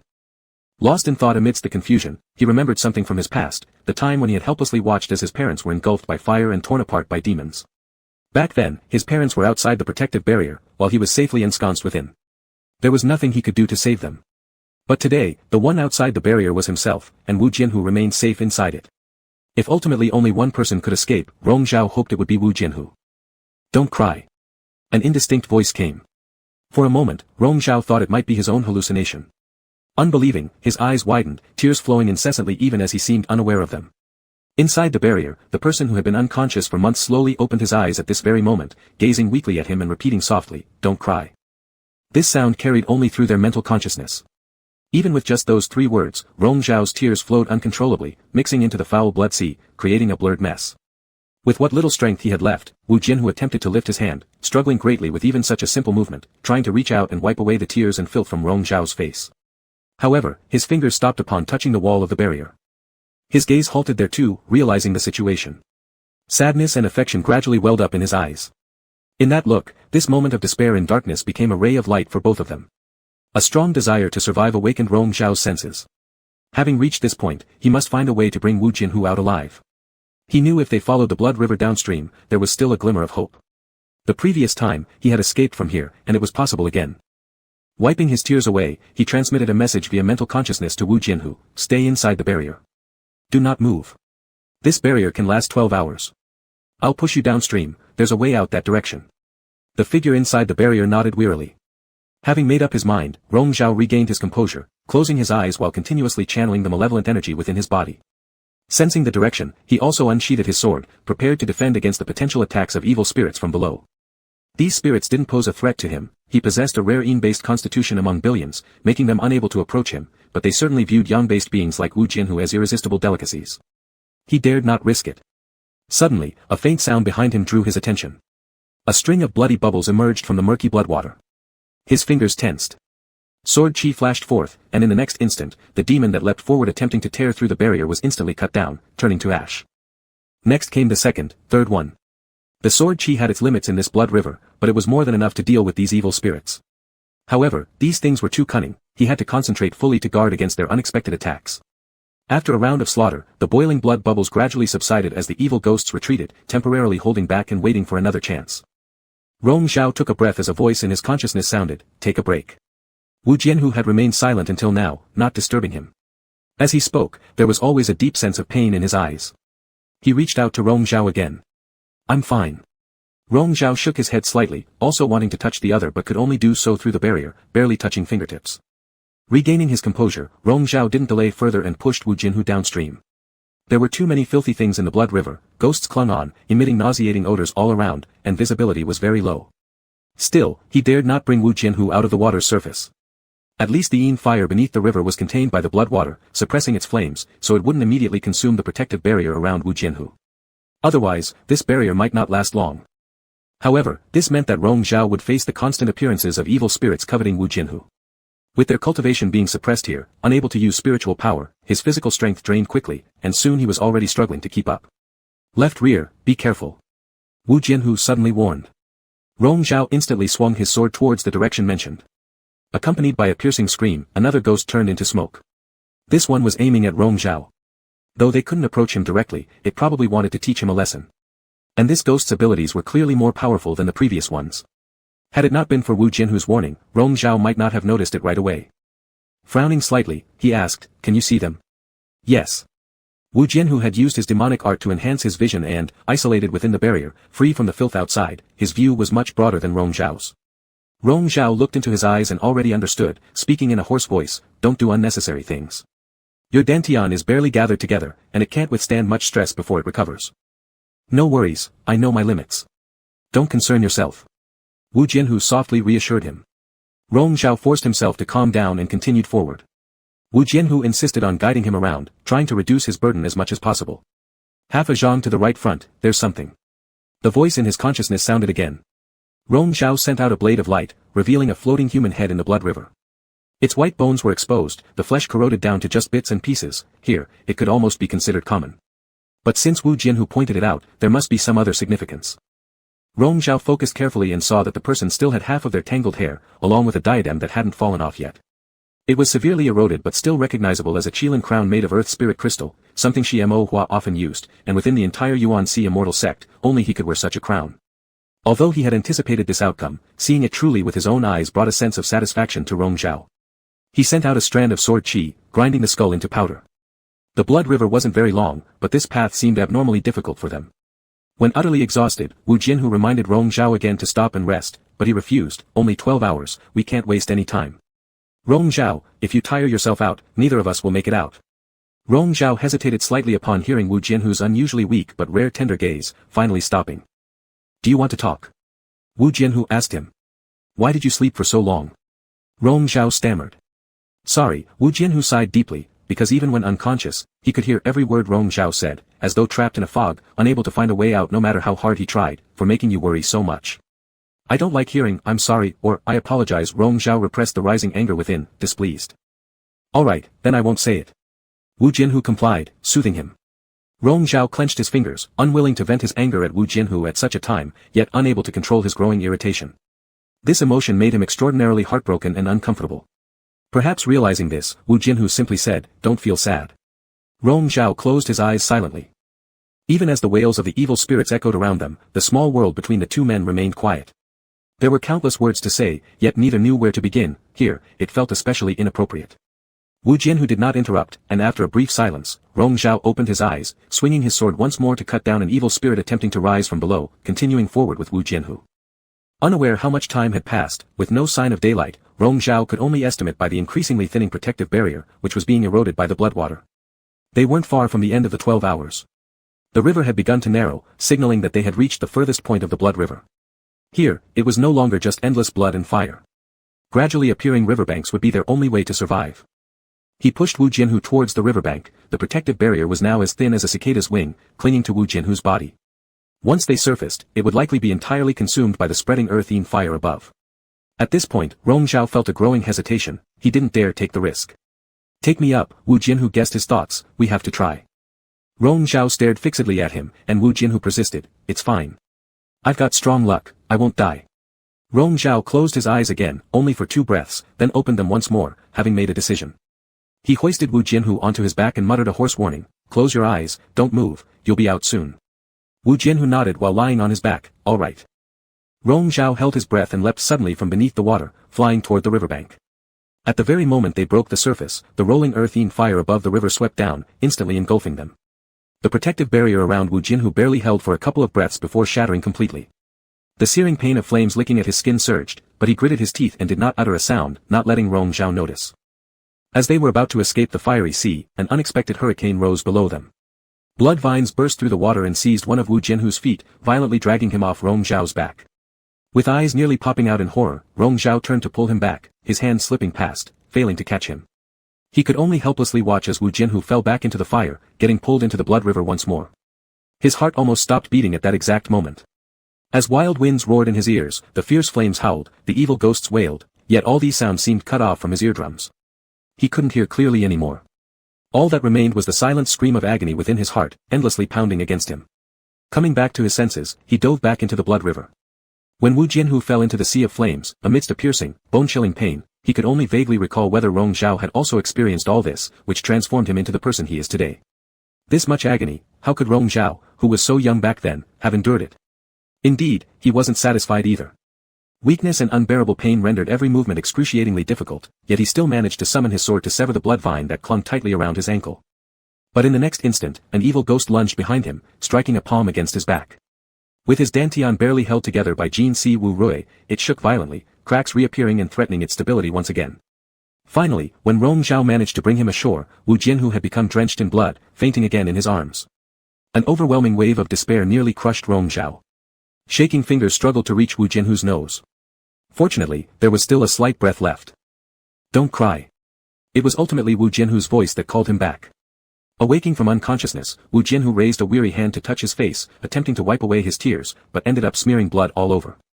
His action halted, leaving Rong Zhao staring dumbfounded at him, unable to stop tears streaming down. Lord Yunzhe, has anyone else ever seen you cry like this? You've truly lost all dignity, Wu Jinhu murmured with a weak tone, finding it amusing even in his condition. Rong Zhao buried his face in Wu Jinhu's neck, his tears pouring down like a flood breaking through a dam. It was akin to breaking free from near-death suffocation, finally seizing a chance to keep going. Gently patting the face smeared with tears and blood beside him, Wu Jinhu offered wordless comfort. Before the tears could run dry, Rong Zhao eventually calmed down gradually, regaining some rationality. He needed to get Wu Jinhu out of here as quickly as possible for restorative breathing treatments. He carefully picked him up again, his sole path being a 10,000-foot high cliff behind him where their only way back lay. Suppressed cultivation and inaccessible spiritual power meant they could only climb upward using their hands and feet. From last time, Rong Zhao no longer remembered exactly how long it took to crawl out from here. This time, though, with someone leaning on him, he knew he couldn't give up. Wu Jianhu, hold on tight, I will carry you out. For sure, Rong Zhao vowed. Wu Jianhu wearily looked down and responded with a gentle kiss on his cheek. All right. Chapter 72, A Massacre Ensues. The cliff stretched for thousands of feet, slippery and jagged, towering high into the clouds. The sky above remained obscured, filled with dense smog and dim haze. Compared to this colossal landscape, humans were as insignificant as ants. Rong Zhao clenched his teeth and clung tightly to the rock face with his hands and feet, carrying the weight of another person on his back. He was stopping every few steps, panting heavily, sweat streaming down his brow like rain, and before long, his palms were raw and bloody. Yet he felt no pain. If the last time he had climbed out of here it was fueled by resentment and hatred, this time, there was a greater desire, a determination to get the person on his back out alive. He couldn't die here, neither could Wu Jinhu. Wu Jinhu rested on his shoulder, his weary eyes struggling to lift in a daze. He glimpsed the resolution in Rong Zhao's gaze, which encapsulated all the intense emotions that had been suppressed. After shedding tears, only an unwavering determination remained, as if preparing for a final decisive battle. Rong Zhao was always like this, stubborn and unyielding, especially in the direst of situations. Wu Jianhu, feeling powerless, closed his eyes, reminiscing about their past and regretting the wasted time. If he had been resolute after emerging from that illusory realm and not let go of Rong Zhao, or earlier still, put aside their prejudices and truly embraced each other, or even as children, accepted the goodwill of Rong Zhao's father and become real fellow disciples, then maybe, just maybe, they could have shared 600 years together. Rong Zhao. A soft whisper reached his ear, faint as though dreaming. Rong Zhao paused to catch his breath. What is it? Just take a rest, Wu Jianhu urged him. But the words, let me go, I'll manage myself, never came out. He knew Rong Zhao would refuse, and deep down, he was unwilling too. It wasn't fear of death but a lingering desire, a fondness for the person who carried him on his back. As long as Rong Zhao didn't give up, neither would he. Rong Zhao closed his eyes briefly, as if guessing Wu Jianhu's thoughts. Don't worry, I promised I'd carry you out of here. I know, Wu Jianhu consoled him, but just take a break. His already numb hands pressed against the mountain rocks as Rong Zhao looked upward. All he could see were endless dark clouds obscuring any light. Stop talking. You distract me when you talk. All right, I won't. Wu Jianhu obeyed.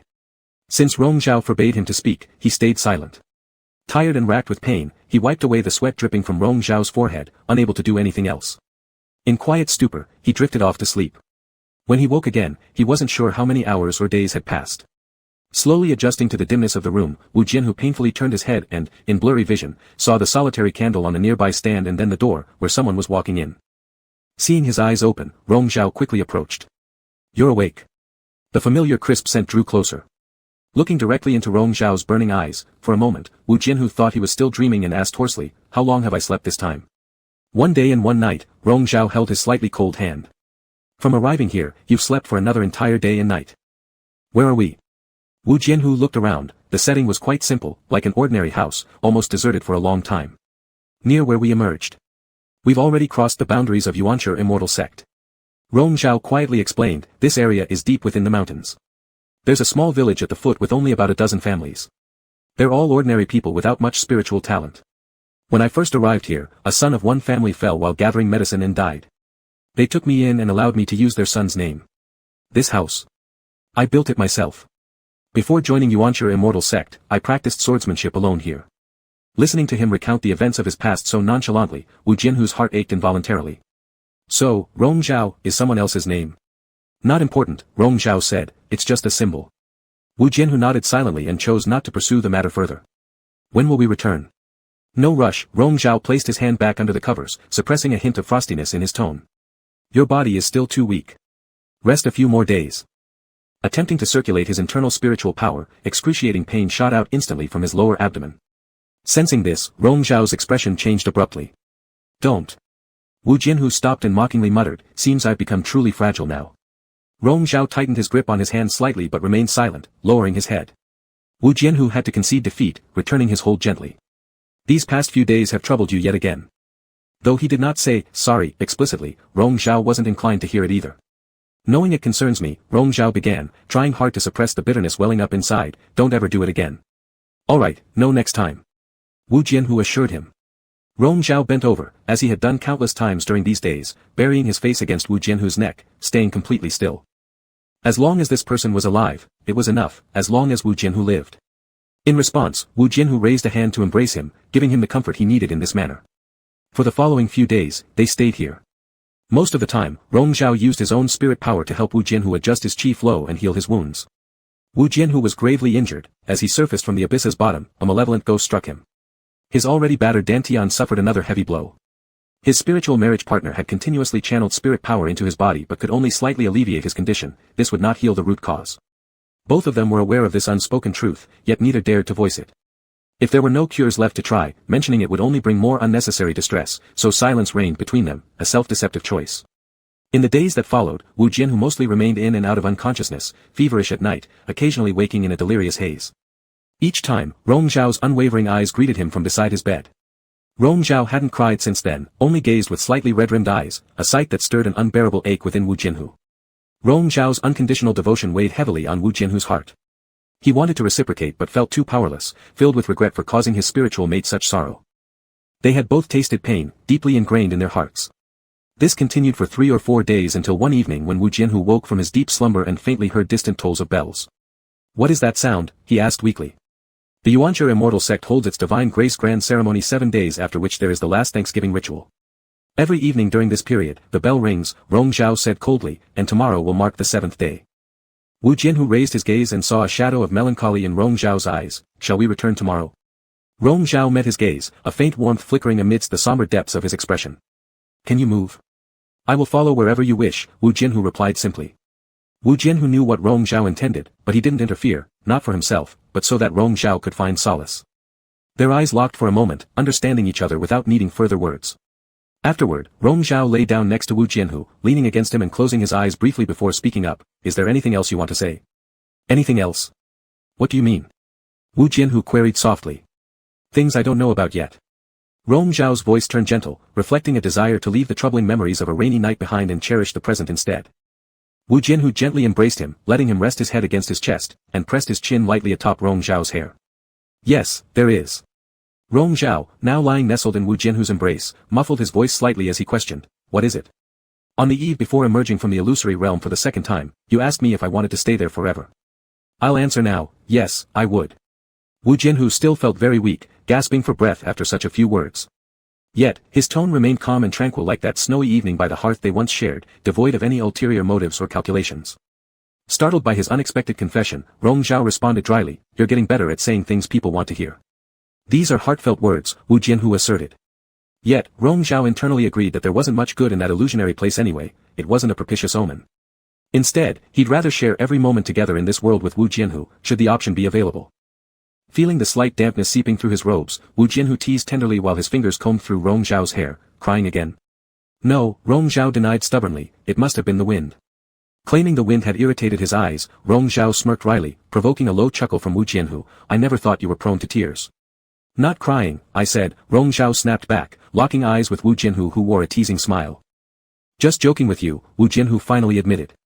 Rong Zhao moved closer and captured Wu Jianhu's lower lip, kissing him gently. The wet lashes trembled slightly, and each tender touch carried fear, an almost overwhelming terror born from carrying Wu Jianhu out of hell once again. Beneath his composed exterior lay stormy waves of fear and vulnerability that yearned to burst forth. With great patience, Wu Jianhu reciprocated the kiss, soothing away his fears while pouring his entire love and affection into it. Their dark tresses intertwined like a married couple's ceremonial knots.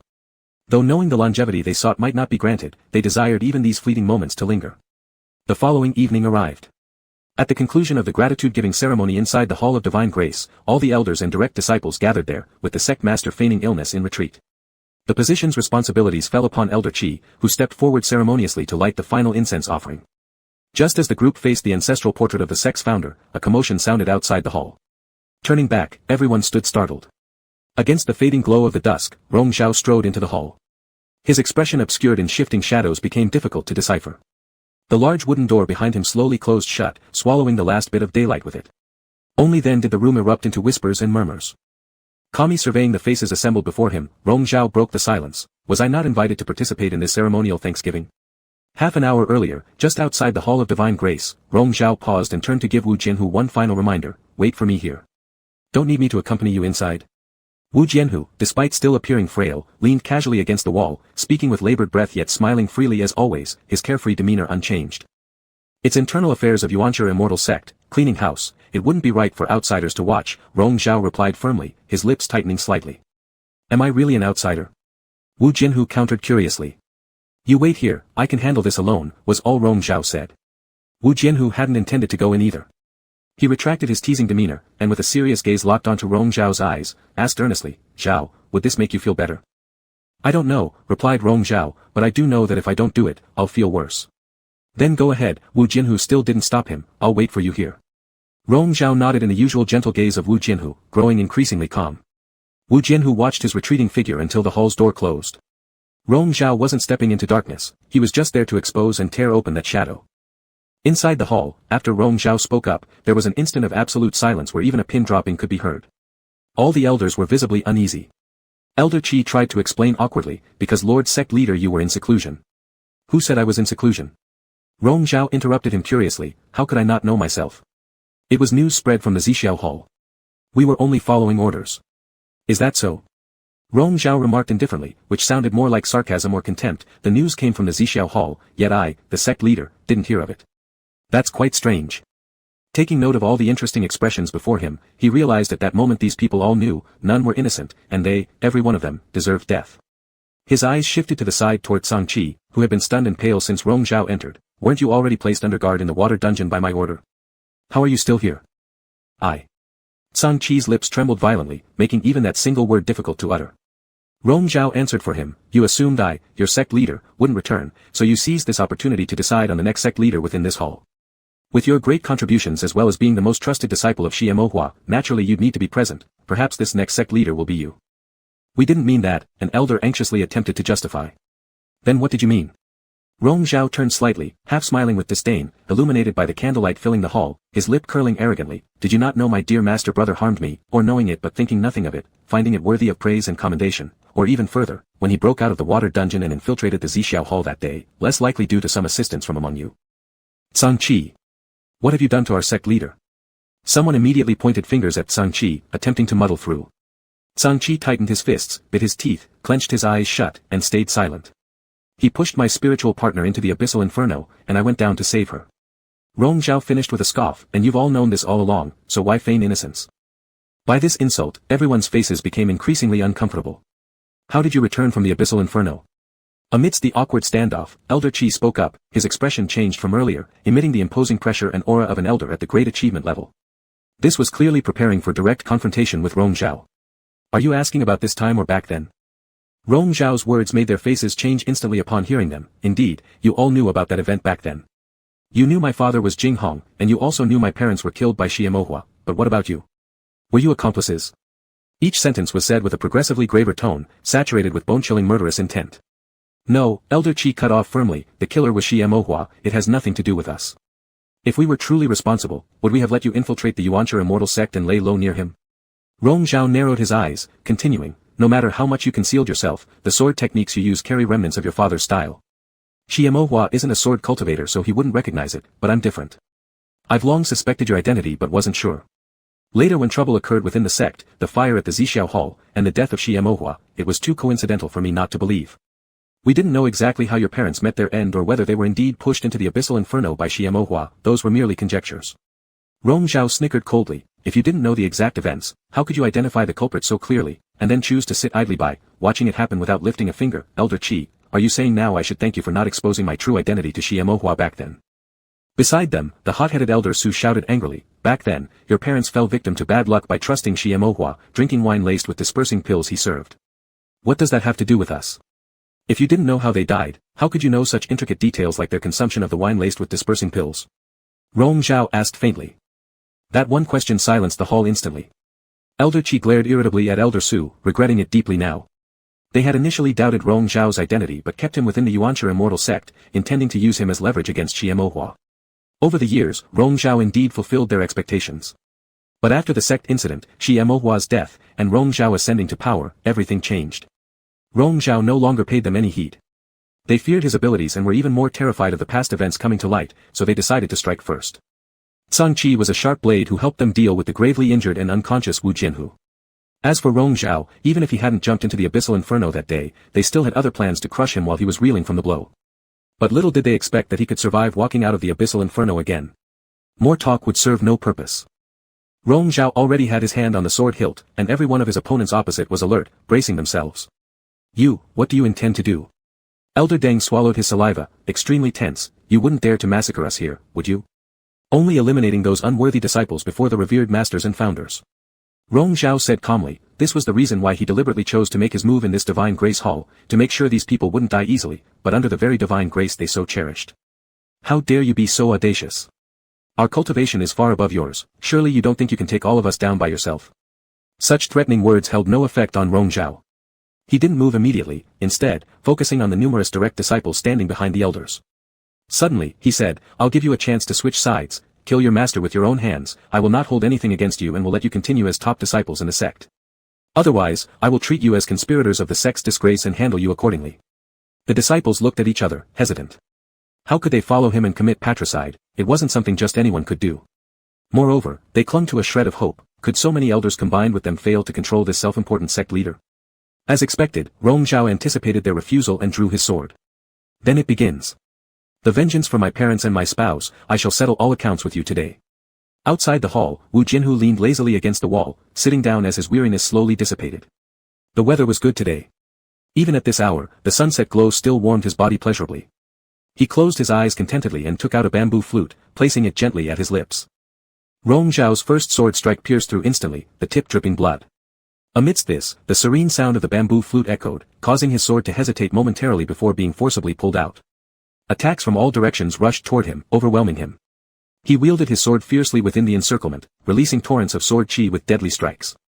The bloodlust caused the dark forces inside him to run rampant uncontrollably, evil desires rising, urging him toward madness. Yet the bamboo flute's melody from outside drowned out the sounds of battle around him. High and low, gentle and melodious, it tugged against the evil desires in his consciousness, repeatedly suppressing the heart demons almost ready to break free from his restraint. In the intensifying struggle, he continuously slashed his sword, the splatter of blood blossoming magnificent flowers on his white robes, swirling in the array like a dance synchronized with the bamboo tune. Until the sky painted red from blood seeped into his eyes, the melodious notes of the bamboo flute continued to reverberate. From dusk till nightfall, after Wu Jinhu played his final piece, the door of the hall finally opened. Rong Zhao stepped out, the mountain breeze brushing across his face, dispersing the air of carnage around him, and carrying away the last trace of turmoil in his eyes. His spiritual energy cleansed the bloodstains from his body, and the door closed firmly behind him. Wu Jinhu slowly propped himself up, grabbing Rong Zhao's right hand. A streak of red remained on the base of his thumb. "Here, there's still some blood." Wu Jinhu spoke softly. Too weak to use spiritual energy, he took out a handkerchief, carefully wiping Rong Zhao's palm clean. Rong Zhao quietly watched him. Wu Jinhu raised his gaze, meeting Rong Zhao's eyes which contained 1,000 unspoken words. "It's clean now." Rong Zhao nodded as Wu Jinhu smiled. His Rong Zhao left the darkness, finally returning to the light. Chapter 73, Destroying Heaven and Earth. They returned to the Zishao Hall at nightfall. Upon seeing Rong Zhao come back unharmed, all the attendants sighed in relief. They spoke about the affairs of the sect these past few days, and if he had delayed coming back any further, it was likely the position of the sect leader would have been given to someone else again. Rong Zhao mentioned little and sent people to secure each mountain under their sect. He said that he would issue a decree from the sect leader shortly. He led Wu Jinhu to first bathe and change clothes. Behind the Zishao Hall, there was a hot spring pool, which was previously built by Rong Zhao for when Wu Jinhu was unconscious so he could use it for recuperation. They both stepped into the pool together. As usual, Rong Zhao helped Wu Jinhu adjust his internal energies first. The external wounds had long since healed, but deep-rooted ailments inside were hard to cure. His cracked and battered dantian could not gather spiritual force, no matter how much energy Rong Zhao channeled to him, it was like pouring water into an unfathomable sea, completely futile. But at least, it made him feel better. After enduring 3 rounds of smoothing out his internal energy, Rong Zhao finally stopped. He opened his eyes and met Wu Jinhu's smile, his throat moving as he asked, "What are you doing?" Wu Jinhu extended a hand and wiped the sweat off his forehead. "Are you tired?" Compared to everything else, this weariness wasn't worth mentioning. Rong Zhao slightly shook his head. Wu Jinhu spread out his arms, and Rong Zhao willingly leaned over and sat on him. They intertwined in the misty warmth of the hot spring, kissing naturally and continuously without end. In the end, while caressing Rong Zhao's nose intimately, Wu Jinhu asked hoarsely, "Shall we do it?" Rong Zhao frowned, clearly concerned about his health. "There is nothing wrong. It might even make me more comfortable," Wu Jinhu tried to entice him. Rong Zhao swallowed back the objection he wanted to voice, whispering softly, "Just rest and don't move." Wu Jinhu chuckled softly and complied. Rong Zhao supported himself with Wu Jinhu's shoulders and sat down.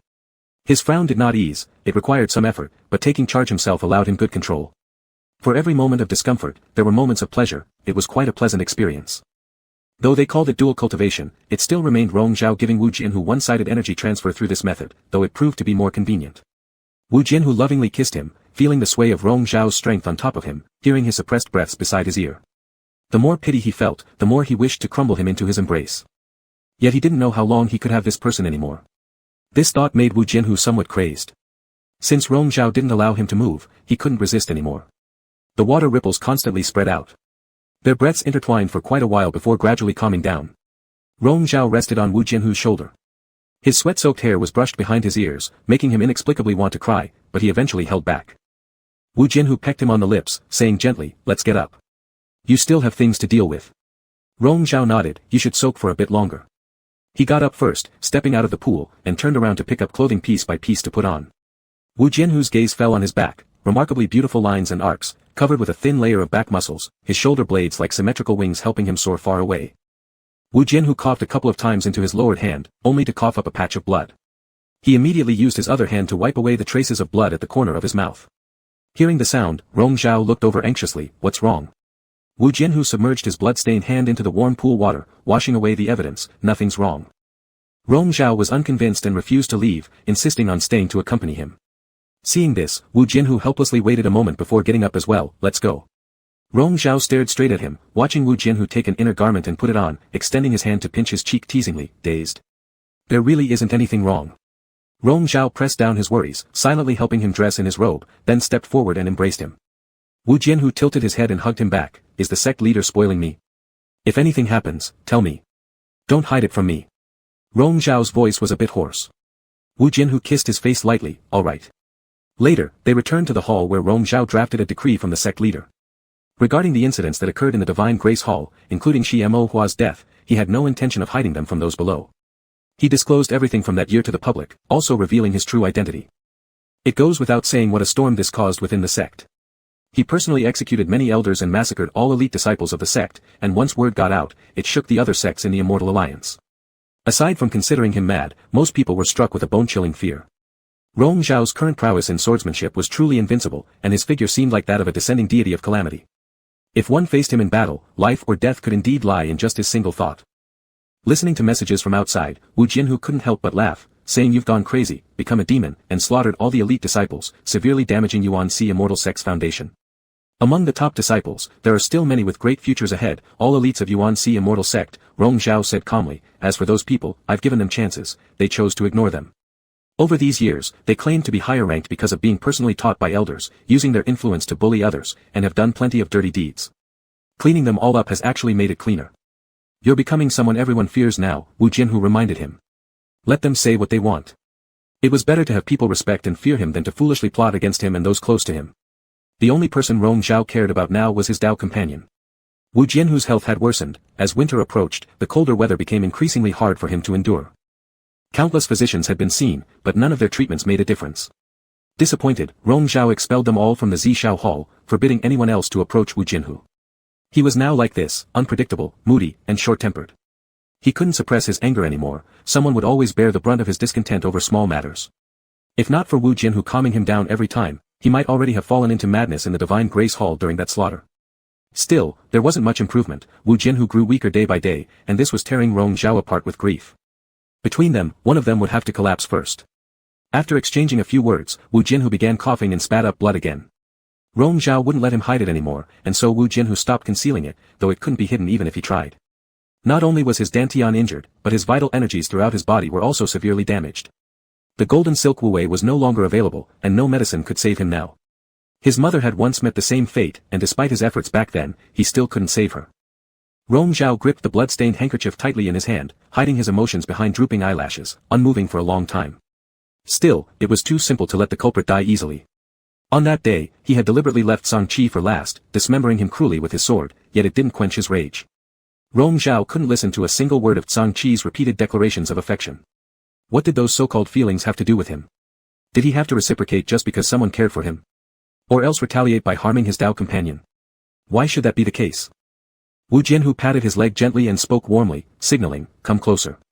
Rong Zhao threw the handkerchief away, barely suppressing the turmoil within his heart as he lay down beside him, resting his head on Wu Jianhu's shoulder, his arms encircling Wu Jianhu's waist. Wu Jianhu's fingers combed through Rong Zhao's hair. What are you thinking? For a long while, the person hugging him muttered hoarsely, I'm thinking when you'll get better. Wu Jianhu couldn't make any promises, so he could only reply, there is always hope, my fate is strong, and heaven won't take me.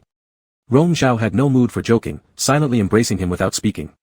Only a moment passed before Wu Jianhu started coughing again, struggling to catch his breath. Rong Zhao hurriedly got up, worriedly patting his back and channeling spiritual force into him. Seeing Wu Jianhu vomit blood all over the bed, clearly sensing the expansion of the cracks in his dantian, Rong Zhao was frantic with worry, trying repeatedly to send spiritual force to help, all in vain. Wu Jianhu weakly caught his hand, tiredly saying, enough, don't waste your spirit energy.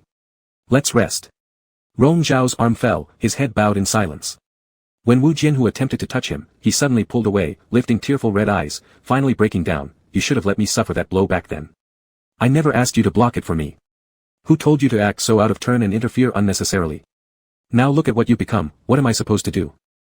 But Wu Jianhu countered, if it had been the other way around, would you have blocked it for me? Rong Zhao was caught off guard, of course he would have. If that destructive force had been aimed at Wu Jianhu, and he had stood in the way, there would have been no hesitation. Wu Jianhu re-gripped his hand, weak but steadfastly refusing to let go. When I thought you had been invaded by chaotic qi and wouldn't survive, I kept thinking, if I could take your place, if I could save you. There's no way I could stand by and watch you fall right in front of me. Call it self-interested if you will, but I've made my choice, and I will never regret it, past or present. Rong Zhao felt deeply sorrowed by Wu Jianhu's words, his gaze, and his current state. All these things broke his heart. He'd walked alone for such a long time until finally finding someone who could walk alongside him, but only for half the journey. How could he accept this? Angry words couldn't come to his lips anymore, and Rong Zhao leaned forward, disregarding the mess on Wu Jianhu's body. Clutching his collar, he buried his head in his chest, helplessly closing his eyes. Since that day, Wu Jianhu's condition continued to deteriorate, falling into constant sleep. From initially sleeping for several hours, it stretched to an entire day, 2 or 3 days, sometimes even longer. Rong Zhao knew well that if it went on like this, there would come a day when Wu Jianhu would never wake up from his slumber. He couldn't accept it, he simply couldn't. The peach dew wine buried under the mountain stream had been brewed for less than a year. Afraid Wu Jianhu wouldn't have the chance to taste it again, Rong Zhao unearthed the jar prematurely. On a certain night when Wu Jianhu stirred awake amid his delirium, he poured out 2 cups. You can only drink a sip, to taste it. He softly spoke beside Wu Jianhu, regretfully realizing that their Dao Union ceremony would likely not happen due to his current state, otherwise, this wine could have been their ceremonial wedding drink. Wu Jianhu rested in his embrace, savoring a shallow taste. The flavor was very mild. Perhaps Wu Jianhu had lost his sense of taste, or maybe the wine simply hadn't aged enough to become more robust. Nevertheless, it tasted unmistakably of peach dew. If they waited another 2 years, it would definitely mature, but he didn't have that kind of time left. After the wine is brewed, you can drink it then. I made 10 jars last time, enough for you to drink for a long while. Wu Jianhu softly spoke, attempting to offer Rong Zhao a little comfort. Rong Zhao poured the wine into his mouth, but all that spread through his throat was bitterness. Even if 10 jars of wine could last a long time, what's the point of me drinking alone? There will always come a day when it runs out. Such solace held no meaning for him. Wu Jianhu stopped talking and leaned against him, drowsily drifting off to sleep again. Rong Zhao slowly finished the wine in his cup. The bright moonlight fell into the grand hall, slipping through his fingers, impossible to grasp. As the last drop of wine entered his mouth, he threw the cup on the ground, shattering the reflected moonlight. In this fleeting moment, he made his decision. This time, Wu Jianhu's slumber extended even longer. Occasionally waking up, he exchanged a word or two with Rong Zhao before fading back to sleep. Finally, Rong Zhao gave him a soul-returning pill.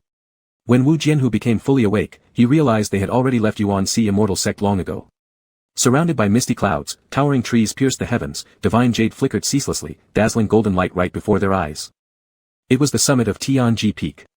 And there sat Rong Zhao quietly by his side, his gaze fixed forward on the top of the divine tree, heavy shadows of sorrow accumulating in his eyes as if there was nothing left within. Why did we come here? Wu Jianhu managed to ask weakly. Even after waking up, he only clung to his last breath, briefly reviving. Rong Zhao's gaze turned toward him, bathed in that golden glow, becoming tenderer. You've awakened. Did I sleep for a long time again? Yes, for a very long time, Rong Zhao murmured softly. Wu Jianhu, would you like to take the divine path? I release you to go. Will you go? Staring silently at each other, Wu Jianhu tried to reach out but found himself too weak to lift his hand. Rong Zhao moved closer, holding his hand and placing it on his face, listening to him say, Are you being serious? I am seriously asking, Rong Zhao persisted, will you go? No, Wu Jianhu refused, you know I won't. But Rong Zhao said, what if I demand that you go? When you first came to Yuan-Si Immortal Sect, you said you would fulfill whatever I wanted in the future. Now I want you to walk the heavenly ascension path to divinity. Would you break your promise today? Gently caressing his cheeks, Wu Jianhu felt Rong Zhao seem to have grown thinner. I promise to grant you anything, but not this. Back then, when I suggested you attempt it, you said surviving the journey wasn't certain even if you succeeded by chance. It's the same now. Moreover, with my current state, climbing it would be nearly impossible. What would be the point? You yourself said everyone has their fate. You wouldn't choose to sacrifice yourself just to achieve my success. Why bring up such a request? His thumb pressed lightly against the corner of Rong Zhao's eye. If I could agree to you, why would I let myself deteriorate to this pitiful condition? Rong Zhao closed his eyes, the deep sense of helplessness and despair overwhelming him entirely. Knowing full well Wu Jianhu wouldn't agree yet still feeling unwilling to give up, he only reached the point where things truly settled. Then let it be this way. If we cannot share life, then let us die together. His voice strengthened, opening his eyes and fixing them on the person before him. This demand, you must not refuse me again. The sorrow in his eyes also drowned Wu Jianhu, as if saying, no, would be the ultimate cruelty to him. After a prolonged stalemate, Wu Jianhu could only nod. If there were no way out eventually, perhaps they should vow another life together. Rong Zhao unsheathed his sword, its tip pointing towards the towering divine tree above. He wasn't so kind-hearted. He'd always been somewhat of a madman. Saving the world but causing Wu Jianhu's death, let the world perish along with them, leaving no one innocent. The full force of the sword's chi erupted powerfully, striking the great tree ahead. In an instant, mountains shook, and the universe trembled violently. The pillar supporting divine tree anchoring this realm was severed from its roots and gradually collapsed. Mountains crumbled, skies changed color around them. Rong Zhao retracted his sword, swaying weakly as he kneeled down, pulling Wu Jianhu into his embrace. Amidst that earth-shattering vibration, he bowed his head, his final tear landing on Wu Jianhu's cheek, who could no longer raise his weary eyes. Chapter 74, Reborn. 7 days later, at the foot of the Jiuxia mountain, Qingyang town. The haze that had gathered overhead for several days finally dissipated. The wine shops and tea houses by the streets gradually opened their doors. The cultivators who had been living in fear cautiously relaxed when no more celestial anomalies occurred. The sky in this northern land truly changes on a whim. Inside the inn, Rong Zhao paused at the counter to order a few dishes from the waiter while overhearing a group of guests chatting idly behind him. It's not just here in the north. I've heard that the earthquake a few days ago had a wide impact, mountains and rivers collapsing, drastic changes in terrain. The overcast haze lasted exactly 3 days, even the southernmost regions were affected. It felt like the end of this world, but we don't know why it happened. That's true. And the place where the first earthquake struck was Tianjifeng Peak, this is the second time. That haze spread from the summit of Tianjifeng Peak too. No one knows what else could have happened up there. Could it be another god descending? But this event feels a little too grand for that. The cultivators were all discussing with awe. The waiter asked Rong Zhao if he wanted some wine. Rong Zhao casually said, "No, just bring the food upstairs quickly." Behind him, the conversation continued. Come to think of it, do you feel that recently, the spiritual energy around town has become much more abundant? It's been a long time since I've felt so refreshed. Not just this Qingyang town, I came from Liangzhou city yesterday, and the journey was pleasant all the way. Earlier, they said there would still be lingering chaos chi and that it would take 3 to 5 years to purify, but these past 2 days, I can't feel any of it anymore. Everywhere, the spiritual energy is richer and denser than before. Last night, I dared to practice cultivation for half an hour and felt no discomfort at all. In fact, the flow of my spiritual energy became smoother. Is it really true? So the strange phenomena we witnessed earlier may have actually been a good thing. It's certainly curious. That's right. The waiter quickly calculated the cost on his abacus, and Rong Zhao threw some spirit stones onto the counter, ordering the food to be sent to his room. Then he turned and walked upstairs. Behind him, the clamor of laughter faded as he stopped by the railing on the second-floor corridor, looking up toward the horizon ahead. The clear blue sky was spotless, with floating clouds clearing away, showing no traces of the usual haze. As the wind brushed by, he snapped out of his daze, closing his eyes for a moment before finally relaxing. He pushed the door open and immediately saw Wu Jianhu sitting on the bed, meditating. Wu Jianhu opened his eyes slightly and looked over, motioning with his gaze for him to come closer. Rong Zhao stepped forward and, at close range, was pulled into Wu Jianhu's embrace by the waist. He tilted his head upward and met his eyes. Where did you go? Downstairs, I ordered a few dishes, they'll be brought up soon. Rong Zhao took Wu Jianhu's hand and tried to send some spiritual energy through it. Instantly, it intertwined with another force flowing back into his own body, a perfect blend of water and fire, just as before. Don't play around, he let go of Wu Jianhu's hand and stared deeply into his now vibrant eyes. How are you feeling? I'm fine, really. Just not fully used to it yet. Wu Jianhu pulled Rong Zhao to sit beside him, encircling his waist with both hands from behind, resting his chin on Rong Zhao's shoulder, teasing his neck with a slight touch. Rong Zhao also turned around, his gaze entwined with Wu Jianhu's, falling into his smiling eyes, finally breaking into a smile himself. On that day atop Tianjifeng Peak, he severed the heavenly tree, believing that everything would be destroyed without remainder. Yet, after the heavens collapsed and the earth split, life found a way. The heavenly tree fell, the hastily repaired boundary barrier crumbled, but 100 divine jade pieces transformed into a complete new boundary that once again covered the earth. And they were enveloped in the last beam of golden light, gaining the life force of the divine tree, regaining their own lives. You're really not used to it. Rong Zhao was still worried and lifted Wu Jianhu's other hand, intending to probe his dantian. Exasperated, Wu Jianhu said, Rong Zhao, you're too nervous. His dantian had been restored and reshaped under the effect of the life force, becoming intact again, unlike his previous half-demon state. After breaking the limits, it evolved into a complete human cultivator's dantian. From now on, he would never be able to use demon power and lost all the characteristics of his demon side entirely. However, the benefit was clear, he wouldn't face the 600-year limit anymore. With normal cultivation, he could pass the heavenly tribulation and ascend. A miracle born from despair. These past few days, Rong Zhao felt like he was living in a dream, unable to believe or imagine the reality. Just moments ago, forcing himself downstairs to order the meal was already enough to leave Wu Jianhu temporarily. His heart quickly grew restless, prompting him to return upstairs.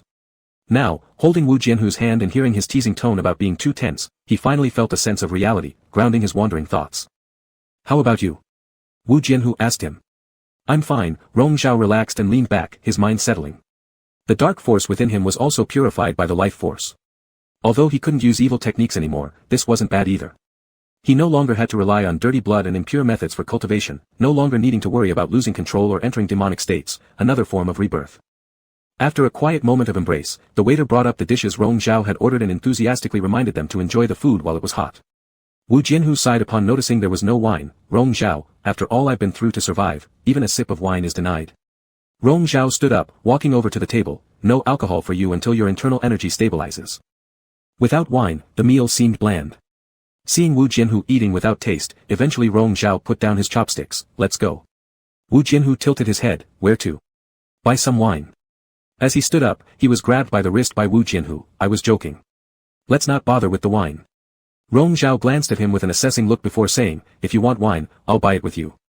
Once this opportunity passes, don't come complaining in the middle of the night that I didn't let you have any. In the end, they both went out together, heading to the same tavern they'd visited before, reaching the end of the long street, bought some wine, and slowly strolled back. After nightfall, the streets became more crowded, bright lanterns hung everywhere, depicting a peaceful scene. Earlier, I overheard people talking about how the spiritual energies increased after those celestial anomalies from a few days ago. It seems the chaotic forces have dissipated, Wu Jianhu said while shaking the wine gourd idly. It seems so, Rong Zhao replied, walking slowly with his arms crossed, feeling a sense of tranquility as the cool evening breeze blew past. This could be considered turning misfortune into blessing, Wu Jianhu commented. If we had known the divine jade pieces had such an effect, we wouldn't have gone through all that trouble. Rong Zhao slightly pursed his lips but remained silent. Wu Jianhu stopped reminiscing shortly after. This was also fine, the way things were now. If not for these experiences, he and Rong Zhao might never have fully understood each other's feelings. While talking, a sudden clang came from the corner ahead. Someone had knocked over a roadside stall and ran onto the road shouting. Heaven has eyes. Heaven truly sees. The disheveled madman shouted excitedly, waving his arms wildly as he ran off, leaving the shopkeeper cursing behind him in anger. Wu Jianhu raised an eyebrow, recognizing the running figure somewhat from his distant past. He suddenly smiled. Rong Zhao turned back and noticed his expression. What's funny? I've met that madman once before, here. Wu Jianhu explained. It was one of the most tormenting times in his life. After discovering the truth about the heavenly path and descending from Tianji Peak, he hadn't dared to see Rong Zhao. Back then, someone had pointed out his weaknesses bluntly to his face, which left him in deep humiliation, yet he had no way to argue back. Even that madman was just like him, destined to endure the same fate. Hearing this, Rong Zhao's gaze flickered, staring deeply into his eyes. After a while, he finally said, thankfully. Thankfully Wu Jianhu survived, thankfully their future could continue. Wu Jianhu nodded. I heard earlier that maybe this phenomenon will bring real solutions for half-demons like us. I'm lucky, all my troubles are gone now. Suppressing the emotions rising in his chest, Rong Zhao averted his gaze first and turned around. Let's go back. Back at the inn, inside the room, Wu Jianhu poured the wine, letting Rong Zhao drink first. Only at this moment did Rong Zhao feel completely settled. He took the cup and swallowed the burning liquor, his cheeks flushing red from the heat of it. Wu Jianhu reached out and pulled him closer, threading his fingers through Rong Zhao's hair and loosening his ribbon. Are you happy? Rong Zhao looked at him greedily, softly saying, happy. Satisfied, Wu Jianhu stroked Rong Zhao's hair, making him relax. Every day can be this joyful from now on. Moved, Rong Zhao shifted positions, lying down and resting his head on Wu Jianhu's thigh, taking the wine gourd directly and drinking. After a few sips, he handed it over to Wu Jianhu, letting him take a drink as well. Staring at the subtle movement of his throat swallowing the wine, a very ordinary scene that made Rong Zhao unable to tear his gaze away. That day, he had led Wu Jianhu here with the resolve to die. Who would have guessed their path would twist and turn to allow this present moment? Wu Jianhu set down the wine gourd, smacking his lips in regret. Too bad I won't be able to transform into fox ears or tails anymore. Not willing to show others anyway? Rong Zhao asked. If you liked it, I'd show them to you, Wu Jianhu smiled, but now you can't see them ever again. Young Master Yunze, don't despise me. Rong Zhao gently touched his hand and replied after hesitating for a while, fine. Although missing the soft fur indeed felt somewhat unfortunate, being able to have a long-term future with Wu Jianhu made up for everything else he lacked. Wu Jianhu leaned down and shared a gentle kiss. Their tongues exchanged the fragrance of the wine, not only faces heated up but also the hearts full of overwhelming joy.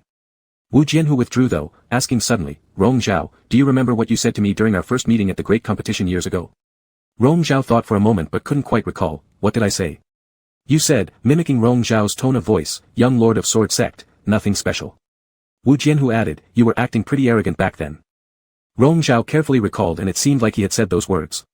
That was because of Wu Jianhu. On their first meeting, they were not familiar with each other, yet Wu Jianhu was shamelessly cheerful, which made Rong Zhao particularly dislike him. In fact, from the very beginning, even if it was a prejudice, this person had always occupied too much of his emotions. Wu Jianhu lowered his head and whispered in his ear, "Actually, at that time, I was thinking, you are the flower on the high ridge, sooner or later I would pluck you." After the grand competition, during the half-month training on the lonely island, his getting close to Rong Zhao until the final falling out, was deliberately done. Even many years later, his confrontation with Rong Zhao was mixed with both disdain and the mischievous thought of making him angry, which could not be told to others. Rong Zhao unsurprisingly cursed softly, "You're a shameless rogue. I took advantage of young Master Yun's opportunity." Wu Jianhu accepted it calmly. He finally plucked this flower on the high ridge with his own hands, but not for indecent play or defilement. Instead, he carefully embraced it and wanted to live a long life with it. Rong Zhao tilted his head up again, passionately kissing him once more, warm and lingering. Wu Jianhu held his waist, disheveling their clothes as he kissed sensitive spots on his body. The blush rose from Rong Zhao's heated face, spreading everywhere. "It's so hot." Rong Zhao panted, speaking incoherently. "Just bear with it." Wu Jianhu's voice also became hoarse. Watching Rong Zhao's state, although he still felt unsatisfied, he wanted to possess more forcefully. However, remembering how many times recently Rong Zhao cried, his heart softened greatly. Hesitation arose, and all he could do was kiss him intimately to convey his love. Rong Zhao spread his legs naturally under him, the most shameful pose. He stared into Wu Jianhu's eyes, embracing him with his arms sliding over his back, silently urging him. Unable to resist any longer, Wu Jianhu pulled Rong Zhao's hair aside, indulging himself fully. When their fingers tightly clasped together, everything was delivered. The sweat rolling off his forehead fell into his eyes, as if tears flowed again. In the shaking vision, Rong Zhao gradually lost sight of Wu Jianhu's eyes, but could still feel the burning gaze filled with love landing on his own body. The bed in the inn was a bit small and not sturdy enough, shaking strongly. Wu Jianhu rubbed against the man below, paused briefly, hearing Rong Zhao's unsteady heavy breathing, and then began another round of conquest. Rong Zhao was pulled into such a rhythm, sinking in his embrace, completely succumbing to the overwhelming tide. Finally, when Rong Zhao's voice was severely hoarse, Wu Jianhu put on a robe, got out of bed, and brought him some warm water. Drinking the water by Wu Jianhu's hand, Rong Zhao vaguely remembered a similar scene from a past illusion, a faint smile blooming on his lips. Wu Jianhu wiped his lips with his fingers. "What are you smiling about?" Putting down the cup he received, pulling Wu Jianhu down as well, "Let's do it again."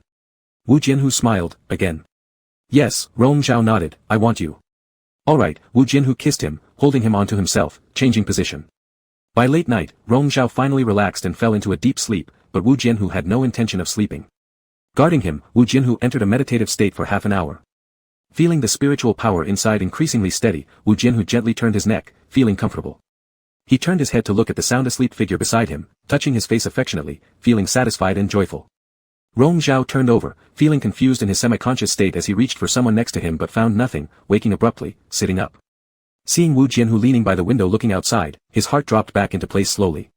Hearing the sound, Wu Jianhu turned around, and Rong Zhao already stepped down barefooted, striding toward him. He opened his arms, and Rong Zhao ran into them, hugging him tightly. "The sky hasn't brightened yet," Wu Jianhu reminded. Rong Zhao's voice sounded muffled in his embrace. "I didn't see you when I opened my eyes just now." Wu Jianhu lifted him slightly, letting him stand on his feet, and hugged him tighter before kissing him. Such comfort suited Rong Zhao greatly. After the kiss, Wu Jianhu held him and turned around, letting him look out the window. Endless stars glittered, sparkling brightly, weaving and dancing together. A laughing voice echoed in his ears, "The stars shine, wishing every desire come true." Once again, the miracle appeared. Rong Zhao quietly watched for a long time.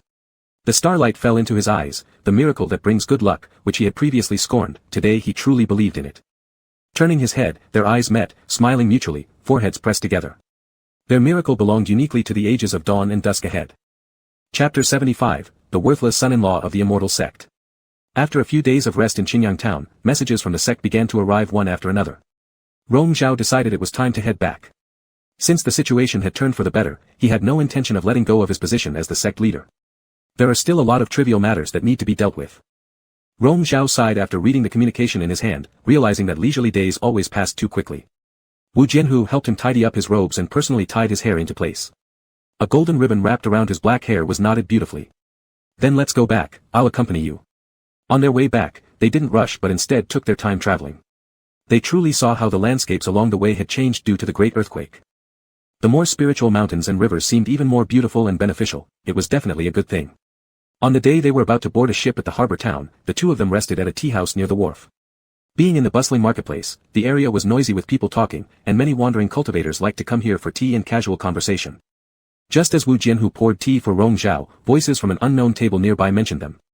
That man from Haolan Sword Sect, what a pity. His injuries are so severe, it might be hard for him to recover fully. That just gives other members of Haolan Sword Sect an advantage, probably he will stay in Yuan Si Immortal Sect forever. From what we heard before, he was quite the womanizer with numerous romantic exploits, but who would have thought he's actually devoted to one person? Yes, and who would have guessed his partner is really the young lord of Yunzhe? Before, everyone laughed off such rumors as jokes. Wu Jianhu remained calm, but Rong Zhao couldn't help laughing upon hearing this. What's so funny? Wu Jianhu gave him a gentle look. Nothing, Rong Zhao picked up his teacup. As the tea wet his lips, a smile lingered on the corners of his mouth, reminders of the last time he heard similar gossips about Wu Jianhu's romantic exploits here. Wu Jianhu's gaze shifted from his hands to his lips, then asked, Rong Zhao, am I truly devoted? Rong Zhao smiled. How would I know? Wu Jianhu looked at him deeply, slowly sipping his tea, and eventually grinned. A moment later, Rong Zhao put down the teacup and suggested, let's stop by Chuanxi Island. Wu Jianhu was slightly surprised. Chuanxi Island? Yeah, it won't be much out of our way anyway. I want to take a look. Back then, Wu Jianhu had given him this island, telling him to visit if he had time. Only now did he get the opportunity. Wu Jianhu agreed readily. If you want to, let's go. Setting off from here, it would only take 4 or 5 days to reach Chuanxi Island. The journey was peaceful without any wind or waves disturbing them.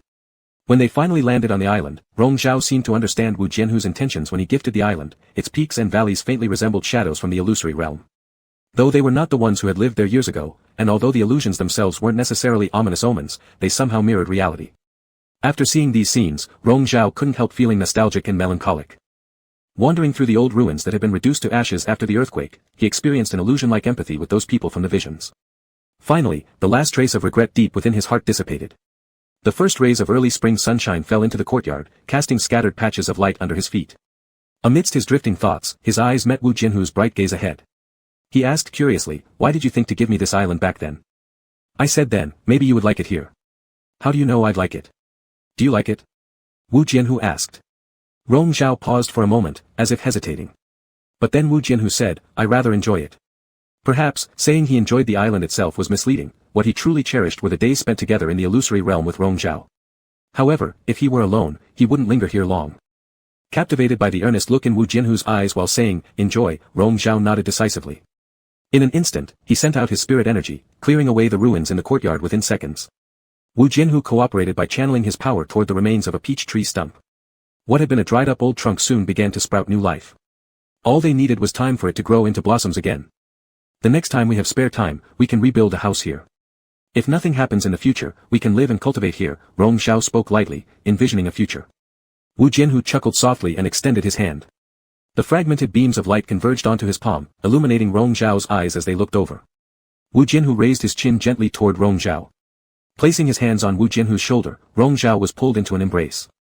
Foreheads touching, Wu Jianhu asked softly, Rong Zhao, does us staying here mean we are truly remaining in the illusion forever? No, Rong Zhao murmured quietly, the illusion is false. What we have between us is real. In response, Wu Jianhu let out a pleasant laugh that echoed for a long while in his ears.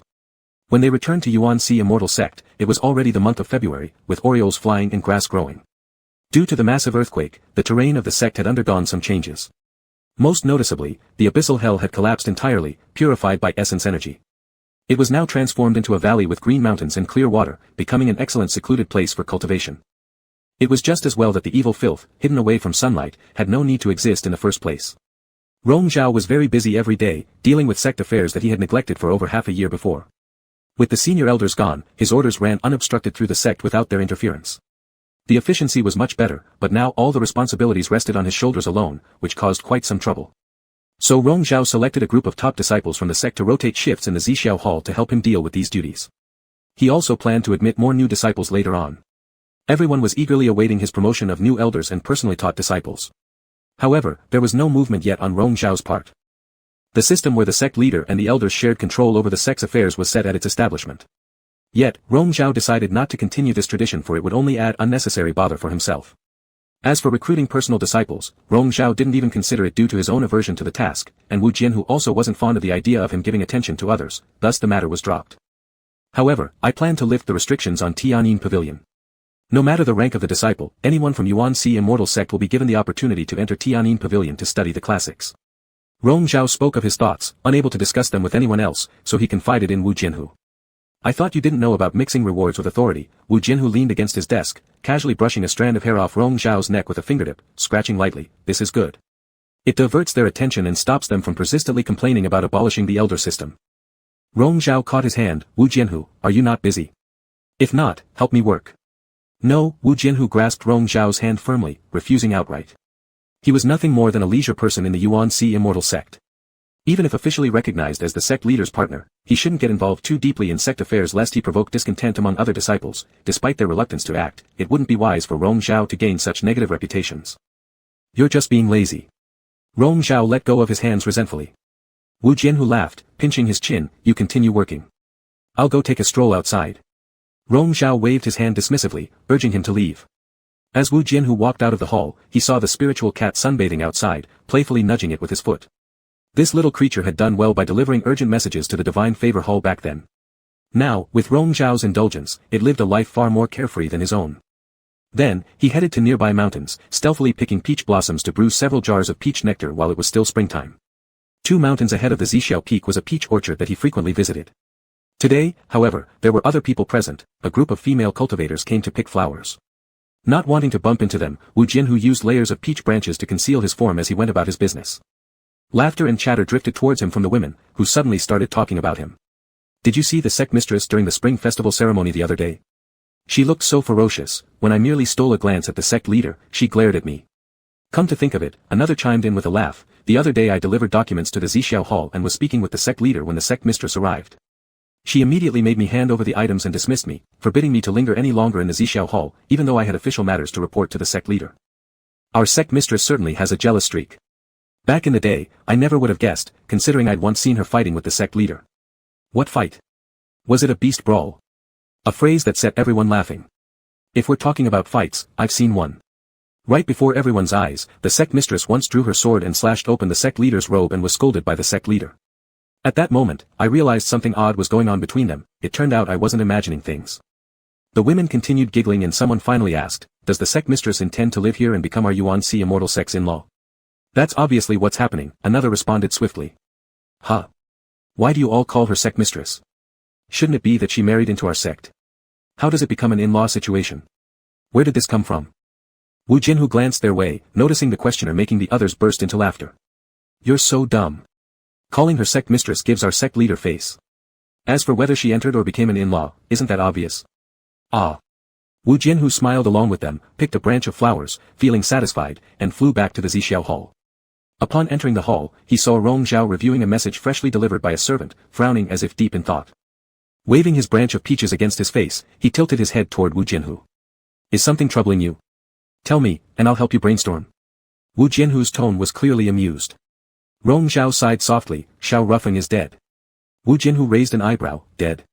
Yes, Qianyi hasn't formally announced it yet, but they will soon. So, their next monarch. What do you think? Rong Zhao threw the letter onto the desk. Xiao Rufeng was previously poisoned with a curse, and I thought Xiao Tan was content to stay hidden behind the scenes, but it seems I underestimated him. Before formally notifying all sects of the Immortal Alliance, Xiao Tan intends to make peace with us, wanting my support for him to ascend as the ruler of Qianyi Kingdom while keeping Qianyi in the Immortal Alliance. His peace treaty is already on its way. Wu Jianhu laughed. What is he thinking? He betrayed you at the Immortal Alliance conference, and now he wants to reconcile.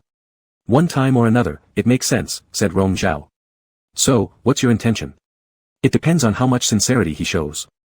Although bitten by Xiao Tan before, Rong Zhao fundamentally didn't hold it against him. Peace can be negotiated if the right terms are presented. It doesn't matter who rules the Qianyi Kingdom, it only depends on who's willing to pay the price. That Xiao Tan is not an easy dog to deal with. Be careful, he might bite you again one day, Wu Jianhu reminded him. It's fine. He has a soft spot which makes him easier to control than others, replied Rong Zhao. A soft spot? You mean his wolf demon? Rong Zhao nodded. He originally came back to surrender himself for that wolf demon, and the situation hasn't changed. He still has a vulnerability. People with soft spots, however crazy, always have something that can be used against them. Are you talking about yourself? Wu Jianhu suddenly grinned. Rong Zhao took the flower branch from his hand, plucked a petal, and gently placed it on his lips with his fingertips. Wu Jianhu caught the petal between his teeth, then leaned forward and kissed the palm of Rong Zhao's hand. The petal dropped back into his palm. Rong Zhao smiled, tightened his grip, and crushed the fragrant petal. What you say isn't wrong either, Wu Jianhu resumed their earlier topic. Xiao Tan's wolf demon saved him once before when it hadn't yet transformed into human form. It was raised by him, making them dependent on each other. Later, during the transformation, the wolf demon encountered an accident and got captured, ending up being auctioned off in Yingqing's music house. Since Xiao Tan couldn't buy it back directly due to his status, he asked me to do it instead. I helped them because of this favor, thus earning their trust and working together. Rong Zhao, and then you tricked him? Wu Jianhu responded, it wasn't exactly a scam. He wanted to change the demon's position within the Immortal Alliance. The idea is good, but somewhat naive. Without absolute power beforehand, it amounts to wishful thinking. I didn't promise him it would work. Rong Zhao looked down, pondered for a moment, and chose to drop the subject. He reached out, straightening Wu Jianhu's robes. Were you causing trouble at Yuan Si Immortal Sect again? That's quite leisurely. Wu Jianhu signaled with his eyes for Rong Zhao to get up, then sat down himself. He wrapped his arms around Rong Zhao, letting him sit sideways on his lap, and told him a joke he'd heard outside. Rong Zhao gave a half-hearted rebuke.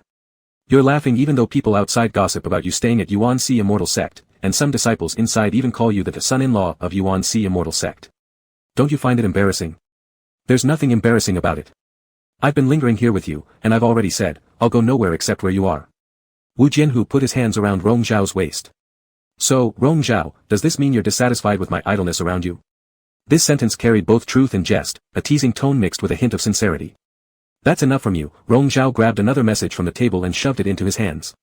Look at this. Wu Jianhu casually skimmed through it, which discussed nothing more than the current situation in the southern lands. Without the calamity anymore, conflicts continued unabated.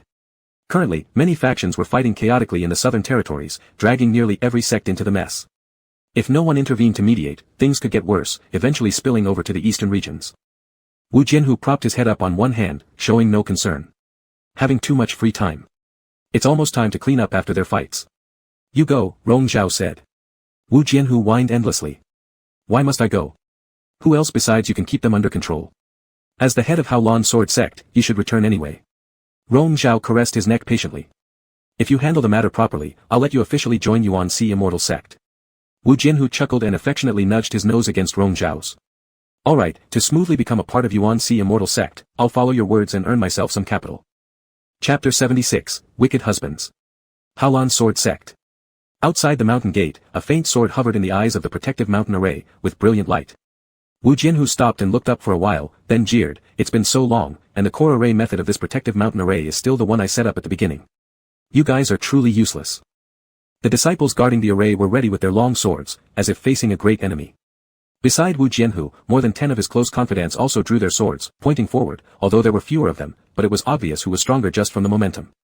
Wu Jianhu, at the center of attention, appeared unusually at ease, walking around the central point of the protective mountain array leisurely. He idly chatted with Rong Zhao through his spiritual awareness. I originally thought entering the mountain gate would be troublesome, but I overestimated them. Do you really think you'll run into trouble? Rong Zhao didn't believe it at all. Wu Jianhu laughed, who knows? They dared to falsely claim that I had died, and openly replaced the position of sect leader. I thought they might have some real skills. It's meaningless. If I had known, I might as well spend more time with you and come later. Rong Zhao glanced at the hourglass on the table. The ink dripped from the tip of his brush, only to realize he had wandered off again. Without Wu Jianhu, every long moment became exceptionally hard to bear. It was he himself who asked him to return to the southern lands, yet after only half a month, he missed him so much. After exchanging a few idle words, Wu Jianhu suddenly paused, raising his eyes toward the front where numerous elite disciples of the sect had arrived and formed a defensive sword array. The true usurper, however, dared not show his face. Cowardly rodents. Wu Jianhu showed disdain, unwilling to waste any more time, and swung his sword, releasing a chi-infused blade like a dragon coursing through, sweeping left and right with an open-and-shut style. In its wake, people were overturned, finally colliding with the eye of the protective mountain array before being shattered in a single breath. The many disciples hadn't even seen clearly what happened before they tumbled embarrassingly onto the ground, staring dumbfounded at the quickly broken protective mountain array and mountain gate. Wu Jianhu sheathed his sword, coldly announcing, that move just now wasn't meant to kill. I'll give you a lesson. If you dare to block me again, don't blame me for being rude. In the Xuanji Hall, upon hearing that Wu Jianhu had broken the protective mountain array in one move, Song Yuanjun could no longer stay seated. Although the core array was established by Wu Jianhu in the past and reinforced by several layers personally, it was unexpectedly so weak. He paced back and forth anxiously. Think of a plan, someone. Among the elder disciples below, none spoke or acted, each harboring their own thoughts. Not everyone trusted Song Yuanjun. Previously, they had been forced into allowing him to seize the position of sect leader. Haolan's sword sect had already been expelled from the Immortal Alliance, naturally not attending the Immortal Assembly on Jiuxia Mountain. However, they were surely aware of what transpired on that day. That day, they predicted such events would happen sooner or later, merely hoping against hope that Wu Jianhu wouldn't return due to severe injuries. But that hope had been dashed. Since that's the case, why continue down the same dark path as Song Yuanjun? Seeing no one respond to him, Song Yuanjun couldn't help feeling angry and was about to scold when the doors of the Xuanji Hall suddenly burst open. His eyes filled with terror, Wu Jianhu had stepped in, smiling faintly. "Do you want me to help you with a plan?" You. In a state of shock, Song Yuanjun couldn't form a complete sentence for half a day, surprising everyone else as well. After all, from the mountain gate to the Xuanji Hall, there were countless checkpoints. Even outside the Xuanji Hall, there were numerous guards. They hadn't heard a sound of fighting, and yet Wu Jianhu was here in such a short time. Could it be possible that all those outside saw him and surrendered their weapons immediately? Or perhaps he really could subdue all in one move, entering as if into no man's land. Take him down. Take him down. Song Yuanjun eventually shrieked, though his trembling tone betrayed his fear first. Wu Jianhu gave a disdainful smirk. "Take me down. Song Yuanjun, I let you take the position of sect leader for so long without calculating anything with you. Don't forget your place. You are originally half-demon, you killed your father to seize power and caused numerous calamities, bringing shame to the sect. You weren't fit to be the sect leader. That's not for you to decide." Wu Jianhu slowly swept his gaze across the people in the hall, slowly turning his sword underfoot. "All of you must have heard that Yun's a young lord, with his own strength, slaughtered all the elders and elite disciples of Yuancher sect in one night. I am quite envious. This Jianma sword of mine is eager to taste blood." After these words were spoken, there was a slight murmur among those present. Except for the guards who followed Song Yuanjun's command to draw their swords, everyone else instinctively took a step back. Wu Jianhu even specially opened his spiritual sense, letting Rong Zhao hear this part. "Wu Jianhu, don't talk nonsense in front of others and damage my reputation," Rong Zhao reminded faintly. "Alright, I won't say it in the future." Wu Jianhu teased him. Wu Jianhu had no interest in speaking more with him, and swiftly soared up, the murderous sword charging straight at the opponent. Song Yuanjun could only barely withstand 3 of his strikes before a single blade pierced through his heart. The sword was withdrawn, blood splattered everywhere, and the wide-eyed man crashed to the ground behind him, dead with eyes open. For an instant, an extreme silence gripped the hall, everyone shocked.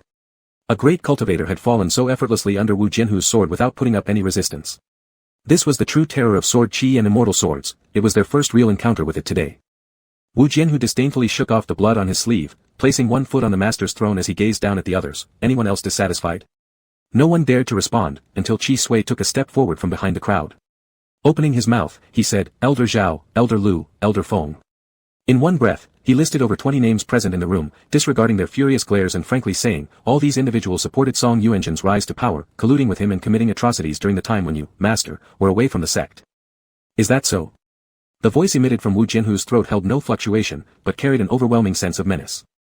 His gaze swept across Qi Sui and those named. Seeing the unmasked killing intent in Wu Jianhu's eyes, the named individuals, especially the 3 elders, became deathly pale, filled with both shock and anger.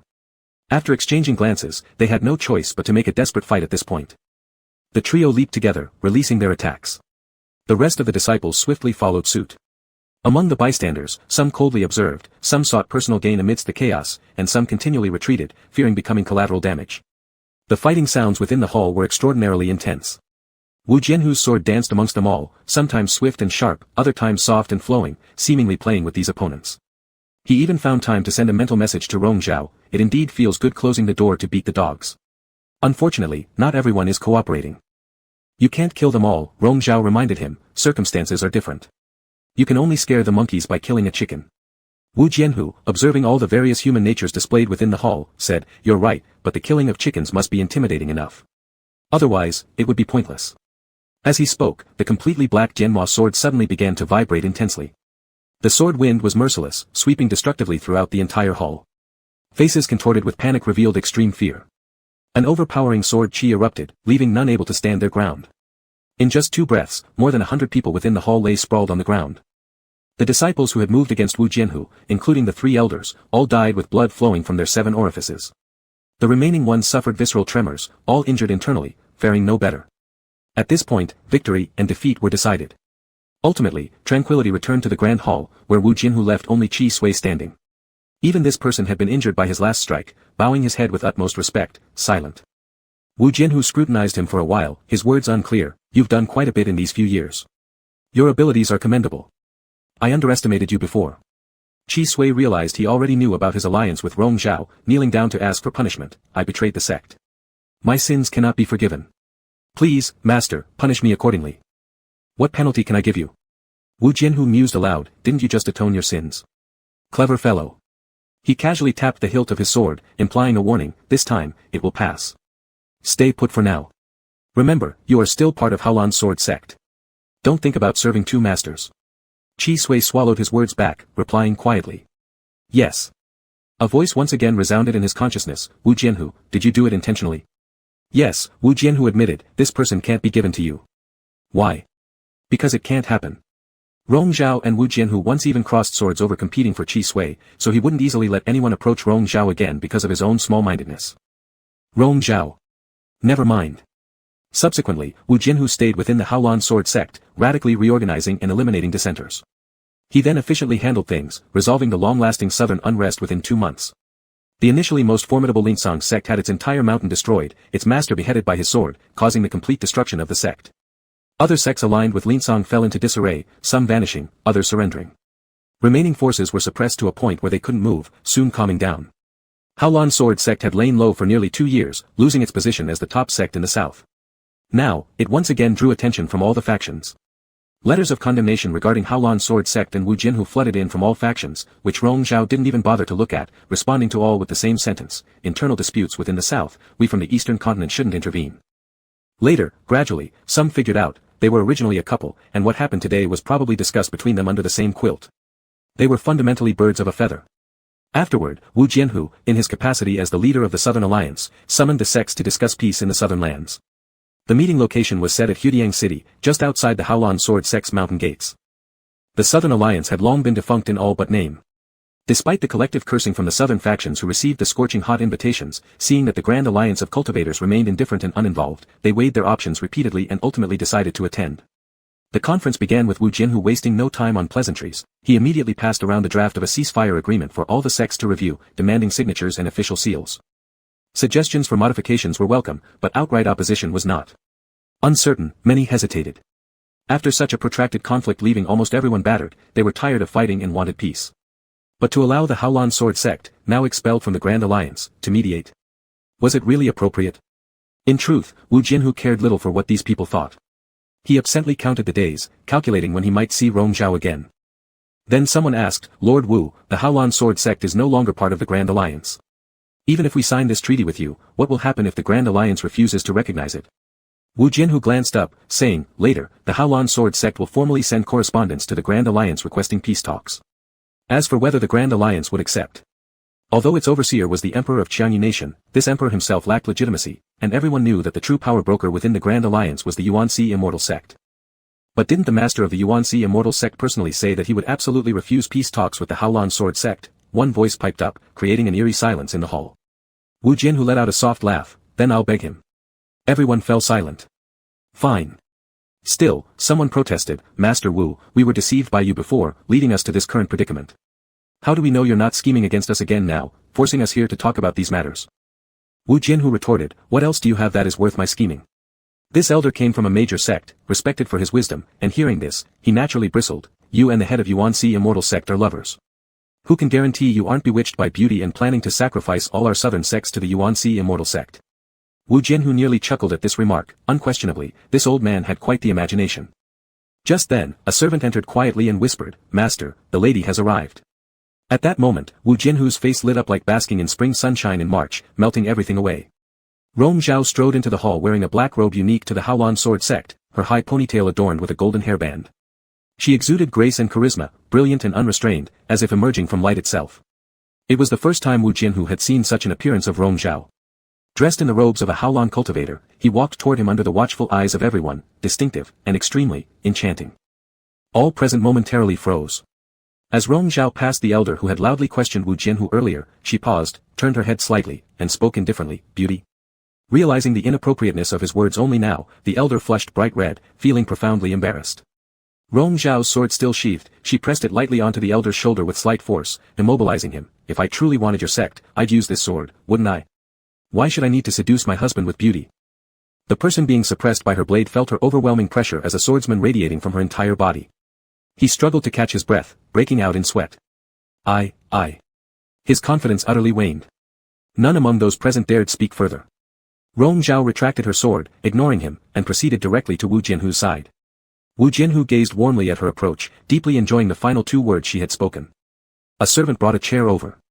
Seating herself next to Wu Jianhu, Rong Zhao addressed the others. Continue your discussion. I am here today merely as a guest, accompanying Lord Haolan as his family member, and won't interfere too much in your internal affairs. Everyone silently agreed. Clearly, you were both there to instill fear, she openly menacing while you covertly manipulated things. You two are indeed perfect for each other, truly despicable. Chapter 77, The End, Part 1. Rong Zhao said he would listen in nearby, but even when he silently sat there occasionally giving a glance around, it was enough to display his presence. One might be unable to fight, two even less so. Everyone pondered that the various terms of this ceasefire agreement were not outrageous. Though they would most likely be constrained by Haolan's sword sect from now on, as long as they behaved, it would actually bring them benefits in resource allocation. Ultimately, during the fiercest battles before, Linsong's sect had the upper hand and secretly acted as if they looked down on the whole southern region, not necessarily letting these sects share their spoils. Now with Linsong's sect annihilated, it merely meant switching back to Haolan's sword sect leading again. This Yunzhe young noble has already publicly claimed himself as the family member of the Haolan sword sect leader, thus with this connection, they could also use it to ease relations with the Immortal Alliance. They hope for the best. Thus, under such somewhat subtle self-persuasion, most people quickly came to understand. Hui Mountain sect originally had deep enmity with Linsong's sect, clearly finding this current situation more pleasant. Their sect leader was the first one to sign the handed-over agreement document and stamp the sect's official seal. With a leader showing the way, everything went smoothly after that. Those who were still unwilling at first had no choice but to follow the flow, so matters were resolved surprisingly smoothly. The hall which was buzzing earlier instantly fell silent. Wu Jianhu turned his body, observing Rong Zhao from top to bottom leisurely leaning against his chair. The longer he watched the more satisfied he became with his outfit, a smile playing around his lips. Rong Zhao asked, "What are you staring at?" Wu Jianhu reached out, pulling him into his waist, making him sit on his own lap. "Why didn't you tell me you were coming over here?" "There wasn't anything specific so I just came," Rong Zhao replied indifferently, crossing thousands of miles to specially come to this southern area, yet in his mouth it seemed like an ordinary matter. Smiling, Wu Jianhu's fingers traced the complicated patterns at the edge of his clothing, which were the emblems of the Haolan sword sect. "Where did you steal these clothes from?" "Asked one of your people, borrowed it," Rong Zhao said. "Look good?" Naturally, they did look good. But looking at Rong Zhao in these clothes, Wu Jianhu only harbored thoughts of stripping him right then and there. However, it was definitely not appropriate here. He pulled the person closer into his embrace, the words, "looks amazing," becoming vague amidst the mingling of lips. Wu Jianhu directly took him back to Haolan sword sect. The number one sword sect in the world, a place countless sword cultivators yearned for, was something entirely new to Rong Zhao. Everywhere he saw were those deeply engrossed in the study of the Tao and art of swords. Unlike Yuanshi immortal sect where many practice cultivation through laws and rules, being quiet rather than active, most sword cultivators appeared unrestrained and elegant with decisive fighting styles. This characteristic was more pronounced in Wu Jianhu. Rong Zhao himself was also a sword cultivator. No matter how sharp he was internally, his external aura was different. He gained some insights, no wonder. "No wonder what?" Wu Jianhu asked. Lifting his hand to brush away flower petals that had fallen onto Wu Jianhu's shoulder, Rong Zhao said, "No wonder you're so unrestrained, doing whatever you want. I'm quite envious. Do you like it here?" "It's pretty good." This comment was sincere. Compared to Yuanshi immortal sect which had too many strict regulations, Haolan sword sect suited him better. Had his parents' incident not happened, perhaps one day he might have chosen another sect instead. "So let's switch, why don't you join Haolan sword sect?" Wu Jianhu proposed jokingly but taking things further. Rong Zhao smiled, dropped his hand and continued walking forward without any definitive response. It was still early, so Wu Jianhu led him around the sect. Within these months, due to Wu Jianhu's extensive efforts in reformation, the atmosphere in the sect had renewed dramatically, free of corruption or disturbance. Even though Wu Jianhu had obtained the sect leader position irregularly, amongst cultivators who valued strength, currently there was indeed no one or no dare to oppose him. When disciples saw both of them, besides saluting Wu Jianhu, they would respectfully address Rong Zhao as Madam. Wu Jianhu found the title fitting, while Rong Zhao found it amusing. He wasn't really bothered about it anyway. Later, they went to the Sword Valley in the mountain where 1,000 elite disciples practiced the sword array. Wu Jianhu gave some guidance, and Rong Zhao casually mentioned a few points from the side. Both of them approached differently, one handled the overall strategy while the other focused on the detailed tactics. This left all disciples greatly enlightened. "Thank you, sect leader." "Thank you, madam." The voices of the disciples echoed through the Sword Valley, and their smiles also reflected in the spring breeze. By the time they returned to Xianji Hall, it was already night. After Wu Jianhu had reclaimed the sect leader position, he ordered the entire Xianji hall inside and out to be restored, and luxurious and complicated furnishings were discarded from the bedroom. It became tranquil and simple, exuding elegance everywhere, precisely Rong Zhao's favorite style. Incense burning and lamps lit, Wu Jianhu finally fulfilled his previous desire, lifting Rong Zhao onto the bed and piece by piece shedding the robes of Haolan sword sect off Rong Zhao's body. As his fingers touched the skin, Rong Zhao caught his hand, looking up at him. How long has it been since we last met? 3 months and 10 days, Wu Jianhu responded deeply.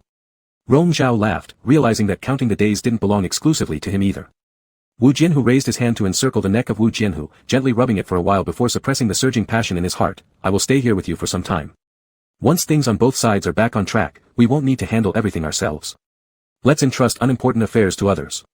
In the future, I'll spend 2 months here with you every year, and then you accompany me to UNC Immortal Sect for 2 months. The rest of the time, let's go out together for cultivation experience. Wu Jianhu had no objections, as you wish. Wu Jianhu untied the hairband, binding Rong Zhao's wrists above his head with it. He stripped off all but the outer robe of the sword sect. His hands roamed across Rong Zhao's body, caressing constantly as he listened to Rong Zhao's heavy breathing beside his ear. My dear, here you must obey me and fulfill your duties as the sect master's wife. Rong Zhao was glad to indulge in Wu Jianhu's mischief. Please cherish me, my husband. Wu Jianhu smiled and bent down, passionately kissing him. After the chaos in the southern land subsided, Wu Jianhu officially sent letters to the Immortal Alliance as the sect master of Haolan sword sect requesting peace talks. Because the king of Qianyi country had also changed, there were complaints from various sects who demanded explanations. To address this, Rong Zhao proposed inviting everyone to Bian City for further discussion. The only attendees at this meeting were representatives from major sects across the land. Sure enough, the person coming as the king of Qianyi was Xiao Tan. From being a prisoner once, he now returned as an honored guest. For those truly capable, Rong Zhao always held them in high regard. And since Xiao Tan understood current situations well and was willing to offer 10 resource-rich islands of Qianyi to UNC Immortal Sect, he did not mind lending a helping hand. Others didn't share the same view. They feared Xiao Tan's skills in raising poisonous insects and resented that he hadn't paid for his previous actions.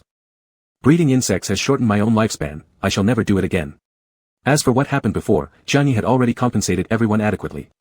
Today, I am king because of my father, and by convention, the Immortal Alliance does not interfere with internal matters of sects or countries.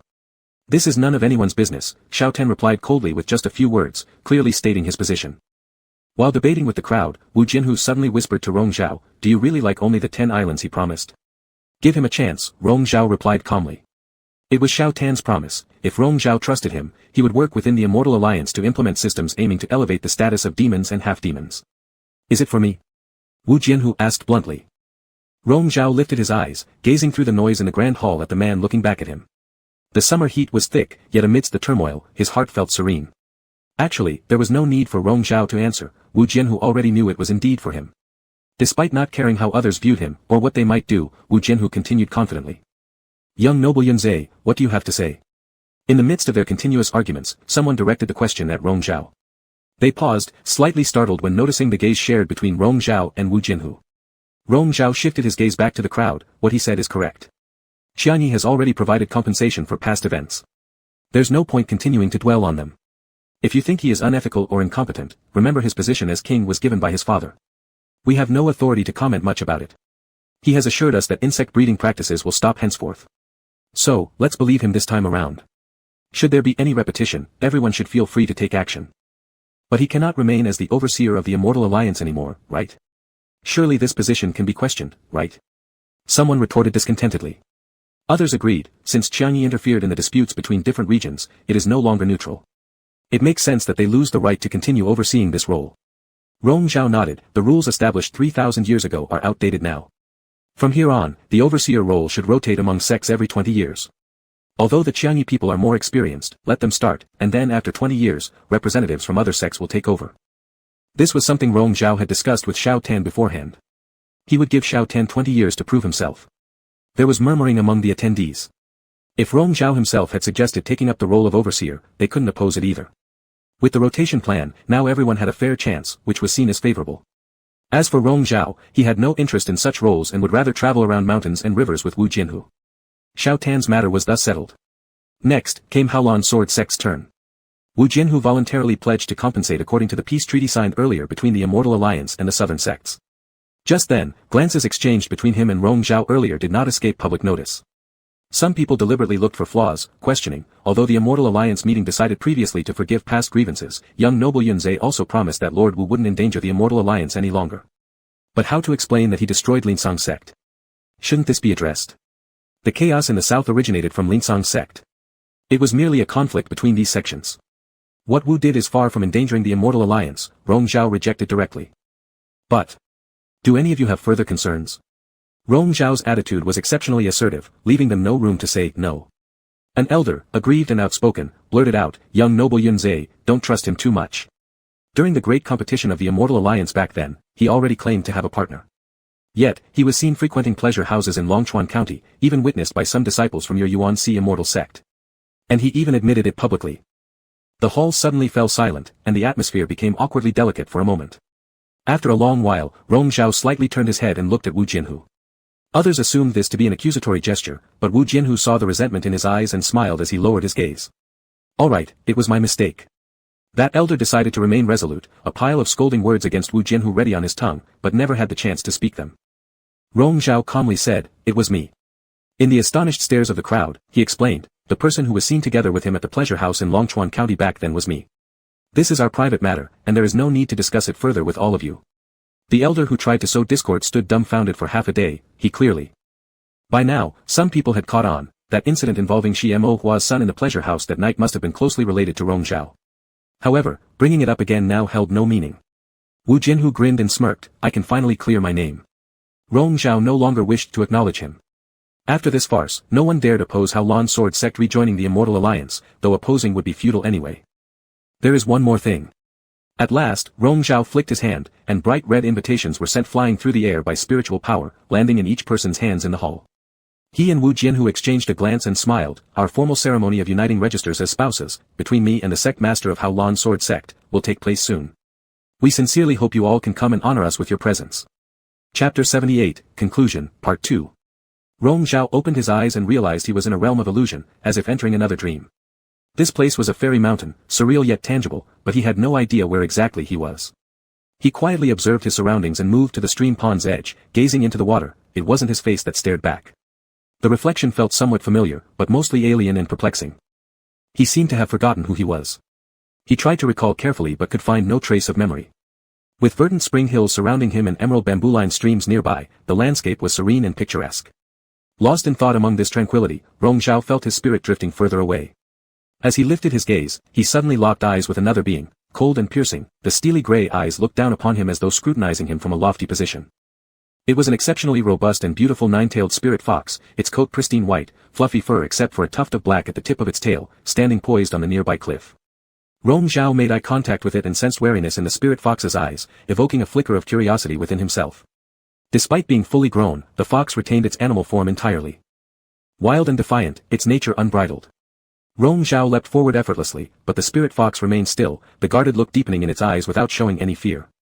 Rong Zhao then extended his hand, channeling spiritual energy which enveloped the spirit fox and penetrated its body. At first resistant, then gradually accepting, it merely shook its head after a moment.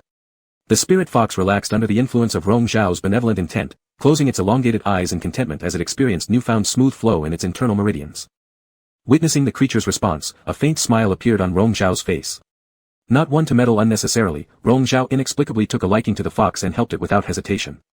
The fox then brushed past Rong Zhao's palm and wrist with its tail as an expression of gratitude, maintaining its high-headed demeanor while becoming slightly more amicable towards humans. After these exchanges, the spirit fox glanced back at Rong Zhao once more before turning and disappearing into the woods. Rong Zhao felt a tinge of loss, the chaos in his consciousness unresolved due to the absence of memories. He then sat down and entered a meditative state to restore his energy. Thus passed 3 days. When the sound of footsteps echoed behind him, he finally opened his eyes, pausing briefly before noticing the subtle coolness near his neck. Swiftly, he restrained the hand of the person behind him, pulling them down and turning around. There again met the steely gray eyes, which now carried not only scrutiny but also a hint of cunning. Fox spirit, you repay kindness with ingratitude, Rong Zhao muttered, his gaze lingering on the spirit fox's humanized features, finding it hard to look away. The spirit fox, now transformed into a tall, handsome man, was caught by the wrist and kneeling behind Rong Zhao. Without any signs of panic or struggle, he instead smiled and returned the observation. His amused gaze dropped to Rong Zhao's lips before mimicking his way of speaking, "Thank you, master." From that day onward, Rong Zhao remained in the mountains. Although the spirit fox transformed late, its talent for cultivation was extraordinary, especially in the path of the sword. Under Rong Zhao's guidance, it quickly grasped the essence, becoming the only one capable of matching his sword techniques and fighting on par with him. Rong Zhao had always tried to develop his unique set of sword skills but fell short. When the spirit fox practiced those techniques, it naturally modified the less fluid parts. Initially disregarded by Rong Zhao, over time he noticed these changes were precisely the breakthroughs he couldn't achieve alone. Consequently, the individual sword technique evolved into a cooperative dual sword style. Each day, they honed their skills together in the mountains, achieving perfect harmony in mind and emotion, enjoying themselves peacefully. In this manner, time slipped by unnoticed. Until the red thread born from their wrists became hot and blazing. A soft breeze grazed Rong Zhao's face, awakening him from a daze. He wasn't sure what year it was. Wu Jianhu approached with a book, cross-legged, seating himself on the other side of the desk, and turned to look at him. Rong Zhao maintained a sideways posture, leaning on his elbow, still bearing traces of sleep-induced lethargy in his lowered eyes. Awake? Hearing Wu Jianhu's voice, Rong Zhao raised his gaze, momentarily confused. Recalling this was the Tianyin Pavilion, where he and Wu Jianhu organized ancient texts, and he must have fallen asleep during work. Dusk had already descended. Wu Jianhu glanced at him, asking, "Were you lost in thought?" "I had a dream." "What kind of dream?" Separate only by the wooden desk, Rong Zhao stared across at Wu Jianhu, meeting eyes identical in deep gray hue to those in his dream, even though their appearances were different. For some reason, he intuited the figure in his dream was none other than this very person. "I dreamed of a fox spirit." Rong Zhao whispered softly. Wu Jianhu laughed lightly. "Really?" Remembering all details vividly, it felt like throwing a stone into tranquil waters, ripples spreading out. "I practiced swordplay with him, created sword techniques together, passing long peaceful years in the mountains. And then?" Rong Zhao slightly shook his head, a hint of regret lacing his tone. "Then I woke up." Wu Jianhu gazed into his eyes. "Do you truly favor fox spirits?" Rong Zhao pondered a moment, replying, "I like you more, you're also a fox spirit." "I can't turn into a fox anymore," Wu Jianhu said. "Even so, I still like you." Rong Zhao's voice was as light as before, but without hesitation. This was the 9th floor of Tianyin Pavilion, the only place forbidden to disciples. The building was quiet, and the wind passed silently, yet Wu Jianhu heard the subtle tremor in his heart when Rong Zhao spoke. The laughter in his eyes deepened. "Really?" "Really," Rong Zhao repeated. Wu Jianhu was content. He flipped through the book in his hand and said, "I just read something interesting in this book about an upper deity and the heavenly god tree. Would you like to hear it?" Rong Zhao only looked at him quietly. Wu Jianhu turned another page of the book and continued, "An upper deity met a companion in the mortal world. Since the other party was originally half-demon with limited lifespan, destined never to ascend to heaven, the deity ultimately chose to stay and grow old together with their companion, entering the cycle of rebirths while placing hope for the future. The heavenly god tree absorbs the essence of sun, moon, and earth, taking 10,000 years to condense its life force. He left the path to godhood for later generations. What he truly kept for himself and his companion was the life force of the tree." Rong Zhao's gaze became fixed. The person in front of him smiled again. "It's quite a touching story. The Upper Qi sword manual was originally also stored in a stone tablet on the Tianji peak long ago. He had even calculated the time the stone would appear in the world. Unfortunately, 3,000 years ago, some lowly individuals took advantage of the opportunity first, seizing the sword manual and almost ruining all the efforts of the upper deity back then." Rong Zhao remained silent for a long time. A dream, a story, seemed to foretell something. He looked at the red thread appearing faintly on his wrist. This was supposed to show up only when the swordplay was perfected, yet it already existed. Perhaps this red thread had been there since the beginning, awakened when they first came into contact with the Upper Qi sword manual. The story has come to an end. The book turned to the last page, and Wu Jianhu casually put it down. "Did you find it interesting?" Rong Zhao slowly blinked his eyes and nodded. The sound of bells outside the tower startled a butterfly hovering by the window, flapping its wings towards the misty mountainside. The bell sounds continued endlessly, lingering around the ears. Wu Jianhu took Rong Zhao's right hand and intertwined their wrists. The two red threads closely overlapped, heat coursing between them. "Rong Zhao, dreams are just dreams, stories are merely past events, no need to be overly concerned." Rong Zhao looked at Wu Jianhu and gradually smiled. Indeed, whether it was or wasn't true didn't matter, why delve too deeply? His mind relaxed. Let's go back. Summer often brought rain, and Wu Jianhu held an umbrella, walking side by side with the person beside him on the mountain path, listening to the sound of falling rain. A gentle spin of his umbrella sent droplets scattering all around. The rain splashed against their faces, coolly refreshing. At that moment, the smile on Rong Zhao's face shone brightly as well. Back at Chuyin Pavilion, the rain began to intensify. Having slept for too long in the afternoon, Rong Zhao felt increasingly drowsy. Resting his head on Wu Jianhu's leg, he let his fingers run through his hair, using his spiritual energy to dry his long hair. Between semi-consciousness and sleepiness, he wanted to fall into deep slumber once more. Then a servant came in to report that the next day would be the ceremony for combining family records. The final group of guests had arrived and were all properly arranged. Rong Zhao half closed his eyes and did not respond for a long time. Wu Jianhu replied on his behalf, "Take good care of them and no need to bother us with further reports." After the person left, Rong Zhao finally opened his mouth lazily. "The people from Haolan Sword Sect have already arrived several days ago. Did you hear they bear grudges against you?" Wu Jianhu glanced down, seeing Rong Zhao still half asleep, languid like a cat curled up in his embrace. "Yes, resenting our sect master for being useless, even unable to hold the ceremony of combining family records on our own land," he laughed. "Then we'll just hold another one at the Haolan Sword Sect," Rong Zhao said casually, "no problem." Wu Jianhu joked, "Another one? Then next time will those people give gifts or not? It might infuriate the entire Immortal Alliance then." "Regardless of them." Wu Jianhu buried his head near Rong Zhao, laughing continuously, feeling increasingly delighted. Rong Zhao turned over in his arms, facing him, opening his eyes and raising his hand to touch his face, rubbing it gently. Seeing him lost in thought, Wu Jianhu asked, "What are you thinking about?" "Wu Jianhu, the bond between us is faded," Rong Zhao whispered lightly. Wu Jianhu covered the back of the hand resting on his cheek, pulled it down, kissed the palm, then moved lower, kissing each knuckle one by one. Rong Zhao felt the warmth from Wu Jianhu's lips spreading along his fingertips toward himself. Rain fell throughout the night until dawn broke. After the rain cleared, the sky brightened, creating a beautiful scene. The breeze spread fragrant petals everywhere. Red silk and festive paper fluttered here and there, adding more joyfulness. A spirit cat emerged from beneath the wall roots. Since it had extra meals today, it happily wagged its head, the small bell on its chest ringing melodiously, carried away by the wind. Summer flowers bloomed beautifully, decorating every branch, shimmering through the morning light. Footsteps moved back and forth, with every face busy and full of happiness. Grasping a handful of enchanted fruits, they congratulated each other, sharing in the celebration. Zishao Mountain buzzed with cheerful voices. Guests were seated on both sides of the heavenly stairs. As wine was poured out, the rich aroma of alcohol filled the air. Everyone joyfully indulged in drinking, the elders reminiscing about the past while tipsy, and the disciples curiously asking about bygone events, all of which were somehow related to those two individuals. Between their jests lay admiration and awe. Rong Zhao was clad in a bright red wedding robe, looking even more brilliant than the most vivid summer flower.